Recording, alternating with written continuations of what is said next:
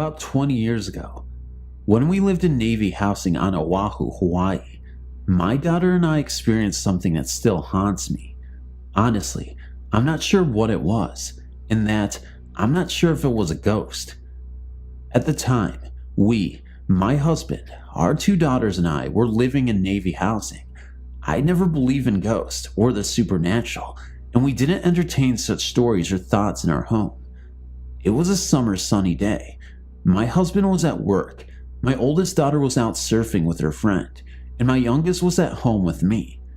We had just finished lunch and decided to watch some TV. The TV room was just off the living room, dining room, and filled with windows and 2 doors, one to the kitchen and one to the backyard. There was a wall composed of 2 large sliding doors that separated the living and dining room from the TV room. Against that makeshift sliding door wall was a love seat that my daughter was sitting on. I was sitting on a chair opposite the love seat. The TV was to the side of us, on a low bookcase below a bank of windows.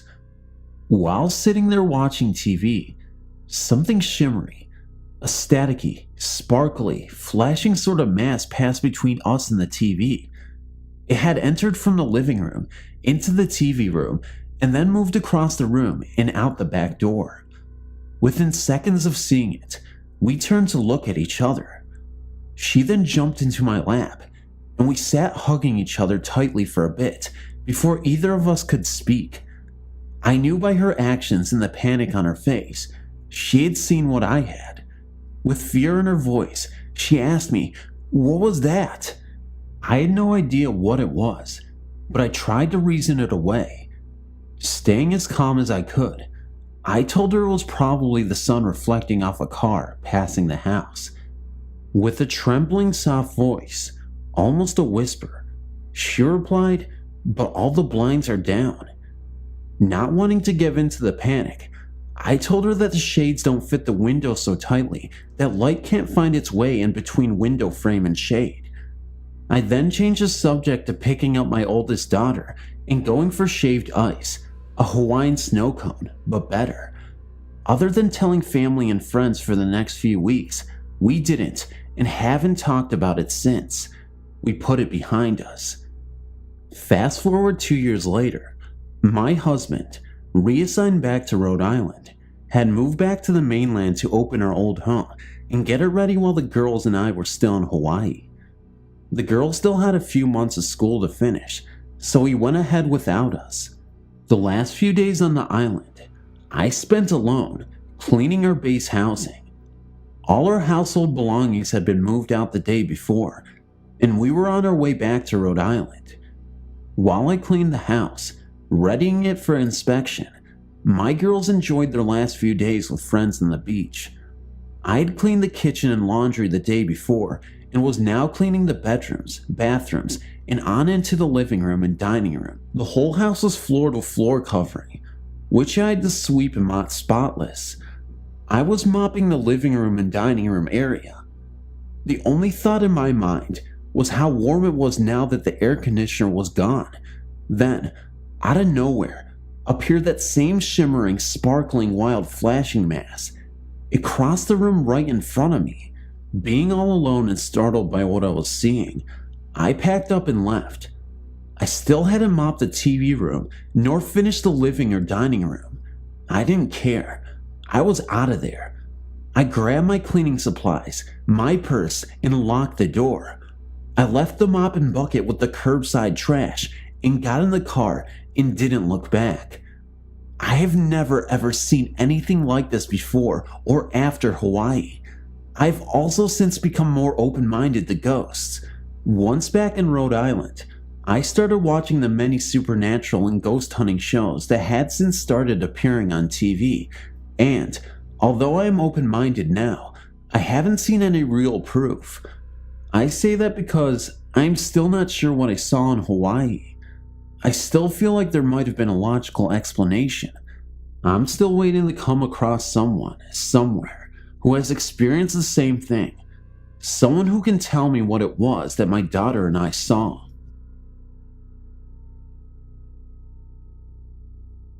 I'm an amateur UFO researcher. I say amateur, but I think some might consider me an expert in the field. Anyway, I'm writing here to record what's already occurred. I'm too afraid to post on the forums I usually frequent when discussing my findings because I really don't need the extra attention right now. I'm afraid that something is going to happen, and I have to document it somewhere. So here it is, and I hope you enjoy my story. I know what you're all thinking, no doubt. I'm probably some nutjob that sees airplanes flying at night and thinks they're aliens, and I can respect that train of thought. My purpose here isn't to get people to believe, it's purely selfish. Now, I'm not really in fear for my life. Well, I am, but that's not why I'm writing this. It's my research I'm concerned about. All my years looking into extraterrestrial life, I've had a number of experiences, some more notable than others. I've seen orbs in the sky maneuver in ways aircrafts never could, and I've picked up radio waves with no point of origin on Earth. Those types of things I've looked into, but no real proof has ever come out of it. But what happened the other day changed all that. I live out in California, pretty much the middle of nowhere, out in the desert. Gotta be close to the action, you know? At night, I routinely go out in my pickup and see if I can get a glimpse of anything. I've numerous outposts I go to where I've had experiences and where I know people have known to have seen UFOs. I was at one such place, sitting in my truck in the absolute darkness of the desert, sipping my coffee, when out of the corner of my eye, I saw a bright light streak up into the sky, like really bright. It was coming from the middle of a rock plateau in the distance. Naturally, I revved up the engine and headed over. I parked about a quarter mile away and walked the rest. I didn't want the noise to scare off whatever it was, so I snuck up and wormed my way in between the rocks to get to the middle where the light was coming from. I peeked in, and in an instant, everything I've ever believed was validated. I saw two creatures, pretty short but humanoid, no doubt. They had big eyes with no pupils, pure white, and I could see that their flesh was moist and scaly. I could hear them speak to one another. Their language is difficult to describe. I can't really put into words what it sounded like. It was high-pitched and echoed, though that was more their voices and not the language itself. Hearing an alien language sent chills up my spine. I was so excited. Anyway, sorry, I'm getting sidetracked. There were two pods behind them, and they were both standing around some sort of metallic rod stuck in the sand. That's where the light was coming from. It was shooting out the top, like some sort of beacon. I assume it was transmitting back to the mothership, but I don't really know. To me, it appeared to be sucking something out of the earth. I could hear the device humming. I inched closer for a better look, but I cracked the rock, and they both turned to me in unison. I froze, their eyes cut through me, and my excitement turned to terror. I was so scared, but in that same moment, I could see in them the same thing, fear. One of them reached out and touched something on the rod, and the light exploded out, blinding me for a moment. As my eyes adjusted back to normal, all I saw were the two pods jet straight back up into the air. There was no noise made, only the sound of the sphere ripping through the air. Now, as much as I'd like you people to believe what I've just told you, that's not really my concern. Because when they left, lying on the ground was the rod. They'd forgotten it or dropped it. I don't know. All that matters is that I have it. Actual proof of intelligent life. And if you looked at this thing, held it in your hand, you know it came from another world. I mean, with how bright the light on top can get, there's nothing on Earth that could power something like that. You'd think I'd be on top of the world, and believe me, I was. Until the next day. I woke up to a knock on my door. It was early that afternoon, but naturally I was sleeping in. The knocking was persistent. It didn't stop, just a slow-paced knock, over and over, until I finally got to the door. I opened it to see two large men standing in front of me. They were both bald and pale, with no eyebrows or eyelashes, and they were wearing crisp black suits. Everything from their ties to their shoes appeared to be brand new, like it was the first time they'd been worn. The man on the left was the only one who spoke. He introduced himself as Agent Quinn and his associate as Agent Reed. Then he addressed me by name, my full name. I didn't think it was odd at first. I mean, he was at my house. I'd buy he knew who I was. But then he asked me the question that almost made my blood freeze. Where's the rod you procured last night? There was no emotion in his words at all, almost robotic in tone. I immediately looked at both their sides and noticed they didn't have guns. I thought it was strange for government agents not to carry weapons, but I was also sort of relieved. I denied knowing anything, saying I'd been at home all night. Agent Quinn, however, didn't seem to have any interest in talking about whether or not I had what he wanted. As far as he was concerned, I had it. It is your best interest if you simply oblige us and gave us the item we have come for. I can assure you it would make life much easier for you. But I stuck to my guns and told them to leave. I stood firm and raised my voice, getting upset with them. But when I said leave, Agent Reed reached out his hand and grabbed me by the arm. Now, I'm not a strong man. I don't work out or anything like that, but the strength in his grip was inhuman. I have no doubt about that. He held me in place while Agent Quinn got in my face, our noses almost touching. I was staring in his eyes, and I could see how lifeless they were, like what made him human had been stripped away. It is unfortunate that you have chosen to lie to us, he said. My sincerest hope is that you will reconsider, and soon. Agent Reed then released me, and the two of them walked back to a black van that was parked out on the street. That was the other day. I'm freaking out. How could they know that I have it? How do they know about it in the first place? I've heard the stories, stuff similar to this, and I'm afraid of what's going to happen to me because I'm not going to compromise myself and give them what they want. I was smart enough the night before to hide the rod, but I'm hesitant to say where. But I do want to. I want someone other than me to know where it is, but I have no family or friends, so I've turned here. I'm not really looking for advice as to what to do, but I'm not adverse to it either. I only want to have what is happening to me be out there. I can't let them cover this up too. As long as they don't find these posts, I'll keep posting about what's happening. I need it documented. Alright, things have gotten pretty crazy. I'm not much of a drinker, but I've since took up the habit. I'm 2 drinks in as I write this.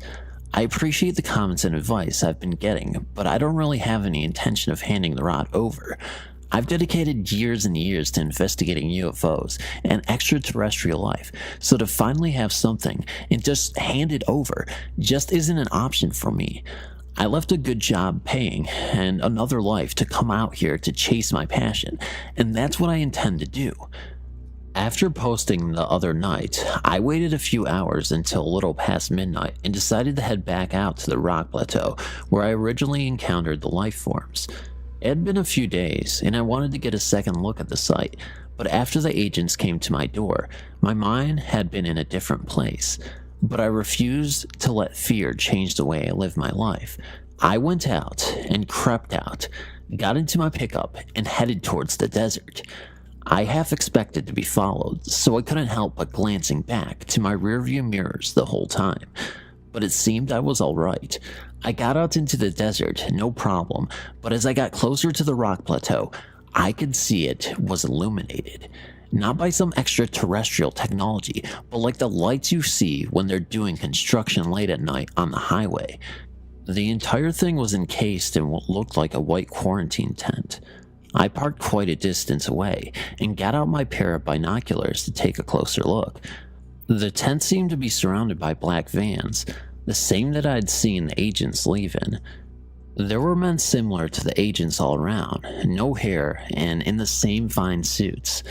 I have no idea what they were doing, but I got extremely nervous as I watched them. Some were going in and out of the tent, while others stood motionless, as if they were on guard like statues. There was no way they could see me from the distance I was, so I decided that even though it wouldn't be that clear, given my range, I thought I'd record what was going on. I got my phone out and zoomed in as far as I could. It wasn't good enough to see what exactly they were doing, but I could see one thing that didn't show up in my binoculars.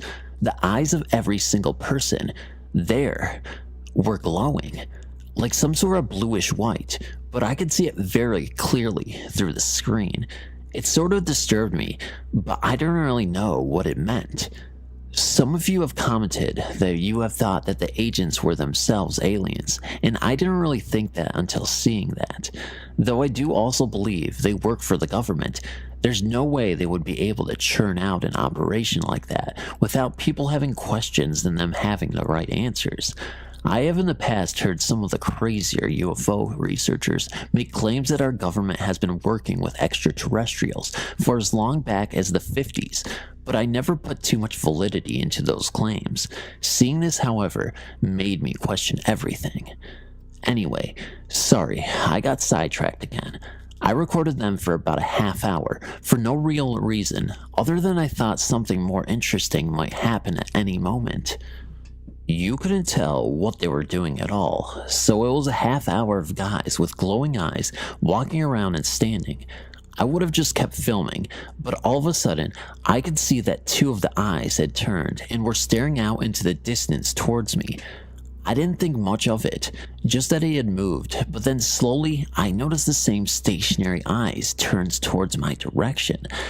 It wasn't long until, on my camera, it was a wall of eyes staring.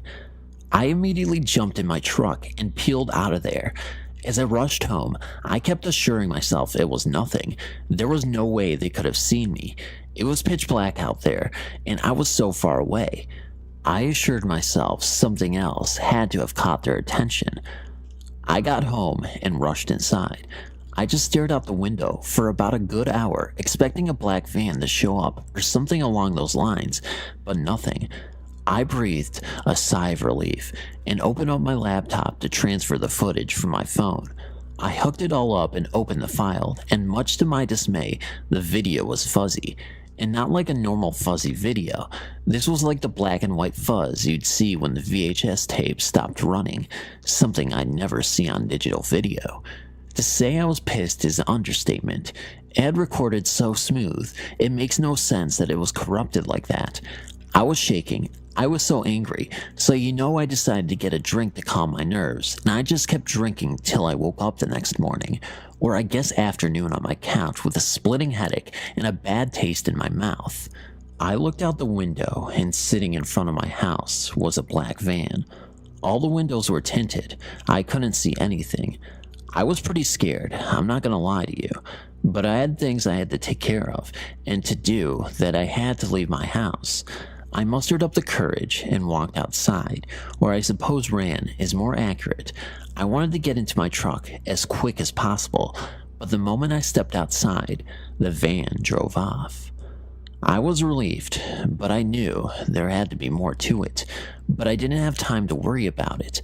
I had things I needed to do, so after a few hours of running errands, I came back home to my door being wide open, pulled in my driveway, and took a deep breath before heading in. The place was a mess. Furniture turned over and ripped up, books and knickknacks thrown about. I turned my couch back right side up and just sat on what was left of the cushions, looking at everything I owned, broken and beaten. I knew that they thought they'd find, and I knew it wasn't there, so they gave me a bit of relief. Then as I sat there, I remembered the rest of my research.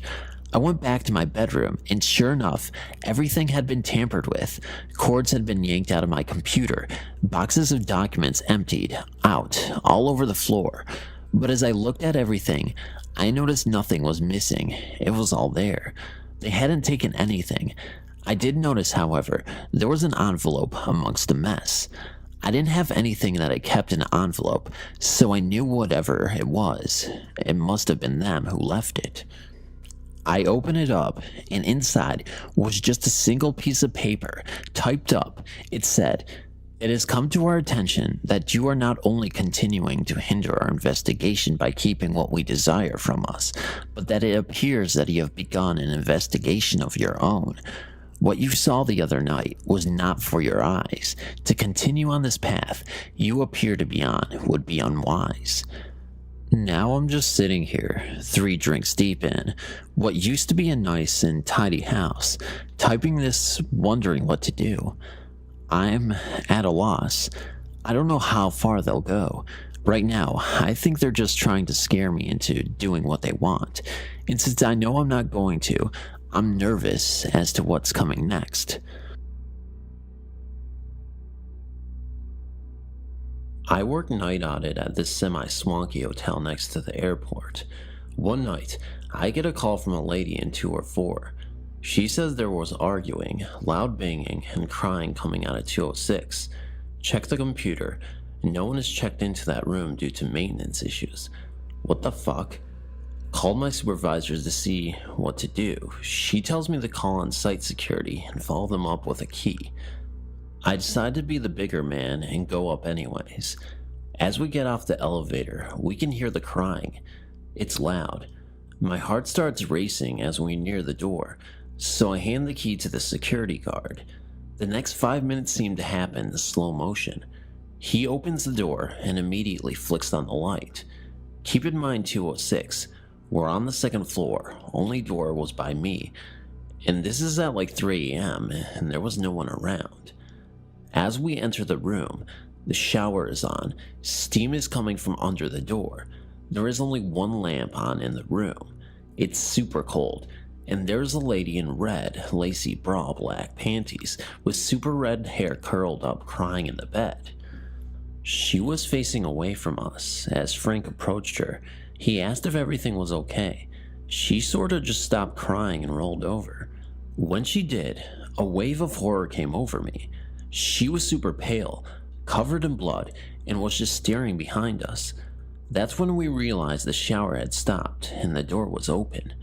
There was a man about 6'5" standing in the doorway.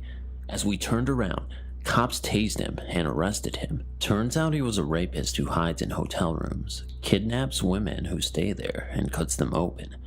To this day, I will never go to a hotel again. I'm currently a janitor at a gym. We have a stairwell that leads down some stairs to a door that doesn't open because we lost the keys years ago. One night, there was a loud banging sound coming from the door. Sounded like someone was banging it every second for a couple minutes. I stood at the top of the stairs and listened and watched, and it stopped. It started up again a few minutes later. I went back up there to see, and it stopped again as soon as I got there. Told my manager the next day and had a locksmith come in. He got the door open, and it's just an old supply closet that's empty. Every so often, someone hears a banging sound coming from the door at the bottom of the stairs. 3rd shift gas station attendant. My first night alone. I'm out cleaning trash around the pumps and refilling the windshield fluid containers. Cop pulls in, drives by really slow, staring at the store, doesn't see me standing near pumps, parks, and walks into the store really fast. He's clearly looking for an attendant, so I walk into store. He jumps when the door opens and I say, "Hey, what's up?" The Dunkin' Donuts, 2 streets over, just got hit and the guy doesn't fit any profiles. We think he just likes to shoot people, so we're letting people know. He gets in his car and drives off. Was sitting at a desk in front of a good-sized window, reading a binder. Sort of had that feeling like someone was watching me, so I looked up, and there was a face pressed to the glass. No idea how long he was there before I looked up. Ran out to the foyer, where there was a glass door on the porch that should be locked. It wasn't. He started shaking the door trying to get in. Ran to the next room, and he just followed me around the house while I was on the phone with the cops, watching me through the windows. They didn't catch him. That night, he came back the next night. They caught him. Creepy as fuck. Surprise. Sometimes patients come in for other problems and don't mention that they sleepwalk. There have been a few occasions where I've been sitting in my office, watching vitals and writing reports, when I turn around to get something and a patient has sleepwalked into my office and is standing right behind me. At 2 a.m. in the dead quiet, That gives one quite a shock. Right out of college, I got a job as a nanny for 2 elementary school aged girls. For their anniversary, the parents went on a week-long cruise, and I stayed home with the kids. The first few nights, the 8-year-old would come into my room multiple times a night and wake me up. It was obvious she hadn't pre-planned what she was going to give me as a reason for waking me up, so she would stumble through an excuse on the spot like, "I just wanted to make sure we are still going to the park tomorrow," or "I think I forgot to brush my teeth and wondered if I should do it now or wait till the morning." I figured she was just missing her parents and feeling out of sorts, so I let it slide at first. But by the 4th or 5th time, knowing I needed sleep to keep up with 2 active kids, I told her that she wasn't to wake me up unless there was an actual emergency. I got a couple more hours of undisturbed sleep, but wake up with a weird feeling around 5 a.m. I turn over and nearly piss myself. The girl had brought over a chair right next to the bed and is staring down at me. It didn't help that she had long, dark hair, and this happened a few months after The Ring came out. Her explanation? "I just thought it would be fun to watch you sleep. I didn't wake you." Touché, kiddo. It was the summer of 1992. I was 20 years old, and I had just completed my junior year of college, and I was staying in the same city as the campus to take some summer classes. I also worked a couple of part-time jobs to handle living expenses. One of my jobs was as a fast food delivery guy. We cooked and delivered steaks, chicken, and burgers instead of the usual pizza or Asian food. One night after completing my shift, I was bored and for laughs, decided to check out an adult movie and novelty store that I had seen sometimes in the course of all my driving for that job. I parked amongst several other cars and got out of my car to go into the store. I saw a middle-aged man with a pasty appearance, with greasy dark hair and receding hairline in the car parked closest to the store. I approached the car on the way in, and he raised his hand hello to me. Not wanting to be rude, I raised my hand in return. As I walked directly by the driver's side door, he said hey, and I said hello. He leaned his head out of his window. He said, "You want to get it off?" I browsed about, and put off by the sheer seediness of the place, quickly left. Out of the corner of my eye, I saw the guy in the car in a different parking space. I got into my car and started out of the parking lot. As I got to the road, I saw the guy start his car and start to come out as well. Hoping this was coincidence, I turned out of the parking lot to go home. It wasn't coincidence. Suddenly, this guy was following me very closely and blinking his high beams at me every few blocks. I tried to lose him at some traffic signals, but was unsuccessful. I decided to go an alternate route at that point, not wanting to direct this creep to where I was living. Luckily, my delivery job had made me familiar with a lot of the roads in the city. I headed for a particularly labyrinth neighborhood, turned in, and took as complicated a route as I could, and quickly as I could, and finally lost him in there. I thought that was the end of it. A few weeks later, during work, at the takeout place, I stopped at a convenience store in the course of delivery to get a soda. After I checked out, I saw this same guy. He smiled and raised his hand hello again. I hurried outside to my car, but this time, I was in my shirt and hat from the takeout place. Now he knew where I worked. By the time I left the convenience store, he followed me again. Fortunately, I was able to lose him again, but spent the rest of the summer afraid to see him pop up at the place of my work, or worse, order food and bring me to his house. Thankfully, that did not happen. But skeevy guy who likes to follow people, let's not meet again. You believe in ghosts? If so, then boy, do I have a real ghost story for you. Being so involved with the paranormal from an early age on, you tend to open yourself up to experiences that you've never previously had before. I'm of the belief that if you commit to actively hunting spirits, they will start to manifest and make themselves known to you. However, if you close yourself off to this realm, The chances of finding yourself in a paranormal situation are slim. A lack of commitment will result in most spirits ignoring you. Just think about it for a second. If you have absolutely no desire to see paranormal activity, why would a ghost waste their time trying to communicate with you? It would be just like talking to a wall. Just like the saying goes, seeing is believing, or in this case, investing is believing. This story I'm about to share with you, though just a story, is undeniable proof that ghosts are living among us in the human world. These experiences occurred late in September of 2005, and at the time, I was 15. My mother tragically perished in a car accident the year previously, and that left my dad to care for me alone. It was an absolutely miserable existence from then on, as this was the love of his life. My dad ended up being so depressed that I would often find him crying alone in his room at my house every single day for the next month and a half. I personally have never seen my dad suffer so much, and although I was also hurting, I was more concerned with my dad's well-being. It was then that I would start praying for Mom to return and give us a sign to at least help comfort my dad and let him know that she was okay. However, all that praying didn't seem to help. All of the nights begging God to send her back down to us for a message almost seemed futile. I remember doing spirit sessions alone to frantically contact my mom, using a Ouija board, a spirit box, anything I could get my hands on to help. I never got any signs, and the house stood silent, as quiet as it's ever been, except for the faint sounds of my dad crying most nights.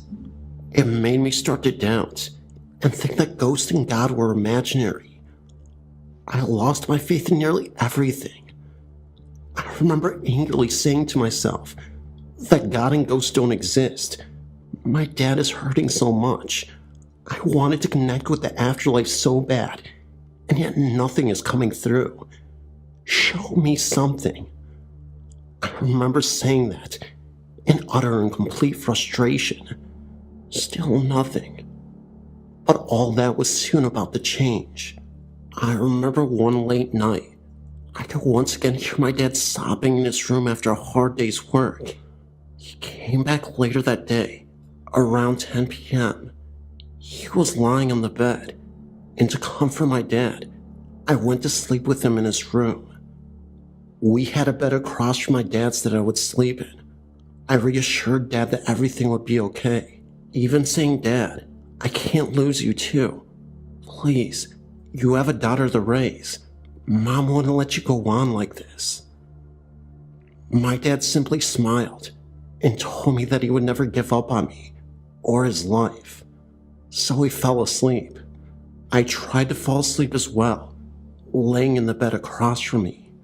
This was the moment when I was finally going to see a sign that I had been desperately seeking, although this was not the sign I was looking for.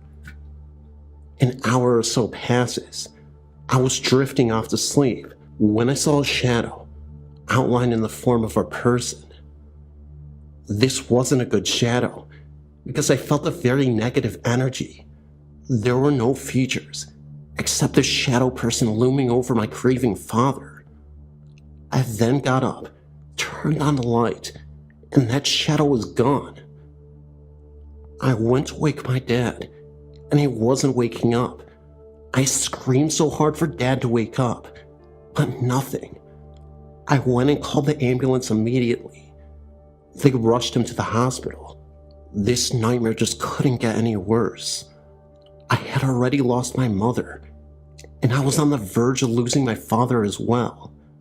So I waited, and I waited in the hospital. My aunt and uncle swung by to give me the most gigantic hug I've ever felt in my life. We were all waiting on the word for the status of my dad. As the doctor walks out, he has a very somber and stern look on his face. "Your dad suffered a heart attack in his sleep. We are doing everything in our power to make sure he recovers from this. What they didn't tell us in the moment was that he was fighting for his life and receiving life-saving emergency surgery. It turned out that he also died on an operating table, but came back. After hours of surgery, thankfully, my dad recovered and eventually woke up. The crazy part is, years after this incident, he finally told me that he experienced an out-of-body experience and said that he felt like he went to heaven. He remembers being able to see the doctors working on him. Then suddenly, he was in a sunny field with roses and daisies, all these beautiful flowers surrounding him. He then saw my mom in a blue dress, just smiling at him from a close distance. My dad saw his grandfather, who he had been really close with as a kid. He also saw his childhood dog Spike, and he was running around the field.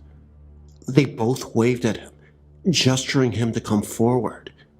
He felt nothing but peace as he moved forward. Everything just felt great for a moment. As he approached Mom, he gave her a great big hug, and my grandpa as well. He said he didn't feel like leaving this place at all, but he knew he couldn't stay.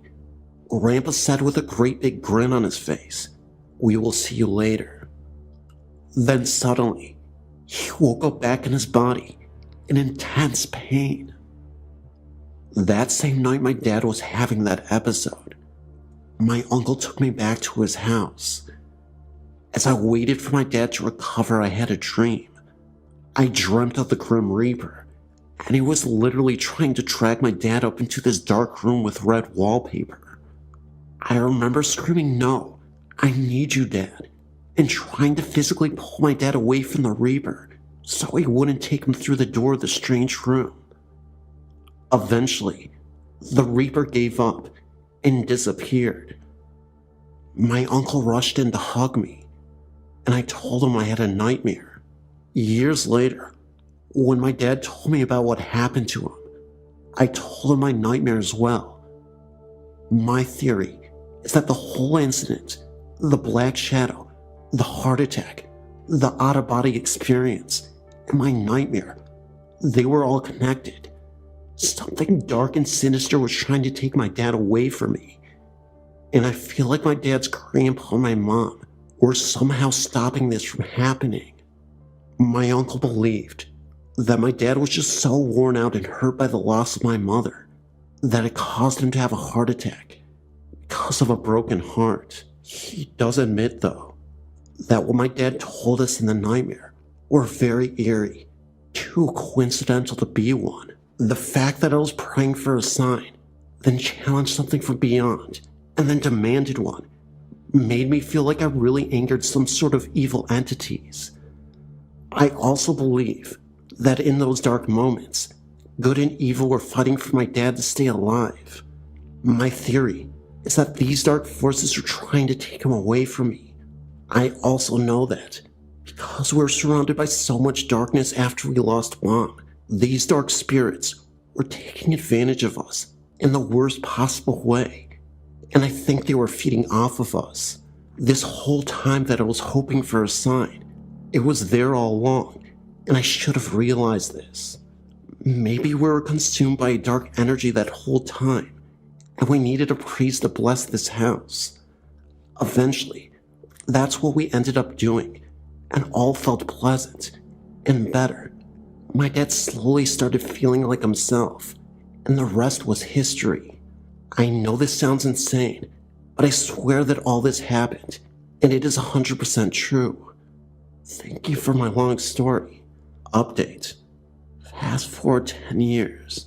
To my surprise, I recently found out that my old house, which was built in the early 1900s, was built on old Indian burial ground. I went to a psychic witch who did a reading on me, and we found out some fascinating things. That I could be surrounded and attached by spirit guides, one that represents good benevolence, and the other which is bad. She said that these two clash with one another, and when the bad spirits get through, they have the power to influence the entire mood of life, and the events occurring.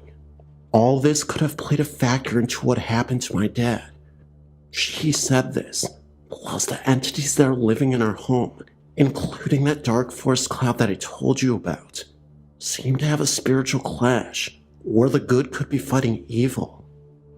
Now, I know this sounds wild, and maybe the witch was just making educated guesses, but after what had happened, I truly believe that there was something going on there. She suggested that she come to the house to perform positive rituals with her group of witches, as sort of a good omen, to ward off the bad spirits, even though we seemed to get rid of them. The psychic also stressed that, because I still have these attachments, it is very possible that these things could continue and come back.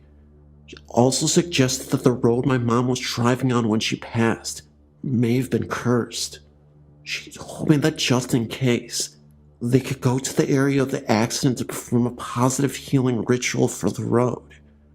We also invited a group of witches to visit my dad in our old home, so we could defeat whatever darkness looms in our home. Well, they ended up showing up to our house late at night. 3 of the witches showed up, and me and my dad participated in the seance as well. We also used a Ouija board. First, we gathered around the kitchen table and held hands as the witches channeled for the spirits. They encouraged them to appear. They stated that they didn't mean any harm, and they wanted to figure out who exactly lives in this house. The main witch, Cynthia, who gave me a psychic reading and told me about the clashing spirits, told me that she felt a tightness in her chest as soon as she walked into the kitchen. She did not sense any good vibes from the kitchen at all, even though the entire first floor, living room, felt more comfortable and at ease. She called out, "Who is the spirit that is choking me and making it hard to breathe?" That's when the kitchen cupboard opened by itself and slammed shut so hard that it startled all of us. That gave us the confirmation that there wasn't a positive ghost that resided in the home, or at least one of them. It was only seconds later that I heard a voice say "go away" in a very low and guttural tone. It was more of a whisper, but it immediately sent shivers down my spine. I turned to the psychic, who was sitting right next to me, and I asked her if she heard that. She said no, but that she could feel the presence of a dark shadow standing between us both. Cynthia then told us that she was getting messages in her mind that the spirit was named Tim, and that he used to be a very angry man, about middle-aged. What we were able to confirm next was crazy. We used a Ouija board and asked about Tim, and the Ouija board both confirmed that it was exactly him. Cynthia was right. She then said that Tim was a very lonely man after his entire family died in a house fire.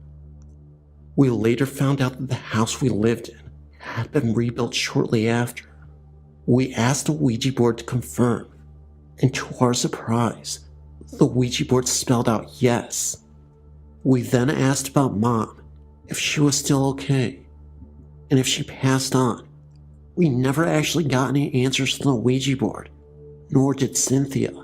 However, a few days after the whole incident, and I'm not sure if this was just a coincidence or not, but I ended up getting a random text from some unknown number. The text literally showed up with a YouTube link to the song "Found Out About You," a song by Gin Blossoms. That was my mom's favorite song. The song is also about grieving for the loss of a loved one, so it really seemed to be a direct message that tied into me and my family and what we experienced. Anyway, incredibly lengthy story, but I couldn't leave any details out. Thank you so much for reading. Today, me and my dad are doing great. Stay safe, everyone.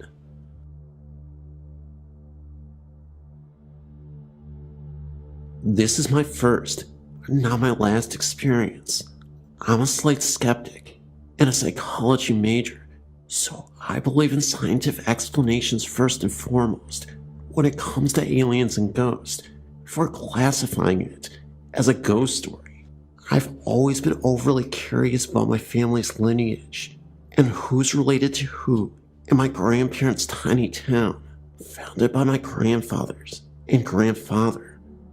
I was adopted into the family, and I always felt like a bit of an outcast with no background of my own, so I linked to adapt my family's history, despite our lack of blood relation. One day when my father and I were visiting, he asked my grandmother if she wouldn't mind taking us to the graveyards around the tiny town and showing us around. She took us to the family graveyard, another family's graveyard, who's apparently not related in any way, and finally she took us to a large church in Soldier Shared Graveyard. I was struck by how large this place was and immediately wandered away. It was about 99 degrees that day, with very little wind and high humidity. What happened next could have easily been caused by the heat, but as a half-skeptic, I'm not sure. I decided to tidy up around the headstone, believing it wasn't fair to neglect someone in life or death. As I traveled around emptying out dirty vases, straightening flowers, dusting dirt off headstones, I came across 4 neat little graves in a row. The graves were old, moldy, and worn. Each one had a little weather-worn clipped tulip in front of it, and each one bore the same title, Infant. I don't like to talk about it, but I suffer from an anxiety disorder that causes me to be emotionally numb. It's extremely hard for me to feel empathy or sympathy, but looking at those little graves, I felt my heart break in my chest. I run my fingers over each one and whispered a little prayer for them. I walked away to continue my volunteered grave cleaning duties, and feeling a little strange tug to go back to the little ones' graves and stay there. After a few moments, I stopped under a large tree for a rest, drenched in sweat. Someone had hung a wind chime over another grave. On the same tree, I blankly studied it, listening to my grandmother and father talking across the graveyard. I could see the infant's grave out of the corner of my eye. I reached up to touch the chime.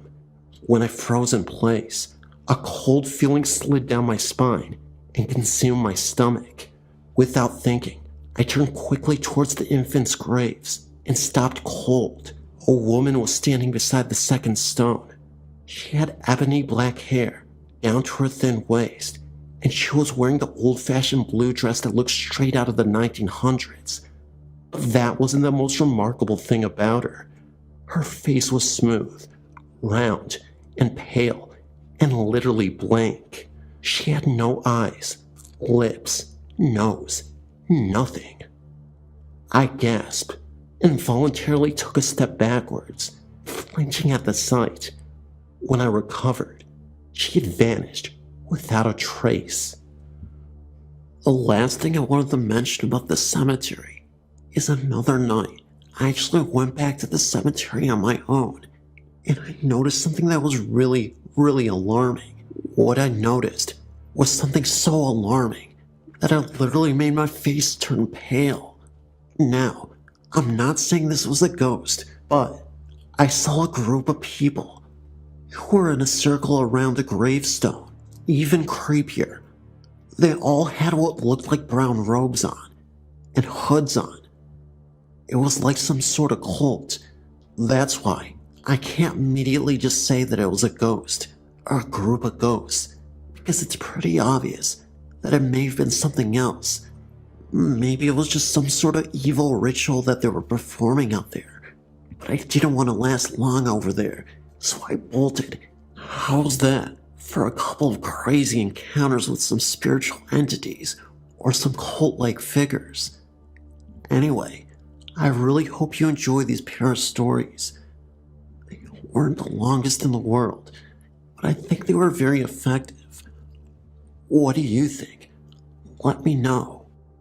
When I was 4, I shared a room with my mother. I slept in a toddler bed that was low to the ground. If I laid on my side, I could see under her bed. One night after she turned out the lights and got into bed, I happened to look over, and see these red eyes staring at me from under her bed. I was so scared that I couldn't move and just continued staring at it. The eyes were close to the ground and did not blink. I finally started to scream and cry. My mom jumped out of bed and turned on the light. She looked under the bed, and so did I. There was nothing there. She turned out the light and got back into bed. The eyes were there again. This happened 3 times that night, but never happened again. This is where it gets really freaky.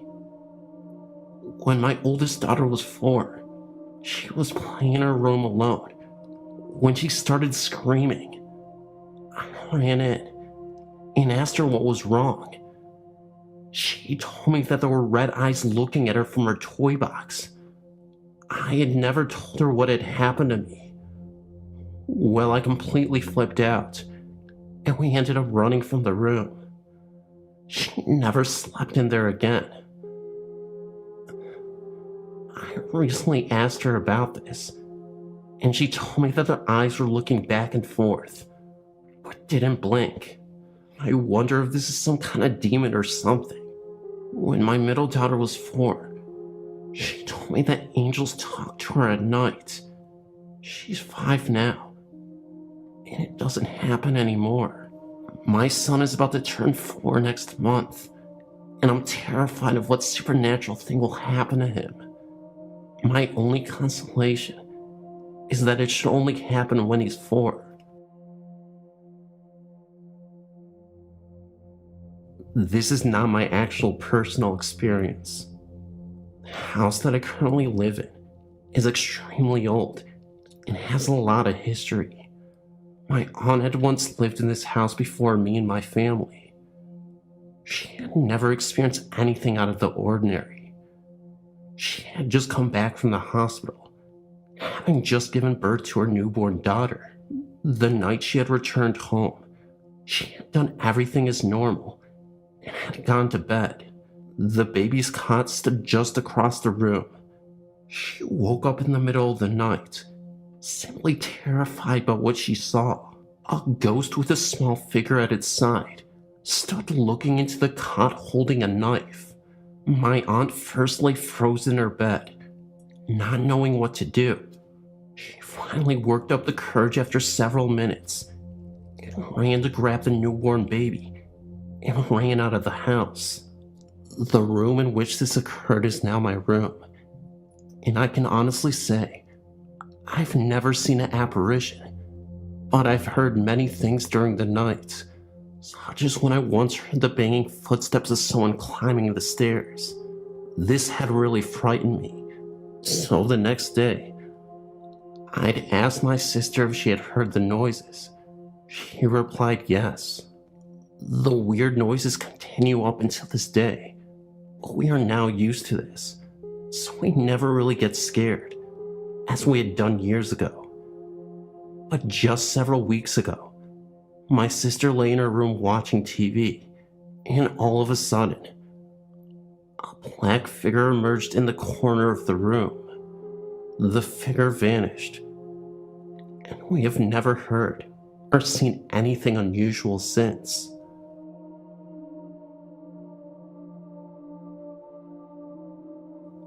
My name is Sam. I've been interested in ghost spirits and other unexplained phenomena for years now.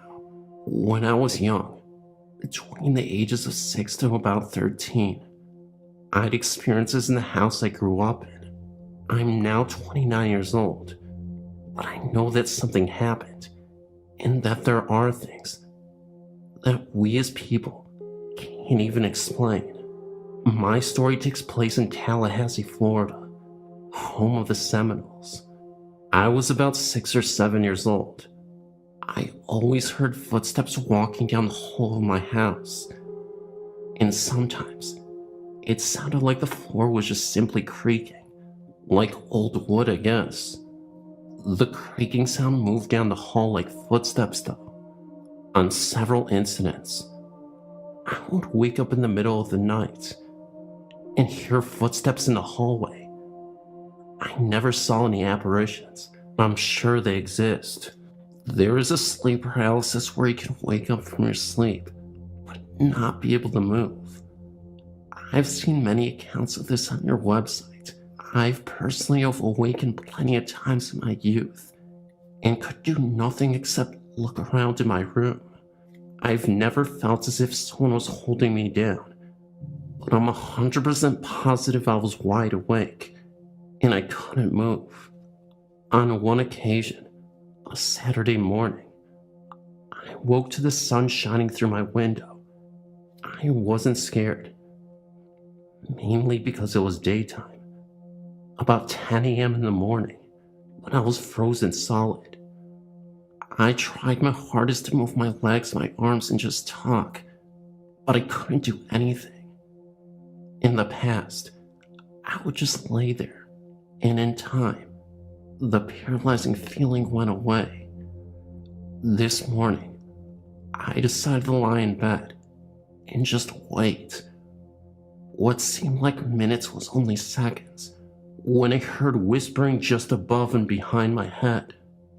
My bed was against the wall, and my dresser was a foot or two away from the head of my bed against another wall, in the corner. The whispers came from that corner.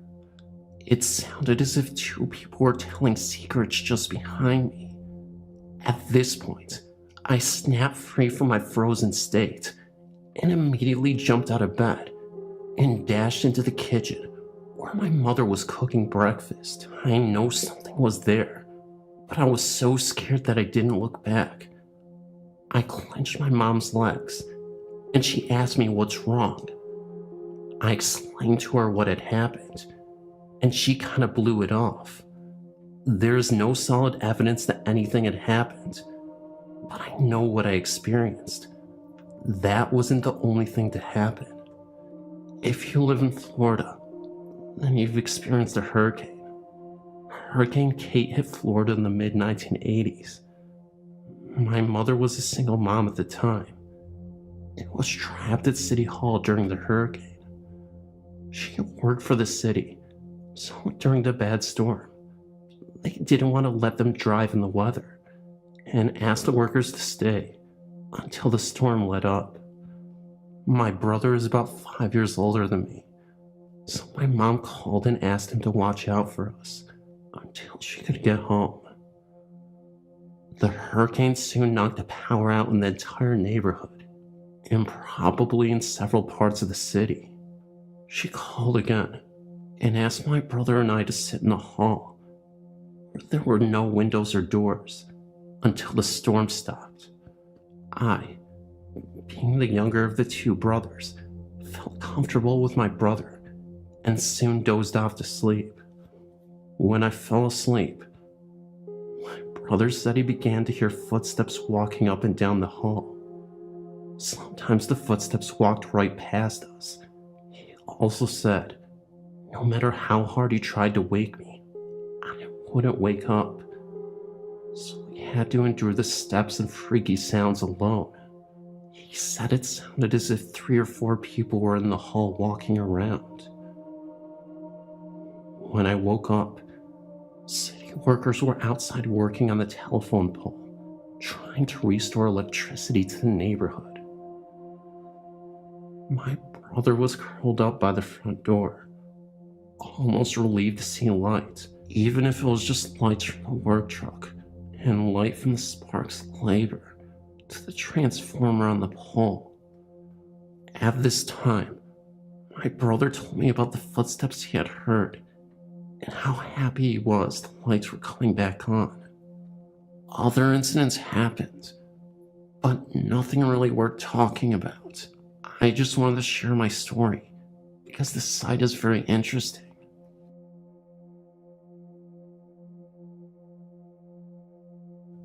I have 2 experiences that I know are so unusual that I thought I might share. It's a little short, but I know that these were some freaky ghost occurrences, and I simply can't not tell it. My eyes don't play tricks on me, and I wasn't tired or hallucinating. In fact, this first story, especially my friend's experience, was also very real and happened at school. I was about 8 years old. I was riding my bike in trails of the woods near our house. I'd been riding for so long that I lost track of time. And being an 8-year-old kid, of course it was the time of my life. I ended up getting lost in the woods and the trail for quite some time. It had to be a couple hours, and it started to get dark. So as the sun was setting, I tried to make my way back the way I entered. As I was going through the woods, I ended up going through a cornfield, and from a distance, what I saw couldn't be ignored. I saw a short figure of a man just standing in between the cornfield bushes. It almost looked like a leprechaun. Obviously, I know leprechauns aren't real, but it was the best way I could describe this ghost. It was a scraggly looking thing, and stood 3 to 4 feet tall. It disappeared after a few minutes, and was gone. I am the only person who ever saw this thing. There was never any mention of a ghost near these cornfields. For a while, I didn't even want to say anything, for the fear of looking crazy. Plus, at 8 years old, who will take what I saw seriously? Today there are houses where I saw it, so the cornfield doesn't even exist anymore. Another weird thing that happened to my friends at school. Between the Christian middle school and high schools in town, there are some woods here. I never saw this, but some of my friends at the time did. One time, they looked into the brush and saw a pale-faced man in a hoodie or a robe of some sort. I'm guessing that it was some sort of ghost monk or something. They looked lost, but he didn't move at all. He was just squatting in some brush. When I was told about it, it made me realize that my experience might have been tied to this one, and that I wasn't as crazy as I thought. What happened was just odd. It's possible that the guy in the robe just could have been a creepy dude spying on the school. Personally, I think the one at school was just some weirdo, but the leprechaun could be something. However, I wouldn't just write it off, as I know that'd be hypocritical in doing so. Thanks for listening. Let me know what you think.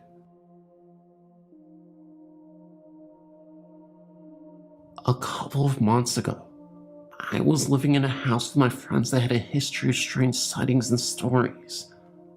I personally had never seen anything there, but had somewhere else. That was about to change. I was standing in the kitchen with one of my friends, and we were the only 2 people in the house at this time. The kitchen door was slightly open, and all of a sudden, I heard what sounded like a gentle whisper in my ear. As I looked towards the door, I saw a lady walk past the door, wearing jeans and trainers towards the front entrance of the home. At first I thought it was my friend Laura, who always used to wear jeans, so I popped my head around the corner to try and scare her, but there was no one there. I wasn't scared because it was in the middle of the day. I actually found the experience quite exciting, but also unexplainable. We bought my father's-in-law house with the understanding that he was to stay with us so we could take care of him. He was in his mid-70s and not in the best of health. Before we moved in, we turned the 2 upstairs bedrooms into 3 bedrooms. My husband was upstairs taking the panels off the walls and called me upstairs to figure out how and where to move the heating duct. As soon as I got to the top of the stairs, my husband hung his hammer on a nail that was sticking out of a stud. We were standing right next to the stud the whole time I was upstairs with him. We were the only 2 upstairs. When we were finished talking, he went to grab for his hammer. It was no longer hanging on the stud. We looked for it for about 15 minutes before finding it under a pile of panels about 10 feet away from the stud it was hung on. We just gave each other a raised eyebrow look and didn't say anything about it. The TV would always turn on and off by itself. It was my father-in-law's TV that was sat in the living room. It was the only TV in the house that did that, no matter what outlet it was plugged into. I would turn it off, and by the time I would walk into the kitchen, it would be on again. I would have to say something like, "I don't have time to play right now," before it would finally stop. I was at work the night my father-in-law passed away. It was 3 a.m. on a Monday morning when one of the high-low drivers broke a main water line that caused all the presses to be shut down. I'd been working there for 2 years and had never seen or heard all of the press operators being sent home, as there is always something else for us to do. I went straight home and straight into my father-in-law's room to check on him and tell him what happened. We had a close bond and talked about everything. He was gone. His estimated time of death was 3 a.m. It may have been a coincidence, but man, what a coincidence. After my father-in-law passed away, I experienced only one more thing. I was up in my room and heard my son call me from the kitchen. I was at the top of the stairs, and he was at the bottom of the stairs. He asked me what I wanted. I asked him what he meant, because I heard him call me. He just shook his head and said, "Oh, not this again." I came home from work early again one night, about a month after my father-in-law had passed away. I walked into my son's room to see if he was home yet. He was lying in his bed with the blankets over his head. My son was 18 at the time.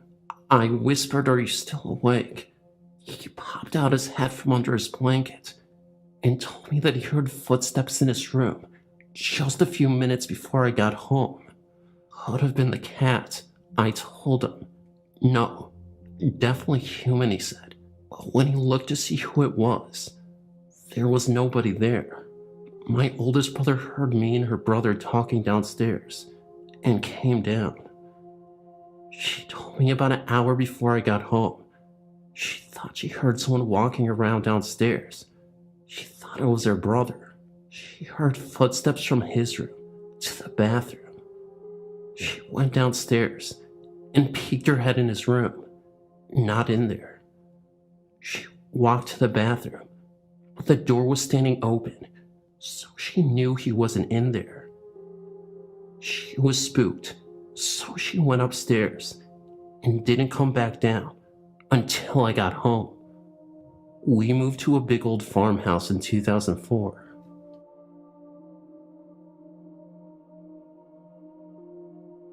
In my former residence were myself, my husband, and my teenage son lived. There were lots of paranormal happenings. All three of us experienced strange things, but the one that was the most bizarre happened while I was asleep in my bed. My husband had gone away on business for a few days, so I was alone this particular night. My son was asleep in his room down the hall.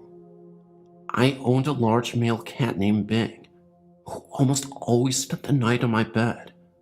I also had a hamster that was kept in a cage in my son's bedroom.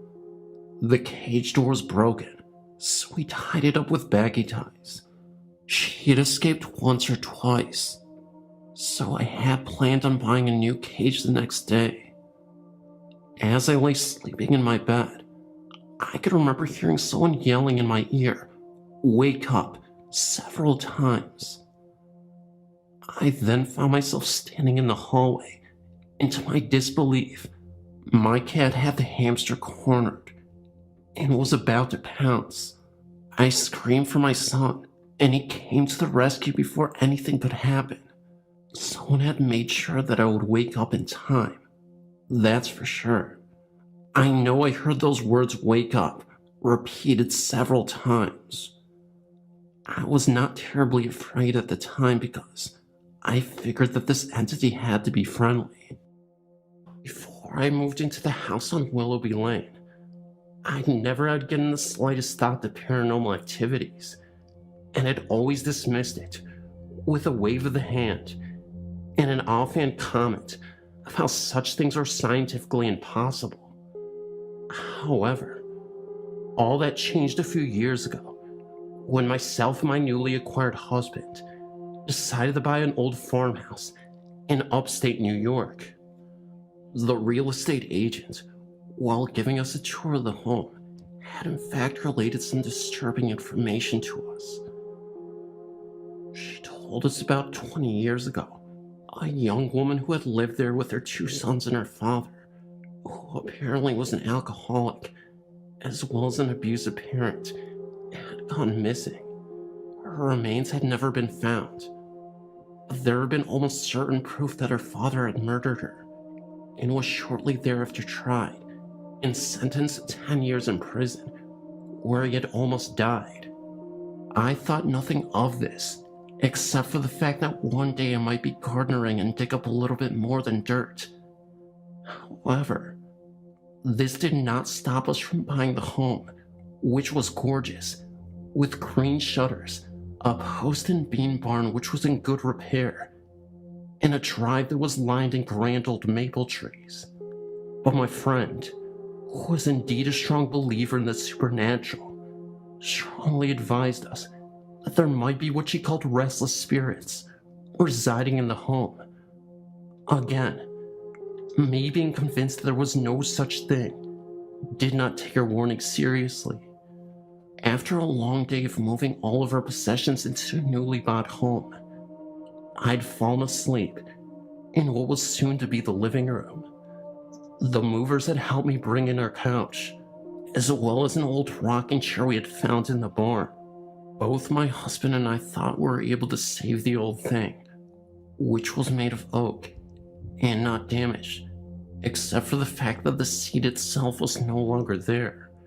I was snoring away on the couch when I awoke, drowsily, to a consistent creaking. My husband, who was at work, and the movers, who had long since gone home, were absent, leaving me alone in the home. As I looked around, I noticed that the rocking chair was moving, as if someone was in it. Needless to say, I was incredibly scared, and proceeded to throw a book I'd been reading at the chair, or running out of the home. As the weeks passed, more and more of these types of things would happen, all ending with me rather frightened. Things would disappear and reappear without notice, some of which would never be there in the first place. Some of these items consisted of a wide collection of women's jewelry that I occasionally would find in what we found out later used to be a bedroom. Though we converted it into a study, I would hear knockings. Doors would open and shut for no apparent reason. We would occasionally hear the faint creaking of the rocking chair, even though I had insisted it be placed back in the barn. Occasionally, I would hear hushed voices and see flashes of what appeared to be figures out of the corner of my eye. This behavior increased as time passed, till I was starting to get used to it. I even admit to talking with the spirit whenever I was alone in the home. I would always be rewarded with an abrupt cease in all abnormal activity. On the evening of the housewarming party me and my husband were holding, one of my friends came to me in a state of anxiety. They said that they had been in the basement when they saw a woman standing there, staring at them, then turning and vanishing. Myself and a few others hurried down to the basement, where we looked all over, trying to find the woman. What we did find was a hidden cupboard with what was later confirmed to be the remains of Sue Hoover, the woman who disappeared nearly 20 years ago. After this finding, the noises and sightings immediately stopped, and we have yet to hear the slightly disturbing creak of the old rocking chair, which we eventually moved back into the home and repaired. However, I will never forget my experiences that year, and never again doubt the existence of spirits in the physical world again.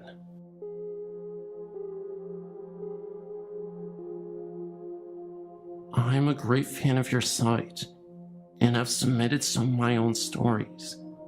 The other day, I remembered an experience my sister Christy had many years ago. Although I was not a direct witness to this, I was there when she came home in hysterics. She was in such a state that we all thought she was attacked, and we could not get any sense out of her. The story goes like this. Christy had been walking home from a friend's house down a long lane called Langley Lane. On the right-hand side of this lane, there was a field which was used for cattle from a local farm. There was also a book with a large tree hanging over it. The summer before, I think this happened later in the year, as it was quite dark early, a young man had hanged himself from this tree during a fit of depression. I recall that other people have hanged themselves there too, at least one other one that I know of. I think I was about 16 at the time. I'm now 36, and Christy would have been about 11. Anywho, myself and my brother were sat in the house one evening, and that's when we heard Christy loudly banging on the front door to be let in. She was crying hysterically and was trying to talk but couldn't. She was obviously very distressed, and we thought that she had been attacked. When she eventually did calm down, which was sometime later that evening, she told me what had happened. She said that she was walking down Langley Lane when she looked over at the tree and saw a figure hanging from it. She said that the figure was glowing white and had a bend in its neck, like its neck had been broken. She then proceeded to run all the way home, which was a distance of about a quarter of a mile. She did not want to tell her brother, as she thought he would not believe her. Having had experiences myself, I am open-minded and certainly don't feel like she made it up. She has always stood by her story. I was looking at your haunted places in Houston, Texas. I grew up there. I came across the Jefferson Davis Hospital, and it reminded me of something. Once, after a good night of hanging out, a group of friends and I decided to go and check it out. When we got there, I immediately felt unwanted. My skin crawled with fear. I kept telling everyone that we were not welcome there. We were only equipped with several lighters, so the shadows were unbelievable. We kept hearing people talk, thinking it was someone else in the hospital. Someone would call out, but nobody would answer. I kept feeling something touch my back, thinking it was my boyfriend. I turned around, but he was a couple of feet away from me. The entire time I was there, I kept telling him that we needed to leave. My friends got annoyed with me, so we decided to leave. As we were leaving the building, I was holding my boyfriend's hand, and something shoved me. I fell so hard that I twisted my ankle. It was swollen for weeks, and my doctor couldn't tell me why. Nothing was broken. It finally healed after 6 months. I still have problems with my ankle to this day.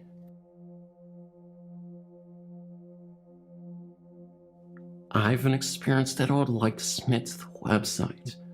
I've attached it below. After my encounter one late night in August with my sister, I found out that we'd always been around ghosts. My family has moved 5 times, and in every place, there had been at least one ghost there with us. When I lived in Texas, I moved from Houston to San Antonio. In that move, A ghost that we'd had for a year followed us to our new apartment. After living there for about a year, we discovered a new ghost. This one would hold the bathroom doors closed and knock over items we had on display. The event that completely changed my view of the paranormal happened in August of 2001. It was the early hours of the morning, about 4 a.m., and for some reason, I couldn't sleep. My older sister was on her computer, and she found a bunch of old music files she had downloaded for her history of rock class. Then she came across a Britney Spears parody song, downloaded from a radio station's website. The song itself was actually an E-clip, about 30 to 40 seconds long. We played it, and for some reason the file was corrupt. The words were garbled, playing in a slow, deep, incomprehensible voice. I had chills listening to it play, and when I looked at the counter, it had been playing for over a minute. My sister finally turned it off. She was just as spooked as I was. We moved on, laughing about the look on each other's face. Then about 5 minutes later, we heard 3 soft, solid pounds in the back wall in the far back of the apartment. Neither one of us said a word. We just listened, trying to explain away in our minds. We lived on the 2nd floor and shared only one wall, and that was not it. Another couple seconds passed by, and the banging jumped to the one long wall we shared, still towards the back of the apartment, but getting closer. We couldn't help but to stare at each other. After that one, we finally decided to ask others if she'd heard that. Of course we heard the same thing, and not a minute later, the banging jumped to the room next to us, on the same wall. 3 solid bangs escalating in amplitude. My heart was racing, waiting for the next set, afraid of where it would jump next. A couple of minutes passed, and just as it began to calm down and blame the banging on the maintenance worker that we shared the wall with, the banging suddenly jumped forward to the wall behind the computer. I looked above me to see the ceiling light shaking. Moments later, the banging shot across the room to the balcony. It sounded as if the entire wall was pounded on with one giant fist. 3 echoing pounds later, everything stopped. I checked the sliding doors, and they were locked, thankfully. We both ran into my mother's room, and somehow she was still sleeping. She hadn't heard a thing. That was something I never understood. My baby brother was in the same room with her, door closed, and he heard a soft rumble, and my mother heard nothing. After that experience, I've always been a little on edge. I always think about what would have happened if I'd left the sliding doors unlocked that night, and what the thing was trying to get in. One thing I know for sure is that my ghost from Houston left that night, and the one already there seemed to get more active. Everyone started to hear their name being called, even when no one was around. Luckily, no one ever attempted to communicate with whatever it was. As a matter of fact, we rarely began to answer unless we saw the person who was calling us. 2 years later, after I finished high school, we moved to Iowa when I was accepted to college, and so far, we have not had any strange paranormal occurrences.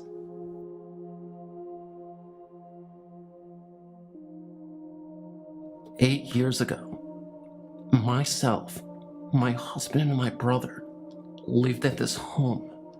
We were told by the neighbor that no one ever lasts, and we didn't either. Not because of the haunting, but because we needed to come back to Massachusetts for family reasons.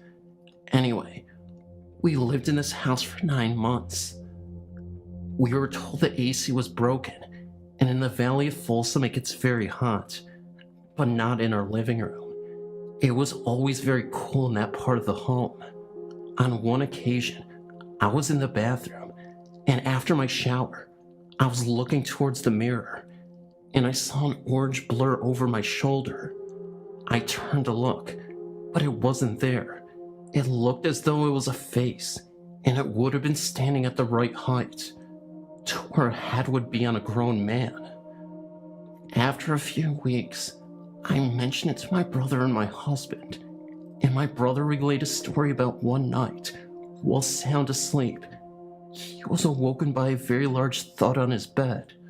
He said it felt like a bowling ball had landed on the bed, like someone sat down. He said he was too scared to look, so he fell back to sleep. After a few more months, we found out that the house used to belong to the town doctor that treated inmates from the Folsom prison back in the 1800s. After putting all the info together, we realized we were living in a haunted home. I was hoping to see other stories about the house on this website, but maybe my story will start to flow.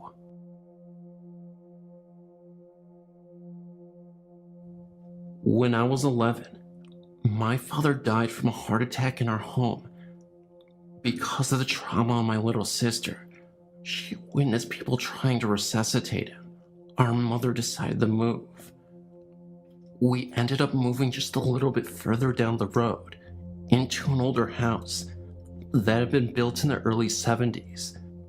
The owner of the house also died in the house many years before.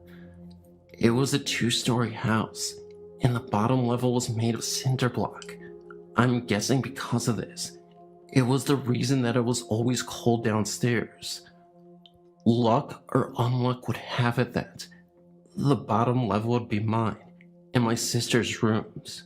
It always was a creepy feeling downstairs. It always felt like you were being watched, but I always just chalked it up to an overactive imagination. Me and my sister both felt uncomfortable in the downstairs area. It consisted of our 2 rooms, a laundry room, and a cellar. One morning, when I was 14, I was standing in front of my dresser and putting on my makeup. Then, I heard a voice come up to my right ear and whisper my name. The fact that on my right side was a wall really freaked me out. I ran upstairs and asked my mom had she called for me. She told me that she had not. I hated sleeping in that room from that time on, and always tried to sleep with the light on, even though it drove my mom nuts. My sister had a similar experience. I was staying at my friend's house one night, and my sister went upstairs to make sure the door leading outside was closed. She said that as she went to place her foot on the bottom step, she said something came up to her and whispered my name. She said that she also experienced things being thrown in the dark when there was no one to throw them, such as a sock. My mom lives there by herself now, and as far as I know, she has never had anything odd happen to her. But whenever I visit, she knows that I will not sleep in the lower bedrooms. I still feel odd in the lower level, but not as bad as I used to. If anyone has any thoughts or suggestions on this, I would love to hear it. Feel free to email me. Hi, I'm 40 years old, and this story is very true. When my brother, sister, and I were young, about 7, 8, or 9, maybe even younger, we used to see what we would call the brown man. He was brown from head to toe. We came to the conclusion he was a shadow spirit, but with a literal brown look, not tucking skin, but visibly brown. His hat, his face, his clothes, and his shoes were all brown, different shades, but all brown. We would see him periodically and take off running when we did, but our parents never would see him. We'd walk from the kitchen and turn the corner, and he'd just be standing there. Sometimes we'd hear the toilet set drop. Just little things. After we grew up, my sister was about 25 when she had her first child. She had a girl. My sister's daughter used to what we thought talk to herself when she was about 2 or 3 years old, and my sister decided it was time to ask her who she was talking to, and her daughter told her, Mr. Burgess. This went on for some time. She would play, have tea parties, and sing with him just about every time she was in my parents' home. Well, one day, my niece asked my sister why Mr. Burgess wore brown all the time. Needless to say, that really shook us up because we thought we saw the brown man. We would tease each other and say, the brown man's behind you, and get a real kick out of it. I've since had 3 children, and my sister another daughter, but they've never come in contact or ever seen the brown man. We live in a haunted house. It is really not bad once you get used to it. In fact, at times, when there's no activity, you can actually get a little lonesome for them. We moved here in 1982. It wasn't long after we settled into our new house that we bumped into the former owner at the local church. She asked us if we had seen the ghost. We didn't know what she was talking about. She said it sometimes appears in the front bedroom, our daughter's room, as a shadowy figure of a woman in a rocking chair. Our daughter overheard us talking about it and she said, "Oh, that must be the lady who sits in the chair at my desk at night. She doesn't bother me, just sits there kind of watching after me." We had noticed some strange things in the house, but put them off to natural causes such as the reoccurring footsteps in the hardwood floors after we went to bed, the strange way the television would turn on and off by itself, other electric appliances doing funny things, and objects disappearing then turning up somewhere else. But we dismissed the idea of it being ghosts until one late night. My wife woke up thirsty in the middle of the night, so she went to the kitchen to get a drink. When she got to the living room, she saw someone in the shadows in the middle of the room. Thinking one of the kids had gotten out of bed, she hollered, "Get your butt back in bed." The figure streaked off and disappeared. It didn't go around the sofa, it went through the sofa. It didn't walk, it glided. It was the figure of a woman with long black hair. The kids were sound asleep in their beds. My wife came back to bed without her water. My first experience with her was about 10 p.m. one night. I was walking home from next door, and as I approached the driveway, I saw a figure of a woman walking in the drive. She was cutting across the edge of the lawn on the north side of my shop about 20 feet away. The light on the north side of the shop was on, illuminating her faintly. I could make out no details of her, only a dark figure of a slender woman walking briskly towards our house from the west. As I got in range of the motion detector light on the east side of my workshop, it came on. The figure vanished. This phantom female I saw matched the description of the dark woman other family members have seen in our house. But the dark woman is not the only spirit in our home. We have discovered there are others. Some are shy and reclusive. Some are a little mischievous and playful. They like to play with stuff, just to let you know they are there, I think. They hide things. You put something down and a minute later it is gone. You search all over and then find it right back where you laid it in the first place. They turn things on and off. TVs, radios, just about anything, even water faucets. One morning, my son went into the kitchen to get a drink of water. Dad, come here." I went into the kitchen to see what was wrong. "What's this all about?" my son asked. He was standing back from the sink, pointing to the faucet which was running full blast. My wife was standing beside him. "The knob is turned off, but it's still running," he said. We stood and watched it for a minute. Figuring a faulty valve, I started to walk towards the sink to try to turn it off by myself, and suddenly, it just stopped. Turned off all by itself. I looked it over, turned it on, and then turned it back off again. It worked fine. I checked the valves the next day, and everything was functioning properly and has worked fine since. TVs are a real favorite. I was waking up from a nap one evening when I heard the television on in the living room. I assumed my son was home and was watching a movie. As I arose, I heard the television turn off. When I went into the living room, the lights were off, the television was off, the door was still locked, and my son was not there. My wife and I were the only people in the house, and she was still sleeping. I turned on the television, and the same movie I had heard from the bedroom was playing. Radios are popular with them too. On another occasion with my wife, my daughter and I were watching television in the living room. All of a sudden, the CD player comes on and starts playing a CD at high volume. My wife got up and turned it off. Reaction from all of us was very casual. "Go to Grandma's if you want to listen to music. We are watching TV," I jokingly said out loud. At the time, my mother was living in a mobile home behind the property. My sister was staying with her. I found out the next day they took my suggestion to heart. My sister called. "I went out to go to work," she said. "The radio in the van was playing. I thought someone left it on. Oh great, now the battery will be dead," I thought. Then I realized the radio doesn't work unless the key is on. I was holding the key in my hand. That's weird, I thought. I unlocked the door and I reached in to turn off the radio and it was already off. It quit playing when I touched it, so I put the keys in the ignition and turned on the radio and it came on. I turned off the ignition and it went off.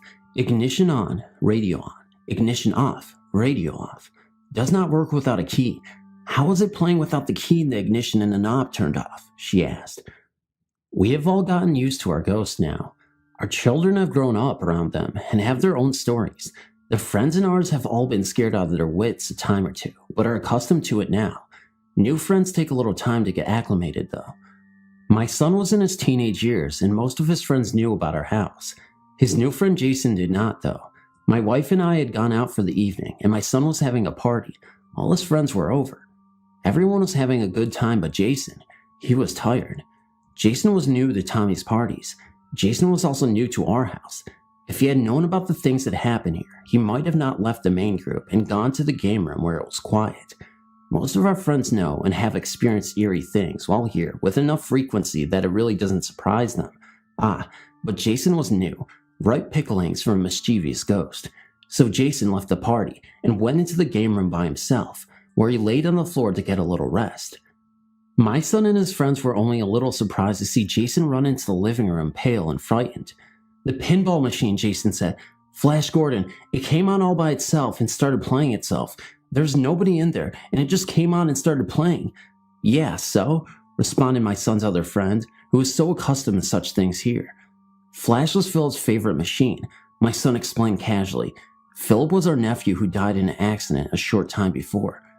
"He was probably just enjoying a round of pinball," said my son. "He is a nice guy. He won't bother you." Everyone went on about having fun, except for Jason. He stuck close to the group for the rest of the night, but he never came back to our house. There have been times when these spirits have saved the day for us. We once awoke to find a fire had started on our patio by a candle left burning when we went to bed. About 15 square feet of one wall covered in rattan was charred from the flames, but somehow, mysteriously, it had gone out by itself. The dry rattan, though very flammable, had just stopped burning. This was not the only time. It had only been a couple of weeks since we buried my wife's brother, Virgil. Tragically, he was killed by a car while walking home. My wife had been cleaning out his mobile home next door. A terrible task, but she faced it with courage and fortitude. Sometimes I think she is operating on automatic pilot. She came home and told me, "I saw him, Virgil. He was just standing there in the doorway of his trailer while I was sorting out his things. He said nothing. Then he disappeared." A few days after that, my dad came into the shop where I was working. "Do you know the door on Virgil's mobile home is open?" he asked. "No," I replied. "I'll check it out." The home was vacant since Virgil died. We were watching his property while probate proceeded. I walked over and saw the front door ajar. I feared the worst, that the vacant home had been broken into. We were careful to lock the door, and no one else had a key. I carefully entered the premises. The overwhelming odor was unmistakable. Propane, strong. I had to exit immediately. A gas leak. The house was full of it. I went to the rear of the home and found the main gas valve. I turned it off. Covering my mouth, I entered the home again. Quickly, I began opening windows. I could not stay in there for very long. "I can't believe this place didn't blow up," I said to myself. "It's a good thing the front door was open, but how did the front door get open anyway?" Sometimes they go with us. Sort of a spirit field trip, I suppose. In 1998, my wife and I took on extra jobs. I was managing and bartending at a local hotel bar, and my wife was the cocktail waitress. I guess they got lonesome for us. No one at home to pester and all. Maybe just bored. so they started going to work with us. We were at the lounge. It started out small. TV on, TV off, glasses doing funny stuff, that sort of thing. We had closed for the night. It was clean up time. I was walking to the kitchen when I heard a noise from the juice box. The pages of cards, which show the selections, were flipping on their own. Page after page flipped, all in one direction, then it would switch and go back the other direction. This was just the start. They seemed to prefer after hours at the bar. We were cleaning up one night when we decided the small table and chairs would look better if I moved them farther away from the pool table. I moved them over near the dance floor. I proceeded to clean the rest of the bar. When I turned around, the table and chairs we moved are back in their original positions by the pool table. The next night we decided to mess with them. After closing, we rearranged the entire setup in the bar, tables, chairs, everything. Then we went to my office, got our stuff together to go home, and walked out to find everything back where it was originally. What had taken us a couple of hours to do, they had accomplished in a few minutes. We have lived here in the magic spot about 25 years now. I have notebooks full of activity, notes about ghostly occurrences, sightings, etc. We've never tried photography, but being an artist, I've done paintings of some of the entities we have here. We also experience really odd weather patterns, most often in the winter. Radios and televisions, actually just about any electronic device, is likely to act up when used here, and we have learned more about the history of this area. A local Native American medicine man once told me this place gives them the willies. Teenagers refer to this place and the surrounding area as the magic spot and have many stories about it. Over the years, we have actually had a good relationship with our ghosts. Though at times mischievous, for the most part, they just go about their own business and we do the same. We do at times bump into each other, however. Sometimes it is much surprise to them as it is to us. Sometimes it is nice to have them around. Other times it can be quite frightening. I was actually surprised one late night and it and I streaked off in opposite directions. I don't know which of us was more surprised. They have become as much a part of our home as our family members. It wouldn't be the same without them. As the youngest of 5 children, all boys, and the son of the 7th daughter, of the 7th daughter, of the 7th daughter, supernatural followers will know that means a white witch. I've seen many strange things. I and my brothers grew up in what would be described as a haunted house. At a very young age, I loved to play in my parents' bedroom, which overlooked the landing, first 2 steps, and small landing at the top of the stairs. On an almost daily basis, I saw shadows walking along the landing. They were not ordinary shadows. These were floating. They were not cast on the wall, but were in midair, but I could see through them. As I got older, they seemed to happen less frequently. I still see these shadows occasionally, out of the corner of my eye. In the early 80s, my brothers discovered the Ouija board method of entertainment, which heralded some very interesting results. On one such session on the Ouija board, the spirit known to us as Paraga put us in touch with a chap called Ray with a message for my father. I can't remember the surname that we were given, but we passed the message on to my father, who accused us of conspiring with my mother to try to persuade him that Ouija board works. Of course, this was simply not the case. It turned out that his friend Ray had committed suicide while my eldest brother was very young. Therefore, it would be impossible for us to know anything about it unless we were told by someone. We simply had no knowledge prior to the session of events that had taken place so many years before. On another occasion when I was 11 or 12, we had a very strange encounter. My mother and father were out for the evening, and my brothers were left to look after me. The session took place in the dining room, which had one exit into the kitchen. From the kitchen, you could exit to the hall towards the front door, or a door latch with one bolt lock to the back garden and side entrance to the property. There was a window looking into the garden that the strange phenomena took place in. It was a strange session that seemed to pick up an angry persona. All of a sudden, there was a bluish glowing light out the back of the house, and the window started to shake violently. As we made a mad dash for the kitchen, the door to the back garden also started to shake violently. We all ran for our lives out the front door and scattered in all directions up and down the road.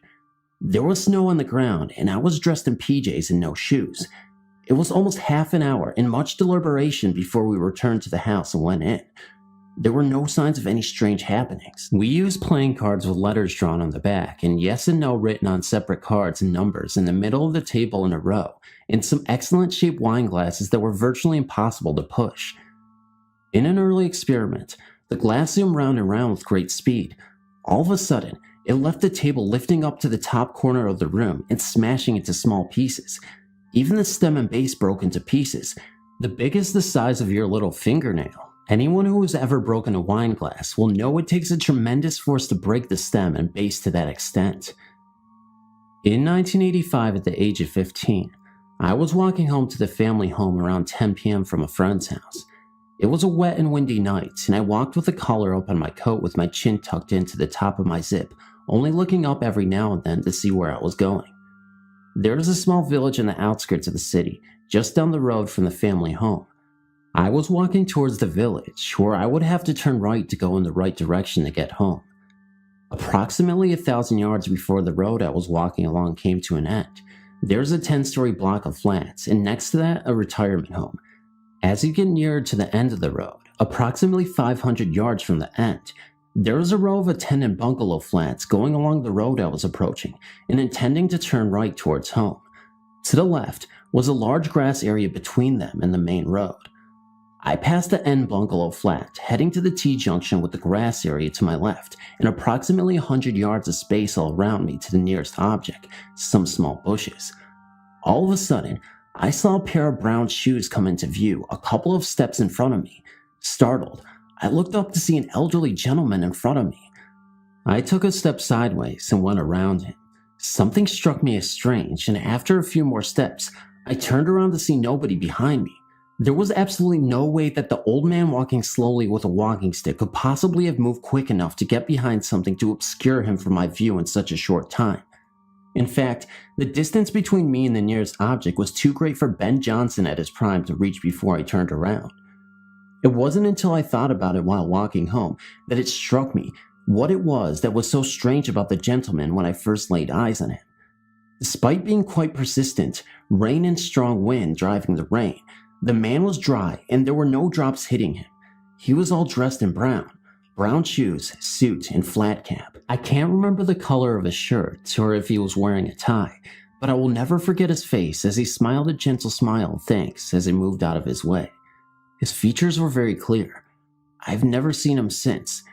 This village was quite a friendly community where most people knew everyone else, but I did not recognize this gentleman. There were many strange things that happened in the family home, from power cuts that were localized to just our house and the whole street. We had electricity meters that took coins to pay for the electricity supply. If the electricity went out, it should need to be topped up by popping a coin in the slot. Even after putting money in the meter, the electricity would not work. It would be found to have been switched off, and in those days, there were no such things as circuit breakers that would trip the switch. When my father knocked out the dining room window to put in a patio door, we found 3 patio negatives of an old gypsy man. The first of him, out the front of his caravan. Another of him stood on the caravan steps, and the last of him laid out dead. We intended to have them developed. They were missing from the place we put them. We assumed they fell down behind the kitchen cabinet where they were left. When the kitchen was remodeled, there was no signs of them, and other things we assumed had fallen down behind the cabinets. On many occasions, I've told certain people to answer the phone because it was for them, and it was. The problem was the phone had not actually rung until after I had told them, but within a few seconds. I can't explain it, but it still happens. It was in October of 2004, around 3:30 in the morning. I was slowly waking and was in the state where I could hear the TV, but wasn't quite awake. I remember having this eerie, scared feeling, and in my sleep started singing Jesus Loves Me, the old childhood Sunday school song. Anyways, I remember feeling a presence in my legs, real heavy, and I felt something was watching me. I snapped awake and moved, and the thing made a swooshing noise, and my cat even looked up in the air where this went over my head and out the door. I was on the couch and the front door was behind me. My cat was acting funny even before this, and at times I would come home and feel a nervous, scared feeling like someone was in the house. That's when I saw it. It was the silhouette of the Hat Man. I looked petrified, and I couldn't just shake the feeling. It was almost inside my head, like it was screaming voices at me. The voices released from the Hat Man into my head were all mumbled, so I couldn't really understand any of them. A split second later, there is silence, and the Hat Man slowly fades into the abyss, actually fading into the TV screen once and for all. I don't know if this has anything to do with the paranormal, or if I'm just losing my mind. Was it sleep paralysis? Was the Hat Man real? Or was it just all in my imagination? I have no idea, but I'm kind of hoping and praying to God and Jesus that this doesn't even exist and that I'm all hallucinating this just to make myself feel better. As I previously stated, my cat has even noticed weird things that have occurred in this house, and I'm just not sure what to trust anymore. Are my senses going crazy? Am I just in touch with the paranormal? Am I opening up another portal to the paranormal dimension in which beings and spirits, including the Hat Man, come to greet me with demonic images and voices in my head? I don't know, but I'm just hoping that I will never find out the true answer to this mystery. Thank you so much for reading. I know it's short, but thank you. In my life, my family and I had numerous paranormal incidents. There were always heavy footsteps, sounding like a person in boots upstairs in the attic. Sometimes I heard them coming down the stairs or on the front porch at night, but oftentimes I had trouble keeping them. They said the TV kept going off and on. One said she saw a man in the attic through the window.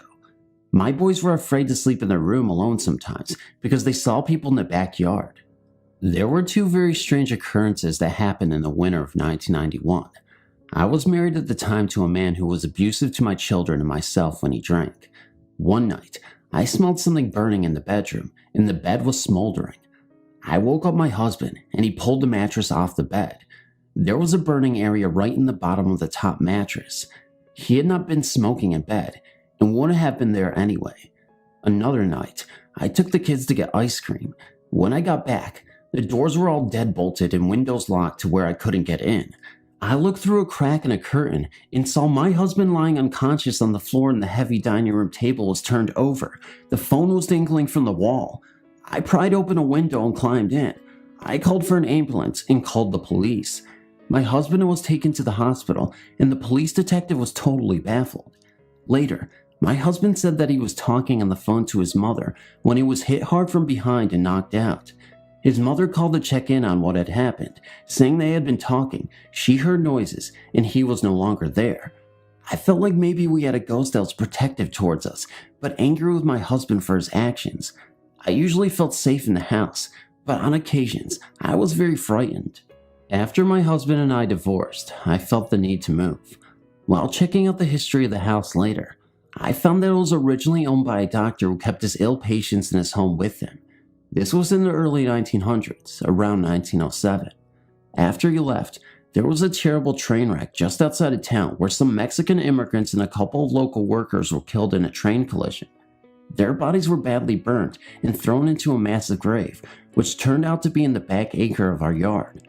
I feel certain that we had multiple spirits, though before this time, I never believed in ghosts.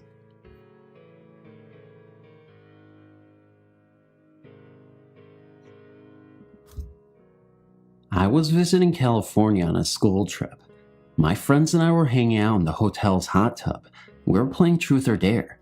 I was dared to leave the hot tub and dive into the cold pool, then run back to the hot tub. I got out and went to the edge of the pool. Looking at the clear water, I dove in. Next thing I knew, I was face to face with a dead body. He was face down at the bottom of the pool. It was like it was slow motion. He turned to me with his eyes closed. He slowly opened his eyes and stared into my eyes. He was missing his left eye. I was scared. I breathed in to scream and breathed in water. I pushed through the dead man on accident, and in my struggle to get to the top, I was thrashing around quite a bit. A friend came and helped me out. Panting, I said I didn't feel like playing anymore. Me and my two friends went back to our hotel room. One friend was taking a shower, and my other friend was watching TV. We noticed our phone blinking. We checked the messages. We had 362 messages. We were only out for an hour. We had no way to trace the calls. No one even knew our hotel phone number. We listened to the first few messages. They seemed like they were all blank. Finally, we heard something. One word, hell. This freaked me out. I haven't told about the man at the bottom of the pool. I tried to downplay the message. Later that night, we went to sleep. I don't recall any of this next part, but my friend said that at 3 a.m. I got up, turned on the curling iron, and turned on the faucet. I then hit my head really hard on the headboard of the bed and went back to sleep. I woke up that morning with nothing but an eerie feeling, which was soon forgotten since the next day we went to Disneyland. A week later, we drove home. The thought of this man still terrified me. I just pushed it to the back of my mind and continued on. I did not believe he wanted to harm or scare me, though. Weeks went by. I remember doing chores around the house. I was putting laundry away in my mother's room. Her dresser has a huge mirror. After placing the clothes in the drawer, I looked up into the mirror. Standing behind me in the back of the room was this man. I could see him very clearly. He was young, long blondish hair. His skin was grayed and almost green, waterlogged, and a little wet looking. His good eye was brown, and where his other eye should have been was just a hole. It seemed to go on forever.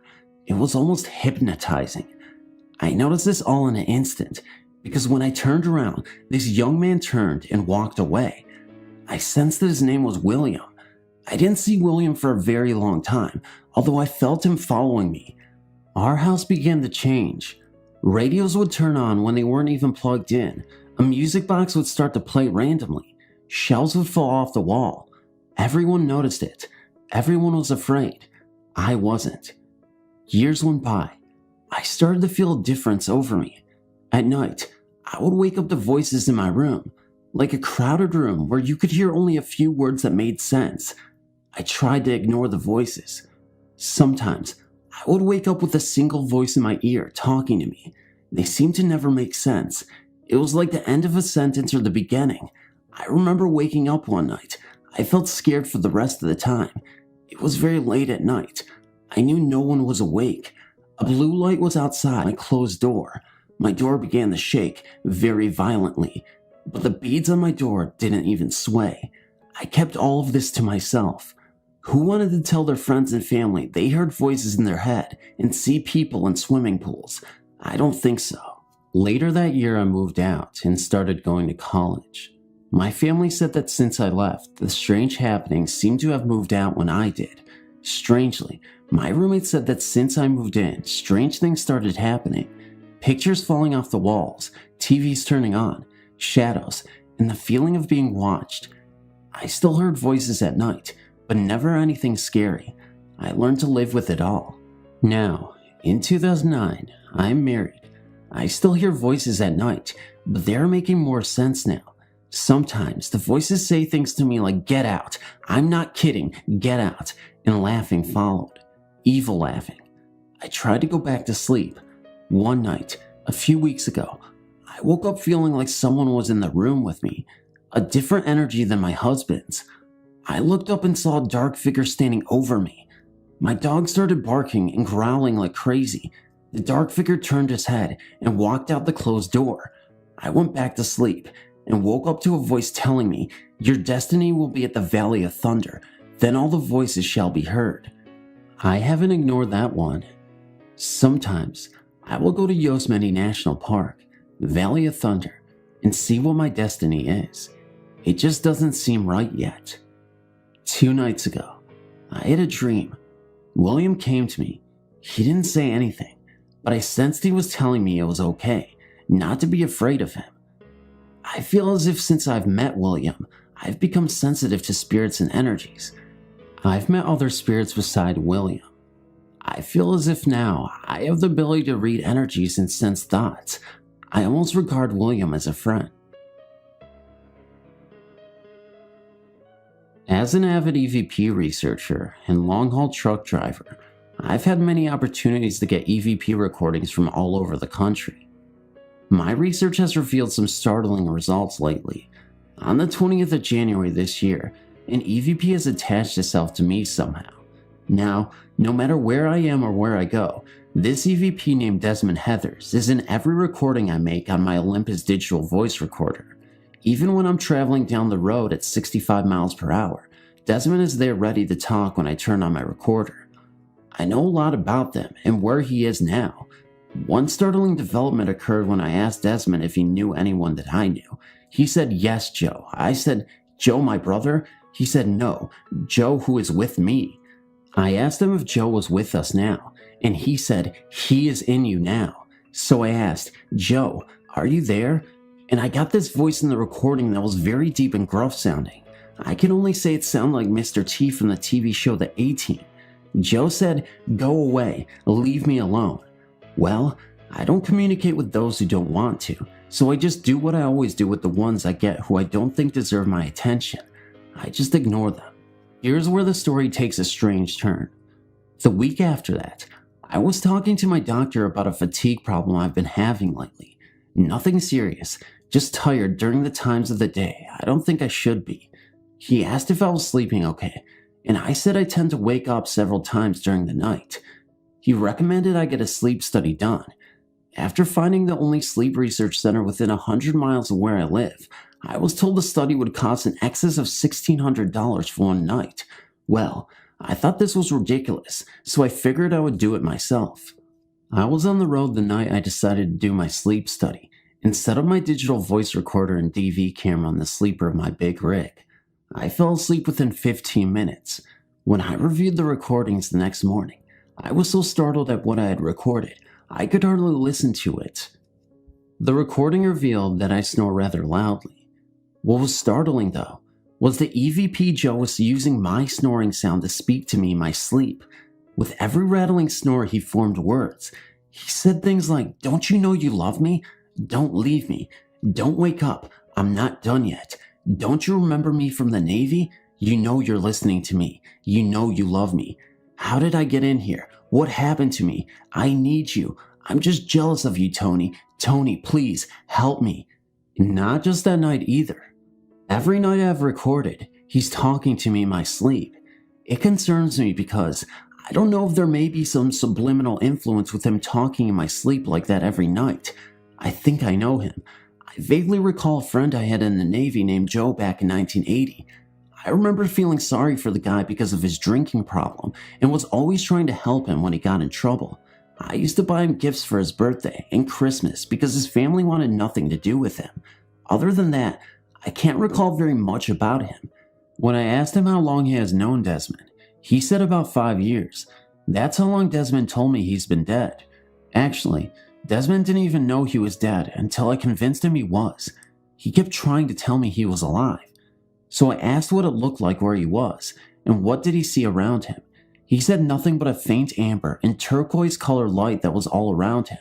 He desperately wants out of there. He says he can see me sometimes. One day, when I was sitting at my office desk at home, I asked him if he could see me, and he said he could. So I reached in my pocket and pulled out a $20 bill and asked if he could see what I had in my hand. He said $1. Thinking it was just a lucky guess on his part, I dropped the bill and picked up a Bic lighter. I then asked again, "What am I holding in my hand right now?" And he said, "A light." I reached in my desk for it and had my hand closed around it so I couldn't even see it. How did he know? Many times Desmond will ask if I can see him.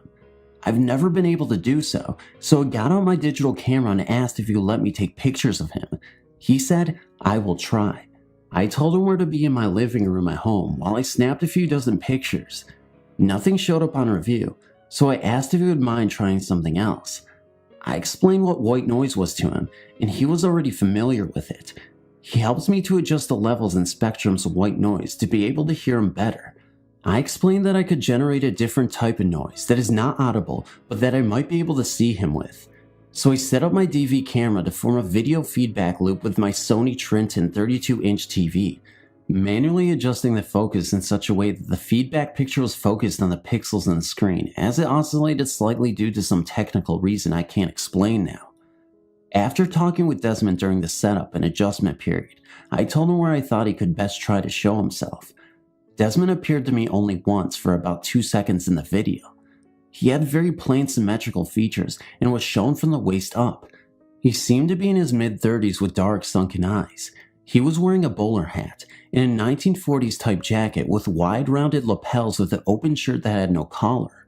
Further research with Desmond shows he can see me and some things around me when his energy level is high. For example, I can give him instructions on how to travel somewhere. One time I showed him a map on my Microsoft Streets and Tips and showed him the same roads and satellite photos taken from Google Earth. With this information, I am able to ask him to get a specific place and get information I desire.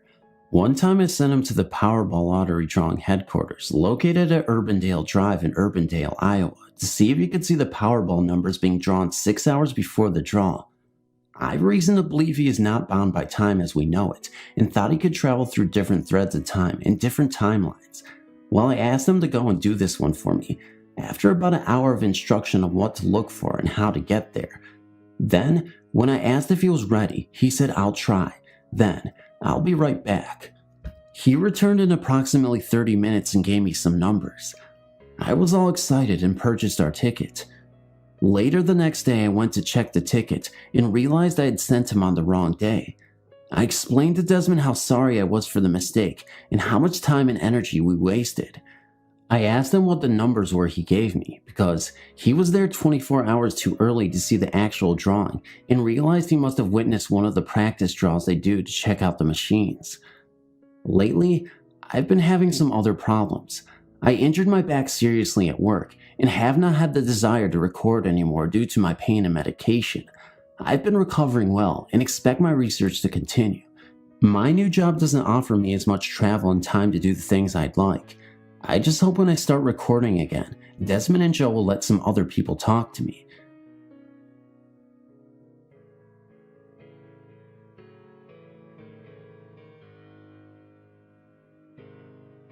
I wanted to share my experience with you guys. I'm not sure what it means or anything, but if you do make it to the end of the story, you can decide for yourself and let me know what you think. One night when I was 13, I couldn't sleep, so I tried to turn the other way, on my side, to try to get myself comfy. As I turned around, I saw a figure of a woman against the wall in front of me. She was kind of a black figure, and she seemed to have a hunchback and a hump on her back from the way she was standing. This, of course, freaked me out, especially since I was only 13 at the time. I lay in shock and not knowing what to do, and after like 2 seconds, I put my head under the covers and called for my mom. She came in, and I was really afraid to tell her in case she thought I was crazy, so I just told her that I had a really bad dream. I was definitely not asleep. I couldn't sleep for a few nights as it freaked me out so much. This kind of went away after a few weeks, and I was gradually able to sleep again. However, a few weeks after this had happened, I was getting pains in my back and I went to the doctors to get scans and things.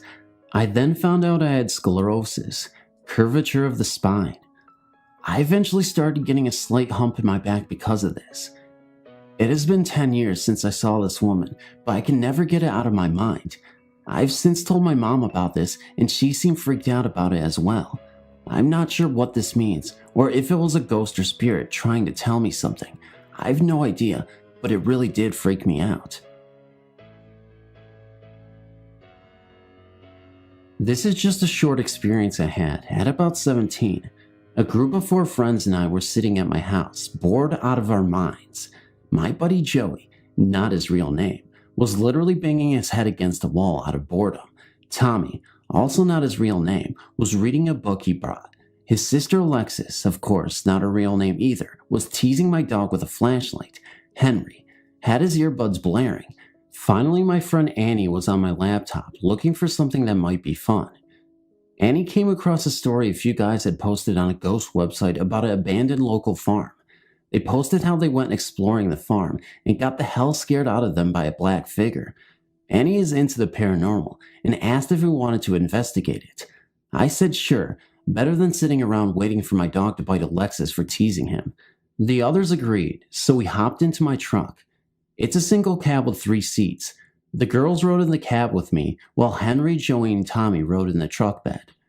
I didn't believe in ghosts. If someone told me they saw a ghost, I would have to say stop watching Scooby-Doo and return to reality. Annie told me how to get there with the directions the guys posted on the ghost site.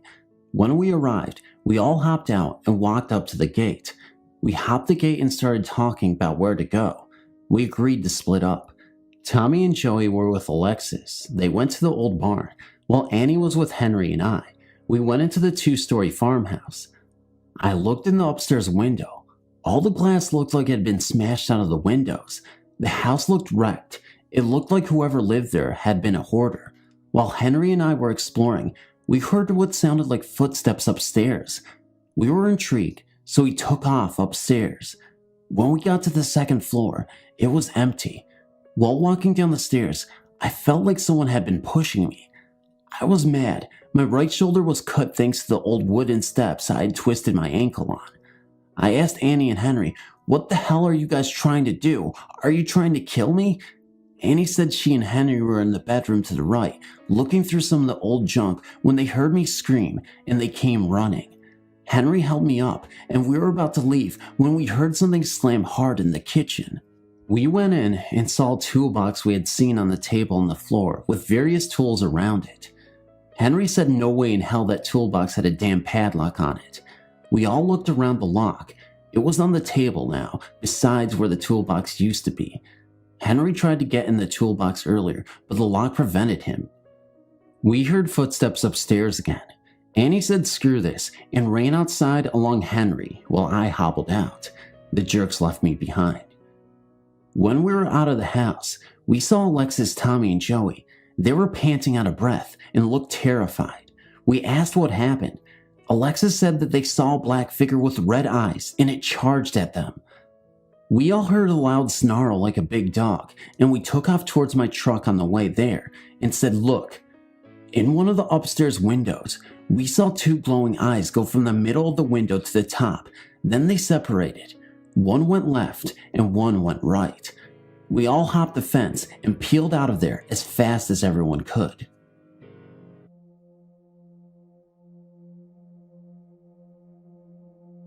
I am not currently experiencing any hauntings, but I do have a tale of a spiritual encounter. I will begin by prefecting story with the events leading up to the event. My grandfather passed away in hospice care in July 2000. I spent his last night on earth with him, holding his hand and reading the Bible to him, which was his favorite literature. He was an artist and a carpenter, and spent his last remaining years up in his home carving beautiful artwork out of wood. He loved his simple life and carved because he wanted to, never once selling his museum quality work. He would only give it away to anyone who truly appreciated it. At 88, he was about 80% deaf and completely blind in one eye, and nearly blind in the other. After a stroke 6 months earlier, his health declined quickly, and he simply gave up on life. As he lay in the bed, I sang to him, although he probably could not hear me or even knew that I was there, and he was in a coma-like state with his eyes open. He had stopped eating, and he was severely underweight, and it was hard for me to see him like that, knowing how much he loved life and living. Many times he cried in his last few years, saying that he loved his life and didn't want to die. During his last living moments with me, I looked down into his distant, foggy eyes, knowing he couldn't hear or see me, and told him that the baby goose that he held at my house the last time he visited had grown up now and had 4 babies of her own. His eyes filled up with tears and turned red, and his mouth began to quiver as if he was trying to say something. He hadn't spoken in nearly 2 weeks. His love for animals and nature transcended through his limitations that night. I knew he would probably die that night, so I sat next to him with my hand on his chest, feeling his every breath and heartbeat. He didn't pass away until the next day, after I left. He was alone, which is what I didn't want. I didn't want his spirit to leave his body and to look down at an empty room. That bothered me for a long time. In an attempt to comfort ourselves, we turned to his Bible. He was much more dedicated to the word than we were ever, but knowing that it was so close to his heart, we thought it would ease our minds.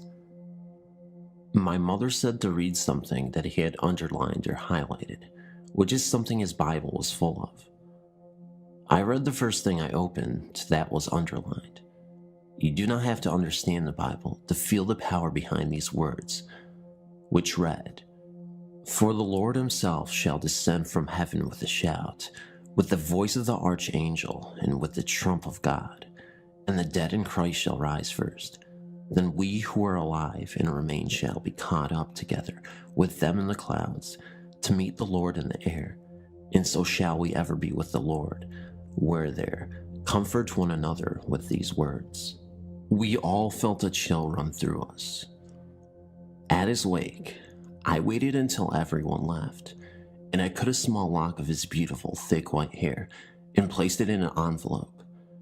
As myself and my friend walked to the vehicle to leave, I opened the door, and a mourning dove flew into me as if trying to enter the truck with me. It injured its wings, and I brought it home.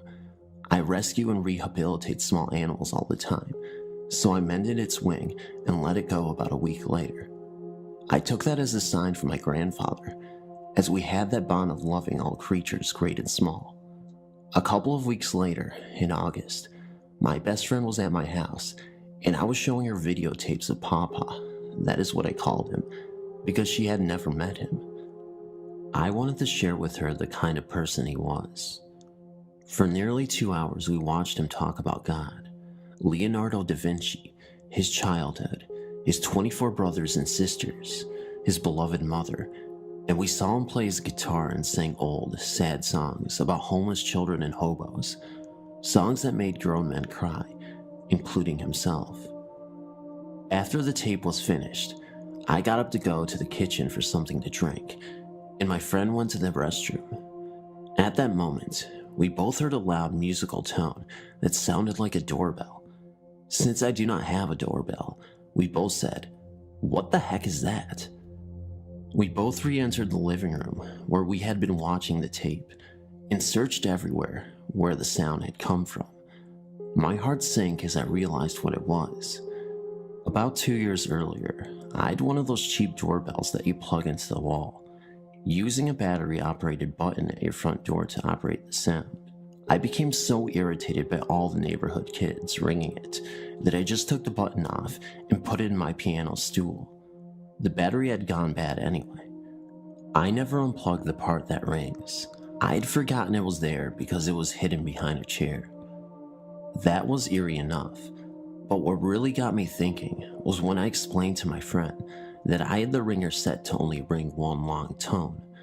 To change it to the traditional two-tone ding-dong, you had to take the back off of the unit and set the switches according to the manual. Needless to say, it did ring in the ding-dong fashion. Oddly enough, it was my friend who said, "Maybe it was your grandfather saying hi." It hadn't even occurred to me. Shortly after that, I was explaining what happened to my mother on the phone, and it happened again. She could hear it, and we both fell silent. He was letting me know that his fears of leaving his family behind were pointless, and that he was with the rest of his family in heaven. I believe he was thanking me for being there for him when no one else could.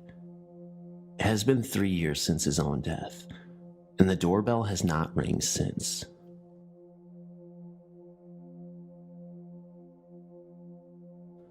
Hey, my name is Maddie. Today, me and my best friend Summer had a strange encounter with a malevolent spirit. Let me explain what happened. A few months ago, me and one of my other friends, Alicia, met an 8-year-old spirit named Reese through a Ouija board. She seemed like a very sweet and innocent girl. She told us at her own will, and I repeat her own will, how she met her death. She apparently got beaten to death by her abusive father. Then a few weeks went by, and I introduced Reese to my now best friend Summer.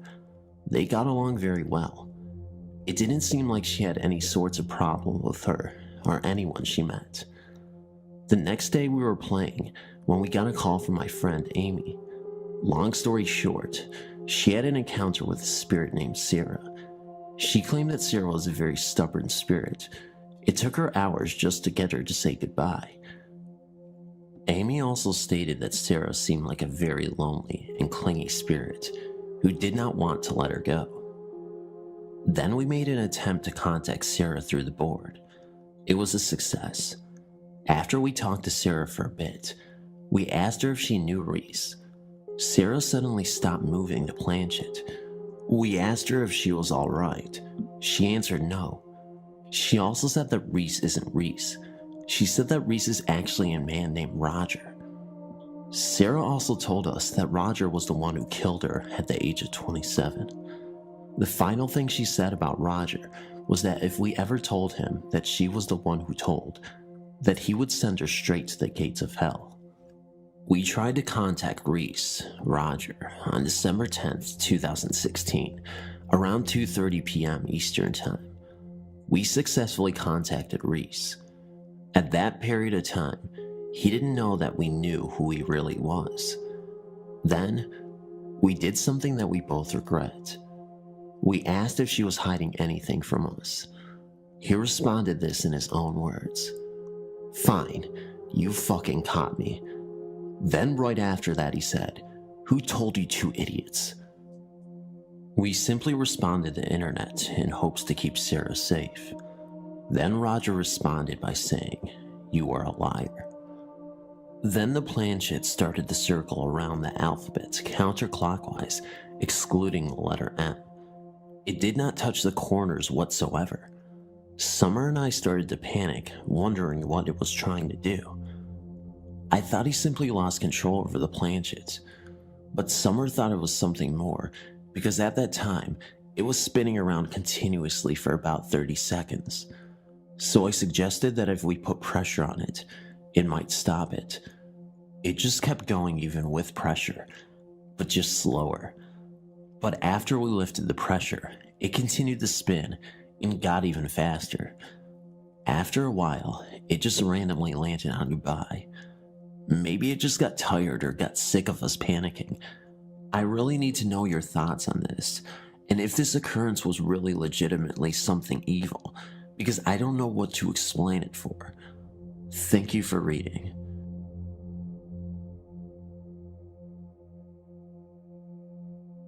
I didn't believe in the Ouija board because they sell them at Toys R Us, so I didn't think they would sell something dangerous to kids and adults. I've read stories about the Ouija board, but I don't know if it's true. People do make up stories, so it's hard to tell if it's true or not. Some people say the Ouija board is just a game. Others say it's not just a game, and some say it's dangerous. I had to find out for myself if the Ouija board is really dangerous. On Sunday, I decided to go to Toys R Us to buy the board. I drove my car in the morning to Toys R Us, and I was just looking around at first for about an hour. After looking around, I went to the game section and I purchased the Ouija board. I drove back to my apartment and put the board in the closet. The same day, about 10 p.m., I decided to try it out. I took it out of the box and put it on my bed. I didn't have any candles, so I just dimmed the light. I put the board on my lap and the planchette on the board. I put my fingers on the planchette and I started to round in circles for about a minute. I stopped and I started saying, "Is anybody out there?" I kept saying it for about 15 to 20 minutes, and then, all of a sudden, I felt a strange presence right above me. I was so scared that I ran out of my room, and I threw the board in the garbage. I was very shaken. I went back to my room and turned the lights on, and I didn't sleep at all. And that's why I don't mess with Ouija boards.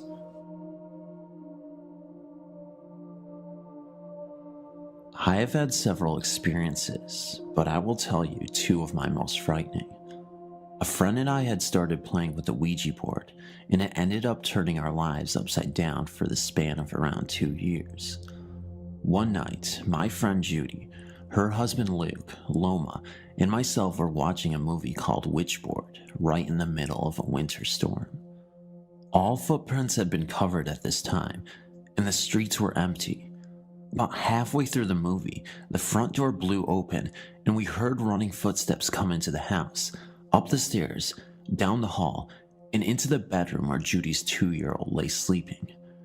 We were all just sitting there frozen in shock and fright when we heard a loud slam, which turned out to be the bedroom door, and the poor little boy started screaming, "Monster, monster."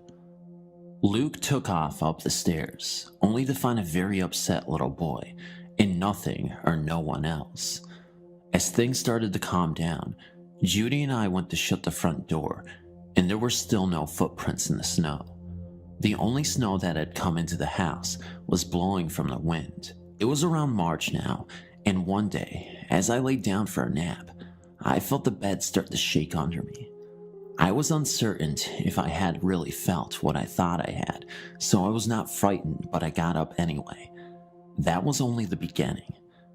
Not long after that, it became a constant thing every time I tried to lay in my bed. The shaking started to get more violent, and it also felt as if someone was punching up at the mattress from beneath. I complained several times, and no one believed me. It was now to the point where I was afraid to go to bed. I began sleeping at my friend Loma's house because her bed didn't shake. After staying at her house for 2 weeks, my mom said it was time to come home, and I did agree, but not until she promised to spend the first night sleeping in bed with me. That night, we had only been in bed for about 10 minutes before the bed started its usual shaking. It was very minor at first, so my mom started to make excuses for why it was happening. By the time 5 minutes had passed, it was now undeniable, and I could tell my mother was getting scared, but was trying to stay calm for my sake. The last straw for my mother was when the punching started. It was harder than I had ever felt before. We laid there for a moment while my mother mustered up the courage to peek under the bed. Of course, she didn't find anything, and we promptly left the room and set ourselves up in the living room for the remainder of the night. My bed continued to shake and punch for some time thereafter, but it eventually quit. However, once in a while it will start, to this day, and I just get up or ignore it, and it stops.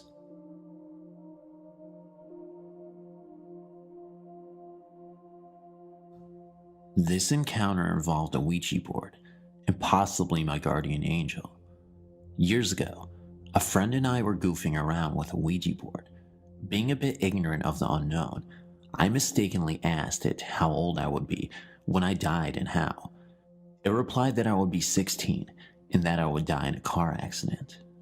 A month or two after I turned 16, I was asked if I wanted to go out with my parents the next day to run errands. I said yes. That next morning, I woke up to discover that my parents left without me. I was annoyed. An hour after I woke up, my mother called me from the hospital. They had been hit by a transport truck an hour before. When I asked why they had left without me, my mom replied that her and my dad had tried for a half hour to get me up, and then they gave up. What makes it so scary is where the truck had hit. My one brother has to sit behind my mom, and my dad does not wear a seatbelt. Had I been in that car, I would have been sitting behind my dad with the seatbelt on. The transport truck hit the car on the driver's side, almost imploding on the driver's and left backseat side. That's where I would have been sitting. Guardian angel? I think so.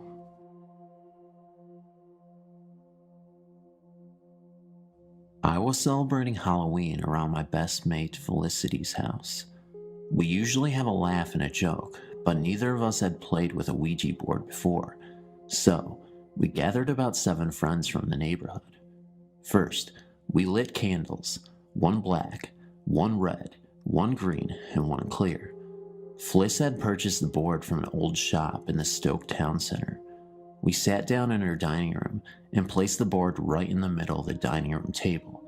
We all placed our fingers on the gold planchet. I was the reader, so I asked the questions. At first, we did not get any response, so we all giggled and made fun of the silly people who got themselves worked up about these silly boards. About 5 seconds after we stopped giggling, we heard a massive bang on the floor. I thought it was one of the boys playing a trick, so I suggested that we all sit legs crossed on the chairs. I made sure we were all cross-legged, and I said, "If it was a ghost that made the bang on the floor, can you please do it again?" And it did. I spoke again. We will now try to communicate using the board. So we started to use the board again, and I again asked if anybody was present who wanted to communicate with us. The planchet moved to yes. I asked for a name, and it replied, "I am unclean." Fliss's uncle had passed on, so I inquired if we were talking with her uncle Ian. The response was no. Again, the planchette moved to the following letters: "I am unclean." We had made contact with an apparent demon. We decided to say sorry for disturbing, and we thanked the spirit for its presence. However, it did not go. The spirit of demon flung Fliss back into the wall. Then it came for me. I had a vision of hell itself at that moment, and I remain grateful to this day that it did not hurt me. In telling the story, let me assure the reader that it was passed to me by my grandmother, Eileen. Eileen is in failing health, but her memory is untouched, and her ability to spin a tale is uncanny. This particular story is about her father, Joe, his first wife, in a house that will never be forgotten. My grandmother is a devout Christian, but she believes these tales of the unexplained to be completely true. Judge for yourself. In the late 1800s to early 1900s, it was common practice in the coal fields of Kentucky and West Virginia for a miner to spend the majority of the week at the mines while leaving his wife at home alone. This is exactly what Joe, my great-grandfather, did during his first marriage. After a hasty marriage, Joe bought a small, quaint home for himself and his new wife, Sue. Sue quickly alerted her husband to a potential problem. The house was directly across the road from the local cemetery. Joe, being a firm disbeliever in such superstitious nonsense like ghosts and spooks, had a good laugh when Sue begged him not to make her stay alone in a house so close to a graveyard and told her to get used to it. When Monday morning arrived, he left her alone and laughed as she sobbed on the porch. That night, after completing her tours, she settled down in the bed for a good night's rest and doused the lamps. As soon as she had climbed into bed, a strange noise became apparent outside. As she pulled the covers up around her head, she could hear something like barrels rolling or horses galloping around the house. She tried to sleep and eventually, as the sunrise drove the mysterious sounds away, found some comforting slumber. Every night, the noises started getting louder and louder, seeming to get closer to the house, and, on Friday night, Sue heard 3 knocks on the door. In a terrified fit, she screamed, "Leave me alone," and suddenly, the noises faded. The next morning brought Joe's return, and the first thing Sue did was beg him to let her leave the house, telling him of the haunted noises. He laughed unsympathetically and told her to get over this stupidity. In desperation, she bitterly screamed, "Joe, I hope to God it gets you." Joe wasn't the least bit frightened and told her that he was sure it was local men playing tricks on her. Later that night, Sue slept well in Joe's arms, but some subtle suspicion began to eat at the unbeliever. As he drifted into a shallow sleep, he was startled at a loud crack coming from the fireplace that startled him, and as he sat upright in the bed, he saw the apparition of an elderly woman staring at him from the rocking chair at the foot of the bed. My grandmother says that Joe knew exactly who the woman was, but he took the knowledge of her identity to his grave because simply, she had been dead for 6 months before they moved into the house. Joe shuddered with fear and her bony, cold hand stretched to clutch his ankles as she latched onto his foot and began pulling him towards her and the footboard of the bed. Joe fainted with fright as he felt his foot slide down to the foot of the bed in the dead hand of the spirit. The next morning, Sue roused her pale husband and sat up in the bed as he opened his eyes and screamed with terror. The footbed of the bed was broken and the rocking chair had been toppled during the night. Joe immediately promised his frightened wife that not another night would be passed in this restless house, simply telling her, "Sue, whatever it was, it got me." Thank you for reading my grandmother's story. I hope you found it entertaining because, well, I thought it was pretty frightening. See you later. I have told this story to people who are not there to witness the actual event, and some look at me as if I am just telling a story to get a good laugh, but I find nothing funny about it. Everything I'm about to relate is true, and I guess in some bizarre way, I feel that by retelling this story to anyone who is willing to listen to it will bring me some comfort. On July 6, 1990, a high school friend shot himself in the head with a rifle in a nearby local baseball dugout. The act shocked and saddened everyone, especially his parents, of course, who did not want to believe their only son would take his own life. The days that followed his death were happening, for me, as if in a dream. Fearing this act would spark some sort of chain reaction, school's counselors were sent in to help the students grieve and discuss their feelings of loss. Days went by, and there seemed to be a cloud of despair and confusion hanging over our entire high school class. If he had lived, my friend would have graduated from high school with the rest of us that same year. When he died, he was 2 months away from his 18th birthday. About a week after his suicide, I was visiting my best friend at the time, we'll call her Anne, in her home. We were both still very affected by the death of our friend, and we began to talk late into the night about his possible reasons for taking his own life and how crazy and unexpected it was. We had been discussing the whole chain of events and basically trying to make sense of something we couldn't even imagine when I suddenly became very uncomfortable talking about our deceased friend. I was sitting at the time in a desk chair across from Anne, who was sitting comfortably on her bed facing me. She was looking directly at me, and she could see the discomfort on my face. She assumed I was just overreacting, and our discussion had gotten to me, so she stood up and moved towards the door of her bedroom and gestured in a sweeping motion with her arm for me to follow her into the kitchen down the hall. There was a single small desk light on behind me when she made this motion with her arm, so that when she moved, her body created a shadow on the wall. This is going to sound ridiculous, and I'm no physics expert, but when Anne swept her arm up into the air, gesturing me to follow her, her shadow did not follow her arm. Instead, there was a strange kind of delay, and I saw her arm move, and about 5 to 10 seconds later, the shadow of an arm moved, mimicking the same gesture she had just made. I, of course, thought my eyes were playing tricks on me and ignored the shadow, and I would have kept it to myself if only Anne had not turned to me and asked, "Did you just see that?" I answered yes, of course, and we fled out of the room and into the kitchen. Anne's house was large, and our frightened voices bounced off the columned walls, but nothing ever occurred after that. My friend Anne and I no longer speak, and I am sure that if she knew I was relaying this story to strangers, she would think I was crazy, but I remember the death of her high school friend as if it were yesterday, and I can't help wishing that the shadow we saw was indeed a sign from our friend, but I will never be too sure. I write this story in his memory, and in the hope that he is in a place where his problems have been all taken away. Thanks for reading.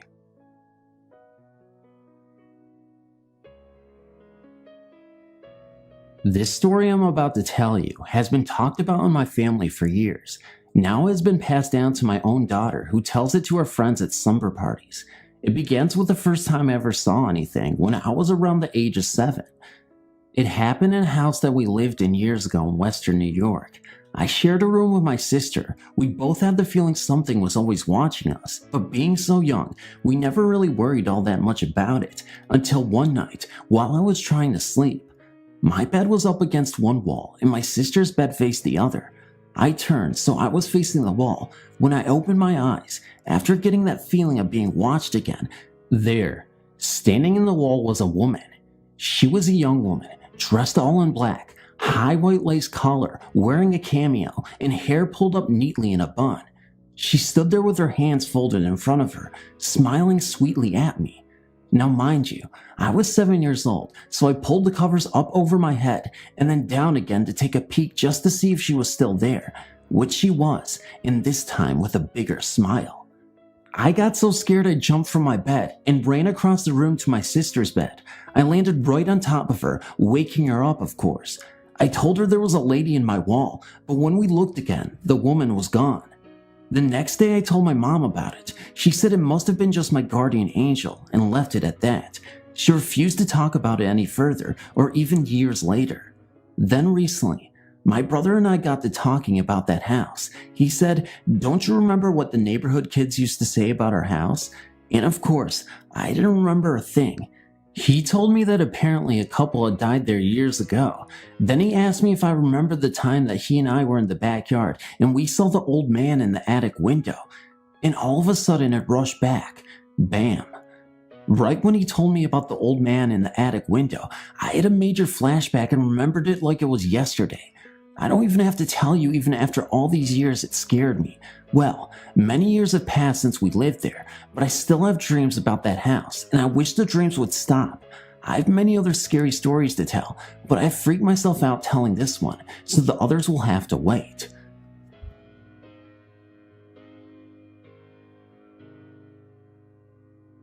This incident happened about 2 years ago. I was 17 at the time, working at a restaurant motel in Old Saybrook, Connecticut called The Castle. The scariest thing about this place, besides the low pay, was the old story of what happened to one of its original owners. From almost my first day working there, I was told that one of the members of the family who built the house had killed himself on the grounds. The story was that one night, the son had discovered that his fiancée was cheating on him with one of his close friends. Deep in depression, the son climbed to the tallest tower of the castle, tied a rope to some type of pole on the roof, and hanged himself. The next morning, as the parents were leaving the home, they saw him hanging. They immediately sold the mansion, and it has been a hotel ever since. Many employees said that they had heard and seen things, yet I, as most people believe at first, didn't believe the stories. That is, until one night, I was working a late shift with a friend of mine named Katie. We were cleaning up the dining room after closing when we heard the kitchen door slam shut. I had popped them open, but as the wind off Long Island Sound is pretty strong, I figured they had been blown shut. Katie yelled at me to get over there and look at the kitchen. When I arrived, I saw a weird green light pouring through the round window of the door and flooding out the crack at the bottom. Still unconvinced of any supernatural going-ons, I tried to open the door, but it was not happening. I thought someone was in there, and I knew if the place got trashed, I would get fired, so I reared back and tried to put my shoulder through the door. At the time, I was about 6'2", 200 pounds, played football and lifted a lot of weights. The door should have popped right open, but not this time. Katie and I peered into the window, and there, plain as day, was a man dressed in antique clothes with a noose around his neck looking right back at us. He walked by and the green light left us. We instantly figured, forget the boss, it's quitting time. We ran outside and could barely light our cigarettes. Our hands were shaking so badly. From then on, I was a believer, and I knew I would never, ever doubt ghosts ever again.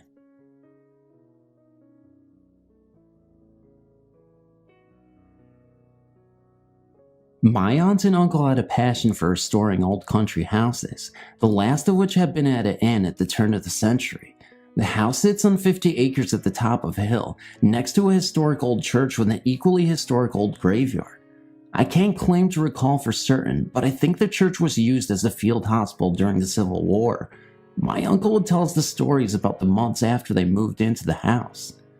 Their bedroom was on the second of 3 floors, near the large, almost spiral staircase that emptied into the foyer to 2 sitting areas. Late in the evening, while they were in bed, my aunt and uncle would hear what sounded like a distant crowd of people in conversation. Living in quiet country houses most of their lives made them fairly light sleepers. The local volunteer fire department changed that over time. I'll get to that. My uncle would get up to check out the noise and find nothing, but since it was an old house with a boiler, and that it was more or less near town, there were many possible rational explanations for the noise.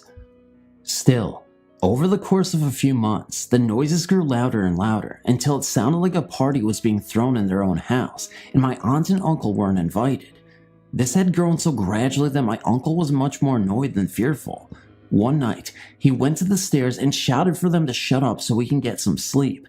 That seemed to scale back the noise enough to satisfy him, although it didn't go away completely.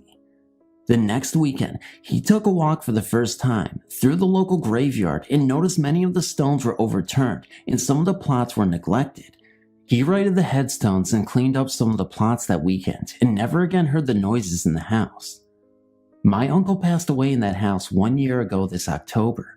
Subsequently, I spent a great deal more time there last winter than I had before taking care of a few things for my aunt. I slept on the top floor across from the game room. Many nights an air raid siren would go off, summoning the local volunteer firefighters to the station house. I never did get used to sleeping through that. Then one night, the siren wailed at about 2 a.m., and I was having a hard time going back to sleep. I was wide awake when I heard something. It lasted only an instant and seemed to me to be a crowd in the distance that had just been told the punchline to a very funny joke. Whatever it was, it reminded me of one of my uncle's stories. As an epilogue, I should mention that my aunt is trying to sell the house. So far, the most likely buyer is the local funeral home.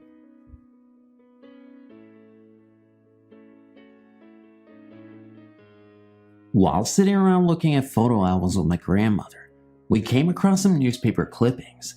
The clippings were from a newspaper in Indiana. They were about an old brick house being torn down. Since we live in Mississippi, I found it strange that my grandmother would have these clippings, so I questioned her about them. She then told me one of the eeriest stories I have ever heard. In 1946, my grandmother lived in Mobile, Indiana, with her husband and their child.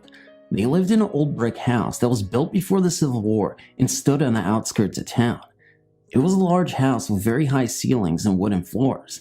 In the master bedroom was a closet with a heavy wooden door that did not have a knob, only a wooden latch to keep the door closed.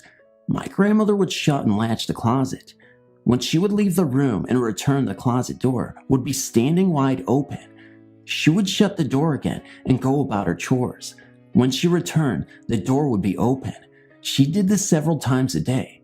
She said the door stayed open more than she could keep it closed. She was more annoyed than scared by this strange event. About 8 months later, she and her husband divorced and she moved to Mississippi with my grandfather. The house she had lived in did not cross her mind until 10 years later when her Aunt Bonnie wrote her a letter and sent her the newspaper clippings. The clippings talked about her old house and reported that it had been torn down.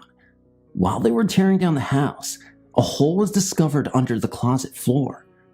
They had found the remains of a man in the hole. It was believed to be the body of a soldier from the Civil War.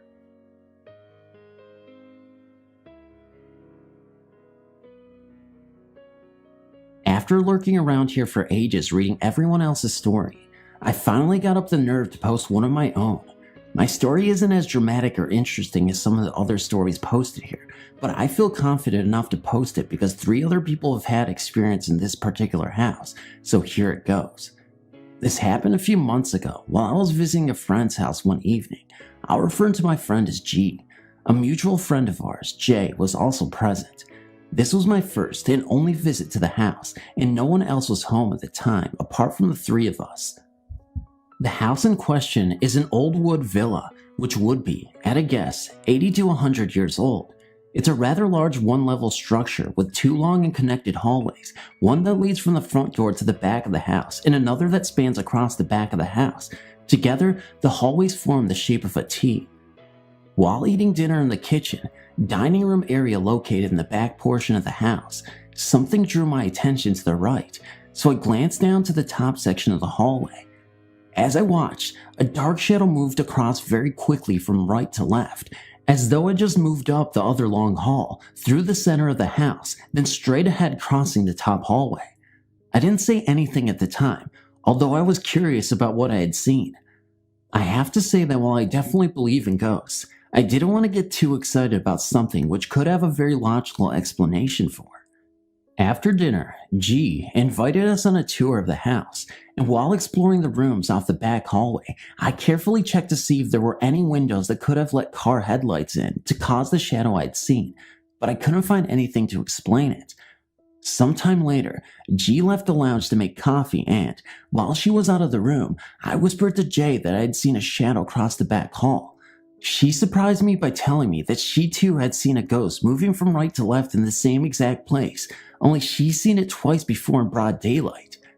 We were intrigued and quite excited about this, but didn't say anything to G as we didn't want to frighten her. Interestingly enough, G approached Jay recently to ask her opinion about ghosts because a young woman who also lives in the house claimed to see a shadow move up the hallway. She was concerned because she too would be spending several weeks alone there, and understandably, she was frightened. G explained that while she hadn't seen anything herself, there was one occasion when she was walking up the hallway and she felt like she accidentally pushed someone out of the way, even though she couldn't see anyone there.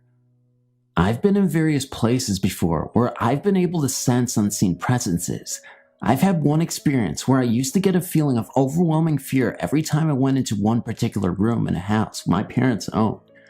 With the shadow that Jay and I saw, we didn't feel any strong feelings or emotions connected with it. At this moment in time, I haven't heard any more events in that house.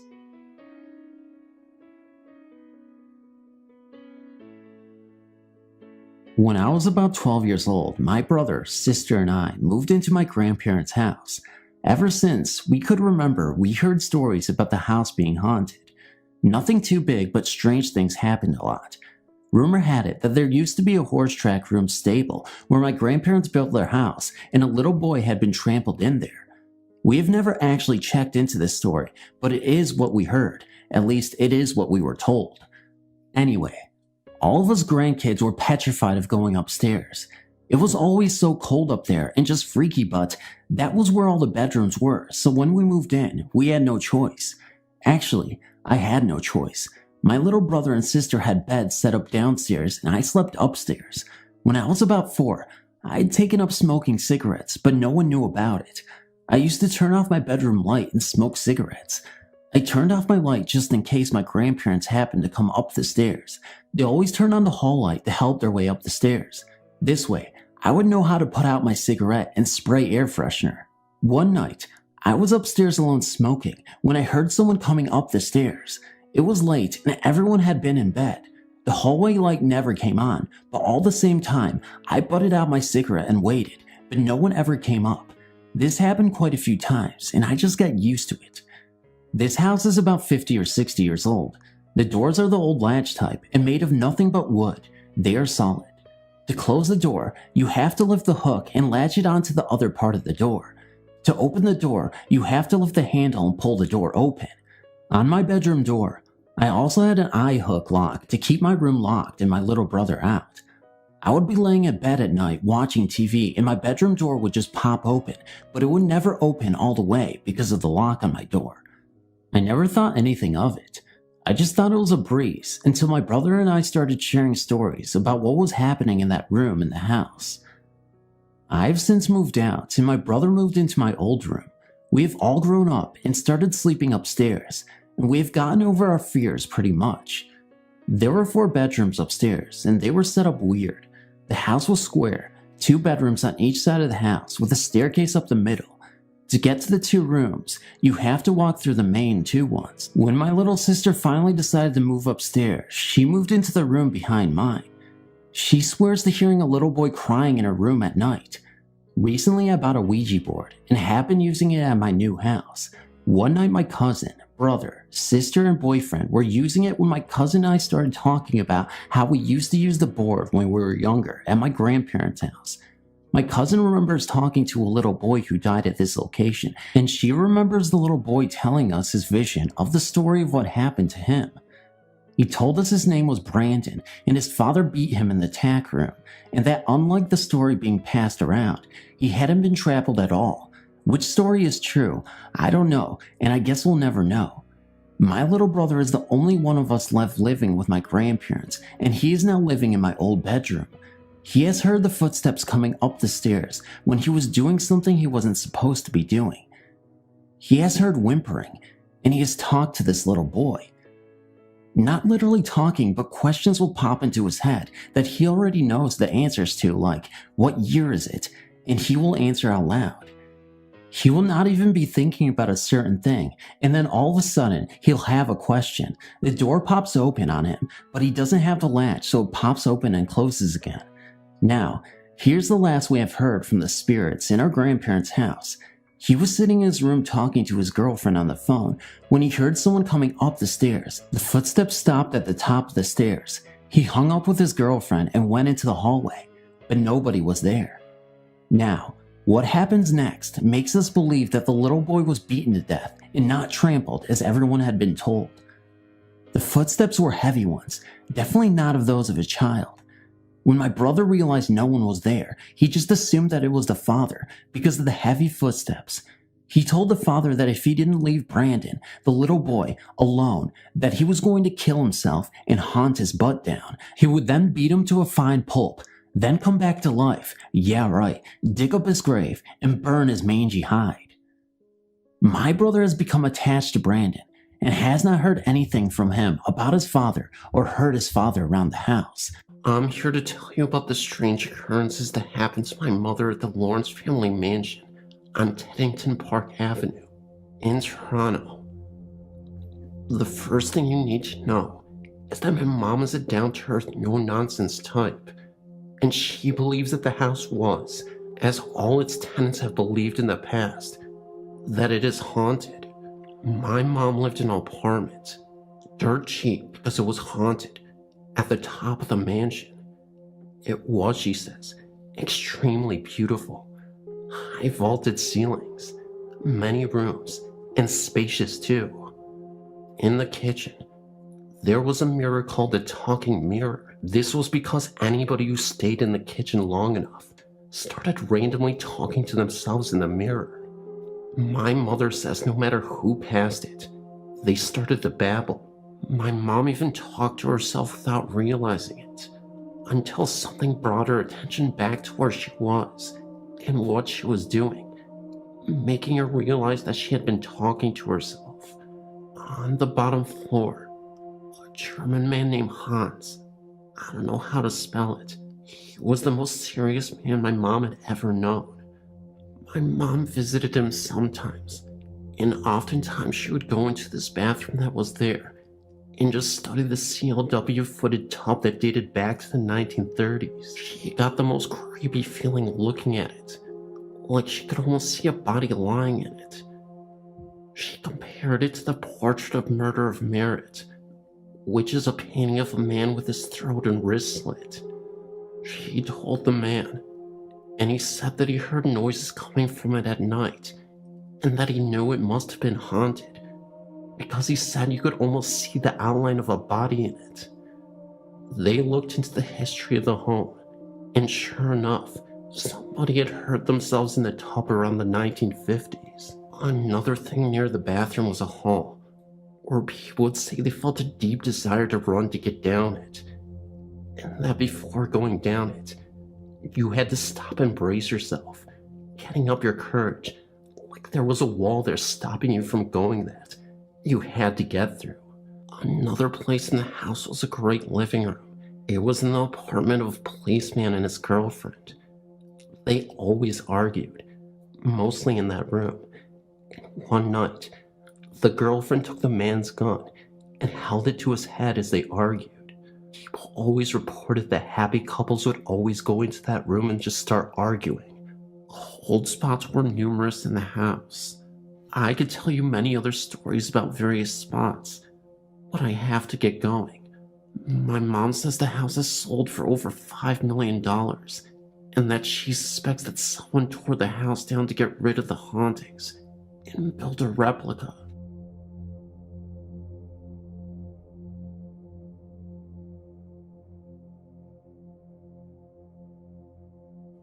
My name is Lindsay. I've lived with my family in this home for 4 years now, and ever since we've lived here, we've experienced some things. It seems though that most things have happened in my bedroom, and I often thought my parents did not believe the things I had told them about. The first month of living in my home, my mother awoke in the morning to find a painting of a woman. This painting was lying on the floor in the closet. It appeared overnight. She had questioned all of us in the home, and nobody had seen it before. The music boxes would play randomly in the middle of the night. Doorknobs, turning seconds before turning them yourself. My bedroom door always sounded like it was opening by itself, when it was really shut. It wasn't for a while when I actually started to see people, or should I say ghosts, in my room while I was sleeping. I have seen a translucent woman wearing brown rags several times. The first I'd ever seen her, she was standing at the foot of my bed with her mouth wide open, as if she was screaming, but I never heard a sound. It felt as though my heart had stopped. I was frozen with fear. I had rolled over and told myself it wasn't actually there, and that I was seeing things. Then about a month later, the same lady sat in my chair, in my room, just watching me. I then covered my face with my pillow and went back to sleep. In the morning, I told my mother about both times this lady being in my room, and she just mocked me. She just kind of laughed and joked about it. She told me that the first time that the lady was there, it was because her teeth hurt, because I'm planning on becoming a dentist after schooling. I didn't think my mom believed me at all. Sometime after that, a tall man stood next to the head of my bed, once again, just staring at me.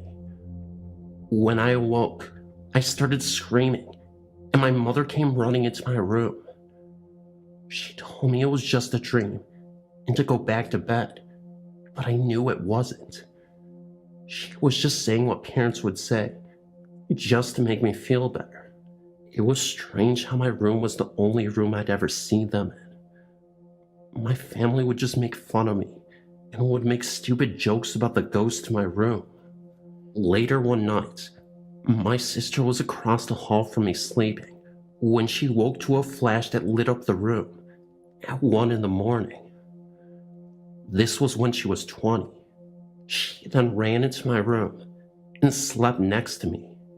She was not sure that it was a flash from a camera, since we were upstairs and everyone was sleeping.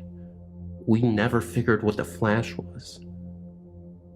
When my mother was away on vacation, and I was the only one home, I was sleeping, and when I woke in the middle of the night, I found myself eye to eye with a young girl who had to have been at least 10. She had a wound in her head where I had been.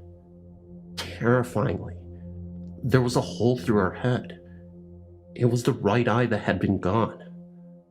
This was the most frightening thing I'd ever seen. I once again couldn't do anything. I was the only one home, so I laid there and went back to sleep. Once again, I see the woman lady, except this time, I find myself fighting her in my dream.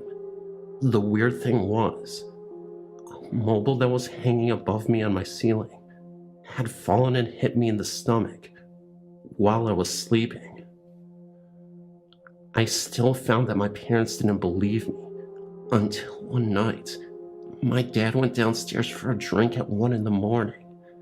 That's when he heard some girl humming a song.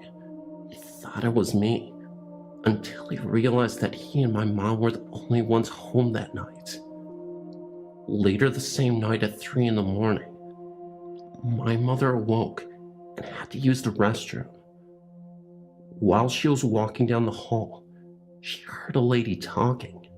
My parents told me about this when I arrived home the next morning, and now they believe me.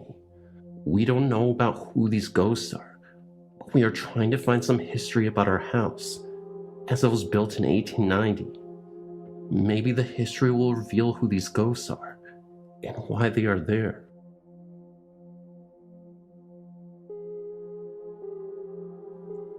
I grew up in a typical Maryberry-ish small southern town in southeast Tennessee.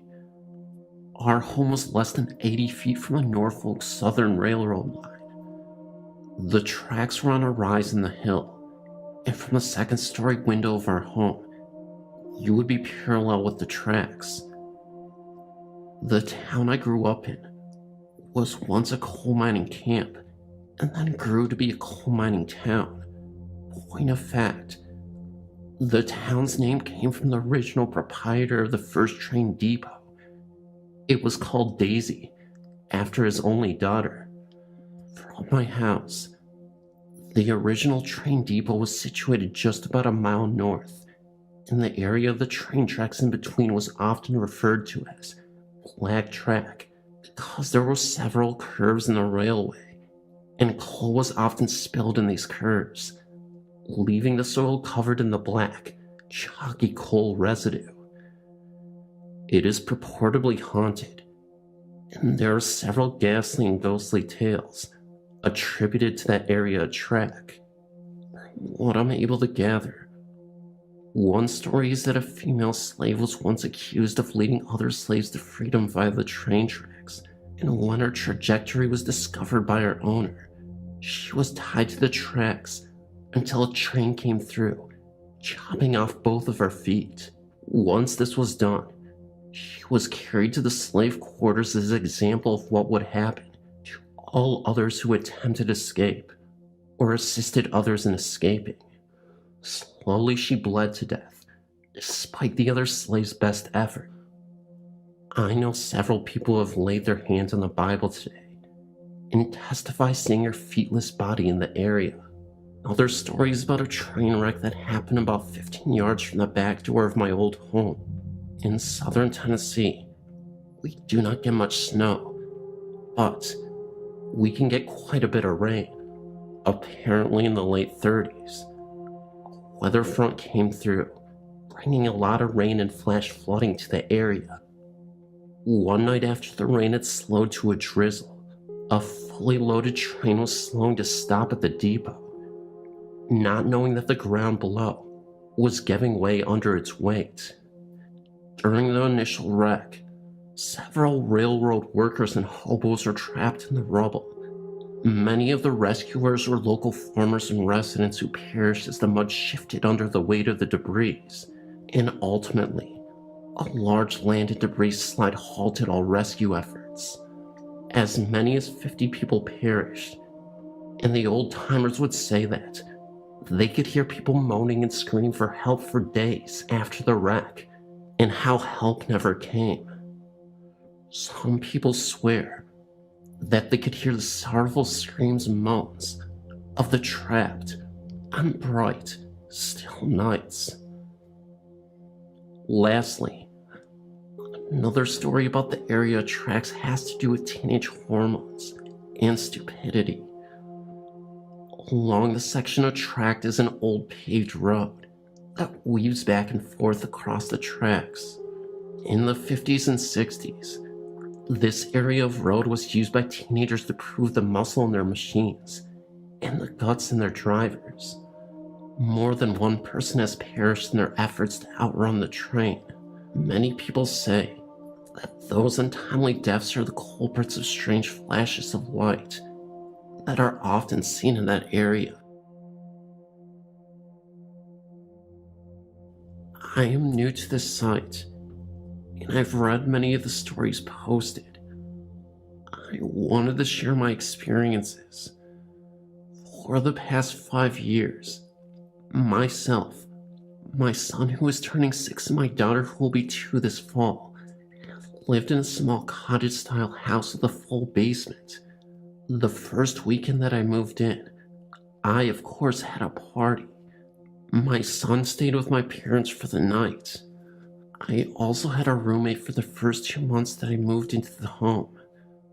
She had a cordless phone in the basement, and I had a regular phone upstairs.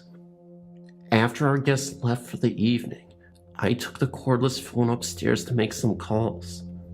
When I went to bed, I left the phone on the floor in my room. The next morning, I heard someone walking up the basement stairs. My bed was on the other side of the wall that led to the basement. I heard the footsteps walk through the kitchen, small dining room, and into the living room.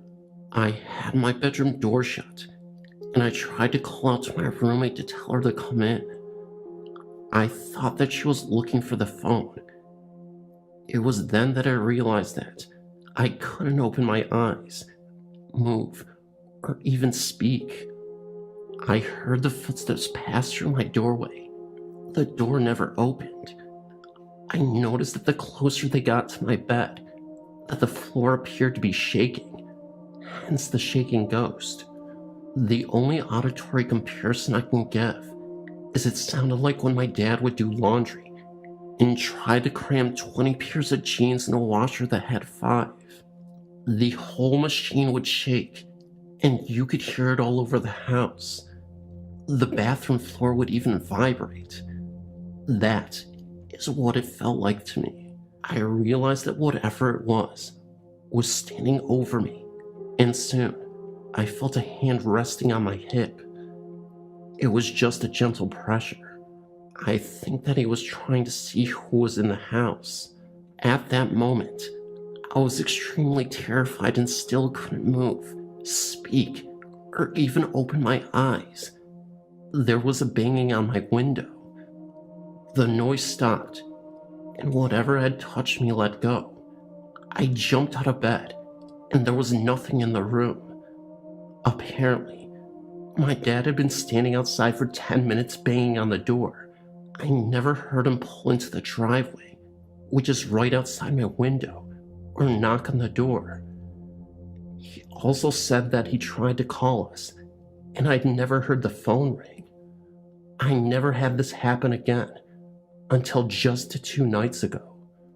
My daughter and I share a room, and around 2 in the morning, she woke up. I could hear her cry out, "Mama," and I tried to get up.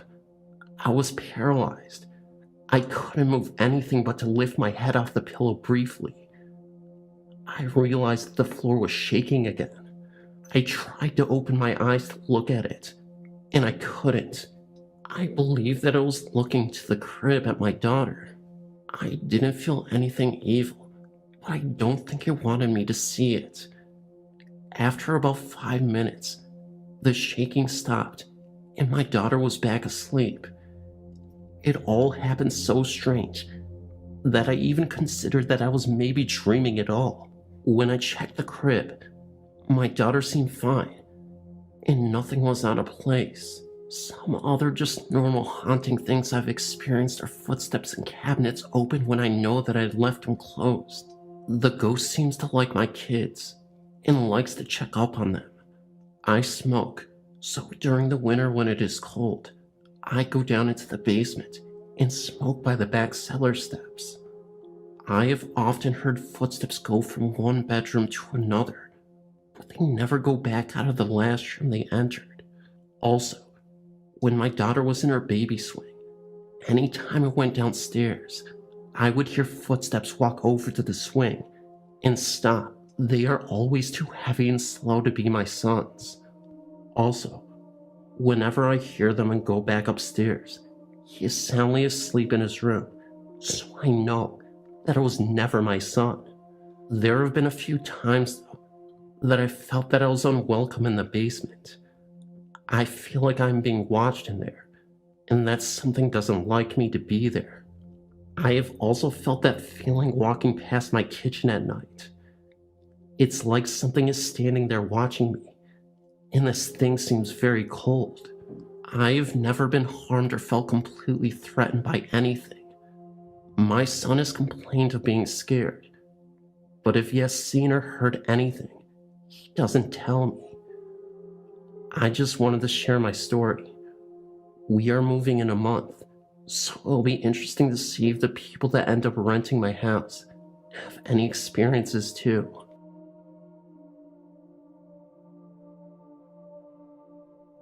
When I was about 6 or 7, I woke up in the middle of the night for a strange reason.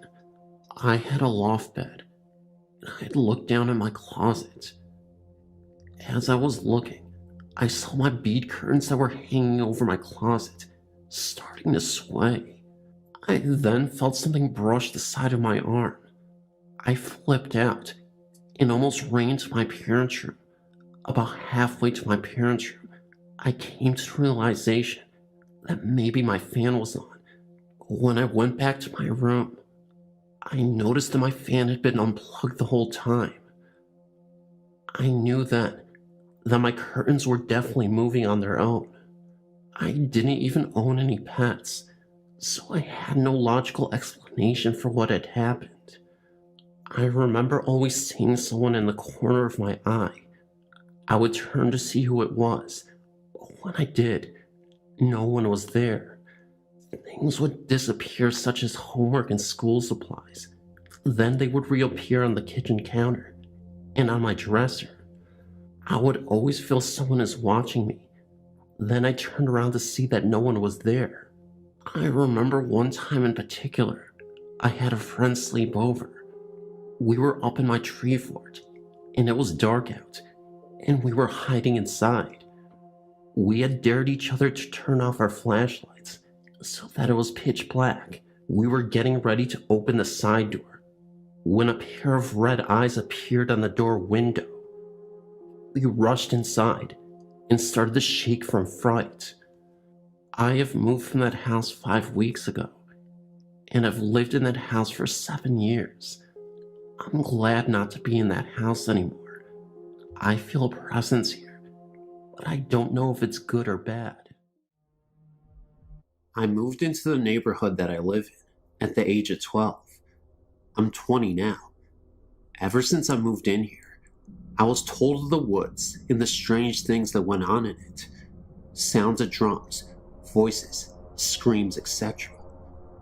Needless to say, the woods is creepy, so creepy that I refuse to go there at night. Let me explain. The woods consist of 2 sections, the front and the back.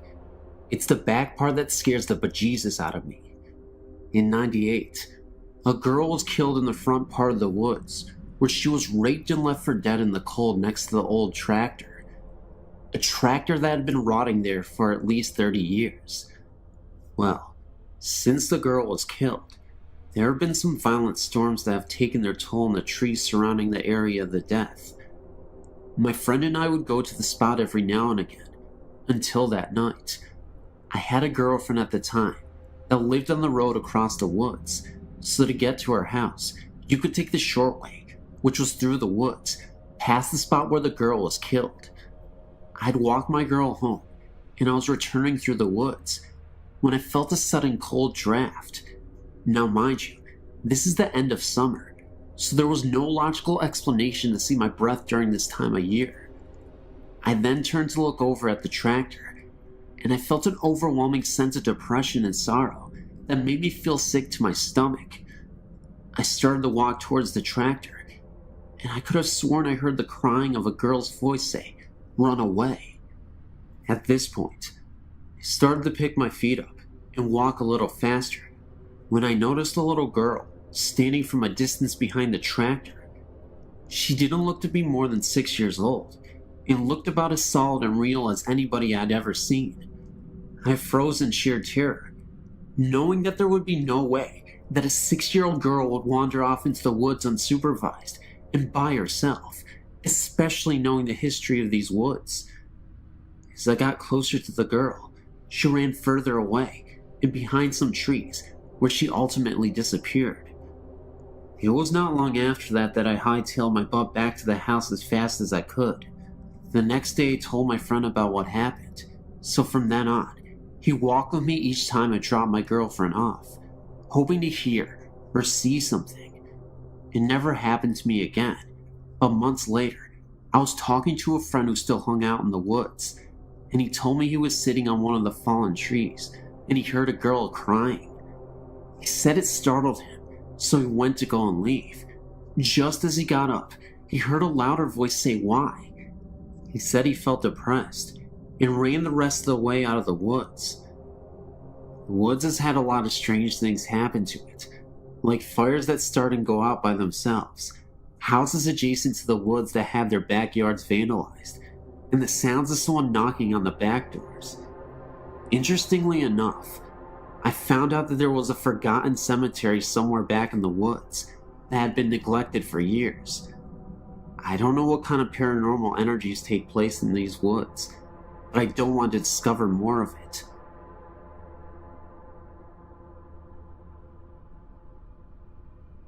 My parents still live in the same house I grew up in with my older sister. My experiences with ghosts began at about age 8. One night, I'd just gotten into bed and was waiting for my dad to come tuck me in. The lights were still on, and the whole family were upstairs. I wasn't alone or anything. I was wearing a nightgown. Suddenly, I felt 2 hands run quickly underneath my nightgown, up my legs, and over my body. I screamed bloody murder, and my parents came running in. I don't remember if they believed me, but I never slept in that room again. I traded rooms with my sister. Once she had begun sleeping in that room, she would tell us in the morning that someone would sit on the bed and say her name while they rubbed her head, but she never opened her eyes during these encounters. A few years later, I was getting my dad and I some ice cream in the kitchen. There was a new big bag of candy on the counter in front of me. Suddenly, it flew across the counter. I ran and told everyone. They believed me when they saw the candy on the other counter. Another time stayed homesick from school. I was lying in bed watching TV, and I kept hearing what sounded like marbles being dropped in the attic right above my bedroom. I was so scared, I called my mom, and she sent her friend over to stay with me. To this day, the TV in our kitchen turns on and off by itself. My aunt reported hearing music being played in her family room when everyone else was outside. Last weekend, my family gave me a bridal shower at my parents' house. When I got the pictures back, almost all of the pictures have orbs in them. I could not believe it. Whoever it is still there and still trying to be a part of us.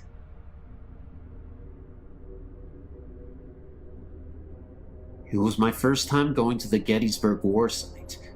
First, we visited their museum and looked at old clothing and war supplies.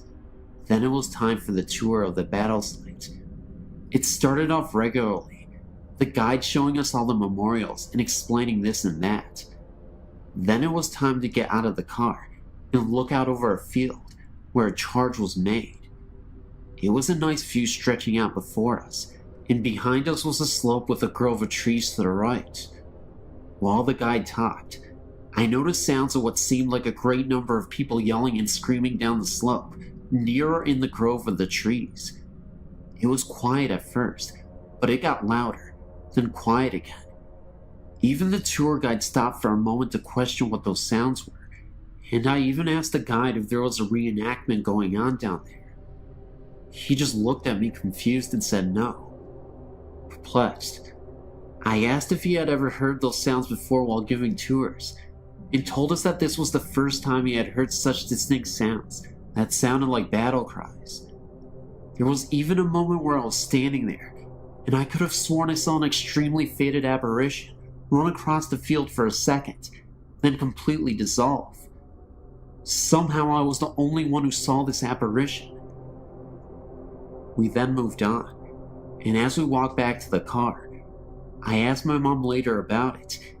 She thinks it was where the Confederate soldiers mustered up their courage by screaming war cries before they went to battle.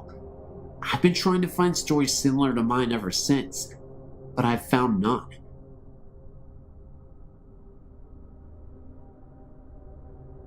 My name is John, and I've been a Civil War reenactor for about 4 years now, attending living history events and reenactments throughout the mid-Atlantic states. I'd like to tell you about an experience that my reenacting group had at Antietam National Battlefield, Maryland. My company, Company G, 96 Pennsylvania Volunteers, annually has a living history event at this famed Civil War battlefield. It was here that in September of 1862, one day's casualties amounted to 23,000, more killed, wounded, or missing in one day than the casualties in America's previous wars combined. At one point during the battle, one American was injured with every second ticked by. I'd like to note that this was the ground upon which we were camping on. To continue my story, we traditionally take a walk into the battlefield to a small lane known as the Sunken Road. Here, Confederates hunkered down on a road that had been worn down by years of wagon travel, holding off wave after wave of heroic Union soldiers advancing upon them. Eventually, the Union forces swarmed over the Confederates' right flank and fired into the rebels from down the road, driving them off. This is where we annually took a midnight tour, hoping to catch a glimpse of energy left from 1862. Please note that even though the park closes around 10 p.m., the rangers often allow us reenactors to walk around. This is because if we found anyone defacing a monument or even shifting a pebble, that person will be praying for a ranger to come by and save him. So this night, about a dozen of us strolled down the sunken road and eventually came upon a monument located in about the center of the lane's length. We sat down along the banks of the road to relax and take in the atmosphere. About 20 minutes passed with silence and a few pictures taken here and there of us around the monument. Soon, 4 of us, myself included, chose to walk the remaining distance of the road to an observation tower, climb it, take a few snapshots, then head back. So we decided to walk down to the tower, ascend a few flights of stairs, and took a look around. Meanwhile, back at the monument, our captain decided that everyone had better get back to camp, so he sent 2 men to go retrieve us from the tower. No sooner had those 2 began to walk down the road, when the remaining few men heard shoes and heel plates, horseshoe-like plates we wear on our leather shoes, on the gravel and earth down the road. First 2 pair, then 4 pair, then 6, and so on. Equipment could be heard rustling around on the body: knapsacks, canteens, cartridge boxes. If anyone knows what it sounds like to have men marching on a dirty road with full gear on, it's us. The sounds continually crescendoed until one man sat up, looked down the road, and stirred the other men to listen. Just as they began to sit up and peer into the darkness down the road, the sounds faded away just as quickly as they came in. Another man jumped up, went down the road and looked over the fences and banks, only to find weeds and small shrubs. He figured that if this was some sort of ghost regiment, it may have followed those 2 men who had begun to walk down the road to the tower to fetch us. I also had another story I experienced firsthand during a sleepless night in an old gun mill. We also used to have an annual event at Jacobsburg State Park, Pennsylvania. On the land is the Henry homestead, including a mansion and a house whose basement was the gun mill. The house now is a museum to the Henrys, and the mill below it is open to see the machinery and processes of old-time gun making. The history of the homestead dates back to the Flintlocks. Our event took place very near the homestead, and since it was going to be extremely chilly that night, the caretakers were kind enough to allow us to sleep in the house that night. Little did I know about the death that occurred in the house long ago. A young girl had contracted a contagious disease, one of those terrible, yet common diseases of the old days. She had died, and since it was thought that her illness could be contracted even though she was dead, the viewing of her body was not a traditional one. Her body was placed on a large windowsill inside the house, of a window outlet that protruded onto the front porch. This way, the viewers could stay out on the front porch and peer in through the windows to see her on the windowsill. Of course, nowadays, ghost stories fill the house, so now it was time to go to bed. You could say, more like hit the hardwood floor. Of course, the lucky guy I am, I got a spot directly to the large window and the windowsill. I laid there half the night, listening to each hour tick away on the clock in the next room. Eventually, I had enough, so I moved to a spot further away from the sill. I laid there for some time, and then heard something. The noise was coming from, it sounded like the downstairs. The best description I can give is that it sounded like an older lady mourning, or crying, possibly over the recent death of her daughter. It was not the house settling or creaking, as it continued for what seemed like years. Okay, well, maybe a few minutes. My house also creaks a lot, and it sounded like nothing I had ever heard before. Scared out of my wits, I frantically tapped on the leg of my first sergeant, laying just a few feet away from me. He awoke, and I told him to listen. He heard the sound too, but not even wanting to ponder over it, he nervously said, "Wonder what that was," and quickly laid back down. The sound soon died off, no pun intended. Sleep was pretty much out of the question now, so I laid there another hour or so, until I heard something else. This one is easy to describe. Imagine being outside, and 2 other people are far away from you having a conversation. You can make out murmurs, in tones and voice, but not individual words. Almost like being underwater, and someone is talking above surface. That's what I heard. Only it seemed to be between a lady and a child, probably a young boy. Again, the sounds came from below the floor in the basement. These didn't last as long, possibly because God answered my prayers for them to stop. That night, I heard every single hour chime by, and every minute crawl past, every second tick by on the clock. Needless to say, the next morning, I wasn't a happy camper. Hope you enjoyed my stories, and yes, they're true. I told them just as I know them. Have a good one. I was in an infantry company in Germany back in 1989 to 1991. We used what is called a Bradley fighting vehicle. It weighs about 51,000 pounds and looks like a tank.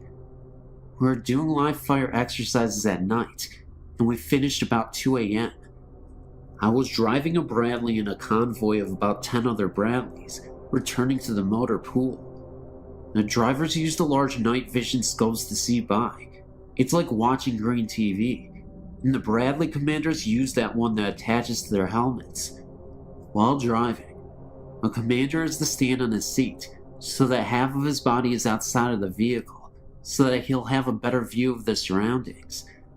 At about 3 a.m., I saw a man standing by the dirt road we were traveling on. I figured he was one of the German range patrolmen, and that he was just waiting for us to pass. Right after the Bradley in front of me passed, this man walked right out into the dust of that Bradley. I hit the brakes to avoid hitting him. At the exact moment, my commander said watch out, but it was already too late. I knew I must have hit him. I didn't even see him come out on either side. My commander then asked me if I'd seen a man walk out in front of us too. I said yes, and then he said that he had too. But when he turned around to check for a body, there wasn't one anywhere on the road. This dirt road was about 50 feet across, and when we returned to the motor pool, we took a flashlight and checked the whole front end, and found nothing. No blood, no piece of clothing. There was nothing.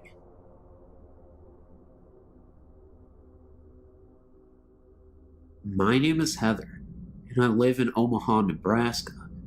I've only seen a few ghosts or spirits in my life. Sometimes I do get the chills though, like someone or something is nearby. The first spirit I saw was when I was younger, about 13 years. My mother told me to go into our basement to get some candles, which wasn't unusual. We spent a lot of time in the basement, playing slot cars and electric trains, and my dad has a workshop down there for models. As I fetched the candles, I felt watched. I scampered back upstairs, startled and panicked, and told myself not to be so silly. I give Mom the candles. I don't remember why she needed them, and felt the nagging, watching feeling again.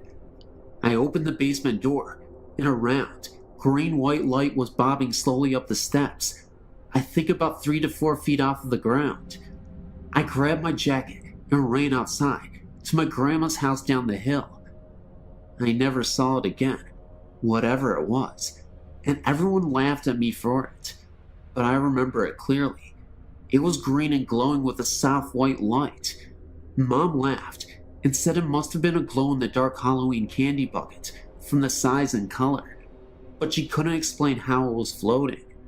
My house is quite old, about 80 years, and nothing like this has ever happened again. We're the third family living there, and nothing violent ever goes on. I still get the odd feeling, but it's never been strong enough to make me panic again. The second spirit I saw really floored me. I was 14 and was riding my bike around town since it was a nice summer day, and I ended up on 2nd and 22 in Q, about 3 miles from my house. There's nothing there but cheap houses, and it's not a bad neighborhood, but it's not the richest in the world. But it's not a cheap, run-down area. Just relaxed, second-hand. Nothing violent ever happened there before. It's become a run-down area now, and there was no graveyard or ancient Indian burial ground or anything that I or anyone else knows of. I wanted to go to Dairy Queen on 24th and Q, and I was behind it. As I came to 22nd, I saw a flat field where I knew there should be houses. It was filled with what I can now describe as short, rectangular tombstones. I saw a woman standing there, dressed all in browns and earth tones. I couldn't even see her face or hands. She had a headscarf on, and her hands were held in front of her, covered by her sleeves. I think she had on brown shoes, but I don't really remember her having feet or not. I'm inclined to think not. I asked her what this was, but she didn't answer. I turned back to the graves, which had vanished and replaced with the things that should have been there. Streets, houses, sidewalks, trees. I turned back to the lady, and she was gone. I had a very chilly, uneasy feeling, and a few dead leaves fluttered by. I rode away as fast as I could. I once saw a strange figure in the mirror, a girl my age, 13, but with dark brown hair, with thin bangs, and braids past the bottom of the mirror frame. She just startled me, but caused me no harm. The last one I saw left me breathless and thrilled. I was staring out the window to our front window when I thought I saw something in the clouds. It couldn't have been lightning because it wasn't fast enough. It resembled very slow lightning. It was white and long and crooked. I got up and tried to stare out by the light. It was at a bad angle, so I stood up and walked to the front door. As I peered out the glass, I saw a flash of lightning and a giant pair of silvery white eyes, rimmed with blue, which then vanished in a flush. The outside of the window was covered with condensation, like breath, which smelled really sweet, like milk. I wiped it away. I've come to the conclusion that the first three were just random encounters, but the last one was a kind spirit, one that was looking in on me. I haven't seen anything so clearly after age 15, but sometimes I see holes in my vision, weird things. After rubbing my eyes and refocusing, they're gone. And sometimes I can hear odd noises and voices no one else can. I don't think I'm psychic or anything, but I do think I'm a little more sensitive than the people around me. I know, you may not believe this, but it happened. It's true. Thank you. I feel kinda silly writing this, since I haven't talked much about it since it happened. I'm 17 now, and still can't come up with any explanation other than spirits. I've always been a believer, and hoped to one day have my own encounter with ghosts. I never thought it would be as terrifying as it was.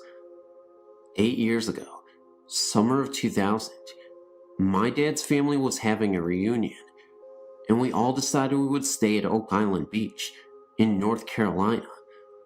I'm not sure if that is the exact name. I know it was something to do with oak in it. The week we were there, the weather was very fickle. It rained most days, and the sun was only out 3 or 4 times. Most of our time was spent indoors.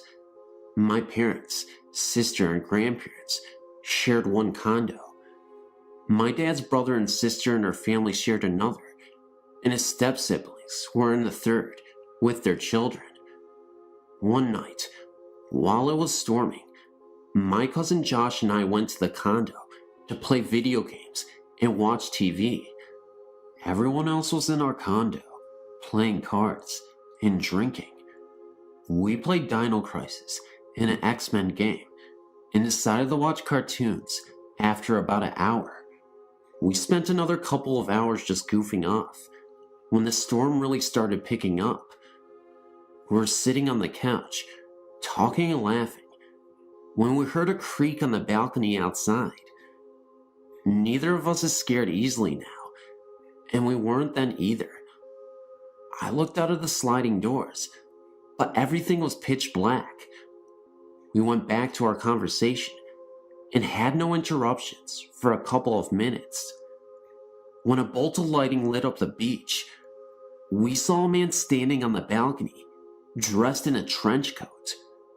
He seemed to be looking out at the sea. It all happened so suddenly. We didn't believe what we saw, no matter how skeptical we were. We weren't about to go and check like I had with the noise. After a couple of minutes, we noticed the door was fogging up. Not the entire thing, just a little patch, about 6 feet off of the floor. We were very spooked now. During the next bolt of lightning, we both saw the man standing against the door, looking in on us. He screamed, and I screamed, and we jumped over the couch, headed for the door. We yanked it open, and as we did, we heard the sound of glass breaking. We didn't look back, just ran across the parking lot to the other condo. When we came in, we were soaked and out of breath. Our parents started to freak, asking us what was wrong. When I told them, they just laughed and brushed it off. We kept begging them to call someone, but they refused. After about a minute, they got fed up with it. They grabbed us and their umbrellas and dragged us over there. When we went in, the place was just as we left it. The door was intact, and no one was on the balcony, not even a footprint. I know I didn't imagine it. I believe that the spirit was drawn to me for some reason. My cousin has had no other experiences that he has told me about, and I've had quite a few, but none as intense as the first. Anyone that has had a similar experience, know that you're not alone. Finding the site has opened my eyes to the world of ghosts and those that have been affected by them. Thanks.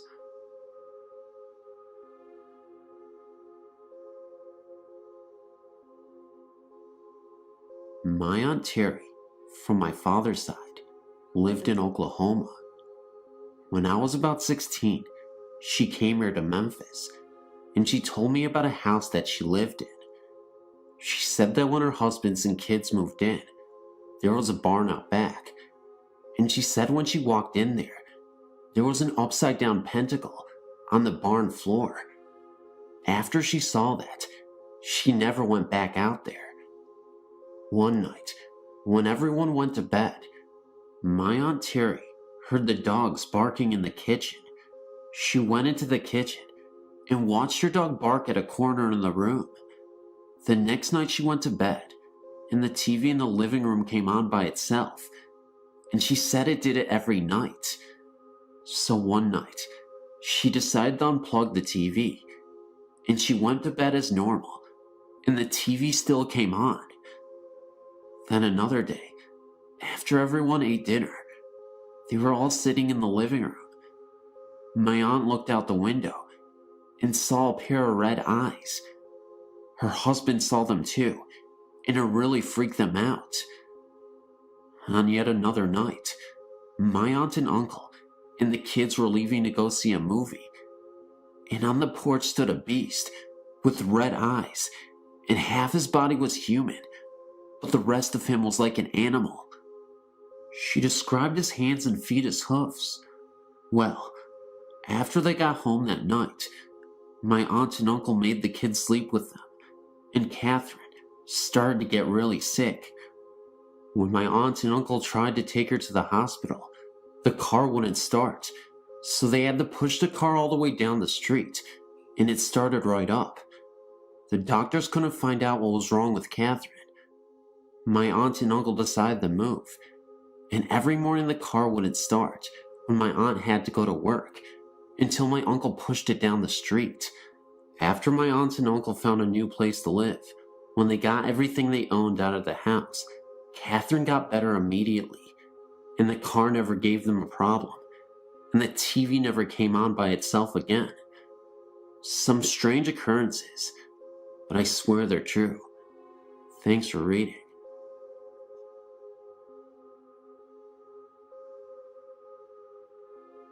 The Hampton Inn on Warner Road, off Route 279, has a haunted room, which is number 417. My husband stayed in this room while on a business trip in March 2008. He frequently stays at this hotel while in Maryland, but never had an experience like this until he stayed in room 417. This was his room for 3 nights, and for the first 2 nights, he was very restless and didn't sleep well, which was not a normal occurrence for him.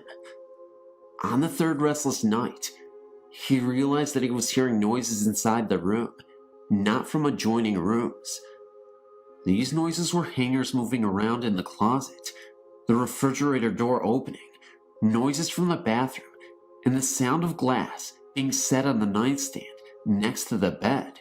Final thing that really spooked him was that something grabbed his side as he laid on the bed, trying to ignore the sounds and fall asleep. He was not imagining any of this. He could still feel the sensation of his side after jumping out of bed. He looked around the room and checked the deadbolt lock on the door, and all was secure. He considered packing and checking out, but it was 3 a.m. He finally fell asleep and checked out the next morning. He has since stayed at the hotel and was offered the same room upon check-in, but he refused it. The hotel clerk wanted to know why, but he didn't want to sound foolish and wouldn't elaborate on his experience. For the record, he didn't believe in ghosts or spirits until this happened. We believe that someone must have died in this room, heart attack or something, and their spirit is trapped there. We dare anyone to stay in this room. It is creepy.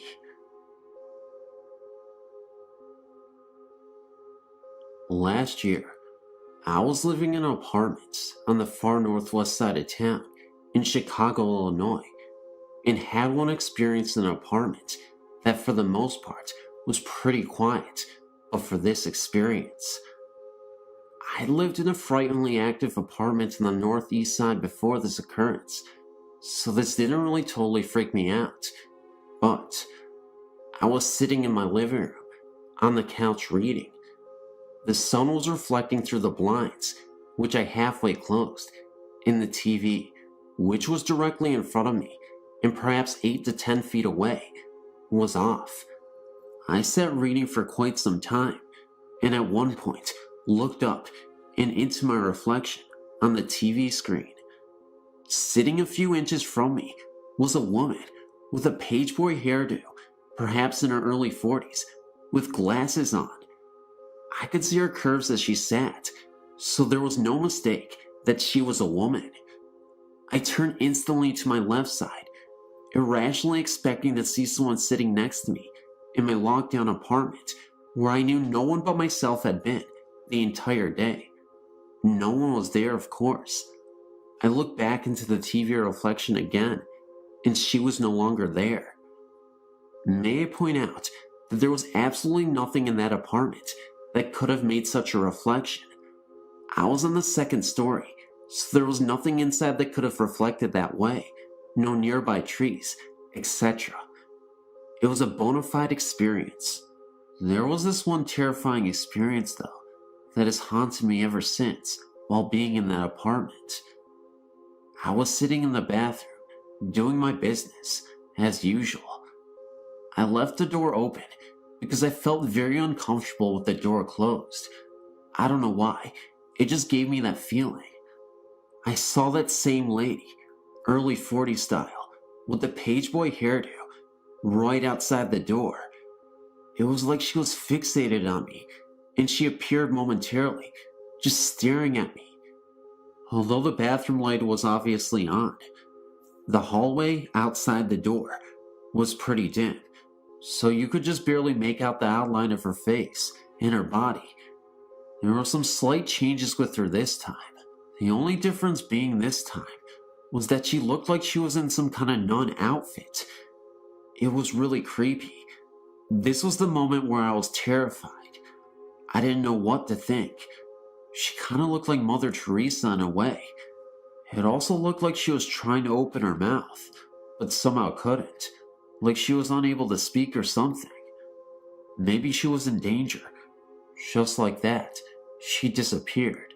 And later on in that day, I also saw an orb float around. It was pretty eerie. For the record, this was a highly Polish neighborhood and had been for years, so I have a feeling it was some old Polish lady that couldn't leave her building. I lived there for a year and am now gone. I also have a theory that because she is Polish, that she was wearing the nun attire due to her religion. You see, Polish people are Roman Catholics usually, so it all made sense to me at the time when I thought about it. Thanks for reading.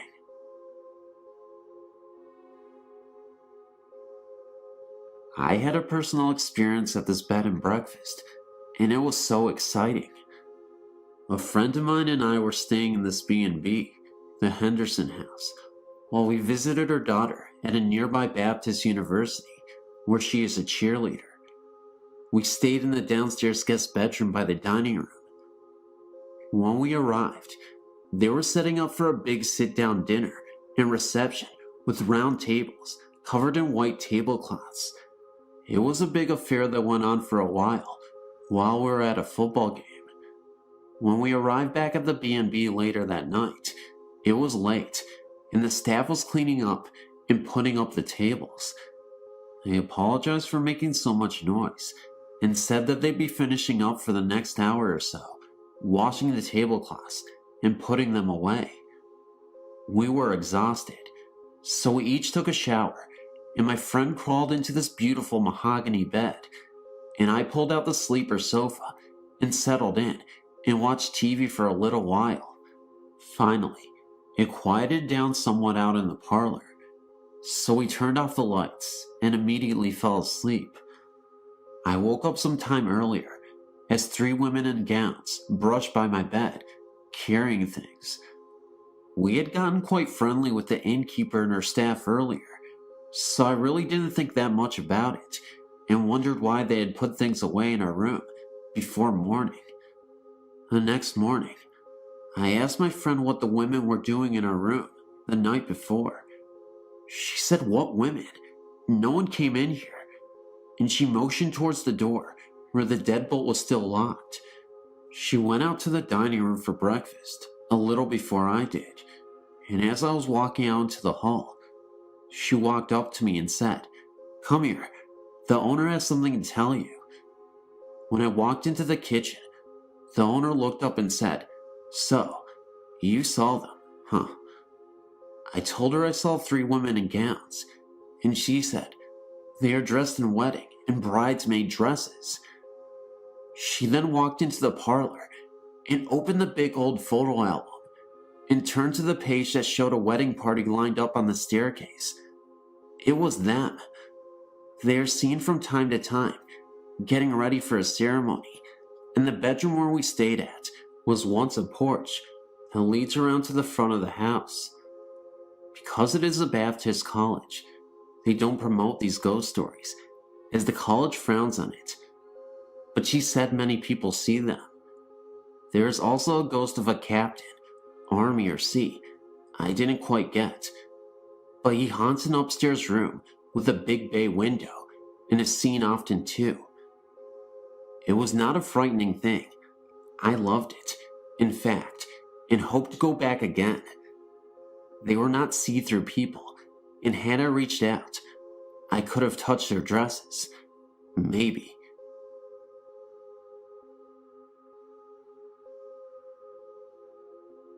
In the year 2000, my husband and I moved to LaGrange, Georgia, to a fairly new apartment on Old Airport Road. His job had transferred him from New Hampshire, and he was able to be on a 5-day shift, 5 on and 5 off. That meant he would not be home every other week, as he was a truck driver for a major store chain. Anyway, after being there a month or so, we decided that it was a great little town to settle down in and began looking for a house. During this time, we had no incidents at the apartment. After another 2 months of searching, we finally found the house we wanted. It was a 3-bedroom ranch with a small in-ground pool located in a rural part of LaGrange. When our offer was accepted, we were ecstatic. This is when my 4-year-old son began falling out of bed at night, something he had neither done before or after living at this apartment. Eventually, this led him to waking up in the middle of the night, and I would have to go in and confront him, which was usually fairly easy to do, and he'd go back to sleep, only to wake up later again in the night. When I put them to bed, I would sit in the hallway between both of their doors. Daughter's bedroom was at the end of the hall, which was about 10 feet long, but their doors were close together. I would have all the lights off, except the hallway, and once they were asleep, I'd go and get on the PC in the dining room, adjacent to their hallway. This hallway had a bathroom at the opposite end of the bedrooms and a laundry closet where my washing machine were. One night, my son insisted I lay with him in bed, so I laid down behind him, closest to his closet, with him closest to the door. My eyes were closed, and we were both resting quietly, when suddenly he half sat up in bed and said, "Who is that?" Naturally, I asked, "What do you mean?" He said a woman in a long skirt just walked by his bedroom door and headed to his sister's room. Of course, this is the week my husband's gone, so I'm alone in the apartment, thinking someone must have broken into our second-floor apartment. So I got up and looked.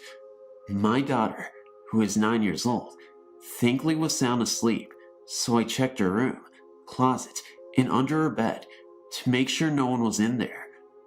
I questioned my son again, and he said no one passed back by his door, and there's no exit from my daughter's room, just right by my son's room. I brought both kids to sleep in my bed on the other side of the apartment that night. Another night, I sat in the hall again until they were both asleep.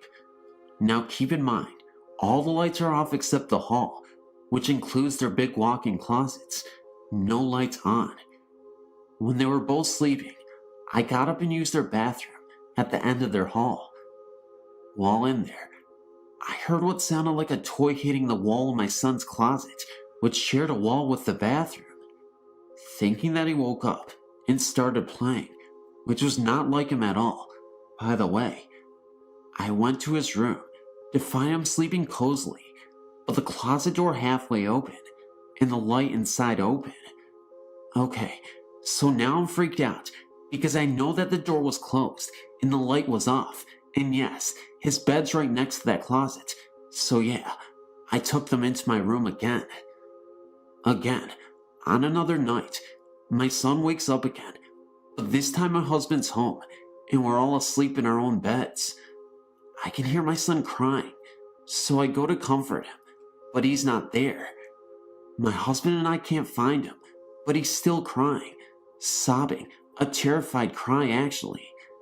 In a minute or two, we find him hiding under the sink in the bathroom at the end of his hallway. He told us the mean lady won't let him pass.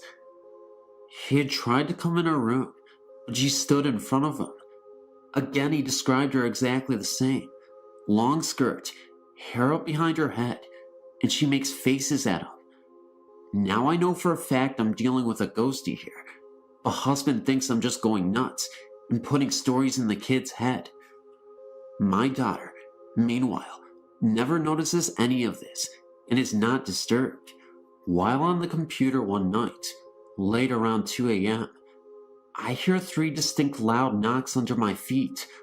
One on the left in the small kitchen, one directly below my feet, and one to my right. Sounded like someone downstairs used a broom to knock on the ceiling in extremely rapid succession.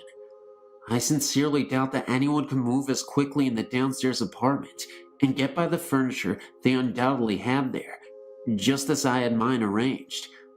I know for a fact the lady and her kids were in bed by 10 at night. So the bank has decided that they will give us a loan on any house in Lagrange, except that one, because it's rural, so we try another place and another. One night, I'm sleeping, and have a more vivid than any other dream I've ever had. Kind of like a dream nightmare. In it, we live in the house, and I'm looking for my son, only to find him floating face down in the pool. I woke up crying, and made up my mind that there's no way I'm ever moving into the house. So now I must convince hubby, who thinks I'm nuts anyway, and is determined to get to that house. Well, having bought a puppy when we started looking for a house, this collie is now almost fully grown size, but he still has accidents, so we keep him penned in the kitchen with a large baby gate. When we go out, this doggy somehow gets past the gate by pushing a corner or whatever, and is running around our apartment. So one night, we're going out to dinner, and hubby and I lock up Poochie and set 2 high back dining chairs against the gate.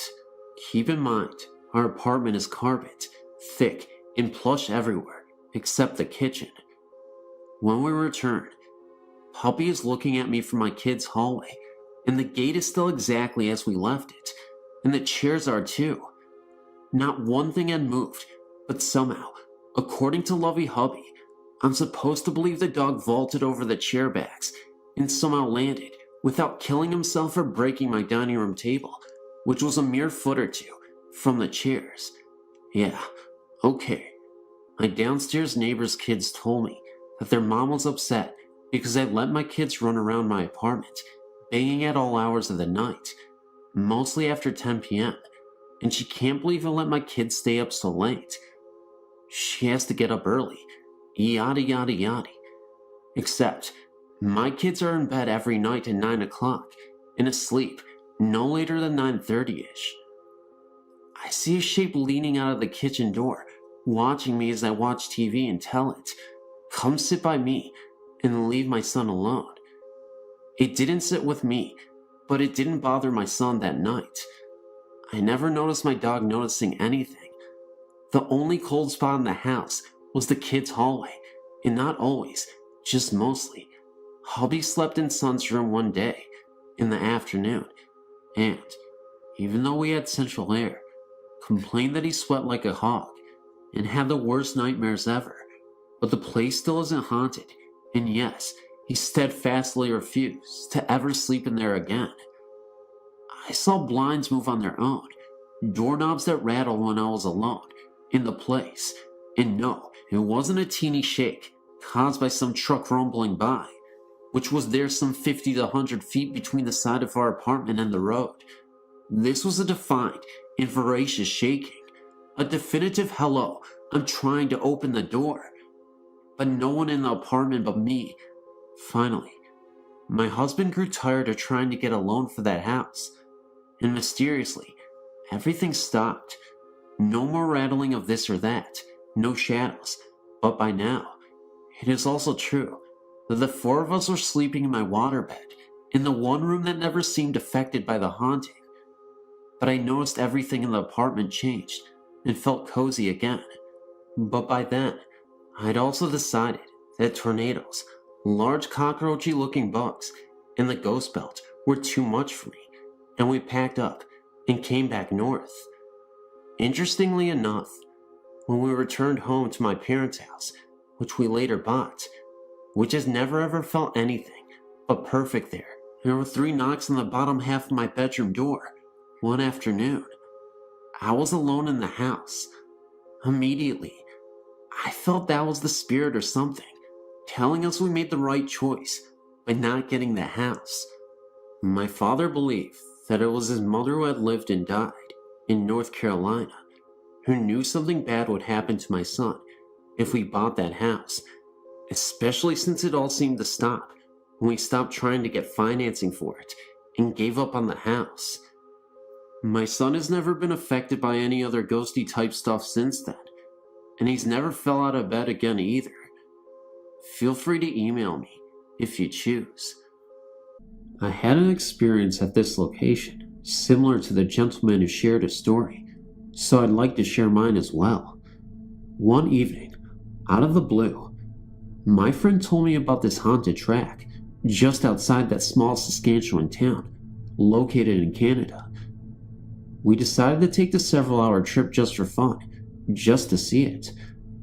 My friend, who knew about it, had already been there several times and told us exciting but scary stories about it.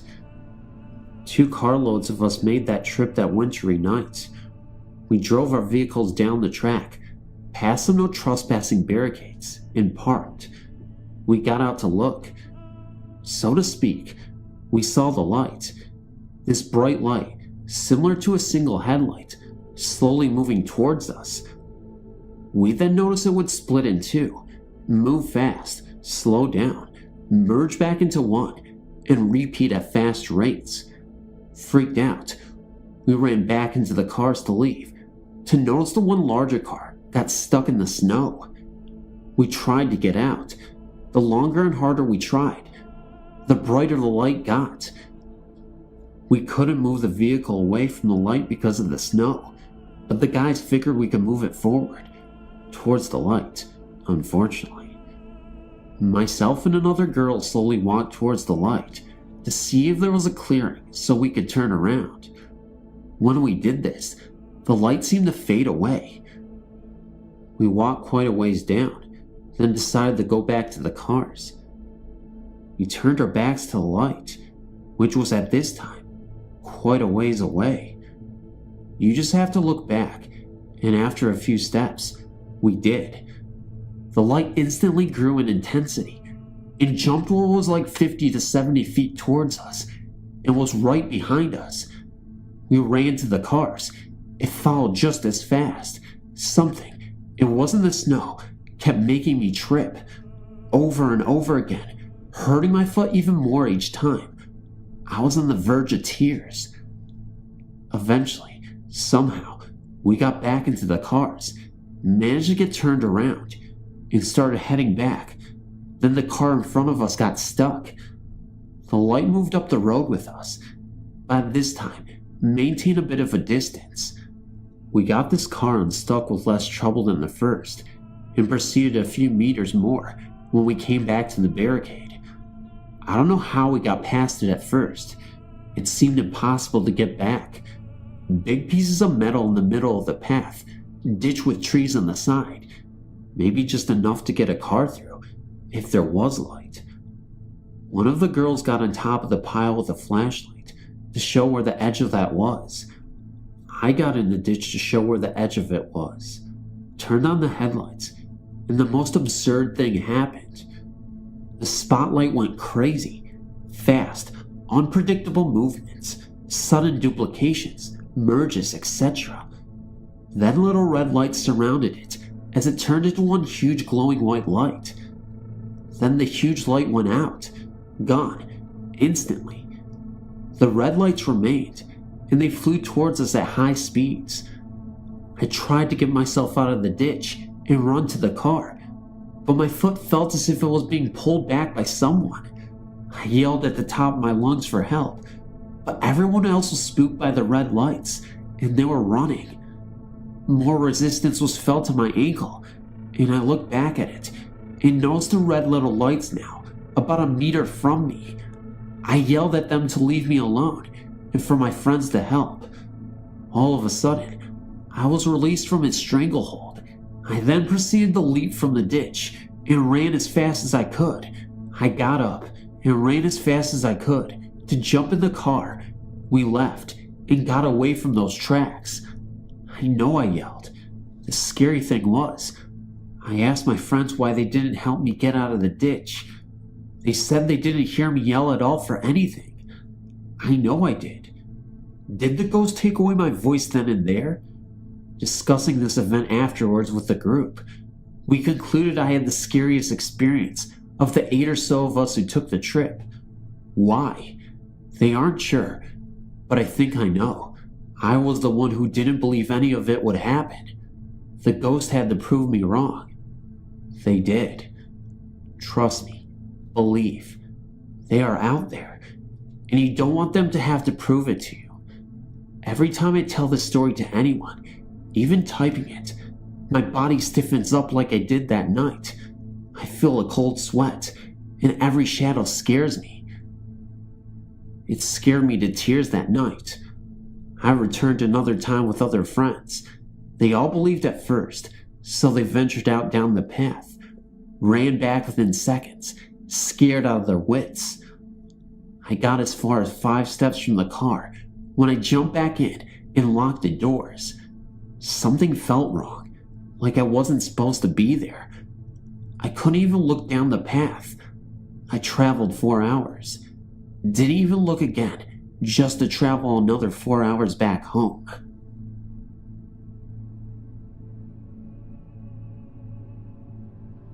Over 35 years ago, in our farm neighborhood, there was a farm where an old woman lived alone. It was said around the neighborhood that the old lady was a witch. I don't know if she actually was a witch, but she was pretty scary looking. She wore long dresses and always had a scarf tied over her head. She walked with a cane and was kind of stooped over looking. She didn't own a car, and we would see her walking up and down the roads, picking up cans and bottles, which I guess she sold. We would pass her in the mornings on the school bus, and whenever the bus went by her, all the kids would quiet down and sit silently in their seats. We wouldn't admit it, but we were scared of her. As I said, she lived on a farm. She did not farm the land, but rather cash rented her ground to another farmer. The land was a mix of ridgeland and rich bottom ground, prime farmland. There was a nice large woods which held an abundance of wildlife.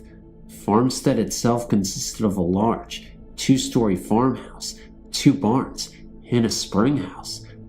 Large old pines surrounded the house. It actually was kind of a pretty farm. In 1963, the old lady died alone, and her land was bought by a neighbor in a sheriff's sale. The neighbor was never successful in finding a tenant for the house. It seemed that nobody would live there very long. Then, in 1966, the house and all the outbuildings burned to the ground. The ensuing investigation didn't ever turn up much, but to this day, the rubble of the fires is still there, and the site is slowly going back to nature. Just a large pine still mark where the farm stood. Along came 1967, and for me, life changed. Graduation, the Marines, and Vietnam. Thoughts of witchy-looking old ladies were the furthest from my mind. Presently, after 2 tours, I returned to the good old USA, and for a while, traveled around, seeing the country. Soon, I became homesick and moved back home to Indiana. Having lived in the bush for a couple of years, I guess I had a hard time adjusting to life among people, so I would spend a lot of time in the woods hunting, or just sitting alone, in the quiet. Upon my return home, I asked the owner of the old witch farm if I could hunt on the ground he owned.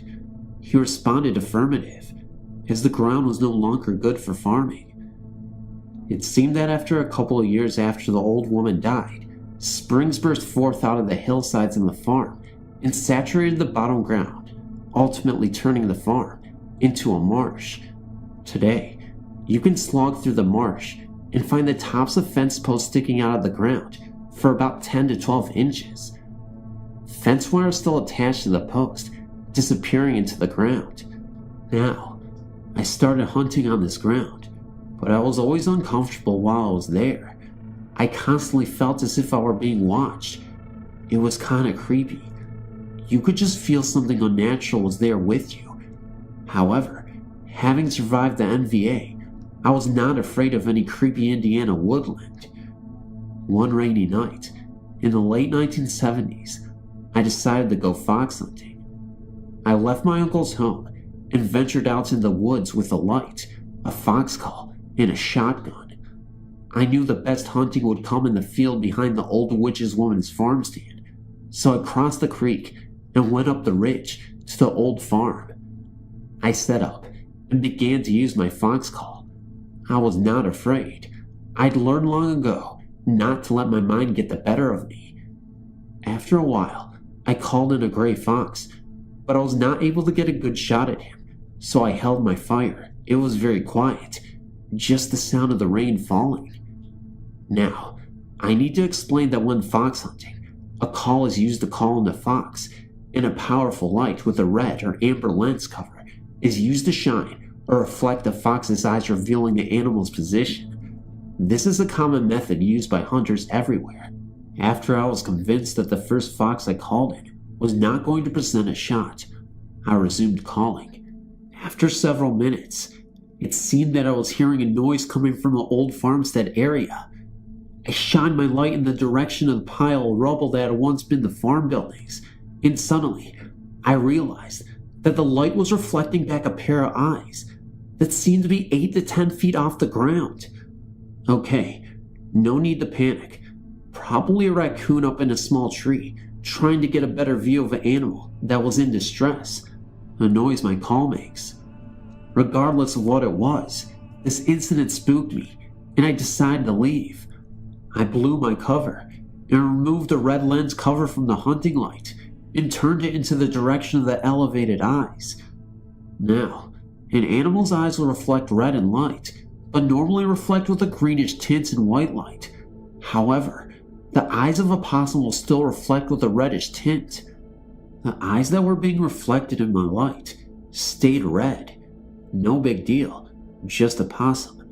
I gathered my gear and started across the field for the wooded slope to go home. Turning my light in the direction of the red reflecting eyes, they were still there, unmoving, but closer. Now, any animal whose eyes are being reflected in light will eventually move their head, causing a momentary break in the reflection. These eyes were unblinking, unmoving, except they appeared to be following me towards the woods. Scariest thing was the fact that the eyes were still about 10 feet off the ground. It was then I realized that there were no trees in the field for an animal to be in, and no Indiana owls can hover like a Harrier jet. Suddenly, this battle-tested Marine panicked and started double timing towards the woods. I found the footpath that went down to the creek crossing and started down it. After going about 40 meters into the woods, I stopped dead in my tracks. I was suddenly paralyzed with fear. I knew if I turned around that the pursuing eyeshine would be behind me. Mustering my courage, I slowly turned, shotgun at the ready, and as sure as hell, the reflection was there at the tree line, still about 10 feet off the ground. In the powerful beam of my hunting light, I should be able to see the body of whatever was following me, but all I could see were the eyes, staring, almost seeming to glow red. I was toying with the idea of shooting at what I was now sure was an apparition, but a low guttural sound, which came from the same location of the eyes, convinced me that this was not a good idea. I was overwhelmed with the feeling to get the hell out of here, so finding the feeling in my legs, I broke and ran like I never had before. I did not even use the stepping stones at the creek crossing. I just splashed through the water. I continued my pace through the scrub timber until I finally found safety in my uncle's farmyard. At this time, I heard a cry coming from the timber that I cannot duplicate or describe accurately, but it had a mocking quality to it. What did I see in those woods that night? I don't know. It wasn't anything indigenous to the Indiana woods. It was something that scared the hell out of me more than an NVA B-40 rocket ever did. I know that I will never go into the woods again at night. This incident happened over 20 years ago, but I can't shake the image from my mind.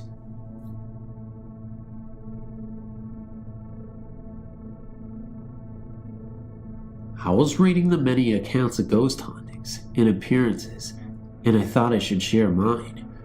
My senior year, my sister, my friend Mindy, George, Joey, and myself decided to go and search for ghosts in a place that is known for many ghost hauntings. I'm from San Antonio, and some of you may be familiar with the tracks, school bus crash that killed several children and bus driver in the surrounding Espada Park. On the way to the tracks, there is a cemetery about a couple of blocks off the main street that leads you to the tracks. It was about 11:30 at night, and we heard about the statue of the Virgin Mary, that if you stare at her long enough, she starts to rock back and forth. This whole area is known for many ghost sightings because it is also a battlefield. The statue is located in the cemetery, near the small road that leads into the cemetery. The cemetery has a gate surrounding it and a chained entrance. Well, anyway, we parked outside the fence and sat in silence to see if this was true.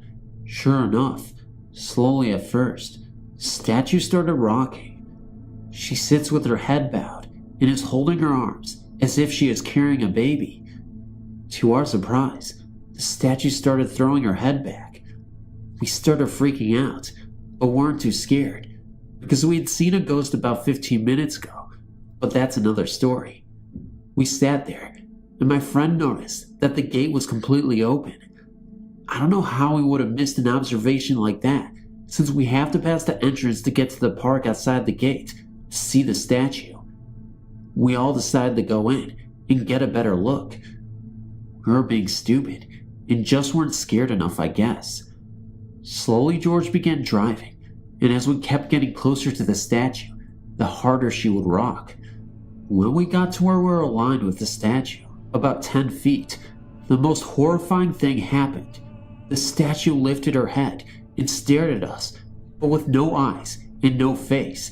It was completely black, and what made everything worse was that as soon as she looked at us, the car shut off entirely. We were in hysterics, screaming as if we were being murdered. Even George and Joey, two 18-year-old men, were screaming like girls. The car was a year old and had no problems with it. George continuously tried restarting the car, and it just would not turn on. The rest of us are looking away from the statue, and I was praying to God to start the car. Finally, what felt like an eternity, it started, and we hauled ass out of the cemetery and took a right out of the entrance, which leads us further away from the main road towards the tracks. We were in shock and decided to skip going to the tracks and go home and pray. When we got home, I noticed the TV was on and the news was blaring. It was announced that an earthquake had just hit the San Antonio area. I guess that explains what happened at the cemetery, even though I swear it was paranormal. I'm not even entirely sure what happened that night exactly, but I know it terrified me. But how do you explain the black eyes? How do you explain everything else? Maybe it was a paranormal earthquake, if that even makes sense. You know how I was talking about the ghost from earlier that I said I wouldn't mention? Well, I guess I should mention it now. A few minutes before we were heading up to the cemetery to see the statue, we saw this old guy out in the fields, just digging. As we drove by with our headlights on, we flashed towards the guy. He looked up at us and looked absolutely frightened. Either that or angry. It was hard to tell. But as he was looking up, his eyes were black. Not only that, but his eyes were so black that they were reflecting off of the car. I'm not even sure if that makes sense, but that's what we saw. We ended up driving past that area, and that's when we went into the cemetery. Now, you may dispute this and may be skeptical about what happened, but I'm telling you, honest to God, it really did happen. I know a lot of people say that, but I swear on my life that it did. Every time I pass by that cemetery, I can't help but think of what happened that night. I don't know if I'm ready to see that thing again, once it decides to appear. But I'll tell you what, whenever someone tells me a ghost story, I'll listen and believe.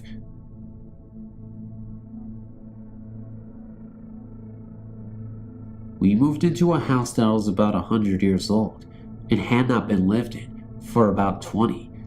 The rumor around town was that it was haunted.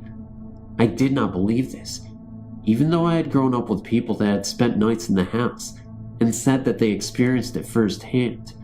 So we moved into the house when my children were ages 5 and 8 years old. The first night in the house, I was very nervous. I could not go to sleep. When I did almost fall asleep, I heard a man's voice in my head. I know this sounds very strange, but it was like someone else's thought was in my head, and it said a man's name. I can't remember the name, only that it started with a B. We finally settled in. The girls complained of doors locking them in rooms. We had gone out of town for the weekend. My youngest daughter got a virus. When we got home, she went to bed. About 5:30 a.m., I heard what I thought was one of my children calling out for me. When I checked in on them, they were sound asleep, not even stirring. I went from my youngest daughter's room into the hall to go to my room, and I saw what I thought were car lights reflecting in my window on the stair landing. But as I watched, the lights were bobbing up and down, independent of each other. They went down the steps, turned at the landing, and continued down the steps until they disappeared through a door. Another time, at about 5:30 a.m. again, I was awakened by someone touching my leg. I thought it was one of my children, but nobody was there. I also experienced the man's voice in my head one more time. Near Halloween of the same year, I was in the car with my children when my 5-year-old complained that she always felt that someone was watching her when she was in bed. This scared me. It was time to get out. We bought a brand new house and moved out. When we had moved into the old house, I had 2 cats. They were so scared in the old house that they didn't come out from under the couch for a week. I thought this was a reaction from moving. When we moved into the new house, they were at home right away. I feel that they sensed something. After we moved out, my mother-in-law confided that she had an experience in the house while getting my children off to school. It was a foggy morning and not yet light out. She heard someone come in the house. She walked into the dining room and could see someone in what was called the parlor.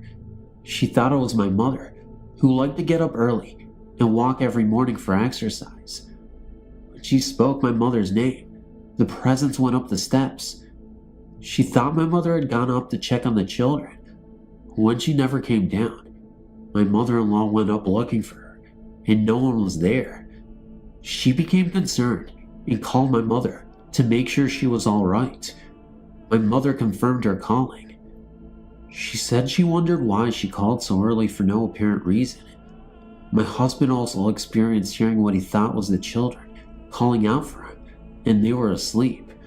For about 6 months after this, I had nightmares about the house. I hope I never experience this again. I just wanted to talk about this place called Hell's Gate. It's in Bridgeport, Texas. The description of the haunting is as follows. I went there with some friends. We went and parked our cars about 40 yards from an old wooden bridge, which is about 30 to 40 feet long. It was around midnight to 1 in the morning. We walked across the bridge. Story goes, once you have crossed the bridge, you have just gone through Hell's Gates. From there, you have entered the demon's domain. Anyway, we walked across the bridge as I said, and went up a small foothill covered with tree branches. As soon as we got to level ground, we were on a dirt road covered by tall grass, which was about 10 to 15 feet high on each side. At the time, it was very warm. We walked about 30 feet, and we were past the tall grass. As you walk down further down the road, it got colder and colder, and you can sense a presence. Well, I decided to look to my right in an open field, just in front of a wooded area. There was a small black figure in the shape of a man, about 4 feet tall, with glowing red eyes. As we walked further down the road, I could swear I saw him keeping up with us in the pasture. Once we got quite a bit away from the bridge, we came up on a log going across the road. The log was very long and covered the entire road. Even with 10 to 12 people there, it was much too heavy to move, so we left it there. Now keep in mind that it was cold enough to wear a heavy jacket at this point, but the strange thing is, it was the middle of the summer in Texas. Well, me and a couple friends decided to walk back to the bridge, and the others wanted to keep walking. So we turned around and started heading back for the bridge. I then looked to my left and noticed that the figure that was following us earlier started walking with us, and that kind of freaked us out a little. So we started running. Well, the figure kept up with us the entire time, and as soon as we got to the tall grass, it was gone. I then turned around and walked past the tall grass to see if I could see it, but it wasn't there. So we went to the bridge and waited for the others. After about 45 minutes, they returned, so we all decided to leave. We got in our cars and went driving around some. We turned down this road and that road, then turned down the same road we were walking on, and all of a sudden, we stopped at the place where the log was across the road. It was gone. After that, we then drove down to the bridge and got out and decided to go somewhere else. So we turned the cars around and started leaving when all of a sudden we stopped. So I got out of the car and looked around and saw that the log was once again blocking the road. I thought we were trapped in and I got scared. So we turned around once again and drove back to the bridge. We all got out and decided to go back and try to move the log with one of our vehicles, because one was a big 4x4 truck. But when we got to where the log was, it was gone, so we left in a hurry. And since then, we have returned a few times and seen the log in the road, but we never drove our cars down the road ever again. I know this might sound kind of silly, the whole log incident, and maybe you might find the apparition story a little bit crazy too, but believe me, this is 100% factual. I wouldn't say it if it wasn't true, honestly, but you can just take my word for it, as it's all you have. Thank you.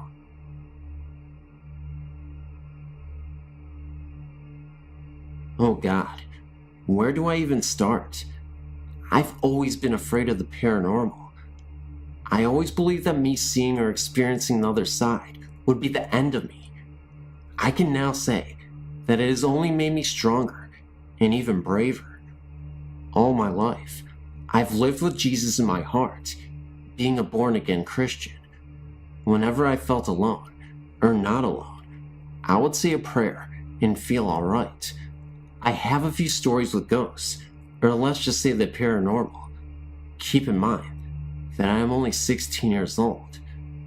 1 year ago, there was a spot in my town where a bunch of woods and a giant field was cleared out and made many wealthy homes. It was in a historical area where there is a lot of Native American memorabilia and such. Anyway, one of my friends had just moved into one of the homes and he had a few of us sleep over. So we were in his finished basement playing with a Ouija board and listening to the radio. It was pretty corny and nothing happened, so we put it away. We all got freaked out, even though we were all sports jocks, and threw it in a little patch of woods he had in his backyard. So we went back in his house, just hanging out, with our sleeping bags all set up on the floor. We finally shut the radio off, and now being about 11 p.m., it was late enough to do some damage, so we got eggs and toilet paper and went into the new neighborhood and wrecked the houses and cars. We got back at about 12:30 a.m. and decided to go to bed. We turned out the lights. The radio was already off and went to sleep. The radio turned on, playing the station that we were listening to previously. It then changed to someone singing Ring Around the Posies, Pocket Full of Posies. We got so freaked out because it was definitely not the radio. It sounded like a little girl. Then the radio shut off and we heard a nasty sound. It sounded like a distorted, whirling and humming noise. Radio started blasting and the lights began turning on and off, flashing really quickly. We were so scared, not one of us moved or said a word. When the lights were flashing, I saw in the corner of my eye a dark, tall-colored man. There was no shadows when the lights turned on, and he almost looked transparent. I know this because after I saw it in the corner of my eye, I looked straight at it, but the next time the light went out, then back on again, and moved to a different part of the room. It looked like an Indian, but at that time, I was not so sure.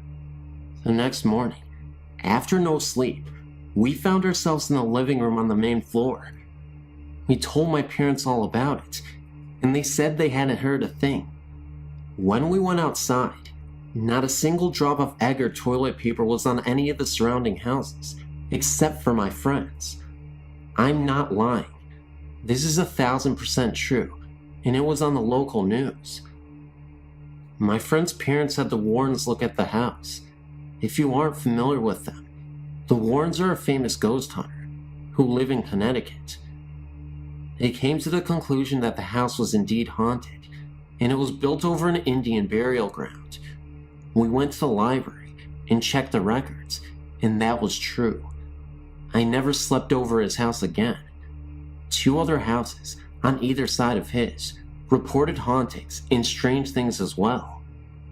Another time, I was at my friend's house and was running down her hallway in her basement. I was stopped dead in my tracks by some force. I stopped so suddenly when I was running so fast that my body jerked itself backwards, about 3 inches in front of my eyes. I saw this white smoky thing fluttering up and down in one movement. It is so hard to put in words, and the feeling I got was very peaceful, believe it or not. Another experience of mine was at my cousin's house in Waterbury, in Connecticut, of course. She lives on a private drive that consists of only 5 houses, including hers. When I slept over, I always had a bad feeling. I've seen dark men walking into her basement and seen white people going the opposite way. Her remote control was missing for about 3 weeks. They searched high and low, everywhere for it. Couldn't find it anywhere. One day my uncle was taking a nap on the couch, and when he closed his eyes, he heard something drop on the kitchen table. He opened his eyes, and the remote was there. He was the only one in the house at the time.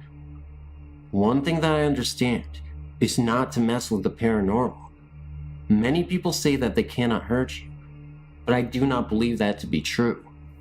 Not all of the ghosts are angels. A lot of them are demonic. My word of advice is to pray to God whenever you feel uncomfortable in a room, or even if you don't pray or you're not religious. Try to find some solitude in the fact that they can give you more power if you think about them and you fear them. Don't mess with anything unless you know what you are doing. And don't ever play with a Ouija board. That's definitely a no-no.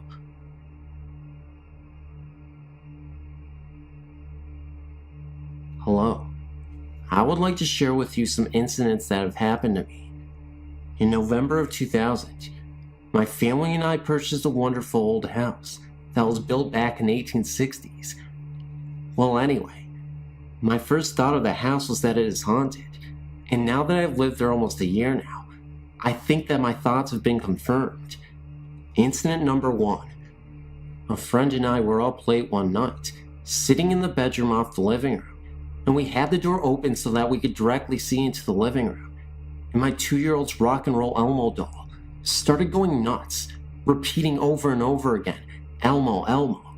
And after a few minutes of that, it finally started singing the tune it was supposed to play. Keep in mind that her and I were the only people there, and we see nothing by the doll that would cause it to do that, and the batteries were brand new. Incident number 2. While my family and I were sitting in the living room, watching TV one night, I heard some strange music coming from the fireplace room, and when I got up to investigate the music and where it was coming from, I found out that the music was coming from my locked curio box.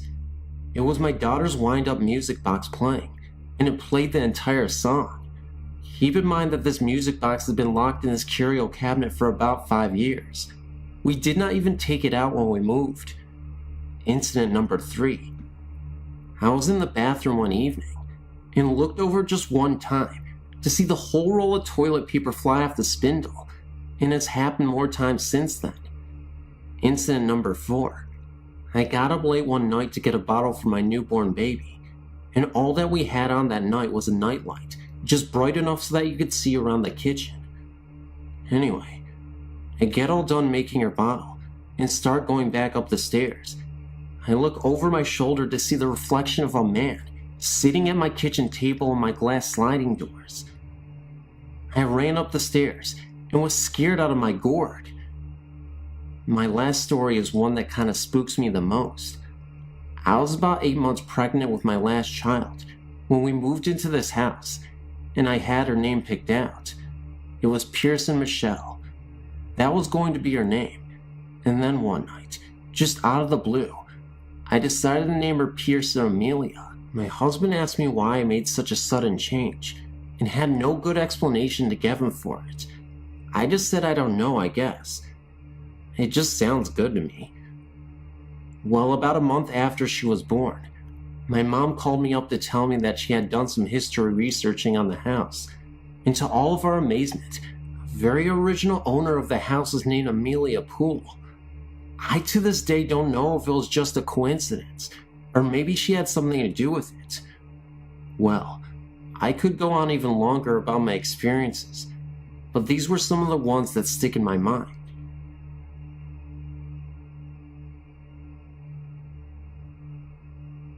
I live in Woodstock, Illinois with my mother, stepfather, and 3 older stepbrothers. Right now, I'm 15 years old. When I was about 5 or 6, we moved into our new home and got settled in. Now I know for being so young I should have remembered stuff, but in this instance, I did. I lived in the house till I was about 8 or 9 years old, and to this day, every time I pass it, I get a very uneasy feeling. The story as I heard it from my older brother is that our house was built by a preacher. He had built it for his wife, but according to the story, the preacher's wife left him for another man. The preacher stopped going to his church and stopped just plain out living. He ended up dying in the house all alone. He always wanted kids though, but to me, there seems to be something else. Let me elaborate. Any married couple that lived in that house, including my stepdad and his ex-wife, always separated. The presence of the preacher was always there. He was also very kind to children. At one point, I was running up the stairs with our dog named Pitt. I almost fell, but felt myself being caught and pushed the other way, so I fell onto the stairs and was able to catch myself. I used to try and tell myself how lucky I was to have caught my balance. That fall could have killed me. I now know that it isn't my luck at all. It was a nice man who helped me live. But there was something else. Something dark in that house. Everyone who lives there feels it. Fights used to break out between my members of family, for no apparent reason even. We could all be perfectly happy at one point, then suddenly on a whim, we all felt angry and pissed off. It was a curse on the house, I think. I pass by that house on my way home from school now.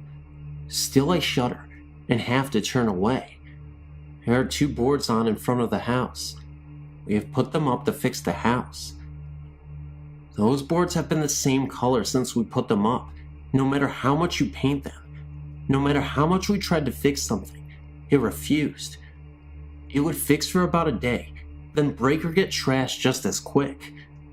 While I remember the nice preacher who once saved my life, and many occasions I'm sure watched over me, I will never forget the deep dark presence that would scare the hell out of me whenever I was alone.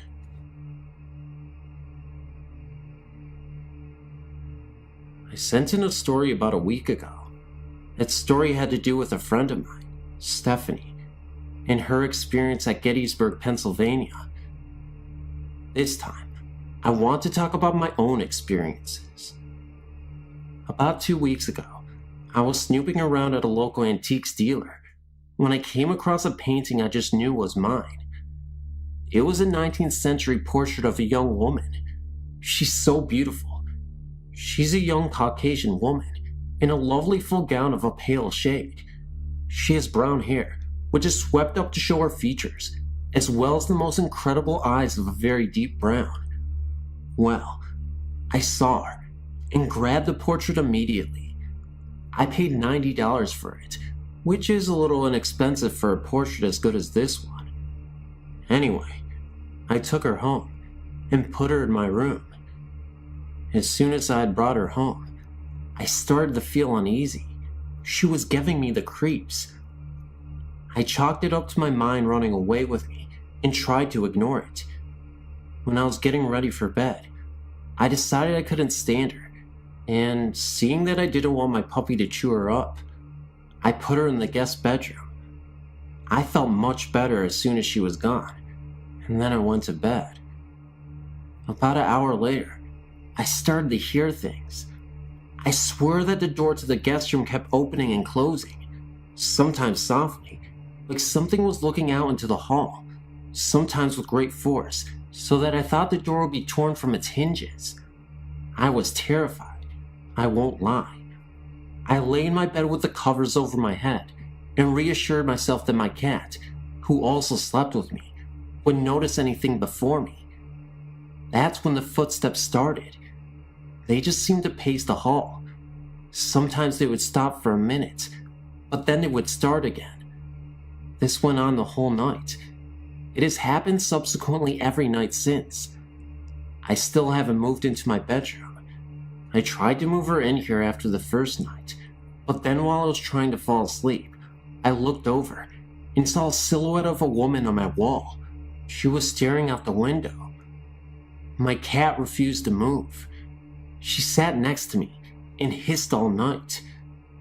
After that, I put her back in the guest room. She's so beautiful, I don't want to return her. There's no signature on the painting, though whomever painted it had to have been very good. I've never seen a portrait as well done as my lady. I'm at a loss as what to do. I can't take this for much longer, but I'm also not too thrilled to have whoever is unhappy in my home. What can I do? And is it really the painting that is distress? My brother and parents have heard the footsteps, but they refuse to believe it's anything other than me playing a trick.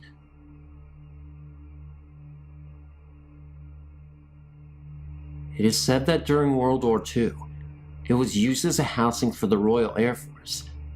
I'm talking about the former American military housing. During this time, there was a large storm surge in the North Sea, killing many residents in the complex. I never took much heed until I was stationed at Woodbridge, AB, while in the US Air Forces in Europe. I was assigned to housing in this complex, probably 2 months when weird things started happening. The first was small, but weird all the time. First, let me add that the doors are triple locked, bolted, chained, and keyed locked. Upon waking to what I thought was a cat moaning, kind of like one sounds in heat, I went downstairs to get a look and see. I did not notice anything immediately. I looked out of the kitchen door and saw nothing. It is well lighted. I turned to go towards the back door when I noticed that the cabinet doors were wide open, as well as the drawers. I shut them, then continued towards the door, looked over to my left. My stereo speakers were facing the corners in which they were placed. I then got suspicious and called for my wife to come look. We noticed that the dust surrounding the speakers were undisturbed. Not that we did not clean. The wind blows so hard off the North Sea, it constantly blows dust under the doors and around the cracks of the windows. Anyway, we laughed it off and commented that we must have had a prankster ghost. About a week or so later, I was watching TV. I still remember the show, Challenge Annika. The wind was blowing through the back door especially strong that evening, and I asked my wife if she would mind shutting the door. She was mad at me. She blurted out to tell the ghost to do it, joking as well as being sarcastic. I shouted, "Hey ghost, would you shut the door?" Amazingly, the door immediately and slowly shut. Let me remind you that these North Sea winds are strong and constant, and takes force for a man to shut. The door was old and creaked like in the old movies, but we both looked at each other and my wife, and said let's go out and eat tonight. I snatched up the keys, and we went out and ate tandoori that night. The experience seemed remarkably innocent for a while, though the small bouts of activity still startled us. It wasn't until a few days later that I got to see this prankster ghost. My wife had been away shopping. It had been in the middle of the night, 9 p.m. to be exact. I heard the front door open and slam, and initially thought that my wife had returned home. At the time, I was sitting in the living room watching television. I asked her if she needed any help with the groceries, but there was no response. Thinking that was unusual, because again, I knew I heard the front door open and slam. I got off the couch and went to the front door. To my surprise, there was nobody there, but I felt a slight breeze of cold air touch my back. Confused, I headed back to the living room, and that's what I noticed. A figure that was dressed in camouflage, reclining on the couch, staring straight ahead at the television, almost as if being frozen. When I walked into the room, I had gotten a view of him from the side. He faded pretty quickly, and he didn't seem to move, but at that moment, it felt like a lifetime. In reality, it had only been about 20 seconds. He also had his mouth open.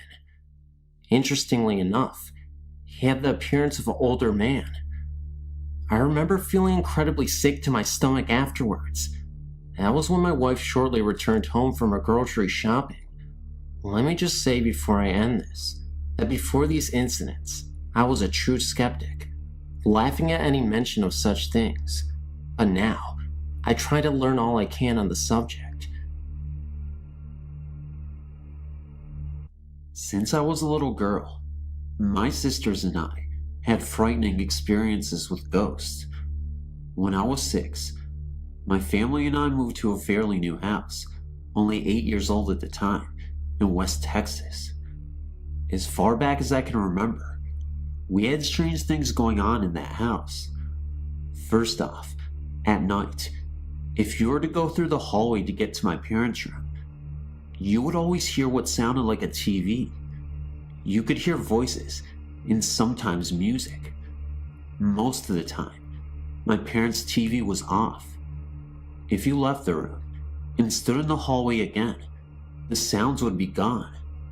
Secondly, when I would try to go to sleep at night, I would always have that classic someone's watching me feeling. I always blamed it on me, being a young child. The house was a very scary place to be at night. Wherever you went, someone was watching you.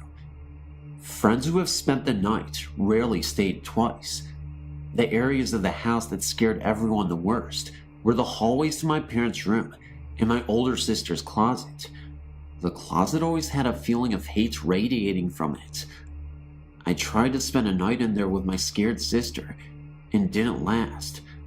I was sleeping on the floor with my head next to the closet, and that just wasn't a good feeling. I went back to my room after she fell asleep. A couple years after we moved in, my younger sister had a frightening experience. Her and I shared a bedroom with our beds parallel to each other, with a nightstand in between us. We were about 3 feet apart. One night, I woke up to her screaming my name. I woke up and asked what was wrong. She told me that, for no reason at all, she woke up and looked over at my bed. Laying at the foot of my bed, she saw a light blue, glowing figure of a woman. Her eyes were gone, and her mouth hung open. My sister described her as looking dead. My sister also added that she couldn't see me anywhere on the bed, so she started screaming my name and closed her eyes. When she opened them, I was awake, asking her what was wrong. She told me, and I looked down at the foot of my bed, and my huge stuffed animal that I had there every night was sparking like it had really bad static electricity. I took it off my bed and threw it in my bathroom sink and ran water over it. Being young, I thought it would help. Years later, my family and I moved to southern Louisiana and moved into a gated subdivision. One night my two sisters were mad at me and left the house to go on a walk. I followed them without them knowing. I followed them up to the front gate of the subdivision and talked to them for a minute. They quickly left in a huff, being that they were still angry with me. For what? I don't remember now. I stayed by the gate for a couple of minutes afterwards, and then decided to run to the end of the main street and hide behind some bushes that faced the gate. I waited for my sisters to walk by, and when they did, unaware of where I was hiding, they stopped remotely in front of the bushes. I heard my younger sister say, "What is Jenny, me, doing, sitting on top of that stop sign?" The stop sign is located next to the gate. After that, they walked on. I was a bit confused. It was about to chase after them, but then, through the leaves, I saw a shadow of someone running past the bushes I was behind. I could also hear the sound of footsteps. I stood up quickly to see who was there. No one was in sight. After this, I ran to my sisters and told them what I had seen. They then told me that they saw me, or what looked like me, sitting on top of the stop sign. They said I had a very angry, disfiguring grin. After we traded stories, we ran home quickly. Later, my younger sister told me that the ghost she saw in my bed and the ghost she saw on the stop sign both looked exactly like me. Possible doppelganger? I don't know. It all began around the 1st of June, this very year. This incident took place in my grandmother and grandfather's house. My grandfather had been diagnosed with cancer in the summer of 1998, and I didn't know that these last few months would be the last time I would ever see him alive. During that period of time, I'd spent a whole lot of time with my grandparents, and had felt like I actually gotten a little closer to them both, but especially my grandfather. At the end of the summer, I left and went back home. Subsequently, about 5 months later, our family received a disturbing phone call. It was from my grandmother. Unfortunately, she informed us about the passing of our grandfather. He had passed away in the hospital. We went back to our grandmother's home, which was the very last place that our grandfather lived in before his passing. A month and a half after we had been staying there, I noticed that something just didn't feel right. The whole atmosphere had changed. I decided to take the guest room. For some reason, I always got the feeling that I was being watched in the guest room. Then, other little occurrences started to evolve. The very first was, I always felt like somebody was standing over my shoulder. I started to notice scars on my back after I would awake in the mornings, and I would feel light touches on my back. My mom and brother both complained about the door handles being rattled and opening and closing really fast. Cabinet doors would fly open, and the pots and pans would all fall out. My hair would get pulled in the night. Objects would fall from midair, such as paper, and I would hear voices, one of which said, "Wake up," very loudly in my ear. I would see mists and rays of light shoot past me extremely fast, and so fast in fact, I could feel a whoosh of air. I would notice some of my belongings missing, such as my CDs, jewelry, and money to name a few. Usually the belongings that I would use around the house a lot. I would feel my bed move, as if someone were to bump into it during the night, flickering lights, and last, but certainly not least, since animals can sometimes see things that humans cannot see, my cat would turn her head really fast and just stare at something, which I would not be able to see for a significant amount of time. A little while later, about a month after being there, I saw the unthinkable. After I had sound sleep for about 7 hours or so, I woke up suddenly to a spirit at the foot of my bed, and it was my grandfather. I could not believe what I was seeing, but I will describe this to you in full detail. There was no doubt in my mind that this was actually a spirit. He was shadow-like, but his clothing was colored. He would always wave at me, and sure enough, he was waving in my direction with a smile on his face. It was plain to see that he was trying to get my attention. He just wanted to see me. I was too afraid to move a muscle, and feared that in spite of everything else, that he would approach me. I had never seen anything like this before in my entire life. I didn't want to tell this to anyone though. I thought that nobody would believe me, or even listen. About a week later, I was in the kitchen with my mom, and she told me that the guest room was where our grandpa had stayed before he died, because he was too ill. That explains the reason why that very room felt like the most eerie room in the house. I almost fainted whenever I discovered that, but I knew that a spirit can travel anywhere in the home, even outside or in back of the house. But it wasn't until a month later that I decided to come out with the news. I first confided in my mom and brother, and my mother believed me because she said that before I brought up anything that I had said. Our grandmother had experienced the exact same thing, that he was at the foot of the bed watching over her and smiling. I had a phone conversation with her, and I let her do all the talking fast, and everything that she told me measured up with my experience. And it only happened to my grandmother and I, whom he was the closest with, before he passed away. Everyone was wondering why I didn't scream or attempt to run out of the guest room as soon as I saw him, but I was too afraid.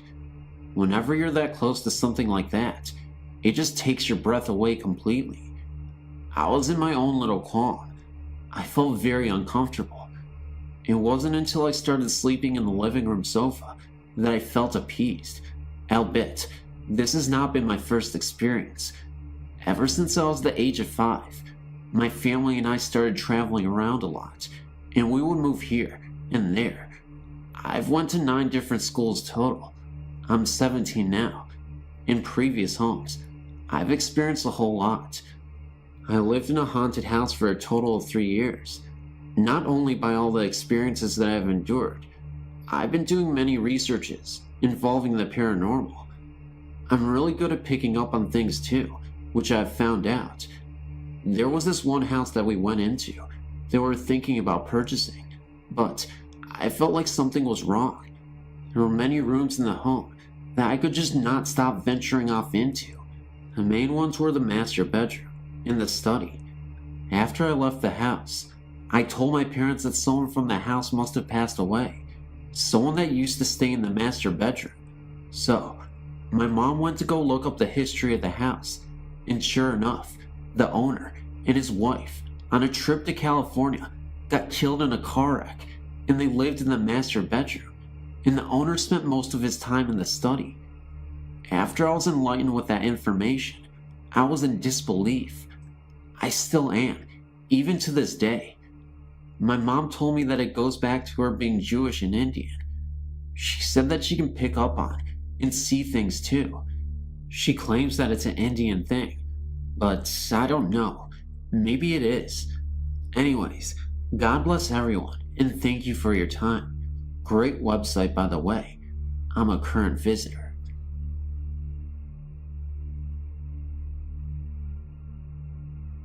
Hello. I have a lot of experiences to share. I've been told that I'm more in tune with the spiritual world, and that's why a lot of stuff happens to me. Anyways, I'll just share some that I can remember. One night, my friend Amanda was having a sleepover with 3 other girls, and someone brought along a Ouija to play. We were playing and having fun because it was spooky. After that, we went to sleep at about 12, and we slept on a trundle that came out of the couch. We were the only ones in the house because her mom was out. Anyways, I woke up and shook everyone awake because I had a bad feeling, and I heard the closet door slamming all night. It was pitch black, so I told for my friend to turn on the light. She did, but it blew out.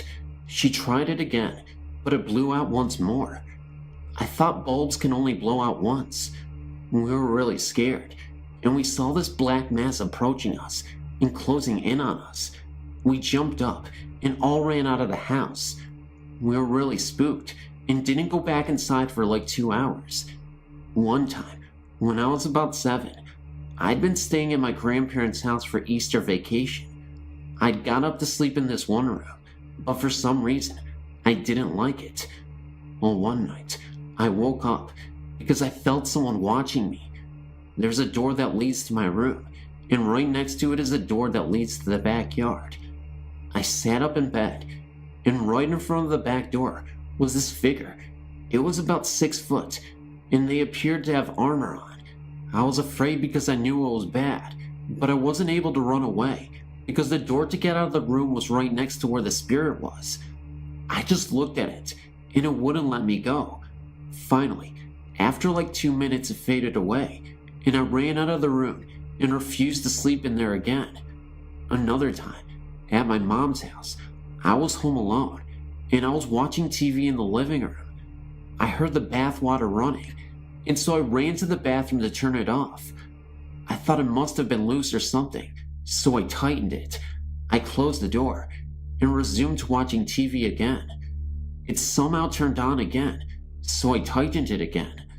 This continued on for another 4 times, and I still didn't know what it was.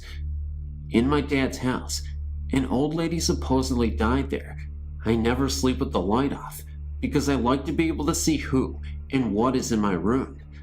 Anyways, I always get knocks on my door, even though it's open, and one night, I felt like someone was sitting on my chest while I was sleeping.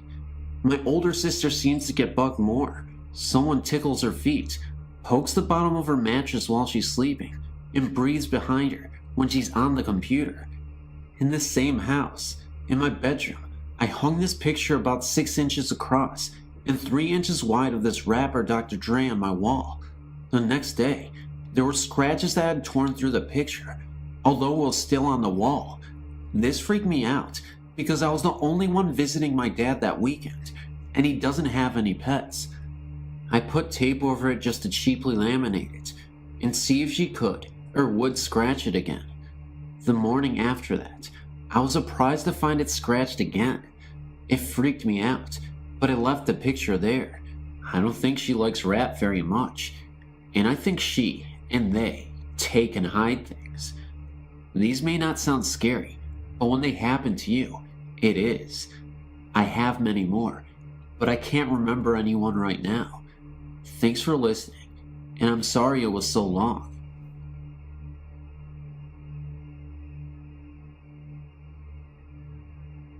Hello, my name is Annie, and I live in Southern California, just outside of Los Angeles.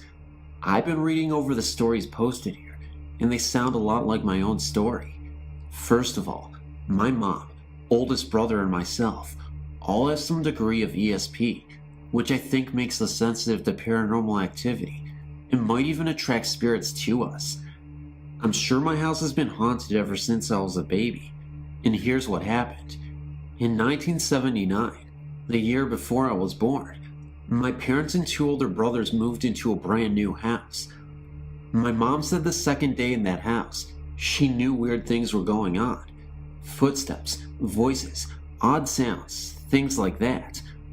All she knew was that our house and all the others in the street were built on farmland. It seemed that strange things would happen in our house for a few days, and then would stop. But then the neighbor would complain of odd things in our house. It seemed like the ghost was going up and down the block to all the houses. I was born in 1980, and ever since I can remember, I've noticed strange things myself. I would hear heavy footsteps downstairs when everyone was asleep upstairs. Sometimes, I would hear chairs dragging across the floor, pots and pans banging, things like that. One day, when I was about 5 years old, I heard a woman's voice call my name from the 2nd-story window, although my mom was making dinner in the downstairs kitchen. My 2 older brothers would constantly ask my mom, "Who is that lady in the white nightgown that was walking in the hallway last night?" Sometime later, a child spirit came to our house also. He liked to go running up the stairs in the middle of the night and generally cause mischief, like hiding things and moving objects around. His footsteps sounded like a toddler scuffing around in a sleeper jumpsuit. My mom confronted the ghost lady one time, and all the ghost said was that I love your baby.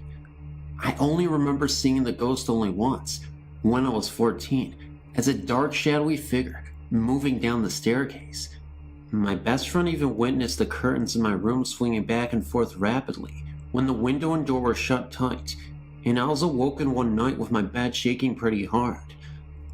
In 1999, we moved to another house across town, and either the ghost followed us, or there's other spirits here anyways.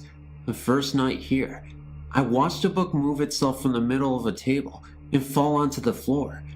Every night in my new room, just after I shut off the lights to go to bed, My bedroom door would open. I'd hear some footsteps on the carpet. My guinea pigs would squeal, and then the entity would leave my room and shut the door again. My mom has seen her many times. She's an elderly lady named Helen that often goes out the large window in the den. Sometimes I felt cold spots in the house, usually in the hallway by the bedrooms. My younger brother, sister, and myself all feel like somebody is watching us if we stay up late at night. My sister says that sometimes a light fixture on the ceiling in her room will swing back and forth by itself. Oh, and sometimes my TV, stereo, and VCR will flip on and off when nobody is around. Here's another creepy event. I have a rabbit that lives in the den, and she begs for food whenever humans walk into the room. A few days ago, I was watching TV in the den, and the rabbit ran to the edge of the carpet, turned around, and stood on her hind legs, begging for food at thin air. She ran into the middle of the room and did the same thing again. Finally, she ran to the other side of the room and begged some more, and then she sat, looking at that part of the room for a while, with her ears turned forward in an alert manner. I've heard that dogs and cats are sensitive to spirits, and I guess my rabbit is too. By the way, I've had several dogs in my house that I've watched for neighbors and family for a few days at a time, and each one has done that stare at the empty corner and bark thing. Since my schedule is usually different than everyone else's here, I often get home very late at night when everyone else is asleep. There is always a light on in front of the house, and when I come home, I always see a dark outline or figure of Helen standing in the window, as if our friendly spirit is waiting up for me.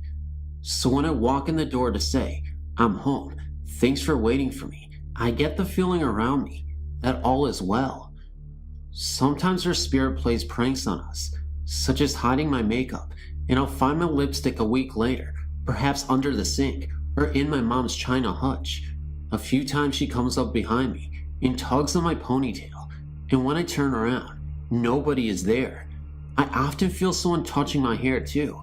We also get other spirits passing through, such as the male ghost dressed like a lumberjack that my mom only saw once in the backyard, or another entity with heavy footsteps that whistles in the kitchen once in a while. Right now, I don't mind living with a friendly spirit or two. I think it's kind of nice to know that somebody is waiting for me every night. Helen has never caused us any problems, besides the occasional, uneasy being watched feeling, a few pranks, a flowery perfume scent that's in the house some days, and the usual disembodied voice calling from another room. I've never felt threatened or sensed evil, so she is welcome to stay. If anyone else has a friendly spirit around, feel free to email me. I've had a few ghostly experiences in my life so far. Most are probably my overactive imagination. The incident I experienced in Columbus, Ohio, was as real as it can get. I went to college at Columbus College of Art and Design in Columbus, Ohio. There were plenty of stories going around that the freshman dorms were haunted. CCAD is known as being a very fast-paced, highly stressed school, and that many of the ghosts are past students who killed themselves because their already sensitive dispositions couldn't handle the pressure.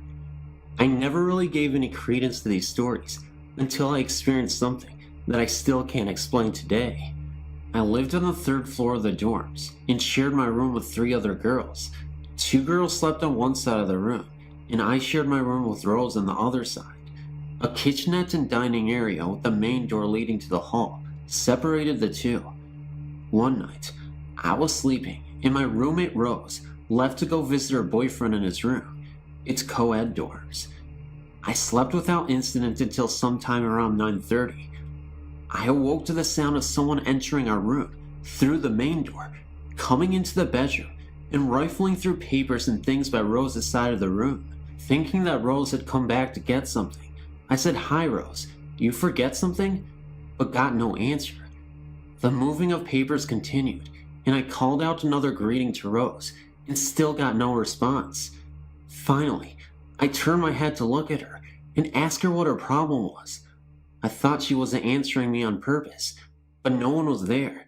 Plus, The shifting of paper stopped, and everything fell off of Rose's desk and onto the floor. I got up and ran out into the commons area to ask if anyone had seen someone come in or out of the room. No one had. Then I went down to Rose's boyfriend's room and asked Rose if she had come upstairs. She swore to me that she had been in her man's room ever since she had left upstairs. I really can't remember which room it was, but if you're on the 3rd floor facing the elevator, the room is the 2nd room on your right hand side. Once you're in the room, it's the bedroom to your left. Another quick incident. Not long after that, I was taking a nap by myself in the room. Just as I was falling asleep, someone pushed me out of bed. Most people that I told this about just said I fell out of bed. However, I swear that I felt someone push me on my back and I hit the floor a decent distance away from the side of my bed. Since then, it's been 5 years since I lived in those dorms, and I haven't had any paranormal instances since. Thanks. This happened while I was about 10 years old or so, but to this day, I can never forget it. It was summertime, and summers in India are so hot. My cousin had to come spend the holiday with me. I was wearing a short top with a pair of shorts, and I was still feeling incredibly warm. Since my bedroom was not big enough for all of my cousins, 9 of us, we spread mattresses in the living room next to the kitchen and slept there. I was not able to sleep at all. My parents have also decided to call it a night and were in their room. There was absolute silence in the house. Suddenly, almost out of nowhere, on that hot night, an ice-cold jet of air rushed past me, making me throw my blankets on, but within seconds, it was gone. I forgot about it and went back to trying to go to sleep, but I was disturbed by the sounds from the kitchen.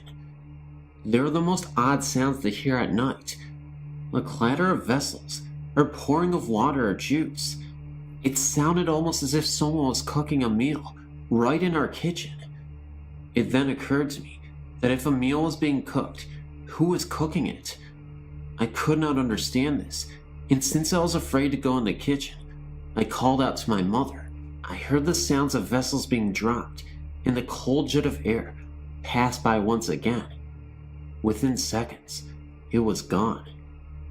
I could not sleep that night for many nights afterwards, even though I've never heard anything after that night. To this day, I've not told anyone about it, and have never clearly explained it to myself. I am not currently experiencing any hauntings, but I do have a tale of a spiritual encounter. I will begin by prefecting story with the events leading up to the event. My grandfather passed away in hospice care in July 2000. I spent his last night on earth with him, holding his hand and reading the Bible to him, which was his favorite literature. He was an artist and a carpenter, and spent his last remaining years up in his home carving beautiful artwork out of wood. He loved his simple life and carved because he wanted to, never once selling his museum-quality work. He would only give it away to anyone who truly appreciated it. At 88, he was about 80% deaf and completely blind in one eye, and nearly blind in the other. After a stroke 6 months earlier, his health declined quickly, and he simply gave up on life. As he lay in the bed, I sang to him, although he probably could not hear me or even knew that I was there, and he was in a coma-like state with his eyes open. He had stopped eating, and he was severely underweight, and it was hard for me to see him like that, knowing how much he loved life and living. Many times he cried in his last few years, saying that he loved his life and didn't want to die. During his last living moments with me, I looked down into his distant, foggy eyes, knowing he couldn't hear or see me, and told him that the baby goose that he held at my house the last time he visited had grown up now and had 4 babies of her own. His eyes filled up with tears and turned red, and his mouth began to quiver as if he was trying to say something. He hadn't spoken in nearly 2 weeks. His love for animals and nature transcended through his limitations that night. I knew he would probably die that night, so I sat next to him with my hand on his chest, feeling his every breath and heartbeat. He didn't pass away until the next day, after I left. He was alone, which is what I didn't want. I didn't want a spirit to leave his body and to look down at an empty room. That bothered me for a long time. In an attempt to comfort ourselves, we turned to his Bible. He was much more dedicated to the word than we were ever, but knowing that it was so close to his heart, we thought it would ease our minds. My mother said to read something that he had underlined or highlighted, which is something his Bible was full of. I read the first thing I opened that was underlined. You do not have to understand the Bible to feel the power behind these words, which read, "For the Lord himself shall descend from heaven with a shout, with the voice of the archangel, and with the trump of God, and the dead in Christ shall rise first. Then we who are alive and remain shall be caught up together with them in the clouds, to meet the Lord in the air, and so shall we ever be with the Lord. Where there, comfort one another with these words." We all felt a chill run through us. At his wake, I waited until everyone left, and I cut a small lock of his beautiful, thick white hair and placed it in an envelope. As myself and my friend walked to the vehicle to leave, I opened the door, and a mourning dove flew into me as if trying to enter the truck with me. It injured its wings, and I brought it home. I rescue and rehabilitate small animals all the time, so I mended its wing and let it go about a week later. I took that as a sign from my grandfather, as we had that bond of loving all creatures, great and small. A couple of weeks later, in August, my best friend was at my house, and I was showing her videotapes of Papa. That is what I called him, because she had never met him. I wanted to share with her the kind of person he was. For nearly 2 hours, we watched him talk about God, Leonardo da Vinci, his childhood, his 24 brothers and sisters, his beloved mother, and we saw him play his guitar and sing old, sad songs about homeless children and hobos, songs that made grown men cry, including himself. After the tape was finished, I got up to go to the kitchen for something to drink, and my friend went to the restroom. At that moment, we both heard a loud musical tone that sounded like a doorbell. Since I do not have a doorbell, we both said, "What the heck is that?" We both re-entered the living room where we had been watching the tape and searched everywhere where the sound had come from. My heart sank as I realized what it was. About 2 years earlier, I had one of those cheap doorbells that you plug into the wall, using a battery-operated button at your front door to operate the sound. I became so irritated by all the neighborhood kids ringing it that I just took the button off and put it in my piano stool. The battery had gone bad anyway. I never unplugged the part that rings. I'd forgotten it was there because it was hidden behind a chair. That was eerie enough, but what really got me thinking was when I explained to my friend that I had the ringer set to only ring one long tone. To change it to the traditional two-tone ding-dong, you had to take the back off of the unit and set the switches according to the manual. Needless to say, it did ring in the ding-dong fashion. Oddly enough, it was my friend who said, "Maybe it was your grandfather saying hi." It hadn't even occurred to me. Shortly after that, I was explaining what happened to my mother on the phone, and it happened again. She could hear it, and we both fell silent. He was letting me know that his fears of leaving his family behind were pointless, and that he was with the rest of his family in heaven. I believe he was thanking me for being there for him when no one else could. It has been 3 years since his own death, and the doorbell has not rang since.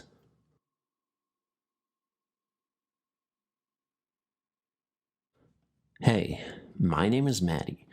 Today, me and my best friend Summer had a strange encounter with a malevolent spirit.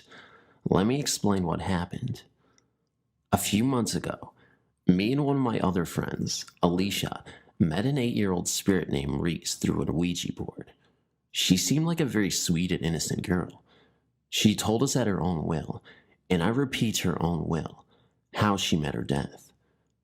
She apparently got beaten to death by her abusive father. Then a few weeks went by, and I introduced Reese to my now best friend Summer. They got along very well.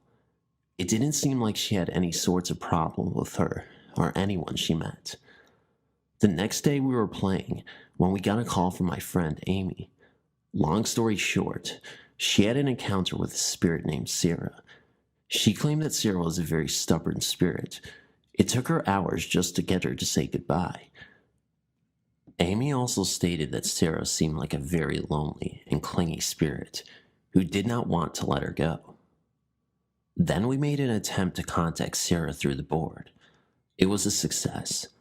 After we talked to Sarah for a bit, we asked her if she knew Reese. Sarah suddenly stopped moving the planchette. We asked her if she was all right. She answered no. She also said that Reese isn't Reese. She said that Reese is actually a man named Roger. Sarah also told us that Roger was the one who killed her at the age of 27. The final thing she said about Roger was that if we ever told him that she was the one who told, that he would send her straight to the gates of hell. We tried to contact Reese, Roger, on December 10th, 2016, around 2:30 p.m. Eastern Time. We successfully contacted Reese. At that period of time, he didn't know that we knew who he really was. Then, we did something that we both regret. We asked if she was hiding anything from us. He responded this in his own words. "Fine, you fucking caught me." Then right after that he said, "Who told you two idiots?" We simply responded to the internet in hopes to keep Sarah safe. Then Roger responded by saying, "You are a liar." Then the planchette started to circle around the alphabet counterclockwise, excluding the letter M. It did not touch the corners whatsoever. Summer and I started to panic, wondering what it was trying to do. I thought he simply lost control over the planchette, but Summer thought it was something more, because at that time, it was spinning around continuously for about 30 seconds. So I suggested that if we put pressure on it, it might stop it. It just kept going even with pressure, but just slower. But after we lifted the pressure, it continued to spin and got even faster. After a while, it just randomly landed on Dubai. Maybe it just got tired or got sick of us panicking. I really need to know your thoughts on this, and if this occurrence was really legitimately something evil, because I don't know what to explain it for. Thank you for reading.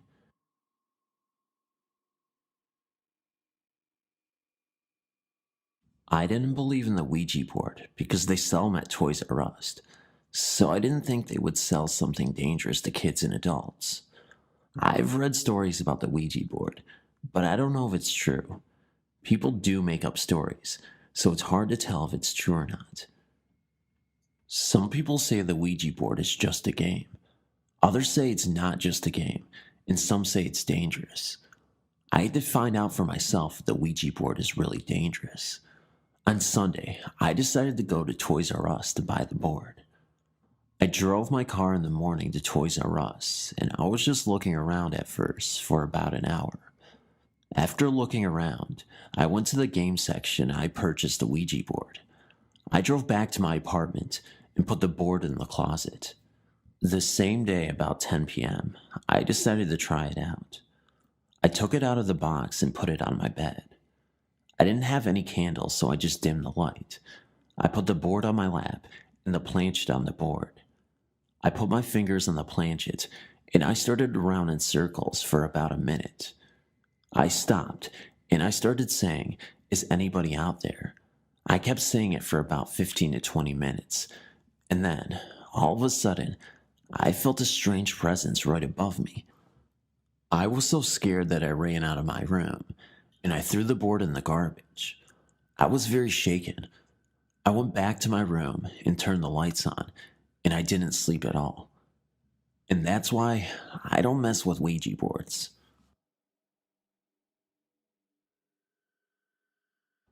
I have had several experiences, but I will tell you two of my most frightening. A friend and I had started playing with the Ouija board, and it ended up turning our lives upside down for the span of around 2 years. One night, my friend Judy, her husband Luke, Loma, and myself were watching a movie called Witchboard right in the middle of a winter storm. All footprints had been covered at this time, and the streets were empty. About halfway through the movie, the front door blew open, and we heard running footsteps come into the house, up the stairs, down the hall, and into the bedroom where Judy's 2-year-old lay sleeping. We were all just sitting there frozen in shock and fright when we heard a loud slam, which turned out to be the bedroom door, and the poor little boy started screaming, "Monster, monster." Luke took off up the stairs, only to find a very upset little boy, and nothing or no one else. As things started to calm down, Judy and I went to shut the front door, and there were still no footprints in the snow. The only snow that had come into the house was blowing from the wind. It was around March now, and one day, as I laid down for a nap, I felt the bed start to shake under me. I was uncertain if I had really felt what I thought I had, so I was not frightened, but I got up anyway. That was only the beginning. Not long after that, it became a constant thing every time I tried to lay in my bed. The shaking started to get more violent, and it also felt as if someone was punching up at the mattress from beneath. I complained several times, and no one believed me. It was now to the point where I was afraid to go to bed. I began sleeping at my friend Loma's house because her bed didn't shake. After staying at her house for 2 weeks, my mom said it was time to come home, and I did agree, but not until she promised to spend the first night sleeping in bed with me. That night, we had only been in bed for about 10 minutes before the bed started its usual shaking. It was very minor at first, so my mom started to make excuses for why it was happening. By the time 5 minutes had passed, it was now undeniable, and I could tell my mother was getting scared, but was trying to stay calm for my sake. The last straw for my mother was when the punching started. It was harder than I had ever felt before. We laid there for a moment while my mother mustered up the courage to peek under the bed. Of course, she didn't find anything, and we promptly left the room and set ourselves up in the living room for the remainder of the night. My bed continued to shake and punch for some time thereafter, but it eventually quit. However, once in a while it will start, to this day, and I just get up or ignore it, and it stops.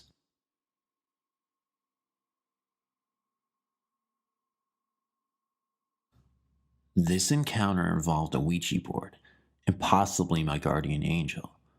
Years ago, a friend and I were goofing around with a Ouija board. Being a bit ignorant of the unknown, I mistakenly asked it how old I would be when I died and how. It replied that I would be 16 and that I would die in a car accident. A month or two after I turned 16, I was asked if I wanted to go out with my parents the next day to run errands. I said yes. That next morning, I woke up to discover that my parents left without me. I was annoyed. An hour after I woke up, my mother called me from the hospital. They had been hit by a transport truck an hour before. When I asked why they had left without me, my mom replied that her and my dad had tried for a half hour to get me up, and then they gave up. What makes it so scary is where the truck had hit. My one brother has to sit behind my mom, and my dad does not wear a seatbelt. Had I been in that car, I would have been sitting behind my dad with the seatbelt on. The transport truck hit the car on the driver's side, almost imploding on the driver's and left backseat side. That's where I would have been sitting. Guardian angel? I think so.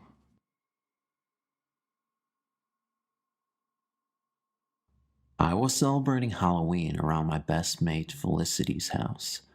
We usually have a laugh and a joke, but neither of us had played with a Ouija board before, so we gathered about 7 friends from the neighborhood. First, we lit candles, 1 black, 1 red, 1 green, and 1 clear. Fliss had purchased the board from an old shop in the Stoke town center. We sat down in her dining room and placed the board right in the middle of the dining room table. We all placed our fingers on the gold planchet. I was the reader, so I asked the questions. At first, we did not get any response, so we all giggled and made fun of the silly people who got themselves worked up about these silly boards. About 5 seconds after we stopped giggling, we heard a massive bang on the floor. I thought it was one of the boys playing a trick, so I suggested that we all sit legs crossed on the chairs. I made sure we were all cross-legged, and I said, "If it was a ghost that made the bang on the floor, can you please do it again?" And it did. I spoke again. "We will now try to communicate using the board." So we started to use the board again, and I again asked if anybody was present who wanted to communicate with us. The planchet moved to yes. I asked for a name, and it replied, "I am unclean." Fliss's uncle had passed on, so I inquired if we were talking with her uncle Ian. The response was no. Again, the planchet moved to the following letters, "I am unclean." We had made contact with an apparent demon. We decided to say sorry for disturbing, and we thanked the spirit for its presence. However, it did not go. The spirit of demon flung Fliss back into the wall. Then it came for me. I had a vision of hell itself at that moment, and I remain grateful to this day that it did not hurt me. Long story short, recent breakup, very distraught, cried out for help, felt abandoned by everyone, and finally fell asleep. Around 3:30 in the morning, I wake up to go to the bathroom and realize I'm completely paralyzed. I can't move except turn my head from side to side. I can't speak. I feel like I'm sinking deeper into the bed. After watching the clock for about 30 minutes, I decided to try again and can't get up. I'm scared because I have no control over my body. My mind is clear though. I'm not dreaming. I'm wide awake. Next thing I remember is a man in a black suit. His face is a black void. He's standing on the side of my bed. I know I would be terrified, but I'm not. Strangely, everything about him was pleasing. Creepy, but pleasing. He didn't speak, but somehow I knew he wanted me to go with him, to take his hand and go with him. That's when I looked away. At the foot of my bed are 3 monks. No faces, just brown robes. Every time I tried to get up to go with this man, it felt as if the monks were pushing me back down. This went on for about an hour. I just kept trying to get up and go with him, and the monks kept pushing me back down. Eventually, I quit looking at the man. I refused to look at him. When I finally got the courage to turn and check the time, the man was gone. I looked at the foot of my bed, and the monks were gone. Only then was I able to get up. A couple of years later, I had a near-death experience. Has anyone seen a man in a black suit, or monks, all without faces?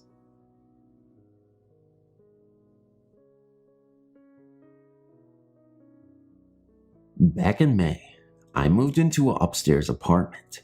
At first I experienced nothing out of the ordinary. Then I met my downstairs neighbors, and that was when things started to get very strange. The first thing that I noticed was being so tired after I got home from work that I literally would come home and fall into a deep sleep. The first time that happened, I had someone stole money from me. At the same time my neighbor's electric was about to be off. The amount of the bill was $120, which is the exact same amount that was stolen from me. Next, things went from very strange to downright creepy, as in like a haunting. Not things moving around as much as pictures being drawn on my floors and walls. This individual had me believing that he was Satan and that he was my guardian angel from the beginning of time. I found that very hard to believe. I began communicating with what appeared to be a spirit. I asked him questions, and he would grab my head and shake it yes or nod it very lightly. I moved out last month, but my neighbors are still with me. Now, I live with my friend, more than 20 minutes away. There's a symbol of Satan on their flat screen TV. I can grab this entity with my hands and stab it to the wood floor. Sounds incredible, huh? I can see him in the air, where he is floating around. and the house is warm, and it's also distorted like when you look at a barbecue grill. My question is, how do I make him go away? Is there a way to block his energy from me? Any advice would be welcome. I googled projecting yourself from your body. That is how I found out about astral projection.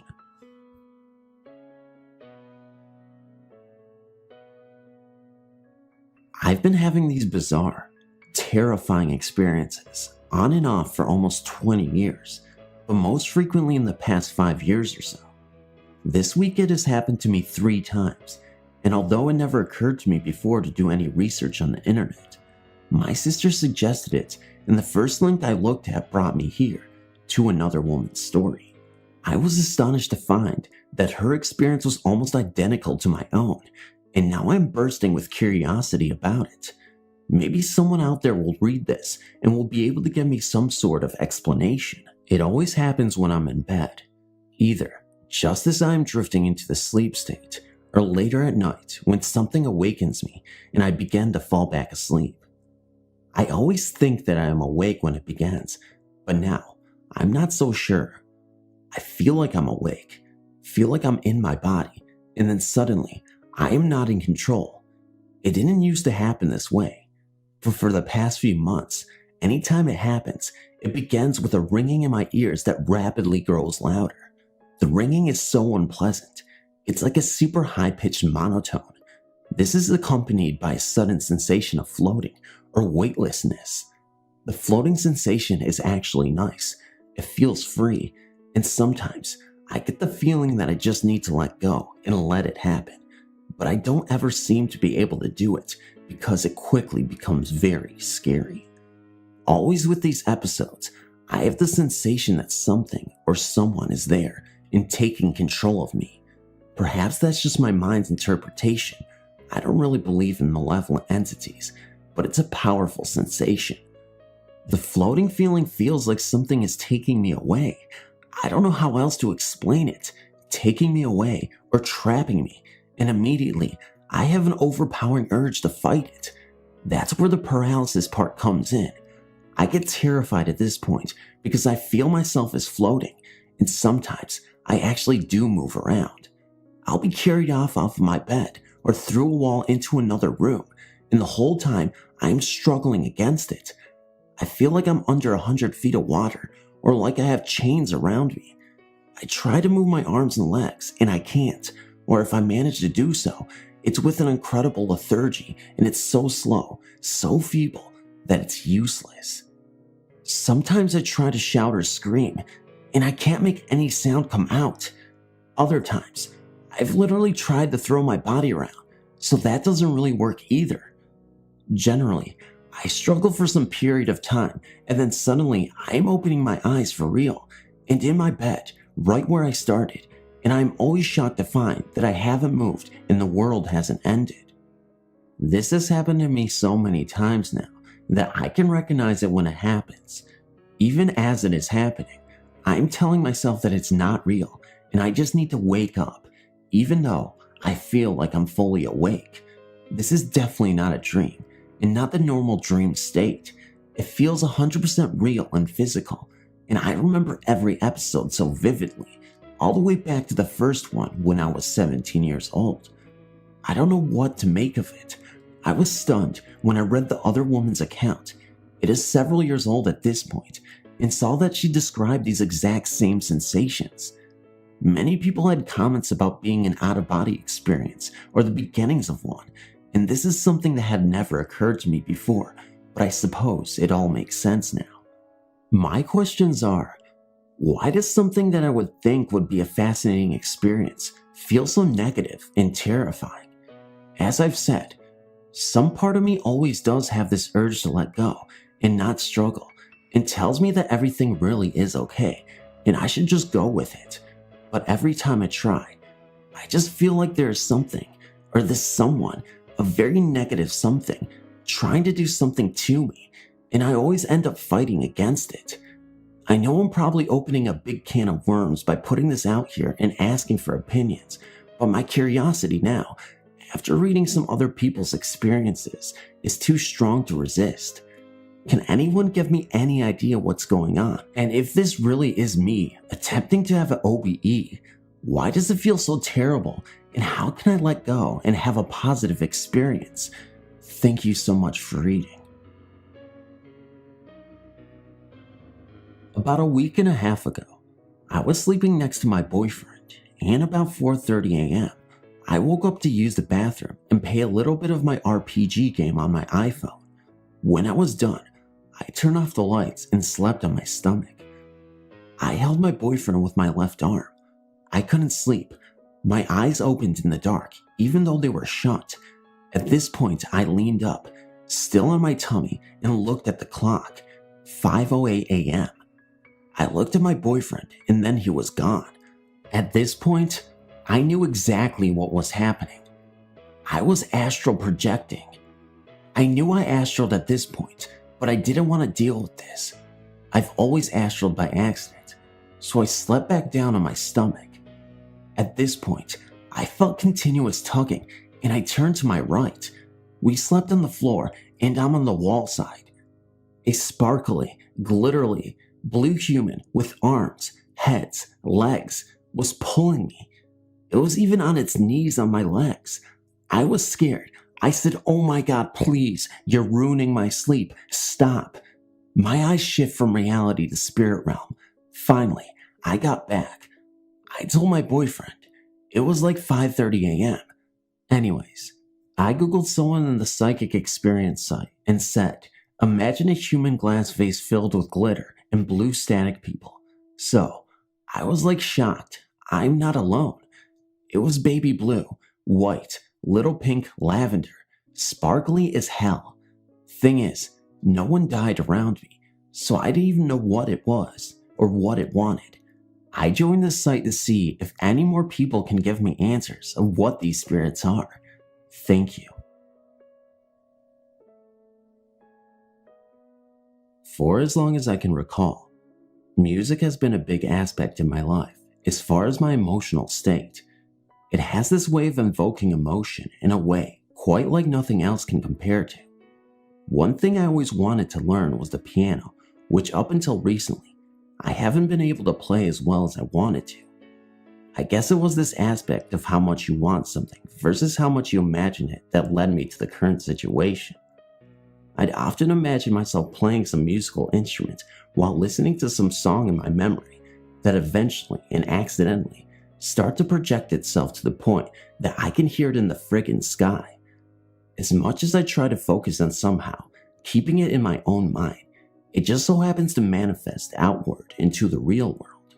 Now, I apologize if anyone has heard music in this sense, as it may be my fault and I'm still working on containing said abilities. It's to the point now where anything I imagine sometimes projects outward, which I'm not sure if it's normal or not. One of my favorite things to imagine or project are thought experiments involving my favorite topic, astrophysics. I can picture exactly how the universe works and have written a formula on how time itself theoretically works, which solves Einstein's theory of relativity. It's an ongoing thing which I've developed over time, with the first part of it, as I recall, happening in the 6th grade. I was explaining to my teacher that you could go from point A to point B, being any distance apart, and that the only thing that was a factor was velocity. He said that there was a problem. You'd break every bone in your body under acceleration, and said he'd love to read a book about it someday. Time volume theory, basically time itself, is a whole separate thing when spoken in relation to the universe. Time, from my perspective, is more of a volume than a numerical scale which moves one way. Einstein's theory needed space-time to be infinite, but due to the tools he had available, was unable to prove it definitively. Mine proposed that time is not infinite, as it has to have a start and an end. Otherwise, there's no way to tell how much time has elapsed. Time which is finite, over the universe which is infinite, by space which is just a container, equals relativity of 3 parts, your observational time span, over time variables which are mass density, mass velocity, and gravitational field, over an observed object's time span. A big aspect of today's current astrophysics view on the cosmos says that space is expanding, which doesn't take a few things into account, primarily distance measured using redshift techniques. It measures via the star's luminosity, but in a way that proposes light travels in a straight line. When you factor in that line has to go through dark matter and the warping of space around mass, that its trajectory path is curved, it would cancel out the aspect of space expanding, and most likely would show that space is static with dynamic objects that move within its environment. A lot of what I learned over the years as a result of my passion for astrophysics came from Isaac Asimov books, encyclopedias, and documentaries such as The Universe on History Channel. The rest has come from pure thought experiments in my head where I can imagine a set of conditions within a specific environment and simply imagine the outcome of the situation due to my scientific, electrical, and mechanical aptitudes. A few years back, when I first started to learn about my psychic ability, the first thing I did was explore deeper into the realm of my imagination, which led me to some amazing discoveries, in addition to many theories on how life in the universe worked. In theory, of course. I definitely look forward to future experiences as I hone my abilities and push myself to explore new horizons, with the only limitation being those I impose on myself. Thanks for reading. I found myself at church as every week. I hadn't slept at all the night before, but all in all, I felt fine walking in and sitting down. A few minutes pass. I drink my coffee and I wait for the music to start. The band begins playing and I relax into my chair a bit, with this strange feeling starting to overwhelm me. The best way I can describe it is that I was distancing from everything and everyone around me, and there was this extreme pain growing centered in between my eyebrows, along with this extreme warmth. I felt shaky and weak, and this pull was growing. I knew that I could resist it if I wanted to, but I chose not to, for the sake of seeing what would happen. It was almost as if I was being pulled to my left and forward, not physically, but mentally. The pain in between my eyebrows split, and started to move to slightly above my temples, on each side of my head. As the mental pull got stronger, the pain from my temples began to grow. Everything around me felt far off. I was watching from a third-person perspective as I stood over my body, which was still lounging in the chair. The area around me and my body was an expanse of gray, and I could see the silhouettes of the people who were sitting beside me off in the horizon. I was alone in this expanse of gray, floating beside my physical body, just watching myself. I watched and felt horns start to tear out of my physical body's skin. The pain was intense and overwhelming throughout this entire process. The horns continued to slowly grow. As I watched solemnly, an orb appeared about 6 feet in front of my physical body. The orb itself was translucent with a slight golden sheen, but it held in it a liquid of yellow and white that I could only describe as liquid light. The orb slowly floated over to me until it was about 3 feet above my physical body. It floated there for a moment before the liquid inside the orb was released to flow down into my face. As soon as the liquid came in contact with the horns growing on my head, the horns melted as if they were made of metal. The liquid light relinquished the pain I'd been experiencing as soon as it touched my face. The metal that used to be my horns fused with the liquid light, and they slowly moved down my back together and pooling as one at my shoulder blades. Extreme warmth followed by excruciating pain as the metal liquid launched off my back, forming jagged metal bones like those of bird wings. I felt hurt but confused and also enlightened at the same time. I slowly felt myself drifting back into my body, and I felt physically ill and weak. I felt like I just went 3 rounds in a ring with a professional boxer. I haven't really ever been a religious person before. This was my 3rd time going to church, and I don't know what to take from this. I know this last bit isn't astral projected related, but I feel it is relevant to the story. The day after this happened, I was meditating, and I had this image of a masculine figure with the metal wing bones I had. I knew he was me, but he looked hurt. He was sitting up, and there was dirt all over the metal bones. Then there was a flicker of blue light, and there were these tendrils of light extending down from the bones where feathers would have been on normal wings. The tendrils of light slowly undulated, as if they were seaweed floating underwater. Thank you for reading.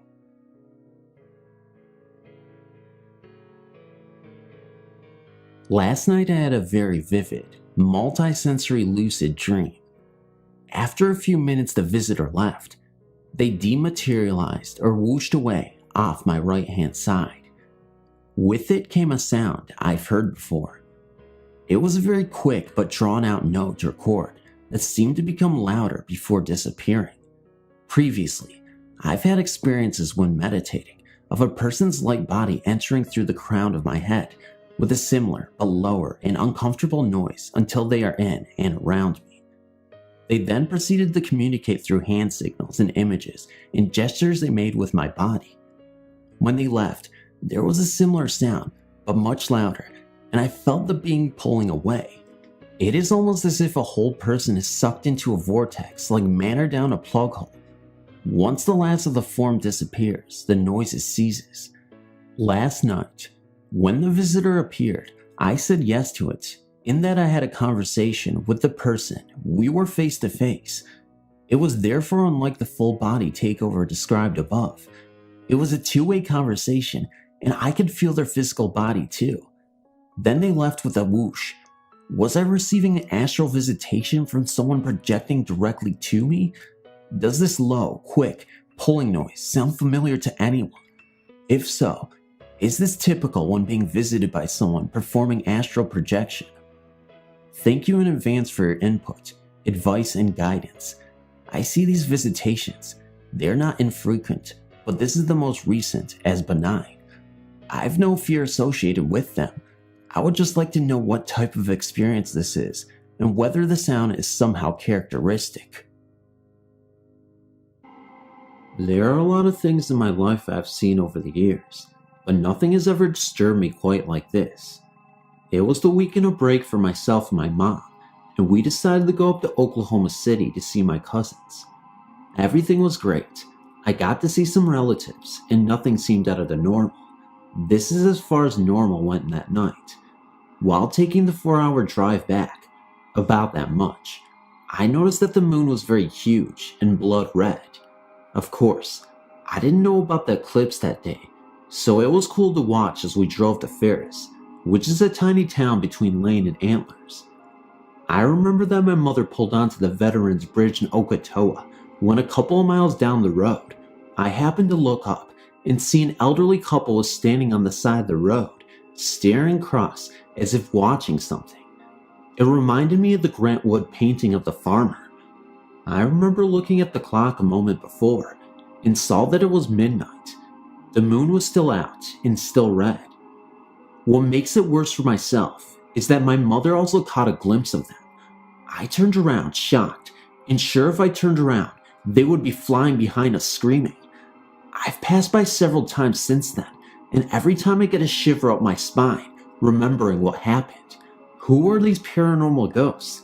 And what kind of role did they play in their lifetime when they were alive?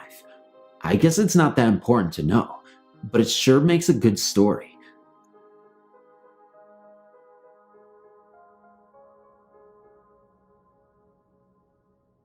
Hi. I do need to tell you, I've enjoyed the many experiences people have wrote about on here. Just thought I would send you all another of mine. Back in 1980, my mother, Chris, had been dating a trucker, Tom. I was so excited that I was going to get to ride in an 18-wheeler. He decided that he would let my mom and I ride with him to Beaumont, Texas. When we got down there, we stayed with some friends of his while he went to drop off his load. He told us he would be back in 3 days. The first night was uneventful. Then the second night came, and his friends all went out. Mom and I and one other girl stayed at the house. We were watching TV when I heard what seemed to be a heartbeat. I kept listening. When I turned around, Mom and this other girl just had a look of being scared on their faces. I didn't say anything, just covered up my head and went to sleep. The third night came, and once again, the friends went out, but this time, just Mom and I stayed at the house. We were sitting there talking when we heard this heartbeat sound again. Then we looked at the kitchen where the sound was heard, which you could see from the living room. The front of the stove lit up with his face that looked like it was on fire, and we heard someone say, "Get out." It didn't take us long. We got the hell out of there. Mom called her boyfriend from a little store down the road. He told us to stay there till he got there. He was about an hour away.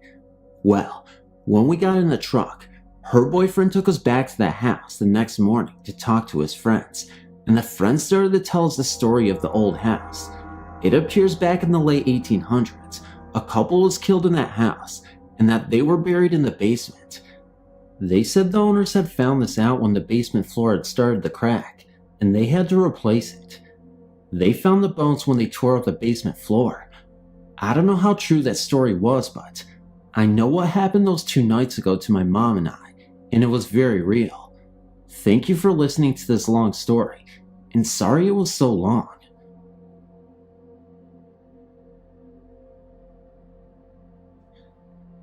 Living on a large Massachusetts farm in the 50s was lonely, and it didn't help that my mom had died when I was 9, and my father was working either in the fields or barn all daylight hours and more. To teach me values and responsibility, my dad purchased a small easygoing horse for me to spend my days with. Shadow, my horse, was truly my shadow. We became so close, spending many hours daily, riding throughout paths and fields. I loved her dearly, and in a horsey way, she returned my love. The land my dad's farm was on had many cellar holes, dating back to 200 years, and as an adult, I've studied much about local history in this area. Many stones with my family name, and stones that recorded the deaths of large families, all in the same month.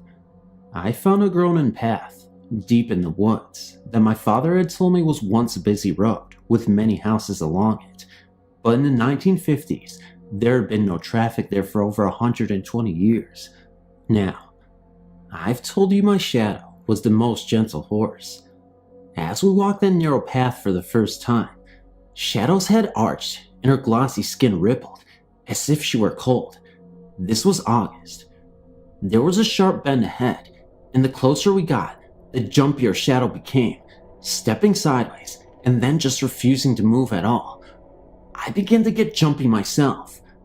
Just as the other side of the bend came into view, the gentle horse reared like a wild stallion, and I was thrown, landing with my head very close to a large rock.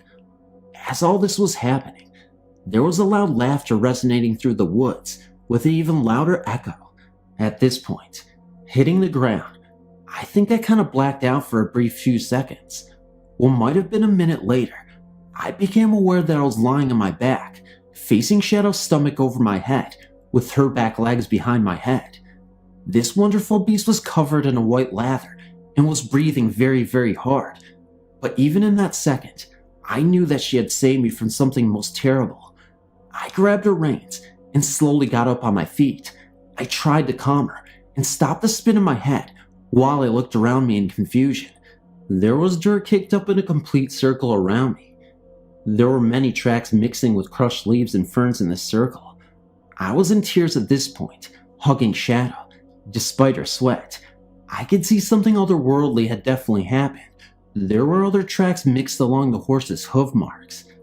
I know it was over 50 years ago, but in my mind, as clear as yesterday, claws and tiny hoof prints and claws in the circle again and again. Hoof prints looked like a baby deer, but only 2, like it was hopping. Well, Shadow and I walked home slowly, and before long, her head dragged low and she started to limp. I was a little better, and still dizzy. Until now. I never told anyone about this event. My dad would never have believed me, and he was too grief-stricken and depressed at that time from my mom's death to hear much of anything I said. I remain convinced that Shadow saved my life that day in those dark woods, but still wonder what kind of an animal can laugh and walk with claws in front and tiny deer hooves in the back. Do you think it's still there? Back in the late 70s, I took the same route home I'd done for many years. I'd been visiting my grandparents in Gallatin, Tennessee. I was traveling on Old Highway 41 which runs from Springfield, Tennessee to Guthrie, Kentucky. It goes through Adams, Tennessee, which is well known for the Bell Witch. At this point in my life, the rumors of the witch weren't as well pronounced as it is today.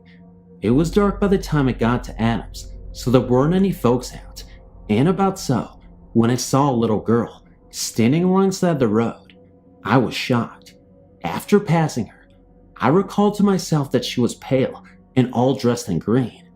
I could even remember the type of shoes she was wearing, high tops with buttons down the side. For many years, my grandfather was in the shoe repair business, and he had some like it in his store window for shoe. Her dress was ruffled with lace, and she wore a bonnet that was also green. The girl was pale in the face, and she did not smile. She just stood there. I got an eerie feeling about her. Later in years, my sister and I were reading The Bell Witch of Adams, a children's book we had gotten at the library. As she started to read the part where the witch was swinging with Betsy Bell, she read what the witch was wearing, and she described the girl I'd seen on the side of the road that night. As of this day, I will not go through Adams at night in fear of seeing the girl again.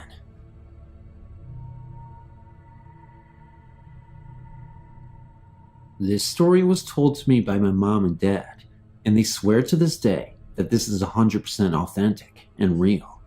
Sometimes I've taken a step back and wondered myself if this was true, as I'm naturally skeptical myself. I used to live in Illinois, where my mom was born. So, my dad told me, when he lived in Chicago, that there was this one particular road that was called Cuba Road. Rumor has it that a lady and her boyfriend were driving down Cuba Road. Then her boyfriend got out of the car to go to the bathroom, which was near the cemetery. She noticed that he was taking a really long time, and as she was waiting for him to get done, she kept hearing long wailing noises coming from the direction of the cemetery. She couldn't identify the source of the sound, wondered if it was her boyfriend who was in trouble, and proceeded to check on him. She went outside to look, to discover her boyfriend hanging on a rope by a tree with his neck split open. He was dead, and there was no explanation if it was his own doing or not. My mom and dad went there one night with their friends, driving through Cuba Road. They had a flat tire, so proceeded to stop the car momentarily to address the situation, and since there was a spare tire they could use, they immediately went to work to replace the flat. All of a sudden, my mom and her friends heard the wailing described in the rumored story, coming from the direction of the cemetery. Needless to say, they wasted no time trying to fix the flat, and drove off back home in sheer terror. My dad also said that there would be this black car that always drove around near the cemetery every time he would pass the road. It didn't even look like it was real, almost as if it were some kind of mirage, and always appeared to be far away and in the distance. He also said that he and his friends would go down these cul-de-sacs, and they would see lights coming out of the graves from the cul-de-sacs. I wonder if the spirit of the man who was hung now has taken the torch from the other supposedly haunted being who was wailing, and now terrorizes victims on Cuba Road. The first story concerns an apparent ghost I encountered while driving home late one night. It was about 1 a.m., and I was driving home from my girlfriend's house in a dark, unlit road. About 100 yards ahead, I saw a shadow figure lurking into the street and weaving. I thought it was probably someone drunk, so I slowed down.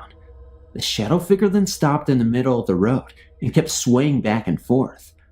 I slowed down to about 5 miles per hour because I didn't want the person to fall into my car. As I drove past, I looked at him through the passenger window, and all my hair immediately stood on end. This guy had all the physical features of a black man. The hairstyle, thick lips, large cheekbones, but he was white as a sheet of paper, inhumanly white. Also, all his clothes looked like they had been bleached white. Worst of all, his face was all screwed up and twisted sideways, and his mouth hung open a good 6 inches, much more than physically possible. My immediate reaction was that the guy was dead. I drove away, a bit freaked out, but I still looked back at him in the rearview mirror. He slowly turned towards my car, and when he was directly facing me, 2 beams of intense white light, like laser beams, shot from his eyes and flew into my car. There were no other cars around and no streetlights on the road. The second story concerns a ghost hunt I did at Gallister Park in West Cova, California, which is listed on your site. I initially did not know the park was haunted or listed on your site. First time I went there, upon entering the park, I heard a loud scream as if someone had fallen down one of the hilly trails nearby. I walked to the edge of the drop-off and called out, but no one answered. There was no one there, but one of the trees at the bottom was shaking crazily back and forth, not swaying with the wind, but very rapidly trembling, as if in fear. I thought maybe a coyote got a rabbit, so I went down to check it out, but there was nothing there. At home that night, I was looking for local haunted places in SoCal, and I saw Gallister Park on your site and read about the screams heard there. I went back the next week with my ghost hunting kit, and we walked the trails. Everything seemed normal until I got a caution reading on my ELF meter. So I did some temperature checks, and in that very spot, the temperature kept reading 28 degrees over and over, even though everywhere else I pointed it, it ranged from 69 to 72 degrees. So I got my digicam out and tried to take a picture, and all of a sudden, the digicam didn't want to work. It was freshly charged, and the memory was fine. Finally, the digicam clicked halfway, and then a large black X appeared on the LCD display, and the camera shut down completely. I went home and looked in the manual and could find nothing about a big black X on the LCD. I called the factory, and their tech support people told me the camera didn't have the capability to make such a mark, and they had no idea what I was talking about. The next day, the camera started working again. I looked to see if there was anything in the one picture I thought I managed to take, and there were a bunch of strange swirls and orbs in that picture. I've since moved away, so I haven't gone back to Gallister Park, but that was a strange episode I'll never forget.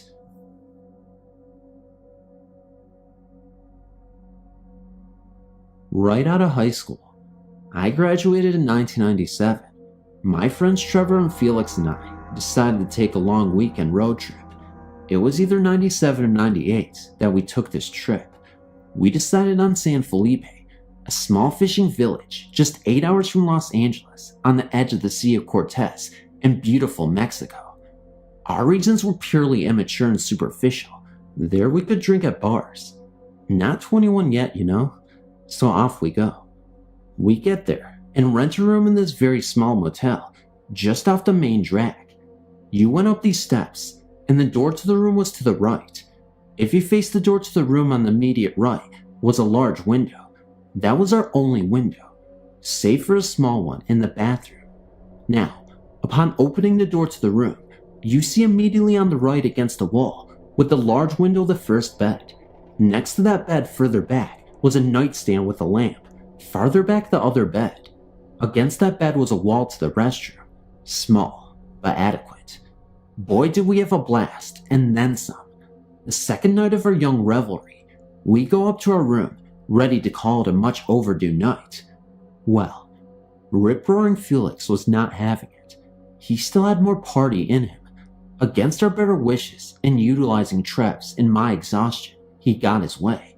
Off he went into the remaining night, like a real trooper. I'd called the bed by the front wall with the window when we had first checked in, so I plopped myself on that. Trevor plopped himself on the one by the bathroom he was supposed to share with Felix. Well, that hadn't worked out as planned, and we banished him to the sofa bed in front of the restroom on the count of his horrendous snoring. So there we lay. I kept telling Trev about how I was a little worried about Felix out there by himself, that maybe we should go find him. Instead, we both were knocked out. Fast forward a couple of hours. For whatever reason, I woke up from the veritable realm of the dead. Ladies and gents, I was passed out. I can just start to see that weird purpley light the night takes on like 2 hours before daylight coming through the curtains. Like the sun's coming, but it's still considered night. Anyhow, that light was coming through the very slightly open curtain. Curtain just parted ever so slightly. As I was on my left side facing the window, I could see it quite clearly, my eyes having adjusted to light's poor quality. I was on my left side, but curled a little in bed, so my vista was the window and curtain, and down towards the foot of the bed and the door. That's when I saw him. It was the dark silhouette of a man, about our age, 18, 19, 20-ish. It was like one of those silhouettes that our aunts and young mothers had done in the 70s, when they were teenagers, that you frame up and put into your hallway or photo album, with the eyes lashing and everything. You know what I mean? A perfect side silhouette of his face, head and neck, no hint of color, looking out the window. He had short hair. I'm watching him look out the window, very still, not moving an inch. I got the impression he was waiting intently for something. He didn't move at all. He was a veritable statue.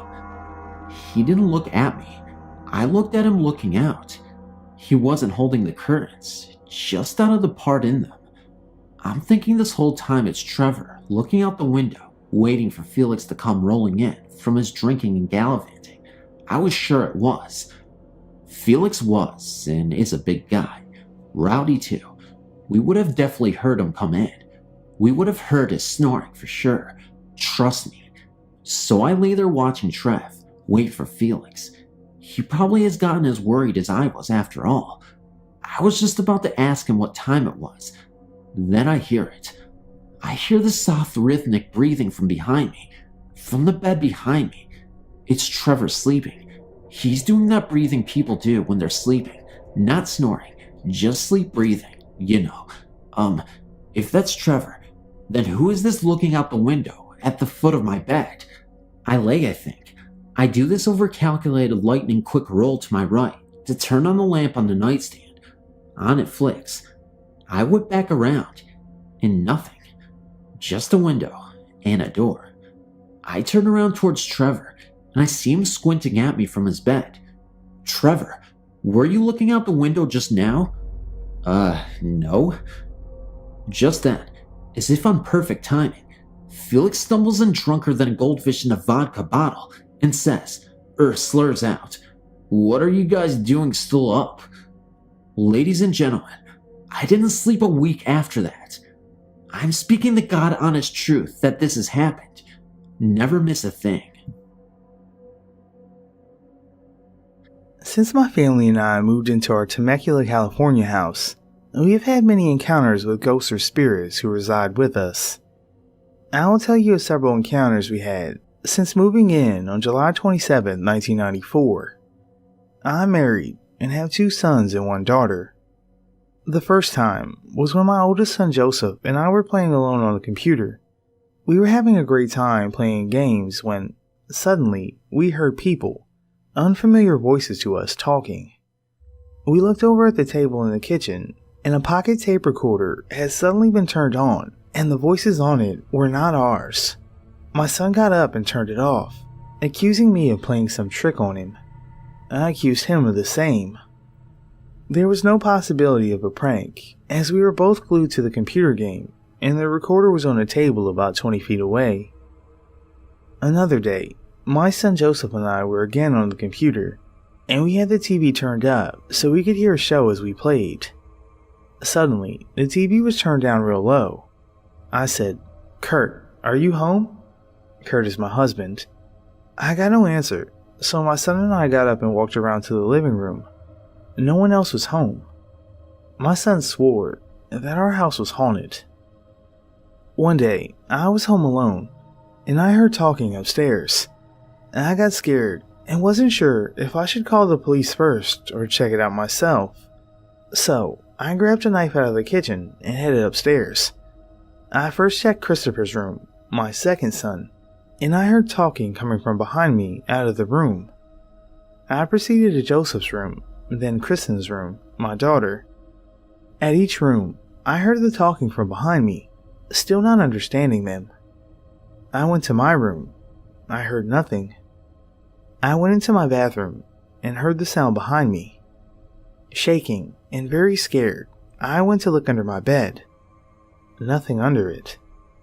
I went to open my closet door and I hear a male's voice say, "Turn me off." I freaked out and looked at the TV and VCR. They were already off. I looked behind the TV stand and there was an old child's computer that hadn't been used or plugged in at least 8 months. Somehow, it had gotten plugged in and turned on, and it was saying, "Turn me off." I turned it off and unplugged it. After playing ball with my kids and a couple neighborhood kids, we took a break, as I'm disabled and my legs were starting to hurt. We all sat in the garage with the door open to relax. The garage door started to shut. We have a garage door opener. We all looked over to see who was shutting it, and the button was pressed in with no one around it. I felt airy as I pressed the button that was already pressed in. One night, my son, as we were all watching TV, said, "Did you guys see that?" Which we hadn't, but he swore he saw a midget run from our TV. It scared him, but to this day, he swears he saw it. We all remember Buzz Lightyear, right? We woke up at about 2 or 3 a.m. to hear my daughter's Buzz Lightyear bank, protecting the galaxy from the threat of invasion, and Buzz Lightyear to the rescue. Since then, Buzz has gone off to protect the galaxy several times on his own. It sounds funny, I know, but nevertheless, I feel that one of the spirits in my home is that of a child. Throughout these years, I've heard footsteps running up and down the hall, seen shadows. I was on the phone with my sister and said, "Hold on, I just saw something." Again, I felt floaty, as she was on the other end saying, "You're crazy." I felt that presence right with me. My children and I have heard doors open and shut, doors shake. The phone rings often with no one on the other end. I've gotten taps put on my phone, and star 69 showed that they could not get a number. Surprisingly, I received no other calls until the day after the phone tap was taken off. I had them put it on again, and I had no phone calls until it was taken off. Whenever we want to get a hold of a family member upstairs, we dial our own number, and I'm truly starting to believe that a spirit in our home has learned how to do this from us. My scariest experience on September 3rd, 1998. My husband and I were home, and I was studying college algebra, and I kept hearing screaming. It was really bothering me, and I asked my husband, "Who is screaming?" He said, "I don't hear it." I said, "Someone keeps screaming, and I can't concentrate." I didn't know if it was at the school behind us, or a neighborhood person, or what. A while later, my daughter came home from school and said, "Mom, there's noises coming from upstairs." So I went up to go into my room. She said, "No, Mom, in Chris's room." So I went into Chris's room and I went to the closet. She followed me and said, "No, Mom, it's this," and pointed to part of a kickboxing toy. The boxer wasn't with it or anything, it was just one piece. I said to her, "Honey, this doesn't go off on its own," and went to grab it. It screamed right before I picked it up. I told my daughter someone is trying to contact me. I took the toy down and showed my husband and said, "Kurt, this is what was screaming all day that bothered me. Someone's trying to contact me." He said, "You're probably right. You've been right before." About 2 or 3 hours later, I got a call from a sister I had recently just met on a talk show, telling me that they found my brother Jerry dead that day. What's weird is that the sister that was adopted out was the 11th child that we were told had died at birth. We met in July 1998. Her adopted parents named her Geraldine. My brother Jerry hadn't met or talked to her yet, but less than 2 months later, Jerry died of a heart attack, and Geraldine came into the family. My son Joseph saw what he explained to be a white, head-shaped sphere, about 6 feet off the ground, bobbing like a head would bob, moving about the kitchen to the family room. My daughter saw a reflection in glass of a white adult standing behind her, and turned around to see not an adult, but a child walking up the stairs. Our cat and dog stare at nothing sometimes, or bark or whine, and I now wonder if they are seeing things that we just don't see. I live in the town of Anaconda, Montana, and I used to work at the Copper Bowl. We all used to joke around about Wilbur, the previous owner, who haunted the place. At first, it was just little things that would happen. Casino machines would all of a sudden have credits on them when no one was there, which could be a mechanical malfunction. Things would move from one place to another, but nothing was as horrifying as what happened one Saturday morning. It was earlier in the morning, and it was just the cook and I. He was telling me about the reflection of a woman he had seen a few nights before in one of the windows, but when the spot where she was supposed to be was investigated, no one was there. These kind of scarier stories were becoming more and more commonplace, and we knew that Wilbur wasn't alone. That morning, we had gone over to the bowling alley, which is next door. It was always dark in there until the owners came, and always cold. In the dark, you could hear someone walking across the boards, which makes a very distinct sound. Now, what I mean by walking across the boards is that someone is walking in the gutters or on the lanes themselves. You could hear the footsteps coming towards us, but there was no one there. You could also hear the jingling of keys. A little while later, we were alone in the restaurant, and you could hear things next door getting louder. Not just footsteps this time, but other noises that we just couldn't explain. The cook had to go over to the bowling alley to get ice and was gone for what seemed like a very long time, so I went over to find him. As I walked through the door, there was a really intense feeling, one that I've only had a few times in my life, and it was the feeling of get the heck out of there, but I had to find my coworker. When I called his name the first time, I got no answer, so I walked up towards the bar. As I walked up the stairs, I heard what sounded like a gurgling noise that comes from deep inside the back of the throat, and I got the chills.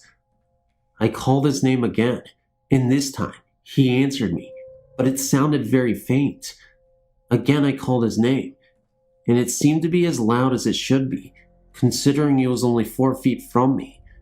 A little while later, we went over there again to have our cigarettes, and I saw a black figure at the other end of the alley walk across. My coworker saw the panic in my face and turned around. He then turned to me and told me we had to get the hell out of there. I found out that Wilbur had died when he drowned on a fishing trip. Needless to say, I quit not long after that.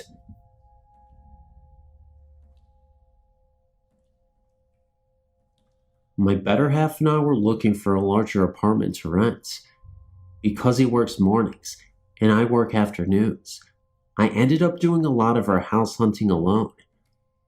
I went to look at around 5 different houses and apartments one day. They were all far too generic, little boxes in apartment complexes, until the last one. This last house was an old mill house, made into a duplex. It was huge. The ceilings were 15 feet. The rooms were massive. It was a great house, about 9 years old, and oh so cool.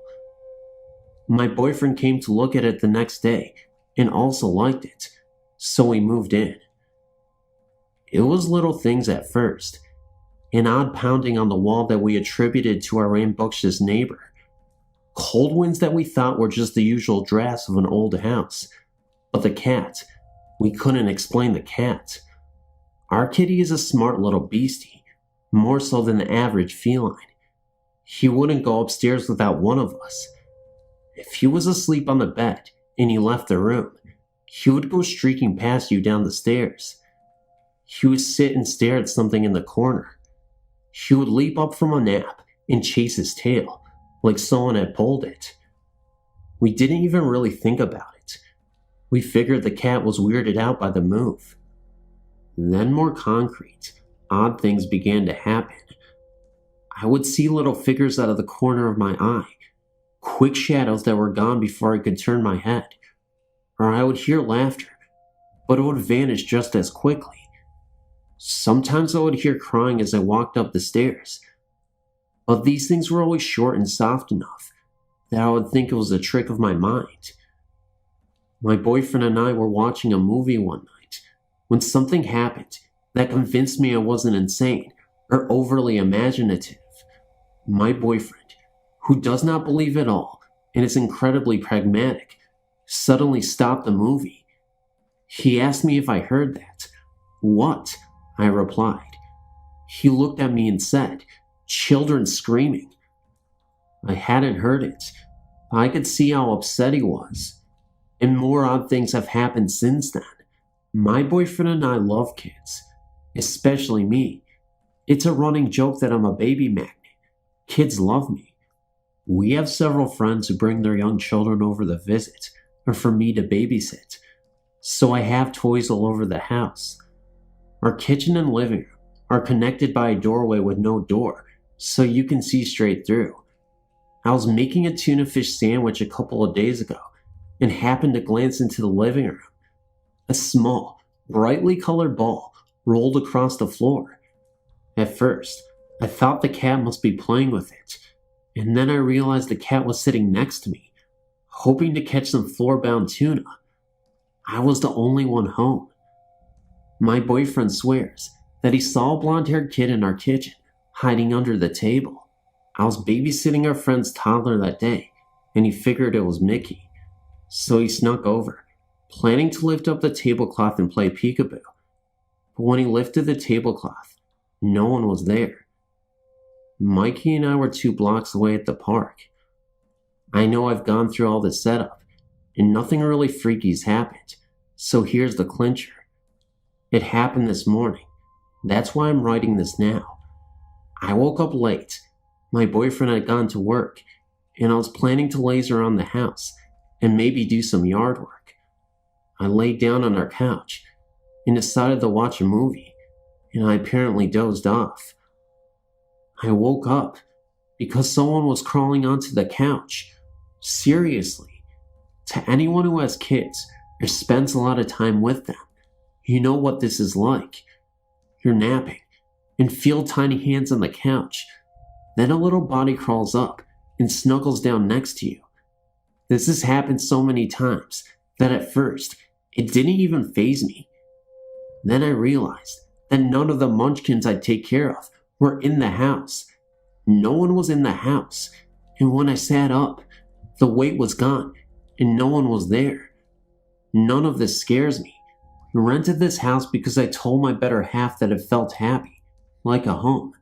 The only thing I can come up with is that the children of whatever mill worker lived in this house are still around, and that's okay. I hope they like us in our home. I'd rather have happy little ghosts than not so nice other ones. I'm so glad this site is here, and I can tell someone about these events. Our friends just laugh. Great work.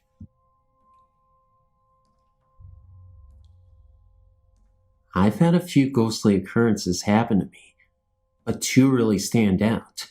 I call it Lady with the Long Black Hair. When I was a little girl, growing up in Somerville, Massachusetts, I was around 3, I think. I would wake up every night because of a bad dream. I would then make my way to my parents' room to sleep for the remainder of the night. I would have to pass through the kitchen to get there.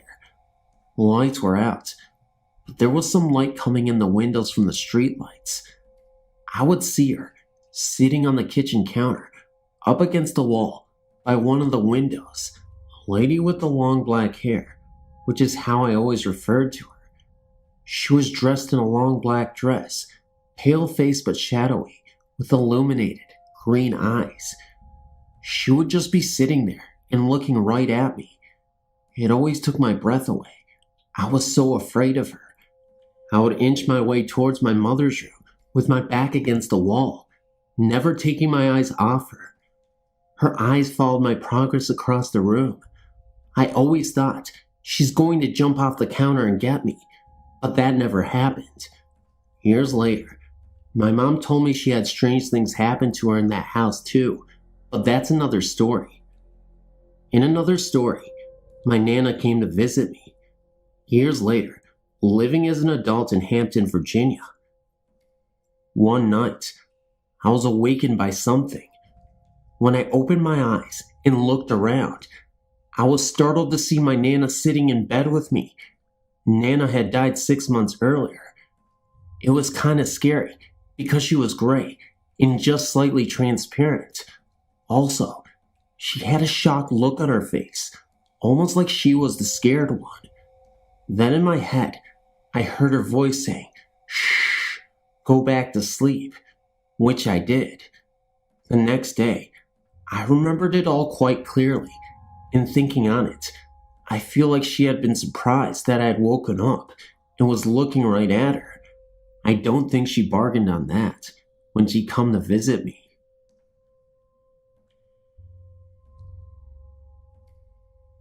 Hey, my name is Tyler, and this is the story of my sightings of the ghost in my uncle's house. I moved to Bend, Oregon to live and work with my uncle, and I slept upstairs where nothing happened at all for the first 3 months. Then my dad and 2 brothers moved in also, so I had to move downstairs. Well, downstairs had like its own living room, a bathroom in the bedroom with its door next to the stairs. Well, we used to hear 2 sets of footsteps upstairs walking around when there was no one up there. Sometimes we would think it was my brother and his friends, but when my little brother went up to check the door, it was locked and they were still out. One night, my brother fell asleep on the couch, and when he woke up, he heard a very loud scream, like a woman being killed downstairs. When the scream happened, our cat ran up the stairs, hit the hardwood floors, and ran right into the room, under the bed. Also, right up the stairs, our fridge faced a window with the oven right in front of the fridge door. There was a magnet calendar on the freezer door, and one night, while watching television, me and my brother and my dad were scared when we heard a loud bang in the kitchen, and then the calendar was thrown hard down the stairs and hit the door downstairs. Thing about it is that there is no way that the calendar could have went downstairs at the angle it was. The thing that made me really believe in ghosts, though, was this one night. After my dad went to bed, I watched some TV, and it was summertime out, so it was hot, and I decided to sleep on the floor.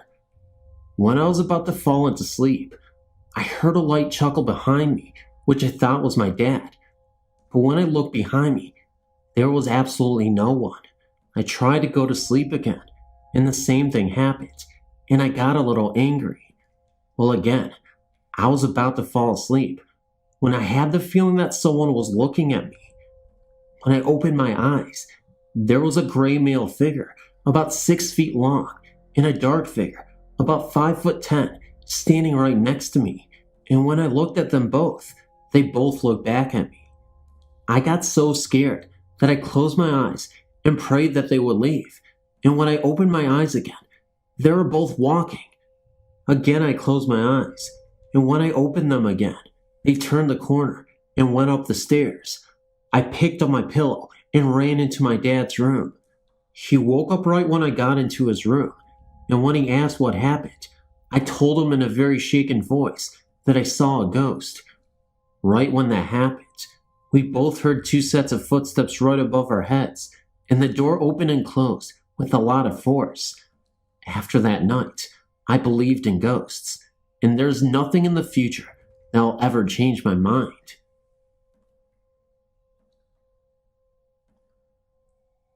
Hi, my story happened a long time ago.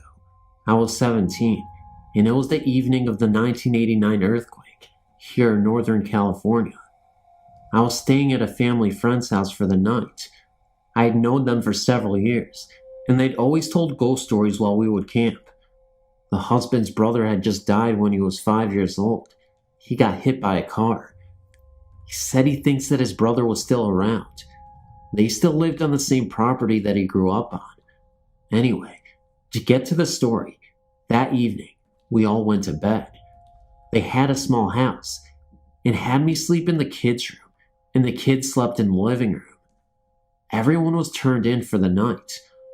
All of a sudden, the lights started flickering. The dad yelled for the kids to stop messing around. It wasn't them. We all ended up getting out of bed. The lights continued to flicker and then turn off completely. We turned the light switches on, and nothing. We looked outside, and other people's homes were still lit up, so it wasn't a power outage. I just figured with the earthquake and all who knows, I wasn't scared at the time. We all went back to bed and giggled a little and made a few jokes about the ghost. I laid back down, and before long, the lights started up again, and then the drawers in the bathroom started opening and closing, slamming hard. At this point, I was scared. I ran into the master bedroom and told them I wasn't sleeping by myself. I thought I would sleep on the floor at the foot of the bed. We're all a little scared. All of a sudden, the most horrible, inhuman sound came. Like I said, it was a small house. It sounded like the home had surround sound. It came from every corner of the house. This loud, guttural scream or moan. It was a long moment, and then it all stopped. I sat there and cried. I didn't sleep a wink that night. I couldn't wait to get out of there. I told them in the morning that I would never be back to their home. I felt that whatever it was, didn't like an outsider in the house. I look back at that night and wonder about it. I lost contact with the family. It has been close to 20 years now. At the time, it made me a firm believer in the paranormal. Now as I get older and am more skeptical, I can't help but wonder if it's some kind of joke. I don't see how. At the time, I don't even think there was such thing as a surround sound. And that is the only way that sound could have come from the house. It was as if the house itself was screaming. That is the only paranormal experience that I have ever had. Just thought I would share it. Thanks.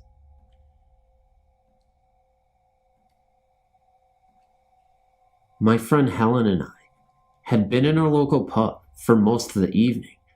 We had been drinking cola all night, but decided to walk down to another one close by, as there was a band that we liked that was playing there. The town that we lived in is quiet and unassuming, so we thought nothing of walking through the cemetery that was on the way to the other pub. You're probably thinking, oh, here we go, another cemetery story. It was right in the middle of the two pubs, so it was the usual, quick walk. It was around 9:30 p.m. on a Sunday night in October 1998, so it was pretty dark. We chatted and walked down the path and into the cemetery, not giving it a second thought. All of a sudden, Helen grabbed my arm and froze on the spot. "What the heck is that?" she gasped. Thinking she was trying to scare me, I just laughed and looked over to where she was pointing. I could feel her shaking as she held on to me. To help you picture the scene, the path runs directly through the middle of the cemetery, with graves on both sides, the church to the left, and a row of cottages just the other side of the graves, and a little hedge to the right. To my horror, there was something very large, tall and black, making its way along the small road, which runs along the side of the cottages.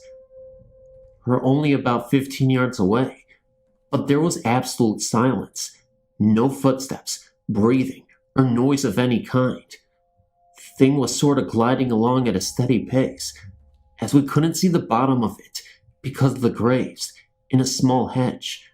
We couldn't see any legs or anything, but the way it moved looked like it was on a bike. We both stood, rooted to the spot, and watched it for around 30 seconds. It moved around the row of cottages and down a small alley that runs along the side of the library. The odd thing was that it was huge, much taller than the downstairs windows of the cottages, and it was a sort of square shape. It's very hard to describe, but it was definitely not a person. It made absolutely no noise and moved very softly and smoothly. We were terrified. When it had gone, we just looked at each other and ran back to the pub. We told a couple of our friends, but they just laughed at us and said that we were seeing things. But we knew what we'd seen, and it really frightened us. We're not the kind of girls that scare easily and are very level-headed. On occasions, we still mention it.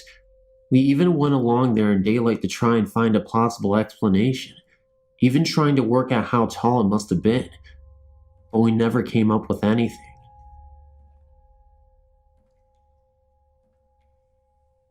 My name is John, and this is the second seriously strange experience that I had with the paranormal, supernatural, or whatever you want to call it. This experience happened back in 1985 or 86 when I was 17 or 18. I was with a religious group, and we were on a religious retreat in Ohio. While we were all on a trip back to Massachusetts, we stopped over at a religious retreat center just outside of Pittsburgh, Pennsylvania, to rest, relax, and enjoy ourselves. I just wanted to give you a bit of background story here before getting into what happened, so that you know where my head was at. At the time, I was a very quiet, reserved, and shy type of person, yet I wasn't antisocial in the least. I was learning how to develop a more serious, deep, and more meaningful relationship with myself, others, and my creator. I was feeling good about myself, confident, yet not arrogant, strong, yet not violent. I was feeling the most positive and the happiest I ever been in my life, because I was beginning to feel like I belonged somewhere and a part of a community. Now, on to the story and what brought me here. I was hanging out with a bunch of people in the rec room, talking, playing pool, and having a great time. About 12:30 or 1 in the morning, I decided to call it a night and headed to my room. When I got there, my roommates were already asleep, so I quietly got my stuff, went to the bathroom, got changed, and ready for bed. I had this funny feeling that something was wrong, and I just couldn't quite put my finger on it. Call it a sixth sense or whatever, but it just felt evil or wrong. I went to my bed and sat down on the side of the bed and looked out the window and saw this freaky looking tree right outside the window. And then it happened. I got the most sense of evil coming from the tree itself. I know I've heard of objects being haunted and possessed, and that the spirit would reside in it until one day it would show itself to someone. I just never expected it to be me. I got the most intense sense of pure evil coming from this tree. I can only explain it as the tree seemed to be a conduit for some kind of evil, malevolent spirit, and it wanted to do me harm. In my mind, I could see the most horrific looking face in the tree. It was something that would make Stephen King and Wes Craven soil themselves, because it was that intense and horrifyingly ugly and inhumanly evil. That's all I felt coming from this thing. Nothing but pure evil, like it was taking pleasure in my fear that I was feeling. It had this inhuman laugh, and I got this feeling that it was telling me that it wanted to take me away. Here was in disbelief about the whole situation. I was in shock, unable to move, let alone think, as I felt this entity reaching out for me. I closed my eyes and told it that it couldn't have hurt me, and started to pray and call out to God for help. After about 10 minutes of praying, I felt this calm come over me, and I opened my eyes to see nothing more than the tree outside my window. The entity was gone, and I could no longer feel the presence or fear that I was feeling inside.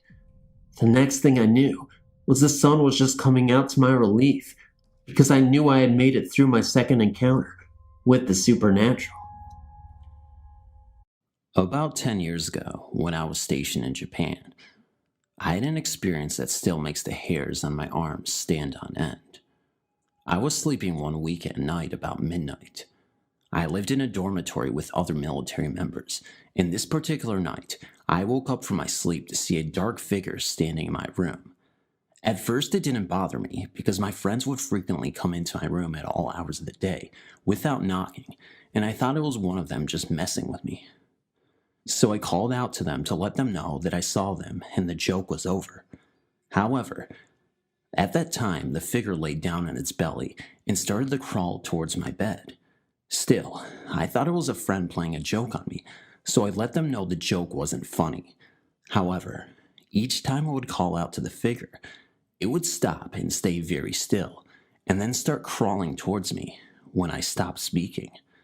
I quickly became frightened and got out of the bed and turned on the lights, and when I did, the figure disappeared and was never seen again.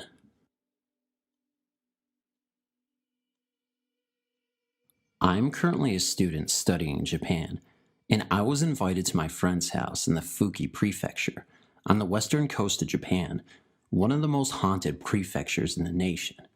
It has more graves than any other location in Japan, and is home to the infamous Chernobyl Cliffs, a place where people commit suicide by jumping into the ocean.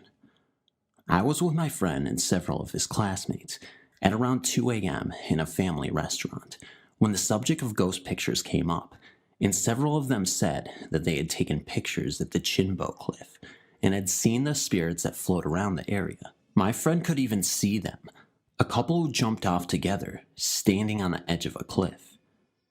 I did not believe him, and I challenged them to accompany me up the cliffs. There was 8 of us in all. About 5 of them refused to go, but the others managed to convince 3 of them. The other 2 that had refused to go had very bad experiences there. One of them was a victim's cousin, and the other took a picture, only to have the ghost cling to his shoulder, and was plagued with nightmares. He saw people throwing themselves off a cliff. The nightmares continued until he visited a shrine where he was blessed and a Buddhist priest performed a ritual that would send that spirit on his way. We take the spirits of the past very seriously. On the 13th, 14th, and 15th of August, there's a national holiday called Oban, where we could go to the family grave and light a fire of barley to lead them back to the family house so they can protect us. Many elderly Japanese pray in the morning, offering fruit, rice, sake, rice wine to their family shrine. Anyway, please forgive me for the detour.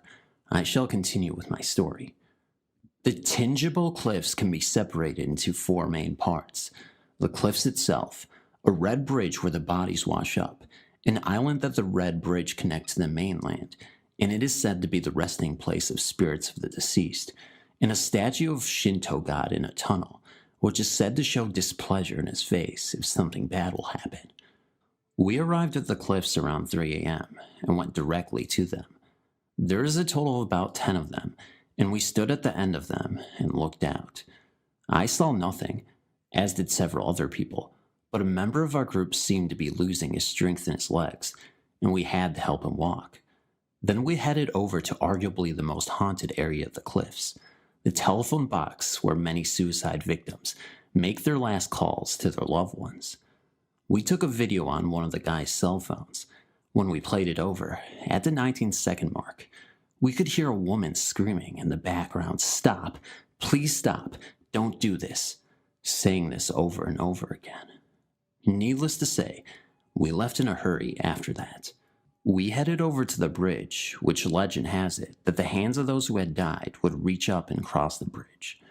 We did not linger, nor did we cross the bridge to the island. Rumors had always flown that people who went there would carry more than a single spirit. We left and went to the tunnel. We drew straws to see who would go see the statue. I was third, and when I entered, I found to my immense pleasure that the statue seemed to be smiling, like it was blessing me. However, the last member of our group was not so lucky. He came out and told us that the face showed displeasure, disgust, and hate. I called my friend the other day to see how he and his family was doing. He immediately went into the story of our friend, who was the unlucky victim of the statue. He had suffered a major breakdown, quit school, lost his job, and broke up with his longtime girlfriend, then disappeared. They found him on the island, under the shrine, sobbing. My first experience was when I went to Japan for a family visit over the summer. It's been a long time since I visited them. I was only 15, and that's when it happened. Before I went to Japan, some of my friends would tell me ghost stories about Japan. I thought they were just teasing me, so I ignored them.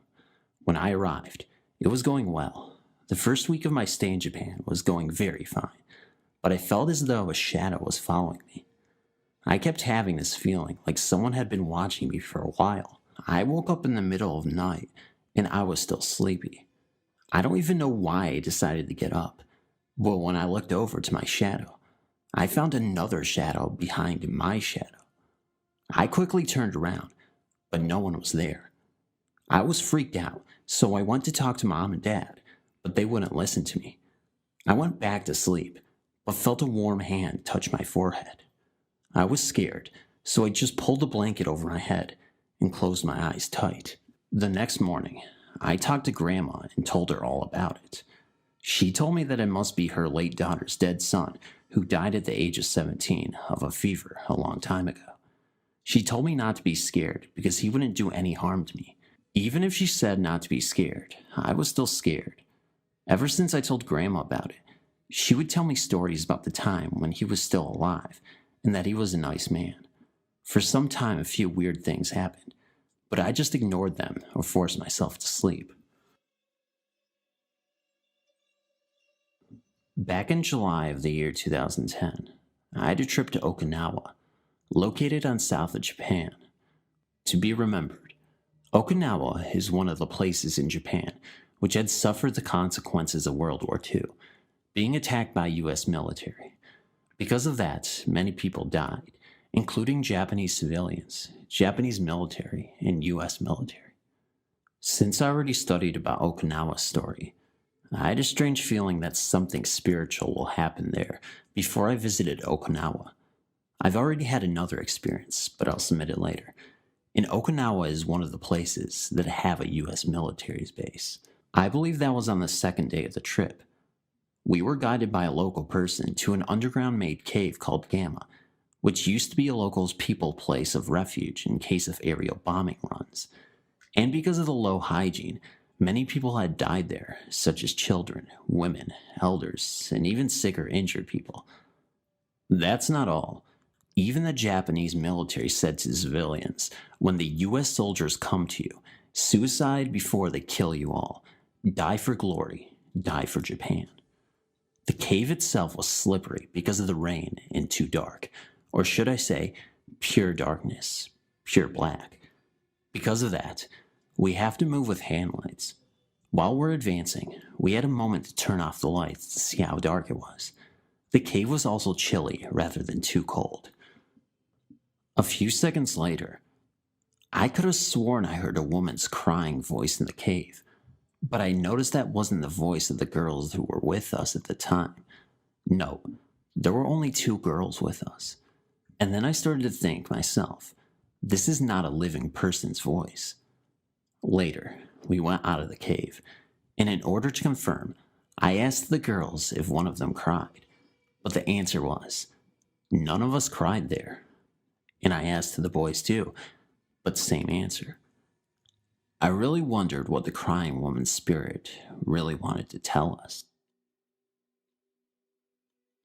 I'm in Okinawa, and this all started a couple weeks ago. First, I kind of ignored it, but it kept going on. First, I thought I saw something from the corner of my eye. Next, while sleeping with the lights off, I saw the light light up a little. After that, in the middle of the night, I didn't feel part of the blanket on my foot, so I sat up and looked up, and the blanket was being lifted up a little. The other day I was hanging my clothes up, and I had a hanger on the bed. While hanging my clothes, I heard a noise. I turned around to see my hanger was now on the floor. I told my friend about it on the phone while in my room. After I hung up, I heard a whistle sound, and I got cold. I had goosebumps on my arms. Recently, I was trying to fall asleep. I was laying on my side when I felt something on my back like it was pushing me a little. I ended up hearing the whistle sound yet again. The whistle sound is more frequent. It's a very faint whistle. I have no idea what it could be, but it hasn't hurt me. It's just like trying to get my attention and never leaves me alone when I try to sleep. And the last experience was when I was sitting in my room watching TV. I saw a goldish light orb in the corner of my wall, all the way up to the ceiling. I hope you guys can help me out. I'm out of ideas of what this could mean or be, and I'm so sorry if this sounds kind of jumbly or incoherent, but I wanted to get my thoughts down as fast as possible. Thank you so much.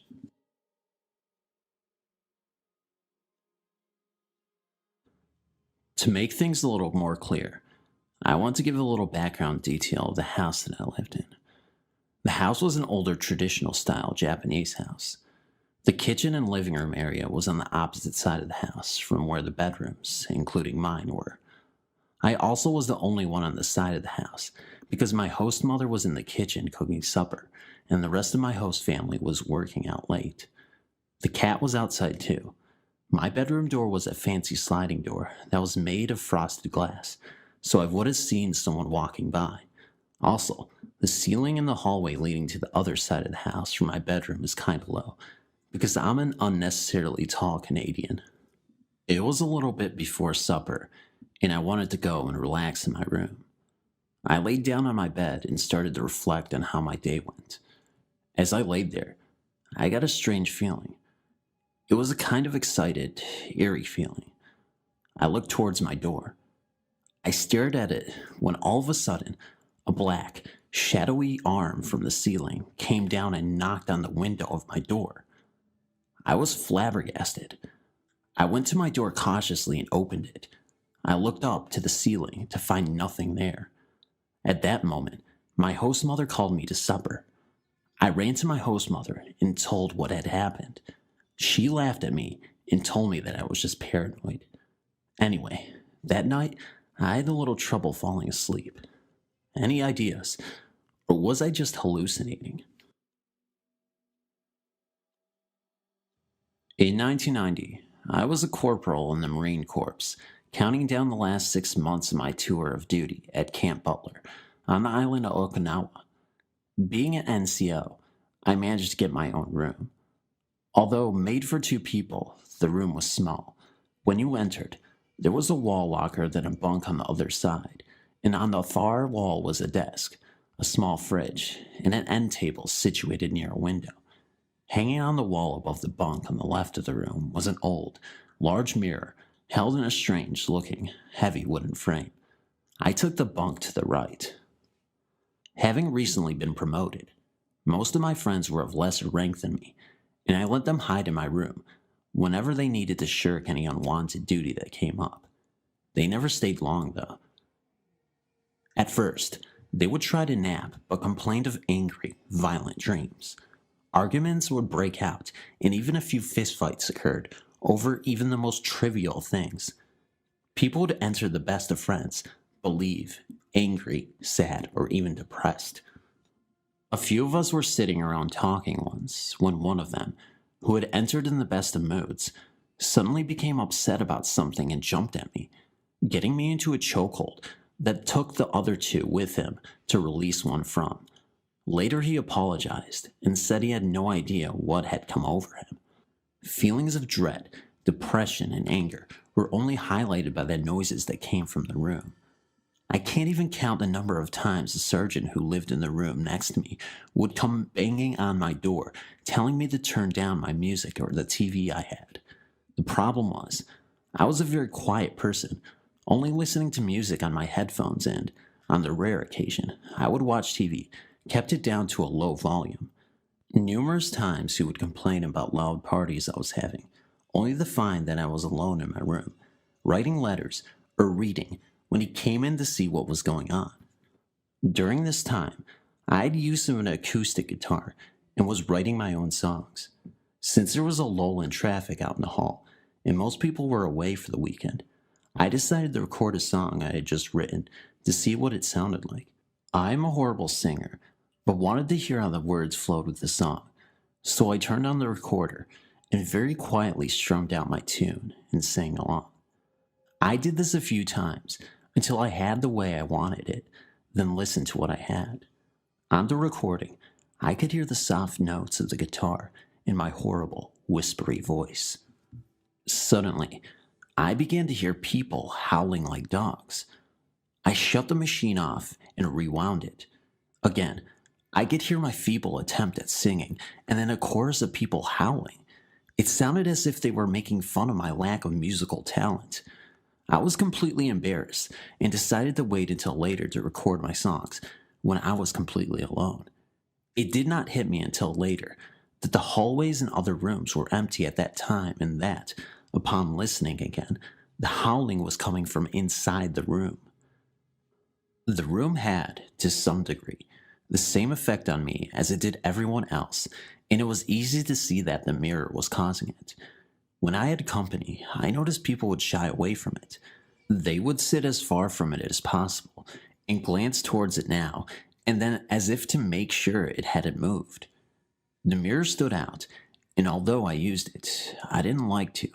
I tried to avoid looking at it whenever I came or went, which was nearly impossible since it was so big. Once, after work was over for the day, with the sun still shining bright, I was getting ready to go out. It was the weekend, and I was to meet some friends nearby. I had showered and dressed and was about to leave when I remembered something I had left on the desk. Retrieving it, I went towards the door, quickly checking myself in the mirror. I stopped and looked again. I still have a hard time believing what I saw. There, in front of my own reflection, was the clear image of a human arm.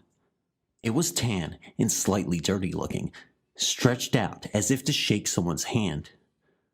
There was no body or blood or anything, just an arm from the shoulder to the fingers. I am unsure as to how long I stood there staring at it. A full 30 seconds at least, before it quickly faded away. It seemed as if I was in a trance the whole time, just looking at what should not be there. I couldn't move, or really even comprehend what I was seeing. Once it was gone, though, I came to feeling cold, as if I were going to faint. I bolted for the door. Not quite sure what to make of all this, I met my friends feeling strange and confused, but said nothing. I needed more time to think about it. Soon after, the friend who had me in the chokehold was promoted and moved in with me. It took a week, but he finally said what everyone else had been thinking. He told me he couldn't stand the mirror and refused to stay another night in the room if it was not removed from the wall. He couldn't pinpoint one exact thing, but he said that the mirror was really strange to him, like it had a strong sense of, well, evil. Hearing this, I blurted out my own story about what I had seen, and we both agreed to do something. There really wasn't any place to store the thing, and when we tried to toss it out, we were told by an anal superior we couldn't dispose of government property without proper permission and to put it back in the room. Yes, he kept checking to see if we did. So we took it off the wall, wrapped it in a heavy blanket, and placed it behind the refrigerator with the glass facing the wall. This sounds silly, but it worked. After that, there were no bad dreams or fights to deal with, and things were noticeably better. It felt like someone had turned on a switch, and all the darkness fell away just like that. We had one more room inspection before leaving Okinawa and returning to the States, so we cleaned everything up, but forgot to place the mirror back on the wall. The officer giving the inspection was a friendly, easygoing lieutenant, and he gave us only one bad mark: the wrapped-up mirror behind our fridge. When he asked why it was like that, my roommate, much to my embarrassment, told him the whole story. The lieutenant listened, nodded, and then ordered us to unwrap the mirror. He looked at it, nodded again, crossed off the one bad mark he had written down, and said, "Wrap it back up. It looks better that way." We did just that, leaving it covered up for the next tenants to find. I'm writing this story to share with you people about what I've encountered, which is all true, not a make-believe story. I was around 7 years old when I was going swimming in an old river in Quang Ngai, Vietnam. My family were living in a suburban place. It is dark and scary in Vietnam, especially when we don't have any lights. One scary thing that always scared me was the graveyards. People that died buried their bodies anywhere, even near rivers or so. Well, to continue my story, it was around 12 p.m. and the weather was extremely hot. Me and my two brothers decided to go for a swim. When we got to the river, my two brothers went off, leaving me alone by myself.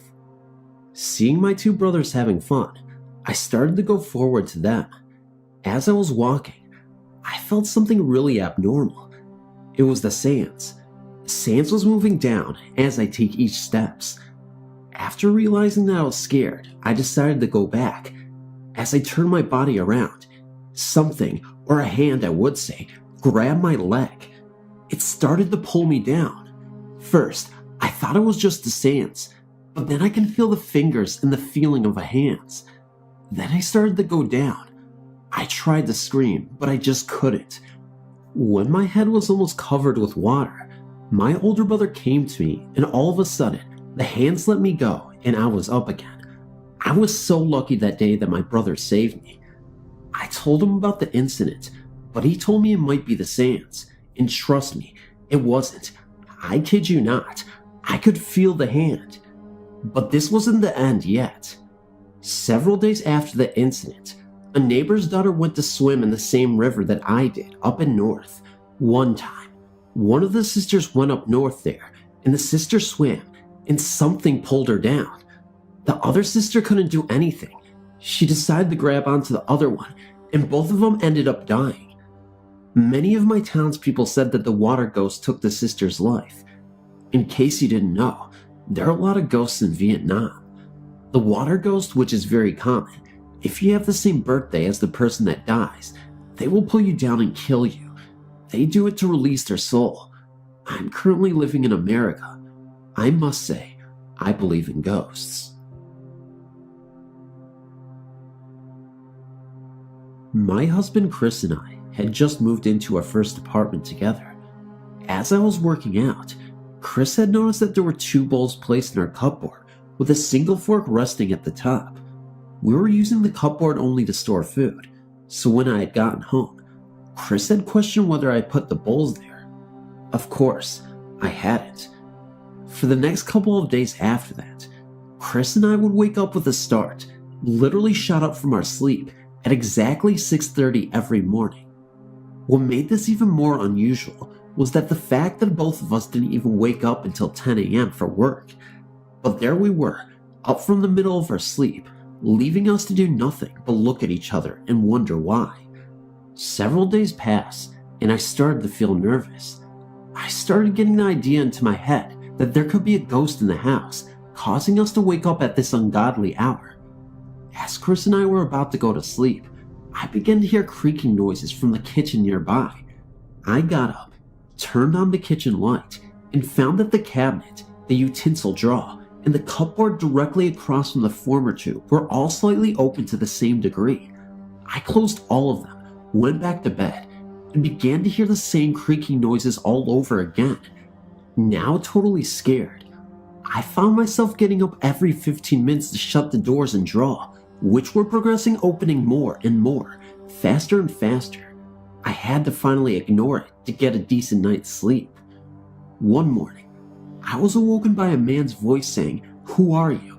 Again, waking up at 6:30, we both shot up to see an old man standing at the foot of our bed, sternly looking at us, dressed in overalls and a red plaid shirt. Although I could see him in color, the window behind him shined the morning rays right through him. We stared in shock for about 10 minutes, then he vanished. With that, we didn't see or hear from him again. The little old lady downstairs, our landlady, showed us her family pictures about a month after the hauntings ended. Chris and I both agreed that the man we saw was her husband, who had built the house himself and died about 10 years ago. We've never told our landlady, but we think that her husband was just making sure that we wouldn't harm his wife.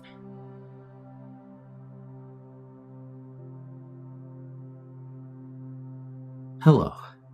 I was reading your stories and found them very fascinating. I have a story I would like to share about my dog Bandit. Bandit was an Isa Apso that me and my family had for about 14 years. Bandit had a series of medical problems, which since he was mainly my dog, I got a job to pay his vet bills. I was barely in my teens. We all loved that little dog so much. I have a large family, 4 brothers, and my parents and myself. Well, towards the end of his life, he became very ill. I was not living at home at the time, but my mom would always call me when something was wrong with him. On this day, I was driving out to my mom's. I started to cry and became very sad. I think I had a premonition of what was to come the next few days.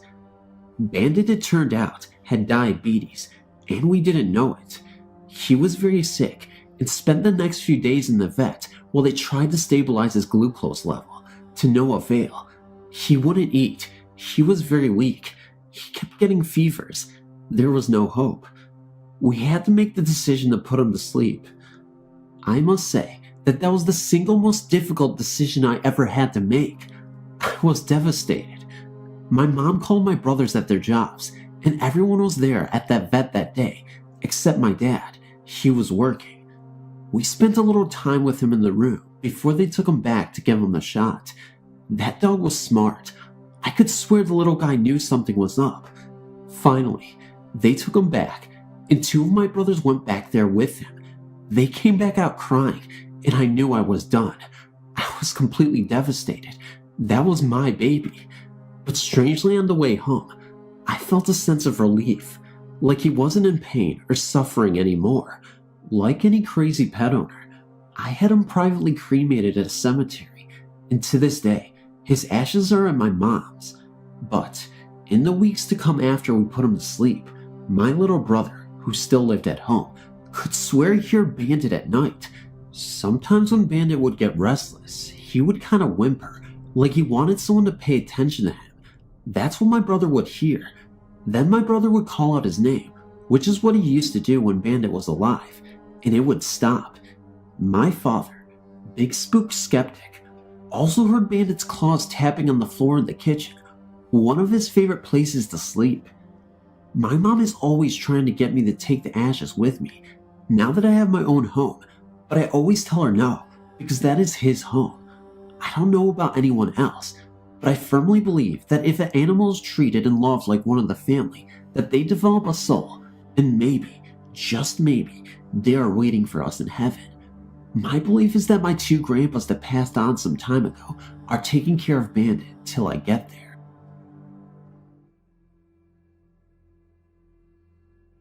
I've lived in my house for 10 years now, and I moved here when I was 4 years old. Our house is 101 years old now, and it was built in October 1898. My first experience with my great-grandmother was the night we moved in. I was sleeping, and I saw the figure of a beautiful woman dressed in a ball gown that was probably dated in the 1800s. She walked over to my bed and looked at me sternly. What happened after that, I do not know.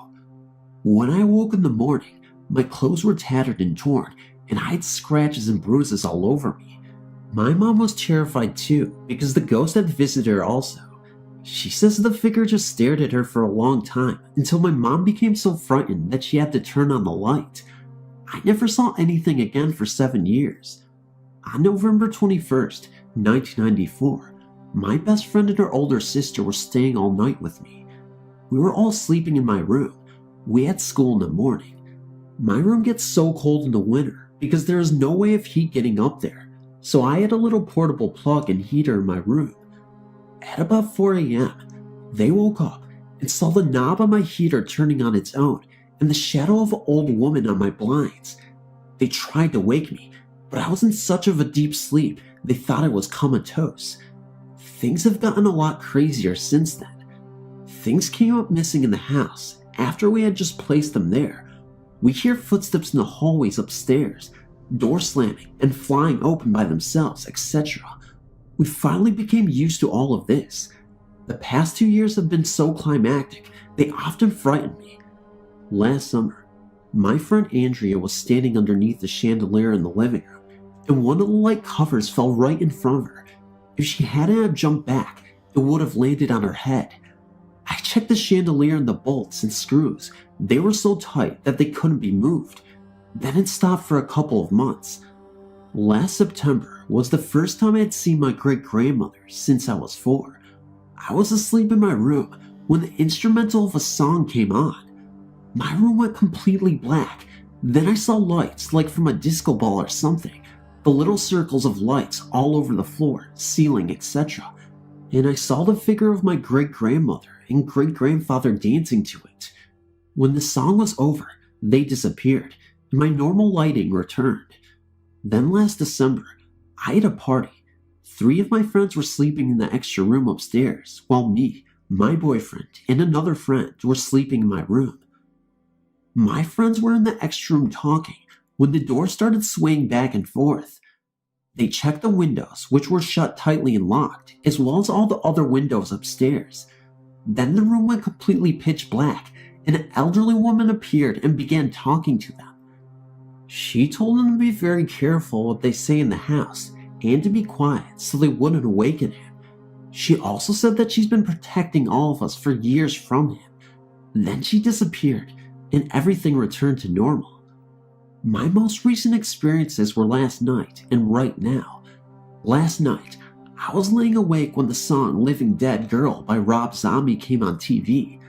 All of a sudden, the volume went all the way up. I have no remote to my TV, so I couldn't have actually turned it up. My TV is on one side of my room, and my bed is on the other. When the song was over, the volume returned to where I had it. As I'm typing this every time I mention him, whoever he may be, I get a very cold chill, and the hair on my neck and back stands up. My cat's tail gets real puffy, and his hair stands on his back. Then I hear people arguing in the hallway upstairs. I'm home alone. Then it's all over, and I feel safe. I just wish I could talk to my great-grandmother and thank her for protecting me, my family, and friends. I'm glad to have her around, even though she scared me from time to time.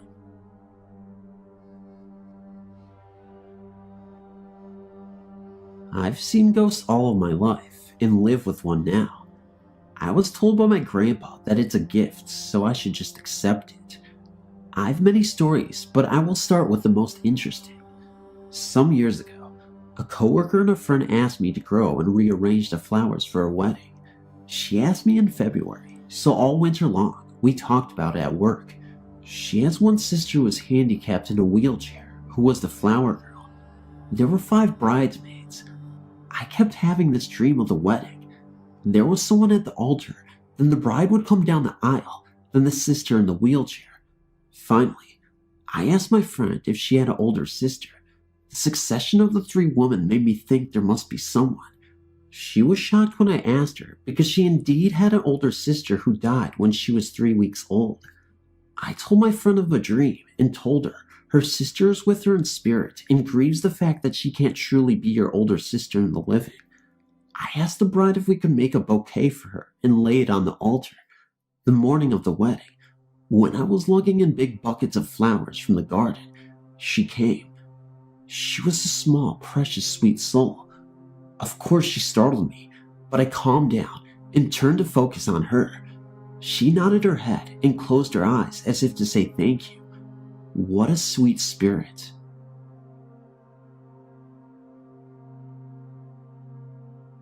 My name is John, and I'm 22 years old. I'm currently living in California in the home I grew up in. I'm writing to ask you a few questions that will hopefully shed a little more light on my encounters. I'm a rational young man, not normally taken to flights of fancy. I'm an ex-police officer and served in the United States Air Force as such. I came home a few months ago and am living at home until I can reasonably get myself on my feet financially. Being an ex-cop, I have a few compact firearms located throughout the house, which are normally locked up. One of which is located in the bed table beside my bed. It's a SIG 226 with a laser sight and hologram mini bulb, not a cheap sidearm. Anyways, to get down to my point, I'm a light sleeper as the military has done to me in the past few years. One night, around 415, I woke with a feeling that I was being watched. I woke up and turned onto my side and looked at the doorway, which was open. Just outside my doorframe in the darkened alley was a shadowed shape. Thinking it was an intruder, I watched for a moment and blinked the sleep from my eyes and got ready to take a course of action. As I stirred slightly to attempt to reach for my gun, the figure moved deeply into the shadows of the hall and moved down the hallway towards the landing. I opened the night table and grabbed my gun and ran to my doorframe and then uncharacteristically just jumped into the hallway. My finger on the button that enabled my hologram mini bulb and laser sight to activate. What I saw still scares the bejesus out of me, even to talk or think about. Standing at the top of the stairs was a vaguely female shape. I could make out the contours and lines of the female form. My small light illuminated the entire hallway like a small sun, my laser light showing as a heavy dot against the dark shape. The thing that mystifies me is that whatever it was cast a shadow of its own on the wall. I got the distinct impression that whatever this thing was, it turned around in that instant. I stood there looking at it, and it stood there looking at me. I've been in wartime situations and have seen death in someone's eyes more than I dare to even count. But whatever this was scared me into being numb. Whatever this thing was, it slowly started walking towards me, and I raised my gun and drew down on whatever approached me. It seemed to almost pause for a moment, then seemed to almost blur and rushed at me and through me, and then was gone, as the only thing behind me was the hallway towel closet. I dropped my gun, unable to keep from shaking in pure terror, which is what I am now. I woke my parents, and my father proceeded to grumble at me with some very colorful expletives about being woken for a ghost, and walked out to the hallway, grabbed up my gun, and did a walkthrough of the house, and found everything secured and in proper order. When this thing walked through me, I didn't feel the coldness that I've read about on your page. I felt warmth, almost like a warm body, then it was gone. That's my question. Am I imagining all of this? Why the warmth? Is that unusual? Even now, I'm scared stiff and always close my door and lock it at night, and normally don't sleep until about 3 a.m., as I'm terrified of what could be outside in the hallway. I rarely tell anyone this story, because usually they think I'm off my rocker. Being only 13, my ghost experiences are not many, but for once, I've had to me they are freaky. The whole thing started when my grandfather died. He was only 56, and I felt guilty because I had to leave the hospital. When I returned about an hour later, he was dead. I've always carried that guilt with me and always will. My parents often leave me alone to go shopping, and I just sit around and watch TV. One time, it was a hot Australian summer. I'm Australian, and I thought I would die, pardon the pun, without any cool breeze. I was watching an old Titanic movie when the shutters started banging. Now, not really banging, but swinging back and forth and hitting the window. Well, this scared me to death, pardon another pun, but I soon forgot about the incident. Another time at the same setting, it was a corner of the eye thing that got me. Just for a brief second, I think I saw a tall figure outlined in black. Well, we eventually moved to America to travel and see the country. Well, this spirit or ghost or grandfather must have just packed away in the baggage, because when we moved to Texas, it was just the same. It's just a feeling. I mean, not just that kind of thing, but a strong, I am scared as heck feeling. This continued throughout the Phoenix, where I saw shadows a couple of times. We now live in Connecticut, and Granddad is making himself known. Our house detects any move. I mean, you move a muscle, it creaks. Well, it seems when I'm alone, the creaks are just always happening. In the dead of night, it still creaks. It's not my parents or my brother. My brother sleeps above me and is only 5. My parents are across the hall, and I can always hear them getting out or getting into bed. My dad has had some experiences. While in our current house, he was collecting firewood and felt a squeeze on his shoulder.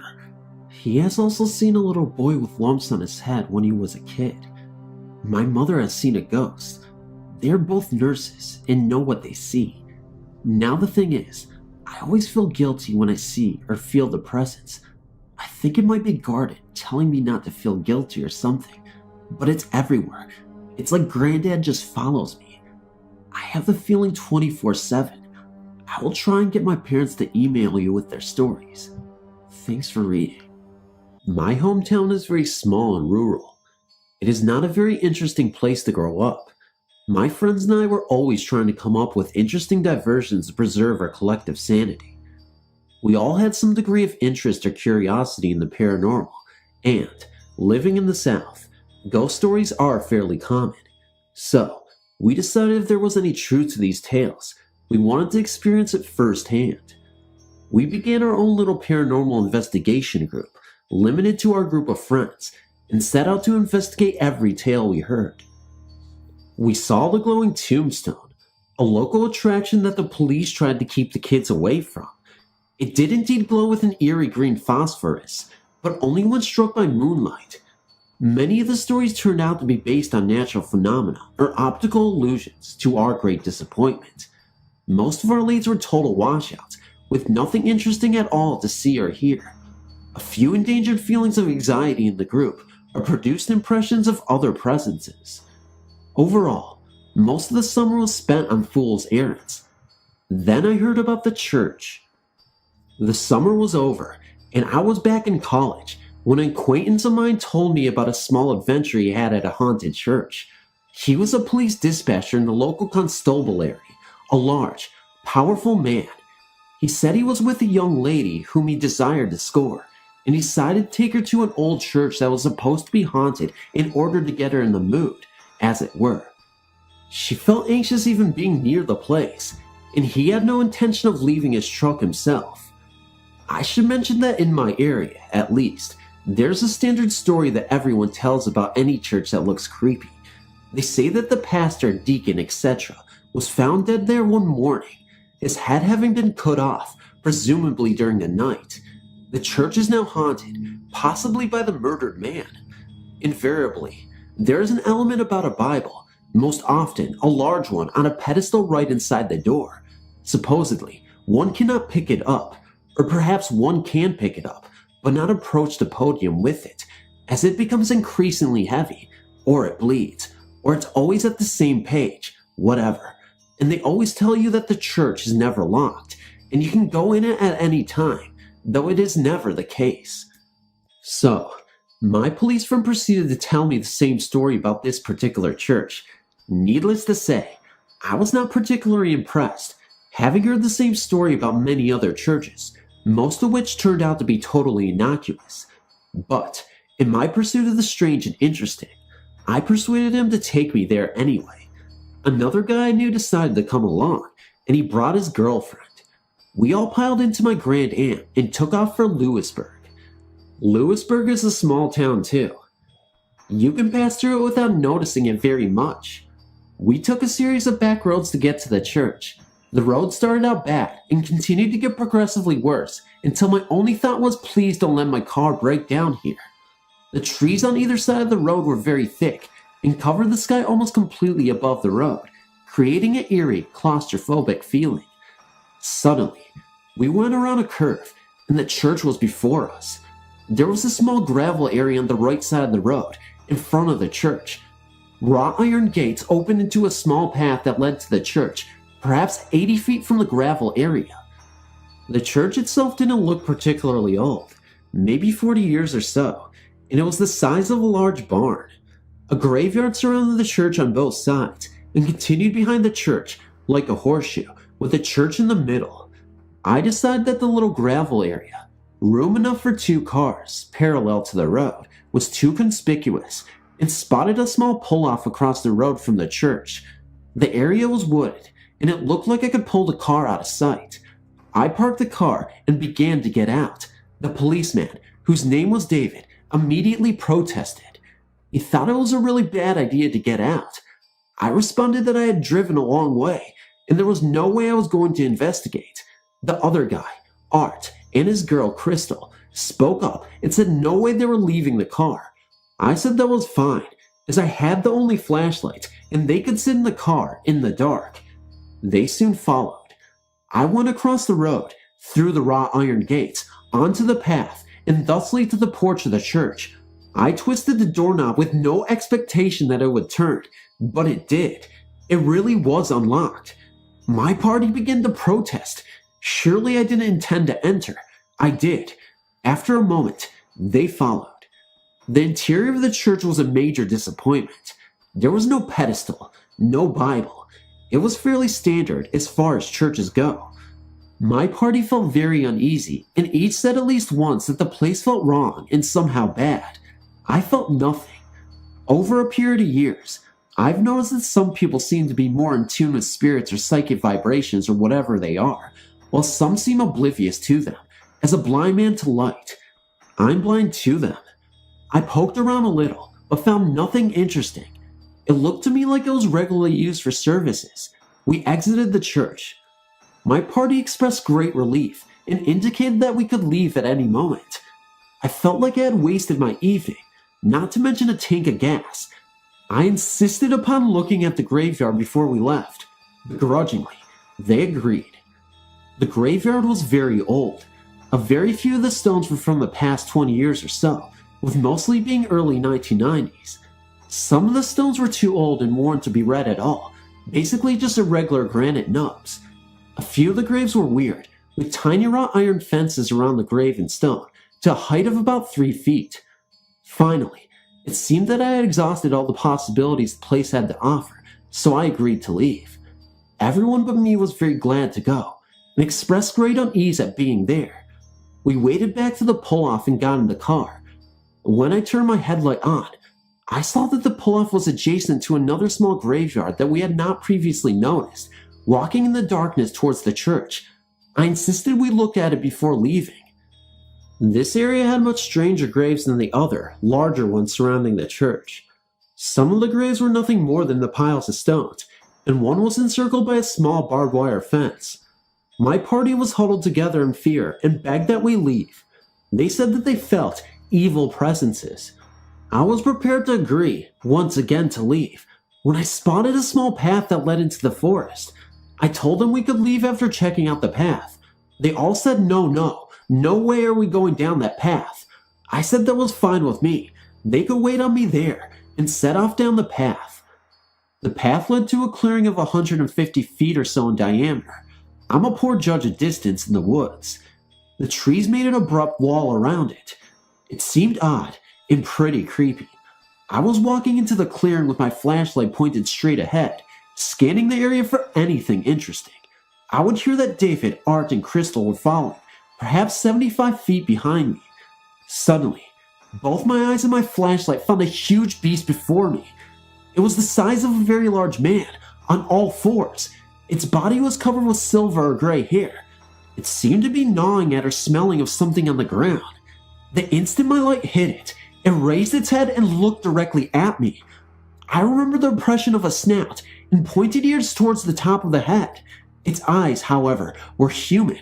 By that I mean that they did not reflect the beam of my flashlight like a dog or cat, or any night animal for that matter. They looked like the eyes of a man. This beast was about 20 feet in front of me. There was a gravestone in front of it, and slightly to the left. Another was behind, and to the right of it. It looked at me for maybe a second. I was completely frozen. No thought entered my mind, no emotion. I was blank. Then the creature stood up. It looked about 8 or 9 feet tall, and very, very big.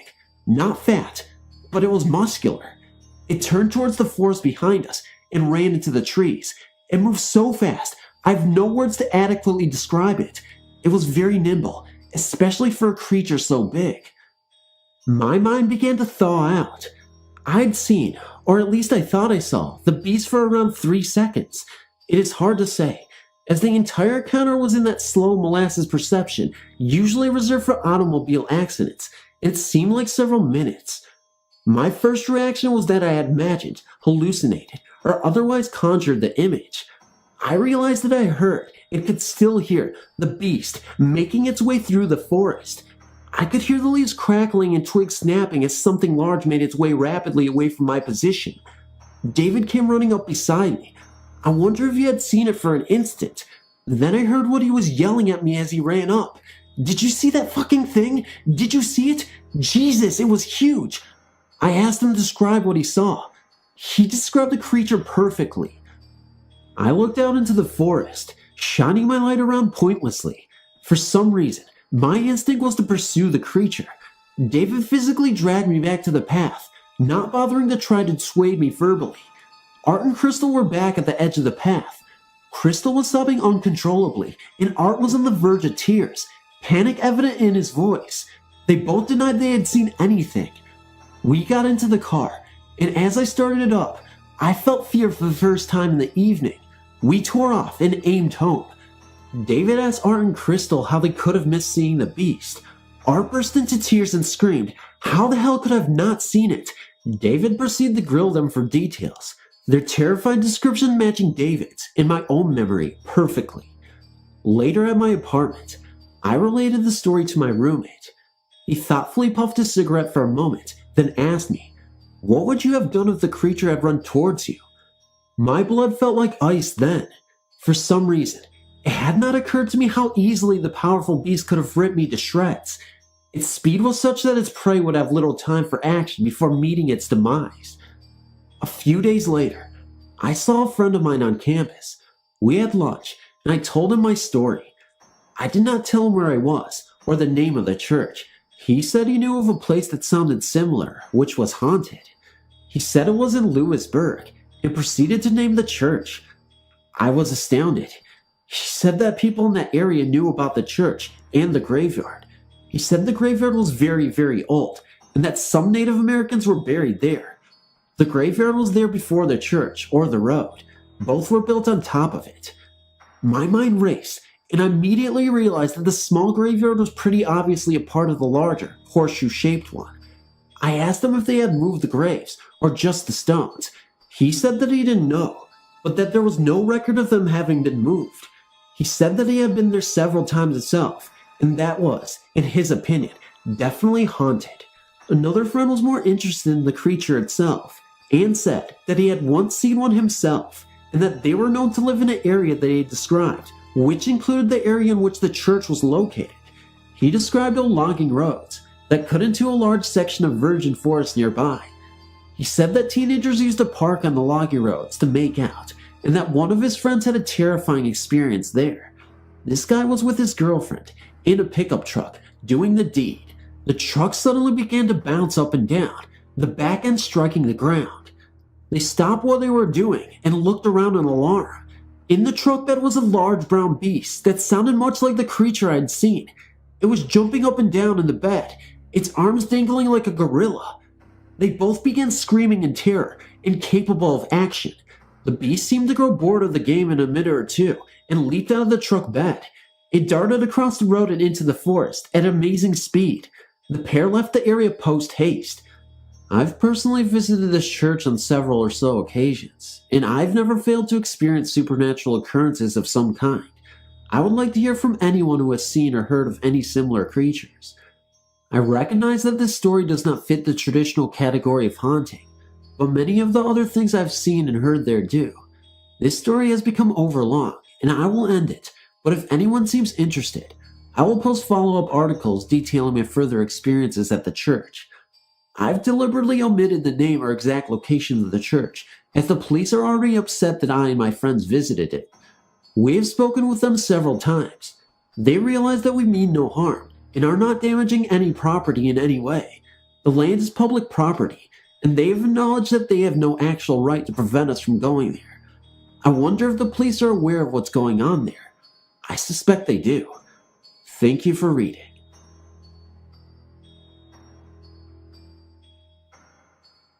This happened years ago. I really don't remember how old I was at the time, but I don't think I was more than about 9 years old. That would put this time as somewhere during the summer of 1984. My grandparents, my mom's parents, lived out in the country about 15 minutes drive from home. I was spending the weekend with my grandparents. The story that follows occurred on the Friday night of that weekend. It was after dark. I was on the couch, turned around, and sitting on my knees, looking out a large picture window. I was waiting on Grandpa to get home from work. Grandma and I were the only two people in there at the time. As I waited, a dense fog began to form. The fog began to grow thicker as time passed. Grandma was getting a bit worried. Grandpa was late getting home, and she was afraid he'd have an accident due to low visibility brought on by the fog. Several more minutes passed. I was still kneeling on the couch, watching outside the window for Grandpa. Then I saw what looked like two lights coming up the road towards the house. At first, I thought it was the lights from the headlights on Grandpa's car. Then I realized that the lights were not the right color. One light seemed to be a lemon yellow, while the other appeared pink. I watched, curious, as the lights moved closer. Then I yelled for Grandma to come to the window and look at them. Grandma was busy preparing supper and didn't want to leave the kitchen. I took another look at the lights, which were still moving closer, and then went to the kitchen to try to convince Grandma to come and see them. At this point, the lights were still not much more than fuzzy-colored blobs due to the thick fog. I left the window and ran into the kitchen. I told Grandma that there was a pair of lights approaching the house. She said something along the lines of, "Good, he's finally home." I told her that the lights didn't look like they were from a car. I told her about the odd coloration. Finally, Grandma agreed to go take a look for herself. Running, I got to the window before Grandma did. I resumed my former kneeling position on the couch before really looking out the window. The light was still there, closer than before. They were just starting to take on a more definitive shape, like something was emerging from the fog. Grandma leaned over for a closer look at the solidifying shapes. I turned to her, asking what the lights were. She didn't know and was beginning to act a bit scared by the sight. I turned back to the window. The strange lights were almost to the house by that point. Thinking back now, I realized just how bright they must have been to have been visible at first. Then, the lights finally took on a more tangible shape. This is the part that really makes me doubt what we thought we saw. What we saw looked to be two cows, both bulls, dancing along the road on their hind legs. No, this is not a joke. One was glowing yellow, the other was glowing pink. Each of the bulls had a front leg, arm dripped over the shoulder of the other.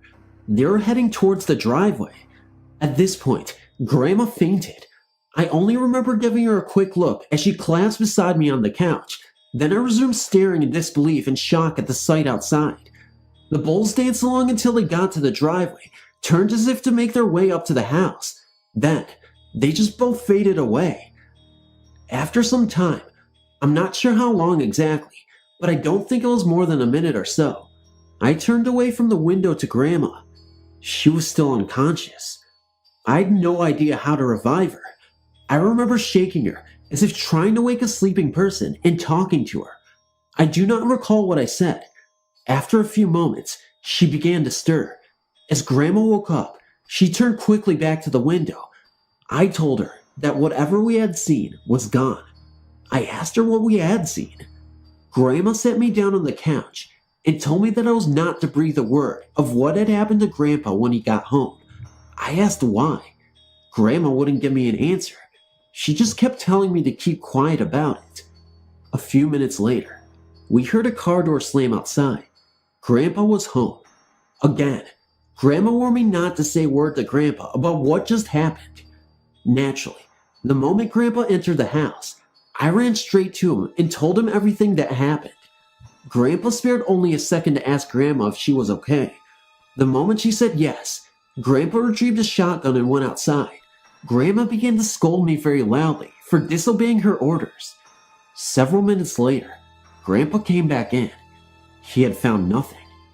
To this day, neither of them will discuss what happened that evening. If that had been the end of the matter, I would have convinced myself years and years ago that both Grandma and I had simply been hallucinating. In fact, not too long after the incident, I'd convinced myself of that. Several years after seeing the bulls at my grandparents' house, a friend of mine who I grew up with came to me one day with a story. I'll call this girl A. Both she and I were about 12 when she told me this. When I lived in Ohio, this girl's grandparents lived directly behind us. A lived mostly with her grandparents during the summer months. Only a one-lane alley separated our two yards. Across this girl's grandparents' yard was the railroad bed I've posted about a few times in the past. On the other side of the railroad bed was a small farm. We lived at the very edge of the town. A came to me one day, saying that she had something very strange the previous night happen to her. I asked her what she'd seen. A made a long speech about how I'd think she was crazy if she told me. I pointed out that she'd already brought up the subject, obviously. She wanted to tell me. A agreed. She said that late the night before, she had been unable to sleep and had been looking out of her bedroom window. It began to get foggy.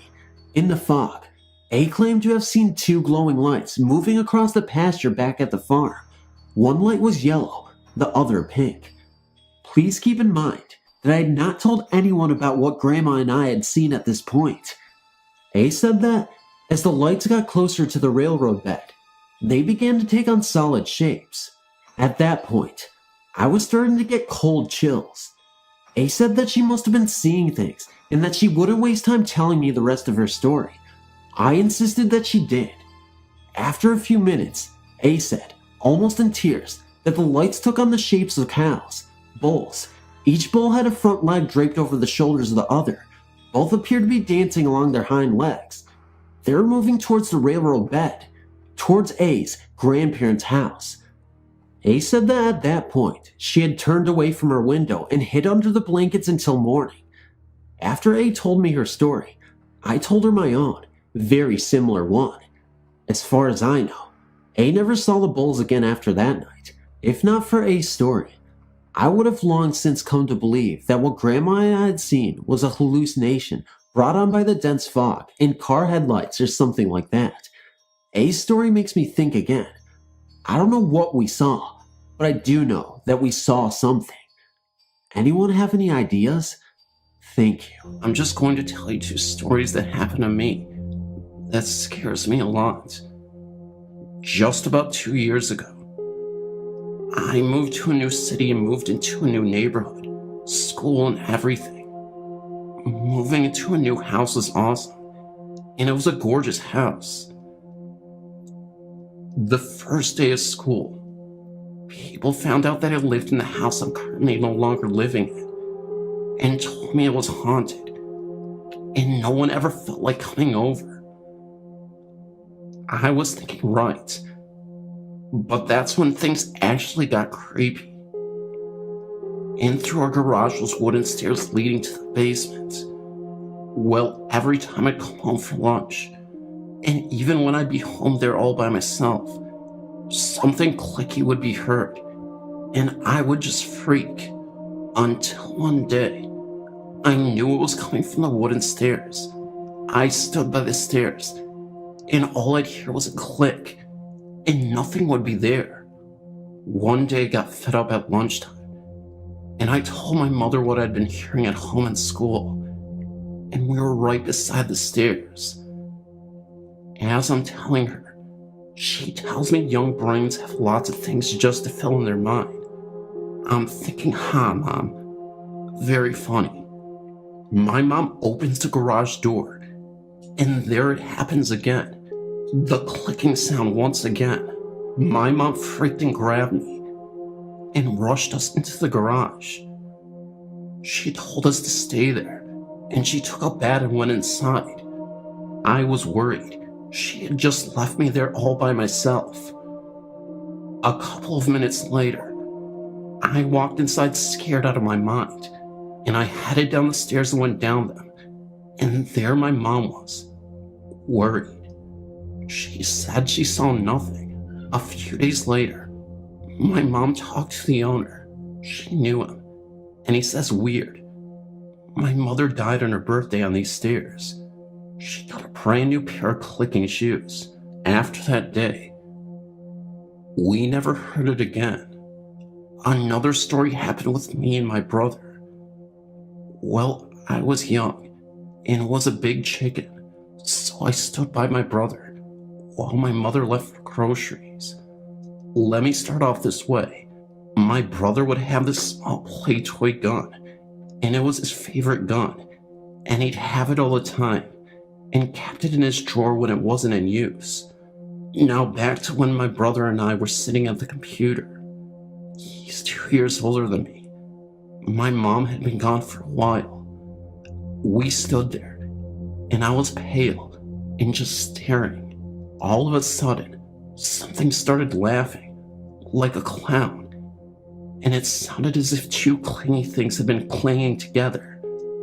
And then I realized it was the sound my brother's gun made, and I was thinking, oh my lord. My brother and I started freaking, and we ran to the stairs, and it got so loud.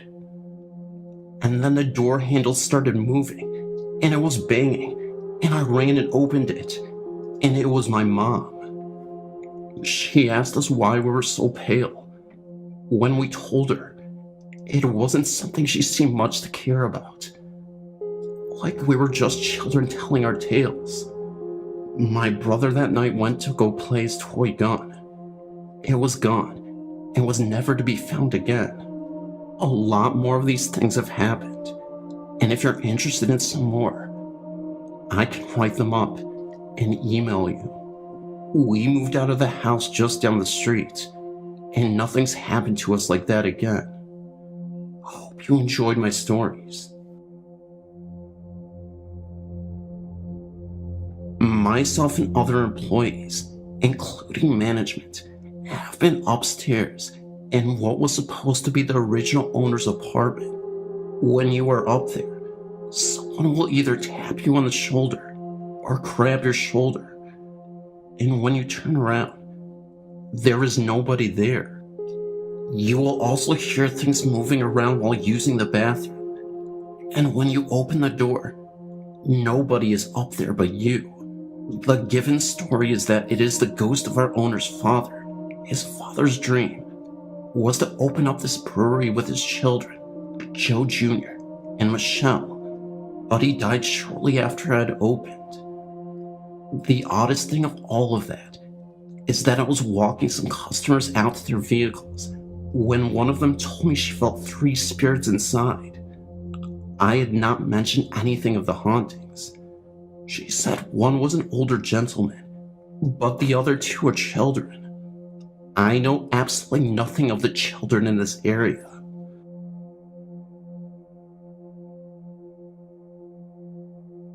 A quick little story about Utica, California that I think you might find interesting.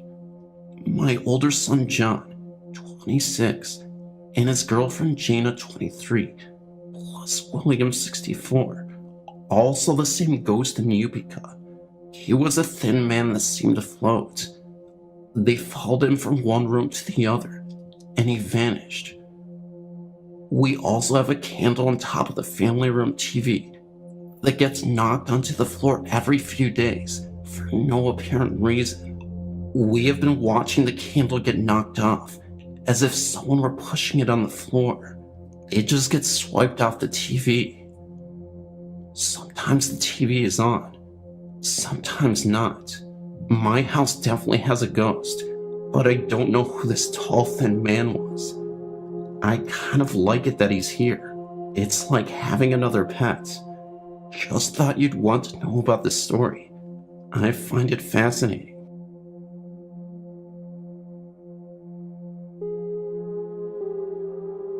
Me and my friends Mike and Maria used your site for a reference on where to go, and we've gone to 2 places so far, and I'd like to share my experiences with you.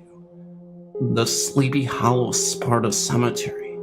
We've been there twice. The second one being about an hour ago. The first time we went was about 2 weeks ago, and there is an open gate to get in. We made a discovery about something I will tell you in a little bit. The first time we went there, we got in okay, and we only visited about, the first half of the cemetery. We continued to hear rustling, but tried our best to remain calm. We then came across 2 mausoleums. My friend Mike decided to go see if they were open, but he became too creeped out and came back towards me and Maria. While standing outside of them, we noticed a light from the street shining through the trees, making an angel-like silhouette on the building. We all stared at it for a bit, and Mike mentioned that it looked like an angel. Suddenly the light turned off. Kinda creepy. After that we left. The second time was tonight. There were the 4 of us. Me, Mike, our friend Rob, and his girlfriend Steph. We got into the same gate once again, and we proceeded to explore the same area as we did last time. This is where we made our discovery, and maybe you can post a warning next to this place for people on the listing.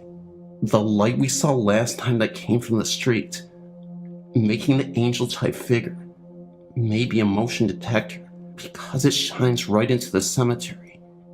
Even though it's far in the street, when we walked, the light turned on. This is when we started to be concerned, and we also heard sirens. They were ambulances. Then, this is where it gets spooky. As we were walking the road back to the 2 mausoleums, I happened to glance to the trees, and what appeared to be standing there was a silhouette of a person. Then I noticed a hat, shaped like a police officer's. Then I tried to show Mike, and he saw it too. Then I noticed it wasn't moving.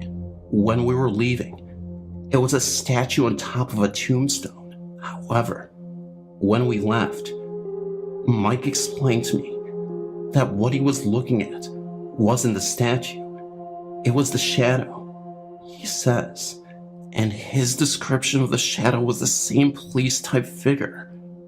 We were both looking at two different things, but had the same description.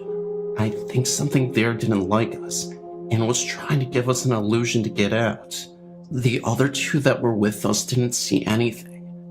The only conclusion that we could come up with was that something there remembers us from our last visit, and most likely didn't want us there.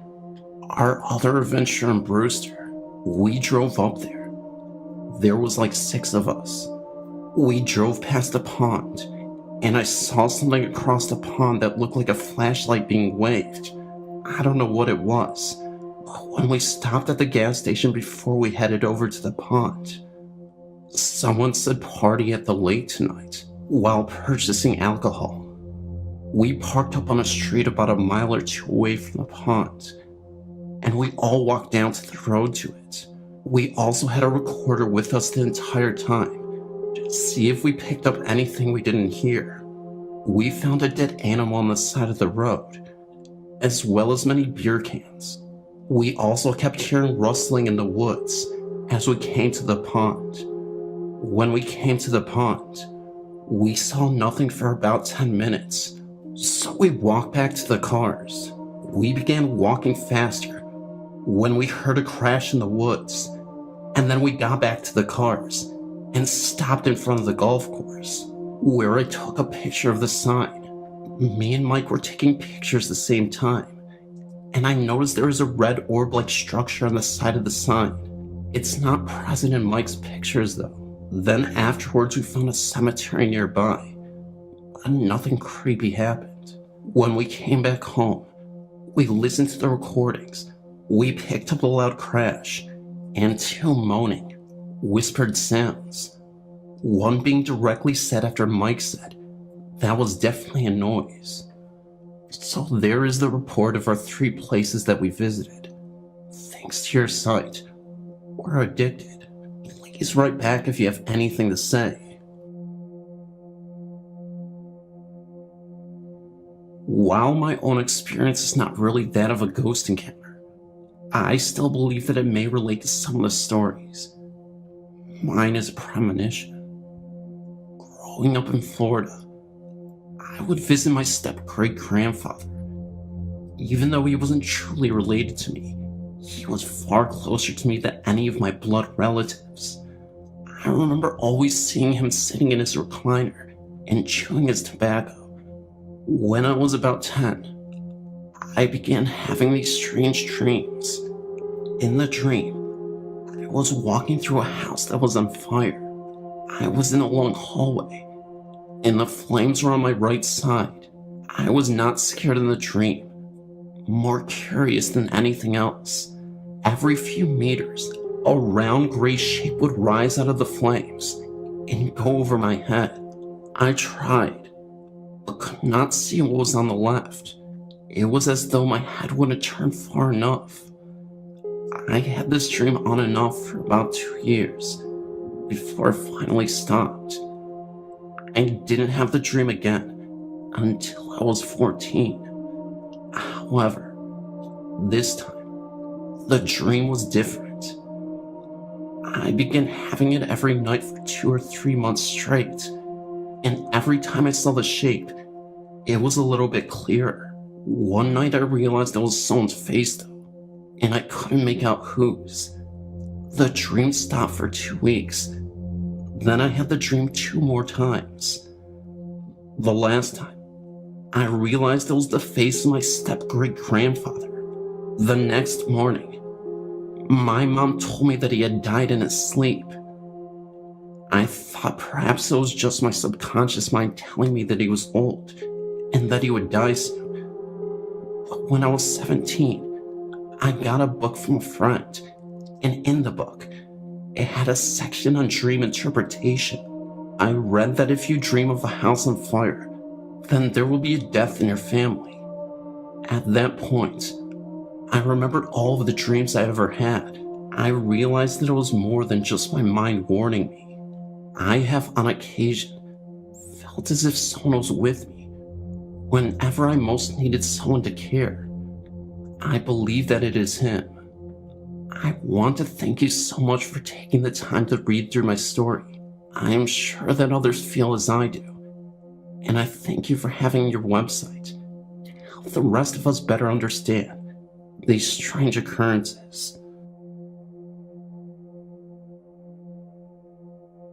When I was a freshman in high school, my mom and stepdad and I moved into an older home, built sometime in the late 1920s or early 1930s. I assume this from the newspaper I had found, dated 1936. When we first moved in, there wasn't any odd things happening, not until my stepdad and my uncle started putting in rooms upstairs in the loft. One night after a long day of swimming with friends, I decided to go home to take a nap and meet back up with my buddies later that night. Well, that didn't happen. I awoke too, or whom I thought was my nephew Sam, tapping me on the foot. The room was very dark, just a small bit of light through the curtains. I looked over at the clock. It was late, around 11 p.m. So I said to whom I thought was my nephew, "What are you doing in here? And where's your mom?" You see, they lived next door to us. And I asked again. With no answer, I got up and turned on the light. No one was there. Okay, I said to myself. That was odd, and very reluctantly went to sleep. That wasn't the end of it. One night I woke up with all the covers off my bed. Maybe I kicked them off. Who knows? I know because the second time it happened, I was not asleep when I felt the covers slowly pull off of me and off the end of the bed. Can we say what the heck? And that's when I slept downstairs on the couch for a few minutes, telling my mom it was too hot upstairs to sleep.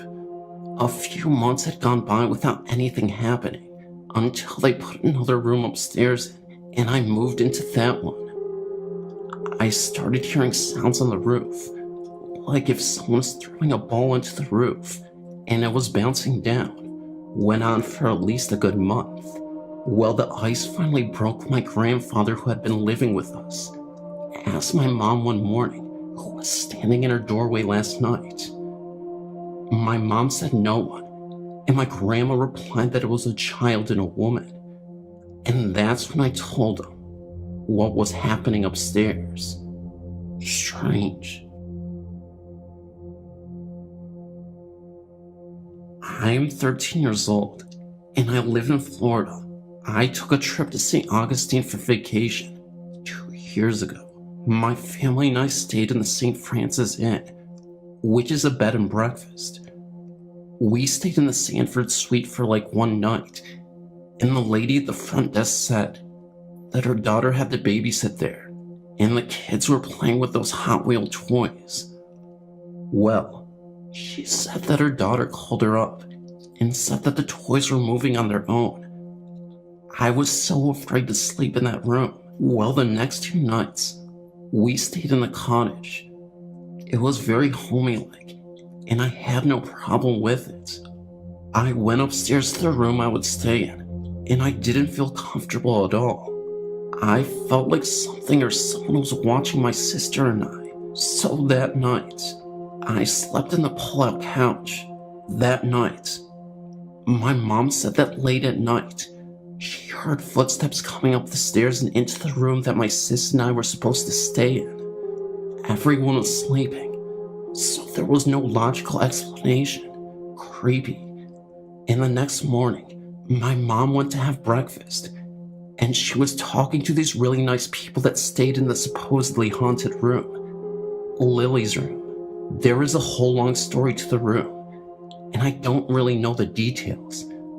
The couple staying in that room said that they took some pictures, and in one, there was an armchair from like a long time ago against one wall. but it wasn't actually there. So they started walking out to the courtyard next to the cottage and said, "Oh, it's just Lily messing around with stuff." As soon as they said Lily, the light above the cottage door went out. My dad went to check it out, but there was nothing wrong with the light bulb. I was freaked out. We were gonna leave that very day. My mom couldn't find her car keys or the cottage room key. She was looking, and she found the car keys on top of the counter, and the cottage keys inside the door, and the door we never came in through. This story is all true, from what my mother told me.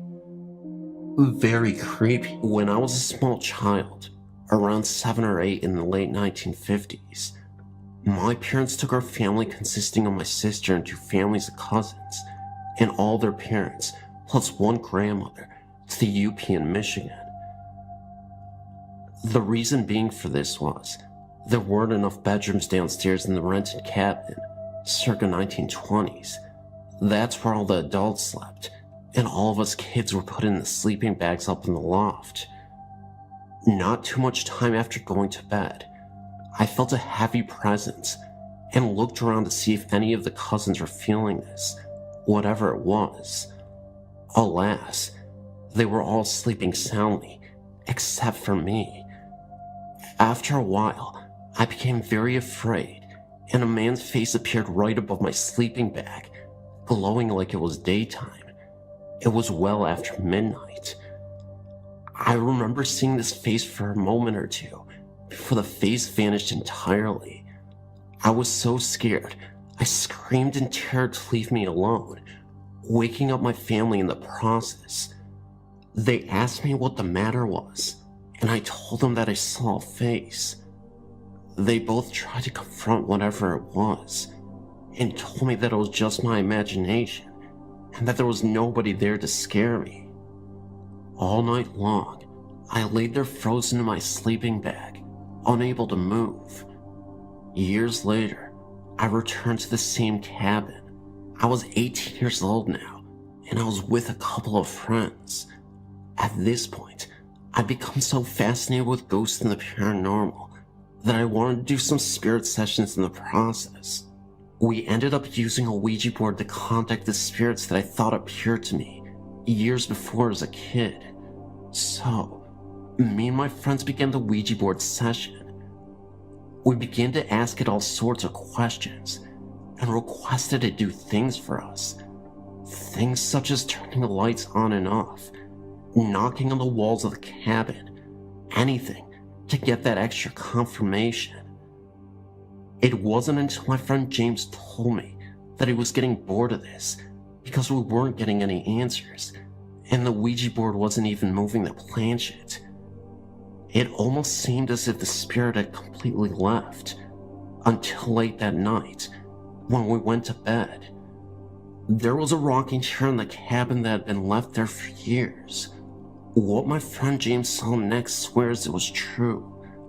I'd fallen asleep, and James had woken up to take a smoke break out on the front porch. The rocking chair was on the front porch. As James was smoking, he suddenly turns to face the rocking chair, and the chair literally rocked back and forth, as if someone was sitting there. This wouldn't stop for about 30 seconds. Then it suddenly stopped. He called me over, and by the time I had a chance to witness it, the chair stopped. This was in the middle of the summer, and there was absolutely no wind. I believed James, because he had no reason to make up any stories about the rocking chair.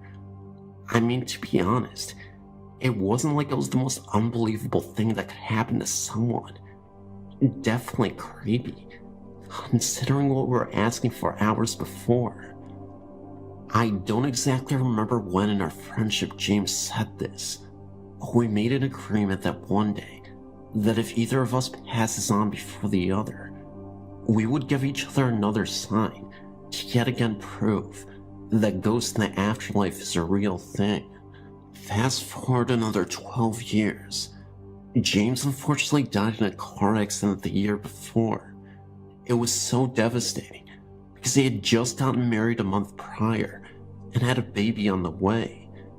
I was very close to his family and we remained good buddies throughout his life. Creepily enough, I had a dream that I was in the same cabin and was again playing the Ouija board with James. I then remember the Ouija board suddenly disappearing. Then we were sitting on the couch together, drinking beers and just hanging out. James looked at me and said, "If you only knew." I asked what he meant. He then remarked, "I wish I wasn't dead. I miss you guys so much." The dream ends, and I wake up with tears in my eyes. I've never had a dream about him after that. You may say that this was just my imagination mind making up a dream of us together because I was mourning. However, I took it as a sign that maybe James was telling me he was still around. This was the only sign I had gotten from him, as in the waking world, I've never had any. I've also been back to that same cabin for many years after, and I never saw the rocking chair move, or that face ever again. Weird.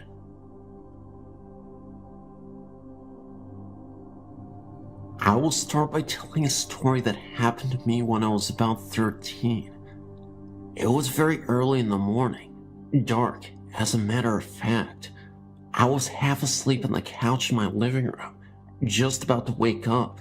In the hallway from the kitchen, I heard a growl, then a scratching sound. This scratching turned into a tapping, like how a dog runs on a hard floor.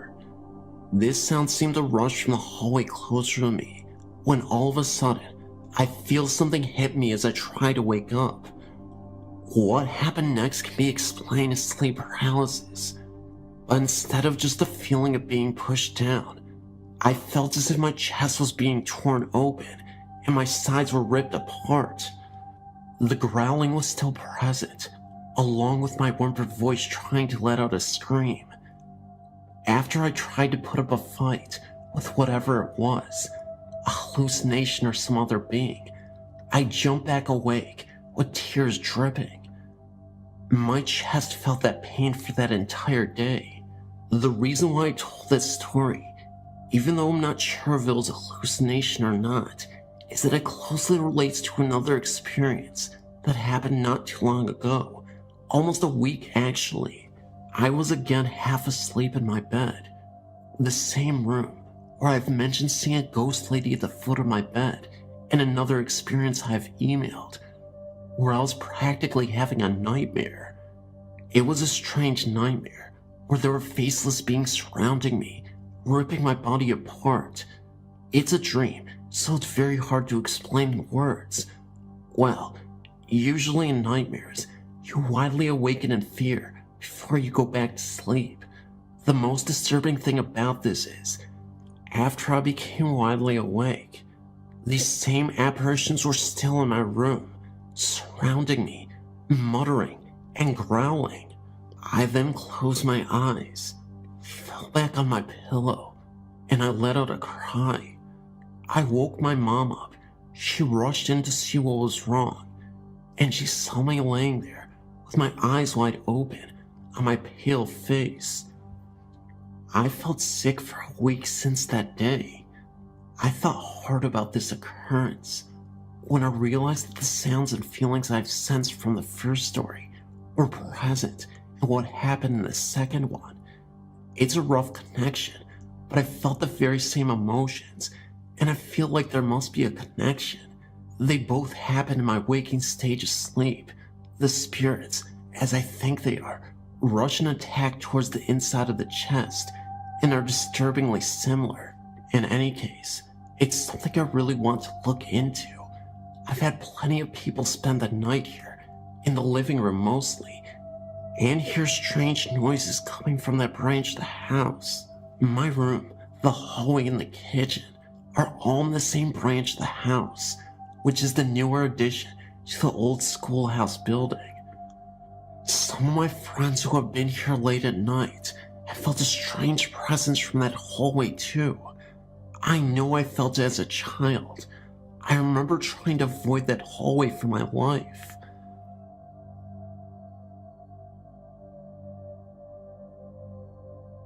I remember when I was a little girl, my grandparents owned a colonial farmhouse that had been standing for at least 150 years. My grandmother thought the house may have been used for the Underground Railroad, because it had a few little doors and rooms off some of the closets in the bedrooms and in the basement. I wasn't allowed to go into them because they didn't have electricity, and my grandmother was afraid that I would hurt myself. Members of my family said that I wouldn't want to go in them anyway, because there were ghosts in there. Of course, I didn't believe them. I thought they were just telling me this to scare me, as any 7-year-old would. But that was all going to change one night, when I spent the night there one night. I was staying in their guest room, which had one of those little rooms off the closet. The little room was probably for extra storage, or maybe a staircase, because the back was all boarded up. And late that night, I woke up because I thought I was being watched. I looked up and noticed that the closet door was open and a small figure was standing there, glowing bluish. I screamed and ran into my grandmother's room and wouldn't go back into that room. I never saw that figure again, but I did see another ghost of an elderly farmer on the property. I was 9 this time and playing in the barn.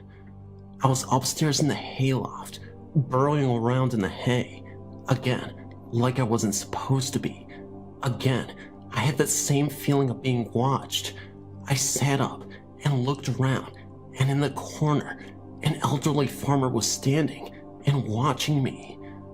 At first I thought it was my grandfather, but then I realized that his feet weren't touching the floor. As soon as I noticed this, I screamed and ran out of the barn. There have been many sightings of him since then, including one of my brothers seeing him floating outside of a second-story window.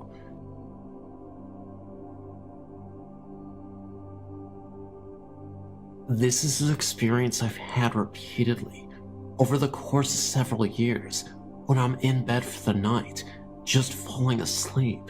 Still, to this day, it tries to return, but I've found ways to avoid it or fight it because it scares the heck out of me.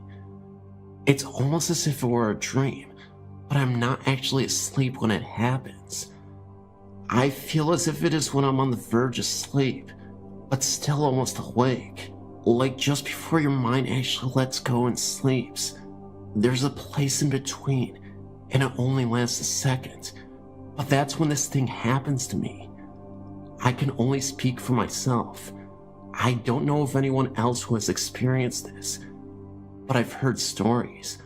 Also, whenever I remember this, it is always in slow motion. I feel as if it is something coming at me from behind always towards my back. It's like a shadow, and it tries to suck me deeper into sleep. And if I don't fight it with all my might, I truly believe I'll never wake up again. While this is happening, I'm frozen and cannot move, yet I'm aware of my room. I'm aware of things around me and what is happening. I can even hear my TV. I can scream in my mind and barely hear it all come out of my own mouth. It takes all my might and effort to open my eyes. But once I get my eyes open, I can focus on things in my room, like my dresser or door, anything, and come out of it. But it is so strong, I sometimes feel I cannot make it, and that is why I believe I will never wake up. The entire time this is happening, I'm frozen to my bed and cannot move. Please note, it's hard to explain. It doesn't feel as if it is pulling my body. It is pulling me deeper into sleep. One time, it was pulling me so strongly that when I did get my eyes open, I actually could see my room, but it was as if looking through water or fog. It still had me, even though I was opening up my eyes. This is a true experience. Believe this, I'm not joking. I would not type this much otherwise. If I were to compare it to anything, I would say it resembles the dark figures or shadows in the movie Ghost with Whoopi Goldberg that come and take someone away right after they have died. Please note, I cannot physically see whatever this is.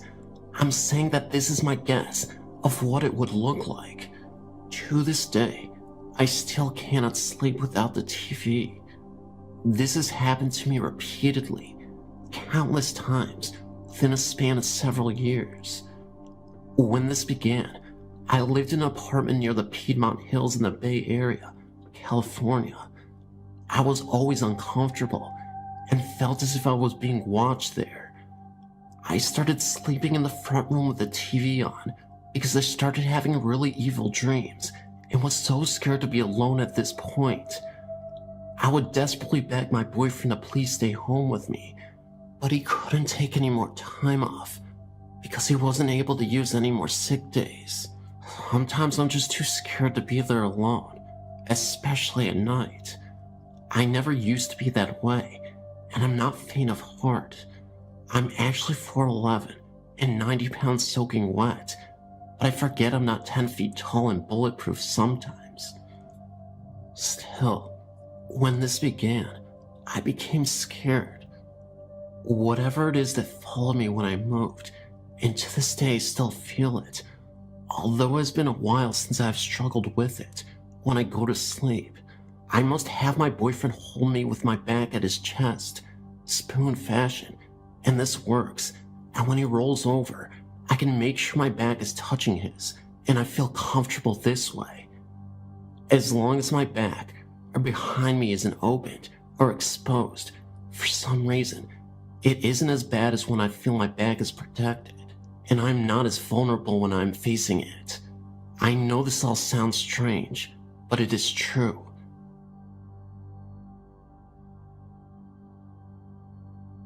I work in a nursing home, 3rd shift. For the last year, I've been transferred to the 1st floor. I, among others, have seen some pretty weird stuff. It starts like this.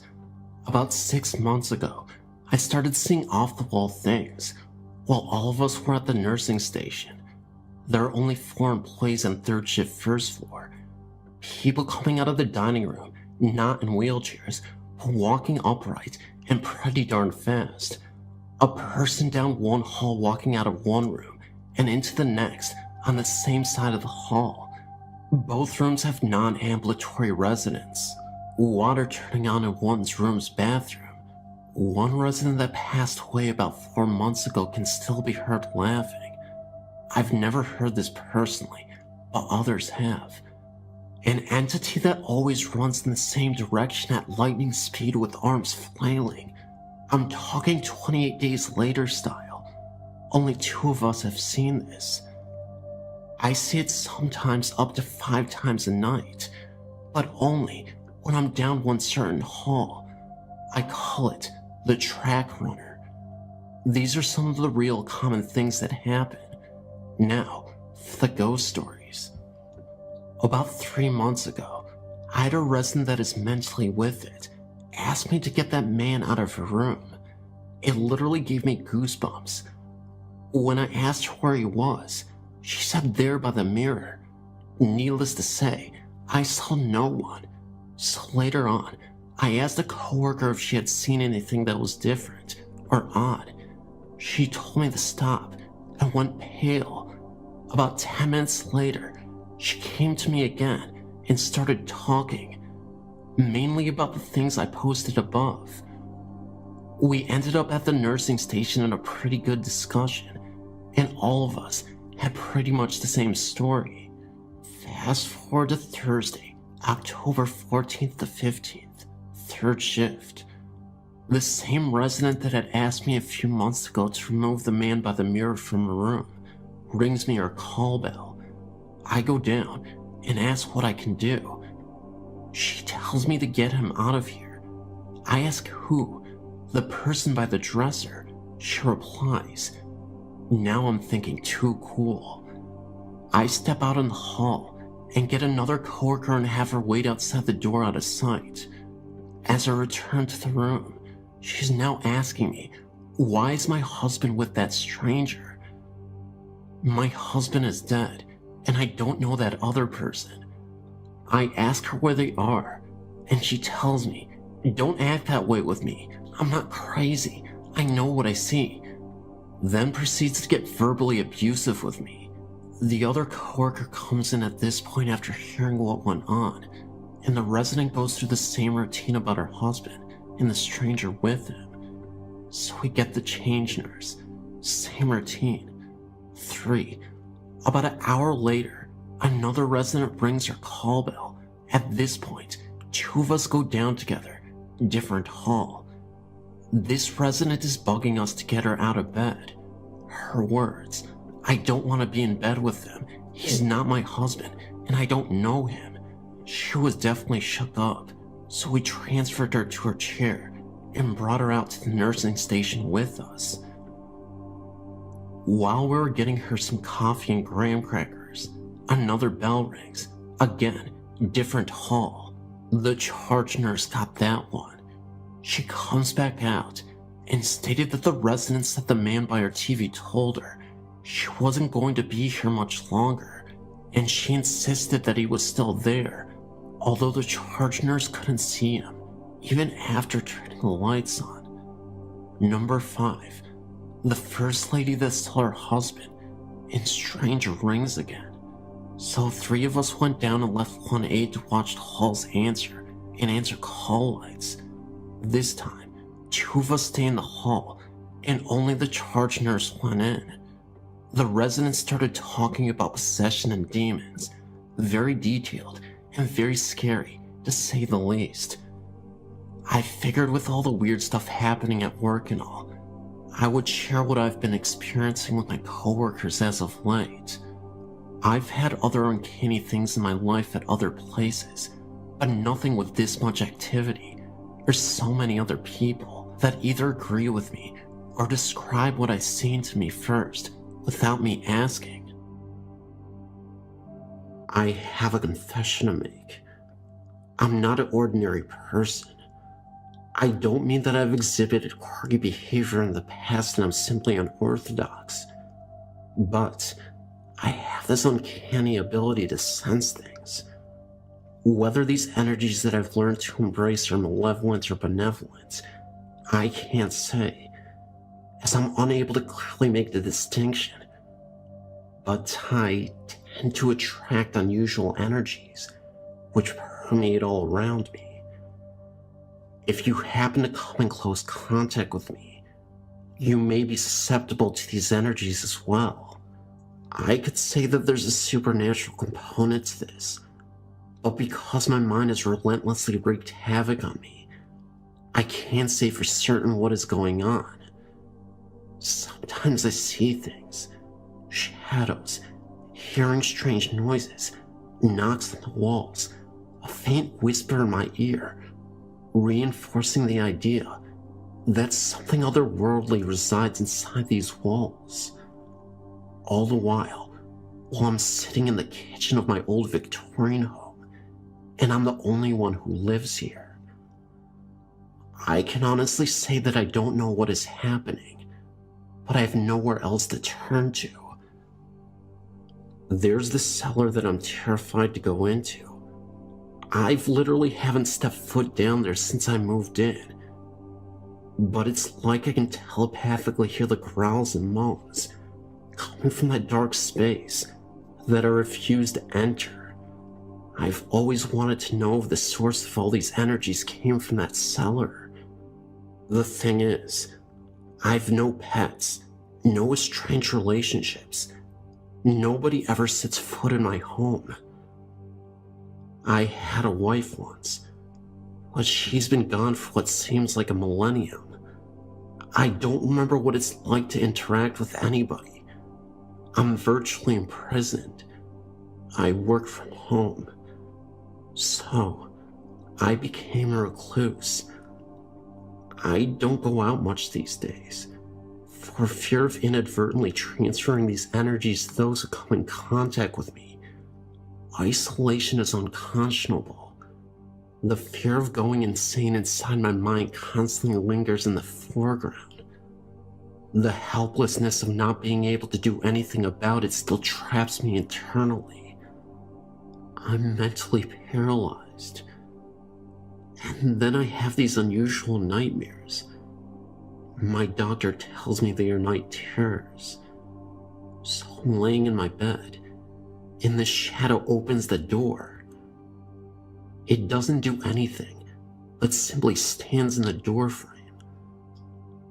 I don't know what it wants, but I can only make out its eyes, glowing brighter than the sun. The rest the outline, a silhouette. I sweat. My body temperature drops, and I feel a cold breath on the right side of my shoulder. I look over, temporarily taking my eyes off the shadow figure, and yet there's nothing there but a mist that looks as if someone is breathing in the cold air. I look back at the doorframe, and the shadow is gone. I then lay down, staring at the ceiling. I simply just can't ignore what's going on. I want to, but even the pills don't do enough. I still see these things, hear these things, and most importantly, feel these things. I'm so scared. I don't want to be a prisoner anymore. I want a release. I want it all to end. I'm sick and tired of the suffering. My mind just won't heal. I don't want to feel. It's almost better if I don't, but I can't turn it off. Still, these images persist. In another moment, I can clearly see this elderly woman silently screaming at me. I can feel the terrible darkness emitting from her, and when she opens her mouth, there is nothing but darkness, almost as if it is a black hole. No sound, just the mouth opening.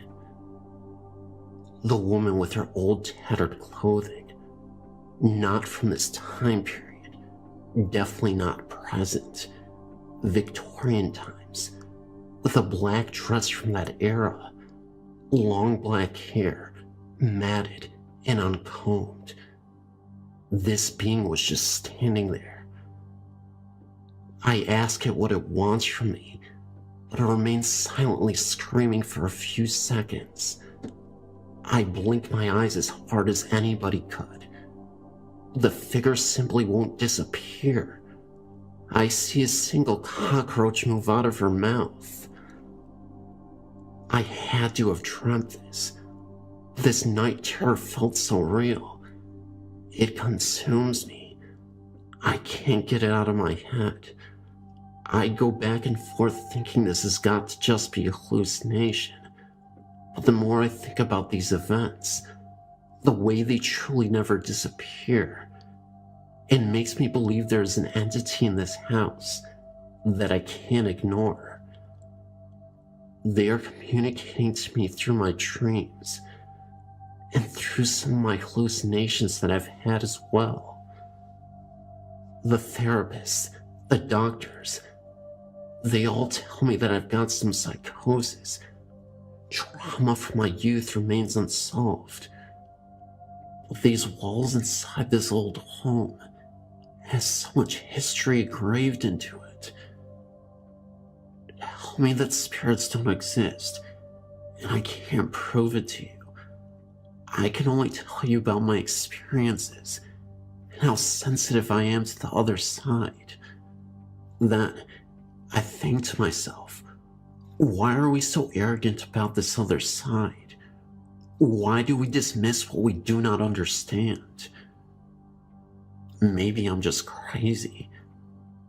Or maybe the world wants to shield us from the fact that these beings live among us. If you truly open up your eyes and begin to understand that there's nothing that the world can't see, than you can believe. Several years ago, I was planning on moving from the USA to Australia to be with my partner, Greg. My partner and I would talk for hours on the web. What else can you do when you're 9,000 miles apart?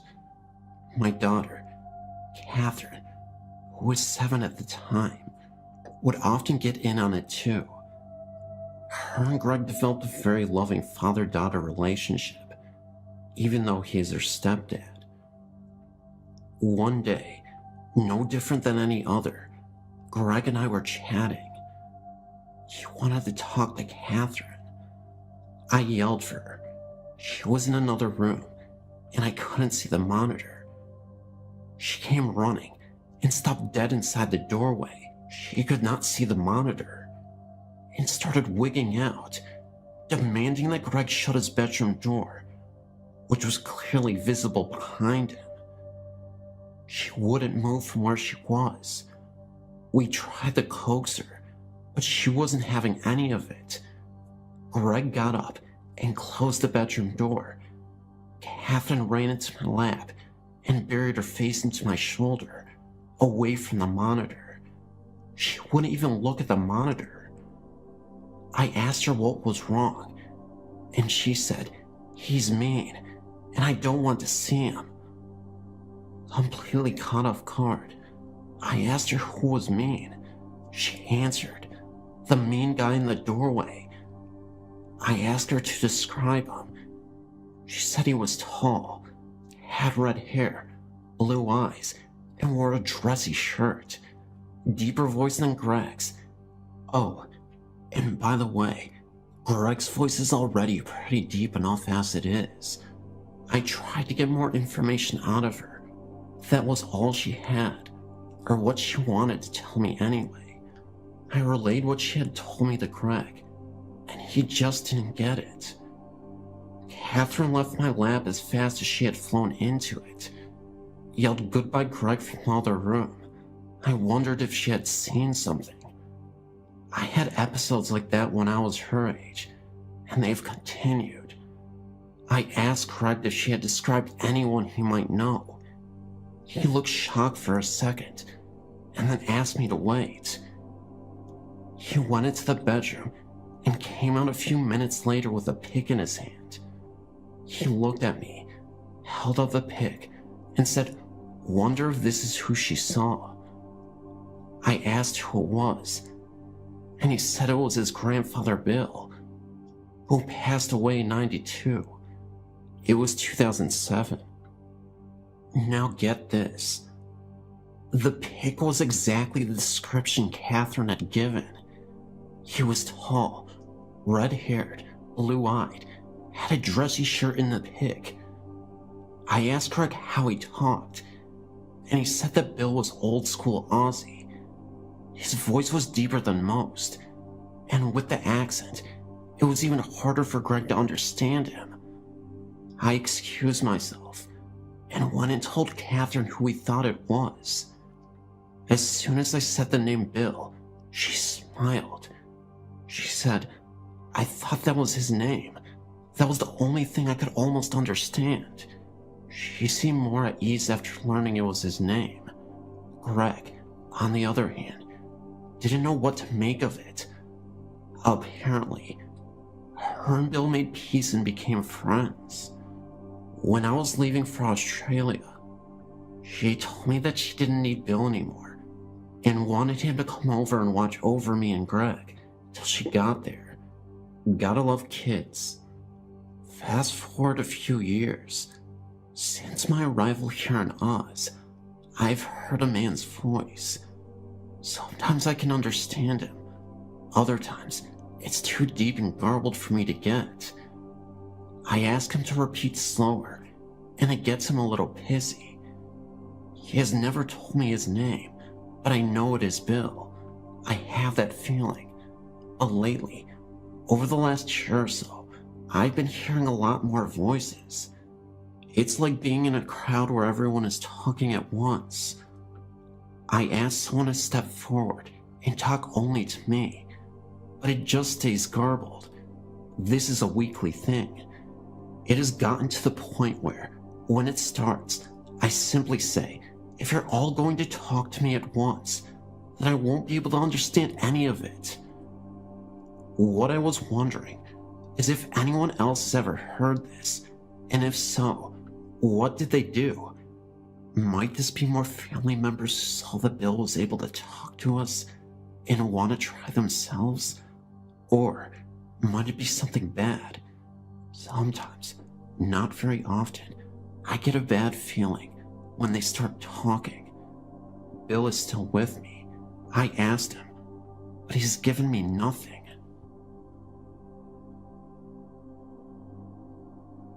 I lived in Chicago up until I was 18 and had graduated high school.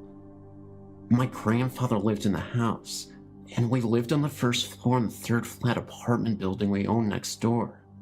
We had the basement that was connected to the first floor apartment as well. The basement had 3 main rooms. The front room that led outside held a half bath, a washer, dryer, and 2 storage closets. This is where we kept our bikes and skates and stuff. The center room had 4 storage closets, the water heater, and the furnace. This was the room that held all my dad's and grandpa's tools. The back room that led to our upstairs apartment was where we had the deep freezer, old clothes, camping gears, old toys, etc. The center room was awful. Just looking at it, you felt like you were being stared down. Something was sending very angry energy out from that room. If you were in that room, it was just overwhelming and overpowering. It felt as if something was going to grab you and actually hurt you. None of us were hurt, but it always felt like it could happen at any time. My sister believed it to be female. I believed it to be male. This makes me think that it could have been a demon and was just apparent female to her and male to me. The stairs from the basement led to my brother's room. The stairs and the door were extremely creepy. We always kept it locked and bolted, but that didn't do much. It always seemed like someone was going to come bursting through the doors at any time. In the bedroom I shared with my sister, we have both seen strange things. I've seen a man a few times. He would start at the head of my bed, which happened to be by the door to the bedroom, and walk towards my closet. My closet and my parents' closet shared a wall. From there, he would kind of nod his head and then disappear. I could tell he was wearing overalls, work boots, and had gloves in his back pocket. He was tall, about 6 feet, dark hair, dark eyes. I could see all of this, but I could also see the other side of my room through him. He was kind of a misty gray color. I saw him first when I was 5, then again when I was 8, and the last time when I was 14. When I was 12, I felt a pulling on my blanket. At this time, we didn't have any pets that would roam loose, and there was no way for them to get out or even reach my blanket. I feel my blanket being pulled. I kinda grumble and try to pull it back up, but I can't. So I look at the foot of my bed, and there was a boy sitting there, grinning at me, gripping my blanket. I tell him, "You let go. I'm not scared of you. Go away." And he disappears. I pull my blanket back up and go to sleep. Then we just had weird things happen. Bread would slide across the counter. Things would be moved from one end of the bar to the other. Things would go missing for a few days. These types of things not only happen in our apartment, but in the upper 2 levels that we rented out.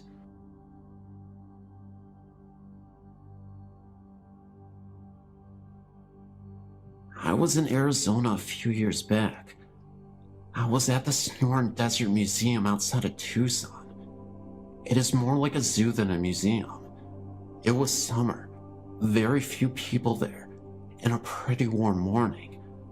I was in the very back of the property all by myself, taking photos of the native cactus. I was completely alone and enjoying the beautiful outdoors. I suddenly felt a terrible sense of dread behind me. I turned and looked, and there was an elderly Native American man standing there. He was dressed in all black, long-sleeved black shirt in the middle of the summer. His hair was snow white, and his face was wrinkled. When we made eye contact, I felt like someone tweaked my soul. I started to walk, fast. I wanted to get back to the front of the zoo and be where people were. I was really moving, and every time I looked back, the man was about 6 feet behind me. He never seemed to increase his pace, but kept up with me no matter how fast I walked. He casually started straight ahead and kept walking. I made it up to the front and walked into the gift shop. He stayed with me the whole time. I decided to get the heck out of there. I hurried to the parking lot. All I wanted was to get into the car and get away. He was still behind me. When I reached my car, a coyote was standing by the trunk. I made eye contact with that animal. I can't describe it. It sounds nuts, but that coyote gestured towards the exit with his head. Of course, he didn't speak to me, nor did I hear a voice, but I just knew that the coyote would watch over me while I drove away. As I was about to get into the car, I turned back to look, and the coyote and the man were gone. I never went back. Every time I think of this, I feel as if I escaped something terrible. It's so strange, but it's like the coyote knew me, and I knew him. Thoughts, anyone? I don't take drugs, wasn't drinking, or overheated.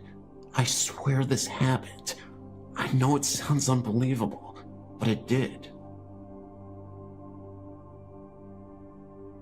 This happened in the summer, and at the time, my horse was living on an old farm not far from the sea.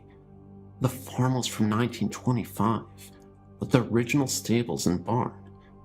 Anyway, on this day, it was only me and my horse there, and I had him standing outside while I was tacking up, since the weather was nice. Where he stood, he had the back entrance to the stables on the right side, and straight in front was the door to the barn. You had to go through the barn to get out. Everything was fine at first. Then, I got this feeling like I was being watched from inside the stable.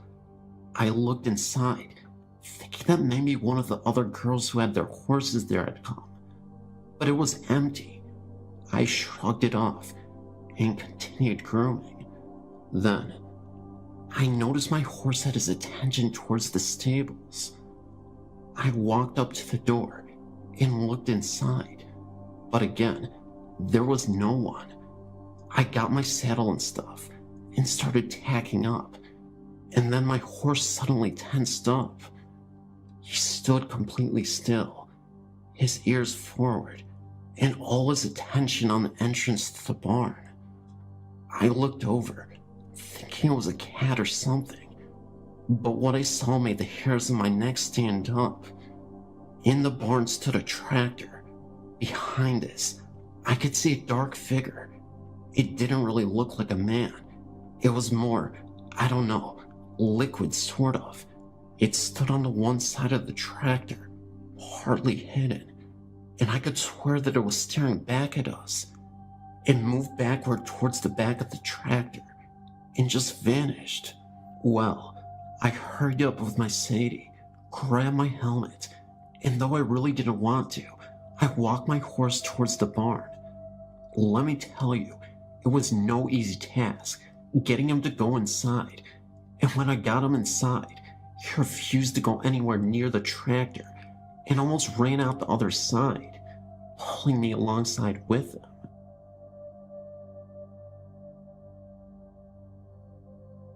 I'm having some problems with the spirit in my fiance's house again.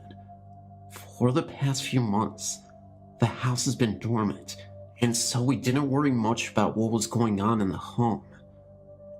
We had one of my fiance's friends move in, and things were fairly calm and peaceful.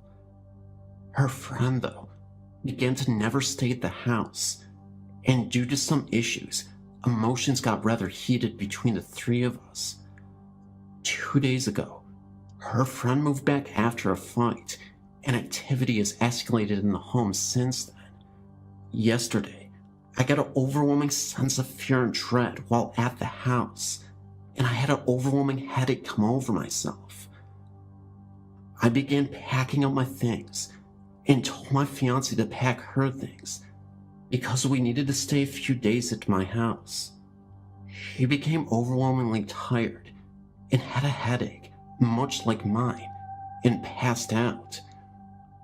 When she woke up, she wasn't herself, but quickly came back out of it. Then, I went to the bathroom, and when I looked into the mirrors from the corner of my eye, I saw something I couldn't explain. The thing was, though, it looked inhuman and comprised of only bones, I think, and it seemed to be wanting out of the mirror. I ran back, and my fiancée was packing and taking her time out, humming to the tune of an old music box that used to be in her friend's room. She started to have a play fight with me and threw a shirt at me, then casually kicked the door shut. The next thing I know, she screams and I kick the door open. She said I'd been standing in the mirror after I'd left the room.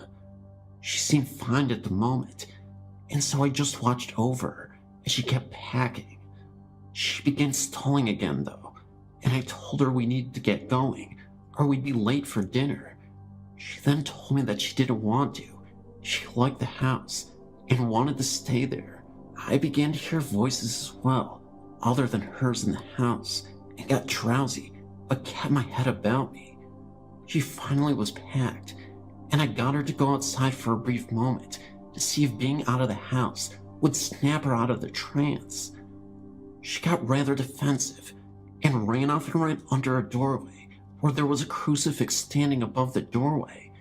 When she ran through it, she collapsed and then woke up again, perfectly fine and not remembering about the past 45 minutes, except for bits and pieces, like she had been dreaming. I've been having concerns that she may be channeling spirits by accident in her sleep and such, and this incident definitely confirms my suspicions. I'm psychologically drained from the mental strength it took the two of us to get out of the home. We're going back to the house in about 4 or 5 days, and figure it should be fine. Whatever this entity is, it fed strongly off the negative emotions that had built up in this house. I know at the strength it was yesterday, it would be much hard for me to face it and cleanse the house on my own, so we're leaving the house to settle and calm back down. By then, I feel this entity will have lost most of its power, and it would be the best time to cleanse the home and seal any portals that may have been opened in the home. I'm still a little bit apprehensive though, and if anyone could offer up some help, it would greatly be appreciated.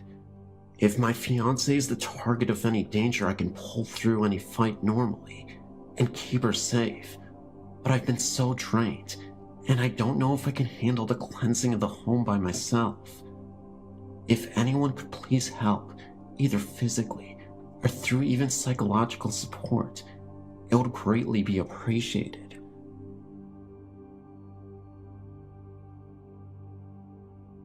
Hey there, I live in Akron, Ohio. About a year ago, I moved into my ex's house since it was nice, and well, we were in love. I lived there for about 6 months before she broke it off and decided to live in Ireland. I've been heartbroken for a long time, but I do remember some extra stuff that happened in that home. It's on Spicer Street in Akron, Ohio. About a month after I moved in, the first thing I noticed was waking up with her and every single clock in the house. including the computer clock, wristwatches, etc., would be turned around 40 minutes ahead than what they were supposed to be. This only happened once, and after I arrived at class, she called me to explain how each clock had changed overnight. Later, she told me that the previous tenants believed the house was haunted and refused to move back in. They were both girls, I was told. We began to notice other things too, such as their stuff would get moved if we left the kitchen. The television would turn on and off. Lights would turn on and off if we left the home. Fan would move and not move. TV would turn channels with the remote being on the TV. And certain spots in the house would be unusually cold. She was scared at times, but I typically wasn't. I just thought of it as having a little kid in the home. I wasn't really worried, and I was confident that I'd be able to protect her from that kind of stuff. If you read some of my earlier posts, I see specks a lot, and I guess it gives me some sort of confidence, even if I don't understand them. My thoughts were confirmed, I believe, when I was sitting in the living room with her and thought I spotted a blonde-haired boy's face under her table. It looked a lot like a German kid, but naturally, I blinked and it was gone. There were 2 spots in the house that seemed really weird. The basement was odd, but not too odd, since students in the past used this place for studying. The oddest part in her house was her bedroom closet. I would step at the door and not go in. She refused to even sleep close to it. I was the one who slept closest to it while she slept between me and the wall. I didn't really see anything from it, but it did feel really weird, and it didn't feel like the kid. It was something else. Also, that closet was connected to the attic, which neither of us ventured into. After I saw the kid, I felt some sort of attachment to it. I remember she used to complain that sometimes my eyes would go completely black in the house. I'd usually counter it with me complaining about staring at me, as she slept as if I woke up around 5 in the morning, but we wouldn't argue about it. It was just weird. When we broke up, or rather, when she broke up with me, I'll admit it, her away messages often wrote how she was scared and didn't want to hear any noises. So I guess the activity in the home increased when I left. Again, not sure why.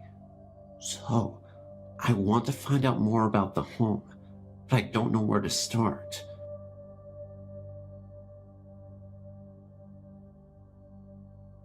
I've been lurking on here for about 2 years now, and well, I decided to finally post about my experiences with ghosts. Really only one ghost. It happened to be here in my house for a number of years throughout the 70s. The house had been built in 1970 on an old lot where an old man had lived on a shack and had died. Now, the spirit that had stayed on the property was one of a child, though. Maybe the old man had a kid and it died. Who knows? Anyway, all sorts of stuff that one would imagine a child would do happened. You know, things would get lost, stuff would move from one place to another, vases and sculptures would be on their place on tables, and when the family would come back, the sad items would be in pieces, smashed against a wall about 3 or 4 feet away. Sometimes, of course, you couldn't get into the house because the screen door would be locked and nobody was in the house at the time. Just imagine a door with a simple hook going into the circle slot. Now, over the years, I've tried to get that hook to slip over into the lock, you know, to see if it could happen by accident. It could never be an accident. If one wants to lock that screen door, you intentionally do it. Feelings of being watched and feeling the weight of someone or something next to you in the bed. My grandma would tell me that I would go off in the house in my walker, circa 1981 or 82, and I would travel all the way from the kitchen to the living room to the hallway. Now, when one enters the hallway, even in the daytime, if all the doors to the room are shut, it is pitch black.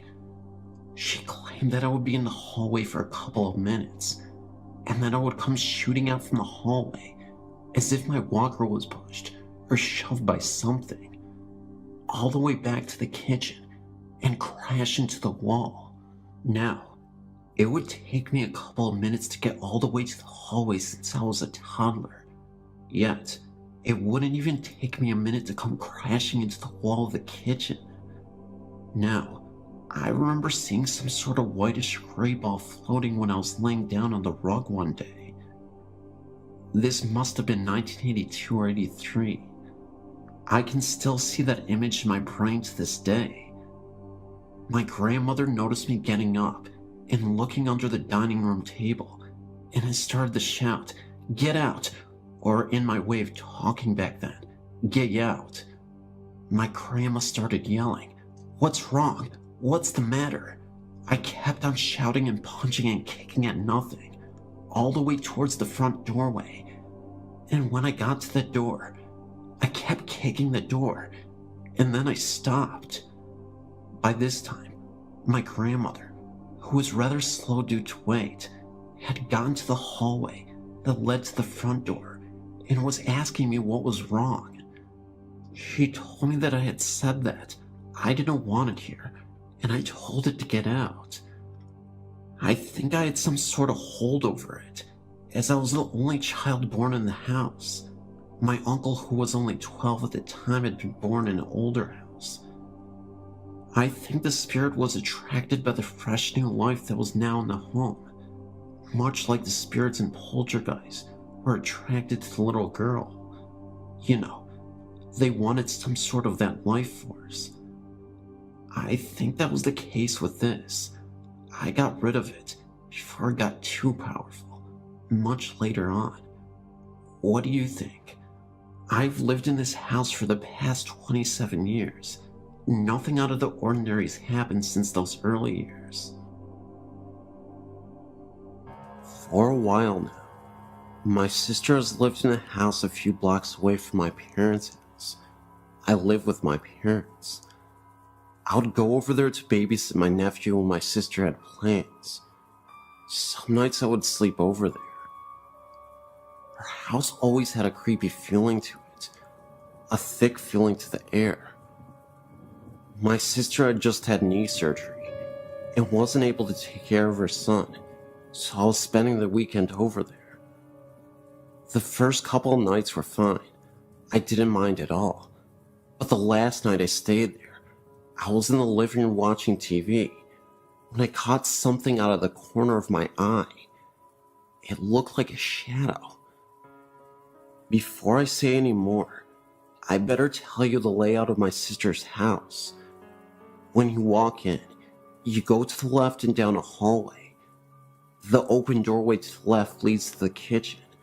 The kitchen has another entry as well. The first door on the left is my sister's bedroom. The only door on the right is the bathroom, and the door at the other end of the hallway belongs to my eldest sister, when she's there, that is. On the other side of the kitchen is a set of French glass doors and let out into a game room, an add-on to the house. The doors are always kept closed and locked at night. The only people in the house that night were myself, my sister, the one on the mend, and her son. So anyway, I saw a shadow. At first I thought maybe it was my sister getting up to ask me to get her something, but the shadow simply vanished before I could get a closer look at it. I shrugged it off as me being tired. I lay down to go to sleep. I woke up a couple minutes later. It was around 5 in the morning. I didn't know what had woken me. I was sweating badly, and I felt like someone was sitting on my chest. I was propped up enough to see the French doors, which were across the room from the sofa. What I saw that night is engraved into my brain.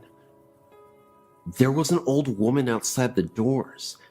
She had her hands pressed against two of the glass panels and her face against another. Her mouth was open in a scream. I was scared beyond belief because I couldn't move, I couldn't speak, I couldn't do nothing but lay there. And then the door began rattling. The woman was shaking it. A shadow came out of the kitchen and the woman vanished. The shadow vanished after that, and I could breathe again. I don't know what the shadow was, but it did make the woman go away. I like to think it was my guardian angel. Who knows? That's my story. Anyway, and yeah, it is true.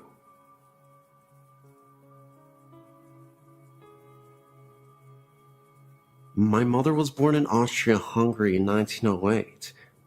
When her parents immigrated to the US, they left their 3 children behind in the care of their grandparents. It was 5 years until her parents were able to return and bring the children to the US. In that 5 years, my mother became very close to her grandfather and went everywhere with him. She arrived in the US as a 13-year-old, grew up, and married my father. They were a young farm couple living in rural Ohio. One night, my mother awoke to see her grandfather standing at the foot of her bed. He was smiling at her, but did not speak. She relayed that she pulled the covers over her head and then looked again, and he was still there. She then tried to wake my father, but when he awoke, her grandfather disappeared. She had the overwhelming feeling that her grandfather had died. This happened in the mid-1920s, and at that time, international long distance was only a thing for wealthy folks. Her only contact with her grandparents was via mail, which would take a couple of weeks to arrive. Sure enough, 2 weeks later, she received a letter from her grandmother verifying that her grandfather had passed away on the same day and approximately the same time that he appeared in her bedroom. My father attested to the entire happening. This was always our family ghost story that no one ever had a reason to doubt.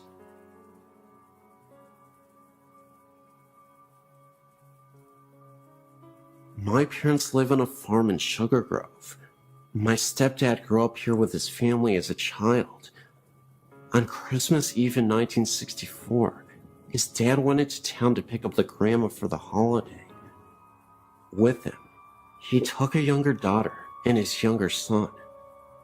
On the way home, there was a terrible accident, and everybody died except the daughter. Over the years, the farmhouse was used as rental property until my mom met her husband. They have lived here now for 6 years, and have had many experiences with the spirits of this home. I, too, have had some of the same. There are many, many voices that we hear. Marbles rolling down the hallway upstairs. Foot noises walking up and down the stairway. Clouds of light and dark smoke throughout the entire house. Doors open and close. Things come up missing, then are returned within days. If you are alone in the house and stand by the sink, you will soon hear a voice that asks you to go away. It will repeat until you walk away from the sink. Standing outside, if you look up into the window upstairs, sometimes you will see a vision of a woman standing in the window. This is believed to be Grandma. I have an 11-year-old daughter that has walked into the downstairs bathroom and ran out, stating there is a man standing at the bathroom sink. He will only turn his head and look at you, and then turn back to the mirror. He hasn't spoken yet. When my parents first came here, they slept upstairs. They had to move to the downstairs room in the winter, because no matter what room you are in up there, it is ice cold. We have used electric heat sources to try to generate heat, but it doesn't work. There are also apparitions of faces, white in color, etched into the door of the master bedroom. These appear darker at times and lighter at other times. They appear to be stuck in the wood of the door. It's believed by everyone here that the spirits and happenings of this house are all those family members that were killed in the crash. After all, they all did reside here, and I think they still do.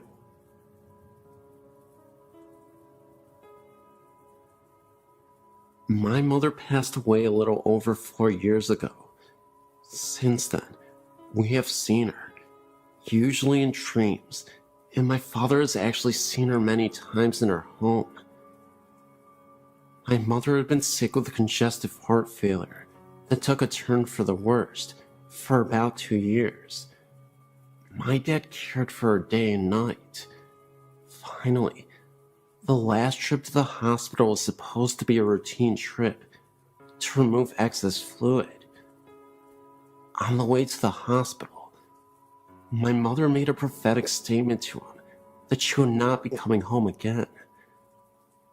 When she was given the diagnosis that no further help was available to her and she would be sent home with hospice, she refused and decided to die in the hospital instead of at home, because my father had to continue to live there, and she did not want him to find it hard to stay at their home. 9 days of excruciating pain from a failing liver and kidneys, and unable to get her breath, she succumbed to death only after the last of our immediate family visited her on that day. It was as if she had waited until she had seen her husband, children, grandchildren, and son-in-laws before she was ready to go. 10 minutes after the last visitor, she breathed her last. Oddly enough, the grandfather clock in my parents' home stopped on the exact time of her death. My father has refused to rewind it. After 60 years of marriage, my father has been so lost. For the first year, she appeared to him frequently with a smile on her face, and one time told him, "I love you deeply and just want to make sure you are okay." She still appears to him, just not as frequently as the first year. Recently, my sister and father had found a picture she had painted and had it framed to give me for my birthday. My dad saw my mother the morning they gave me the gift and said she was holding a shopping bag with a wooden frame sticking out from it with a huge smile on her face. He said they communicated without talking, and he knew she was happy and proud I was getting the picture. I've seen my mother in dreams, but only one stands out as a possible contact with her. In my dream, I was looking through the picture window at my parents' home and saw her sitting in her chair with my father standing over her, talking and smiling, as if he was catching up on recent events. I went inside the house and she looked at me and smiled. I remember how peaceful she looked and so healthy. I remember saying, "Mama, how can this be? I saw you in the casket at the funeral home." She just smiled at me and said, "Well, sometimes these things just happened." I replied, "Well, I don't care how it happened. I'm glad to have you back. I've missed you." With that, I woke up. One other time, after an extremely frustrating day, I was walking in a corridor and thought I'd heard her call my name. She said, "Susie." I actually said out loud, "Mama?" She was not even there. My sister says she has dreamed of her, but never actually have seen her. My son slept in my mom's bed about 6 months after her passing, and said sometimes in the night, he felt her sit down on the side of the bed. He knew it was her because he could smell her perfume. My nephew recalled a dream he had the first Thanksgiving holiday after her passing. He said that in his dream, he walked out of his upstairs bedroom and she was in the hallway. He said, "Let's go get some turkey, Granny." He said she replied, "No, Mark, You know I can't go downstairs with you this year, but you know I'm here. My family feels that she is around us all the time. I know she is with my father the most, because he is terminally ill and misses her so terribly. I feel comforted knowing she is waiting for his time to cross over.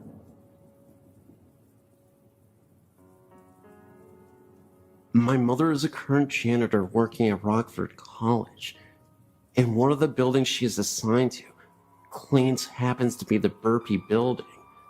There, she and some of the other ladies that work with her have lunch in that specific building every work night. A while back, she told us that during her lunch break, she saw what was a female figure walk past the room they were in. She said she wore a blue dress and had blonde hair. The room has a mirror that faced the only door of the small area. She said, and I quote, "I glanced at the mirror, a habit of doing when you're in that room a lot, and saw this thin, transparent figure walk past the door. I thought it was one of the other girls that was walking by, but it wasn't until I realized that no one that night was wearing a blue dress or had dyed their hair blonde. I walked out to see if it was a trespasser, but saw no one in the hall. I called security and asked them if they allowed any blonde, blue-dressed girl in the property. They denied doing so, confirming my suspicions that it was possibly a ghost. This is just one of the stories that she has told us during the last 2 years of her encounters with the Burpee ghosts."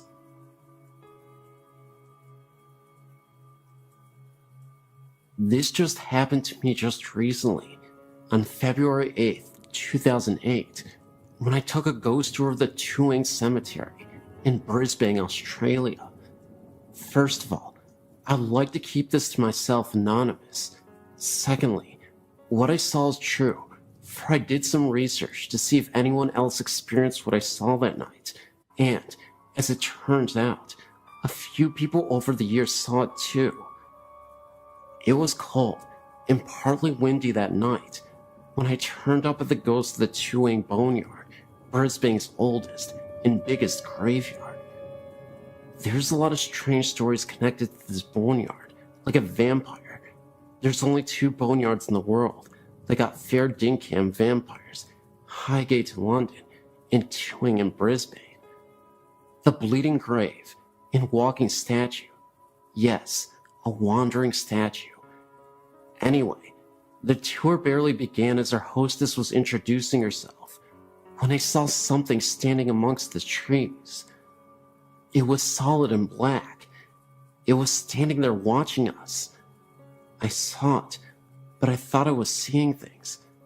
Excitement that might have sparked off my imagination.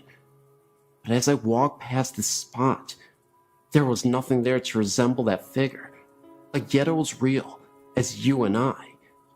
It wasn't until a few feet ahead, I heard a weird clang sound right next to me, as if someone was banging in a pot or whatever. I thought it was the signpost rattling, but there was no signpost anywhere. Now that was frickin' weird, I thought as I hurried on, looking behind me. Most of the night I felt we were being followed by something, as I was tailing Charlie. Best place to be on a ghost tour at the end of the line. Things started to get a bit stranger, like the cold wind I felt touching me, if there was no wind blowing. The same thing happened again 2 nights later, when I felt something touching my neck in my own home, or seeing things at the corner of my eyes. When I turned around, there would be nothing there. I thought I was ready for the madhouse at one point. I know that I saw something, so I researched it, and as it turned out, others saw that same black figure at the same spot where I saw him or her, whatever the heck it was, and heard the same clanging sound I heard, so I didn't imagine it at all. I hope I didn't. That's my story. I've got other great spine-chilling tales, which I'll put up ASAP. But this was the first experience I had in years, except for the ghost of my dog who came back for a few nights to bark goodbye to us.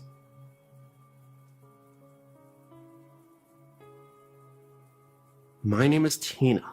I'm 33, and I have a story I would like to share with you and your readers.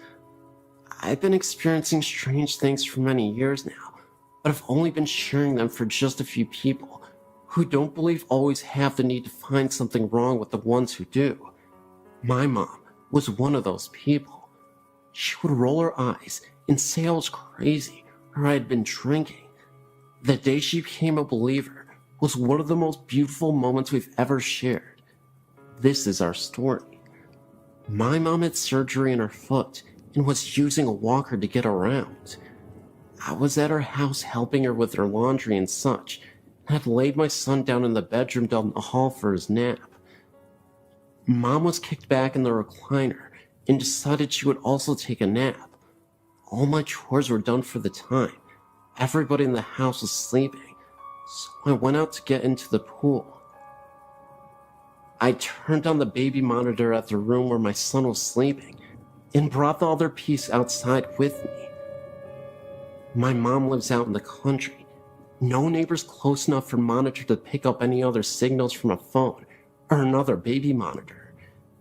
It was so quiet in my mom's house, I could hear the tick-tock ticking of the clock in the room where the monitor was. All of a sudden, I heard a woman's voice so clear and loud. It sounded like she was speaking into the monitor. It sounded like peep, as in P-E-E peep. I'm not sure what that means. Maybe it was just gibberish. That's what I heard. At this point, I start to run to the door to see if my mom is still in the chair in the living room. I got to the door, snatched it open, and there was my mom, still reclined back in the chair with a really strange look on her face. I guess I had a strange look on my face too, because she said, "What? What's the matter? Who's here? Who are you talking to?" I just looked at her and couldn't say anything. She asked again who I was talking to, and I said nobody. Why? She said that she heard a woman talking. She thought she was dreaming. She opened her eyes, and the woman was still talking, so she knew she wasn't dreaming. Having to always have an explanation for things, she then assumed I was on the phone, but looked around and saw the phone and my cell phone were on the kitchen counter. That was when I came in the door, and she knew it wasn't me. I said, "You heard that too?" "Yes," she said, with a very strange look on her face. So I went down to the hall to the room where my son was still sleeping and looked around. Nothing out of the ordinary, nothing out of place. I came back down the hall and told my mom he was fine, still sleeping, hadn't moved an inch. She was a little freaked out, but she started asking me questions about my great-grandmother, who often visits me, and the places that I go. I never met my great-grandmother in person, but I've had many run-ins with her spirit. My mom didn't want to believe that Grandma visits her too, but after that day, she started to believe, not only in ghosts and spirits, but in me too. Thanks, Grandma Daisy. This is a true murder story that happened around the early 1900s in the Woods Memorial Circle, Mapleville, Rhode Island. This story is a more true and detailed story of the one before that my great-grandmother told me about. Catherine was a mill owner's daughter. She was a very pretty, tall blonde. She was engaged to a local farmer, Robert. Catherine, though, had one problem. A man, who some say had mental issues, was stalking Catherine. His name was David. David would send Catherine letters of how much he loved her, and how they could have babies together. These letters disturbed Catherine. He would watch her through the window and follow her wherever she went. One day, Catherine confronted him and told him never to talk to her again. David thought this was like a game, so he proceeded to send disturbing letters and watch her at all times.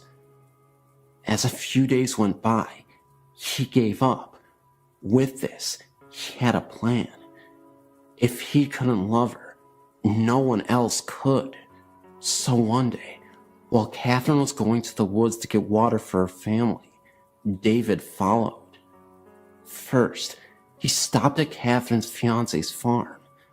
Robert was working on the farm as usual, and David came in from behind and stabbed him in the back with a pitchfork. Then he went off to find Catherine. Catherine was sitting next to a pond under a hemlock tree. David pulled out his knife and stabbed her through the neck. She screamed in pain as David ripped open her body.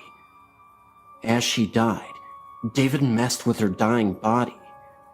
Afterwards, he took her organs out, cut off her breasts, and nailed her heart to a tree, covered in blood. David went home and took a nap. He was supposedly awoken by the sound of dripping. He looked around his room, and it was covered in blood.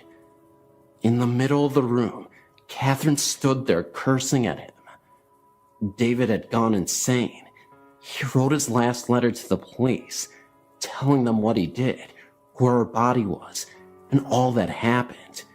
He drowned himself the next day in a river, his body sprawled out on a rock, broken.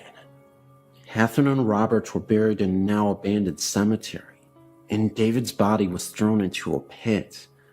During a biopsy, they found a heart in David's stomach. Some people think he swallowed her heart, while others think Catherine put it there. Still, rumors persist that late at night in the cemetery, you could see the couple holding hands as if nothing ever happened.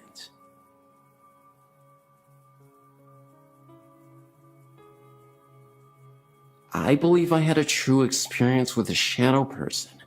This is my story. It was maybe 11-ish at night. My boyfriend and myself were watching a movie. The lights were dim in the house. The house is more than 100 years old.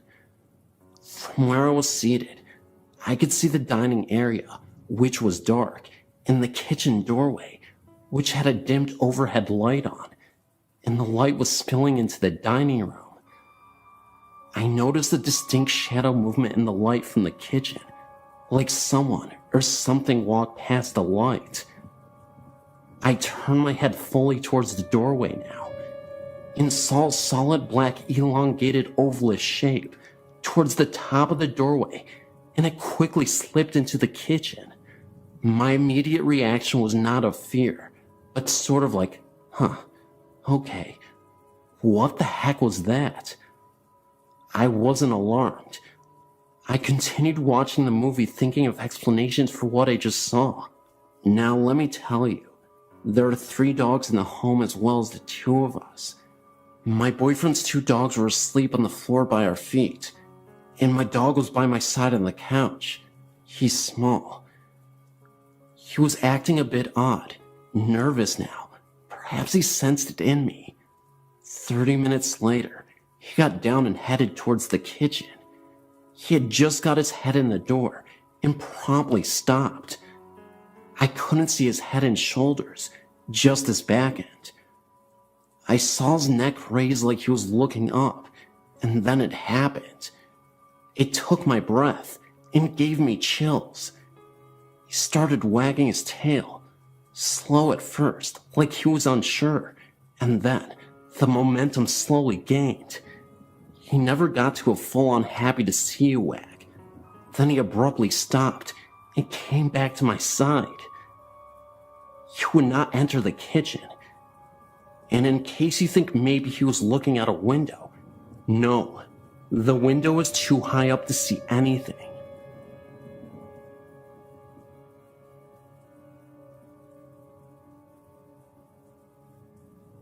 My name is Guy, and I would like to share my experience at Lambertville High School. I've been there numerous times. I live about 25 minutes away in Pennsylvania. My friends and I are ghost hunters, and Lambertville is a favorite spot of ours. The first time I visited the school was about 2 years ago, in 2005 and 2006, and I've been curious about it ever since then. I've had many comments about history of this amazing site. I've been through some of the school, not all of it though, because the building is in poor shape. The first time we went, we didn't encounter anything out of the ordinary. Back then, we had no equipment except our eyes and ears and flashlights. We really didn't venture inside until the second trip, but that was during the day and also uneventful. The third trip back to the school was a shocker that still gives me chills to this day. We went on a summer night, around midnight, or maybe a little later than that, and not a smart thing to do, but we didn't know any better. We parked the car out in front of the steps leading up to the school. We were to go in shifts up and into the school. 2 go and 2 stay in the car to watch for cops. We were there for 5 minutes before 2 of my friends came sprinting to the car screaming, "Drive! Drive!" Me and my friend, who stayed in the car, were wondering what was literally scaring them to insanity. What they told us was pretty crazy at first. They said that while they were walking up the steps to the school, they heard the sounds of little children, little girls, giggling and laughing. At first I didn't believe it and wanted to go back to experience this for myself. I'm the kind of person that has to see to believe, but it's the hope of that proof that draws me back to the school. Anyway, that incident was about 2 years ago, and between my friends, it has been just a story with no proof. No proof until now.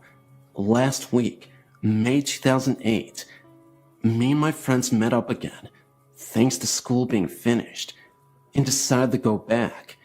We went that night around 10 to 10:30 and stayed there for a good hour and ventured inside. Though we heard no laughing, I'm still a believer. I believe my friend's story and everyone else's stories of little children laughing because I caught it on tape. I recently purchased some equipment to help capture paranormal activity, and the most valuable tool I had that night was my recorder. It's amazingly lucky that I caught anything at all, because I only recorded audio for about 7 minutes of our hour-long investigation. And all but about a minute of the audio has voices on it that were not ours. I also caught the voice of maybe a teacher or student saying, "Does he seem okay?" in a 2-minute long conversation with what I believe is a female and a male that answers a question that I ask. I've showed this tape to my family and friends, and they all hear talking as well, and the laughter seems to freak everyone out. I wanted to make sure that what I was hearing was, well, what I was hearing. When I heard the laughing on the tape, I thought, my God, they weren't joking or trying to scare us. They really did hear something that night, something that I would like to share with your website, if that is alright with you. I just want to know that there's something other than this life. And that is what draws me to the paranormal. Thank you for your time, and thank you for reading this. If you have any comments or questions, please feel free to ask. I'd love to share these clips with you guys and your viewers.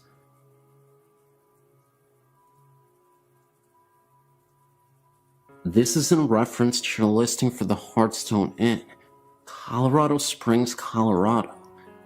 This place has much more than a little girl. As a housekeeper there in 1999, I was able to experience almost all of the hauntings. In the south building, 3rd floor, the little girl would appear regularly, as well as the man in brown in the main bedroom, also in the southwest corner of the floor. He was harmless and would usually disappear as soon as spotted. On the 3rd floor, I've never felt alone, would often hear the little girl and running and laughing.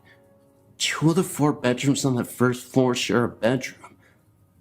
I learned to prop the door open while cleaning, or I would be locked in. The first time I was locked in, I rattled the door and was screaming for the other housekeeper. I was nearly hysterical when she let me out after about 5 minutes. Also in the south building, first floor, there was a bedroom at the end of the hall that used to be under the stairway. The back stairway of this building, when it was a hotel, led outside. Many of our guests reported having the dreams of the woman in this room. I would feel her, but never see her. I would have trouble with the lights and an unwelcoming presence. On one occasion, the owner, David Oxhandler, spent the night in the room on having a very vivid dream of this woman and dismissing it as a dream. He was too shaken to go back to sleep. When he stepped outside to have a cigarette, he turned around, feeling he was not alone, and actually saw her, dressed as just in the dream, floating where the stairs would have been. Rumors she was the victim of a lover's quarrel and was shot on the back stairs. The last one I knew of was in the north building, second floor. One room next to the stairs facing east was never pleasant to be in. The light was very temperamental, flickering and choosing when to be on or off.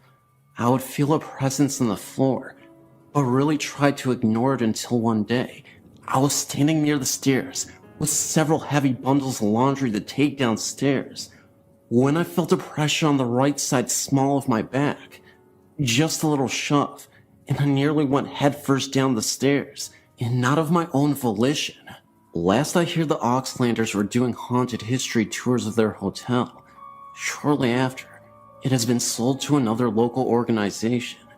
Very much worth adding some info to your site, and thanks for the space.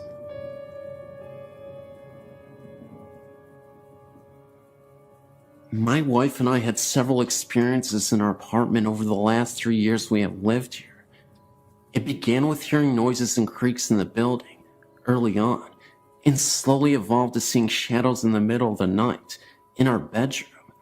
We both have had experiences where we thought to have seen a little boy in blue pajamas looking at things in our bedroom. 3 major events have occurred, which I'll describe in detail. Event 1. Summer of 2006. My brother was staying over because he is a minor, and our mother was going out of town. We had woken up late to eat breakfast and were playing a game of cards. As we are brothers and there is a significant age gap, we sometimes argue. I was being a little bit of a jerk, picking on a card selection he had made, when our kitchen trash can started to rock back and forth. We were the only people present in the apartment, and we were about 10 yards from the trash can. I investigated the trash can further to find that it was nearly empty and there was nothing that could have moved, so we went to the park. Event 2. Winter of 2007. My wife and I were growing fascinated with the television show Ghost Hunters. We had spent an entire day watching episodes from the 2nd season DVD. Being cocky and joking with my wife over her growing discomfort with the mood the show was setting, I began joking about talking on the ghost of the apartment, saying such things as, "If anyone is here, come here and get me," or "You can't touch me, you're just a ghost, I don't believe in you." Later that night, at 4 a.m., I woke up quite distressed and felt that the apartment was shaking from a significant earthquake. I was sure that it was the big one and rushed to jump out of bed and pull my wife to safety in a doorway. She was in a state of shock as I lifted her out of bed and was scared of an earthquake also. When we finally got to the doorway and calmed down, I explained to her that I thought there was an earthquake but couldn't feel it anymore. She couldn't either. I began to grow very nauseous and leaned on her for support. I told her I wasn't feeling right and I blacked out. As I was blacked out, I heard sounds of people talking very quickly. At first I thought it was my wife, and I tried to tell her to slow down. I felt the sensation of running very quickly while I was hearing the rapid dialogue. I was growing angry when suddenly I awoke lying on the floor with my wife over me. She told me she thought I was having a seizure or something because all of my muscles had lightened and I was screaming and moaning in a sense of fear. She said that I had also grown pale. All throughout that night, I felt the bed continue to shake. Event 3. Soon after Event 2. I was angered by an experience I had felt earlier in Event 2, where I had awoken to what I thought to be an earthquake and experienced what I thought to be a form of being possessed. I researched how to hold a seance to converse with spirits present within the room and invited friends over to help with the conversation. I didn't describe the experience I had felt earlier so that it would not affect my friends' experiences that night. In the middle of the seance, one of my friends began to grow woozy and sway forward when he suddenly stopped it. He said that he couldn't go on and felt like someone was talking quickly to him, and he had felt the sensation of running, identical to my experience earlier. I shared with him my experience, and we decided not to continue.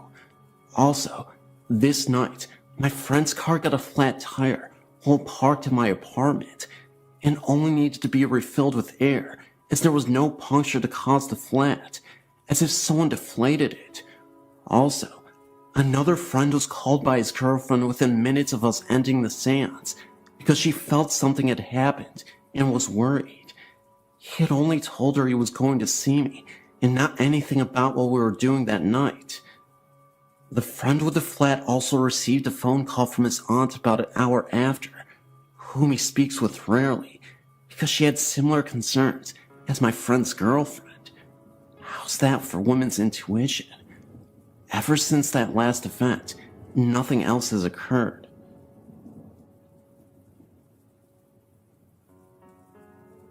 This is a personal experience that to this day has left me shaken. There's something wrong with this apartment complex. My experience centered on the apartment we were in, but from other residents, I heard other tales that made me really not want to live there, and as soon as I could get out, my husband and I certainly did. Trail Apartments located in South Lyon. There is a huge tree right directly in front of it. Apparitions have been seen in the little hallway between bathroom and bedroom.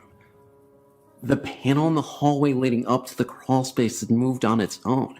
Personal experience was actually in the bathtub and the only one home when it happened. I'm all of 5 foot and that ceiling is a good 8 feet. There was no way for me to get up there. We figured that the only way to move that panel was to be up in the crawl space. Each crawl space is self-contained. EVPs have gotten into that apartment of a young woman with an accent saying, "Can't stay too long," and sleep. Both still have. If you leave the apartment door open while taking a shower, you get this feeling that you are being watched. Then look out. You see the retreating figure of what looks to be a young woman.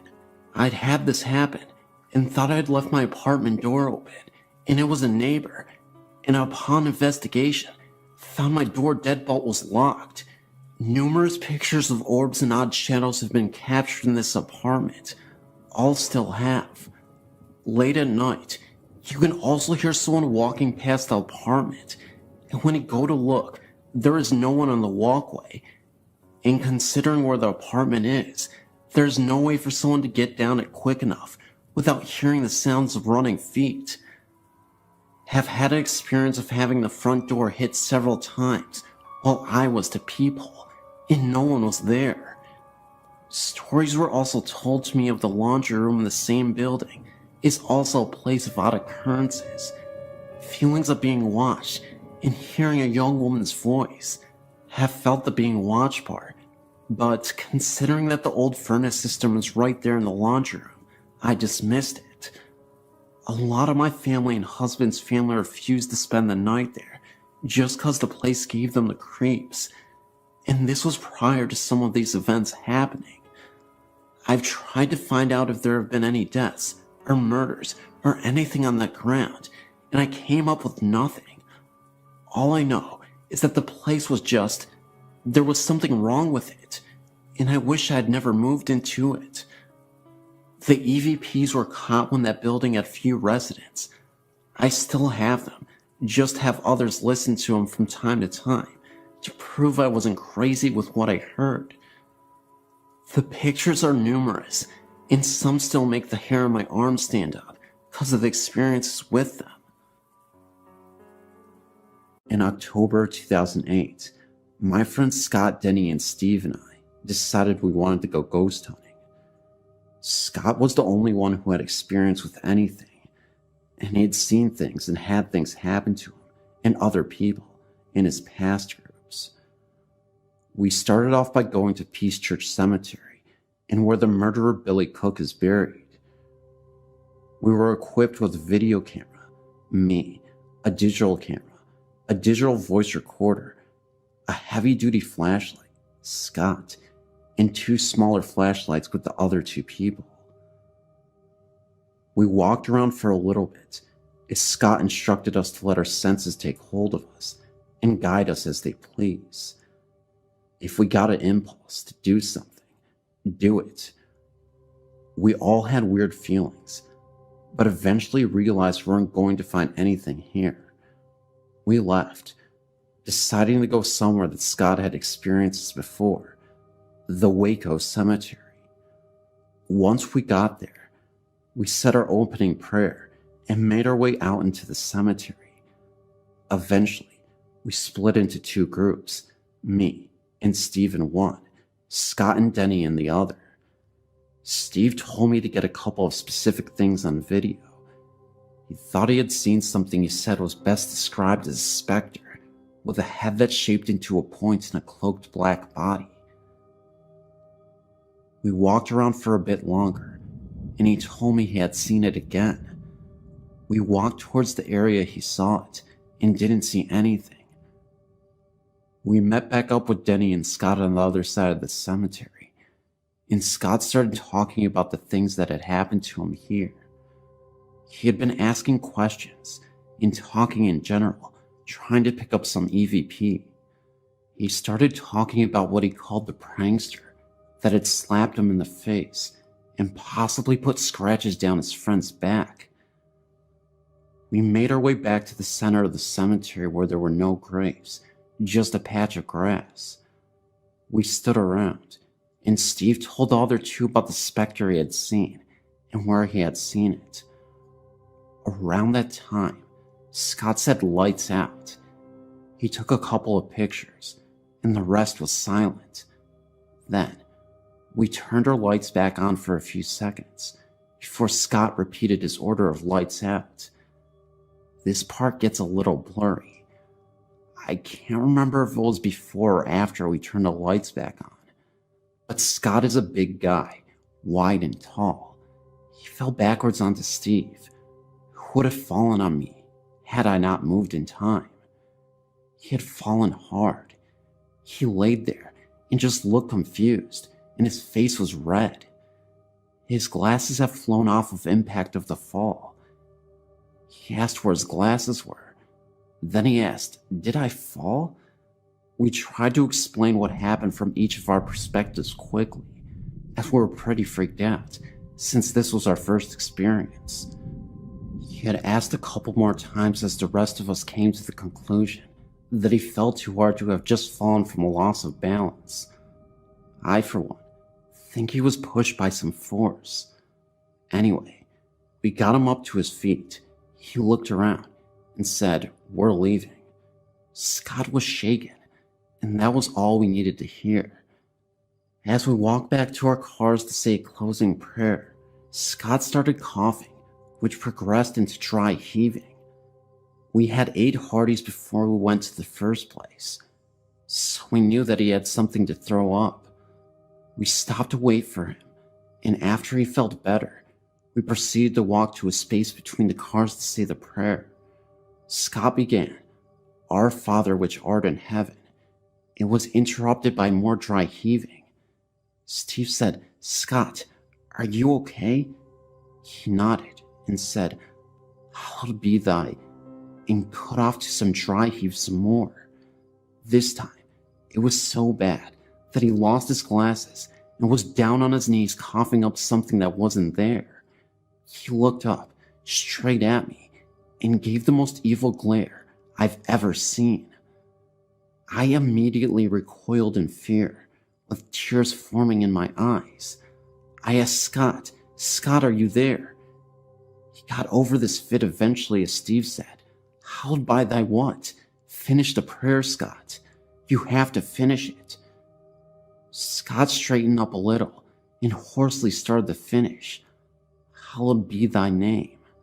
Again, the same occurrence had just happened, and he just kept coughing and dry heaving. At this point, Scott has regained his composure enough to finish and says, "For thine is the kingdom and the power and the glory forever and ever. Amen." As we each followed with a thankful amen, he said, "Now let's get the heck out of here." I was ahead of him in parking, so I started the car and drove out of the cemetery as fast as possible. We stopped into a church parking lot up the road. Scott got out of his car, and we started talking about what just happened. He claimed to have no recollection of falling or anything after that. That's the story of what happened in Southwest Missouri on a late October night. May you form your own conclusions, and I hope you enjoyed.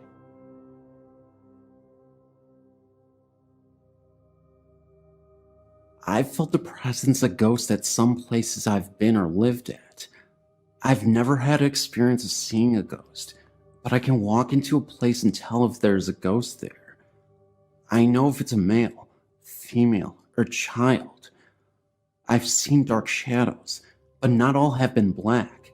Some are gray, like the color of a rat. One night, a very good friend of mine came over and we started watching a movie and eating pizza. I saw the dark outline of a male child peeking around the corner of the kitchen. I told my friend Dawn, who is very religious, and at first she didn't believe me. I kept seeing the outline of a head and shoulders peeking around the corner. Then, about 5 minutes or so later, we started hearing a scratching noise. I told Dawn that's the ghost. She said it was just a mouse. Then, I heard a loaf of bread fall on the floor. The bread is kept on the counter far back next to the microwave. I got up to investigate. The bread was lying on the floor, but had no holes in it from a mouse. I put the bread back and went back into the living room. Dawn got up to get a glass of soda, and when she went into the kitchen, she yelled. She said the loaf of bread moved across the counter and dropped on the floor at her feet. She started praying. Every time she stopped praying, you could hear scratching noises. She kept praying, and the scratching continued. Then it got quiet. We finished the movie, and as we were talking, we noticed the lid on the pizza box, which was propped up, started to slip down. Instead of just falling down, it closed. This was very slowly. Dawn said she had enough and went home. She took the pizza and box home with her. She called me later that night and said that the ghost followed her home because her bread was constantly sliding off the counter, and she actually saw the pizza lid open when it was closed in the box. She said she threw the bread and pizza box off her balcony and prayed really hard. She didn't have any more problems, and our bread stayed on our counters after that.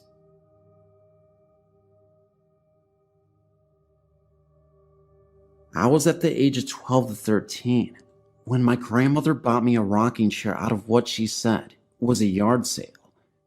She claimed that they were very glad to get rid of it, and she never thought to ask why. She brought it home and sat it in my room with my dolls on it. It was an antique, so I was leery about anyone sitting in it. I never experienced any weird activities in it, but my brother at the age of 9 years was sitting in the living room where he could see it, and claimed to have seen it rock 3 times. It scared him to the point where he just ran outside to my grandmother, crying and screaming. I was confused, and my grandmother told me to keep it closed and keep my door shut. Later, my aunt said she went into my room to get something, and she also seen it move. I was getting mad, thinking that there was something wrong with my chair, and hid it in my closet. The last person that had seen it move was my little cousin, due to us moving to another location. She agreed to keep it in her room, where she did not stay at the time, but went in and out of there when needed. She was doing her hair in a dresser mirror when she got a glimpse of the rocker moving. Then, to her surprise and fright, a little girl appeared. She said she was very beautiful in an older clothing. She screamed and ran from the room. It took her some time to calm down to tell what happened, and there I was, ready to get rid of it also. The one thing I did find out about the chair before giving it away was that it hated men. Due to my family's curiosity, my great uncle was determined to see it and experience it sliding away from him across the room. He was nevertheless very scared and left quickly. I'm glad I gave it away and didn't think twice, but never had it do anything in front of me.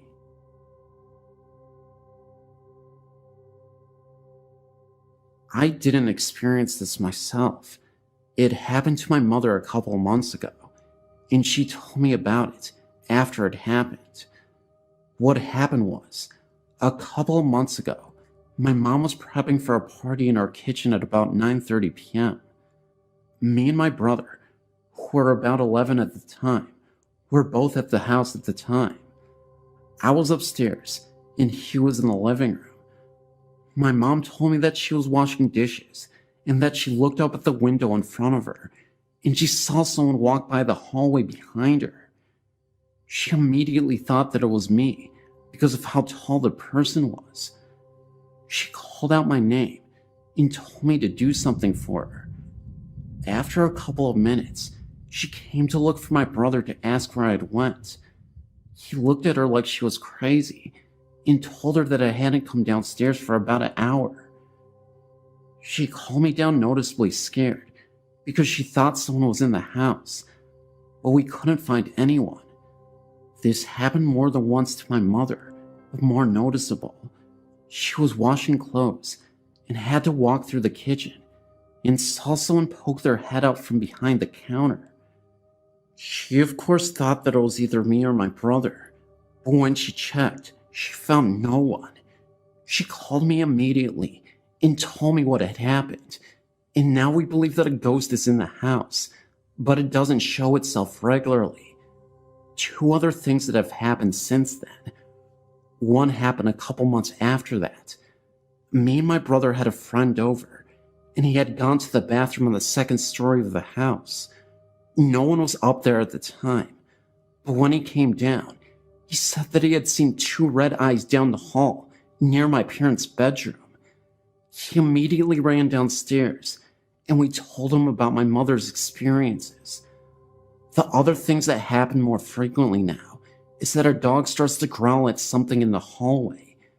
She sleeps in our parents' room, and sometimes she will get up and walk around the room, and then she will stop in the doorway and growl at something in the hallway.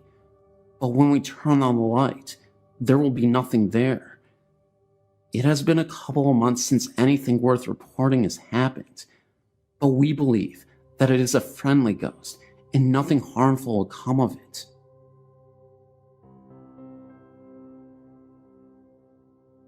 Even though I'm terrified of this kind of stuff, reading stories and watching things on TV about it is very interesting to me. I have a story to share. It's still very fresh to me, even though it has happened many years ago that it has taken place. My husband and kids laugh at me when I tell them my story, just because some of the things that went on.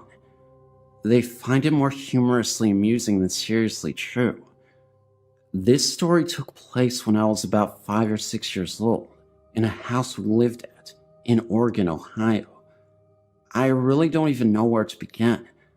The house was a 2-story home that wasn't huge, but sure wasn't small.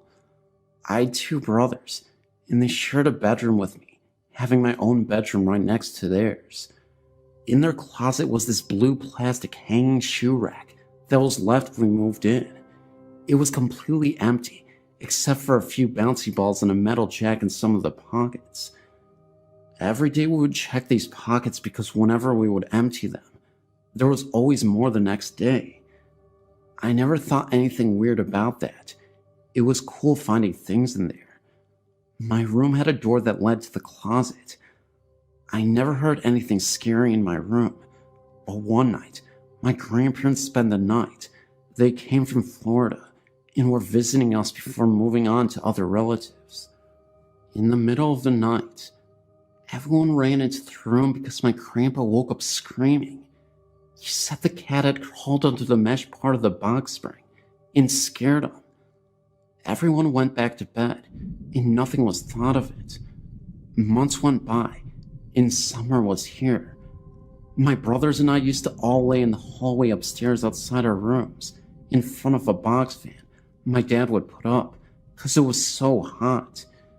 Sometime in the middle of the night, my younger brother Mike woke up, I guess to sleep in my room, and began screaming. He said my older brother's Jake's face was on the wall scaring him. Jake had been laying in the hallway the entire time with me and Mike. Still, everyone shrugged it off like the other things that happened and figured he was sleepwalking. I've heard things throughout the night on and off after the last incident, but the last and scariest part of the house that happened to me, and I'm not sure how much time in between this happened, is one night when I was sleeping with my cat. It was sometime in the middle of the night, and for some reason I woke up. My cat also woke up. My cat was tucked under my arm at my side, and all of a sudden, it opened its eyes wide and hissed with its hair standing up on its back. Then it darted out of my room. I didn't understand why the cat acted like this, and seconds later, at the end of my bed was this figure.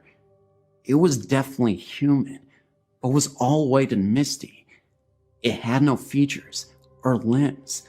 The only feature I remember is seeing an O-like shaped mouth. It was just standing there, but then looked like it was moving slowly closer. I kicked my feet at it, and nothing happened. I just kicked right through it. I was scared to death and ran into my parents' room and slept there the rest of the night. I thought I heard sounds coming from the drawers in my dad's dresser the rest of the night, but never heard anything or seen anything since. My husband, like I said, finds this humorous, so last year, he bought some ball and jacks and placed them on my pillow and laughed. I would love to find out if anyone living in that house after or before me ever had any experiences like that. I always wondered why that thing would want to scare us like that.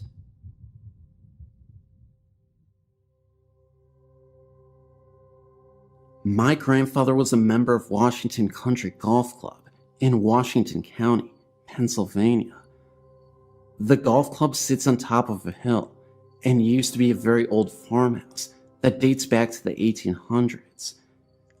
He told me stories of him along with a group of friends who spent the night at the clubhouse. Members were allowed to stay there if they wished.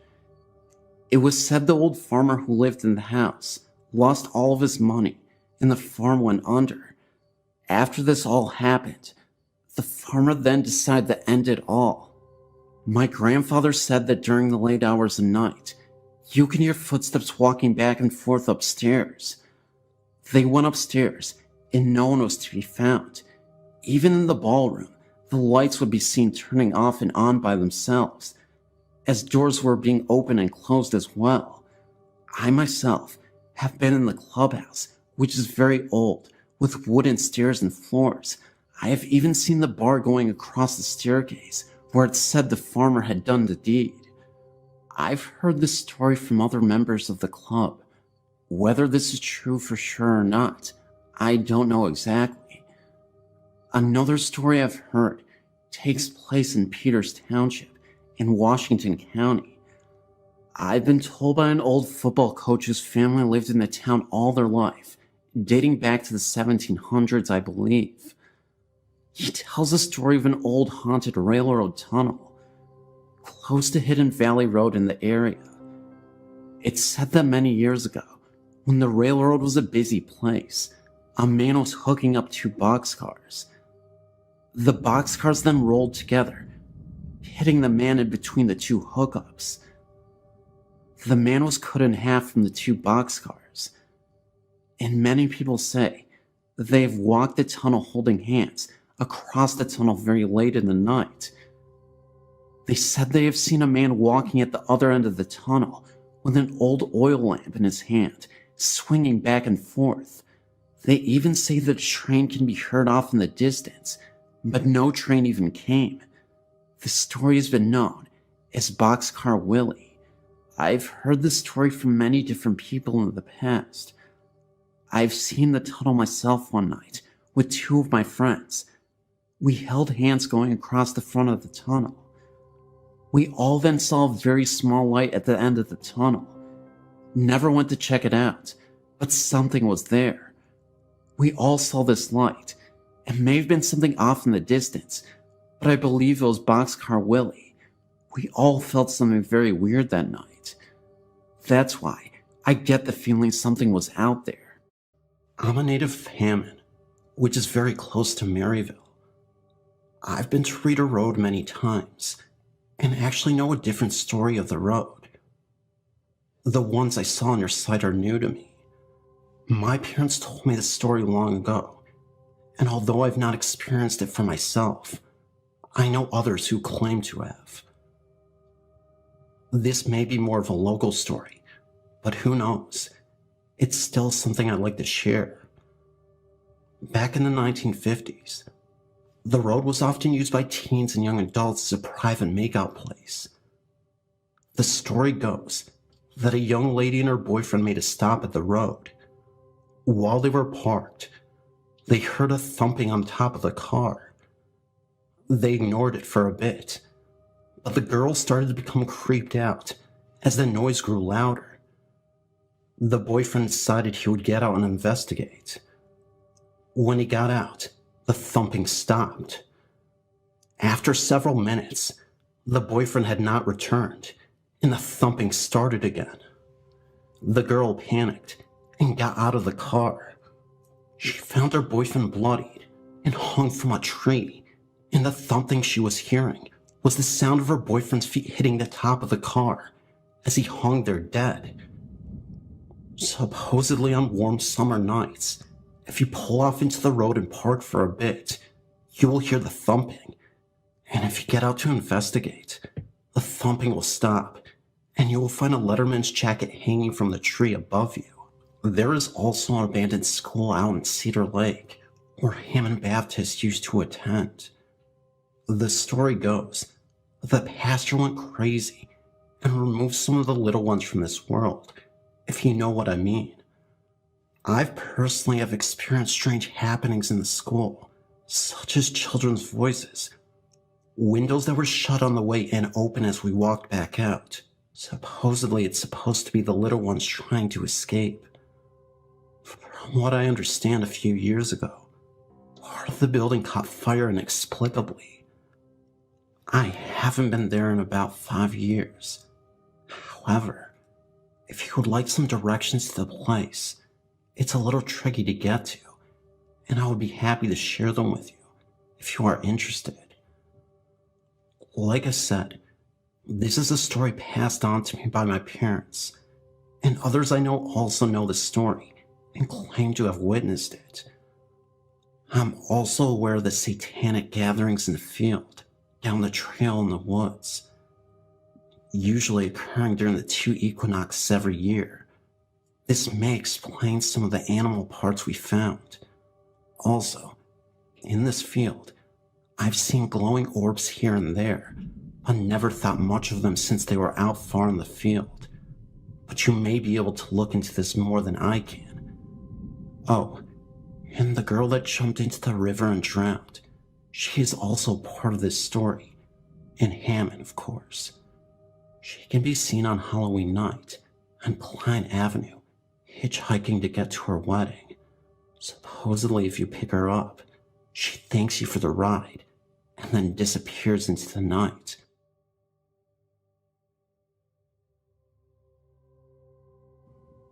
My name is Gemma.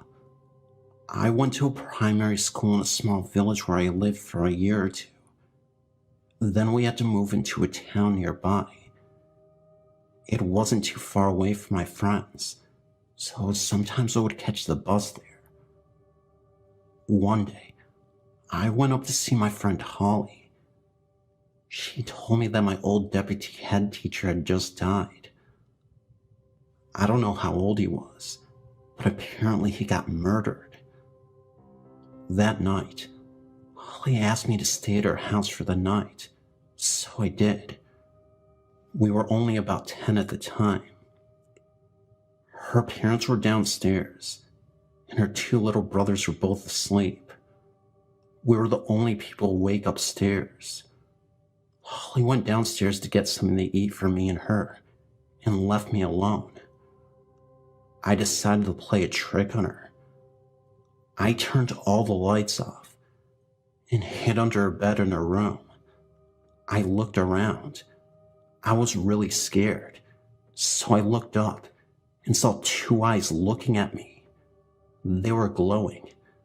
At that point, I closed my eyes, thinking it was just my imagination. When I opened my eyes, they were still there. I stayed under the bed because I didn't want to move. Then, I heard Holly coming up the stairs. The eyes backed away into the darkness, and I backed away and hid again. When Holly came into the room, I jumped out and scared her. I told her about the eyes, and she believed me. Then she said, "Let's take a look inside the wardrobe." So we both opened it slowly and took a look inside.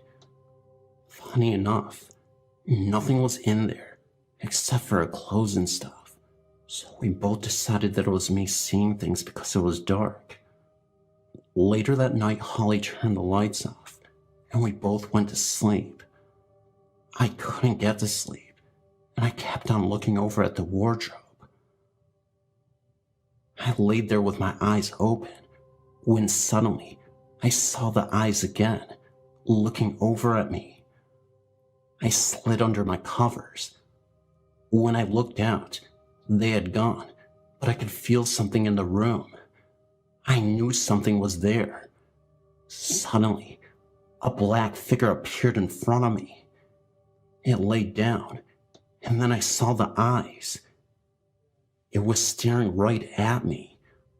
I screamed, which woke Holly up, and she suddenly backed away against the wall. We could both see the black figure on the floor. Then it seemed to sink into the ground and disappear. We both went downstairs and stayed there for a couple of hours.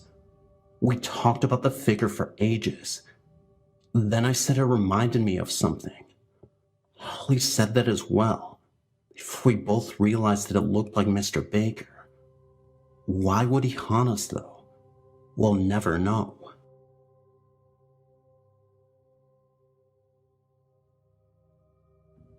When I was younger, I had quite a few paranormal experiences, as did my mom. The most direct contact either of us had with spirits was with her father. He died at home and lived with us when I was about 4. My mom was very close to him, and I was pretty close to him too for being so young. After he died, my mom would often be house cleaning and walk into his room where his old recliner sat and smell his unique scent, cigarette smoke mixed with cologne and whatnot. She never saw or heard him, but she would know he was there and would talk to him for a while. When I was 6, we moved out of the house he died in, and into the house where my mom still lives. I never had the type of encounters my mom had with them, but I was lucky enough to see him once. First, I need to explain the setup of our house. The front and back doors are directly parallel to each other, and both have glass panes in them. The front door opens into the dining room, and you can walk straight through to the kitchen, and then to the back door. You can look from the front porch all the way into the backyard through the glass in these doors. When I was about 7, I was standing in the kitchen, looking out the window of the back door, and I could see the reflection of the front door in the glass. Suddenly, I saw my grandfather walk by the front door in the reflection, as though he was walking across the front porch. He smiled and waved at me. The whole thing only lasted a split second, but he was very deliberately contacting me. I believe he chose to do it in such an indirect way, so as to not frighten me. Maybe he was saying goodbye, since I was too young to understand when he actually died. What's really strange, though, is that I described him to my mom as looking younger than he did when he died. And when she showed me some pictures of him in his 40s, I told her that that's exactly how he appeared to me. She thinks he must have been happiest during that time of his life, and so chose to appear that way. I think it was a couple years after that when my mom had her final encounter with him. She was house cleaning again, when she smelled his familiar odor. She was in a hurry, and she told him, "I'm sorry, Dad. I can't really talk right now," and left the room. When she came back in, the scent was gone, and she just knew that was the last time she would hear from him. She feels guilty that she didn't stop to talk to him, but I think she just realized that she was ready to move on, and that's why he didn't contact her again. We do believe that he stuck around for a while after that, because he would often lose a piece of jewelry or something small, only to have it turn up right under our noses a few days later. I've had other experiences unrelated to my grandfather, but his was the only human spirit I ever actually saw. Not long after we moved into the new home, I had several experiences with feline spirits. I once saw the hind legs and tail of a cat disappearing into, not up, the top of the stairs from the landing. I know it could have been our own cat, because it was pure white, and our 2 cats were black. Another time, I was sitting at the kitchen table when I felt a cat rubbing against my legs. I reached down to pet it, but nothing was there, and when I looked under the table, there was no cat to be found. There were also a few incidents in my mom's house where electronics would do seemingly things on their own. The TV turned itself off at least twice that I can remember. Perhaps the weirdest instance was when I was in my bedroom listening to my stereo.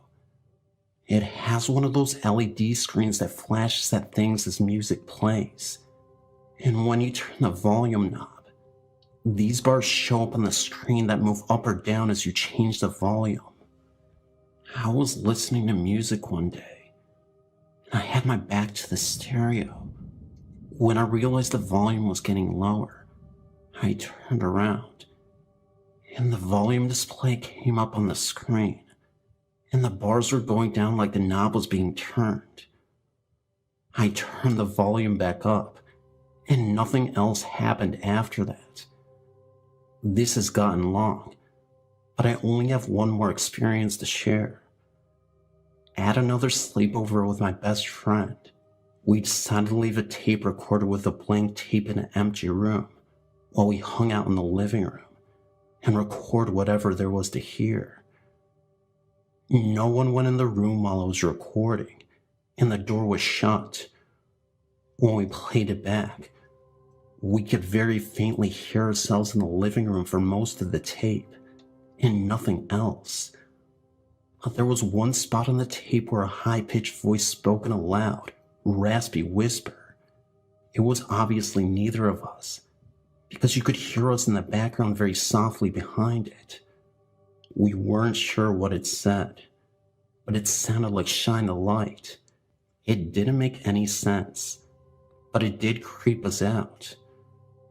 That was the only unexplained voice on the tape, which unfortunately I no longer have. That was the last experience I had that I'm certain had no physical explanation.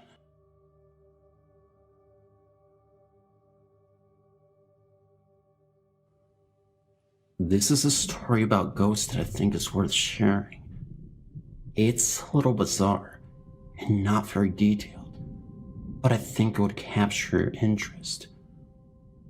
When I was young, I always heard ghost stories revolving around these red coat ghosts.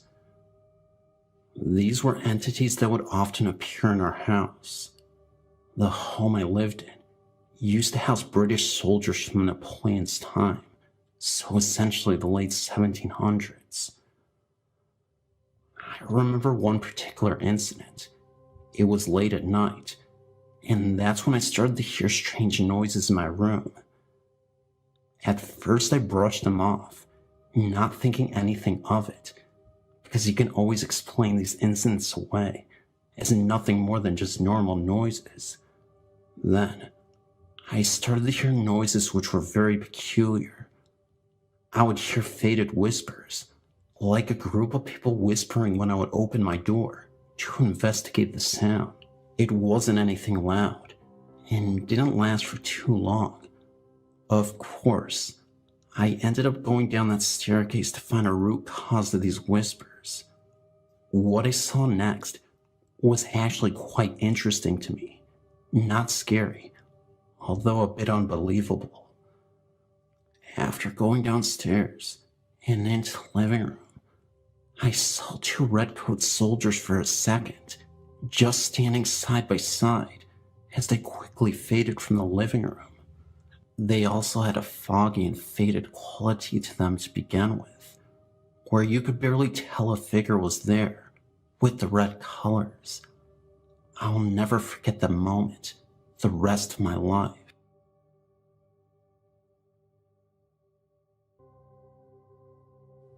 Growing up in Lakeland, Florida, my parents purchased a repossessed mobile home.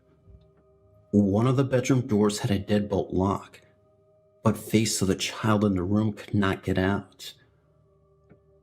My elder sister had this room and reported a small girl about the age of 5 or 6 that would appear in a white nightgown carrying a teddy bear. She would sit at the end of my sister's bed and just cry. In the closet of the bedroom in the same home, there were stickers and drawings on the wall where it appeared someone was punished and made to sit in the closet. There were also fingernail scratches on the wall in the same closet. In the third children's room of the same home, there was brown carpeting with a lime green shape on the floor that was the same shape of a clothes iron. If an iron fell onto carpeting while it was hot, doesn't it make sense it would just burn the carpet hair instead of change the color to green? My aunt even had to come remove a spirit once that was following my little sister all the way to school and hiding behind things when she turned around to see who was following her. My little sister said it resembled a Grim Reaper type of shadow. In the same home, items would mysteriously be moved to another area. Things would then come up missing, then all of a sudden reappear one day.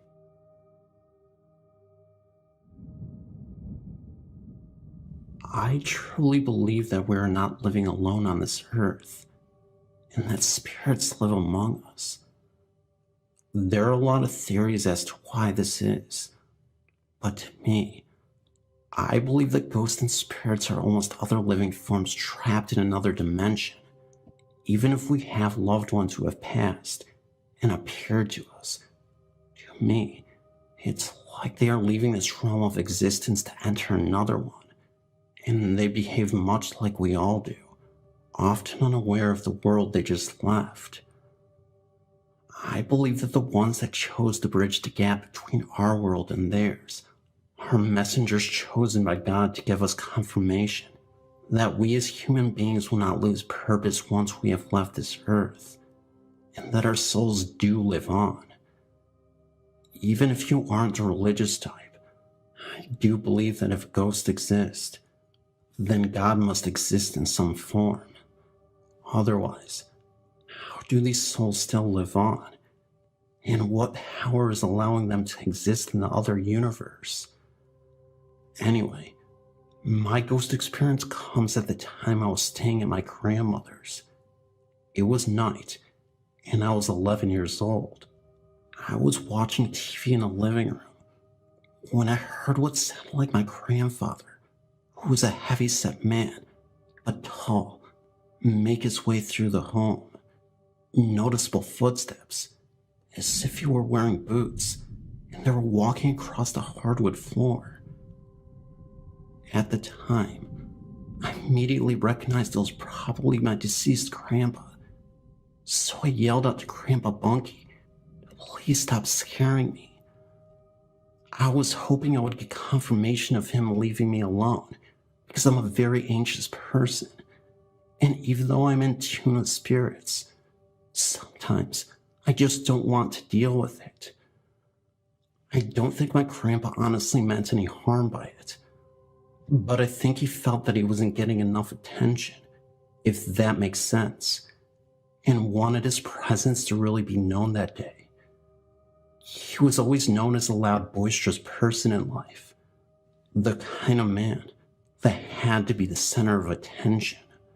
Then, out of the corner of my eye, I could have sworn I saw the shadow of my grandfather materialize.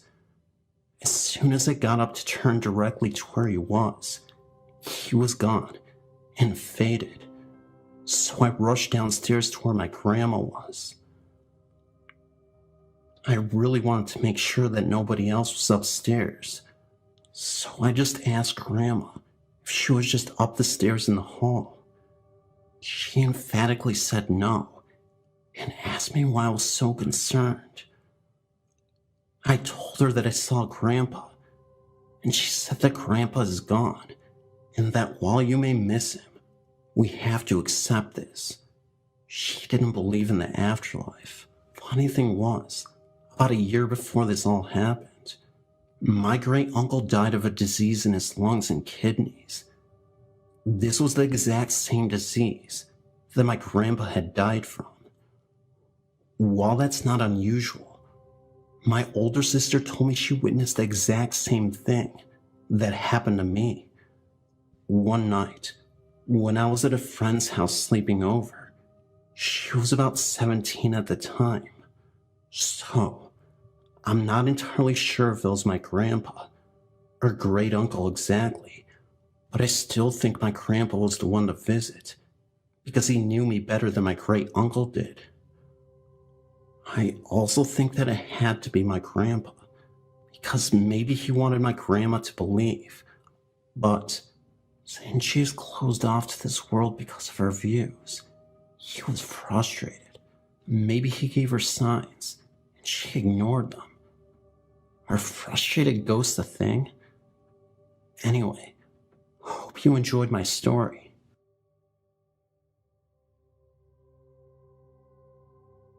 I have a crazy story to tell. I live in New Orleans. That's of course located in Louisiana, the deep south. One night, me and my girlfriend were at home, and I'm guessing it was around 5:30 in the morning. I'm assuming because that's when I got up to go to work, and I always sit by the window and wait for my ride. This morning was a bit unusual and different. I was sitting there, and all of a sudden, I felt this overwhelming chill brush past me, like an undeniable cold air. I asked my girlfriend if she was cold, and she said no. I don't know what it was, but something told me to tell her to sit in my chair to see if she felt what I was describing. It was a lingering cold that didn't go away, and told me she could feel the cold chill as well. It gave us both goosebumps, and within a few moments, the coldness quickly disappeared. The crazy part is, I think the chair is haunted. It was given to me as a present from generations in the family. I'm talking an early 1900s style rocking chair. I remember one of my uncles wanted to just sell it off eBay to get rid of it, because he didn't want anything to do with it. So I ended up taking it off his hands because of the family history. The most interesting part of this chair is, a lot of my family members have claimed to see a black figure in that chair rocking back and forth on numerous occasions. At times, it would be seen rocking on its own without anything being seen. I still have yet to witness anything like this, but ironically, a friend staying over our house actually did.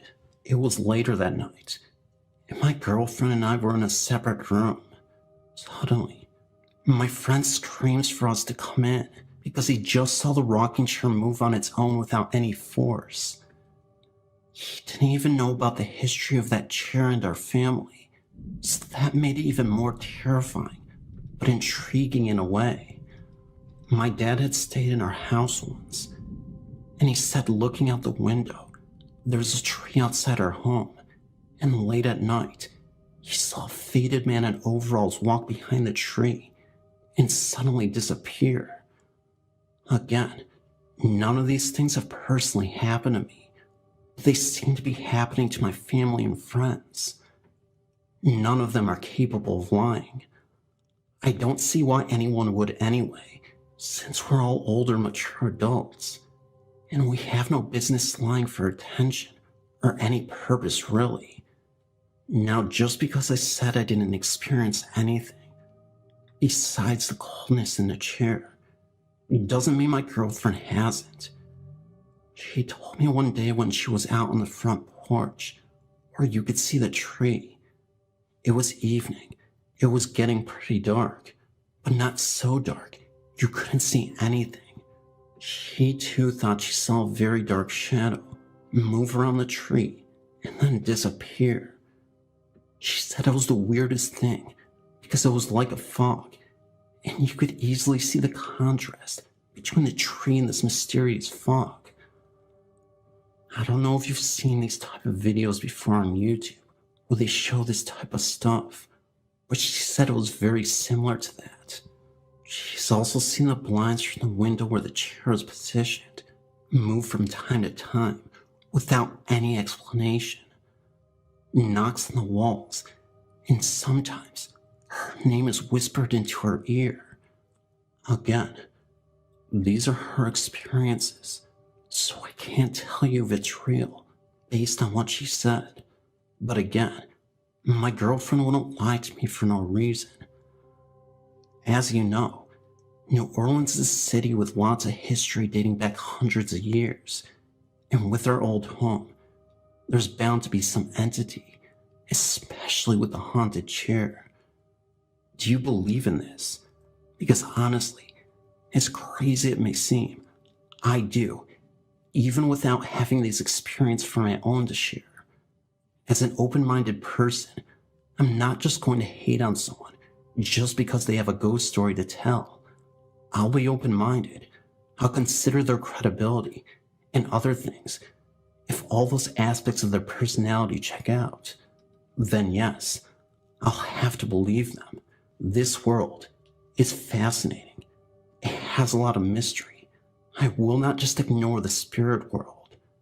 I just wish that I could experience it too, just once, what everyone else has as well.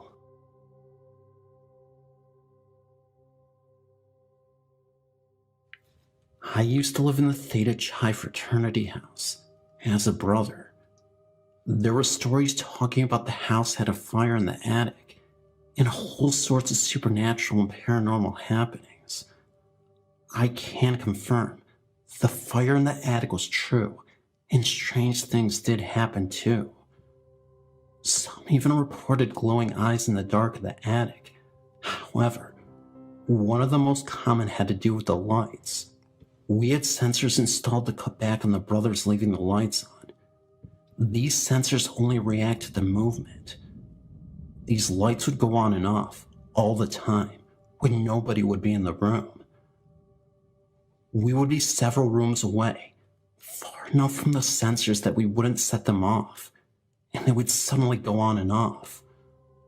Also, there were times when we would be sleeping, and we would wake up to what sounded like a large social gathering downstairs. Several of us would go down there, thinking it was a group of brothers coming home from the bar, only to find the entire house empty, and no one would be around. Also, I used to work at Have a Nice Day Cafe, and the upstairs was indeed haunted. I would have to go up there every night to take down a banner that was thrown over the exterior of the building. To do this, I would have to go to the roof via the upstairs. It is full of rooms, completely empty. There was this long hallway that stretched the length of the building. There was only one light that sat at the end of the hallway. As you walked down the hall, you would get the feeling that you were being watched. Several bouncers have claimed to see a man up there. Apparently, before it was Have a Nice Day Cafe, it was called Industry, and one night, a barback intentionally left the world upstairs, using a broken beer bottle, and when the bouncers would make their rounds before closing, they would have to go up there to make sure no one snuck up there. When they would flash their flashlights into the room in which the sad incident took place, the man ghost was seen crying and bleeding. He would get up and run towards you, as if asking for help. Many bouncers quit after they experienced it. I guess you could say they bounced after they saw that ghost.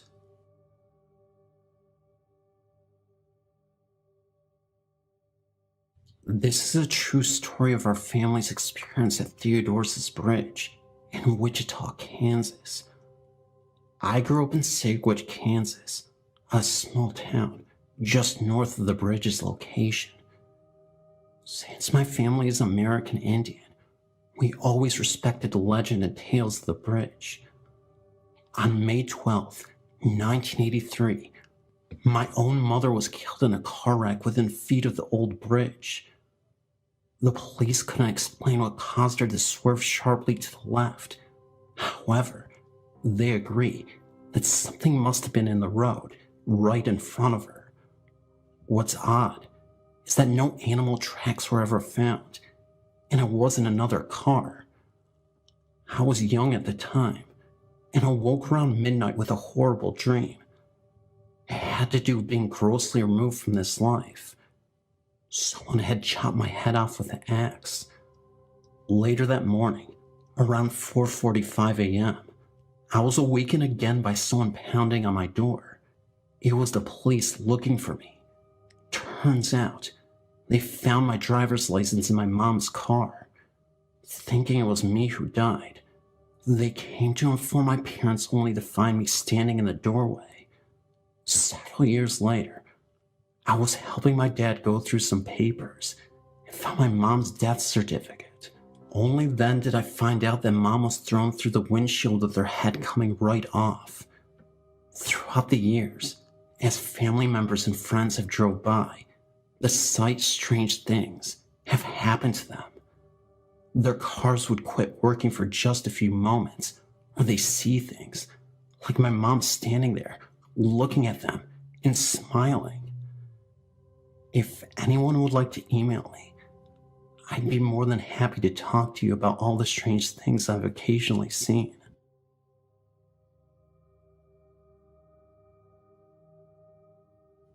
My name is Catherine. After the experiences me and my family have had, I know we have a ghost. It all started when I was 7. I couldn't get to sleep. I looked down from my bunk bed for a moment or two and saw, in my bedroom closet, which had no door, what seemed to be a little girl sitting in there, staring at me. She wore a white dress and was underneath either a white blanket or a duvet cover. Once me, my mom and my sister were watching a film in the dark, and suddenly, on the shelf, my picture was slammed down. One time my sister had said that she had seen the ghost. One night when we had our normal beds, she saw her walk from the closet to the end of the bed and just staring at her. Then she flew through the wall. The second time I saw her was when I was out in the kitchen. I saw her out the window, in the shed window, smiling, but there would be two faces beside her this time. The scariest experience I've ever encountered was when I was watching TV. I was sitting down on one of the seats when I heard footsteps coming down the stairs. I got scared and turned off the TV to ask who was there. Then the door creaked open. Then there was a noise in the other seat, like someone was sitting down on it. I was so scared that I couldn't even move. Nothing else happened since then, but I know our house is haunted for sure. The girl just won't go away. Hi, my name is Kim. I'm 18 years old, and I have a few experiences I would like to share with you. Every summer, I used to go to my Nana's farm and help out. The last time I went was a few years ago. That was when I was 14, and something creepy happened that I've since tried to forget. I think it's about time I shared it with you all. It was a boiling hot July afternoon, and I was helping to clean out one of the barns. My Nana went on and on for about an hour, complaining that it was too hot for her liking, but I decided to stay to try and finish. About 10 minutes after my Nana left, I began to hear tiny pitter-patter of the feet in the hayloft. Thinking that it was just mice or something, I got on with my work. I began sweeping when I heard laughter and two voices, one of a boy and the other of a girl, talking in hushed whispers. I peered up the stairs, feeling slightly scared, and called again, but nobody replied. As I turned to get back to my work, the voice of the girl called up here. I was quite spooked. Nobody should be up here, but yet, there I was, hearing a voice.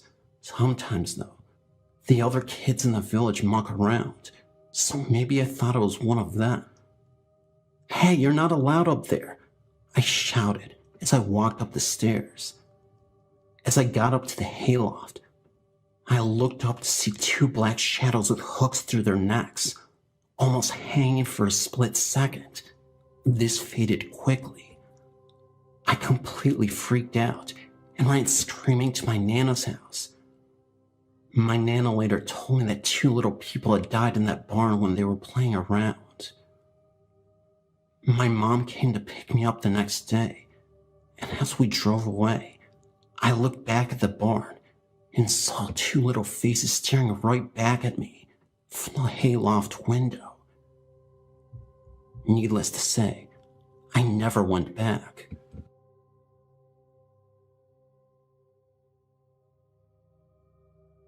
In 1998, I had a ghost experience.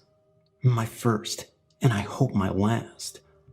I was living in the second floor of a college dormitory.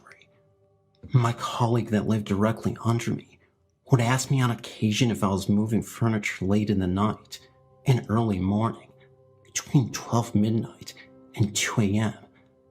Absolutely not. I can recall that I moved my bed once in the middle of the day when I first moved in at the beginning of the semester. I thought maybe it was a ghost because it was common knowledge that our dormitory was an old TB hospital. The entire campus was located on an old military hospital site. Our cafeteria was where the morgue was, Back in the Great First Conflict, or the Great Second Conflict, I never heard anything in my room. Then, early one Saturday morning, I got up and made myself coffee and left the dormitory on the second floor and headed down the old iron stairs. I made my way across the tennis courts to make a phone call. I could see my dormitory from where I stood. I dialed the number and was talking to a friend steadily watching the stairs to my dorm. That is, when I saw a smoky black figure flailing its arms around and staring straight at me. Then it went back into the locked closed doors of the second floor dorm. They lock behind each person that leaves, so I reported it to staff. That is when I started to hear many ghost stories from the Knights Guardsmen that patrolled the cafeteria and hallways. There are many dorm buildings on campus. Anyhow, I put it behind me and continued my life. Shortly after my brother died, due to a long illness, I returned to college, but got my own apartment and shared it with a friend.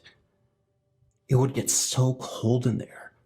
Heat turned on all the way up and the fireplace on, yet it was 70 degrees outside. I was still grieving, so I withdrew from college and took my truck on a long drive across the country. In Nebraska while at a rest stop, my entire truck swarmed with flies.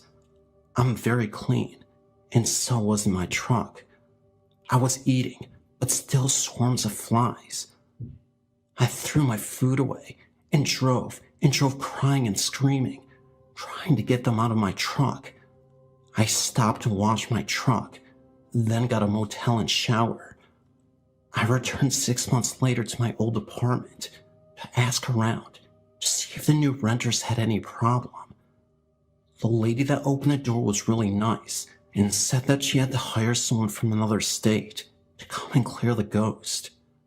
She said that it was so bad that the person they hired had to have a partner come and help. She mentioned the freezing cold room temperatures, the feelings that someone was following her up the stairs, like I had. They said they do a certain ceremony and burn certain herbs to clear away the spirit, because she didn't mind her ghost clearing work, but it was too much for her. She said that the people she hired said that the bowl they used to burn herbs caught fire. The flames reached the ceiling. It was the worst ghost cleansing they had to do in a long time. Then the lady did a ceremony over me, and the feeling that something hanging on my back just went away. Actually, I felt whatever it was kind of crawl up and out of me and move my spine involuntarily. I've never had a problem since. Mabel Castle, located in Ayrshire, Scotland, was built many hundreds of years ago and is reputed to have its fair share of ghosts. There have been many sightings over the years, one of which may be the young lady Jane, who had been imprisoned in the turret for falling in love with a gypsy. I recently have been invited to participate in a sponsored ghost watch at the castle, but chickened out at the last minute due to a recent visit by a ghost expert who reported the presence of at least 3 ghosts, one of which was a crying child who had been tortured and tied in the basement. There is regular paranormal activity reported, as the castle is still being used as offices. Anyway, I'm sort of 2 minds about losing my nerve, as the ghost watch had proved eventful. Crying had been heard from the basement. When the team left at 4 a.m., they made sure all the lights had been turned off. But in the car park, they looked back and all the lights had been turned back on. When the cleaner came in the morning, the energy-conscious ghosts had turned them off again. Of course, such paranormal happenings are not rare in Scotland. I can quote hundreds from friends and family. These are just a few. My sister and husband walked into a bookshop housed in a very old building, with the books shot straight off of one shelf, one after the other. My youngest sister lived for years in a haunted house, possibly the spirit of a young child. There were occasional temper tantrums. This is a tragic, but true tale. My youngest sister and her then boyfriend George had friends over for the evening. Of course, the talk turned to ghost stories in general, when suddenly, the door of the sitting room flew open with such force, it crashed against the arm of the sofa and slammed shut again. George jumped up and pulled open the door, but nobody was there. Everyone was shaken by the violence of the event. Later it was learned that at that precise moment in time, George's cousin and his friend had drowned in the River Irvine after a night of drinking and hijinks that went badly wrong. I remember reading about the drowning of these men in the local paper at the time, but did not learn of the connection to my sister's boyfriend until later. A friend heard the voice via baby monitor, which urged the baby to come. It was hard to be distinguished from the low guttural tone, whether it was male or female. When they went to investigate, no one was in the room besides the baby.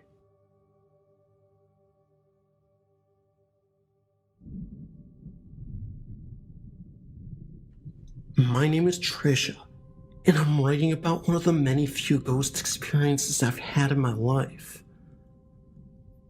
I'm fortunate to have found this site to talk to many of those who have experiences with the supernatural.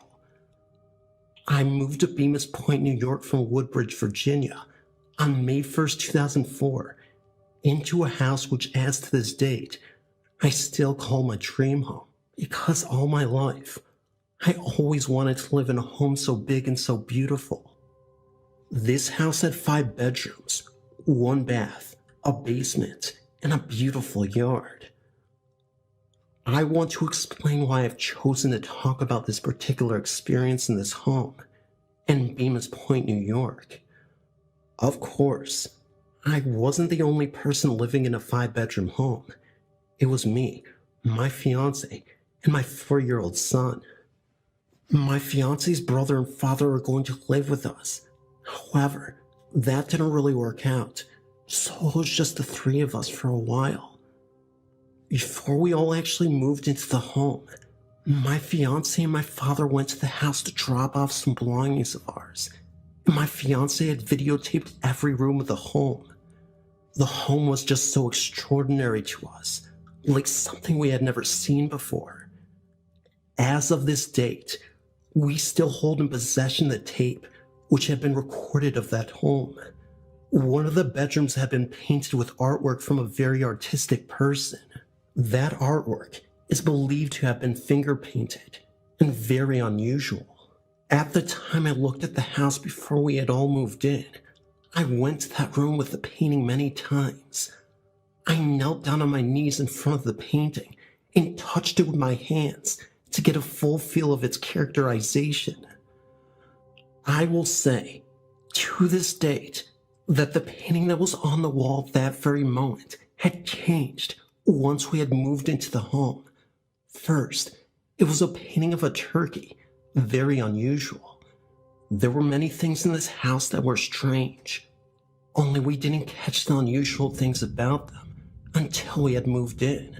To this date, I only hope to find who had lived here before we had, and I will, in time, find my answers. Now you will know the beginning of this unusual experience. It started with that painting. After we had moved into the home, we began to refresh our minds a little bit of what we thought was strange. I was in the process of unpacking and settling into our new home. I went back into that room with the painting and was in shock from what I had seen. That painting was a woman, and there was writing above the painting of that woman, and it said Earth, Hater, Everything. The painting of the woman was on the wall, right on the outlet corner where a television had been sitting. I will explain to you what description I'd seen in that painting. It was a woman whose face was intensely beaten with blood flowing from her hair down through her face and then to her arms. Her hair was hung up, as if she had been in an electric shock. Her face was bruised badly and cut up with scars on the side of her face. Her eyes were open, and the smile on her face was extremely intense, as if she was angry. I looked around the room more thoroughly, and there on the other side of the wall were more paintings. One was of a butterfly, and a mushroom was the other. On the closet door was a poem written by the famous poet, Keats. I believe to this date, the same person who had written the poem on the door had to have been the same person who did the painting on the wall. I looked around the room closer and came upon some blood on the floor on the side of the room. It was not fresh blood, because it looked like it had dried up and had been there for a long while. I closed the door behind me and left the room. I didn't go back to the room until later on through the next week. One of the rooms upstairs was right next to that room that we had turned into an office. Across the room was the bathroom. On the other side was another room we used for our bedroom. Of course, there was an attic, located right across from the room with the painting. On the door that leads to the attic is a sign that says private. I always wondered who slept up there in that attic. In the attic, there were beds, 2 of them. The beds were built into the floor and the walls. Underneath the boards of the beds were pipes. I won't say what kind of pipes, because I'm not sure. My only guess is that they are water pipes. The attic was made to be one of the 5 bedrooms in the entire house. This room, however, was among the most strangest thing I'd ever seen, the exception with the room being the painting. In this room, the attic was cross spaces large enough to fit almost 10 or more bodies depending on the size. In one of the cross spaces was another painting. This painting was put together with boards.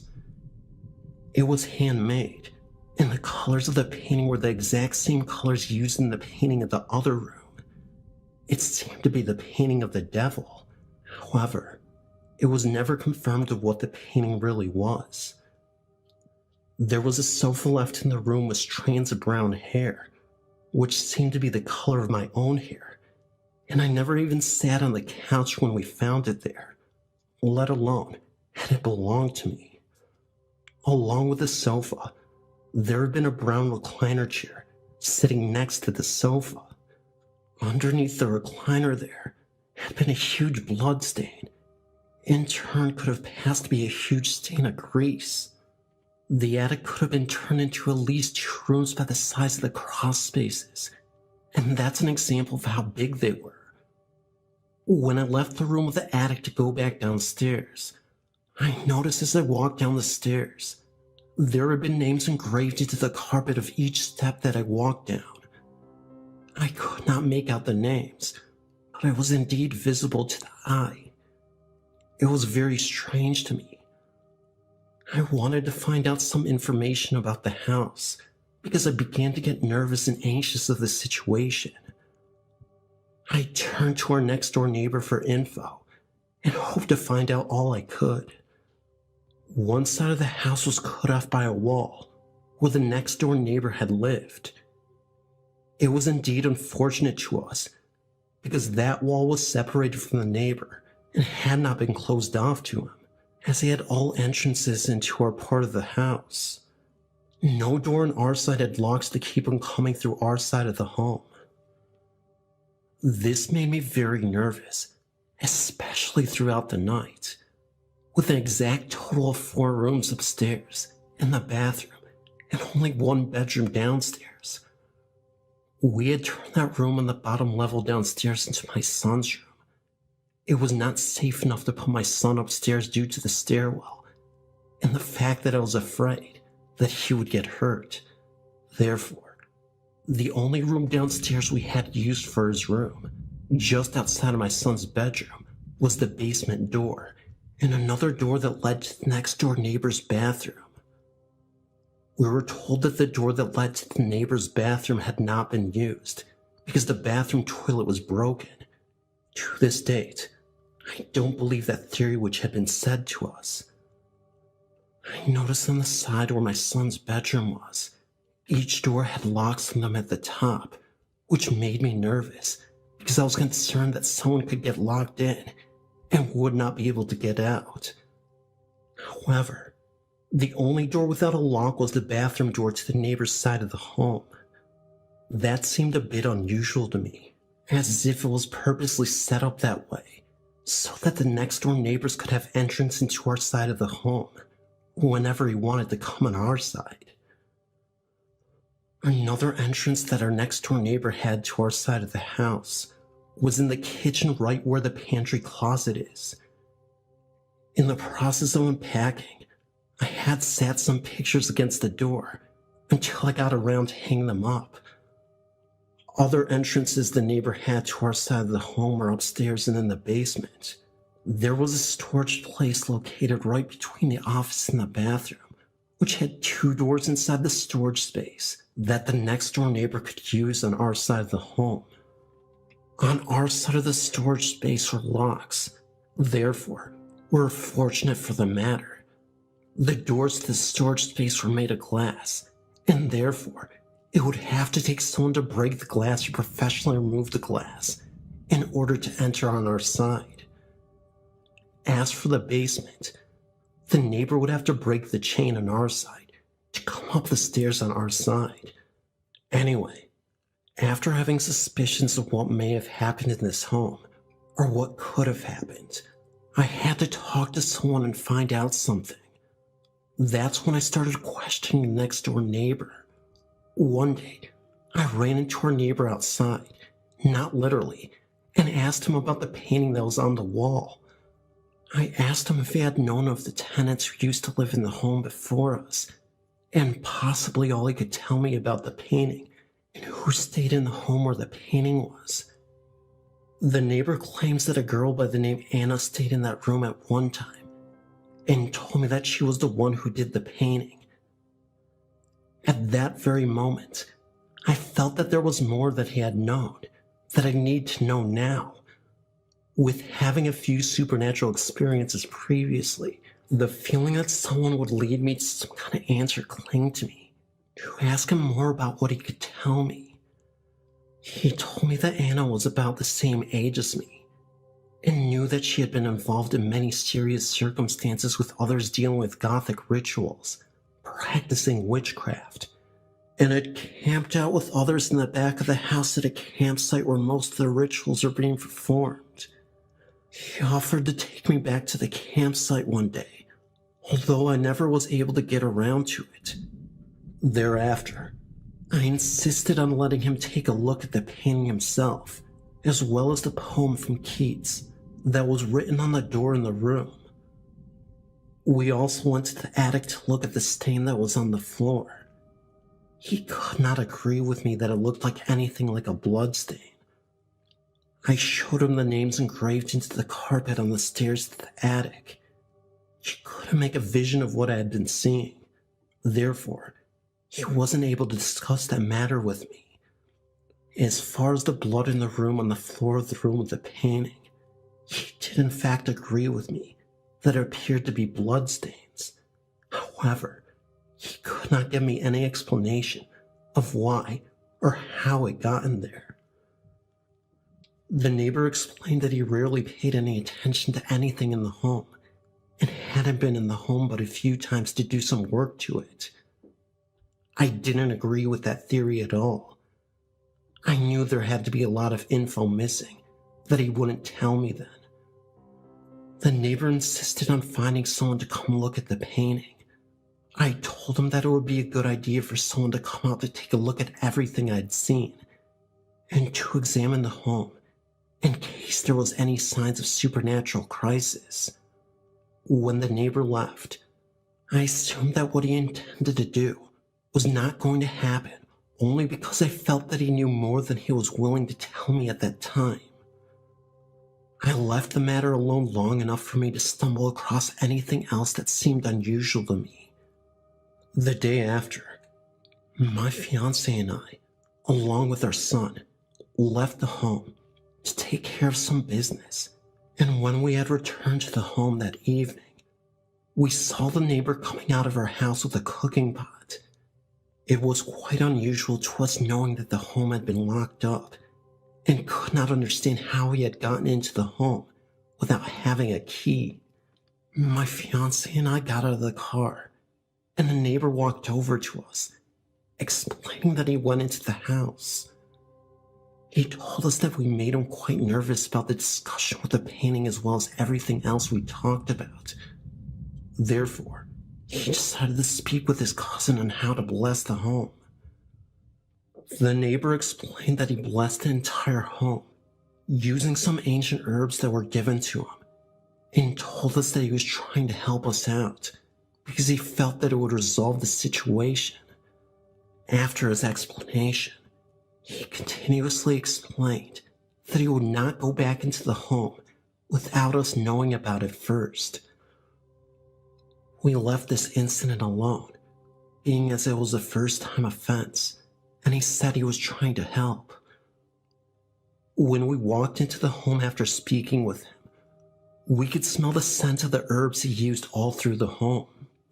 It was a very strong and painful scent, almost as if it was the smell of marijuana. The smell was in a long stretch throughout the home. I was more concerned for my son. We had to leave the house for a few hours more in order to escape the smell and painful irritation of our eyes. Finally, once we returned to the home, the smell settled and we could breathe again. I wasn't actually pleased for the matter that he had came into the home uninvited and blessed the home with no knowledge of what he was doing. Still, I left the matter alone, believing that he would not do it again. In order to concentrate on other things, I used my time trying to unpack my things and cleaning one room to the next. It wasn't until the next few days later I had an incident of my own. It was in the middle of the night. We were all asleep, and I was awakened by a man who laid there on top of me with all his weight pushing on me so tight that I couldn't breathe. I thought I'd been having a nightmare, although my eyes were open, and the force I'd been using to fight and pull to escape this man's weight, and the fear he had been pouring over me, was only a nightmare in my life. In reality, I looked beside me as I laid there fighting to escape the fear amongst the man's desire to hurt me, trying to wake my fiancé from a sleep to save me. My fiancé laid there in a deep sleep, as he could not hear a peep from my crying screams of what I had left to breathe. I had been played with that very night, if you know what I mean, laying there in my own head, with my fiancé laying right next to me. With one heroic scream, I used all my weight to escape this man's arms and pushed him off of me. Frightening, all I could see was his brown hair and his back that turned to my face as he walked away with not even 2 seconds and disappeared. I sat up in my bed next to my fiancé, waiting there, holding my body, hoping he would be awake and hold me. I could not make sense of this, not then and not now. Even after, I knew it wasn't over. I couldn't even call the police because, let's face it, I wouldn't be able to explain to them of such an incident. Even so, they wouldn't be able to believe me. Amongst other things, they would turn it on my fiancé, and I would not take that route. Not then, and not now. After my fiancé had awakened, I told him about what happened. He just held me tight, and he was worried. I'm thankful he believed me. After a while, I was too angry to sit there and do nothing. I was determined to get my answers. Even then, why me? I know I'm not the only person in the entire world who has had this exact same incident. There are others. I know, because I've read about them. I know that there are others out there who have been hurt multiple times in incidents like this. I've now moved out of that home and only live 2 minutes away from there. I've not been back since we moved. There are others who I'm aware who live in that same house right now as I'm telling you this. 4 of them I am aware of are girls. I fear for them. I worry for them. Even though this isn't the only incident that happened to me in that same home, they live in there as I speak. As there have been many incidents, not so much severe to this one, I worry for anyone who lives there. This will come back to me one day. In some form, some way, it will find me, and I will find my answers. I've had the experience of the supernatural ever since I was a young child, around the age of 7 years old. It has followed me. I'm 22 now. This house I lived in Buma Point, New York was said to be over 100 years old. The supernatural experiences I've had are real. It may be some kind of gift that I've been given, but it's frightening at the same time. I only seek to understand it. Even so, it's frightening to know the answers I'm looking for. I can only do what I can to accept this the best way I find reasonable. I will tell you that the man who messed with me that night is in no way comparison to any person I've ever met or come across my entire life. This will be one of the many experiences I will never forget. I know that there are others out there who wonder just the same as I do. Why me? Is there ever really an answer to that question? And if you ever wonder whatever happened to the painting or the handmade artwork that was found in those rooms, I won't be able to explain that to you. All I can tell you is that the neighbor that lived next door to me went into the house without telling us, carved that painting off the wall, literally, and told me that he burned it. As far as the handmade artwork made out of boards, I won't ever know. The neighbor took that too. To this date, that painting exists, as well as the handmade artwork made of boards. Everything in this house exists to me, and as far as the girl I was told that did the painting on the wall, Anna, what does she know? Where is she today? My last question in regards to the landlord, John. Do you always allow your son to go into the home whenever he wants to, especially when other tenants are renting the home from you? Trust me, one day it could end up being a big mistake for him. My guess is there something to hide?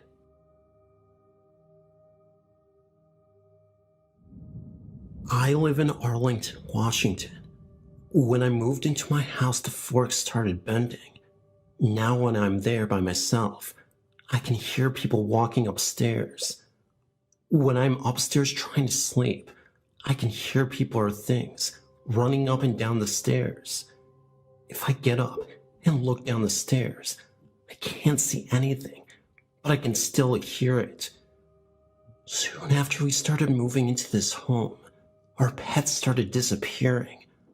One of our cats came back, covered in what looked like blood. He was gone about an hour after he came back. All of our pets were inside pets. My aunt saw a little girl in my yard, and in the house with blonde hair. Nobody I live with or live near has even blonde hair. When my mom lived with me, she saw her too. My sister loved to listen to her stereo, but then the stations started changing by themselves. We could actually watch the bar move back and forth across it. Recently, my dad's stereo started doing that too. I got an iZone sticky film camera for my birthday one year. I took a picture, and there was an orb in the corner of it. When I'm home alone, it can totally be silent. I'll be reading a book, and my dog will start barking. I can get her to calm down, but as soon as I sit down again, she starts barking again. My cousin and I got really big chills right before we hear any of the noises upstairs. We look at our attic doors, but every morning the lock is unlocked and sometimes on the ground. Sometimes at night, I can even hear faint talking. I had a friend stay with me once, and she tried to get out of bed, but she said she felt something heavy on her. There was nothing that I could see on her. My dad went into the kitchen in the middle of the night to get a glass of water, and the freezer was wide open. This all started in '88. My aunt even had someone come and bless the home. I guess it didn't work, because it is still happening.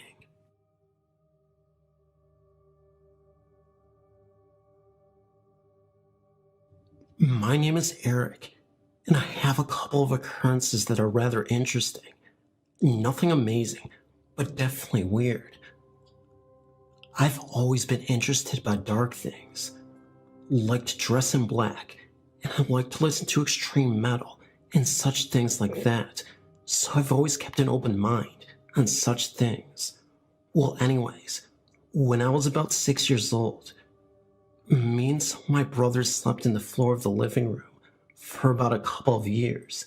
Well, one night, I awoke for no real reason, I guess. I was still tired, so I didn't want to get up or open my eyes when I felt something unexplainable. It was the feeling that someone was near me, that wanted to hurt me. I can't explain it. I just felt that. Well, being curious, I opened my eyes, and I saw an older woman crouching down next to me, and her face was right in front of mine, as if looking right at me. I closed my eyes again in sheer terror, but I was still curious to see if it was still there, so I looked, and the woman's face was still there. I didn't actually see her body. I just assumed she had a body or something. I closed and opened my eyes several times, and she was still there. I was more scared than heck, but somehow I went back to sleep. It never happened again, and I never told anybody because I really thought it could have been my imagination. But I know what I felt, and I'll never forget that terrible feeling I got. Another interesting experience I had was the same year, a few months later. I woke up for no real reason, and when I opened my eyes, I saw an older looking woman standing on the base of my brother's feet that slept next to me. I didn't close my eyes because I wanted to see if it was real.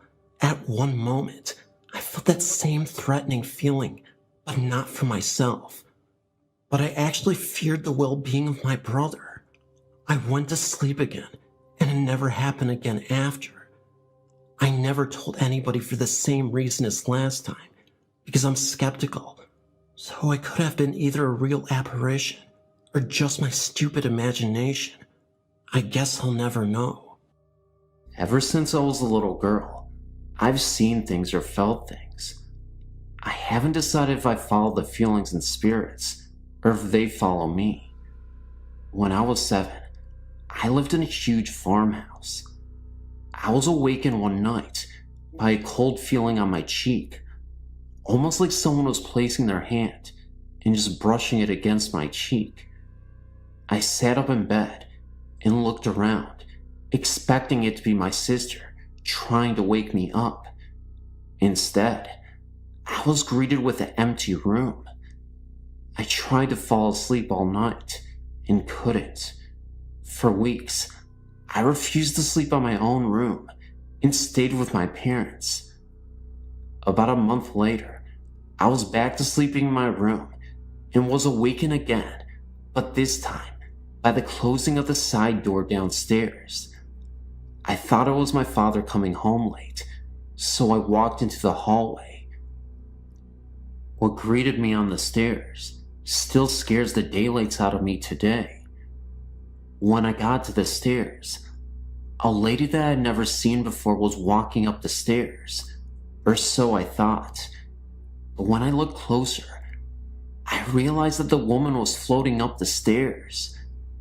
She wore a dark brown skirt and a white blouse covered by a jacket. The white blouse had been stained in red in a few places. When I squinted my eyes to try and get a better look at the blurred image, I saw that the woman's face was battered and covered in blood.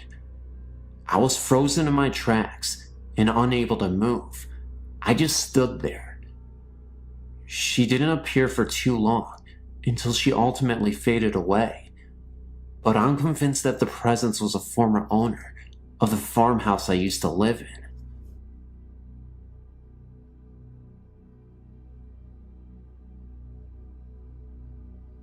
In my last antidote, I introduce you to my mother's family, the Sorensens, who lived in East London, South Africa, during the first half of this century.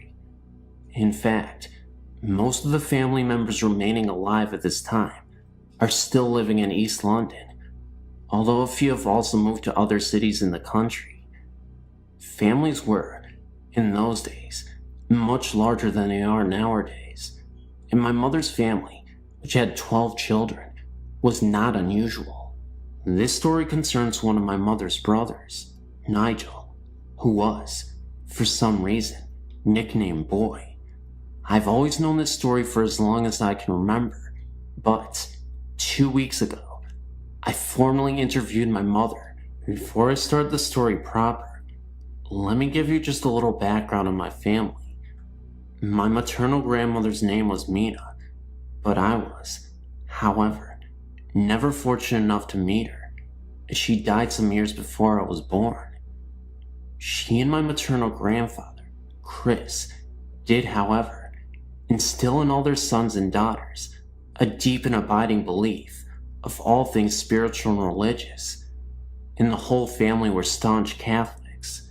My mother and her brothers and sisters believe in ghosts and spirits, and, in my mother's own words, firmly believe that spirits of those people that we are close to in life remain close to us after their deaths.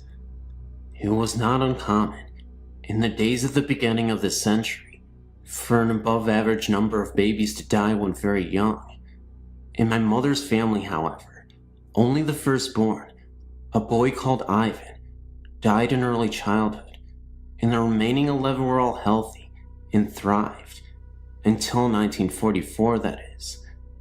My Uncle Boy, who was 30 years old at the time, came on one night after having a few beers, and, as he did not want his mother to smell the alcohol on his breath, he decided to spend what remained of the night in his car that was parked outside their family house in Park Street. He did not have a peaceful night, however, as he was unfortunately brutally attacked and robbed. His attacker had on a pair of army boots and forcefully kicked my uncle on the head, so forcefully in fact that the boy later contracted and died from inflammation of the brain. He died in a hospital on July 2nd, 1944, and was buried by the family near the end of the month. The entire family was devastated, as he had been much loved. He had been the joker of the family, and always used to perform practical jokes on my mother and her older sisters, dressing up as Dracula and jumping out to frighten them and so on.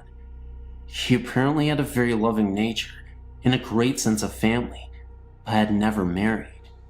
On the day of the funeral, my grandmother, my mother and her sisters Lily, Janetta, and Edna locked up the house in Park Street and prepared to walk to the church, which was just down the street.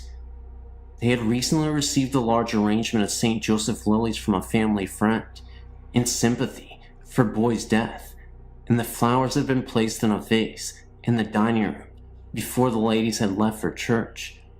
No one was left in the house, and, furthermore, no one, other than my grandmother, had keys to the house. After the service was finished, they walked back to their house, and my grandmother unlocked the front door. The dogs were very excited to see them, most probably wanting company after having been left alone for so long. My mother, being the youngest, rushed past the others and into the dining room. She stopped dead in the dining room doorway and turned around. That's when she noticed the apparition of a boy standing right there. He had a completely blank expression and simply just pointed in the corner of the dining room. That's when my mother looked to see what he was pointing at and was horrified. She saw what appeared to be a dark figure with robes on and a hood, sitting on a rocking chair. A second later, boy disappeared, and so did the mysterious hooded figure. The most interesting part of this whole story is my mom told me that the chair was still rocking by itself moments after the hooded figure disappeared.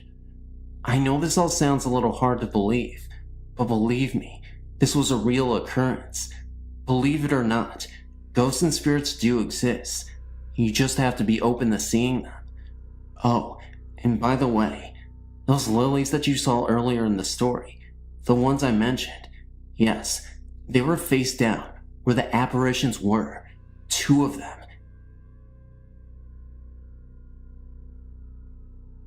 I worked in a movie theater that used to be a theater before, but not movie, but stage. As a matter of fact, the stage is still there, complete with all the vents, dressing rooms, and the overhead mechanisms to control curtains. It was a very happening place during its time. There was a dining place called the Kit Kat next door to the theater, and a hotel on the other side. When the stage was closed, the place became a movie theater with 1 screen. It is still set up as a theater would have been in the area's segregation. It became a 2-screen movie theater recently, and the balcony has been closed off. There have been some pretty weird things going on upstairs. I was talking to the manager one night about something that happened as I was leaving pretty late. It sounded like something upstairs in the old lobby fell. Something big.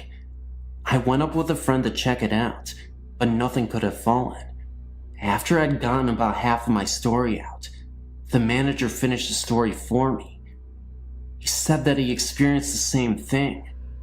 We've both heard voices upstairs and footsteps on carpeted floors.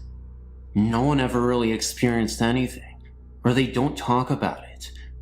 Up until a few months ago, no one ever saw anybody. Well, that all stopped pretty recently. I've seen 2 men. I'm the only one who has seen anything. One of them was a shadow person. He was a very dark presence, so dark in fact that he almost appeared to be a cloud floating around the room. In fact, that's what he had been doing when I saw him. By the way, you could still make out the outline of this figure. He was also wearing a top hat. The presence that I saw was upstairs in the balcony. The feeling I got off of him ranks up there with the feeling I got the one time I encountered the shadow person. This guy, however, looked like he was some sort of construction worker. The manager, which is my uncle, has been doing a little bit of research and has come up with very little information. I've written a narrative about the man upstairs. My fiance drew a picture of him without my knowledge, just from the description I had given him. I saw the picture one day in the backseat of his car, and it sent chills through my body. The city is wanting to tear down this building and put an even larger theater in its place.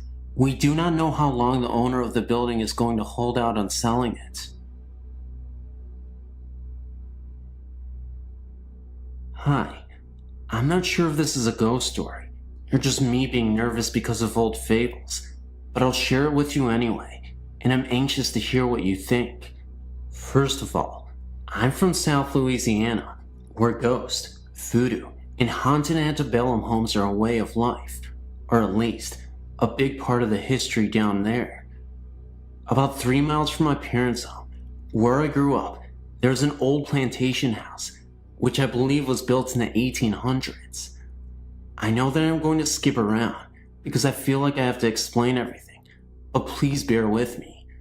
While I was growing up, I always felt scared to be outside or even alone in my parents' house, but I don't think the house itself was haunted, but maybe the area because it was so close to this old house. I actually never even noticed the house until like only 6 or 7 years ago, when someone finally bought it and decided to refurbish it.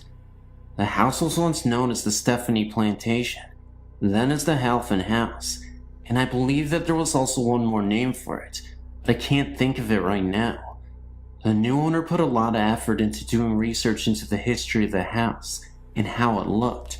You know, pretty much to find out anything and everything about it. First of all, he was a friend of my father, so we got to see the house through many stages of its rebirth. The new owner took before and after photos of the house. The before photos really scared me. There were, I believe, 5 faces or bodies of ghosts in the pictures, but they were very clear. One looked like a man, maybe with a beard and very proper demeanor. Another was a lady in the ball gown. That was what the silhouette looked like, and possibly a crown. Another looked like a small child looking out of the window, and another just a blur. One looked like a man screaming, and it seemed to have chains on his wrists. I don't know what exactly to say about these pictures, but I know what I saw, and I know how the house felt, and I believe them. I've always felt a type of sixth sense, if you want to call it that. My dreams often come true.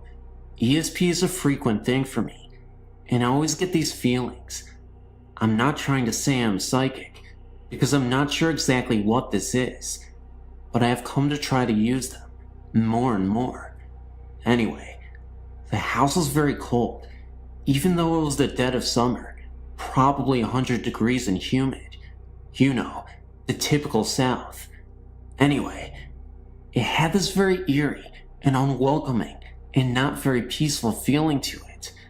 And as weird as it may seem, I kept getting like these glimpses or flashbacks that were very dark, but they were of this house. The new owner had tons of stories of hauntings by him and previous visitors, or just stories that were documented. I talked to this friend of my mother-in-law who is really into this stuff, and she seems to think that for some reason I have a connection with this house, that it isn't just me being a channel. I don't know what to think. I don't really want to know. Every time I visited this house, I would get the creeps, and always in the same places. There was a small closet-looking space at the top, 3rd floor, which was recorded to have been used as an infirmary in the war. I was standing near it, thinking. I was getting a funny feeling about it, and didn't notice my brother behind me. As a joke, he picked me up and pushed me inside of it, and I'll never forget the black flash, if that makes sense, that came to me. I'm not sure if I actually saw it, or just remembered it, but it was one of the single most frightening events to date. It was like I could hear, just for that brief second, screaming and cries, and see so many people in that small space. I don't know, I guess I can't really explain it. Anyway, the room that was supposed to be the infirmary still has bloodstains on the floor, even though the original boards have been removed and replaced. I truly think something more happened up there. So then all of a sudden, this guy and his wife up and sold the house to my father's cousin, Curtis. He got a grant from the state to do further research on the house, and he actually tracked down many original pieces from the house. In the meantime of all of this, I get engaged, and one day, I woke up, and something told me that I should have my wedding pictures taken in the old Halfin house. So I called him up and asked if that would be okay. He was reluctant, because he really didn't want any more pictures taken and of the house, but finally agreed. So I went back, because I was so totally drawn to this house. Since Curtis has been restoring this house, there's a much more peaceful air in it, really. And anyway, as I was walking around, I prepared myself to be more open to anything. I walked in the ballroom and got this very clear vision of this lady with a beautiful gown and crown on, maybe the lady in the picture. And even though I already had my wedding dress picked out, I immediately went home and asked my mother to make the dress exactly as I told her, and she did, though she found it was very hard to understand me sometimes. Anyway, the dress turned out beautiful and exactly as I had envisioned it.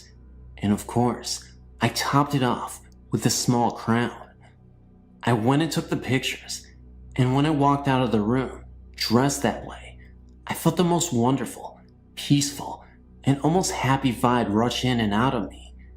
It was like just me looking that way brought peace to the house. The pictures went well, but there are a couple questionable ones, which I want to send to you to examine when I received them back from my mother. They were taken on a dead tree, but where we believe someone, or more than one, was hung to death. In the tops of the trees there is a mist. I thought it was the sun, but some say no. I would just like to see what you think. Anyway, to thank Curtis, I sent him a blow-up picture of the entire exterior of the house, with me standing on the balcony of the master room. He later came to tell my father that he can't explain it, but since that day, there has been a great peaceful feeling in the house. I'm anxious to hear what you think, and then again about the pictures. I hope I have not wasted too much of your time. Thank you.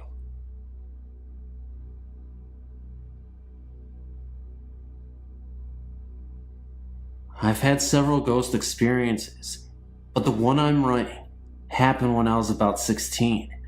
We lived in a very rural area, in a big tri-level house. The bedrooms and a bathroom were on the top floor, a small bedroom, a bathroom, the kitchen, and a huge living and dining room were on the second, and the bottom floor was a 2-door garage.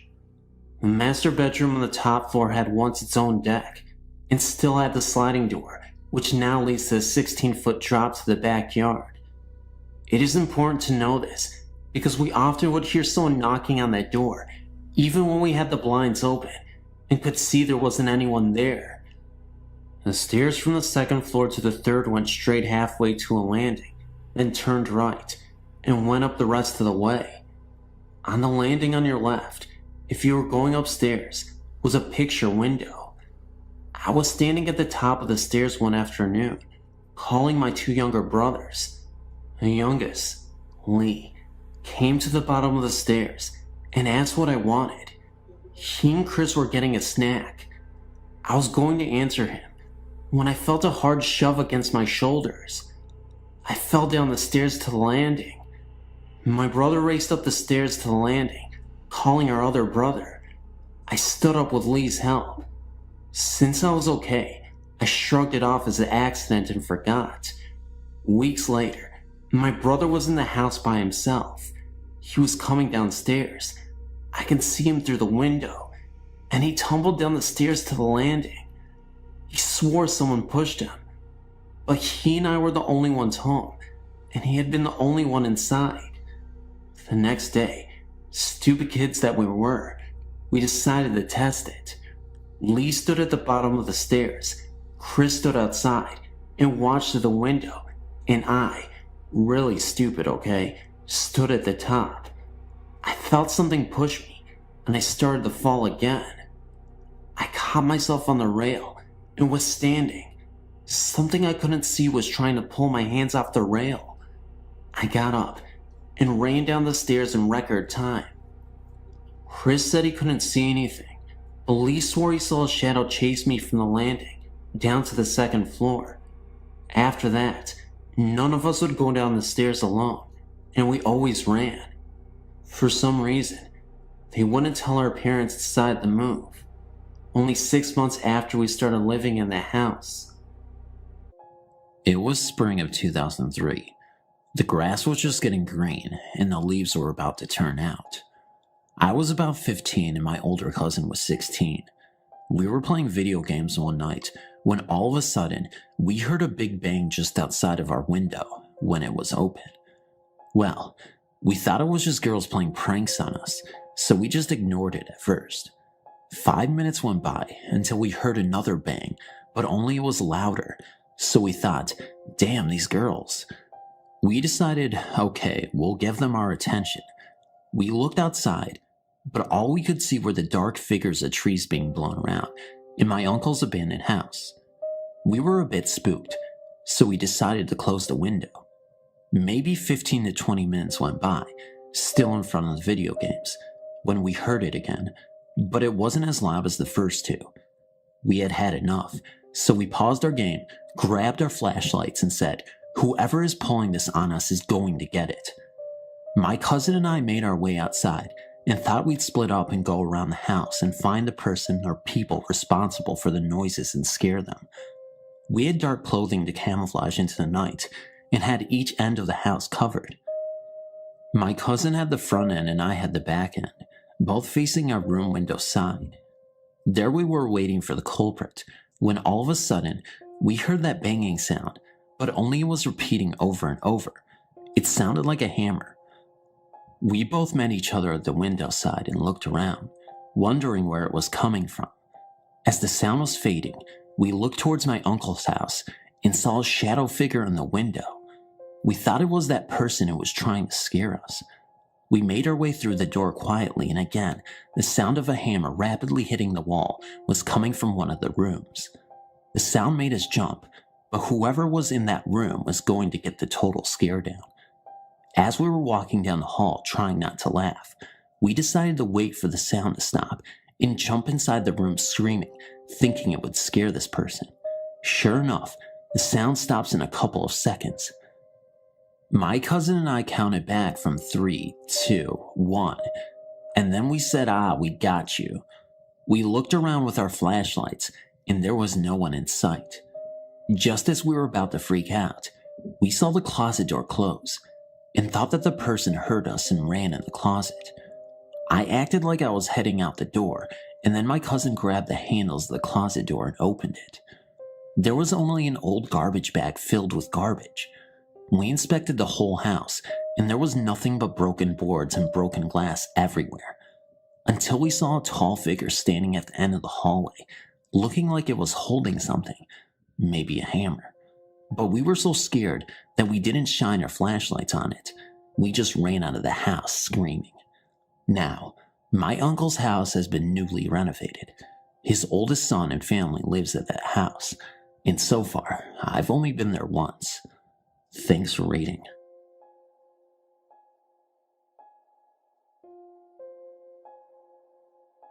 My husband and I moved into the house about 4.5 years ago. Nothing happened right at first until about 6 to 7 months later. One night, my husband came to bed and I had awoke to go to the restroom. As I was in there, I heard this man's voice. It sounded like it was coming from the radio. So I went over to check it and the radio was off. I unplugged it anyway and still could hear the voice. I walked into the hallway thinking it was coming from one of our kids' room. I looked into each room to find nothing. Everything was shut off. I looked in the living room at the stereo and TV. They were also off. I went back into the bathroom where the noise seemed to be the loudest, and it was still there. I went back to bed and it finally stopped. My husband also told me that he had heard that same voice many times himself. My husband usually got home from work around 11 p.m., and he would go get on the computer for a little bit before coming to bed. One night around this time, I was about 8 months pregnant, and I was sound asleep. He came running in the room and freaking out, telling me to call 911. "Someone's trying to break in our home," he said. He was on the computer when he heard a big crash on the side of our house where the garage cans were. He said it sounded like someone threw the metal garbage can against the fence. He jumped up and then heard footsteps on our porch. He looked towards the door and saw the door handle jiggle back and forth like someone was trying to get in. That's when he woke me up. The police came with search dogs and found nothing, no footprints or anything. My husband also said that whenever he was on the computer at night, he would hear footsteps in the kitchen and rustling around like one of the kids were looking up in the cupboards for something to eat. When he would go to check, nobody was there. He also said he always felt that he was never alone. Another time all the kids were in school, and I was doing laundry and my husband was in the living room watching TV. Well, our 2 oldest kids had shared a room at the time, which was right across from our room. They had a kid's door alarm on the outside of it. I was coming out of our room walking towards the living room when the alarm went off. I was nowhere near it. I looked at my husband and said, "Did one of the kids stay home from school?" My husband always took them to school in the morning. He said just no. Then he got up, and that's when we heard rustling around and something fell over. I grabbed our youngest daughter at that time and went outside. We thought someone broke in.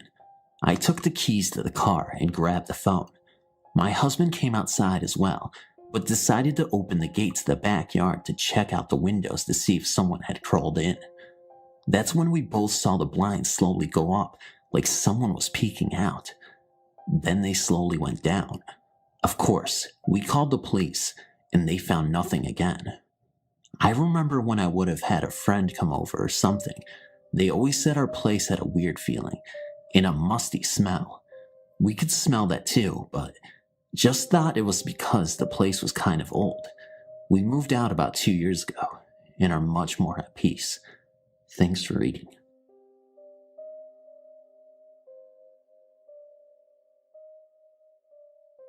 I live with my mother in a rather rural area. Our house was built by our landlord and was built in a lot that originally held a small gas station. I don't know much about the history of this area or our home beyond that. Anyway, my mother started to complain that she was smelling an extremely foul odor in the house in late February 2009. She only ever smells it in our house, nowhere else. She describes the odor as stinking like rotting flesh and blood, and she says it's been very strong throughout the house, especially in the hallway and bathroom areas. I've never smelled anything like that, what she has described, and none of our guests in the last few months have either. Since Sunday, April 12th, she has claimed that the scent is now moving. It becomes fainter throughout the house, and at times, she doesn't smell it at all. We both started seeing shadowy moving figures in the corner of our eyes randomly that night. Yesterday, April 13th, she went into the bathroom to take a shower and get ready for work, and didn't smell the odor. As soon as she got out of the shower, she suddenly smelled it and felt as if someone was in the room with her. She immediately told it to leave the bathroom. The scent suddenly disappeared. 2 minutes later, the smell returned to the bathroom. She again said, "Get out," and the odor left, leaving behind a smell akin to dryer sheets, even though we don't use dryer sheets. 5 minutes later, the foul odor returned yet again, and she yelled at it, and it left for the rest of the night. Around 10 p.m. that night, I started hearing a scratching noise in the kitchen, which is attached to the living room where I was. I then heard a strange meow. It sounded unnatural, almost as though it was a human making the meow sound and not a cat. I at first told myself, it's just one of my cats, and I have two, but they were both in the living room with me and were staring into the kitchen with wide eyes, so I'm not exactly sure what the meow was from. I then started hearing a light thumping noise, as if some light object was falling on the floor, coming from our back storage room, which is right off the hallway. I investigated and found a few of my candles on the floor. They had been on top of the dresser back there. The storage room door was closed at the time of the noise, and no one was in there. I sat back down in the living room and saw another moving shadow out of the corner of my eye, this time in the living room. Mom returned from work at 7 a.m. today, April 13th, 2009, and claimed she didn't smell anything unusual. After settling in on the couch, she suddenly claimed to smell the foul odor stronger than ever. I left the room. I had to use the bathroom, and when I returned to the living room, my mother laughed at me and said, "Very funny." She then went on to tell me that she heard a creepy meow coming from the hallway when I was in the bathroom, and she thought I had made the noise. She said it sounded like a girlish voice saying meow. I assured her I didn't make the noise, and I told her about the similar sound I heard in the kitchen last night. Both cats were in the living room napping at the time she heard the noise, and I didn't hear it that time, despite being only 3 feet away from where she said the sound came from. The only things I've noticed is that certain rooms randomly become quite cold, and then warm up momentarily, only to get cold again. I also keep getting the creepy feeling that I'm being watched at times, and it doesn't help when my cats look behind me with wide eyes. My cats have not reacted aggressively, but I've noticed that my younger cat is quite jumpy lately. We moved into this place in April 2007. Beyond feeling randomly uneasy at random times, I've never experienced anything here until recently. Mom has never experienced anything like this until February 2009. Between late February and April 11th, the smell was just a constant odor, as it followed her around the house. Just within the past few days, the odor has begun moving about the house randomly, and we started seeing shadows out of the corner of our eyes and hearing weird noises. My mother, being her, thinks this is all quite awesome. She's always been rather interested in the paranormal, but has never experienced anything until now. I, on the other hand, am rather creeped out and want to resolve this issue as soon as possible. Any ideas on what could be going on? Why now? What can we do? Anything at all would be appreciated. We haven't changed anything or moved anything around in the house, or done anything that could have woken up a spirit of any kind. I'm assuming it's a spirit because of everything that's happening. I'm a little afraid of its sudden active behavior as well. It was okay when it was just an odor only Mom could smell, but now that we're both seeing and hearing things, I'm a bit concerned. I should also mention that when my mother checked out the back storage room this morning, she said the air felt heavy and she had a hard time breathing in there. She immediately left the room. I went in there a few minutes later and it was very cold, but I didn't feel that the air was heavy and I was breathing fine. I do know that the previous renters of this house owned a cat who died of kidney failure in the room now we use for storage. I'd be the first one to blame the weird activity on a ghost cat.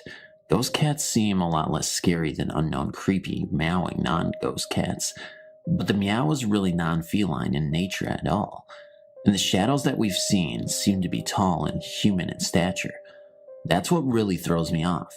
Again, any help will be very appreciated. And oh, we're not religious people. She's agnostic and I'm atheist.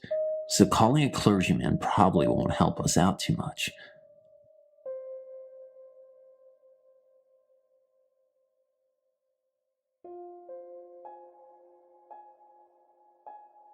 Before I moved to Vegas, I lived in a small town in Connecticut. My family moved into a brand new house in 1992.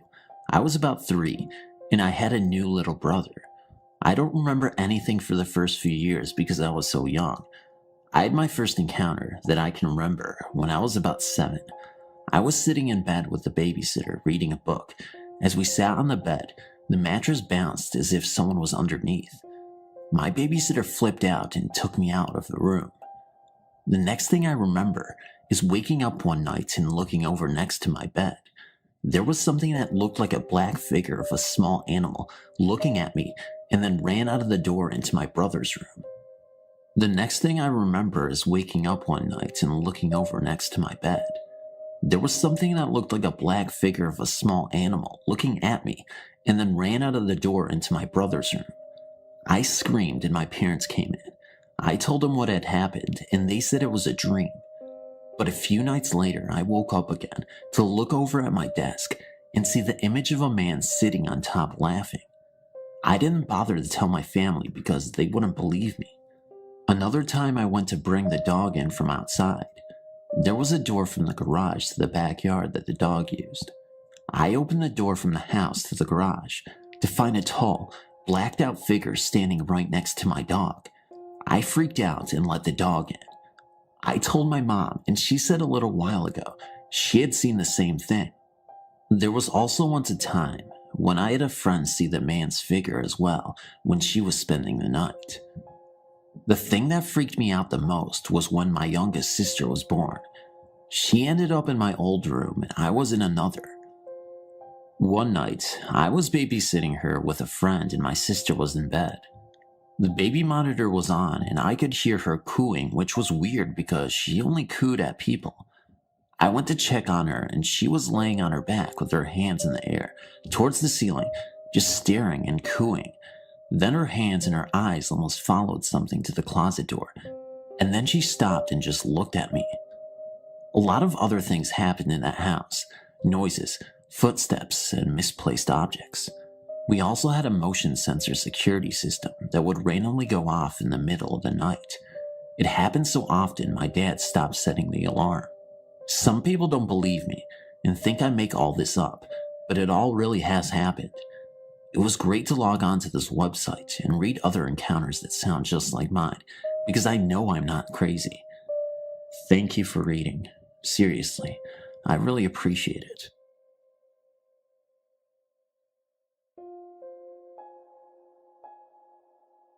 I was very young, maybe about 7 years old. I remember going to my friend Diane's house for a sleepover. I'd never stayed at her house before.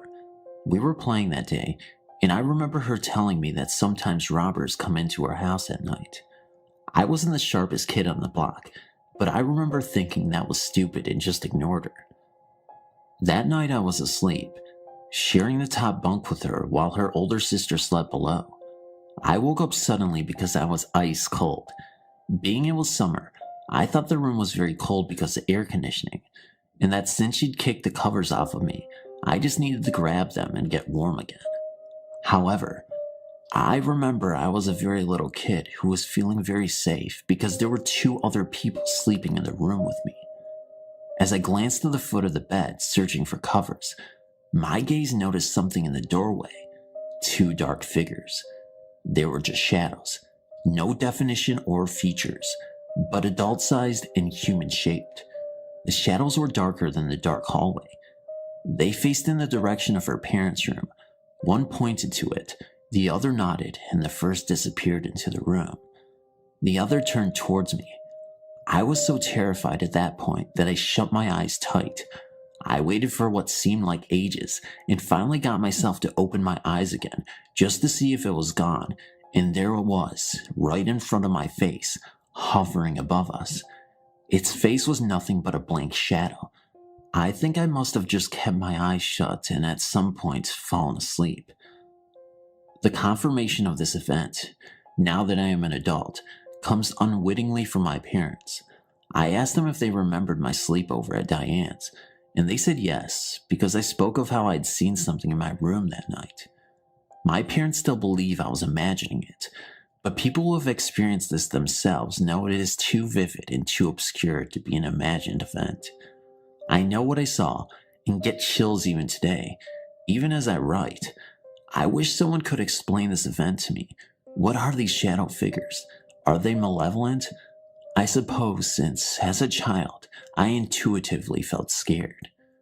Thank you for reading. This story takes place around the summer, through the winter of 2013 to 2014. I don't remember the exact dates, unfortunately, or else I could have further proven that I encountered something at this location. I haven't posted it now before because I only recently found this website and don't really visit it this often.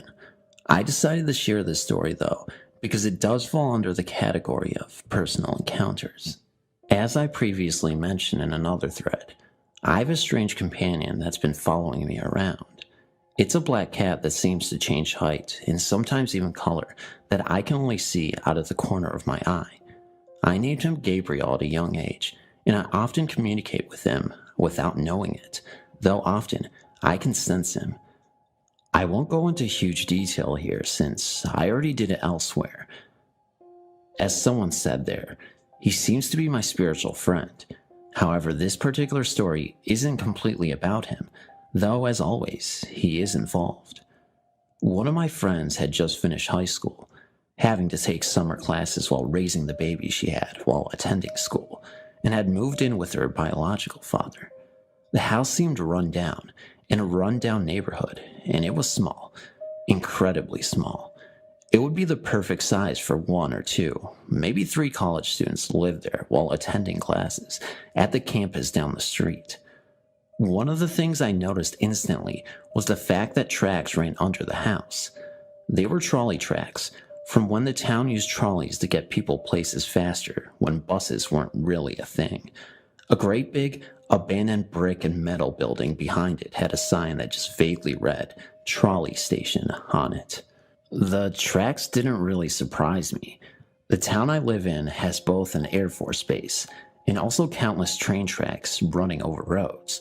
Most of them aren't in use anymore, but this place used to be a booming cattle town, as well as a military base. It's filed under a small town, but it obviously isn't with all the things that go on. Anyway, the tracks didn't really surprise me, though they did make me feel a little uneasy. I suppose it's perfectly reasonable to believe that things could have happened on the job, accidents on the tracks, or even inside, that could have cost people their lives, but I brushed it off at first. That was until I went inside. The living room wasn't bad, just felt cramped. The kitchen had an uneasy feeling, but I refused to go into the basement. Gabriel kept standing in front of the door any time that I walked by, as if challenging something down there. The basement, as they called it, really just a room slightly lower than the kitchen level, had been turned into a bedroom for her father. One of the rooms, the one facing the street, was my friend and her baby's bedroom. The last bedroom, which was down the tiny hallway, had a window facing the trolley station, full of things that couldn't be stored elsewhere around the house, and I hated that room. I found in that room scratches along all the walls, and one day I decided to use a comparison. I held my hand up close to them and found that they were just wider than my hand, probably a man's hand that had caused these dark furrows on the wall. The wall was covered in a thick layer of paint, which made me wonder how long it would take someone to actually carve such deep scratches into the wall with their fingernails alone. They were definitely in the correct places to be the fingers of a human hand, and there were 3 sets on the walls, one of each except for the one closest to the window, as if this person didn't want to get close to it. Each of the sets had 2 marks, one for both hands, and they were just within my reach if I had lifted both arms. Often in this room, I would see something flash past the window, someone running past the blinds. As I looked though, I realized that whoever or whatever it was had appeared to be running, and there was nothing but a track overgrown with cactus plants. No one in their right mind would run through a patch of those, and even if they had, they would have at least been slowed by the sheer density of the plants. As I looked out the window, I saw the old trolley building, and it looked like a group of about 4 men were gathered around one window, staring out at me. I never looked up all the way to meet their eyes. Gabriel went running out of the room as fast as possible, and I followed. Then there was my friend's room. It was small, cramped like the rest of the house, but she was a completely goth Wiccan. That doesn't mean she worships the devil, by the way.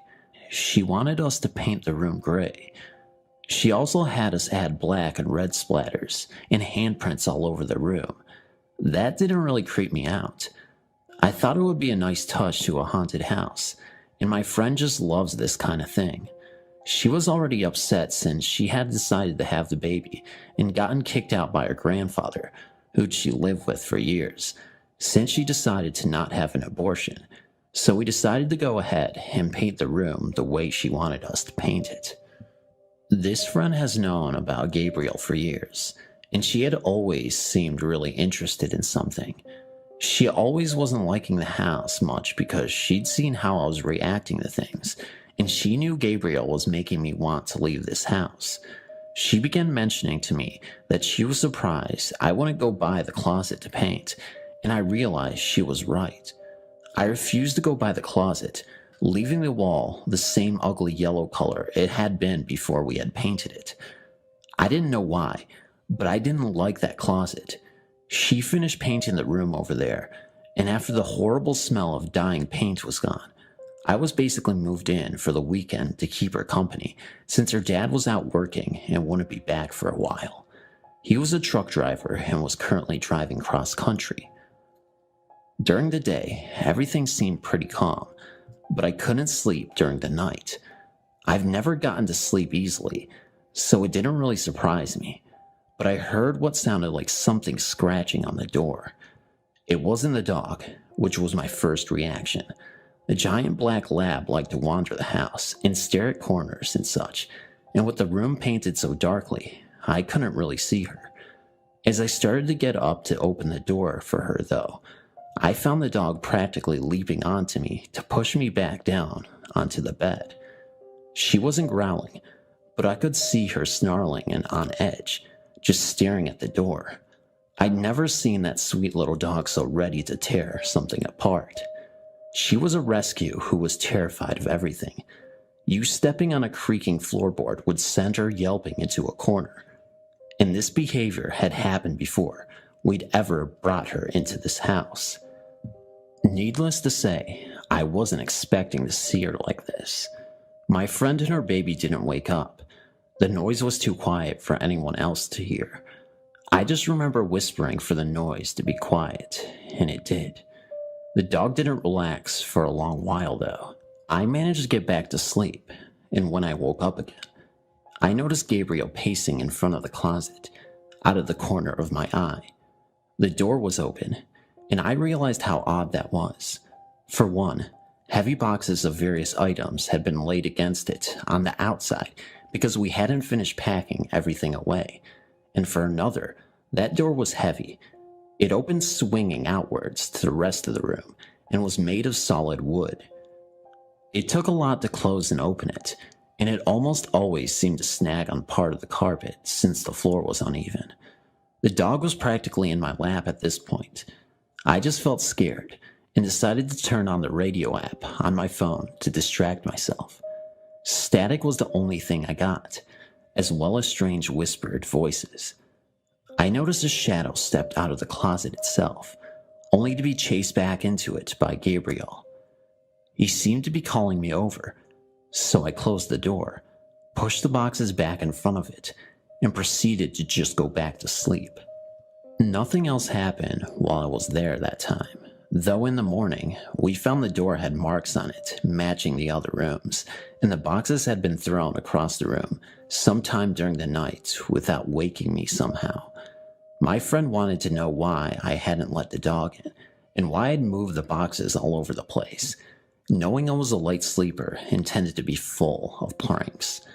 I pointed out that I had a badly sprained wrist at the time and couldn't have moved the boxes without waking her, and that the dog had been practically sleeping on top of her during the night. I told her how uneasy Gabriel seemed, and she immediately went to work trying to figure out what was going on. After the weekend ended, I was glad to leave. She was still my friend though, and we visited often.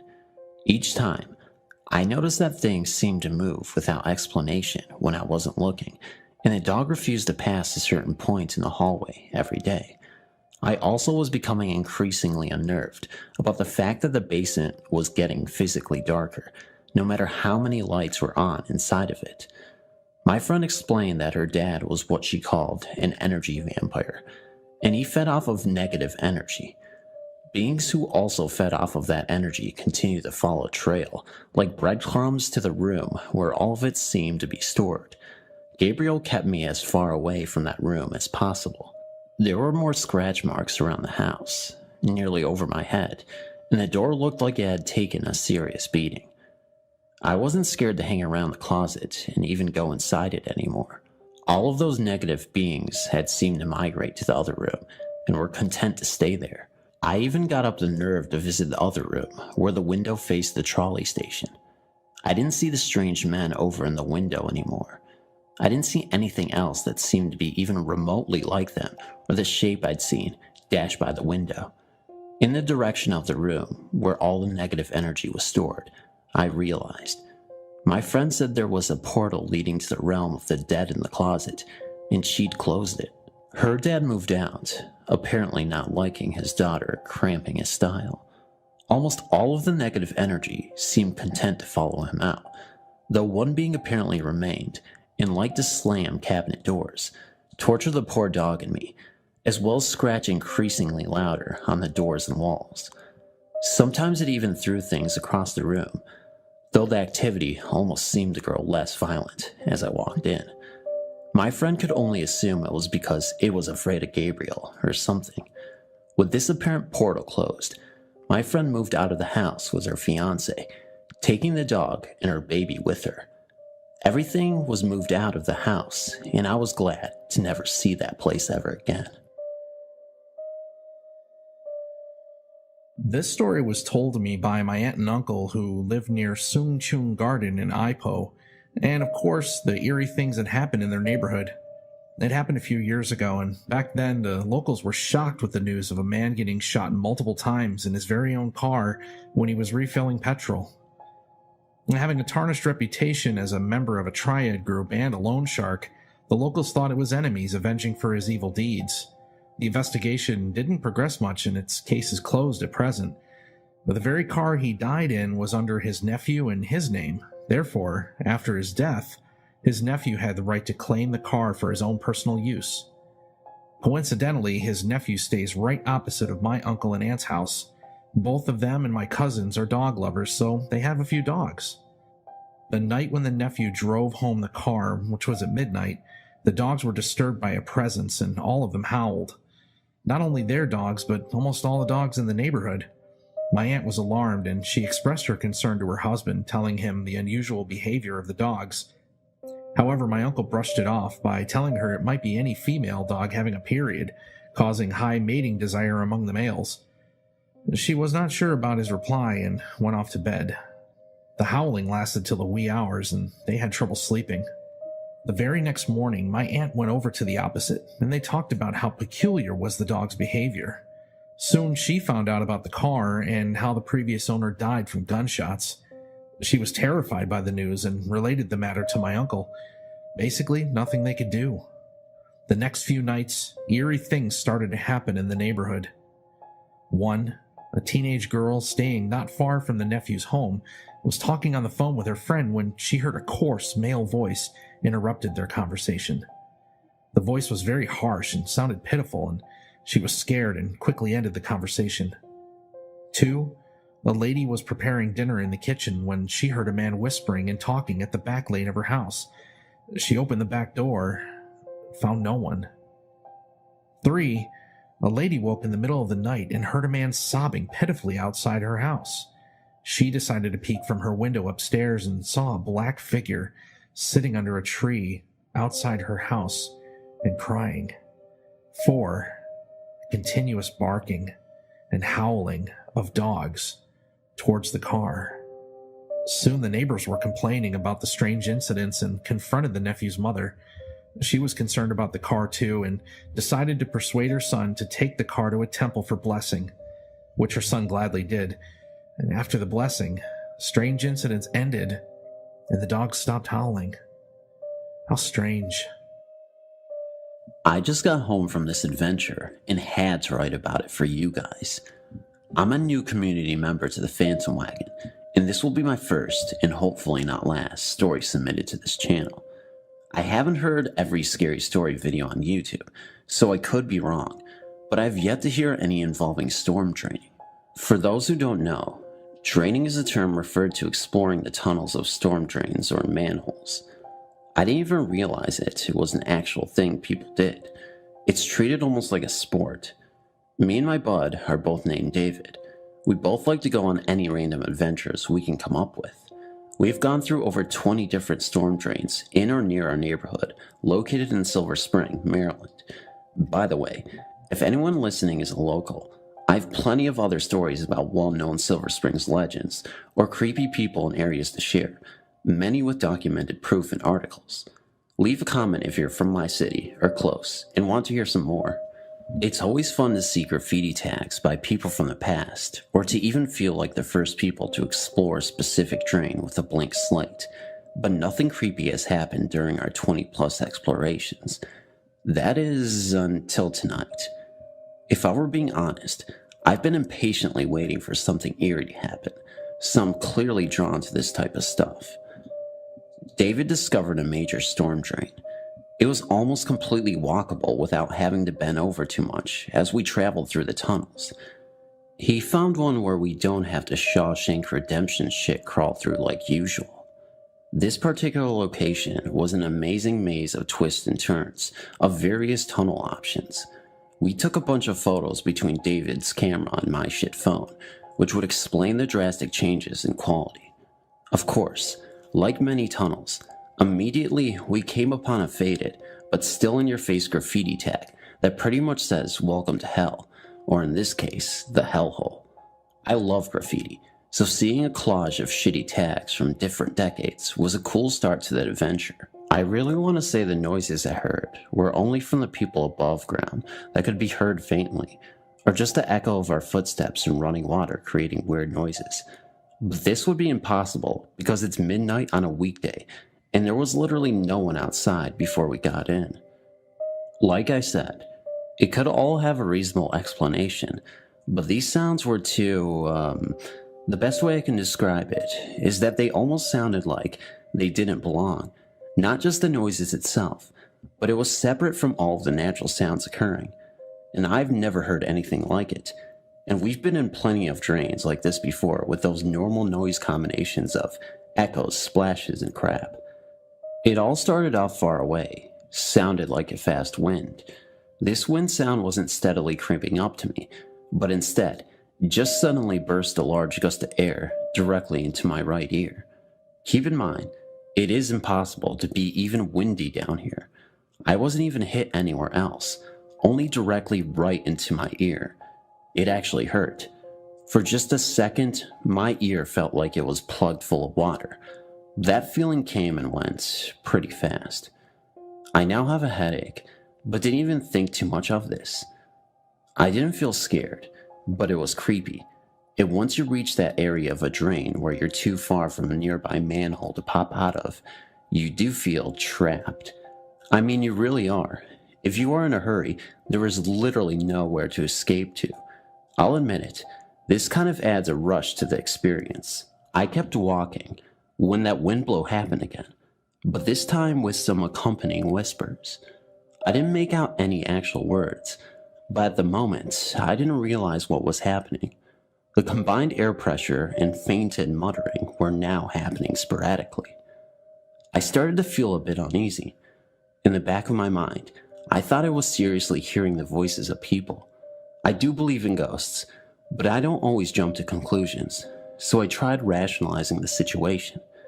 It definitely sounded like whispers smashing in and out of my ear, but I also thought it could have been a weird side effect to a headache, or that I was just having auditory hallucinations.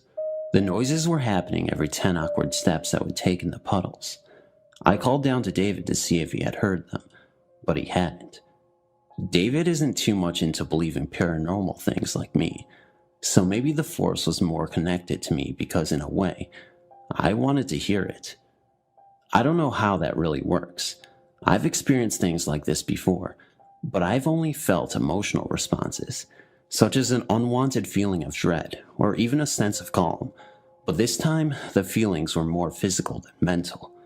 It was penetrating my eardrum and giving me a migraine. Now yes, I did feel uneasy, but only because I didn't know what was going on. This now almost rhythmic pattern of intense voices eating my eardrum lasted for at least 5 minutes, but then the further and further we got into the drains, the noises stopped. What was odd were the graffiti surrounding me during this 5-minute hellish ordeal. Every area of tunnel was coated with terrible anti-Semitic and just plain out racist and ignorant tags. What is extremely fascinating was as soon as we passed through a manhole stop and entered a new connecting tunnel, not only were these walls completely clean from any paint, but the voices and ear pain stopped, and I mean instantly. What was creepy about this area, aside from the racist crap, was its specific location throughout the entire drain system. It wasn't even close to any of the other tag tunnels, but just in a random area of the drains deep within the tunnels, almost like it was on purpose. After walking through these naked walls, we eventually came upon one of the many options of getting out without having to pop a manhole. We walked out of the hellhole back into the stars and neighborhood lights. We looked around and realized, damn, did we travel far or what? It was unbelievable. It didn't feel like we walked that much distance. In fact, we usually feel the opposite with opposite results. Of course, as soon as we came crawling out of a sewer in the middle of frickin' night in a shady part of Wheaton, Maryland, some dude was standing at a bus stop and we obviously terrified him. I started to speak out loud to David and pretended like we were looking for our dog. I'm quick to try and make myself look less shady than I already do. I've been told I give off that vibe sometimes, because I always have a pulled-down wool hat, visible tattoos, battle scars, a Newport in hand, and now a dirty face with dripping silk boots. I swear I don't mean to do it on purpose. I only mention this because the dude started to pick up his phone, and I was thinking, dang, I didn't even tag this time, and I'm still gonna get locked up again. But overhearing the conversation, I think he was doing exactly what I was doing. As soon as it felt like we could stick around, David and I took our time and started to try and trace above ground, where we travel below. David has the technology and is also very good at mapping, so we knew where he was going, but before we made those moves, we had no idea where we were and started off in a housing complex, and the more we walked and followed our trail, we eventually figured out exactly where we were. We were now in the area of where the strange noises and ear damage were most active. That is when I started to tell David what I was experiencing there. He believed me. He's a good friend. We continued walking while looking down at David's phone, but then we stopped dead in our tracks, looked at each other, and couldn't believe it. We were walking dead center under a funeral home. I tried to rationalize it as best I could, but knowing the events that preceded this, I came to the conclusion that this couldn't be a coincidence. I think I was experiencing those creepy, painful whispers, because that exact tunnel was literally crossing right through the undergrounds of a funeral home. Whenever I'd been to graveyards, which I do not do anymore, I for the most part always felt a positive vibe, but during this experience, these departed souls did not want me there. I think the offensive graffiti even added fuel to the fire, and this is why I experienced a painful ear and headache. So while nothing extraordinarily scary happened, at least from my version of what scary is, that was definitely a creepy but cool situation. As I write this, it does sound like the perfect idea for a fictional scary story. I mean, come on.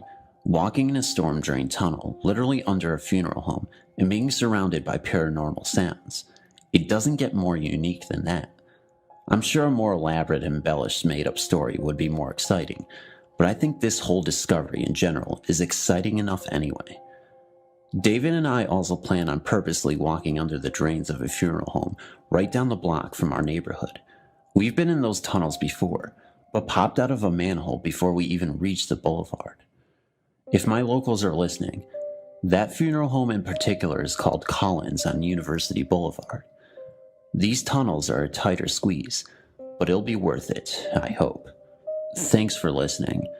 Sure, it could have all been one big coincidence. Maybe it is just an overactive imagination, but I like to stay paranormally optimistic. Is that even a real term? Whatever. Time for a cigarette. It all started in 1967 when my dad had a stroke in the front room. I was then 10 years of age. My parents bought this old cottage in 1963. The house was built in 1740. There had been no problems in the house prior to 1967. When my dad came out of the hospital, he was paralyzed down the left-hand side and was unable to speak. That's when things started to happen in the house. The first thing that happened was my parents were in bed, and suddenly all the blankets waved and rolled completely off the bed. Also, the wallpaper in the bedroom would become soaking wet for no apparent reason, then bone dry next day. As the months passed by, my father regained most of the use on his left side, but never regained his speech. Also, my father after the stroke became nasty and violent towards me. I had to put a bolt on my bedroom door, as he would wander about in the middle of the night and come in my bedroom and just stare at me sometimes, waving a fist. One night, I was in bed, and I woke up to the bed rocking on its own. I put the bedside lamp on and jumped out of bed screaming. I unbolted the door, shouting to my mother. As she entered the bedroom, the bed was still jumping on its own accord. In front of us, we both ran downstairs, and my father knew nothing as he had some sleeping tablets. We walked a while to calm down, then went back to check. It had stopped by then, so I got back in bed and left the lights on. I had no choice. We did have a third bedroom, but to come and go, I had to pass through my parents' bedroom, and as an 11-year-old boy, I was scared of what my dad would do next, so I had to stop in that bedroom. One night, me and my mother were watching television. It was about 11:30 p.m. when we heard a terrible screaming coming from the small cast iron window which led into the back garden near the television. We didn't dare speak to each other, and that stopped after about 4 minutes.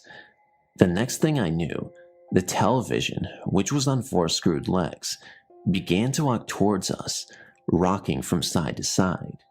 It only stopped when the main cord pulled tight. We were by then petrified. The screaming noise had woke my father, and he came downstairs shouting, but due to his stroke, the words were not making any sense. He ran into the back sitting room. My mother said, "Go get your dad, or he might have another stroke," so off I went. Entering the room, it was pitch black. Everything happened so fast, I didn't think about turning the light on. And then I looked at the back window, which led onto the very private, unlit garden.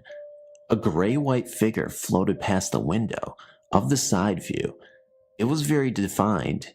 He had a 3-cornered hat, a white beard, walking stick, and a long trench-type coat with 3 buttons on it with no legs visible. I ran out of the room, leaving my father, who was looking out of the other window, who hadn't seen anything. I ran to the other room to my mother. I was unable to speak properly to her for at least an hour. My father just wandered back to bed. In desperation, my mother contacted a medium. She said the spirit was called Jacob, who was only trying to help us through the difficult time. He had been a gardener who got killed when a horse fell on him, the medium said. Things became so bad, doors banging, strange sounds in the middle of the night, not helped by my father, who everybody was scared of. I had an older sister, and she moved out in 1968 to get away from the situation. In the end, my mother put the house up for sale in 1972. And that last night, it was terrible. My father was in bed asleep with those sleeping tablets again, so he was unaware of anything. Me and my mother was huddled up in the front room. We stayed awake all night, doors banging, banging from under the floorboards, moaning noises. Then dawn broke at 6:30 a.m. Everything stopped and went calm. We couldn't wait to move out. After we sold it, nobody lived in it longer than 18 months, till it became empty 25 years ago.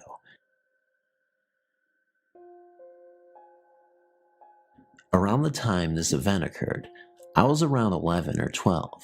I am a female, and I guess you could say I live in your basic, small, no creepy town where everybody knows each other and nothing super creepy goes on. Although we do have some surrounding towns that are pretty sketch and full of druggies or whatnot. But anyway, here is my story. Me and my mother were visiting a neighboring town of ours, maybe 10 to 15 minutes away. We were there helping out my stepmom set up a reception for a wedding that would be held later in the week. It took place in a building called the Lions Hall, which is basically a place for get-togethers and such. Now, something you should know now is that the town we were in was one of the sketchier places, and it was in one of the worst sections. Me and my sister were outside of the building, walking around and talking, when this guy pulled up in a truck. Now my stepmom was expecting someone to help carry in a few things, although she didn't really know him. So thinking nothing of it, we just assumed it was him. So then he got out of the truck and went into the building. We could hear him talking to our stepmom. He was there for a while, but then finally came out of the building and went back into his truck.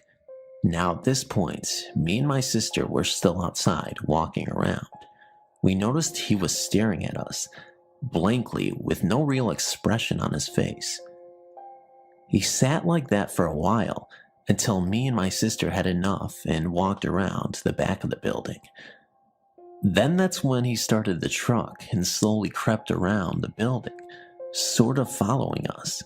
We went around and around, doing this for probably 4 minutes or so. We could tell something was seriously off. But then, just as we turned the corner to where he was gone. Like poof into thin air. We never heard him drove off or anything, and that was enough for us. So we ran inside and didn't go back out for the rest of the day. We never spoke about our encounter to anyone. So as far as I know, weird sketchy truck guy, let's never meet again.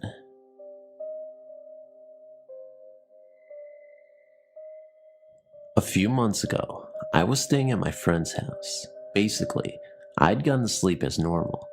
I usually sleep perfectly, but this time, I woke up at 5:35 and felt weird. I took the blanket from my face and looked to the foot of my bed and saw 2 girls, both blonde, didn't have a face, and had little blue penny dresses on. I looked at them for a good few seconds and turned back over to sleep. I told my clairvoyant friend, and she told me she's always thought I had a talent for seeing the beyond. Thank you for reading. I know this is kind of short, but I guess it was a kind of cool story. I'm living in Birmingham, and I'm thinking there has to be some haunted locations that I could go to and feel around, given the history of the city. I started doing some research, looking for some local haunts, and lo and behold, I come to find out that I live 15 minutes from one of the most haunted places on Earth, Sloss Furnace. The factory was built in the 1800s, and hundreds of men died there due to the grueling nature of the work. I read about the history and ghost stories other people told about the places and decided that this was going to be my first ghost hunt. My trip to Sloss Furnace occurred over the course of 2 days, the first day being my first time, and all I did was just walk around the place, read the exhibit signs, and explore the grounds. They turned the furnace into a museum that is open to the public, and they also use the grounds to host concerts, weddings, and other social events.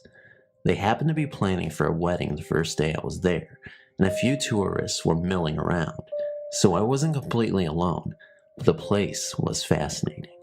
I was able to walk into a few of the off-limits areas and look around. I pulled out my phone, started recording, went into the boiler room, and managed to catch a few orbs in the footage. It was cool, but nothing to write home about.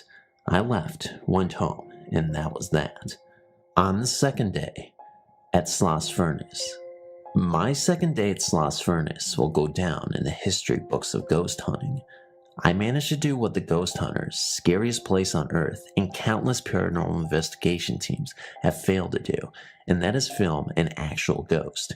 One ghost would be impressive indeed, but what if I told you I filmed at least 5 ghosts?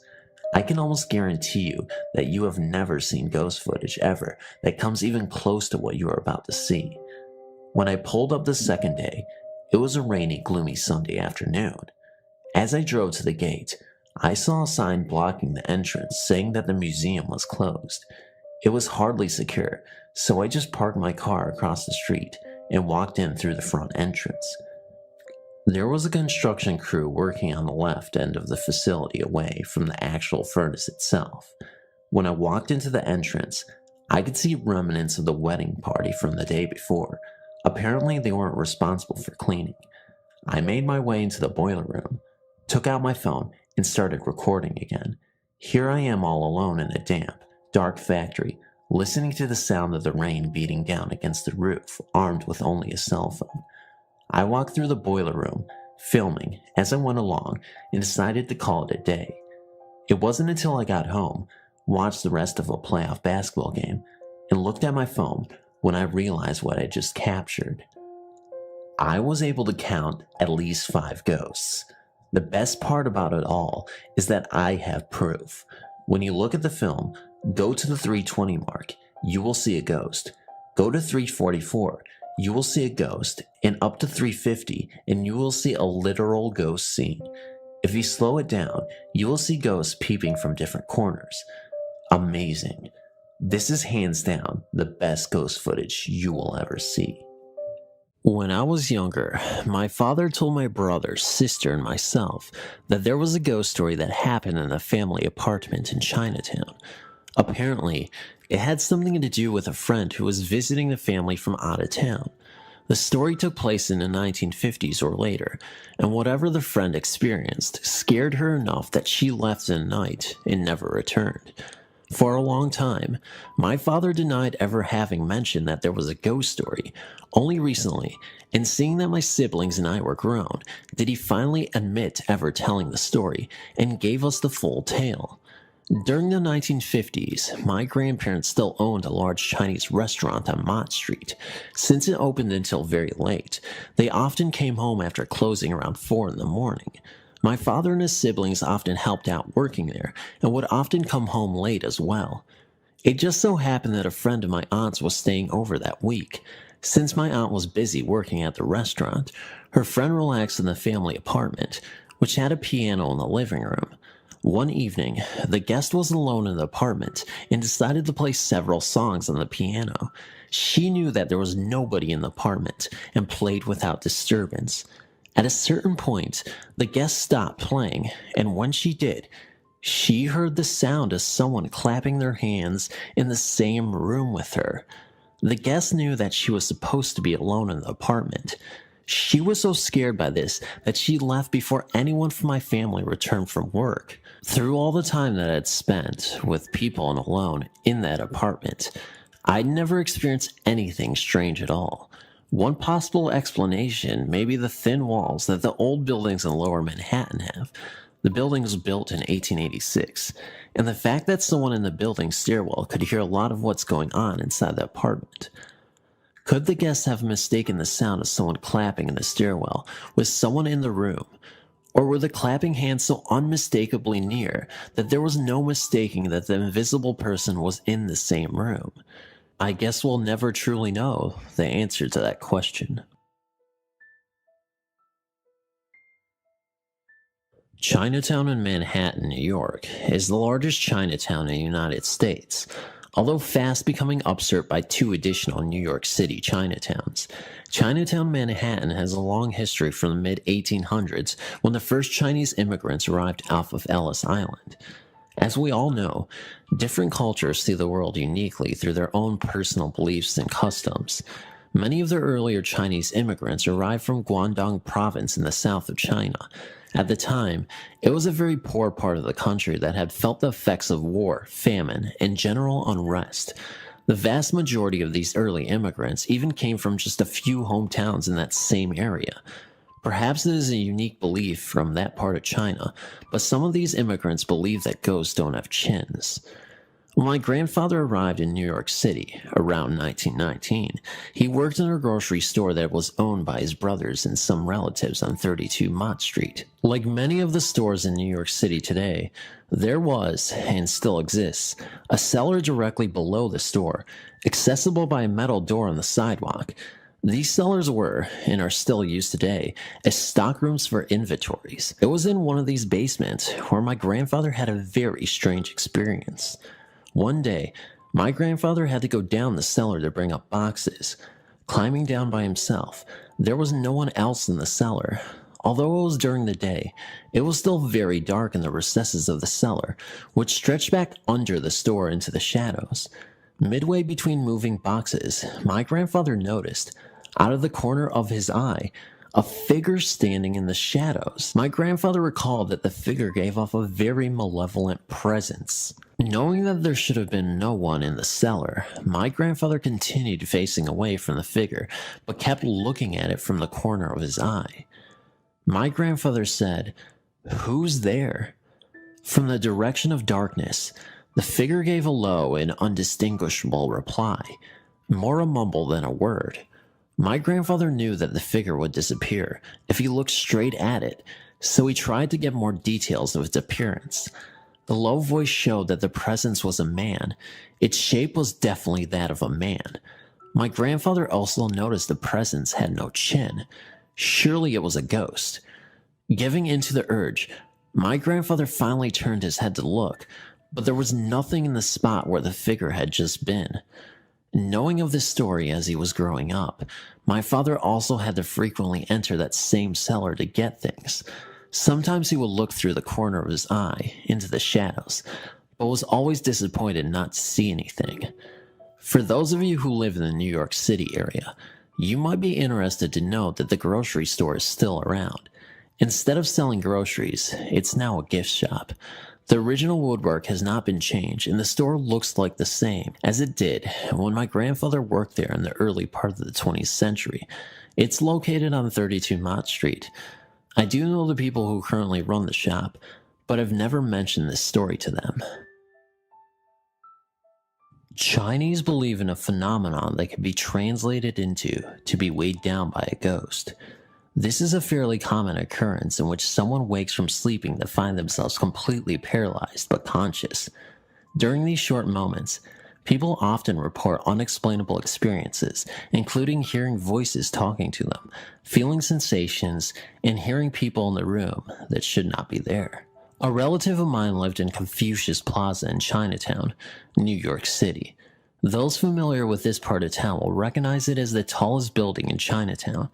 This curved brick, 44-story co-op rises at the foot of the Manhattan Bridge entrance and forms a unique wind tunnel. There are many urban legends about Confucius Plaza, which slowly emerged since it was built in the mid-70s. My relative lived alone in his Confucius Plaza apartment, which had a kitchen, bedroom, and living room. On one particular evening, my relative fell asleep on his couch in the living room. He later woke to find himself totally paralyzed and unable to even open his eyes. As he lay there, he heard someone enter through his front door, walk through every room of his apartment, and leave through the front door, slamming it as they left. At the moment the door slammed, my relative was suddenly able to move again and immediately sprang up. He opened the front door, but saw no one going down the long hallway. He searched through the entire apartment and found nothing missing or disturbed. In the summer of 2011, I accompanied my uncle back to the US. He now lives in Iowa. I spent a week with his family before returning back to the Philippines. On my return trip, I decided to take a few more days off and see the sights of Chicago. I've been to the US on numerous occasions, but this was my very first to Chicago. I was looking so forward to baseball and food. I booked a room at the Congress Plaza Hotel because of its accessibility and reasonable rate. It was close to subways, where I could go with ease to a Sox game at Comiskey Park and to O'Hare for my flight home. The hotel is quite old, and it looks old. You can hear it creak in some areas. The room I was assigned to was on the 4th floor, I think. It was on a corner, and you could see Roosevelt University on East Congress Parkway when you look out the window. The hallway outside leading up to my room was always eerily quiet. The first night after I got back from eating out, the room became really cold. I thought it was really strange because it was nice and warm outside. Also, it got cold suddenly, but not gradually. I ended up sleeping with the bed sheet, blanket, and bed cover on top. It was cold just that one night. I would be out during the day to explore the city and get back after dinner. Every time I got to my room, some of my stuff would be moved. I initially thought it was the cleaners, so I hung a do not disturb sign outside my door. I would still get back to my room with my stuff moved. Nothing was missing though. All my stuff was accounted for. What validated the rumors I've heard that this place is haunted was when I saw a shadow figure. There was a dresser at the foot of my bed with a biggish mirror. While in bed one night, recalling my visit to Chicago's Field Museum that day, I saw reflected on the mirror a shadow. It was peeking out from the bathroom door that was slightly ajar. The lights were off inside the bathroom, but I could still make out a distinct human shape. It was darker than the dark bathroom, but it was solid. I stared at the reflection for I don't know how long. I couldn't really tell if it was staring back at me, as it had no face, but somehow I had the feeling that it was spying on me. There was just solid blackness where a face should have been. I blinked to make sure I wasn't just seeing things, and sure enough, it was still there. I got out of bed to confront it. Honestly, I'm not sure what I was thinking then, but it vanished. I went back to bed, looked at the mirror again. It was no longer there.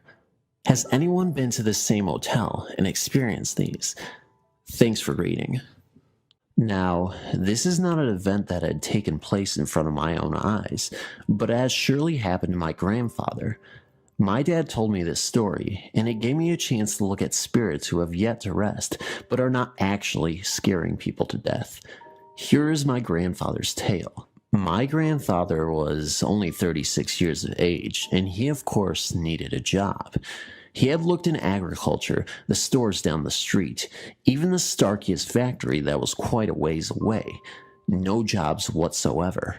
Finally, after 3 weeks of looking, he had seen an ad for a wanted bus driver for the night shift position. At the time, he didn't care what kind of job it was or when he had to work. All he cared about was supporting his family. After a few days, he had gotten the job to work from sundown to an hour before sunset. The bus driving job was steady. He really didn't have any riders unless it was someone who also worked late.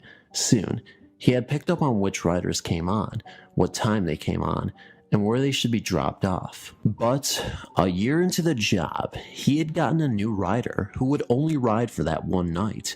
He saw the man standing at a stop to which no one had stood before, and for the first time, he could stop there. The man was described as well-rounded, pale, with a blue suit, which was very odd because it is so hot in Samoa, even at night.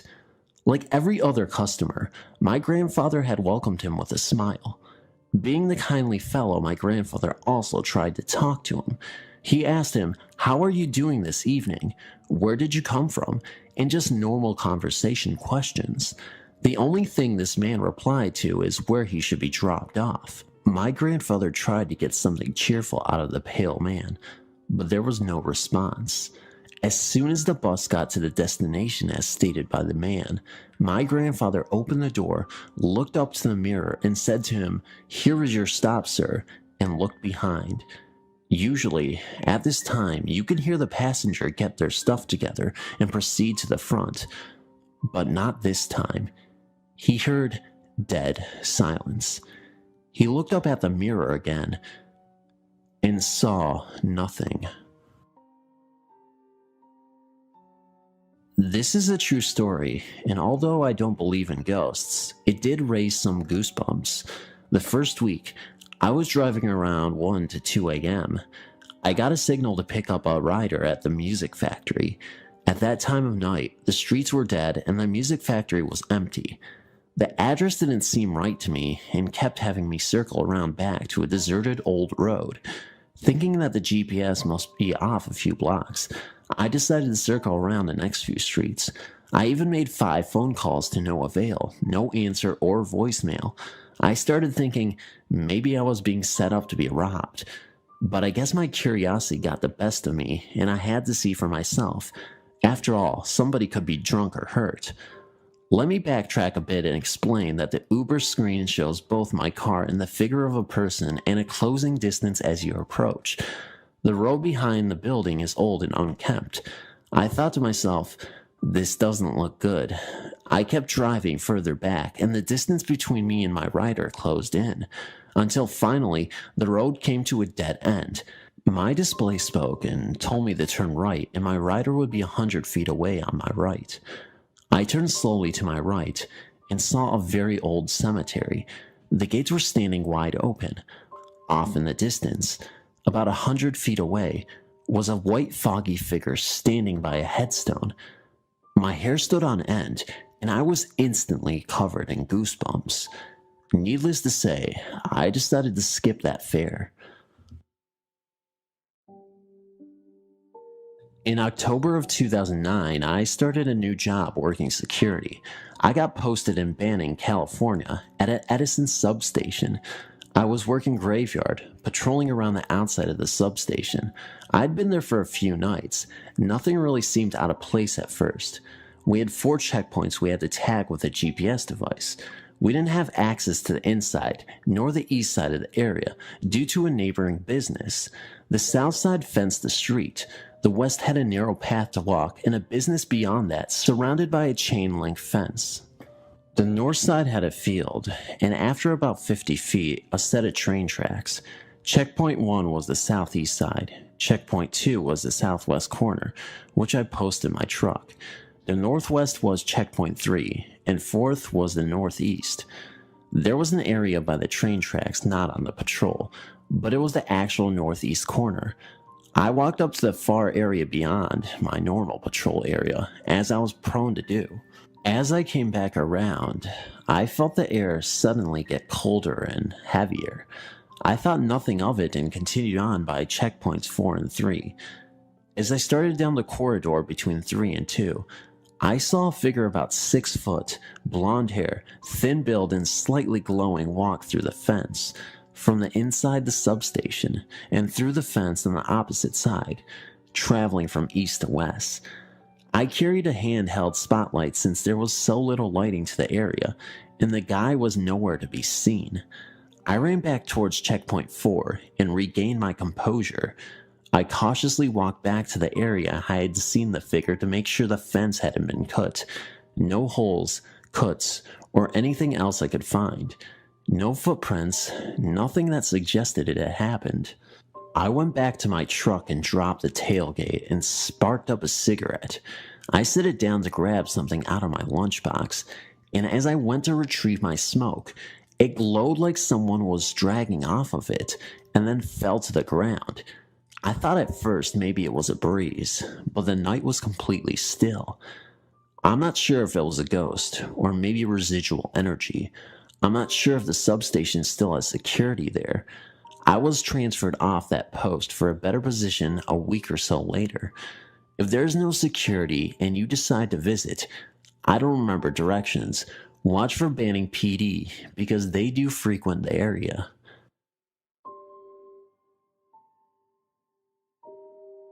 I guess it started when I was little. My mom and I have always been a little more open to the things unexplainable. I was about 5 years old, making my brothers 4 and 3. My brother, who was 3, is autistic, and his tic was trains. My mother would hear his toy train go off. It made choo-choo noises and played music and flashed lights when you push buttons on the side. Every night for months, and she thought it was just us playing at night. She would come back to check in on us, and we would be sleeping. At the time, me and my siblings shared a room. Finally, my mom took the batteries out of the toy train. The next night, without it having batteries, my mom once again heard the train going off. Me and my brothers were downstairs, and my mom went upstairs to check on the noise she heard. She turned the train off and returned downstairs. A few minutes later, I swear I heard giggling, and I know I was young, but I clearly remember the figures of a little girl and boy walking down the stairs. It was just shadows on the walls, like their outlines. When I looked from the wall to the stairs, nothing was there. When I got older, my mom told me that night, after we saw the shadows of the kids, that she told the kid ghosts, if you're good, you can stay. If you're bad, you have to leave. My mom said she never had experiences with them again. The toy train never went off on its own again. I don't know what happened. I can't explain it. To this day, my mom still swears she saw the 2 kids. I don't know if they were bad. My mom said we were never harmed. The train thing going off went on for months until the night it went off without having any batteries. I don't know what to make of it. Maybe it was just a coincidence. I have no idea. I was a long-haul trucker for many years. In December of 2004, I had a delivery in Winchester, Virginia, and a second stop in Washington, D.C. At my first stop, I was delayed and didn't get unloaded until 2 a.m. I left Winchester heading east on Highway 7. Around 2:30, I came to the intersection of Highway and a Route 601 near Bluemont. At a gas station, I pulled in to check my map of Washington in anticipation of my delivery. The station was closed at that hour. There was virtually no traffic going by, and it was a cold, moonless night. While I was sitting there, someone knocked on my door, startling me. I jumped and turned off my interior light so I could see outside and rolled down my window. A man was standing there in an airline flight crew uniform. He had 4 stripes on his shoulders, indicating a captain. He was without a jacket on a very cold morning. He climbed up on the step of my cab. He smelled like he had bathed in kerosene. When he got close to my face, I could see that his cap had the TWA insignia on it. "Could you give me a lift?" he asked in a voice that seemed raspy. I assumed it was from the cold. I was really taken off guard. It was odd. I was in a dark, rural area on a freezing night being asked by an airline pilot wearing short sleeves for a ride. I asked him where he was headed. "I work for TWA. I gotta get to Dully's to work a flight. Please give me a ride. I'll pay you," he responded. "Well, how about I give you a ride to the next open store where you can call a cab?" I offered. "Okay, thank you, he mumbled. He said that we could descend. I didn't know what he was talking about, but I didn't want the guy to freeze out there. He climbed down and shuffled around the front of the truck. When he passed the first light, I was struck by the fact that he seemed to have long sideburns, a la Elvis. When he continued on to the right, he totally vanished. I don't mean faded away. He just ceased to exist. I jumped out of the truck and looked all around with a flashlight, even under the truck. He was just disappeared. As I continued on towards Washington, I remembered something odd. TWA had gone out of business over 2 years ago. What was going on, I wondered, totally perplexed and shaken by the experience. When I got home, I did some online research. What I found has totally turned my beliefs upside down. I've always thought that ghost stories were hokum, but with what I learned, I'm no longer sure. It turns out that on December 1st, 1974, a TWA Boeing 727 Flight 514 descended prematurely through a low cloud deck and slammed into a rocky outcropping on Mount Weather, Virginia. The aircraft disintegrated with all 92 people on board killed. The flight had originated in Columbus, Ohio, and was supposed to land at Washington National Airport. It was diverted to Washington's other airport, Dulles International, because high winds had closed National.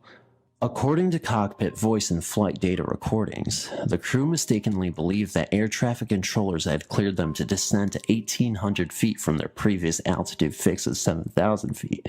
This error, combined with strong downdrafts, caused the aircraft to hit the mountain at 1,600 feet above sea level. At the last second, they broke out of the overcast, only to see the rocky and snow-covered mountain looming in their windscreen. The captain's last words to his co-pilot were, "Get some power on," just moments before the recording abruptly ceased. The place of the impact was less than a mile south of where I encountered whoever or whatever it was that I saw almost exactly 30 years later.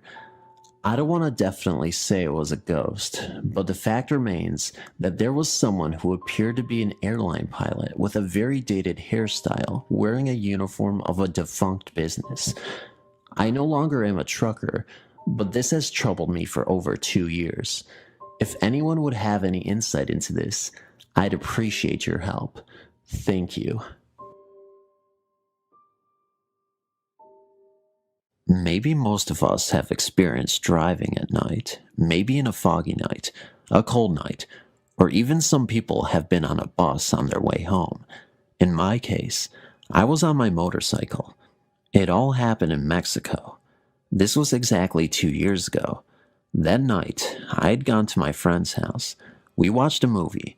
It started around 9 p.m. and finished at 11 p.m. It was around 12 a.m. when I left his house. There I was, at max speed on the road, just feeling the breeze on my bike. To get to my house, there is only one trail. There is another road to get to my house too, but it takes forever, so I took the one I always go on. It was a silent night. I could only hear the owls and the air as I was passing through this trail. At a long distance, I saw a kid. He was just standing there in the middle of nowhere. I got surprised, and at the same time, I felt really scared. As I got closer to him, I slowed down a bit. He asked for a ride, but of course I denied to give him one because it was midnight, and this was not normal. I continued the trail like nothing ever happened. Whenever I'm on my bike, I sometimes close my eyes for a bit just to feel the breeze. Somehow, it feels like I'm flying, so I close them for a couple of seconds. Once I opened them, I was not on the same trail anymore. I was on the other road I did not take. I noticed because I know my trail like the tip of my palm. I also knew I was on the other trail because sometimes I would take that trail to visit my uncle. I decided to go back and take the same trail because it was going to take forever. Once I got on the same path again, I noticed the same kid up ahead. This time I felt pretty scared and nervous. I slowed down and decided to give him a ride. He got on my motorcycle. I did not even talk to him. I just kept on going. After a few minutes, there was a curve up ahead. After passing this curve, I turned around and the boy was not on my motorcycle. I felt really scared at this moment, and I just had this weird feeling. And so I got home. I told my parents about it next day, and they surprisingly said that there was another person who experienced the same incident that I had. My parents told me not to drive so late, and as a result, I tended to listen to them. As some of you know from reading my previous stories, I've just recently moved to Los Angeles with my fiance and little brother, and you would also know about the new houses I've lived in, I'm currently living in, and the things that have taken place in those houses. Well, I guess that isn't enough for me, because I have to deal with them at work now. I'm a mechanic at a very popular and very busy motorcycle shop.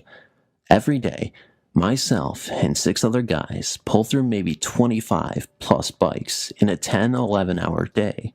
Now, that doesn't seem like much, but we don't just do repairs.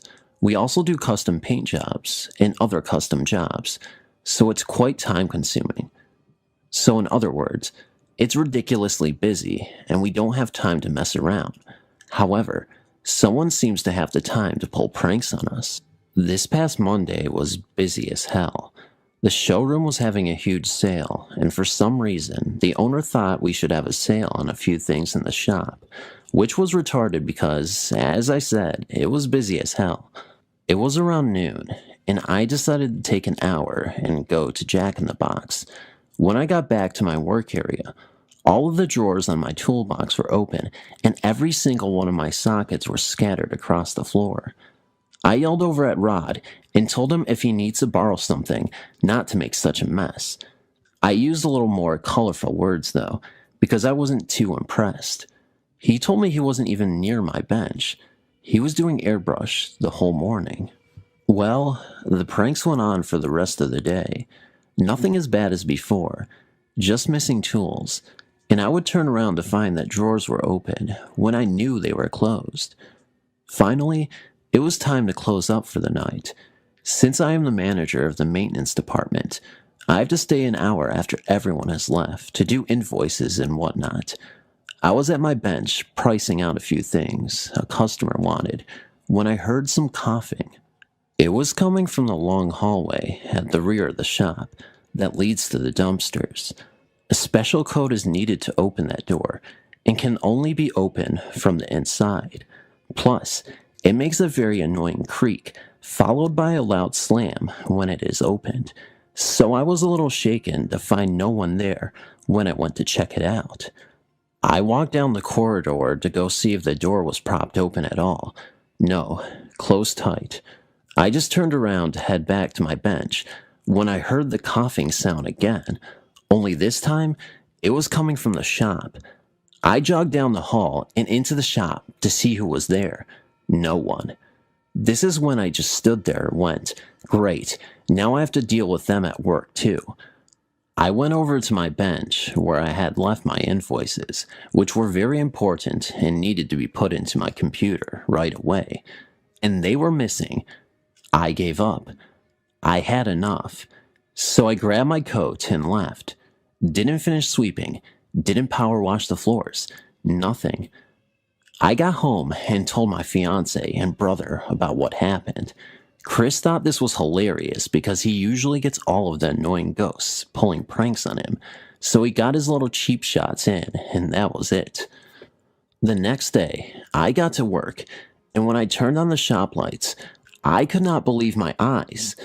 Everyone's tools were spilled all over the floor, and a hose that I had rolled up nice and neat before I left was pulled out. Finally, I had enough, so I started yelling at the spirit. After yelling at it, I began cleaning up the tools and putting them back where they belonged. As I was cleaning, I swear I heard a very mischievous chuckle coming from the corridor. "Yeah," I said, "hilarious. I'm having the time of my life over here. So funny," basically sounding like a retard. If someone came down and saw me arguing with nobody, I'm sure that would have looked a little weird. The rest of the day wasn't that bad, until closing time came and I was alone again. I started to smell the faint smell of a cigarette. I followed the smell to, you guessed it, the corridor leading to the dumpsters, and, yep, you guessed it again, nothing. I turned back to my area to finish sweeping, and I noticed at the corner of my eye, the missing invoices from the previous day were neatly stacked on my workbench. I leaned on my broom and smiled. I guess I finally got through to the spirit, and he felt bad or something. Since that week, nothing out of the ordinary has happened, other than a power outage that happened when two other mechanics got into a yelling match. Was the spirit angry that they were arguing? I don't know. I'm just going to say it was a coincidence. Until next time, God bless. It was the middle of August, and the harsh wind blew hot and humid, kicking up a storm for the evening hours. Off to the north, the black clouds had started to brew and roll. It was about 6:30 p.m., and my date was late. He would not tell me where he planned to take me. It was a surprise. Now, being 30 minutes late, I begun to wonder what could possibly be going on, if I would be going anywhere. I walked out into the open front porch and could almost smell the rain coming. It began to grow darker. I decided if he arrived, we would just stay at my house until the storm passed. I then started to worry that he may be riding his motorcycle.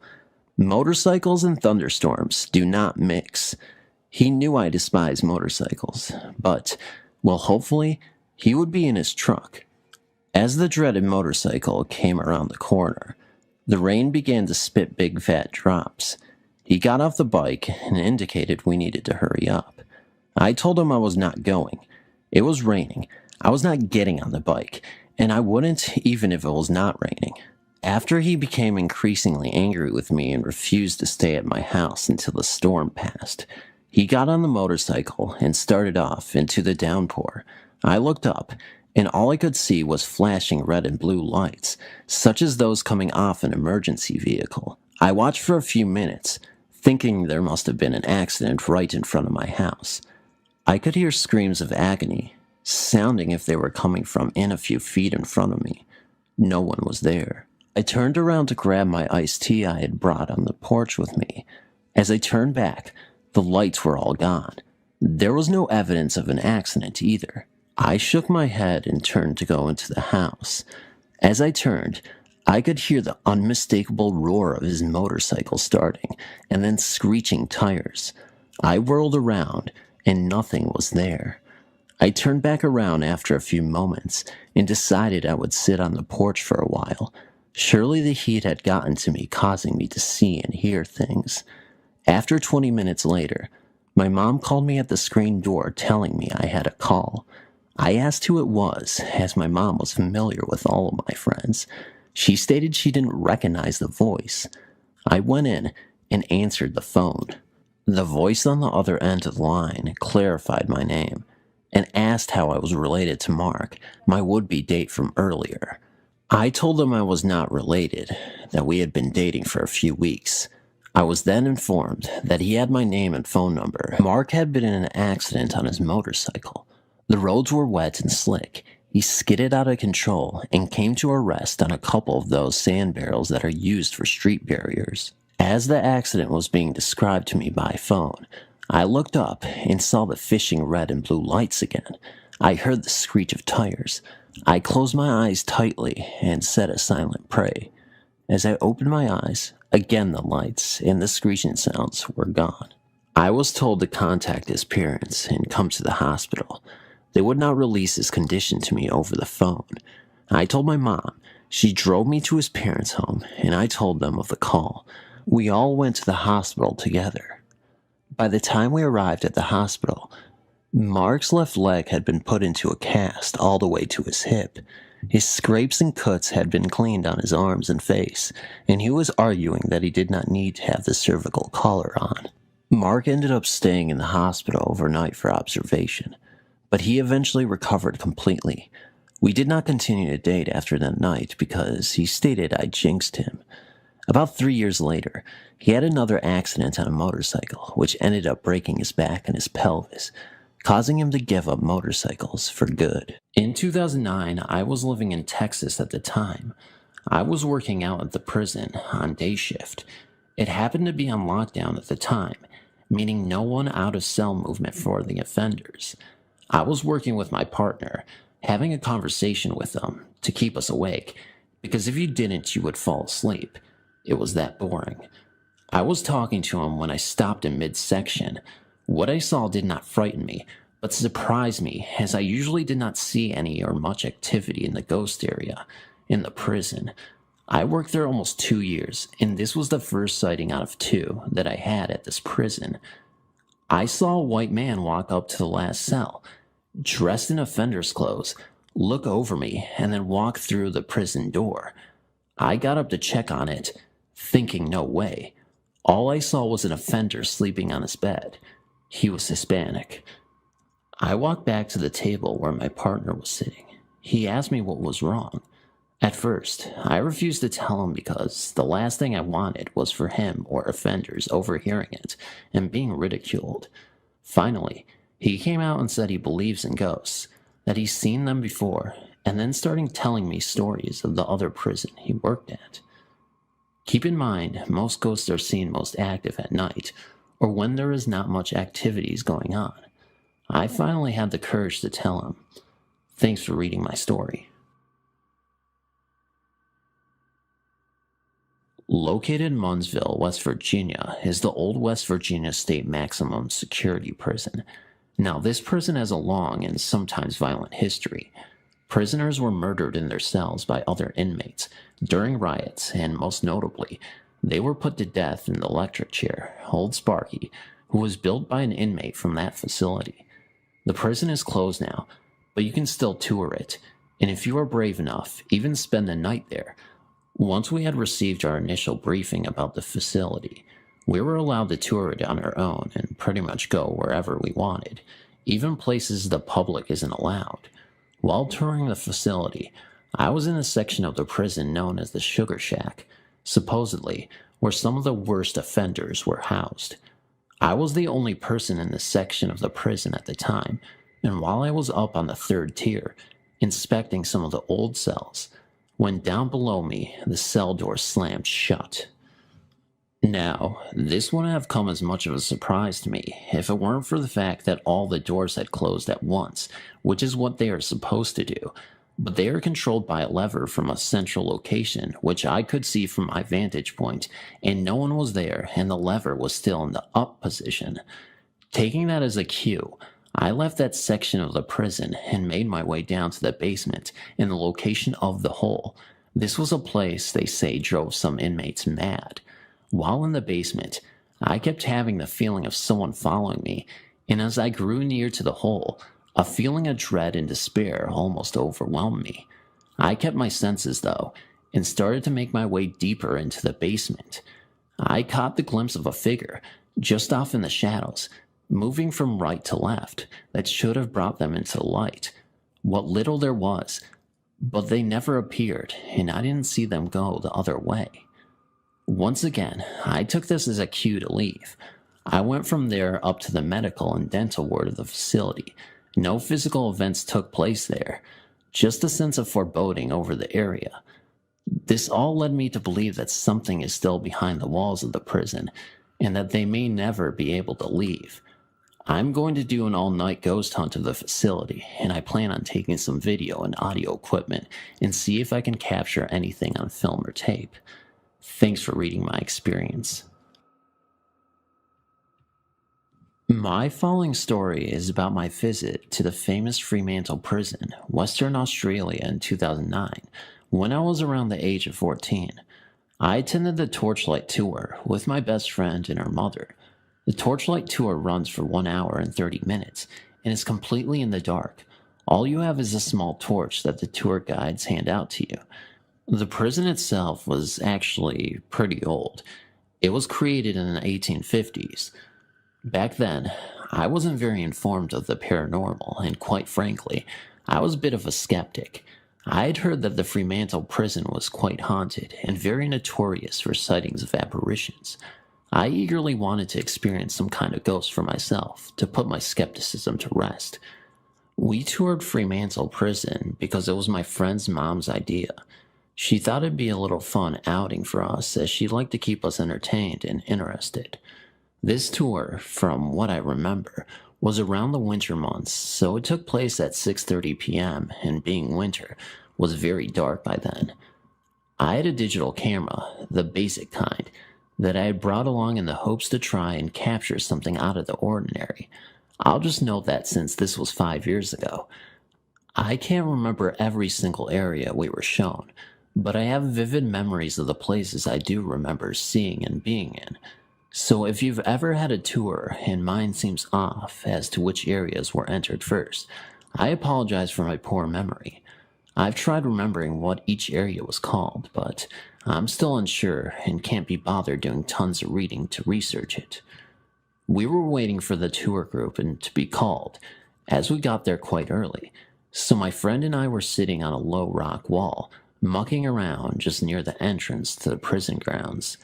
I remember taking a few silly snaps together and taking random shots of the entrance here and there, reviewing them with my friend to see if we had discovered anything in the photos.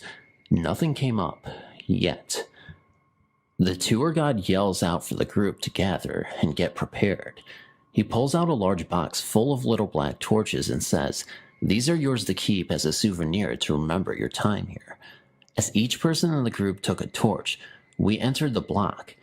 I think it was one of those rooms where they search the convicts, strip them, and give them prison attire to wear.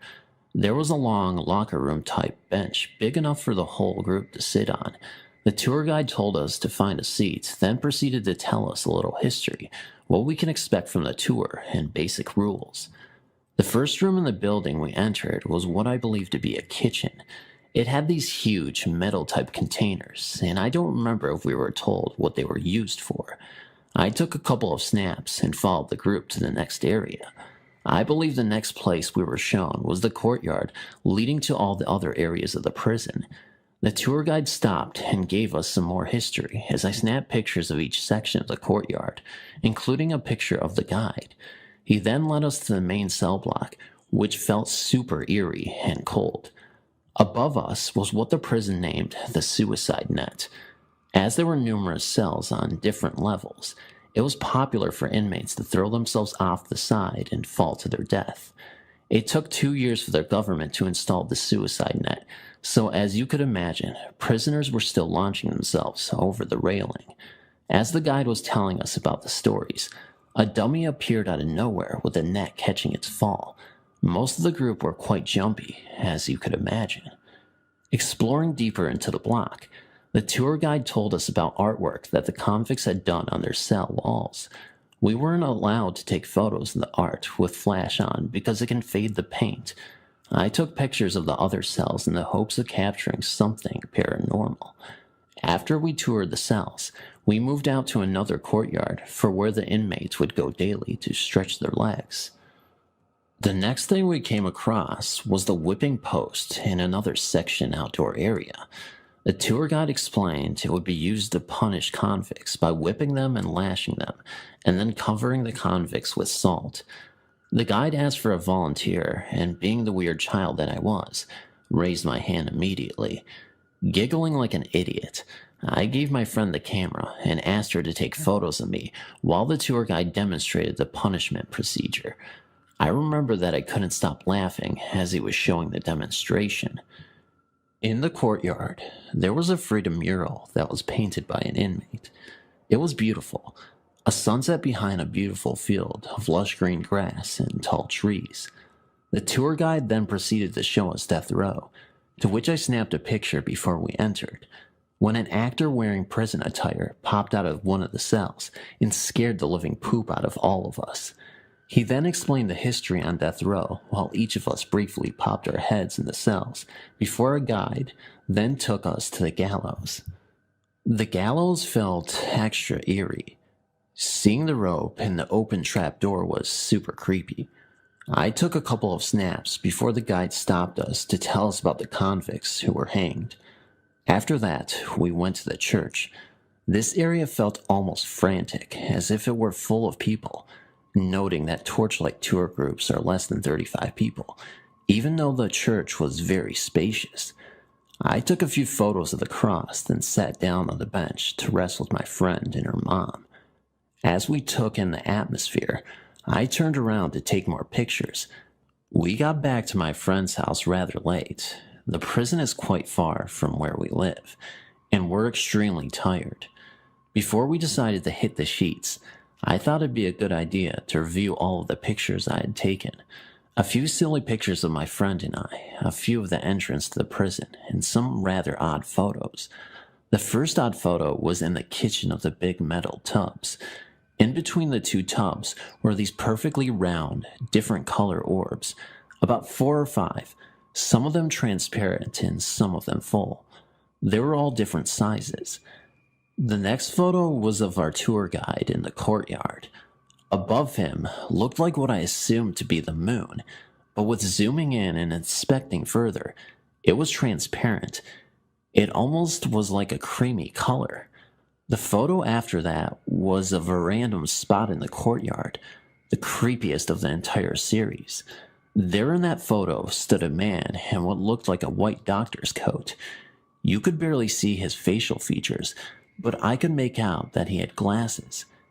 He was completely transparent, and only his head, shoulders, and torso could be seen. He had no legs in the picture, but you can see his long coat hanging freely. Next to him was a large transparent orb that almost had like a green aura around it.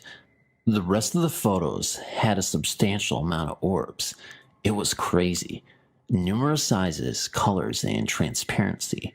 The most orbs were in the church, floating around the cross.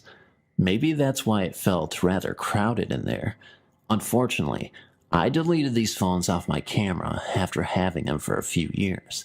I didn't feel the need to have them anymore, but I highly regret it now after thinking about my experience the other day.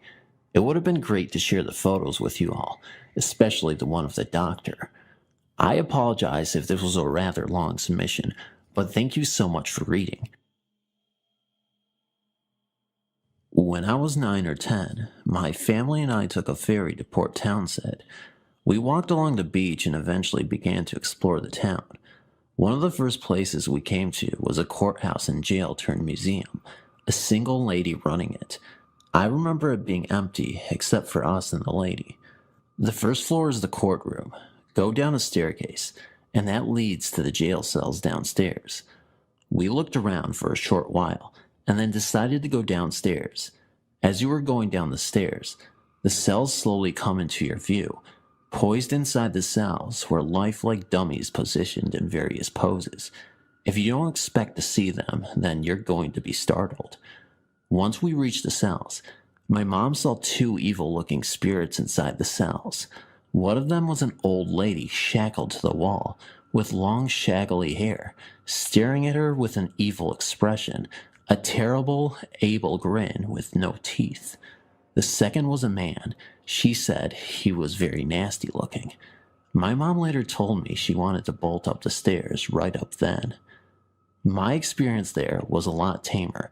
My dad walked into the cells to see what it was like.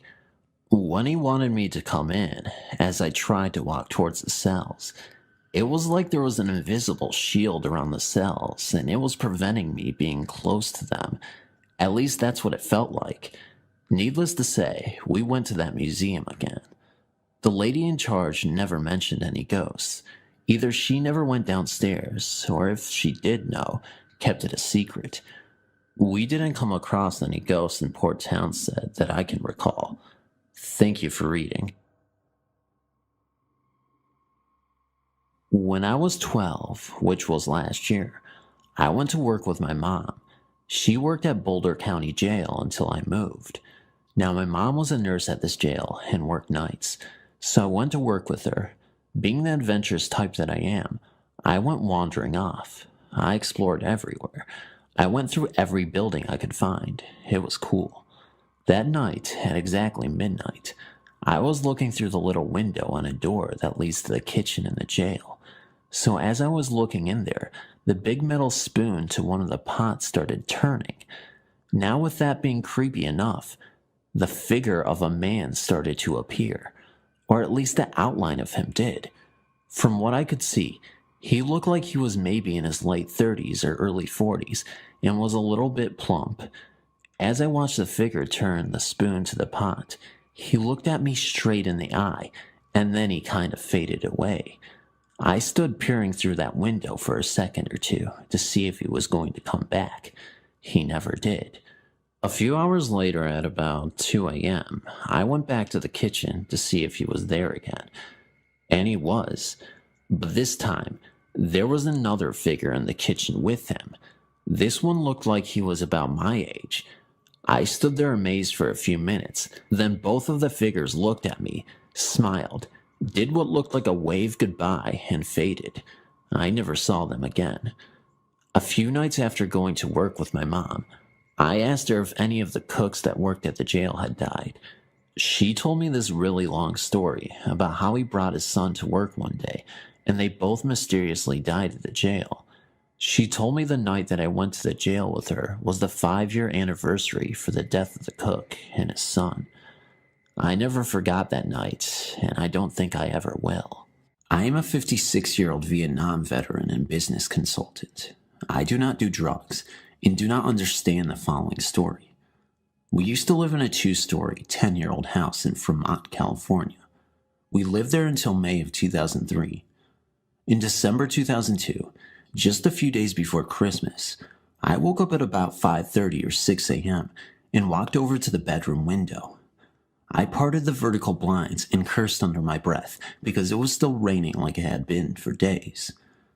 As I turned away from the window, my body chilled from head to toe. Standing right in the middle of our bedroom doorway was this huge ghost, dressed in a hooded brown robe.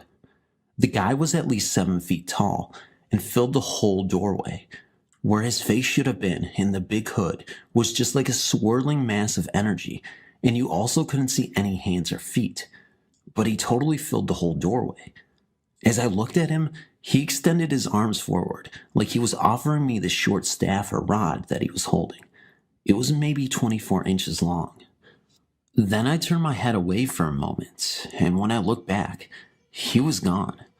I left my wife asleep as I drove to work, still kind of in shock and debating whether to tell my wife. I decided to and called her on my cell phone. She was silent for a few months, then said, "Oh my God, that explains it. I thought I was dreaming, but I opened my eyes after you left, and this huge figure in a long brown robe and hood was leaning towards me from your side of the bed, like he was offering me this short rod or stick.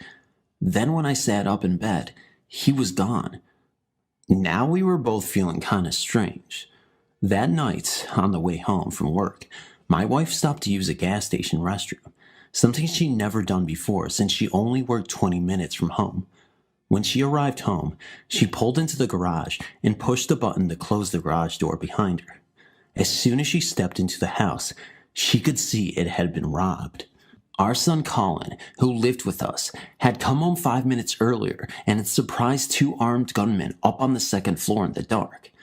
Colin ran out of the house with the robbers behind him. They got away, but hadn't stolen anything. If my wife had arrived home just a few minutes earlier, as she usually did, she would have locked herself in the house with 2 armed robbers. I do not understand what has happened. Who was the brown robe figure? Was he there that morning to warn us about what was going to happen that night? I don't know, but it's kind of creepy. He never appeared again, but that night Colin reminded us that several weeks earlier he had been alone with his girlfriend in the living room sitting on the sofa. Something caused him to get the chills. As he looked up, he saw this robed figure looking down at them from the railing in the loft above them. They quickly left the house. When Colin originally told me his story, I had told him that he had a very active imagination. Then a couple weeks later, the robed figure appeared to me and then my wife. That night, as I was cutting sections of round, rod-like wood dowels to put in the window sashes, I got the chills again. Was the guy trying to hand me a staff or rod to try and tell me to put it in the windows? If anyone has info on ghosts in hooded brown robes with a rod or staff, I'd sure like to hear it.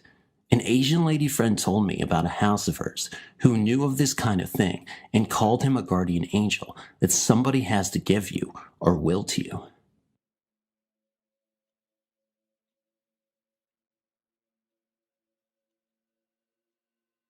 My brother-in-law Larry was killed in Vietnam on September 20th, 1970. To say his death left an enormous hole in our lives would be an understatement. To this day, we often speak of him and remember him fondly as a much beloved member of our family. I've always been very close to my eldest sister. She and my brother-in-law were married only 3 years when he died. Having been widowed at age 23, she decided to remain on her own and live in the house they had recently purchased. Thus began my frequent visits to stay the nights on the weekends and keep her company. One night, not quite 2 years after Larry's death, we had both been in bed for less than half an hour. I was 15 years old. My sister was 25 at the time. Neither one of us had ever had any type of encounter that we considered out of the ordinary, but this one night would change that. As we began to doze off after our customary chatting between rooms, I slept in our spare room directly across the hallway from our bedroom with our doors open. We both clearly heard footsteps crossing the kitchen floor, not a dozen feet down the hallway from where we slept. The footsteps sounded like someone was wearing heavy, leather boots, and when they reached the carpet in the hallway, the footsteps naturally silenced a bit, with only the sound of heady padding and an occasional creak to give away the fact that they were still coming down the hall. While this was happening, my sister called out from her room and asked if I could hear that, and I answered her immediately that I could. By this time, the covers of the bed were securely over my head. There was no way I wanted to see what was going to soon pass by my door, or worse, maybe into my room. The next thing I knew, my sister was reporting a nearly opaque, adult-sized mist forming in her room, just opposite her bed in front of her dark pine closet doors. The moon was full that night, so there was just enough light filtering through her shutters to softly illuminate the room so she could clearly see what was happening. Although I was nearly sweating with fear, I still asked what the mist was doing, of course hoping in part that it would not float my way. Apparently, it hovered for a bit in front of her closet doors, then floated around the bed to the other side of the room before it began to dissipate. Her dog, who slept in her room and would bark at the smallest of unfamiliar sounds, never awoke. Needless to say, we slept little for the remainder of the night. Still, we were convinced that Larry had returned for a visit. After that incident, while she never received such a visit again, my sister did have a lampshade that would repeatedly turn askew during the day while she was at work. The lampshade was rectangular in shape, so it was easy to spot when someone twisted it around. I witnessed this myself. We would go to bed at night, only to find the shape askew again in the morning. This went on in spurts, off and on, until she sold the house and moved nearly 8 years after the night of the footsteps. The shade was twisted tightly down. An earthquake couldn't jar it loose unless the lamp fell completely to the floor. The lamp itself stayed perfectly stationary, only the shade was twisted. We always thought this was Larry's less scary way of letting us know he was still around. The day my sister moved into her new home, the lampshade never twisted askew again.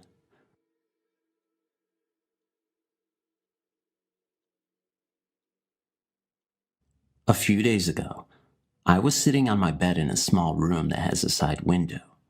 I turned on my computer and started listening to music.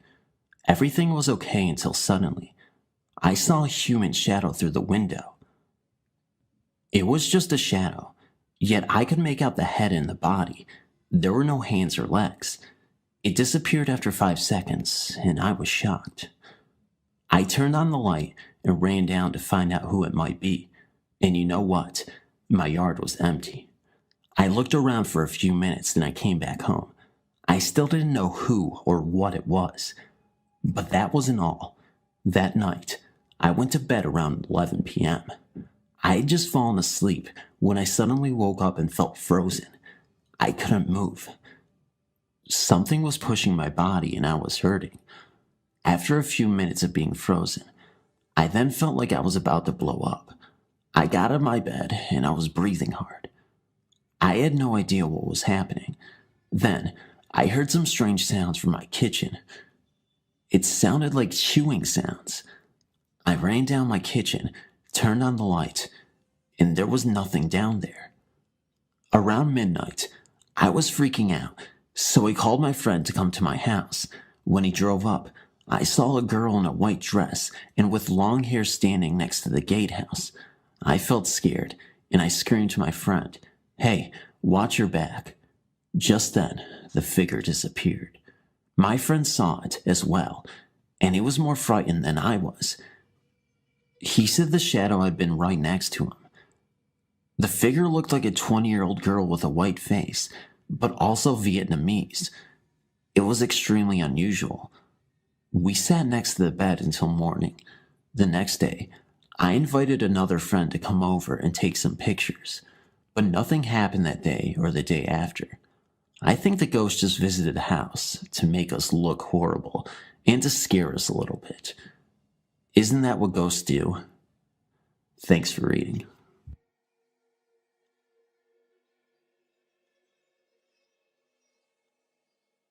When I got back from Vietnam, I went to live with my mother in Chicago. Chicago is where I was born and lived all my life. My encounter happened either in 1968 or 1969. My mother had a summer home in northern Illinois and would go there every weekend. So I would be home in our third-floor apartment every weekend by myself. I would usually fall asleep on our front room couch watching TV. One night, I woke up somewhere in the middle of the night and went to the kitchen for a glass of water. As I walked through the doorway, going into the kitchen, a transparent short-haired or bald man or boy ran out from our pantry, looked me straight in the eye, almost like he hesitated for a split second, then ran into the gas stove area and disappeared. The look in his eyes was like someone being startled or caught doing something wrong. It was so real that when he ran closely by me, I kind of moved back, like if someone is going to bump into you. It all happened so fast, and I was in the process of waking up, so it didn't really hit me as to what just happened or what I just saw. I just continued to the sink for my glass of water. Mind you, this all took place in seconds. As I turned on the water and filled my glass and started to drink, it then hit me. Wow, I stopped. I was just in a little shock. I was frightened. Then I thought maybe some intruder was in the house, but no. This figure ran right into the stove and disappeared. And this figure was semi-transparent. Needless to say, I was afraid. I thought that maybe because I saw him, he would kill me in my sleep, so I couldn't tell anyone. I stayed up half the night and finally did fall asleep. 1 or 2 years later, I found out that the landlord's son had died in our house. I don't know what floor or exactly when or how, but I do know it was before my encounter. My mother moved out of the house, and I got married and went on with my wife. I never went back there to see if I could find a picture of the landlord's son. For many years, I thought about it and wished that I would have gone back, but now it's too late. This was over 40 years ago now. I'm somewhat of an artist, not very good, but I did draw a face picture of my encounter. I don't know what happened to that picture. The vision that I have of him is vivid in my mind to this day. maybe I should try to draw another picture. And that's my story.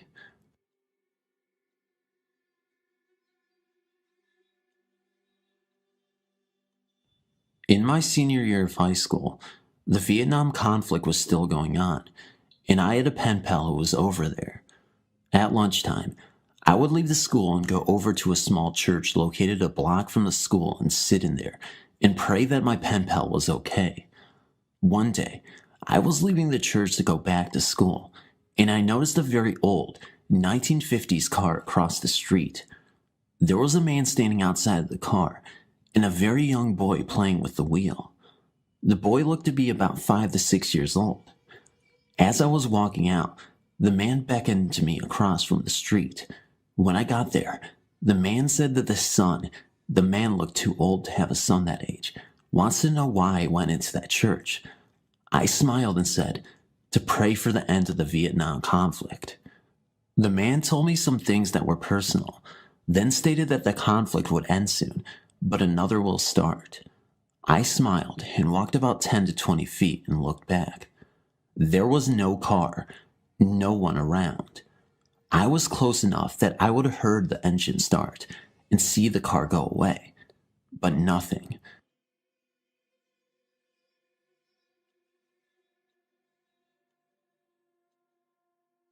Way back in the 70s, when our neighborhood wasn't very occupied and only a few houses were around, my aunt, one of my sisters and my mom, was left alone in our spooky, dark, and silent house. She was left playing in one of our living rooms where a lot of spiritual activity happens. Suddenly, she could hear footsteps coming from the ceiling, hard and loud footsteps that seemed to linger right above where she was playing at. Chills crept up her spine and she began to move away, but the footsteps and banging just kept following her wherever she went. Even when she was running and screaming, the steps ran and followed her until she finally ran outside to daylight. This story has been validated by my other aunts and uncles, but let me share my own experience. Since my grandfather is a World War II veteran, he's seen and experienced a lot more than most other people. The whole family believes the spirit protected him through the war, since one of his experiences was running back and forth along the front line in an intense gunfight between Filipino and Japanese troops. He was commanding his troops back then. In any case, fast forward to the year 2004. My whole family was relaxing in our rest house about 40 miles north of this city. The land the house is standing on is cursed. All those who have owned have gone bankrupt. I believe this is true since my grandfather is losing a lot of money to an evil and possibly possessed eldest daughter. My experience happened while falling asleep in his room. Strangely enough, I felt an intense presence within the room, but I didn't feel scared or creeped out, which is something I am prone to feel. The presence just felt safe, but it sure was there, as I could feel it enveloping me. I was half asleep then, and simply fell back into my deep slumber a minute later.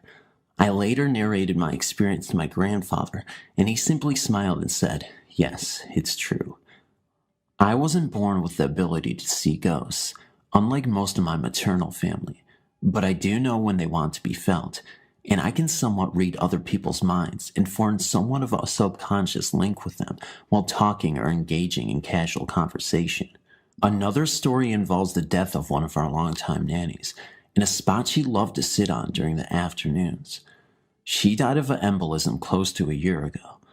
One of our maids told us that on the night of her funeral, our maid was cleaning the plates up all alone in the house. Our whole family was in a rest house where the funeral was held, when all of a sudden, the dog started barking rather wildly. She looked out the kitchen window towards the porch where the dogs were barking and could see them looking up at an invisible figure while howling and barking all at the same time. The porch was where our nanny used to sit during the afternoons before she died. The invisible figure soon retreated back into the house, as if retiring for the night. Take note, this all happened at the night of my nanny's funeral, probably visiting one last time before passing on to the other side. When I was 2 years old, my family and I moved into a quaint little neighborhood in a small city outside of San Antonio, Texas, where I still reside today. It's a quiet place with virtually no crime. In fact, most of the people who live here are retired Air Force families from nearby Randolph. The streets in this neighborhood are named after ancient civilizations and important figures in ancient mythologies. One particular street was named Gothic Drive, after the Gothic tribes which ransacked Rome towards the end of the Great Empire's reign. As one would expect, this street was constructed in a way which mirrored the Goths' macabre reputation, if you will. Trees are planted so close together that sunlight is obscured, and most of the street is blanketed in shadows, even in the middle of the day. The houses on that street, though small, are Victorian in design and are always dimly lit at night. Hedges and lines line the trees, adding to the eeriness and mystique of the street. In spite of the dark aesthetics, I never felt uneasy or disturbed when I walked or drove through this street, until one night when a stranger appeared. The year was 2007. It was a clear, moonlit summer night, and I was driving home from a particularly bad date. Goddamn. The radio was tuned to my favorite station, and my thoughts were geared heavily toward what had happened earlier that evening, of course. As I turned on to Gothic Drive, the beams of my headlights struck something unusual on the other end of the street. Once I got close enough, I was able to make out the figure of a slender woman who was dressed in a black outfit of some sort. Soon I was able to see the figure almost as clearly as I can see the laptop in front of me now. It was a nun. The sight of a nun in my neighborhood was unusual, but not so unusual that I paid much attention to it. I remember shrugging my shoulders and saying to myself, "That's weird," and continuing on with my commute. Then something strange happened. When I looked back to catch another glimpse of her, I saw nothing. She had disappeared. I am a practical and skeptical person, so I initially wrote this incident off as product of the situation that I was in that night. I figured that my heightened emotional state from the bad date had caused my mind to play tricks on me. Why my subconscious chose a nun as a manifestation of my frustration, I could not seem to figure out. Until I realized a few weeks later, during a brisk midnight stroll, that my explanation was dead wrong. It was later in the summer, and I had decided to go out for a late night walk to alleviate some boredom and bum off some energy accumulated in the form of energy drinks. Yeah, I know. It was stupid to drink those kind of drinks so late at night. Give me a break. These late night strolls were part of my nightly routine, thanks to the fact that my neighborhood is relatively safe, and I am usually not the only one out. The neighborhood was quiet that night. Everyone seemed to be in bed, with the exception of one jogger and a few stray cats. And a raccoon. I hate those things. Anyways, I deviated from my usual routine slightly and decided to walk through Gothic Drive. Something I rarely did because it leads to the main road in my neighborhood, and I typically did not like to venture out that far. Tonight was different. I seem to have been emotionally drawn in that direction. The houses on that street were unlit, and the street lamp was off. I slowly made my way toward the end of the street. Suddenly, the street light lit up brilliantly, and there she was, standing in the rays of the lamplight. I was not afraid, not even close to being afraid. It was apparent that she wasn't an ordinary woman, or even from this dimension. Her dress was black. Even the bright light from the lamp above her seemed to be absorbed by her dark ebony remnants. She appeared to float slightly above the ground. It didn't seem to have any feet. For some reason, I could see her face quite clearly, even though I was more than 20 feet away from her. She was a comely woman with dark eyes and soft crimson lips. She was smiling. I walked towards her, shouting "Howdy" or something to that effect. The nun didn't move or speak. As I approached her, I blinked once. She vanished. I was in shock. Had I really seen a ghost? Was my imagination playing tricks on me? Then, a terrible thought hit my mind. Was I hallucinating? I have a history of mental health problems, yes, depression, different anxiety disorders, and I knew that schizophrenia can cause one to lose touch with reality and even have hallucinations. Was I going nuts? My fears were relieved when I found out that I'm not the only one who has seen the nuns. My brother told me he saw her one night while driving home from night classes at a local community college. Many of the neighbors I've talked to say that they've encountered her on different occasions. They told me that her facial expressions tend to reflect the moods of those who cross her path. If you're angry, she will have an angry expression on her face. If you're happy, she will smile. And so on. The mystery of the ghostly nun fascinated me, but my focus soon shifted away from her when school started up again. I did not think much of her for several months after that. Then, one night, I saw her again. This time, things were way different. I had stormed out of the house after a vicious verbal exchange with my mother over something absolutely stupid and trivial. I'm not going to get into it. I had no intention of returning home until after my mom had gone to bed, so I decided to take a long walk, which meant going down the main road. To access the road, I turned onto Gothic Drive. I did not expect to see the mysterious nun, but sure enough, there she was. She stood under the street lamp, looking straight at me. I could see her face from where I stood. She was not smiling this time. I could feel hatred and pure anger emanating from her.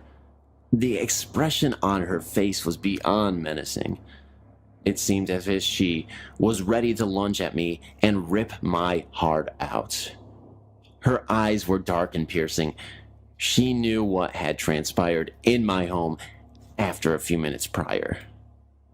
This time, I was afraid. Deathly afraid. I turned around and ran home as fast as I could, looking back occasionally to make sure the woman wasn't following me. When I finally reached home, I locked the door and apologized to my mom for starting the fight earlier. I told her what I saw, and she forgave me and helped me calm down a bit. My frightening encounter happened in February 2008. I've not seen the nun since, and frankly, I don't even want to see her again. This experience has certainly turned my skepticism of the paranormal on its head. Prior to these last few experiences, I'd never seen anything that I could not explain through logic. I certainly have a more open mind when it comes to the paranormal. You better believe it. And I still wonder about the nun from time to time. Who is she? Why is she wandering the streets of a suburban town? How is she able to sense our emotions and reflect them back at us? I may never know. Long story short, recent breakup. Very distraught, cried out for help, felt abandoned by everyone, and finally fall asleep. Around 3:30 in the morning, I wake up to go to the bathroom and realize I'm completely paralyzed. I can't move except turn my head from side to side. I can't speak. I feel like I'm sinking deeper into the bed. After watching the clock for about 30 minutes, I decided to try again and can't get up. I'm scared because I have no control over my body. My mind is clear though. I'm not dreaming. I'm wide awake. Next thing I remember is a man in a black suit. His face is a black void. He's standing on the side of my bed. I know I would be terrified, but I'm not. Strangely, everything about him was pleasing, creepy, but pleasing. He didn't speak, but somehow I knew he wanted me to go with him, to take his hand and go with him. That's when I looked away. At the foot of my bed are 3 monks. No faces, just brown robes. Every time I tried to get up to go with this man, it felt as if the monks were pushing me back down. This went on for about an hour. I just kept trying to get up and go with him, and the monks kept pushing me back down. Eventually, I quit looking at the man. I refused to look at him. When I finally got the courage to turn and check the time, the man was gone. I looked at the foot of my bed, and the monks were gone. Only then was I able to get up. A couple of years later, I had a near-death experience. Has anyone seen a man in a black suit, or monks, all without faces?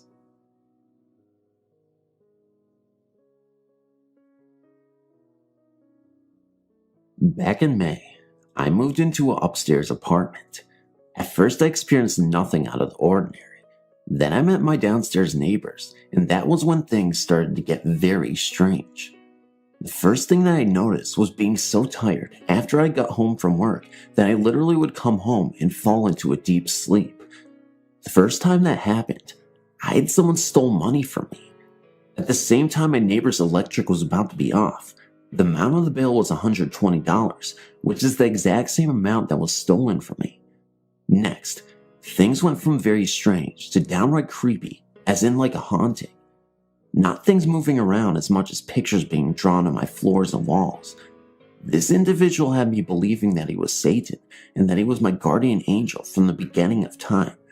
I found that very hard to believe.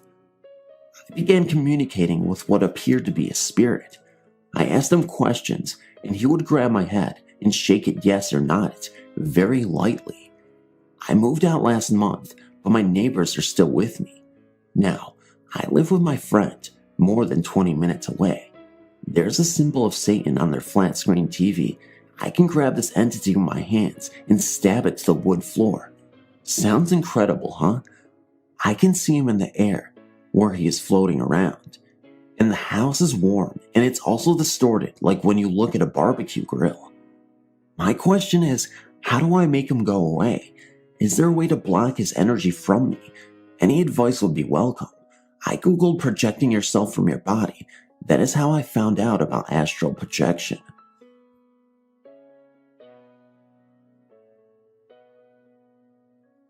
I've been having these bizarre, terrifying experiences on and off for almost 20 years, but most frequently in the past 5 years or so. This week it has happened to me 3 times, and although it never occurred to me before to do any research on the internet, my sister suggested it, and the first link I looked at brought me here, to another woman's story. I was astonished to find that her experience was almost identical to my own, and now I'm bursting with curiosity about it. Maybe someone out there will read this and will be able to give me some sort of explanation. It always happens when I'm in bed, either just as I'm drifting into the sleep state, or later at night when something awakens me and I begin to fall back asleep. I always think that I am awake when it begins, but now I'm not so sure. I feel like I'm awake, feel like I'm in my body, and then suddenly I am not in control. It didn't used to happen this way.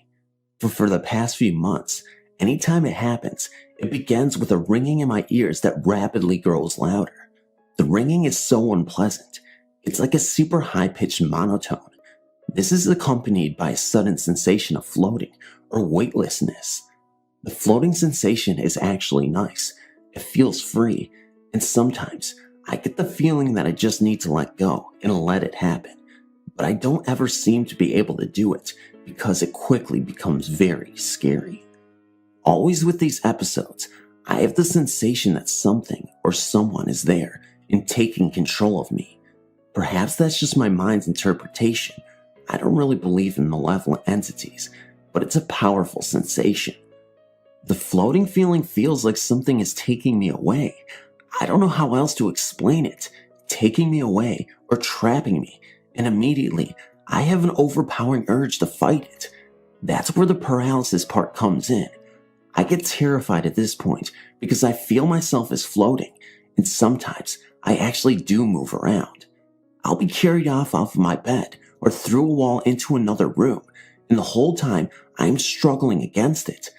I feel like I'm under 100 feet of water, or like I have chains around me. I try to move my arms and legs, and I can't, or if I manage to do so, it's with an incredible lethargy, and it's so slow, so feeble, that it's useless. Sometimes I try to shout or scream, and I can't make any sound come out. Other times, I've literally tried to throw my body around, so that doesn't really work either. Generally, I struggle for some period of time, and then suddenly I'm opening my eyes for real, and in my bed, right where I started, and I'm always shocked to find that I haven't moved and the world hasn't ended.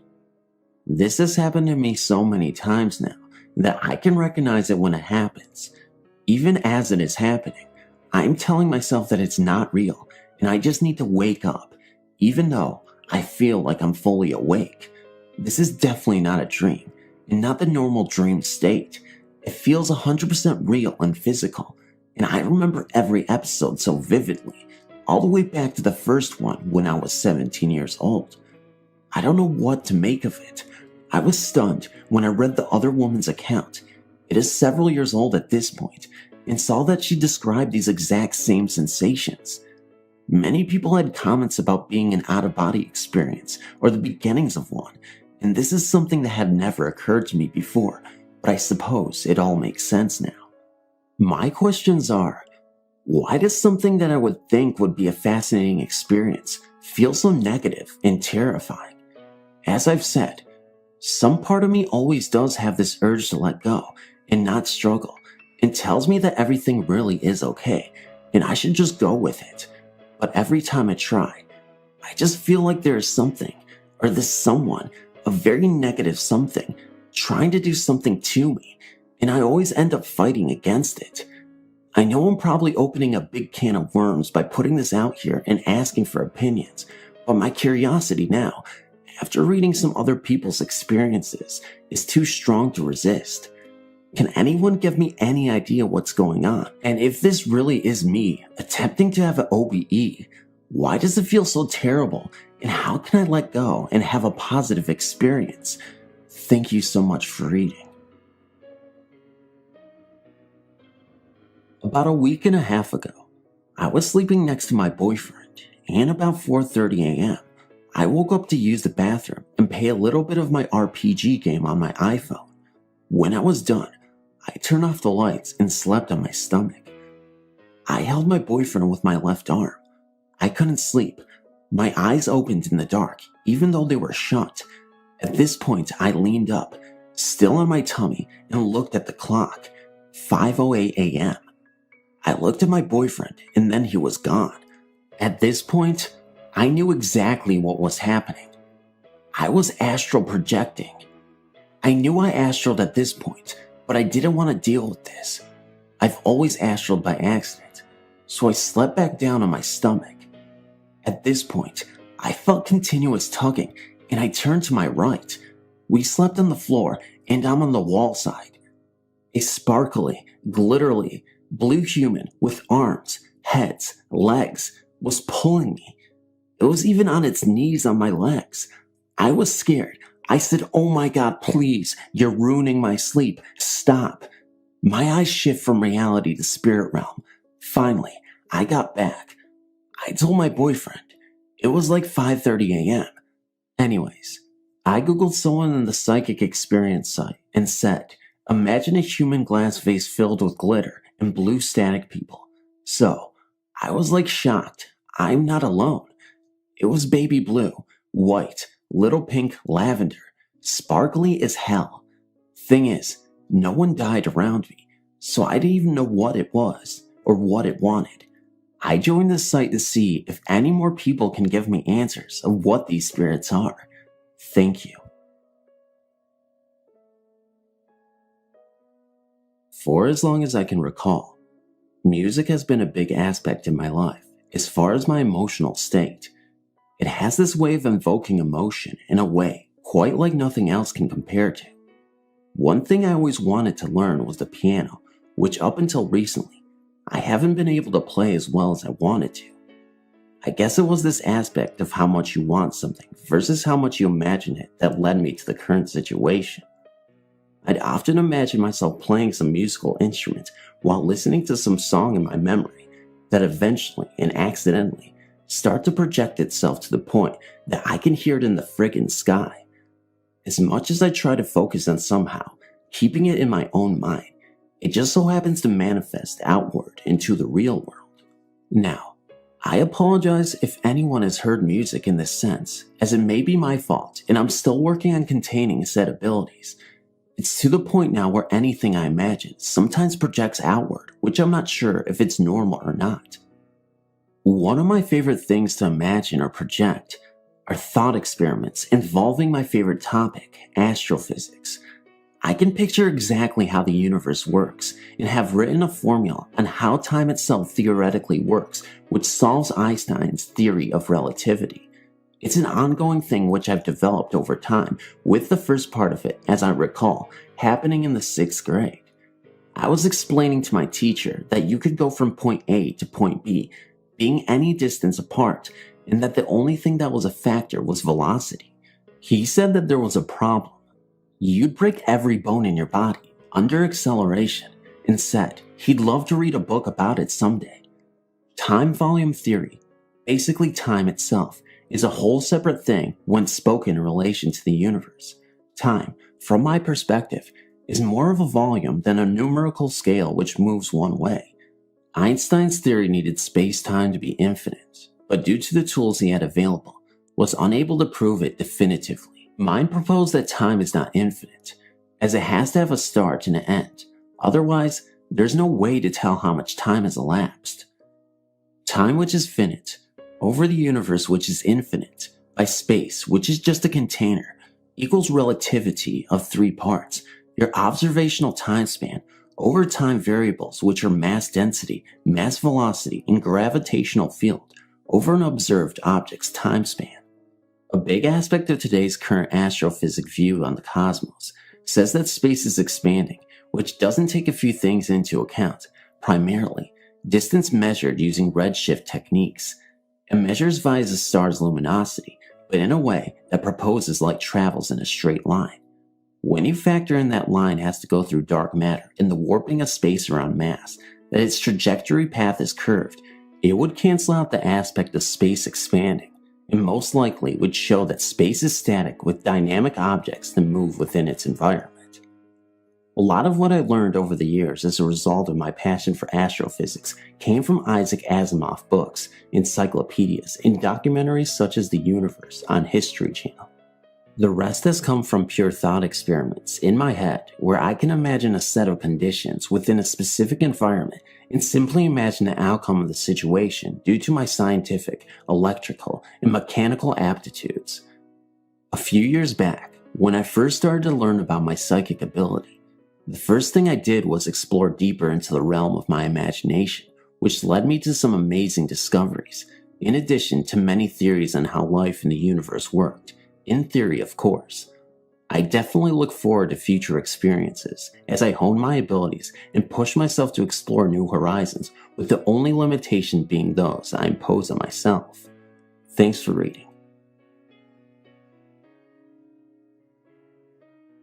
I found myself at church as every week.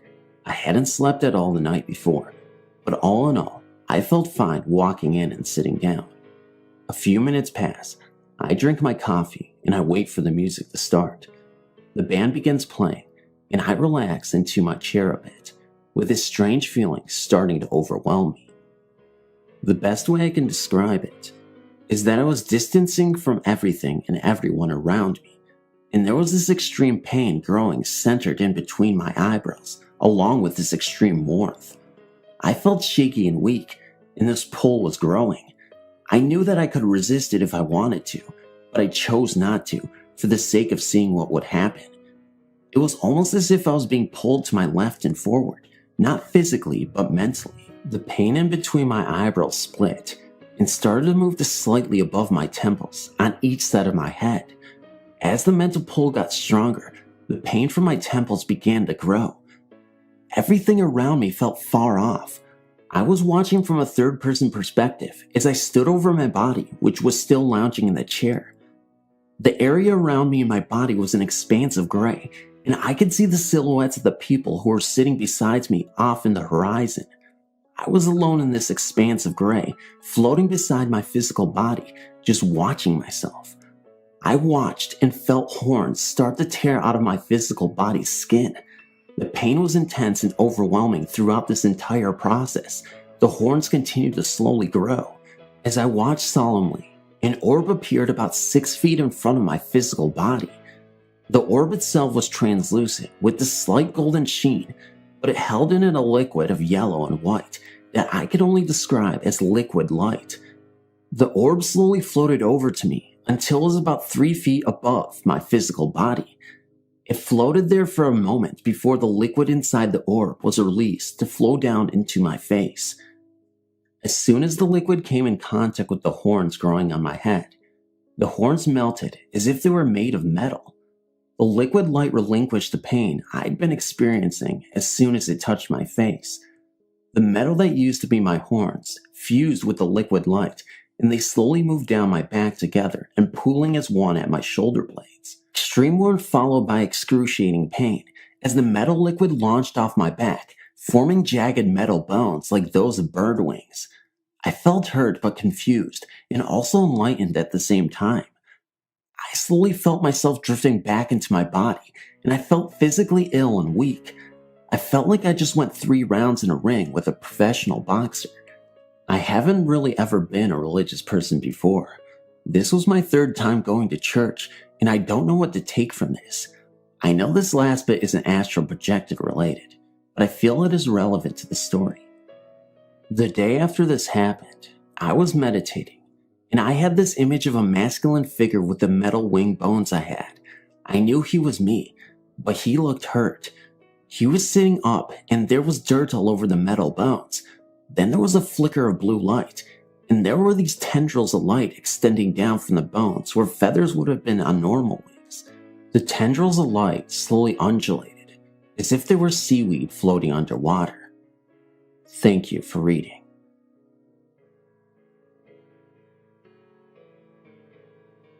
Last night I had a very vivid, multi-sensory lucid dream.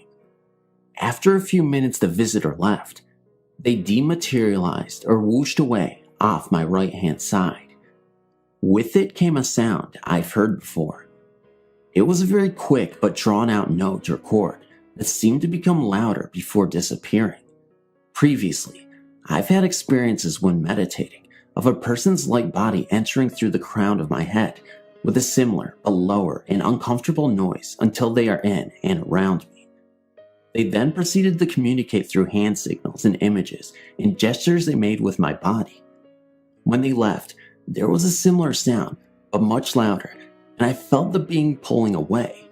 It is almost as if a whole person is sucked into a vortex like manna down a plug hole. Once the last of the form disappears, the noise ceases. Last night, when the visitor appeared, I said yes to it, in that I had a conversation with the person. We were face to face. It was therefore unlike the full body takeover described above. It was a two-way conversation, and I could feel their physical body too. Then they left with a whoosh. Was I receiving an astral visitation from someone projecting directly to me? Does this low, quick, pulling noise sound familiar to anyone? If so, is this typical when being visited by someone performing astral projection? Thank you in advance for your input, advice, and guidance. I see these visitations. They're not infrequent, but this is the most recent as benign. I have no fear associated with them. I would just like to know what type of experience this is, and whether the sound is somehow characteristic. I feel kinda silly writing this, since I haven't talked much about it since it happened. I'm 17 now, and still can't come up with any explanation other than spirits. I've always been a believer, and hoped to one day have my own encounter with ghosts. I never thought it would be as terrifying as it was. 8 years ago, summer of 2000, My dad's family was having a reunion, and we all decided we would stay at Oak Island Beach in North Carolina. I'm not sure if that is the exact name. I know it was something to do with oak in it. The week we were there, the weather was very fickle. It rained most days, and the sun was only out 3 or 4 times. Most of our time was spent indoors. My parents, sister, and grandparents shared one condo. My dad's brother and sister and her family shared another, and his step-siblings were in the third with their children. One night, while it was storming, my cousin Josh and I went to the condo to play video games and watch TV. Everyone else was in our condo, playing cards and drinking. We played Dino Crisis and an X-Men game and decided to watch cartoons after about an hour. We spent another couple of hours just goofing off when the storm really started picking up. We were sitting on the couch, talking and laughing, when we heard a creak on the balcony outside. Neither of us is scared easily now, and we weren't then either. I looked out of the sliding doors, but everything was pitch black. We went back to our conversation and had no interruptions for a couple of minutes. When a bolt of lighting lit up the beach, we saw a man standing on the balcony, dressed in a trench coat. He seemed to be looking out at the sea. It all happened so suddenly. We didn't believe what we saw, no matter how skeptical we were. We weren't about to go and check like I had with the noise. After a couple of minutes, we noticed the door was fogging up. Not the entire thing, just a little patch about 6 feet off of the floor. We were very spooked now. During the next bolt of lightning, we both saw the man standing against the door, looking in on us. He screamed, and I screamed, and we jumped over the couch, headed for the door. We yanked it open, and as we did, we heard the sound of glass breaking. We didn't look back, just ran across the parking lot to the other condo. When we came in, we were soaked and out of breath. Our parents started to freak, asking us what was wrong. When I told them, they just laughed and brushed it off. We kept begging them to call someone, but they refused. After about a minute, they got fed up with it. They grabbed us and their umbrellas and dragged us over there. When we went in, the place was just as we left it. The door was intact, and no one was on the balcony, not even a footprint. I know I didn't imagine it. I believe that the spirit was drawn to me for some reason. My cousin has had no other experiences that he has told me about, and I've had quite a few, but none as intense as the first. Anyone that has had a similar experience, know that you're not alone. Finding the site has opened my eyes to the world of ghosts and those that have been affected by them. Thanks.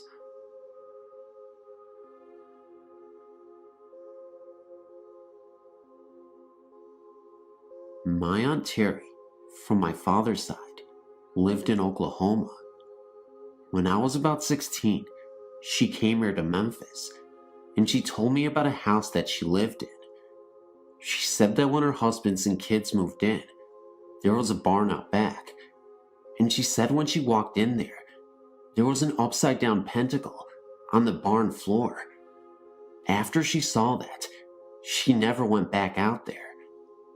One night, when everyone went to bed, my Aunt Terry heard the dogs barking in the kitchen. She went into the kitchen and watched her dog bark at a corner in the room. The next night she went to bed, and the TV in the living room came on by itself, and she said it did it every night. So one night, she decided to unplug the TV, and she went to bed as normal, and the TV still came on. Then another day, after everyone ate dinner, they were all sitting in the living room. My aunt looked out the window and saw a pair of red eyes. Her husband saw them too, and it really freaked them out. On yet another night, my aunt and uncle and the kids were leaving to go see a movie, and on the porch stood a beast with red eyes, and half his body was human, but the rest of him was like an animal. She described his hands and feet as hoofs. Well, after they got home that night, my aunt and uncle made the kids sleep with them, and Catherine started to get really sick. When my aunt and uncle tried to take her to the hospital, the car wouldn't start, so they had to push the car all the way down the street, and it started right up. The doctors couldn't find out what was wrong with Catherine. My aunt and uncle decided to move, and every morning the car wouldn't start when my aunt had to go to work, until my uncle pushed it down the street. After my aunt and uncle found a new place to live, when they got everything they owned out of the house, Catherine got better immediately, and the car never gave them a problem, and the TV never came on by itself again. Some strange occurrences, but I swear they're true. Thanks for reading.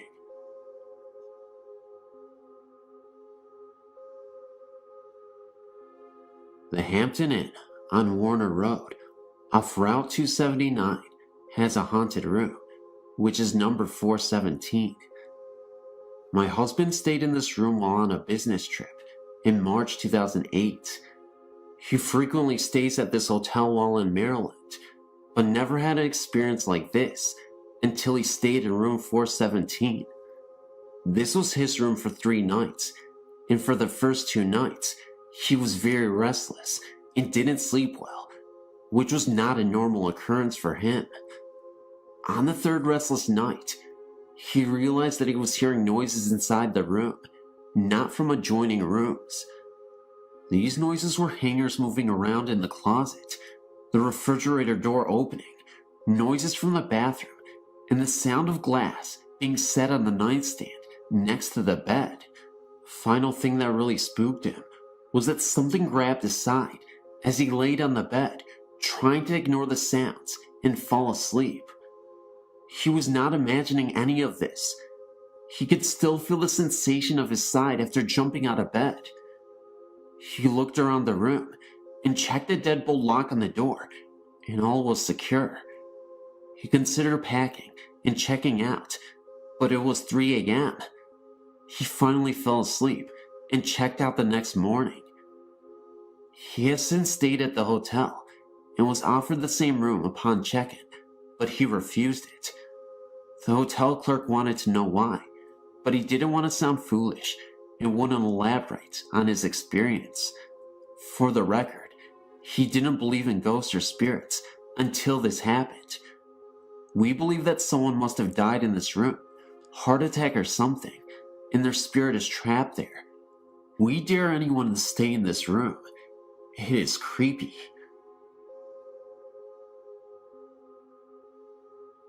Last year, I was living in an apartment on the far northwest side of town in Chicago, Illinois, and had one experience in an apartment that for the most part was pretty quiet, but for this experience. I lived in a frighteningly active apartment on the northeast side before this occurrence, so this didn't really totally freak me out, but I was sitting in my living room on the couch reading. The sun was reflecting through the blinds, which I halfway closed, and the TV, which was directly in front of me and perhaps 8 to 10 feet away, was off. I sat reading for quite some time, and at one point looked up and into my reflection on the TV screen. Sitting a few inches from me was a woman with a pageboy hairdo, perhaps in her early 40s, with glasses on. I could see her curves as she sat, so there was no mistake that she was a woman. I turned instantly to my left side, irrationally expecting to see someone sitting next to me in my lockdown apartment, where I knew no one but myself had been the entire day. No one was there, of course. I looked back into the TV reflection again, and she was no longer there. May I point out that there was absolutely nothing in that apartment that could have made such a reflection. I was on the second story, so there was nothing inside that could have reflected that way. No nearby trees, etc. It was a bona fide experience. There was this one terrifying experience, though, that has haunted me ever since while being in that apartment. I was sitting in the bathroom, doing my business, as usual. I left the door open because I felt very uncomfortable with the door closed. I don't know why, it just gave me that feeling. I saw that same lady, early 40s style, with the pageboy hairdo, right outside the door. It was like she was fixated on me, and she appeared momentarily, just staring at me.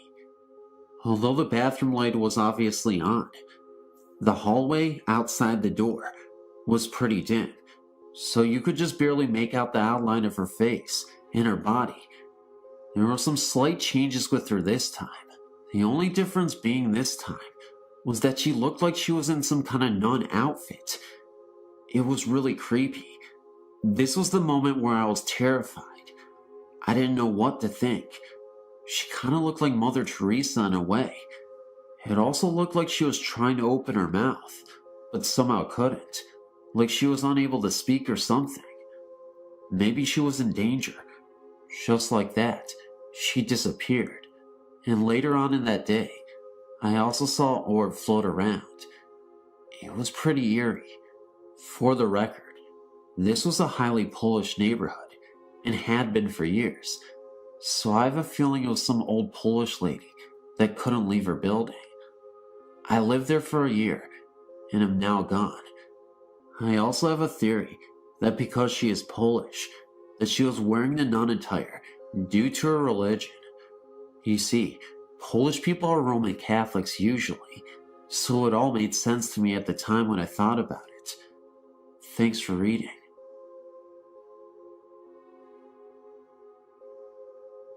I had a personal experience at this bed and breakfast, and it was so exciting. A friend of mine and I were staying in this B&B, the Henderson House, while we visited her daughter at a nearby Baptist university where she is a cheerleader. We stayed in the downstairs guest bedroom by the dining room. When we arrived, they were setting up for a big sit-down dinner and reception with round tables covered in white tablecloths. It was a big affair that went on for a while we were at a football game.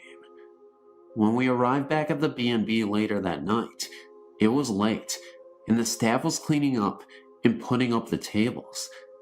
They apologized for making so much noise, and said that they'd be finishing up for the next hour or so, washing the tablecloths and putting them away. We were exhausted, so we each took a shower, and my friend crawled into this beautiful mahogany bed, and I pulled out the sleeper sofa and settled in and watched TV for a little while. Finally, it quieted down somewhat out in the parlor, so we turned off the lights and immediately fell asleep. I woke up some time earlier as 3 women in gowns brushed by my bed, carrying things. We had gotten quite friendly with the innkeeper and her staff earlier, so I really didn't think that much about it, and wondered why they had put things away in our room before morning. The next morning, I asked my friend what the women were doing in our room the night before. She said, "What women? No one came in here," and she motioned towards the door where the deadbolt was still locked. She went out to the dining room for breakfast a little before I did, and as I was walking out into the hall, she walked up to me and said, "Come here, the owner has something to tell you." When I walked into the kitchen, the owner looked up and said, "So, you saw them, huh?" I told her I saw 3 women in gowns, and she said, "They are dressed in wedding and bridesmaid dresses." She then walked into the parlor and opened the big old photo album and turned to the page that showed a wedding party lined up on the staircase. It was them. They are seen from time to time, getting ready for a ceremony, and the bedroom where we stayed at was once a porch that leads around to the front of the house. Because it is a Baptist college, they don't promote these ghost stories, as the college frowns on it. But she said many people see them. There is also a ghost of a captain, Army or Sea, I didn't quite get. But he haunts an upstairs room with a big bay window and is seen often too. It was not a frightening thing. I loved it, in fact, and hoped to go back again. They were not see-through people, and had I reached out, I could have touched their dresses. Maybe.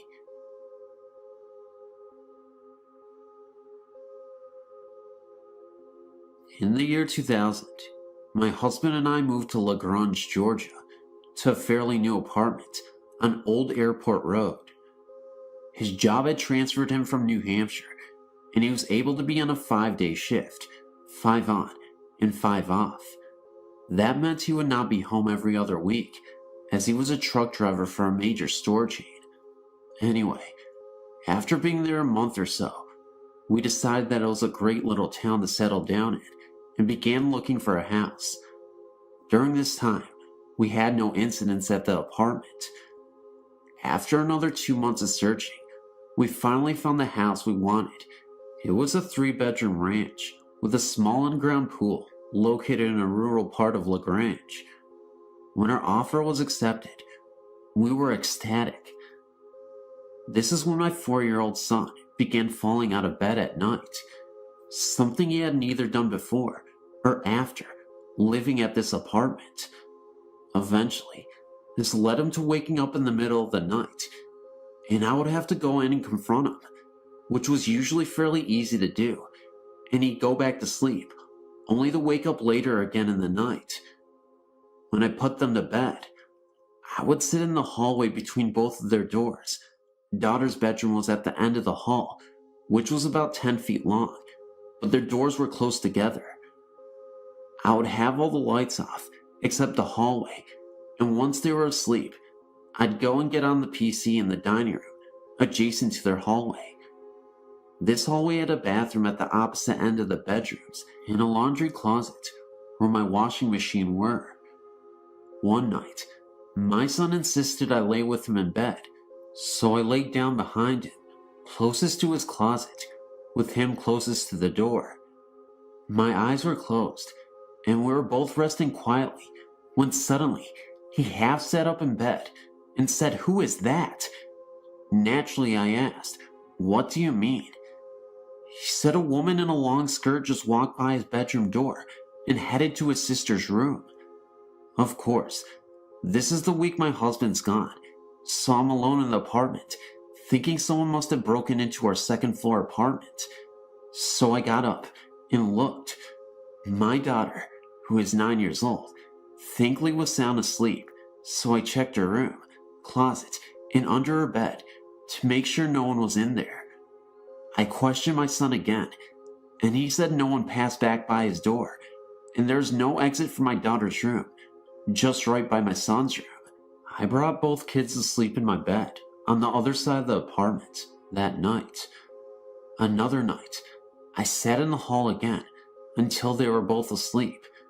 Now keep in mind, all the lights are off except the hall, which includes their big walk-in closets. No lights on. When they were both sleeping, I got up and used their bathroom at the end of their hall. While in there, I heard what sounded like a toy hitting the wall of my son's closet, which shared a wall with the bathroom. Thinking that he woke up and started playing, which was not like him at all, by the way, I went to his room to find him sleeping cozily, but the closet door halfway open and the light inside open. Okay, so now I'm freaked out because I know that the door was closed and the light was off, and yes, his bed's right next to that closet, so yeah, I took them into my room again. Again, on another night, my son wakes up again, but this time my husband's home and we're all asleep in our own beds. I can hear my son crying, so I go to comfort him, but he's not there. My husband and I can't find him, but he's still crying, sobbing, a terrified cry actually. In a minute or two, we find him hiding under the sink in the bathroom at the end of his hallway. He told us the mean lady won't let him pass. He had tried to come in our room, but she stood in front of him. Again, he described her exactly the same. Long skirt, hair up behind her head, and she makes faces at him. Now I know for a fact I'm dealing with a ghostie here. A husband thinks I'm just going nuts and putting stories in the kid's head. My daughter, meanwhile, never notices any of this and is not disturbed. While on the computer one night, late around 2 a.m., I hear 3 distinct loud knocks under my feet. One on the left in the small kitchen, one directly below my feet, and one to my right. Sounded like someone downstairs used a broom to knock on the ceiling in extremely rapid succession. I sincerely doubt that anyone can move as quickly in the downstairs apartment and get by the furniture they undoubtedly had there, just as I had mine arranged. I know for a fact the lady and her kids were in bed by 10 at night. So the bank has decided that they will give us a loan on any house in Lagrange, except that one, because it's rural, so we try another place and another. One night, I'm sleeping, and have a more vivid than any other dream I've ever had. Kind of like a dream nightmare. In it, we live in the house, and I'm looking for my son, only to find him floating face down in the pool. I woke up crying and made up my mind that there's no way I'm ever moving into the house. So now I must convince hubby, who thinks I'm nuts anyway, and is determined to get to that house. Well, having bought a puppy when we started looking for a house, this collie is now almost fully grown size, but he still has accidents, so we keep him penned in the kitchen with a large baby gate. When we go out, this doggy somehow gets past the gate by pushing a corner or whatever, and is running around our apartment. So one night, we're going out to dinner, and hubby and I lock up Poochie and set 2 high back dining chairs against the gate. Keep in mind, our apartment is carpet, thick and plush everywhere, except the kitchen. When we return, Puppy is looking at me from my kid's hallway, and the gate is still exactly as we left it, and the chairs are too. Not one thing had moved, but somehow, according to Lovey Hubby, I'm supposed to believe the dog vaulted over the chair backs and somehow landed without killing himself or breaking my dining room table, which was a mere foot or 2 from the chairs. Yeah, okay. My downstairs neighbor's kids told me that their mom was upset because I let my kids run around my apartment, banging at all hours of the night, mostly after 10 p.m., and she can't believe I let my kids stay up so late. She has to get up early, yada yada yada. Except, my kids are in bed every night at 9 o'clock, and asleep no later than 9:30ish. I see a shape leaning out of the kitchen door, watching me as I watch TV and tell it, "Come sit by me," and leave my son alone. It didn't sit with me, but it didn't bother my son that night. I never noticed my dog noticing anything. The only cold spot in the house was the kids' hallway, and not always, just mostly. Hubby slept in son's room one day, in the afternoon, and, even though we had central air, complained that he sweat like a hog, and had the worst nightmares ever. But the place still isn't haunted, and yes, he steadfastly refused to ever sleep in there again. I saw blinds move on their own, doorknobs that rattle when I was alone in the place, and no, it wasn't a teeny shake caused by some truck rumbling by, which was there some 50 to 100 feet between the side of our apartment and the road. This was a defined and voracious shaking, a definitive hello, I'm trying to open the door. But no one in the apartment but me. Finally, my husband grew tired of trying to get a loan for that house, and mysteriously, everything stopped. No more rattling of this or that, no shadows, but by now, it is also true that the 4 of us were sleeping in my waterbed, in the one room that never seemed affected by the haunting. But I noticed everything in the apartment changed, and felt cozy again. But by then, I'd also decided that tornadoes, large cockroachy-looking bugs, and the ghost belt were too much for me, and we packed up and came back north. Interestingly enough, when we returned home to my parents' house, which we later bought, we just never ever felt anything but perfect there. There were 3 knocks on the bottom half of my bedroom door one afternoon. I was alone in the house. Immediately, I felt that was the spirit or something, telling us we made the right choice by not getting the house. My father believed that it was his mother who had lived and died in North Carolina, who knew something bad would happen to my son if we bought that house, especially since it all seemed to stop when we stopped trying to get financing for it and gave up on the house. My son has never been affected by any other ghosty type stuff since then, and he's never fell out of bed again either. Feel free to email me if you choose. While I was working at a hospital in town, I had the opportunity to come in contact with many ghosts. I worked on the geriatric floor, and elderly people died there every day. If the power suddenly went out and immediately came back on, a person had just died. This happened every time. One of the most notable apparitions that I've personally seen was a man with a cane that is seen wandering the halls at night. People admitted to the hospital would often report tapping sounds and seeing an old man's face grinning at them from the hospital door, which all of them had. One lady of about 80 kept telling me that she saw this man's face in the mirror in the bathroom, and that half of his face would look badly beaten and disfigured. There have been reports of a cloaked man praying over the dead bodies of the recently departed. I can remember one incident where I walked into the morgue and I saw a body that was recently pronounced dead and covered. I could have sworn that I saw the fading presence of this monk kneeling over the body for a few seconds, then disappear. I would feel the air in the room be so cold, but after he vanished, it warmed up. Another popular ghost at the hospital was the Grim Reaper. The Reaper was a dark figure that would come through the window at the end of the hallway. He would shut doors, touch you on the shoulder, etc.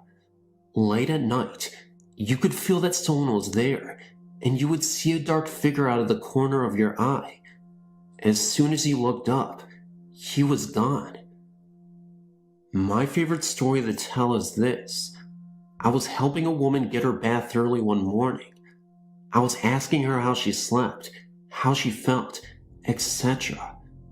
She told me that she did not get a wink of sleep because of the man's face she saw in the window. She said that she thought it was tree branches, but she got up in the middle of the night and saw that it was a man's face staring at her through the window.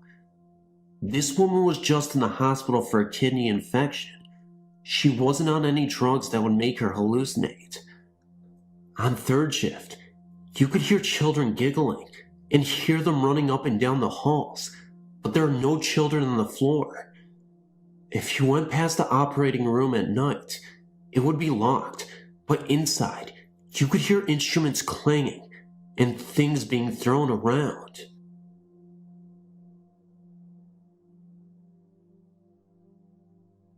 Haunted church stories seem to be popping up frequently lately, and I'm here to say that I have a brief story that will involve just that.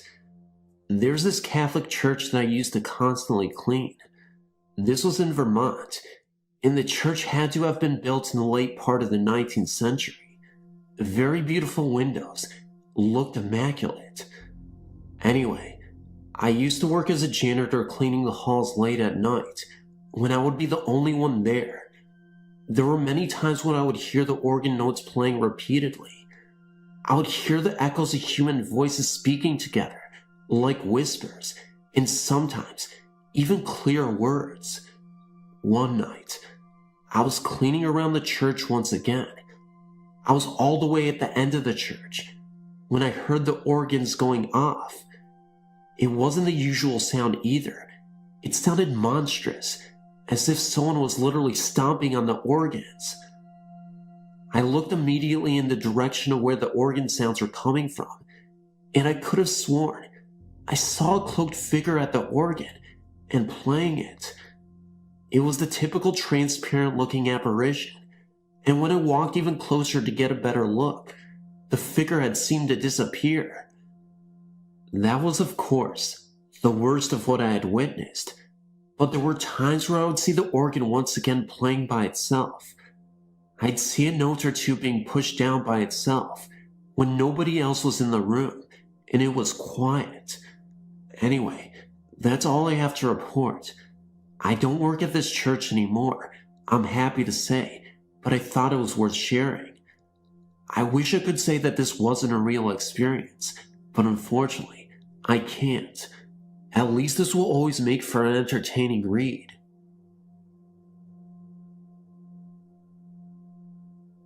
My name is Shannon. I'll be 18 in 11 days. I live in Georgia, and I'm writing to you because I feel so alone. For as long as I can remember, I've dealt with ghosts. I don't know what they are or what they want from me, but they seem to follow me. For the first 5 years of my life, I lived in a trailer in Mississippi. I can only recall one incident from them because I was so young. I remember it was a beautiful day in spring, and I was sitting on a picnic table in our backyard, making mud pies, when suddenly I heard what I thought to be my mother's voice calling me from the woods. I started to follow it. The closer I got, the further out into the deep woods the voice seemed to go.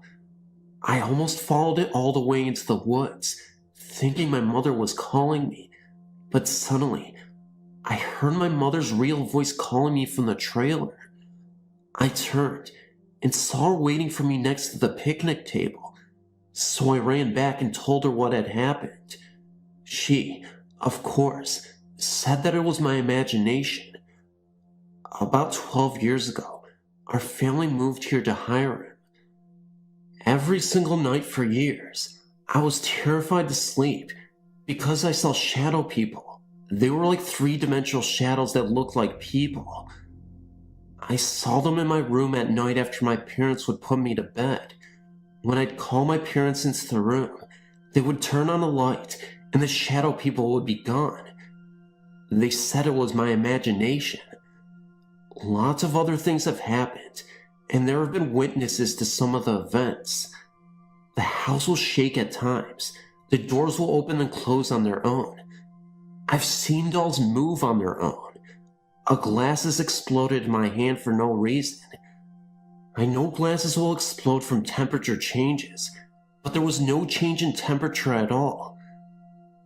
There was a music box that music would play in other rooms of the house when the music box wasn't around.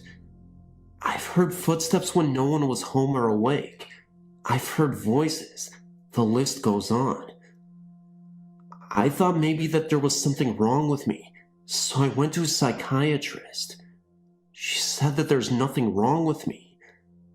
I've learned to verify that I'm really hearing something, because even my cats notice something and hear a lot of things. If they hear it too, their ears perk up.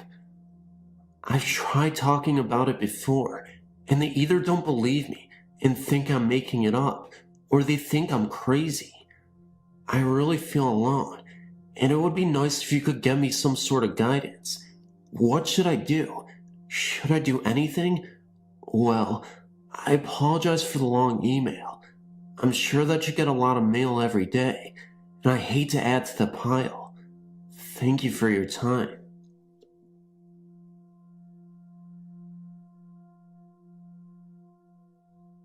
My name is Luann. I'm 19 years old and live in a little redneck town in Virginia. I live with my grandparents and have lived all my life. My mom was 14 and in the 8th grade. My mom had a very best friend named Wendy, who was 13. They did everything together. Soon after our house was built, Wendy's parents were not getting along and were going through some separation and divorce procedures. Wendy and her mother had moved to Woodbridge, Virginia, soon. During the time of the separation, Wendy spent a great deal at my mom's newly built house. They spent much of their time in my mom's room, which is now my room. Then came the time for Wendy and her mom to move. It was very early one morning. Wendy was in the back of the van, holding a glass coffee table steady. This was in the days before seatbelt laws. There was a drunk driver on the road and hit the van head on. Everyone made it out with semi-serious or minor injuries, but not Wendy. The corner of the glass coffee table hit her in the head and killed her instantly. Years later, in 1985, a week before my mom found out she was pregnant with me, she was in the family room talking to my grandparents about going on birth control. My grandmother and my uncle both caught a glimpse of a girl standing behind my mother, and after that 2-second glimpse, she was gone. My uncle and grandmother agreed that it looked like Wendy. Oh, and she was actually shaking her head when she appeared. We believe that she was shaking her head because she knew my mom was pregnant and didn't want her to go on birth control. Ever since then, everyone in my family has caught a glimpse of her in our house. I usually never get any negative feelings when she materializes, but there was one moment I witnessed her ghost that completely terrified me. I was in the shower. I was home alone, and I had the door completely wide open. It was late evening, and I heard the door to the bathroom slam shut. It startled me so much, so I got dressed and headed out the door. I could have sworn I heard my name being called in a gentle, quiet whisper. It sounded like a little girl. I go downstairs and walk into the living room. And then, I see the lights flickering. I also start to hear the sounds of footsteps walking across our hardwood floors. At this point, I thought I had an intruder in the house. I go to call the police, and after I hang up, I rush upstairs to hide in my bedroom. The thing was, as I was running upstairs, I could have sworn I saw the presence of a little girl, in black, in the corner of my eye as I ran for the stairs. It was only for a couple seconds, and of course, my mind was just thinking about hiding from this intruder. I could have just been seeing things, but I swear, I saw a girl for a second. The police showed up, of course, couldn't find anyone, and all was quiet. My parents came home, and I told them what happened. They were just happy that I was safe. It wasn't until a few days later that I realized it could have been Wendy. Because my room used to be my mom's room, she's in my room most of the time. I feel her presence there a lot. When I'm upset, no matter where I am in the house, I can feel her there. No one has seen her until my mom became pregnant. My family believes that she was sent to watch over her best friend's daughter.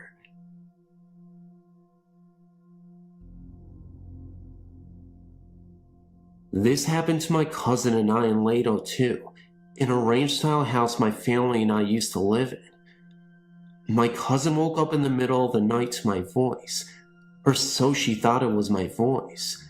She looked at me, and I was sound asleep and not talking. Also that night, it was probably 4 or 5 in the morning, and I felt someone pecking on my knee, and it wasn't my cousin because she was sound asleep, so I just thought it was my imagination.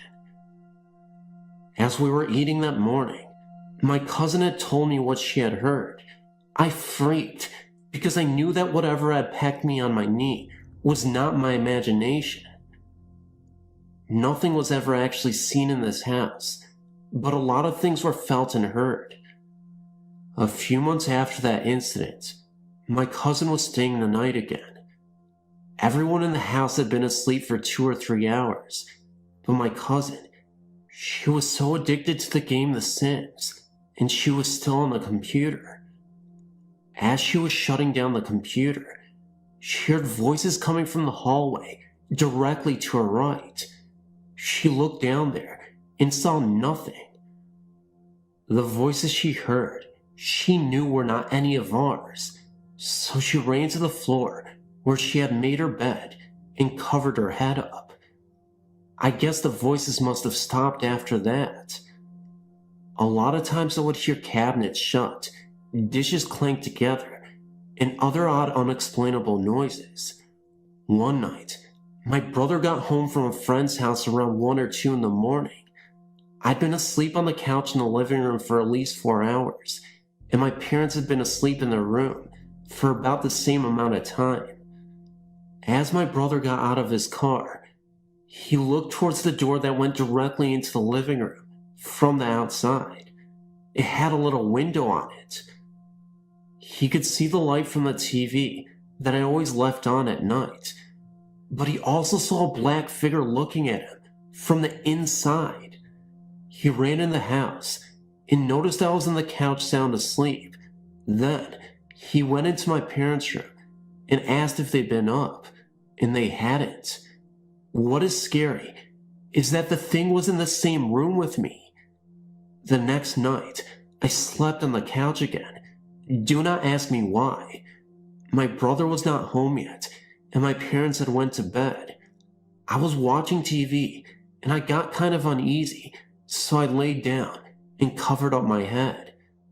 After a while, I heard the glasses in the kitchen sink clanking together. I started to sweat. Then I felt as if someone was coming into the living room, where I was. When my brother arrives home, and the noises stop, I got up and looked at the dishes in the sink, and none of them had been moved.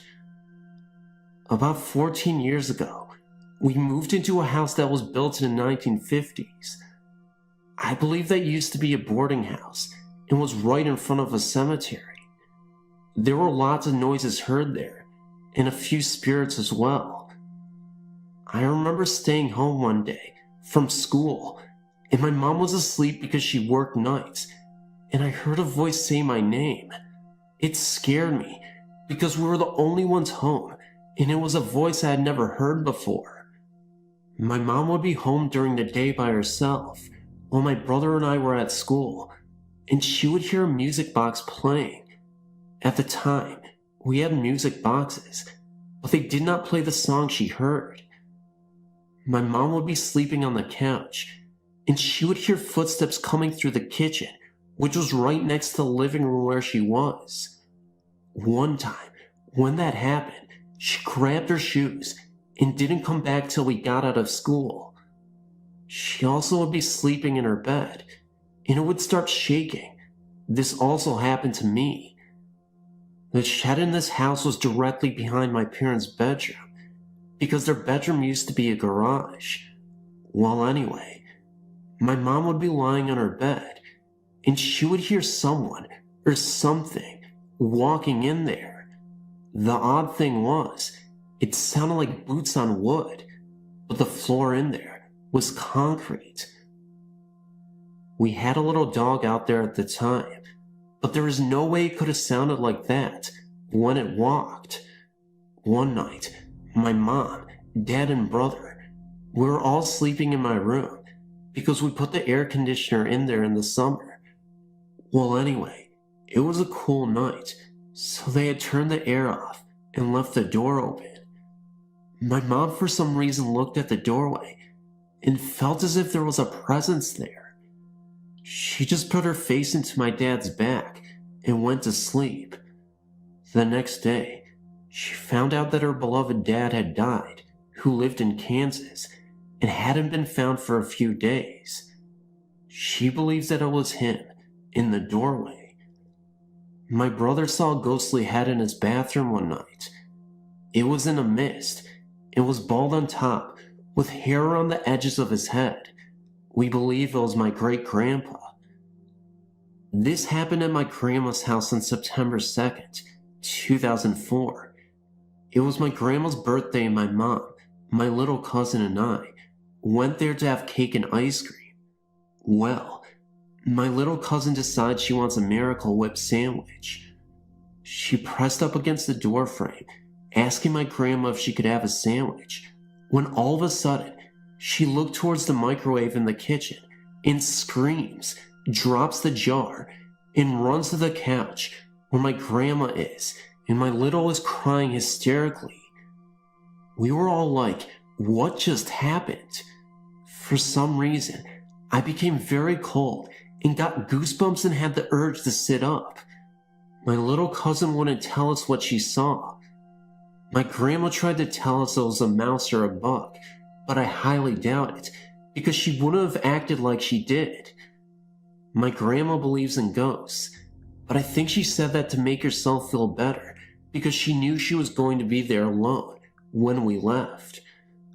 My little cousin, I believe, has forgotten about the incident, so I did not know what happened. Other things have happened at the grandma's, like something kicked her bed very hardly one night, and she also seen the spirit of a young girl dressed in white one day while lying on her couch in her living room. She's seen a shadow-like figure outside her window, which she knows wasn't human because her cat started hissing and acting weird, and there's probably been other things that happened that I do not know about.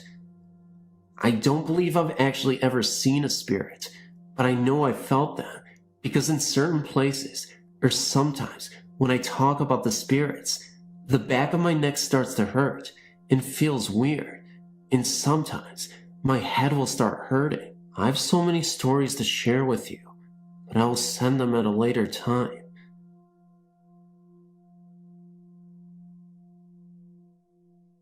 My cousin and I were out in Glenpool, towards the boondocks where my grandparents used to live, watching TV late at night. We weren't really tired, hyped up on caffeine from Pepsi and Sprite, just hanging out and trying to see how long we could go without passing out to sleep. At first, I thought I was just hearing things, or my cousin thought I was being a jerk and screwing around. But the louder the sound got, and closer, that's when we both turned the volume down. We then went to turn to each other and ask the same question. Was that you? Did you hear that? Of course, it was like a scratching, shuffling sound outside, and we both dismissed it, thinking that perhaps it was the family pets or wild animal, since the house was out in the middle of nowhere. Instead, curiosity got the better of us. I suggested that maybe it was a ghost, and she promptly crawled towards the window for a peek. She didn't say anything, standing still, like if she moved something would see her. I started to talk, but she silenced me with the wave of her hand. When I got over to the glass, I stared off into the black yard, expecting to see a deer or something. Instead, what I saw was a thing. Best word used to describe it. It was all black, nearly invisible in the shadows it clung to. The only way we were able to see it all was due to a distant light pole. It was skirting around. I guess the dogs must have felt the tension in the air, because at that moment, they all went into wild barks at this intruder. It swung its head, or what seemed like a head, towards the sound of the barks, then up to the window we both watched it from. There was nothing there, no face, nothing at all. Needless to say, both of us were terrified to see a hooded, faceless figure staring back at us. It disappeared, melting into the shadows. The dogs yipped, dashing for cover. Both me and my cousin were cold, shocked, afraid, and speechless. We don't know what it was looking for in our yard, or what it was at all.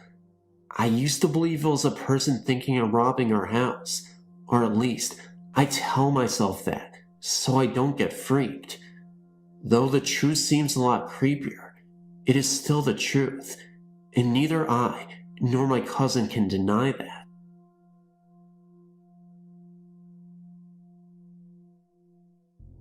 When I was 11 years old, at about 3 o'clock in the morning, I woke up to hear the sound of my dad plowing our driveway. He soon left for work, and I couldn't fall back asleep.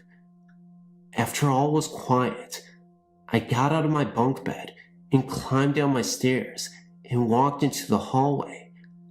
I went to the bathroom and then back to my room. I climbed into bed and crawled over towards my pillow. It was then that I turned around and was about to pull my blankets over me when I noticed two bright green lights in the corner of my room, directly in front of me. They were glowing and hovering in the same spot I just walked through. I was confused and tried to think of all the possible things they could be. Smoke alarm light? Glow-in-the-dark plastic stars? Anything? I started to get more scared as the time passed because I tried to eliminate the fact that it could be a spirit. I tried to figure out if it was my eyes playing tricks on me. Perhaps I saw the lights from a clock and my eyes just needed to adjust to the darkness. I didn't turn any lights on while I got up. I blinked my eyes in a different spot on my wall and tried to see if the lights would follow my eyes. They didn't.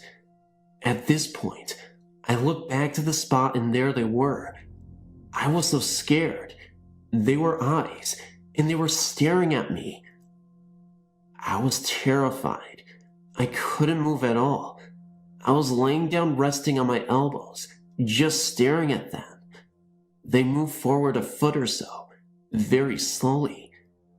Then, they moved back, and just as slowly, vanished to the left through my wall. I was so scared they would come back, and that's the end of the story.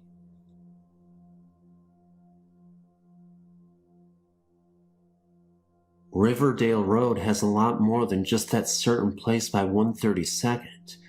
Riverdale Road is spooky throughout the entire road. It's weird. Sometimes the road stretches and shrinks.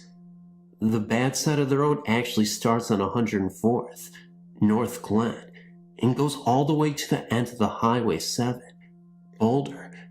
But anyway, from 104th to Highway 7 is approximately 13 to 15 miles. I was paying attention to the mileage, and I was going about 35 to 40 the entire time. I started at 104th, and by the time I got to Highway 7, I had only gone 9 miles when I turned around to go back the other way towards 104th again.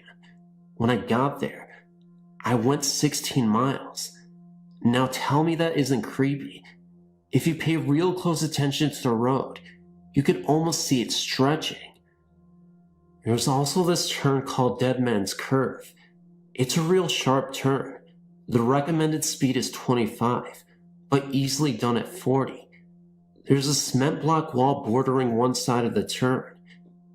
If you turn that corner around 2:30 a.m., you will see a woman in the middle of the road, holding her hands up, waving for you to stop.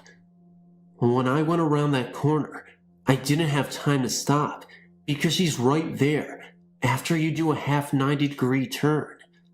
I ended up hitting her. I got out of my car and looked all around. Absolutely no one was around, but there were handprints on the hood of the car. Also, if you turn onto Riverdale from 112th and turn left, there will be a huge line of trees on the either side, and it just looks like a dark cave of trees. And there's a very mean jogger spirit that hitchhikes and jogs around there. My sister and I were driving around on that road and went through that little cave of trees, and she said she first got a glimpse of the light on his shoes on the left side going away from 104th, and as you get closer you can see that it's a person, and he was holding out his hands for hitchhiking. Then all of a sudden knelt down in the running position, and as soon as we got close enough he jetted out in front of us. My sister said that there were bodily fluids and body parts all over on the windshield, and she blinked, and it was all gone. She said as soon as he knelt down getting ready to run, she saw that his face was just a skull and his hand was bones. So yeah, it's not just that spot right by 132nd. There are millions of ghost and spirit stories for that road. Believe me, I've gone up and down that road billions of times. I used to do it about 5 to 7 times a day for about a year, so I know that road pretty well.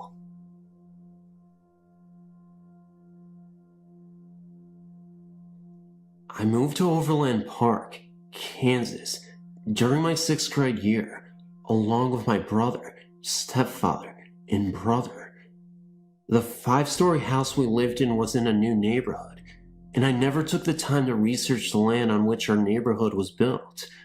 Of course, I didn't know what experiences I would find myself in throughout the next few years. My night's routine consisted mostly of sitting in the sunroom on the 4th floor that looked towards the hallway leading to the 2 bedrooms, a bathroom, a linen closet, and the staircase which led to the master bedroom, while reading whatever book I had at hand. I can't recall how long it had been since my family and I moved into the house. However, I remember this night clearly. My parents went out to eat, and I stayed behind, at home. I was curled into the corner of a sofa that sat in front of a set of windows, reading Guardian by John Saul. The first incident happened well after the night sky had darkened. I was concentrating heavily on my book when I began to hear a knocking coming from outside. It sounded almost exactly like someone hammering on the side of the house.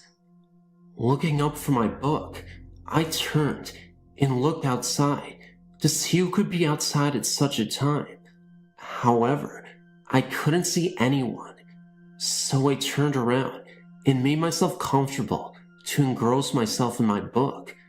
Again, the banging continued, and the most effort I put into looking out the window again was angling my head and looking out of the corner of my eye.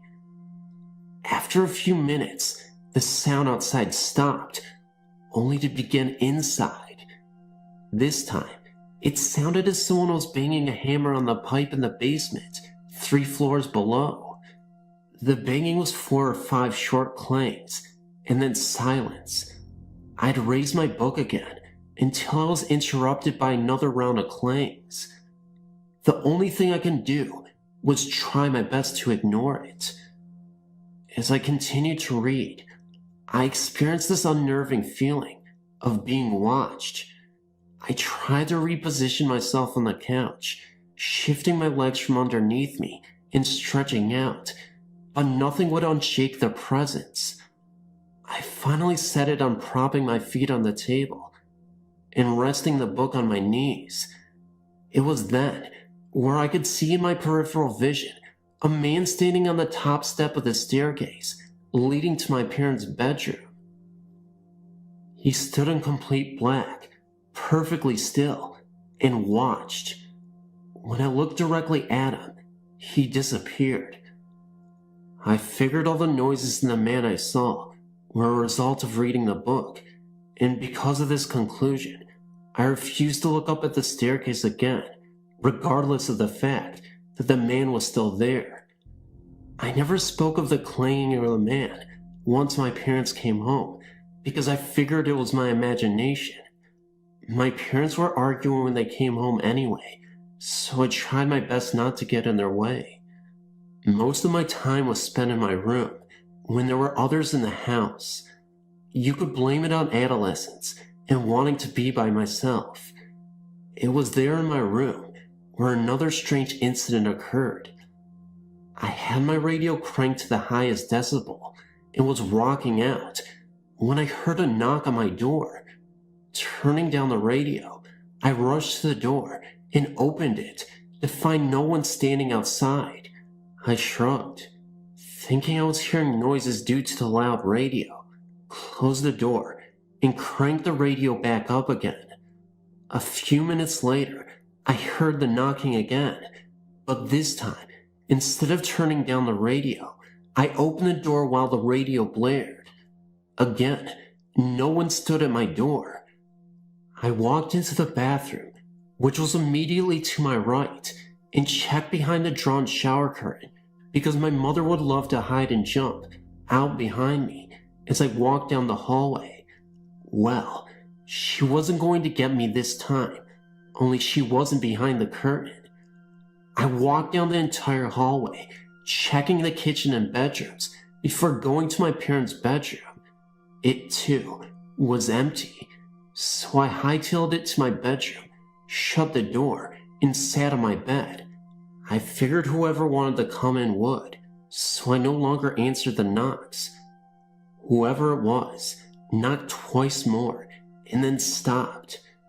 Months passed, and the knockings continued, and the man stood on the top step of the staircase. After a while, I became so used to it, but I never mentioned it to anyone in my house. I always figured it was my mind playing tricks on me. Eventually, the sounds and the man disappeared, and I never experienced them again until years later. My mother and I were standing on the back porch one night while she smoked a cigarette. No one was allowed to smoke inside because my younger brother was an asthmatic. While she smoked, she mentioned, "I see people in this house." I casually looked at her and replied, "You too?" I can't remember the look on her face, but the sound of her voice distinguished her fear. She told me that she continuously saw 3 people standing on the staircase leading to her bedroom. Only the people she saw were dressed in white. She said that the people she saw stood on the stairs day and night, whereas the person I saw was dressed in black and only stood at the top of the stairs at night. She told me of a night when she was smoking in the garage, and she heard a knocking on the door. Figuring it was her husband, she knocked back in return. Moments later, another knock, and she returned it, and again, until the door opened, and her husband asked why she was knocking on the door. Her answer was, "Because you were knocking." He informed her that he had been downstairs watching television. A year or so after I shared our experiences, my mother and brother, and me, of course, moved out of the house and into an apartment across the street from the neighborhood. My mother and her husband were separated, but he continuously stayed at our apartment anyway. One night, my mother decided to drive back to the house to feed our dog that we left behind at the house, while my stepfather was inside our apartment sleeping. I remained behind as well, sitting outside in the back patio. My mother was gone for 10 or 15 minutes before rushing back through the front door. The hairs on her arm were standing on edge, and she couldn't seem to collect her thoughts. She finally asked, "Do you think I'm crazy?" I laughed and asked why. She explained. While the dog was eating out in the garage, she had gone inside to close the blinds in the formal living room. While her back was the rest of the room, she heard a distant voice saying, "Get out of the house." She said she shook it off and walked up to the sunroom to close more blinds, where she again heard, "Get out of the house." Finally, while closing the blinds in the kitchen, she said that the voice was so close that she ran out of the house without closing the remaining blinds, jerked the dog into the garage, and sped back to the apartment. A year later, we moved to Georgia, where there have been no experiences in any of the houses we've resided in. I've been debating with myself as to why she and I would see people standing on the same staircase, and if their different clothing represented anything. Maybe because that's where most of my parents' fights would take place, or what was trying to get our attention by knocking on the walls. What I do know is that now that my mother is no longer married to the same man, we haven't experienced anything of the like, Since. Unfortunately, this is a true story. This was back before the internet was a news source, so I don't have any articles to link, but I do vividly remember reading about it in a newspaper afterward. I was really young when this happened. 1990s to ballpark the time. Back when I was in elementary school. I'm 27 now. Back then, I lived in an apartment complex some ways away from school, so every morning I would hop on my bike and pedal begrudgingly to school. Same route every morning. I also had a Hindu family for my next door neighbors. They were nice people, and I often had their kids over because they didn't really have any toys at their house. And you know, kids can't hang out without their toys. This particular morning will always stand out in my mind from any others. I was biking to school, coming up on a cross street. My neighbor and her son were walking ahead of me.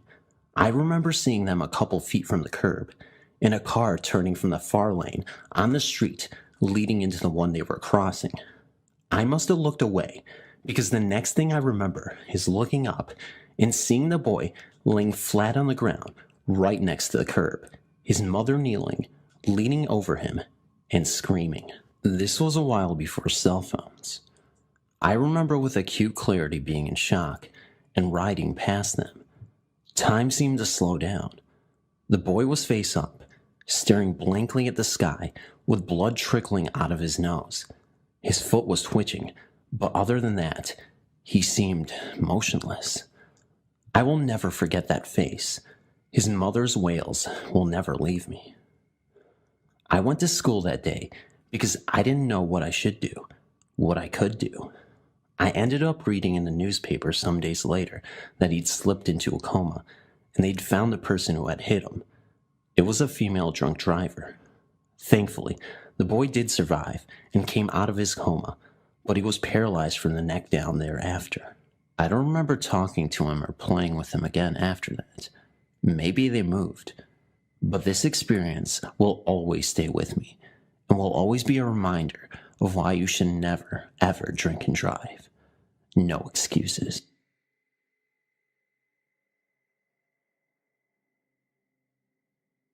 My place of work is very haunted. I work in an old veterans hospital that has been converted into offices. It does feel a little bit strange consistently entering a room, only to realize that it isn't a hospital anymore, but an office building equipped with cubicles and computers. On my first day on the job, I encountered some really unsettling activity. I consider myself a pretty logical person, so I don't want you to dismiss this as merely fiction or chalk this up to seeing things or hallucinating. Anyway, I was in my usual office, tending to my daily activities.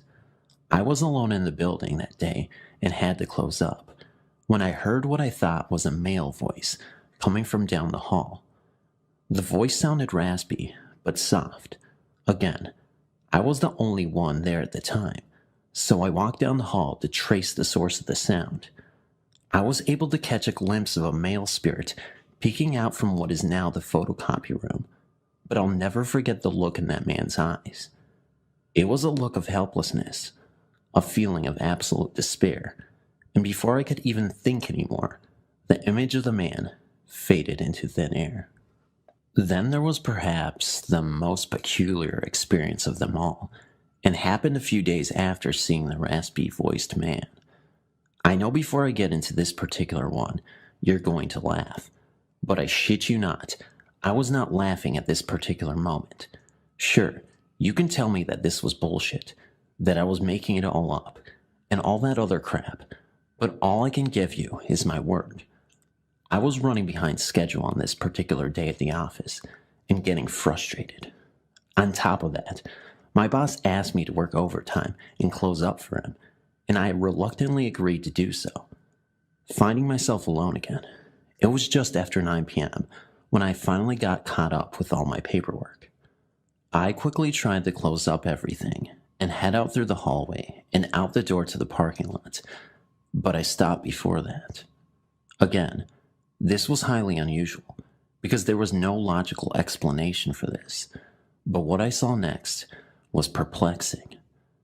I looked into the conference room, and I could have sworn I saw a bearded man dressed in all white with long brown hair, kneeling over another man, as if trying to resuscitate him, and the man throwing up a peace sign a millisecond later. It was creepy to me at the time, but I felt an overwhelming sense of peace too. This all lasted not even 30 seconds. Now, I'm not going to say that this was Jesus or something like that, but the timing was too impeccable. I couldn't tell if this was the same man from the day before, or if it was another spirit, but it almost seemed as if the bearded man came to his rescue, possibly taking him up to heaven. Again, I'm not even close to being a religious person, so I don't know how these circumstances work. The following experiences weren't as climactic as the ones above, but still unsettling to say the least. A couple of months later, I could have sworn I saw two shadow people at the end of the hall early in the morning, then immediately noticed another bolt in front of a desk halfway down the hall. Wasn't able to get a good look at them, just knew they were shadow people. At the same time, my husband got the chills when I told him. Months later, I even saw a soldier standing outside of what was the operating room at one time. His head was down as if praying. The rest of the experiences here are still filled with much activity. I've had my husband visit the office, and he's experiencing things as well. There used to be a morgue on another floor, and he once heard a yelp coming from the used-to-be morgue room. My husband had even encountered seeing shadows in the men's bathroom and would constantly experience spirits turning off the lights in the bathroom. The only sensible conclusion I could come up with was that there was no way that a person could sneak in because the doors are very creaky. We're not the only ones who have experienced these things, as other employees have openly discussed spirits being in this building. One gentleman took the elevator up and had a conversation with another gentleman. When his floor came, he turned to wish the other man a good day, and no one was there. Some have spoken of footsteps late in the evening. One guy got to a point he would tell the spirit it was just him, and the steps stopped. Yeah, to say this is a haunted area is kind of an understatement. Thanks for reading my story. I had to come back home 7 years ago to help my mom. My dad had passed the year before, and it was becoming too much to go back and forth. I was working at the time, and Mom could still get around. I have to mention that Mom has since passed away. She's been gone for nearly 4 years now. Anyway, this particular event happened on a Wednesday, and I will forever remember it. My mom had already gotten up and was going downstairs to fix herself something for breakfast. I went into the bathroom to wash up. I had a funny feeling come over me. I can't explain it other than to say I felt something was very wrong. For one thing, I haven't heard any noises from the kitchen. The bathroom is at the top of the stairs, so I opened the door and listened. Nothing. I grabbed my robe and was about to go down the stairs when I saw this woman at the bottom. She startled me and I froze. We stood staring at each other for maybe 10 seconds. She had shoulder-length brown hair and a white floor-length gown. She never spoke. She did, however, point towards the kitchen. My heart sank. I understood immediately. I ran past her and into the kitchen. I turned into the dining room and screamed, "Mom." She was lying unresponsive on the floor. I ran over to her crying like a baby. I kept calling her and trying to pick her up. I pulled up one of the chairs and tripped while trying to get my mom into it. We both crashed to the floor, but I finally got up and pulled her onto it. I was hysterical. I kept trying to talk to her, but she just stared at me. I ran to the phone and dialed 911. The fire department is right around the corner, so they got there in no time. Her blood pressure was sky high. We went to the hospital and I called my sister. My mom stayed for 3 days and came back home. We found out she had a clot in her heart. She had gone into the dining room to sit down and catch her breath and just collapsed. Later that day, I went home and only did I remember the lady. I got on my knees and thanked God for letting me be at home that day, and for finding my mom and myself worthy enough for him to send an angel to alert me about her situation. That was May 2013. She died November 13th, 2013. Let me finish by saying that I've been in the healthcare field for over 20 years, but when you see what I described, everything you ever learned goes right out the window. Out with my two brothers and my dad fishing at around 12 in the morning. Me being maybe 12 or 13 at the time, William was older and Jason was younger. We were on a bridge that stood over a large body of water, and I was honestly becoming a bit bored since we had been fishing for the past hour. The only real exciting thing that happened was when my dad hooked a skate. It was a kick watching him struggle to maintain the pole. He had let out a mean steam of curses when his line snapped, signaling his loss in the battle. The area was surrounded by forest and was beautifully lit by the night sky. I would look over the bridge's wall countless times just to see the moon's light reflecting off of the dark, steady waves. The bridge wasn't made of wood, but concrete. It was strange looking. Now that I think about it, instead of being only about 3 feet off the surface of the water, it was maybe 10 or 15. I assumed that it was made for walking or riding across. It was narrow, but just wide enough to fit 3 average people side by side. Upon stating that I wasn't having much fun, William led Jason and I down to a large blackberry bush. It was set just next to the beginning of the bridge, so my dad could still see us. With our group, we had 4 dogs. It seems like a lot, I know, but we currently still have only 2 of our said 4 dogs. Tragedies happen, I suppose. Back to the story. 2 of the dogs are German Shepherds, the dogs we have currently. Other than them, we had a border collie and a foxhound and Muda mix, a very beautiful dog, tall and slender, but with just the right amount of muscle. He was all white with the exception of fall points and freckles. Also, very, very fast. Here's the confusing but necessary part. The female German Shepherd was Charlie, the male German Shepherd was Simon, the foxhound mix was Buddy, and the border collie was Sophie. Okay, now that we've gotten that down, on with the occurrence. We weren't really collecting the berries. It was more of a pick and eat thing. Every now and then, one of us would shout out, startled by the sudden prick of their finger from a thorn. Charlie and Buddy were my personal dogs, leaving Jason with Sophie and my dad with Simon. As I was feeling around for berries with Charlie sitting at my side, Jason left to give my dad some. I turned around to watch him go, Sophie at his heels. Before I could turn back around to face the bush, something caught my eye. Something big. My first thought was that it was a tree, that is, until it turns its head towards me. It locked eyes with me. I felt paralyzed by fear. I barely managed to wave my arm around in William's general direction, trying to catch his attention. He must have noticed as he responded with a quiet yeah. Turning to see what I was looking at, he began to say something, but immediately stopped. All emotion drained from his now pale face. "Who is that?" he would ask me. I could only mumble what. Not that I didn't hear him, no, I was correcting him. This thing was massive. Really, the only color you could see on the creature came from its eyes. They were wide, human-like. From where I stood, they almost looked orange. The rest was basically a silhouette. I could feel the presence of the dog next to us. Charlie snarled, stalking closer bit by bit. I wanted to jump at her, do anything to keep her away from it.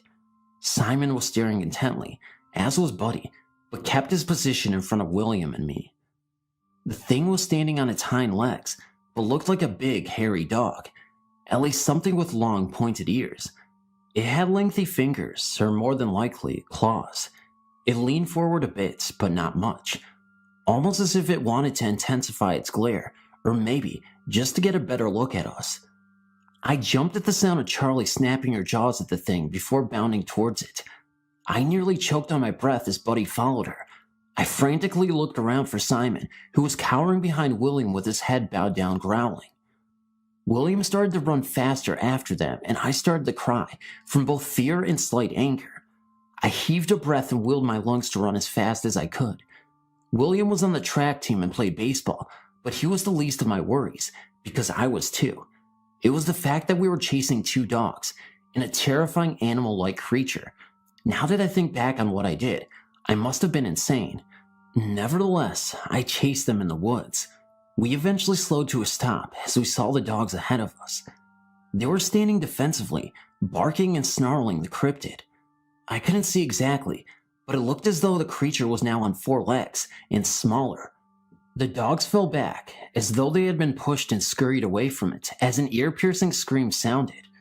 Buddy took off back to the bridge, where we later found him, and Charlie crouched in front of William and I. The scream sounded strangled, unlike anything I'd ever heard.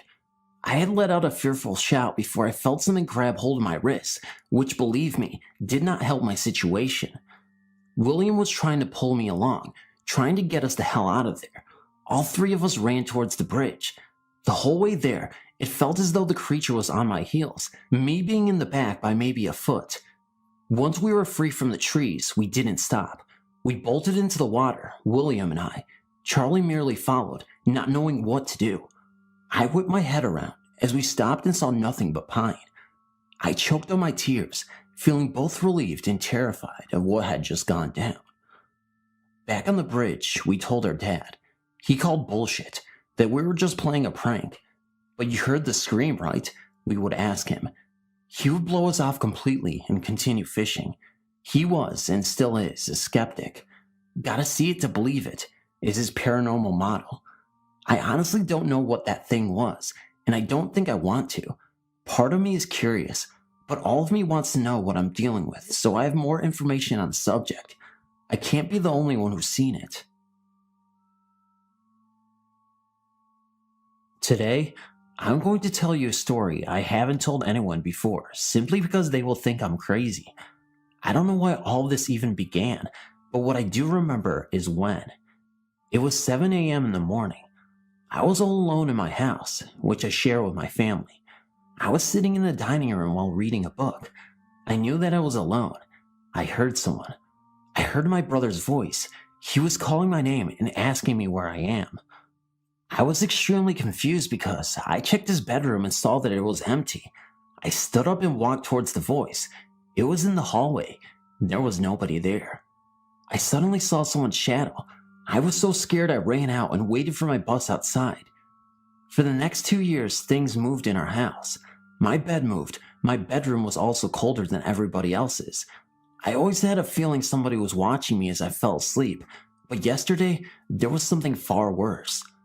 I fell asleep with a huge feeling of being watched, but I also smelled some kind of cologne, a man's cologne that I have never smelled before. I shook it off and soon fell asleep. Around 3 a.m. in the morning, I woke up gasping for air. I couldn't move, breathe, or even scream. I felt my arms touching my head, neck, my belly and legs. I heard some kind of language being spoken in my ear.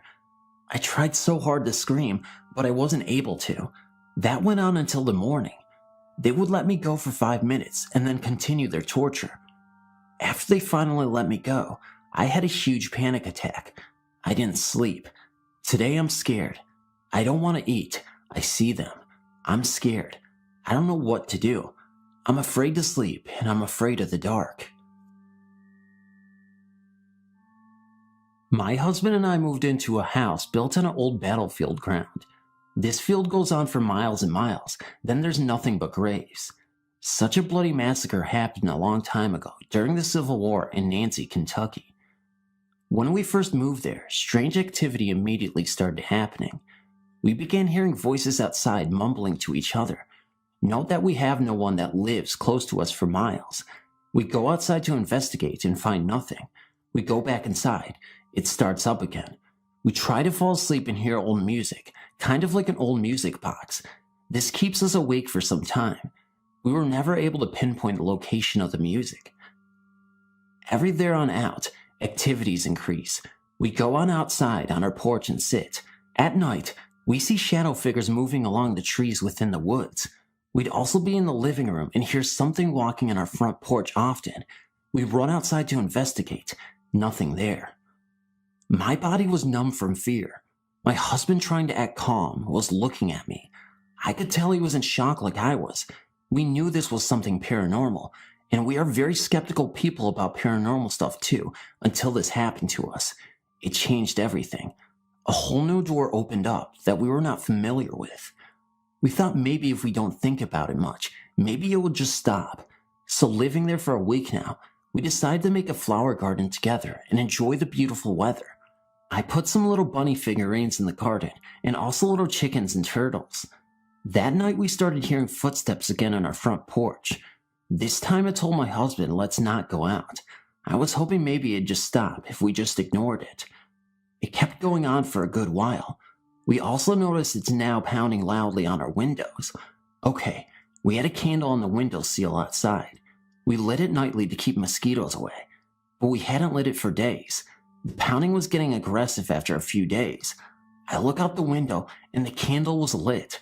My husband and I were surprised to say the least. So we went outside to investigate and look at the candle. I noticed that my little chicken figurines in the flower garden were turned upside down. The next night, I put an app on my phone that allows me to capture EVPs in video in low-light situations. My husband thought I was crazy and was skeptical about capturing anything, but I started talking and asking, "What do you want and who are you?" My EVP app was going off in the direction where my husband was standing. I snapped a picture outside in the dark with my husband posing against the wall. We went inside and reviewed the photo. Amazingly, we saw a dark shadow figure of a man floating behind my husband in old clothes. Now we got proof. We showed it to family and friends, and they agreed something is going on here. The place crept me out so much, we decided to move. I found out later that someone died on that property in a garage fire a long time ago. I don't know if that death is related to the Civil War, or is the cause of our hauntings, or it's the old soldiers still there, or maybe both. What I do know is that strange things happen there. This whole ordeal happened when I was around 10 years old to 13 years old, when I lived in a particular house. The house was quite old. It first belonged to my grandmother when she was younger, and at the time, we were renting from her.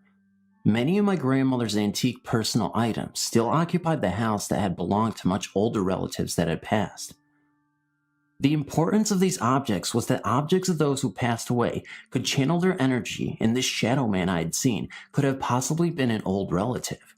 He could have even been one that had passed away in my lifetime, since there was actually quite a few deaths of older male relatives whom I still quite miss a lot. The first I was aware of this man, I was around 10 years old. The memory is faint, but I am positive what I felt and saw at the time. I was in my room with a friend, and we were chatting away when we heard sort of a distinct creaking sound. When we turned our heads, we noticed the shade on a lamp that was on my dresser had somehow flown off of the lamp to a nearby spot on the dresser. Being the young child I was freaked out, and we stayed in the living room the rest of the night. I was about 12 years old, I believe, when I first actually saw the figure who had done plenty of subtle disturbances throughout the years since my first encounter with it. I had stayed home from school since I was pretty sick and was watching Drake and Josh on television to pass the time. I heard the front door open, and then saw, as well as felt, a tall man out of the corner of my eye passing by the entryway to the TV room which I was in. Automatically I called out, "Hey Dad," thinking he had returned from work early. There was no response. I paused the show and the house was dead silent. The feeling of the man's presences was gone too. I knew that I had seen something tall and shadow-like walk somewhat quickly past the entryway. I got up to investigate and found that the house was indeed empty. My whole body was shaking, so I did what came to mind. I cuddled up in my blanket on the couch and turned the volume up to try and erase the so prominent fear that had filled me and waited for my parents to come home. I had seen the shadow man a couple of times after that, each time thinking it was my father, and each time finding out it was not. Those memories are far less prominent in my mind, but are still there. We moved from the house later the next year, and since then, I have not seen nor felt the shadow man. Have you ever seen a shadow figure like this? This is my story of what happened to me at work. I don't know if it's a ghost or anything, but I hope that someone may have opinions. Okay, so I was walking back from giving someone their food to go back to the kitchen. Then I saw a little boy outside of the door.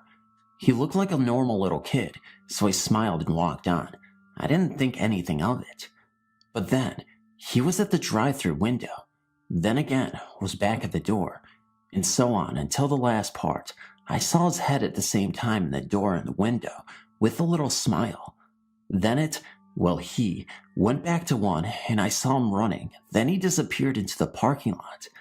The weird thing about it was 9 p.m., and it looked to be about 5 years old. No adults around. It's not the first time I've seen a little boy appear before. One time I was at home, and I'd seen a little shadow boy. I went to tap him on the head because I thought it was my brother. My hand went through his head. Description: around 5. Not pale skin, but not tan either. Bluish gray eyes, sandy brown hair. Wore a striped shirt with gray pants. Cute little smile with a few crooked teeth. Was he a ghost too? Thank you.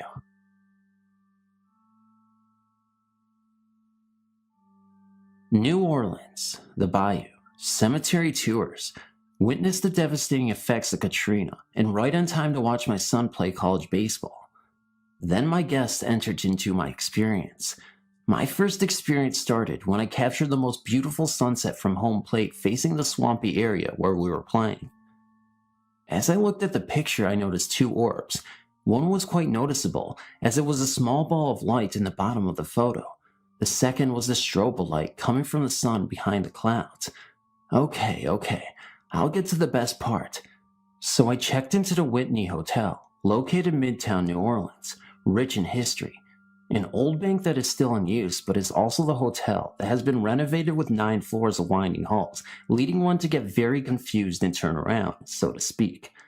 Let me mention, the entire time I stayed at this hotel, there was not one other guest ever spotted by myself or my parents. In fact, the only people you saw were the same 5 employees that all seemed to be interacting amongst themselves in an odd sort of way. They were always there. One was the chef, yet never saw one person sitting, eating, or drinking in the restaurant and bar. These same characters were always around, out of nowhere. They were eager to share stories of the hurricane, history of the hotel, and the architecture and other tidbits of the city. What I thought so peculiar was there was nothing ever mentioned of ghosts or hauntings. I will preface this by saying there was a strong sense of something, but I could not quite place my finger on what it was exactly. I finally put it out there and asked, "What about ghosts?" The 2 staff members shared a look and stated, "Oh, you can say that." They shared hearing silverware falling in the middle of the night, sounds from the 100-year-old basement, and the bank vault closing and locking when no one was around. I retired to my room, 6:11, at around 8 p.m. I noticed the complete quietness of the floor. Again, not one other room guest was around. I laid down and fell asleep. Approximately 2:13 p.m., I became aware of a feeling between my legs, as if I had been punched. I was in somewhere between sleep and wake, and had remembered the feeling in the pit of my stomach that told me someone is in this room. I laid there paralyzed as I tried to rationalize what was happening. Was there someone in my room? Why isn't the spot where it was hit not as excruciating as it should be? There was still the feeling, but no pain, rather a strong pressure feeling. Then I felt the most gut-wrenching, gut feeling, sick to your stomach feeling begin to rise in me. The feeling that someone was there, and this was not going to be good. My heart was racing. I was frozen, unable to roll over to look in the direction where I felt the person was standing. 30 seconds in, I am now fully aware and awake and scared to death. I thought, I need to get control. I can either lay here or take action. At this point, I leaped out of the bed and walked 3 feet to where I felt the person standing, as it was in the direction of the restroom. It was at this point that I swear there was a figure, see-through, dressed in black and white, streaks on the face area. It wasn't a pleasant presence. This feeling I had was of sheer terror. Then it was gone. As I gathered my bearings, slowed my heart, and tried to rationalize what I just experienced, I felt a sort of calm presence come over me. I laid back down, and I instantly fell right back to sleep.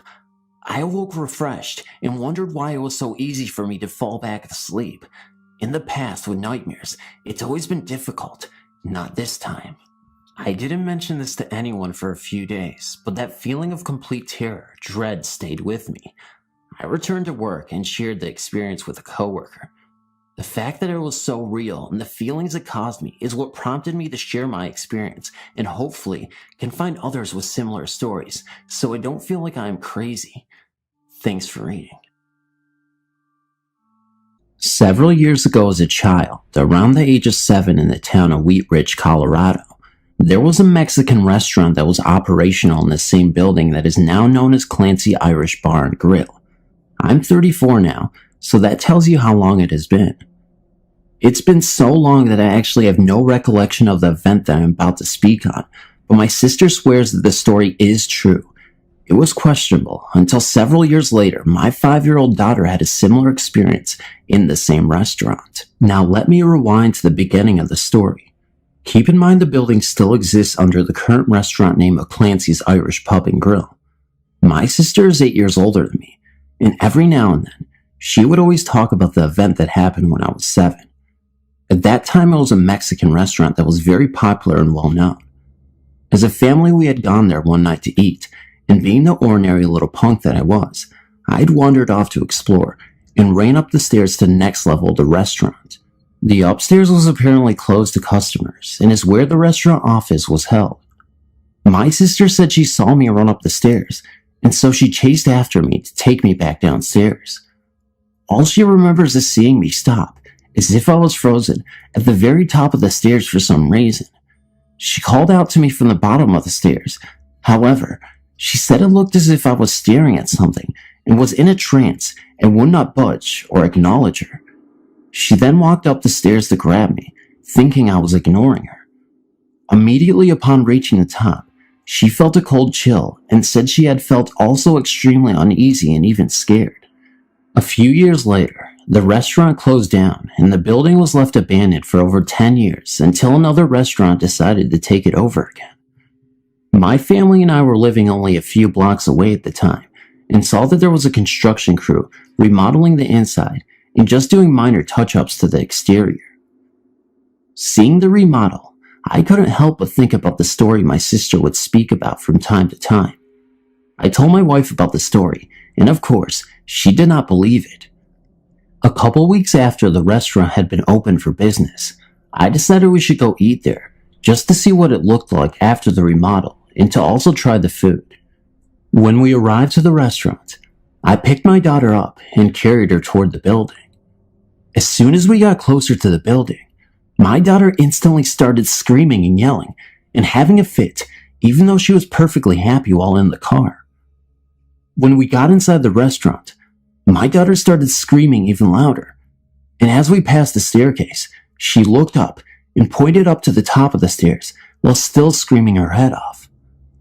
We decided to leave shortly after because she would not settle down. As soon as we got in the car, she instantly stopped screaming and calmed down. This may be a coincidence. However, the next week, my wife and I talked to my wife's mom while visiting her and told her of the story of when I was young. We also told her the situation with my daughter when we went there recently. Her mom asked where it was located, and after we told her, she gave us a very serious and shocked look and told us a story of her own. Her mom told us that her friend at work had recently spoke about her son doing an electrical job at the same building during the remodel. Her friend's son apparently was an electrician and was working upstairs when he heard someone whisper in his ear, "Look outside." Just after hearing that, he heard a loud crash outside. He ran to the window and saw that someone had crashed directly into the parked work truck. He also had told her that he was the only one upstairs at the time when he heard the voice and then the crash happened. This restaurant also later closed within a month and was then bought out by Clancy's. Clancy's is still there, and I also believe it is still haunted upstairs. I've always wanted to visit again and speak with the employees just to see if they had any stories of their own.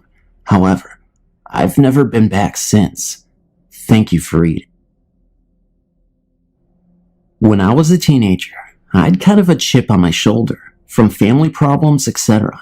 So often, I would not be very emotional with friends or show my feelings. I had a best friend. Her name was Rhonda. We just clicked from the moment we met 2 years prior to her death. We both like talking about things like life after death and paranormal stuff. We once told each other that whoever passed away first, we would contact the other. Little was I to even imagine at that time that this would indeed come true. I remember one time we went swimming with a few friends, and one friend took me in the deep part of the water, knowing I could not swim, and let me go. I almost drowned, and Rhonda was the only friend who came and sat with me while I was crying because it scared me so bad. She was very empathetic to me. Rhonda herself was an excellent swimmer. She had awards on her bedroom wall that she had earned from swimming events, yet she understood what it must have been like for me to have almost drowned not knowing how to swim. That is the quality of a best friend. In 1982, I was 15 years old and my best friend Rhonda was 17. She was looking forward to turning 18 in 3 short months. We talked daily, went for walks, did all the teenage stuff together. One day she called me on the phone and asked me if I wanted to go to an outdoor type of party at Cullen Park, a small boat dock park at the Maumee River. It was a very hot day in July, the 27th to be exact. She said about 5 other people were going, and that they were going to have a cookout, play volleyball, and go swimming. I said to her, swimming? Why would you go swimming in the Maumee River? She said she had done it before, and that you just had to wear your sneakers or water shoes to not get cut by rocks or glass under the water. I still did not like the idea of going in that fish-smelling dirty water, so I told her and she said, well, you don't have to go in the water. I know you don't swim anyway. She said I can just go for the cookout and maybe playing volleyball. I said okay. I have $20 in my pocket and I could chip in for food and drinks. Yes, I will go. We hung up the phone. I sat there thinking to myself and thought, I just don't know if I want to go. I called her back and I said, Rhonda, I don't know. I think I'm going to pass on this. And she responds by saying, oh, come on, Rose, you will have fun. At first I said, okay, I will go. And then I changed my mind again. Finally, I said for sure, no, I'm not going to go. Sorry. And she responds again, fine, be that way, and hung up the phone. That would be the last words I would ever hear from her.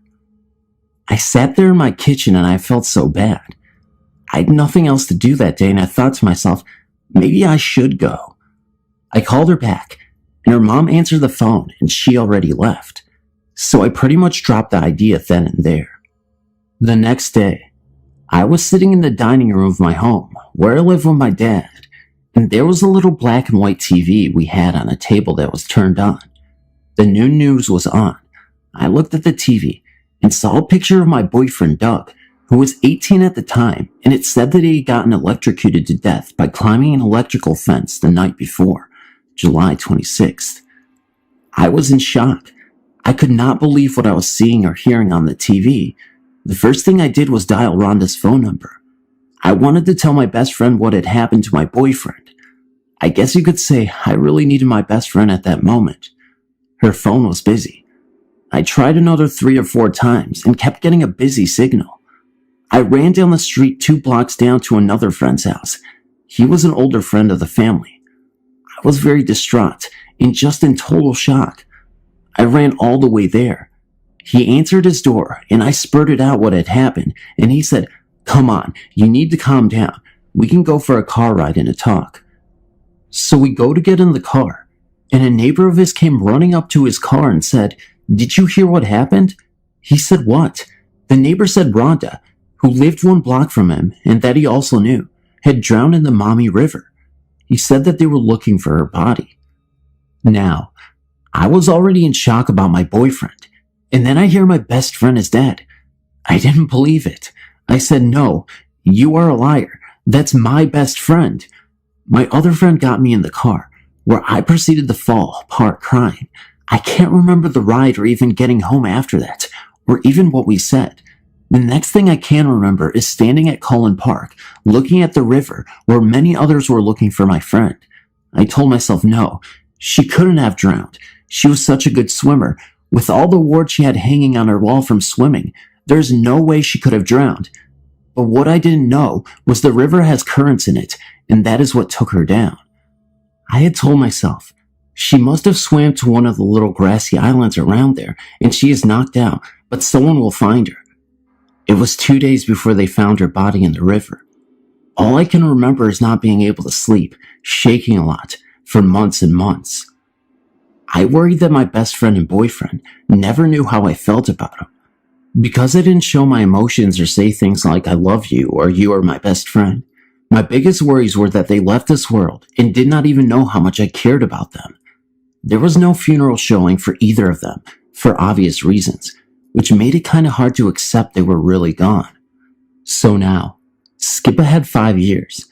I've been bothered by them not knowing each day of my life. It was something I felt horrible about. One night, not even specifically thinking of either of them, I went to bed. I had a dream. I was sitting in my bedroom and the furniture was arranged just how I had never had it before arranged. And Rhonda, my deceased best friend, was sitting next to me on the bed, and we were talking. I wanted to tell her she was my best friend and that I missed her so much and how much it had hurt me that she died.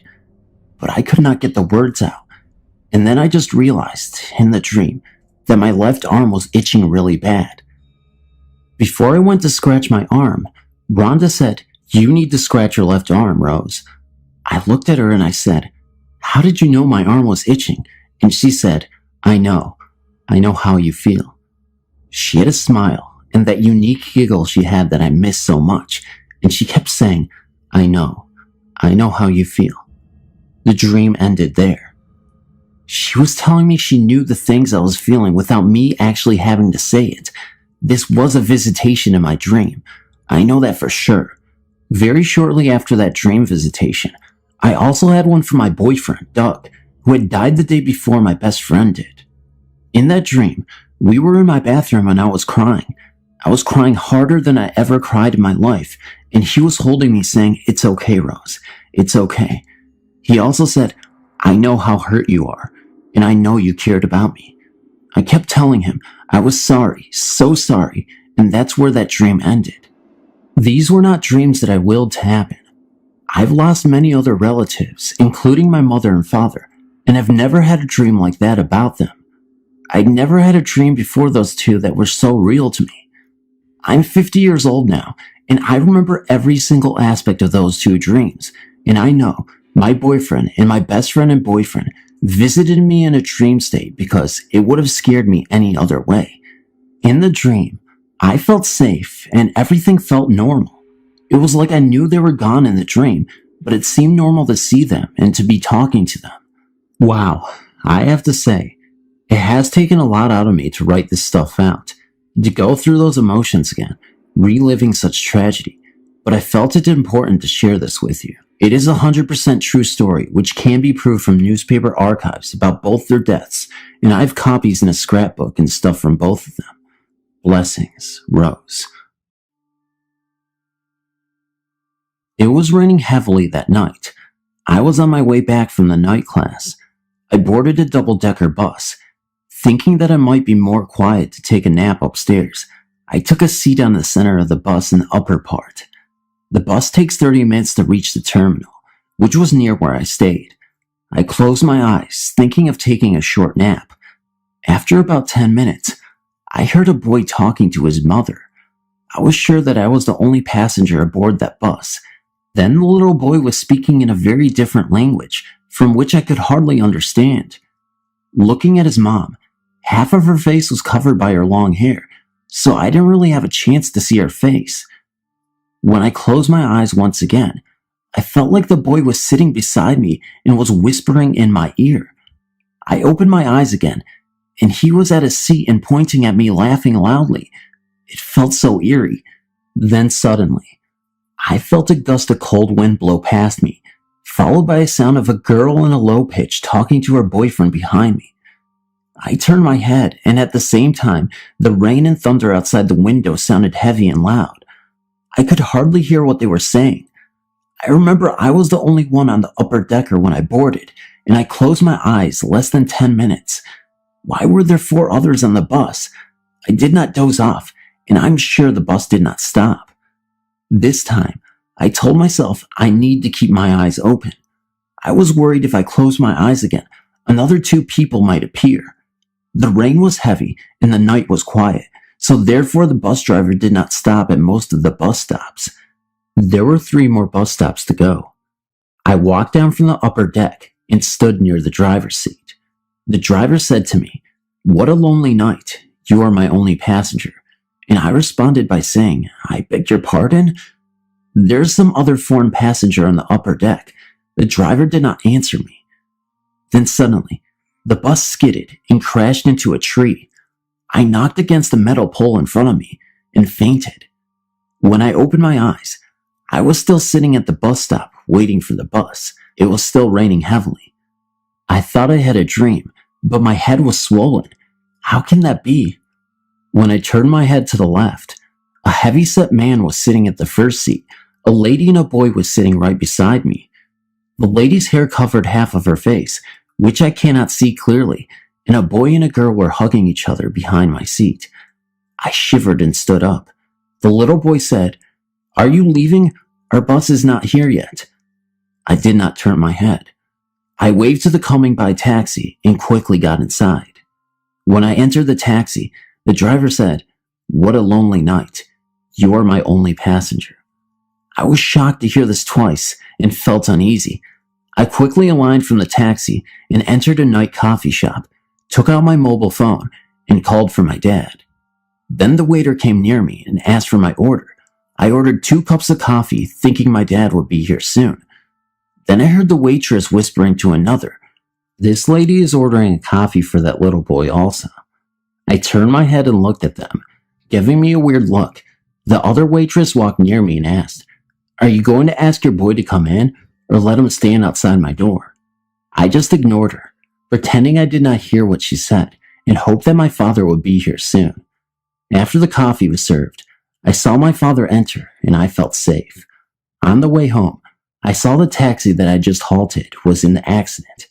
It was badly crashed against a tree, and there stood an overweight man, a couple, and a mother holding a boy staring at the taxi, and the nurses were busy carrying the injured man into the ambulance.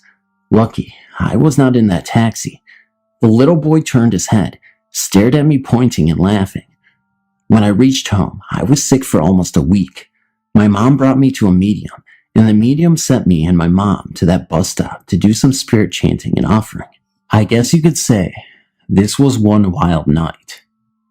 A lot has been happening lately. Comfortable and uncomfortable things. Some of these happenings just leave me curious and confused as to why all of this is happening. I've been experiencing things to the point where I've broken down, and I shall tell you how and why right now. One day, I was sitting in front of the door to my brother's room, just casually sitting there, listening to music as I waited on my brother to come back. When he finally came, just as I turned my head towards him to say something, I was kept completely shut and frightened over what I had just seen. I let out a small scream, which left my brother worried and motivated him to ask me why I had let out a sudden reaction. I explained it all to him, about how I saw a solid figure of a man that stood right behind him. Now, I really didn't believe in the paranormal, and to see something like this just shook me. I did, and still do believe that spirits are real, but my view on seeing them had totally changed around after this incident. I am religious, and I pray more often than I used to back then, which has helped me a lot because I feel more protected and safe. But it doesn't end there. When I found out that my brother was experiencing the same things as me, we told our mother, and she sat us down to explain it all. We found out that she had similar things happening to her in the past too. And I had also learned that when my mother was trying to get pregnant with her first child, me, that she was targeted by black magic and had been attacked by a shadow person. That gives me a feeling that something or someone, the spirits, may have gotten through some closed doors. I'm not a professional or anything, but it's something I assume may have happened. Anyway, we've had our house checked out by different mediums, and they all said the same things. They told us that something was in this house. But the thing is that I feel like there's more than one spirit in this house. One I sense as good and the other I sense as bad, but not demonically bad. I can feel it in my gut. Most times, out of nowhere, I will occasionally see a black mist pass by the corner of my eyes, but I end up dismissing them as my imagination. The way these spirits contact me are through my dreams, most of the times, rather than in my awake hours, although I've seen the solid figure of a man twice in the same hallway. I had an encounter with the first solid figure that appeared behind my brother. At night, I feel cold touches, especially on the side of my head, and the feelings of pins and needles stuck into my hands. Very recently, it was as if I was completely drained of my energy, and no matter how hard I tried, I couldn't think straight. Hours later, I was totally fine and slept well. But this isn't the only time that something like that has happened. One night, I was sleeping, and I felt this voice speak into my ear. It was vividly clear enough to make me understand the words being said, and the voice was soft, yet in a little harsh tone. It said something like, "You think you're clever, don't you? I'm stronger than you, girl. Try me." That's when I woke up. My heart was racing so fast to examine if one of my siblings played a harmless yet frightening prank on me. But when I realized there was no way for my siblings to do that to me, I froze in shock.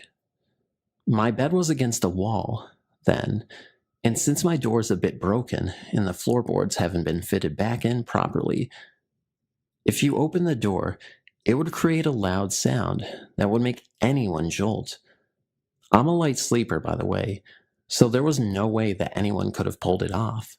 Plus, I don't sleep against the wall. I always sleep away from the wall, so I wouldn't have known and felt something get onto my bed and lay beside me. It's just confusing me, all of this. I found myself crying one day because of it. I don't know what to do. I've decided to keep myself devoted to God and to follow the light, as I know that's the only thing that assures me safety. I'm sorry for posting such a long story, but I would like to know your opinions and advice on what I should do or about what's happening to me. Thanks. Number 2. My name is April. I'm 21 and have a story to tell you about the experience I had with the infamous Ouija board. You have heard stories of Zozo the demon, right? Well, he is real, and I have read stories on him, but didn't actually think it was true until it happened to me. 3 months ago, I had moved in with my sister, and I had brought a couple friends over to hang out that evening. We were all smoking a cigarette when I came up with the brilliant idea to play the Ouija board and ask otherworldly spirits questions about the afterlife and questions about the future. Now, I have played the board by myself for many years, with little to no negative spirits speaking with me, but this evening was in fact different. We sat at the table and put our hands on the cursor and moved it clockwise around the board as we said Ouija out loud 3 times. My friends weren't avid believers in the paranormal or using the board from rumors they had heard. I asked, "Is there anyone there?" The cursor moved slowly to yes. "Who are we speaking with?" The cursor repeatedly went from Z to O and continued to do so after the question was asked. "What do you want?" It quickly spelled out her. "Who is her?" I asked. It spelled out my friend's name, and I was freaked. "What do you want with her?" It spelled out, "I want her." Very quickly, the cursor returned to moving from the Z to the O yet again, and I was getting annoyed with this because it wouldn't tell me why it wanted my friend. It just spelled out, "I want her," repeatedly. My friend, the one the demon wanted, stupidly called him a pussy, and the board spelled out death. That's when things got bad.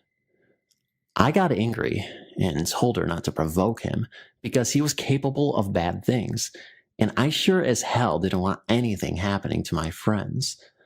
The other friend just sat there freaked out, not speaking the entire time, as we continued to ask it questions, which I don't recall. The cursor began feeling hot under my fingers, and I asked my friends if they felt it too. They said they did.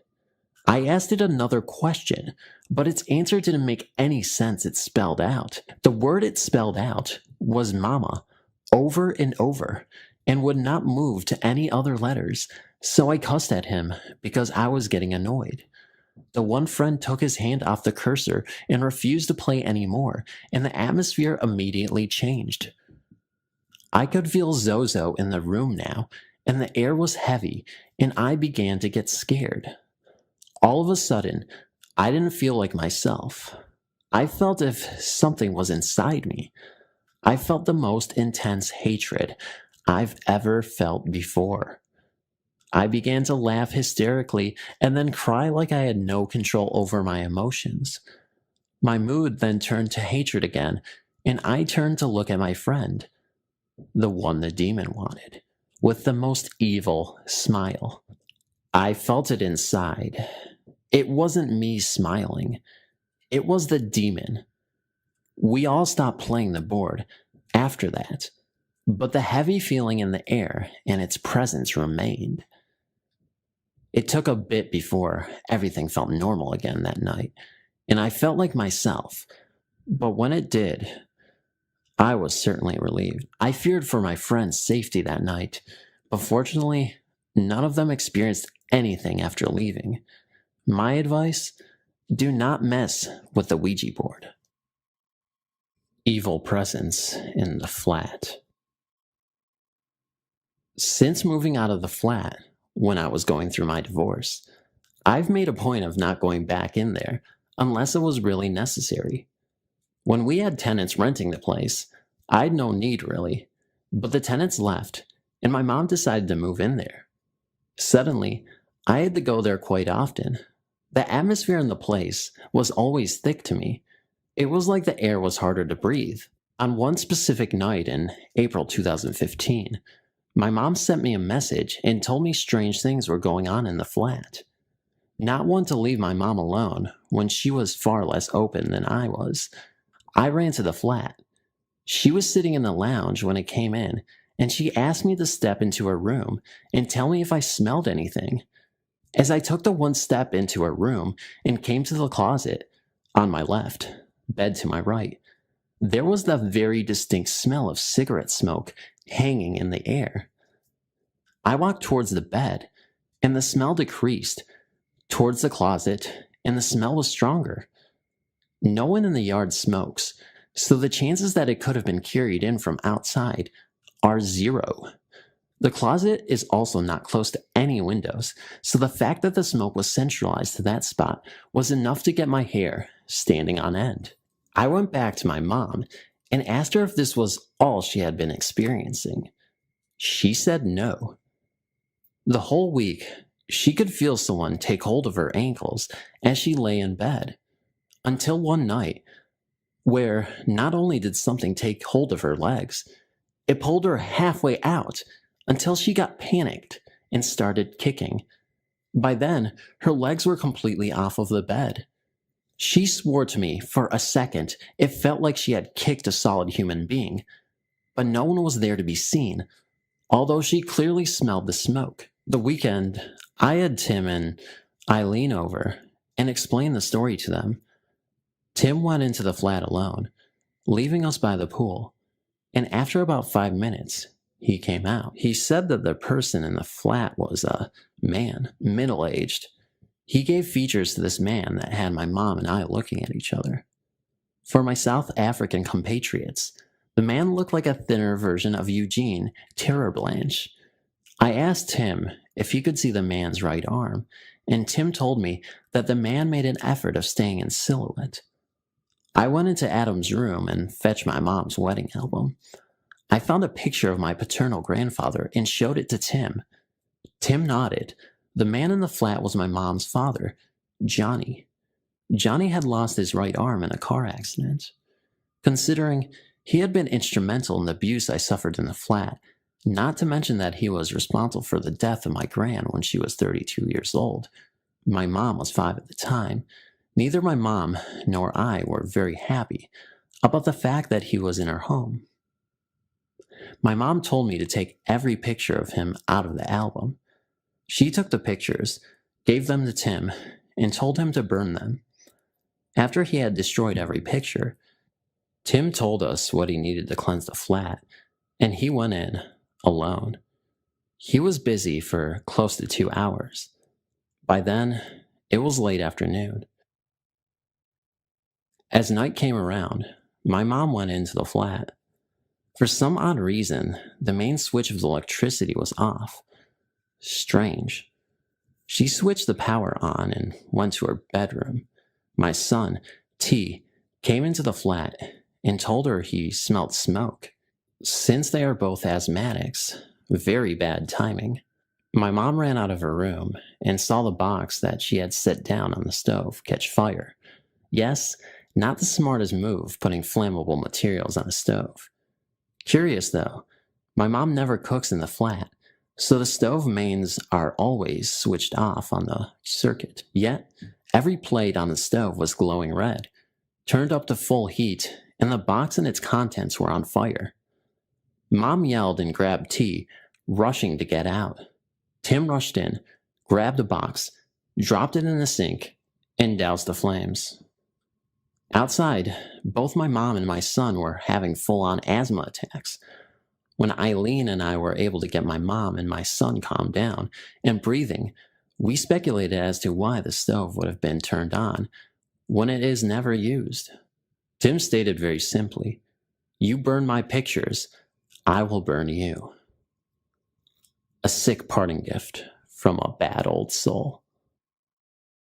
At long last, the 14 hours of flying non-stop from Singapore to London was over. Max managed to get the key to his hotel room. The thought of having 2 days off in London overcame the trauma he endured during the 16 hours of duty time. The flight was packed with demanding passengers, and it was hard coping with his senior crew. After having a shower, Max took a train from Gloucestershire Station and left for Piccadilly Station, the nearest tube station to London Chinatown. Max's favorite duck rice was in a restaurant in Chinatown. He would never fail to visit Chinatown for his favorite dish. The restaurant was crowded with diners from all over the world. It was noisy too. There was only one small table available, and the waiter ushered Max to that table.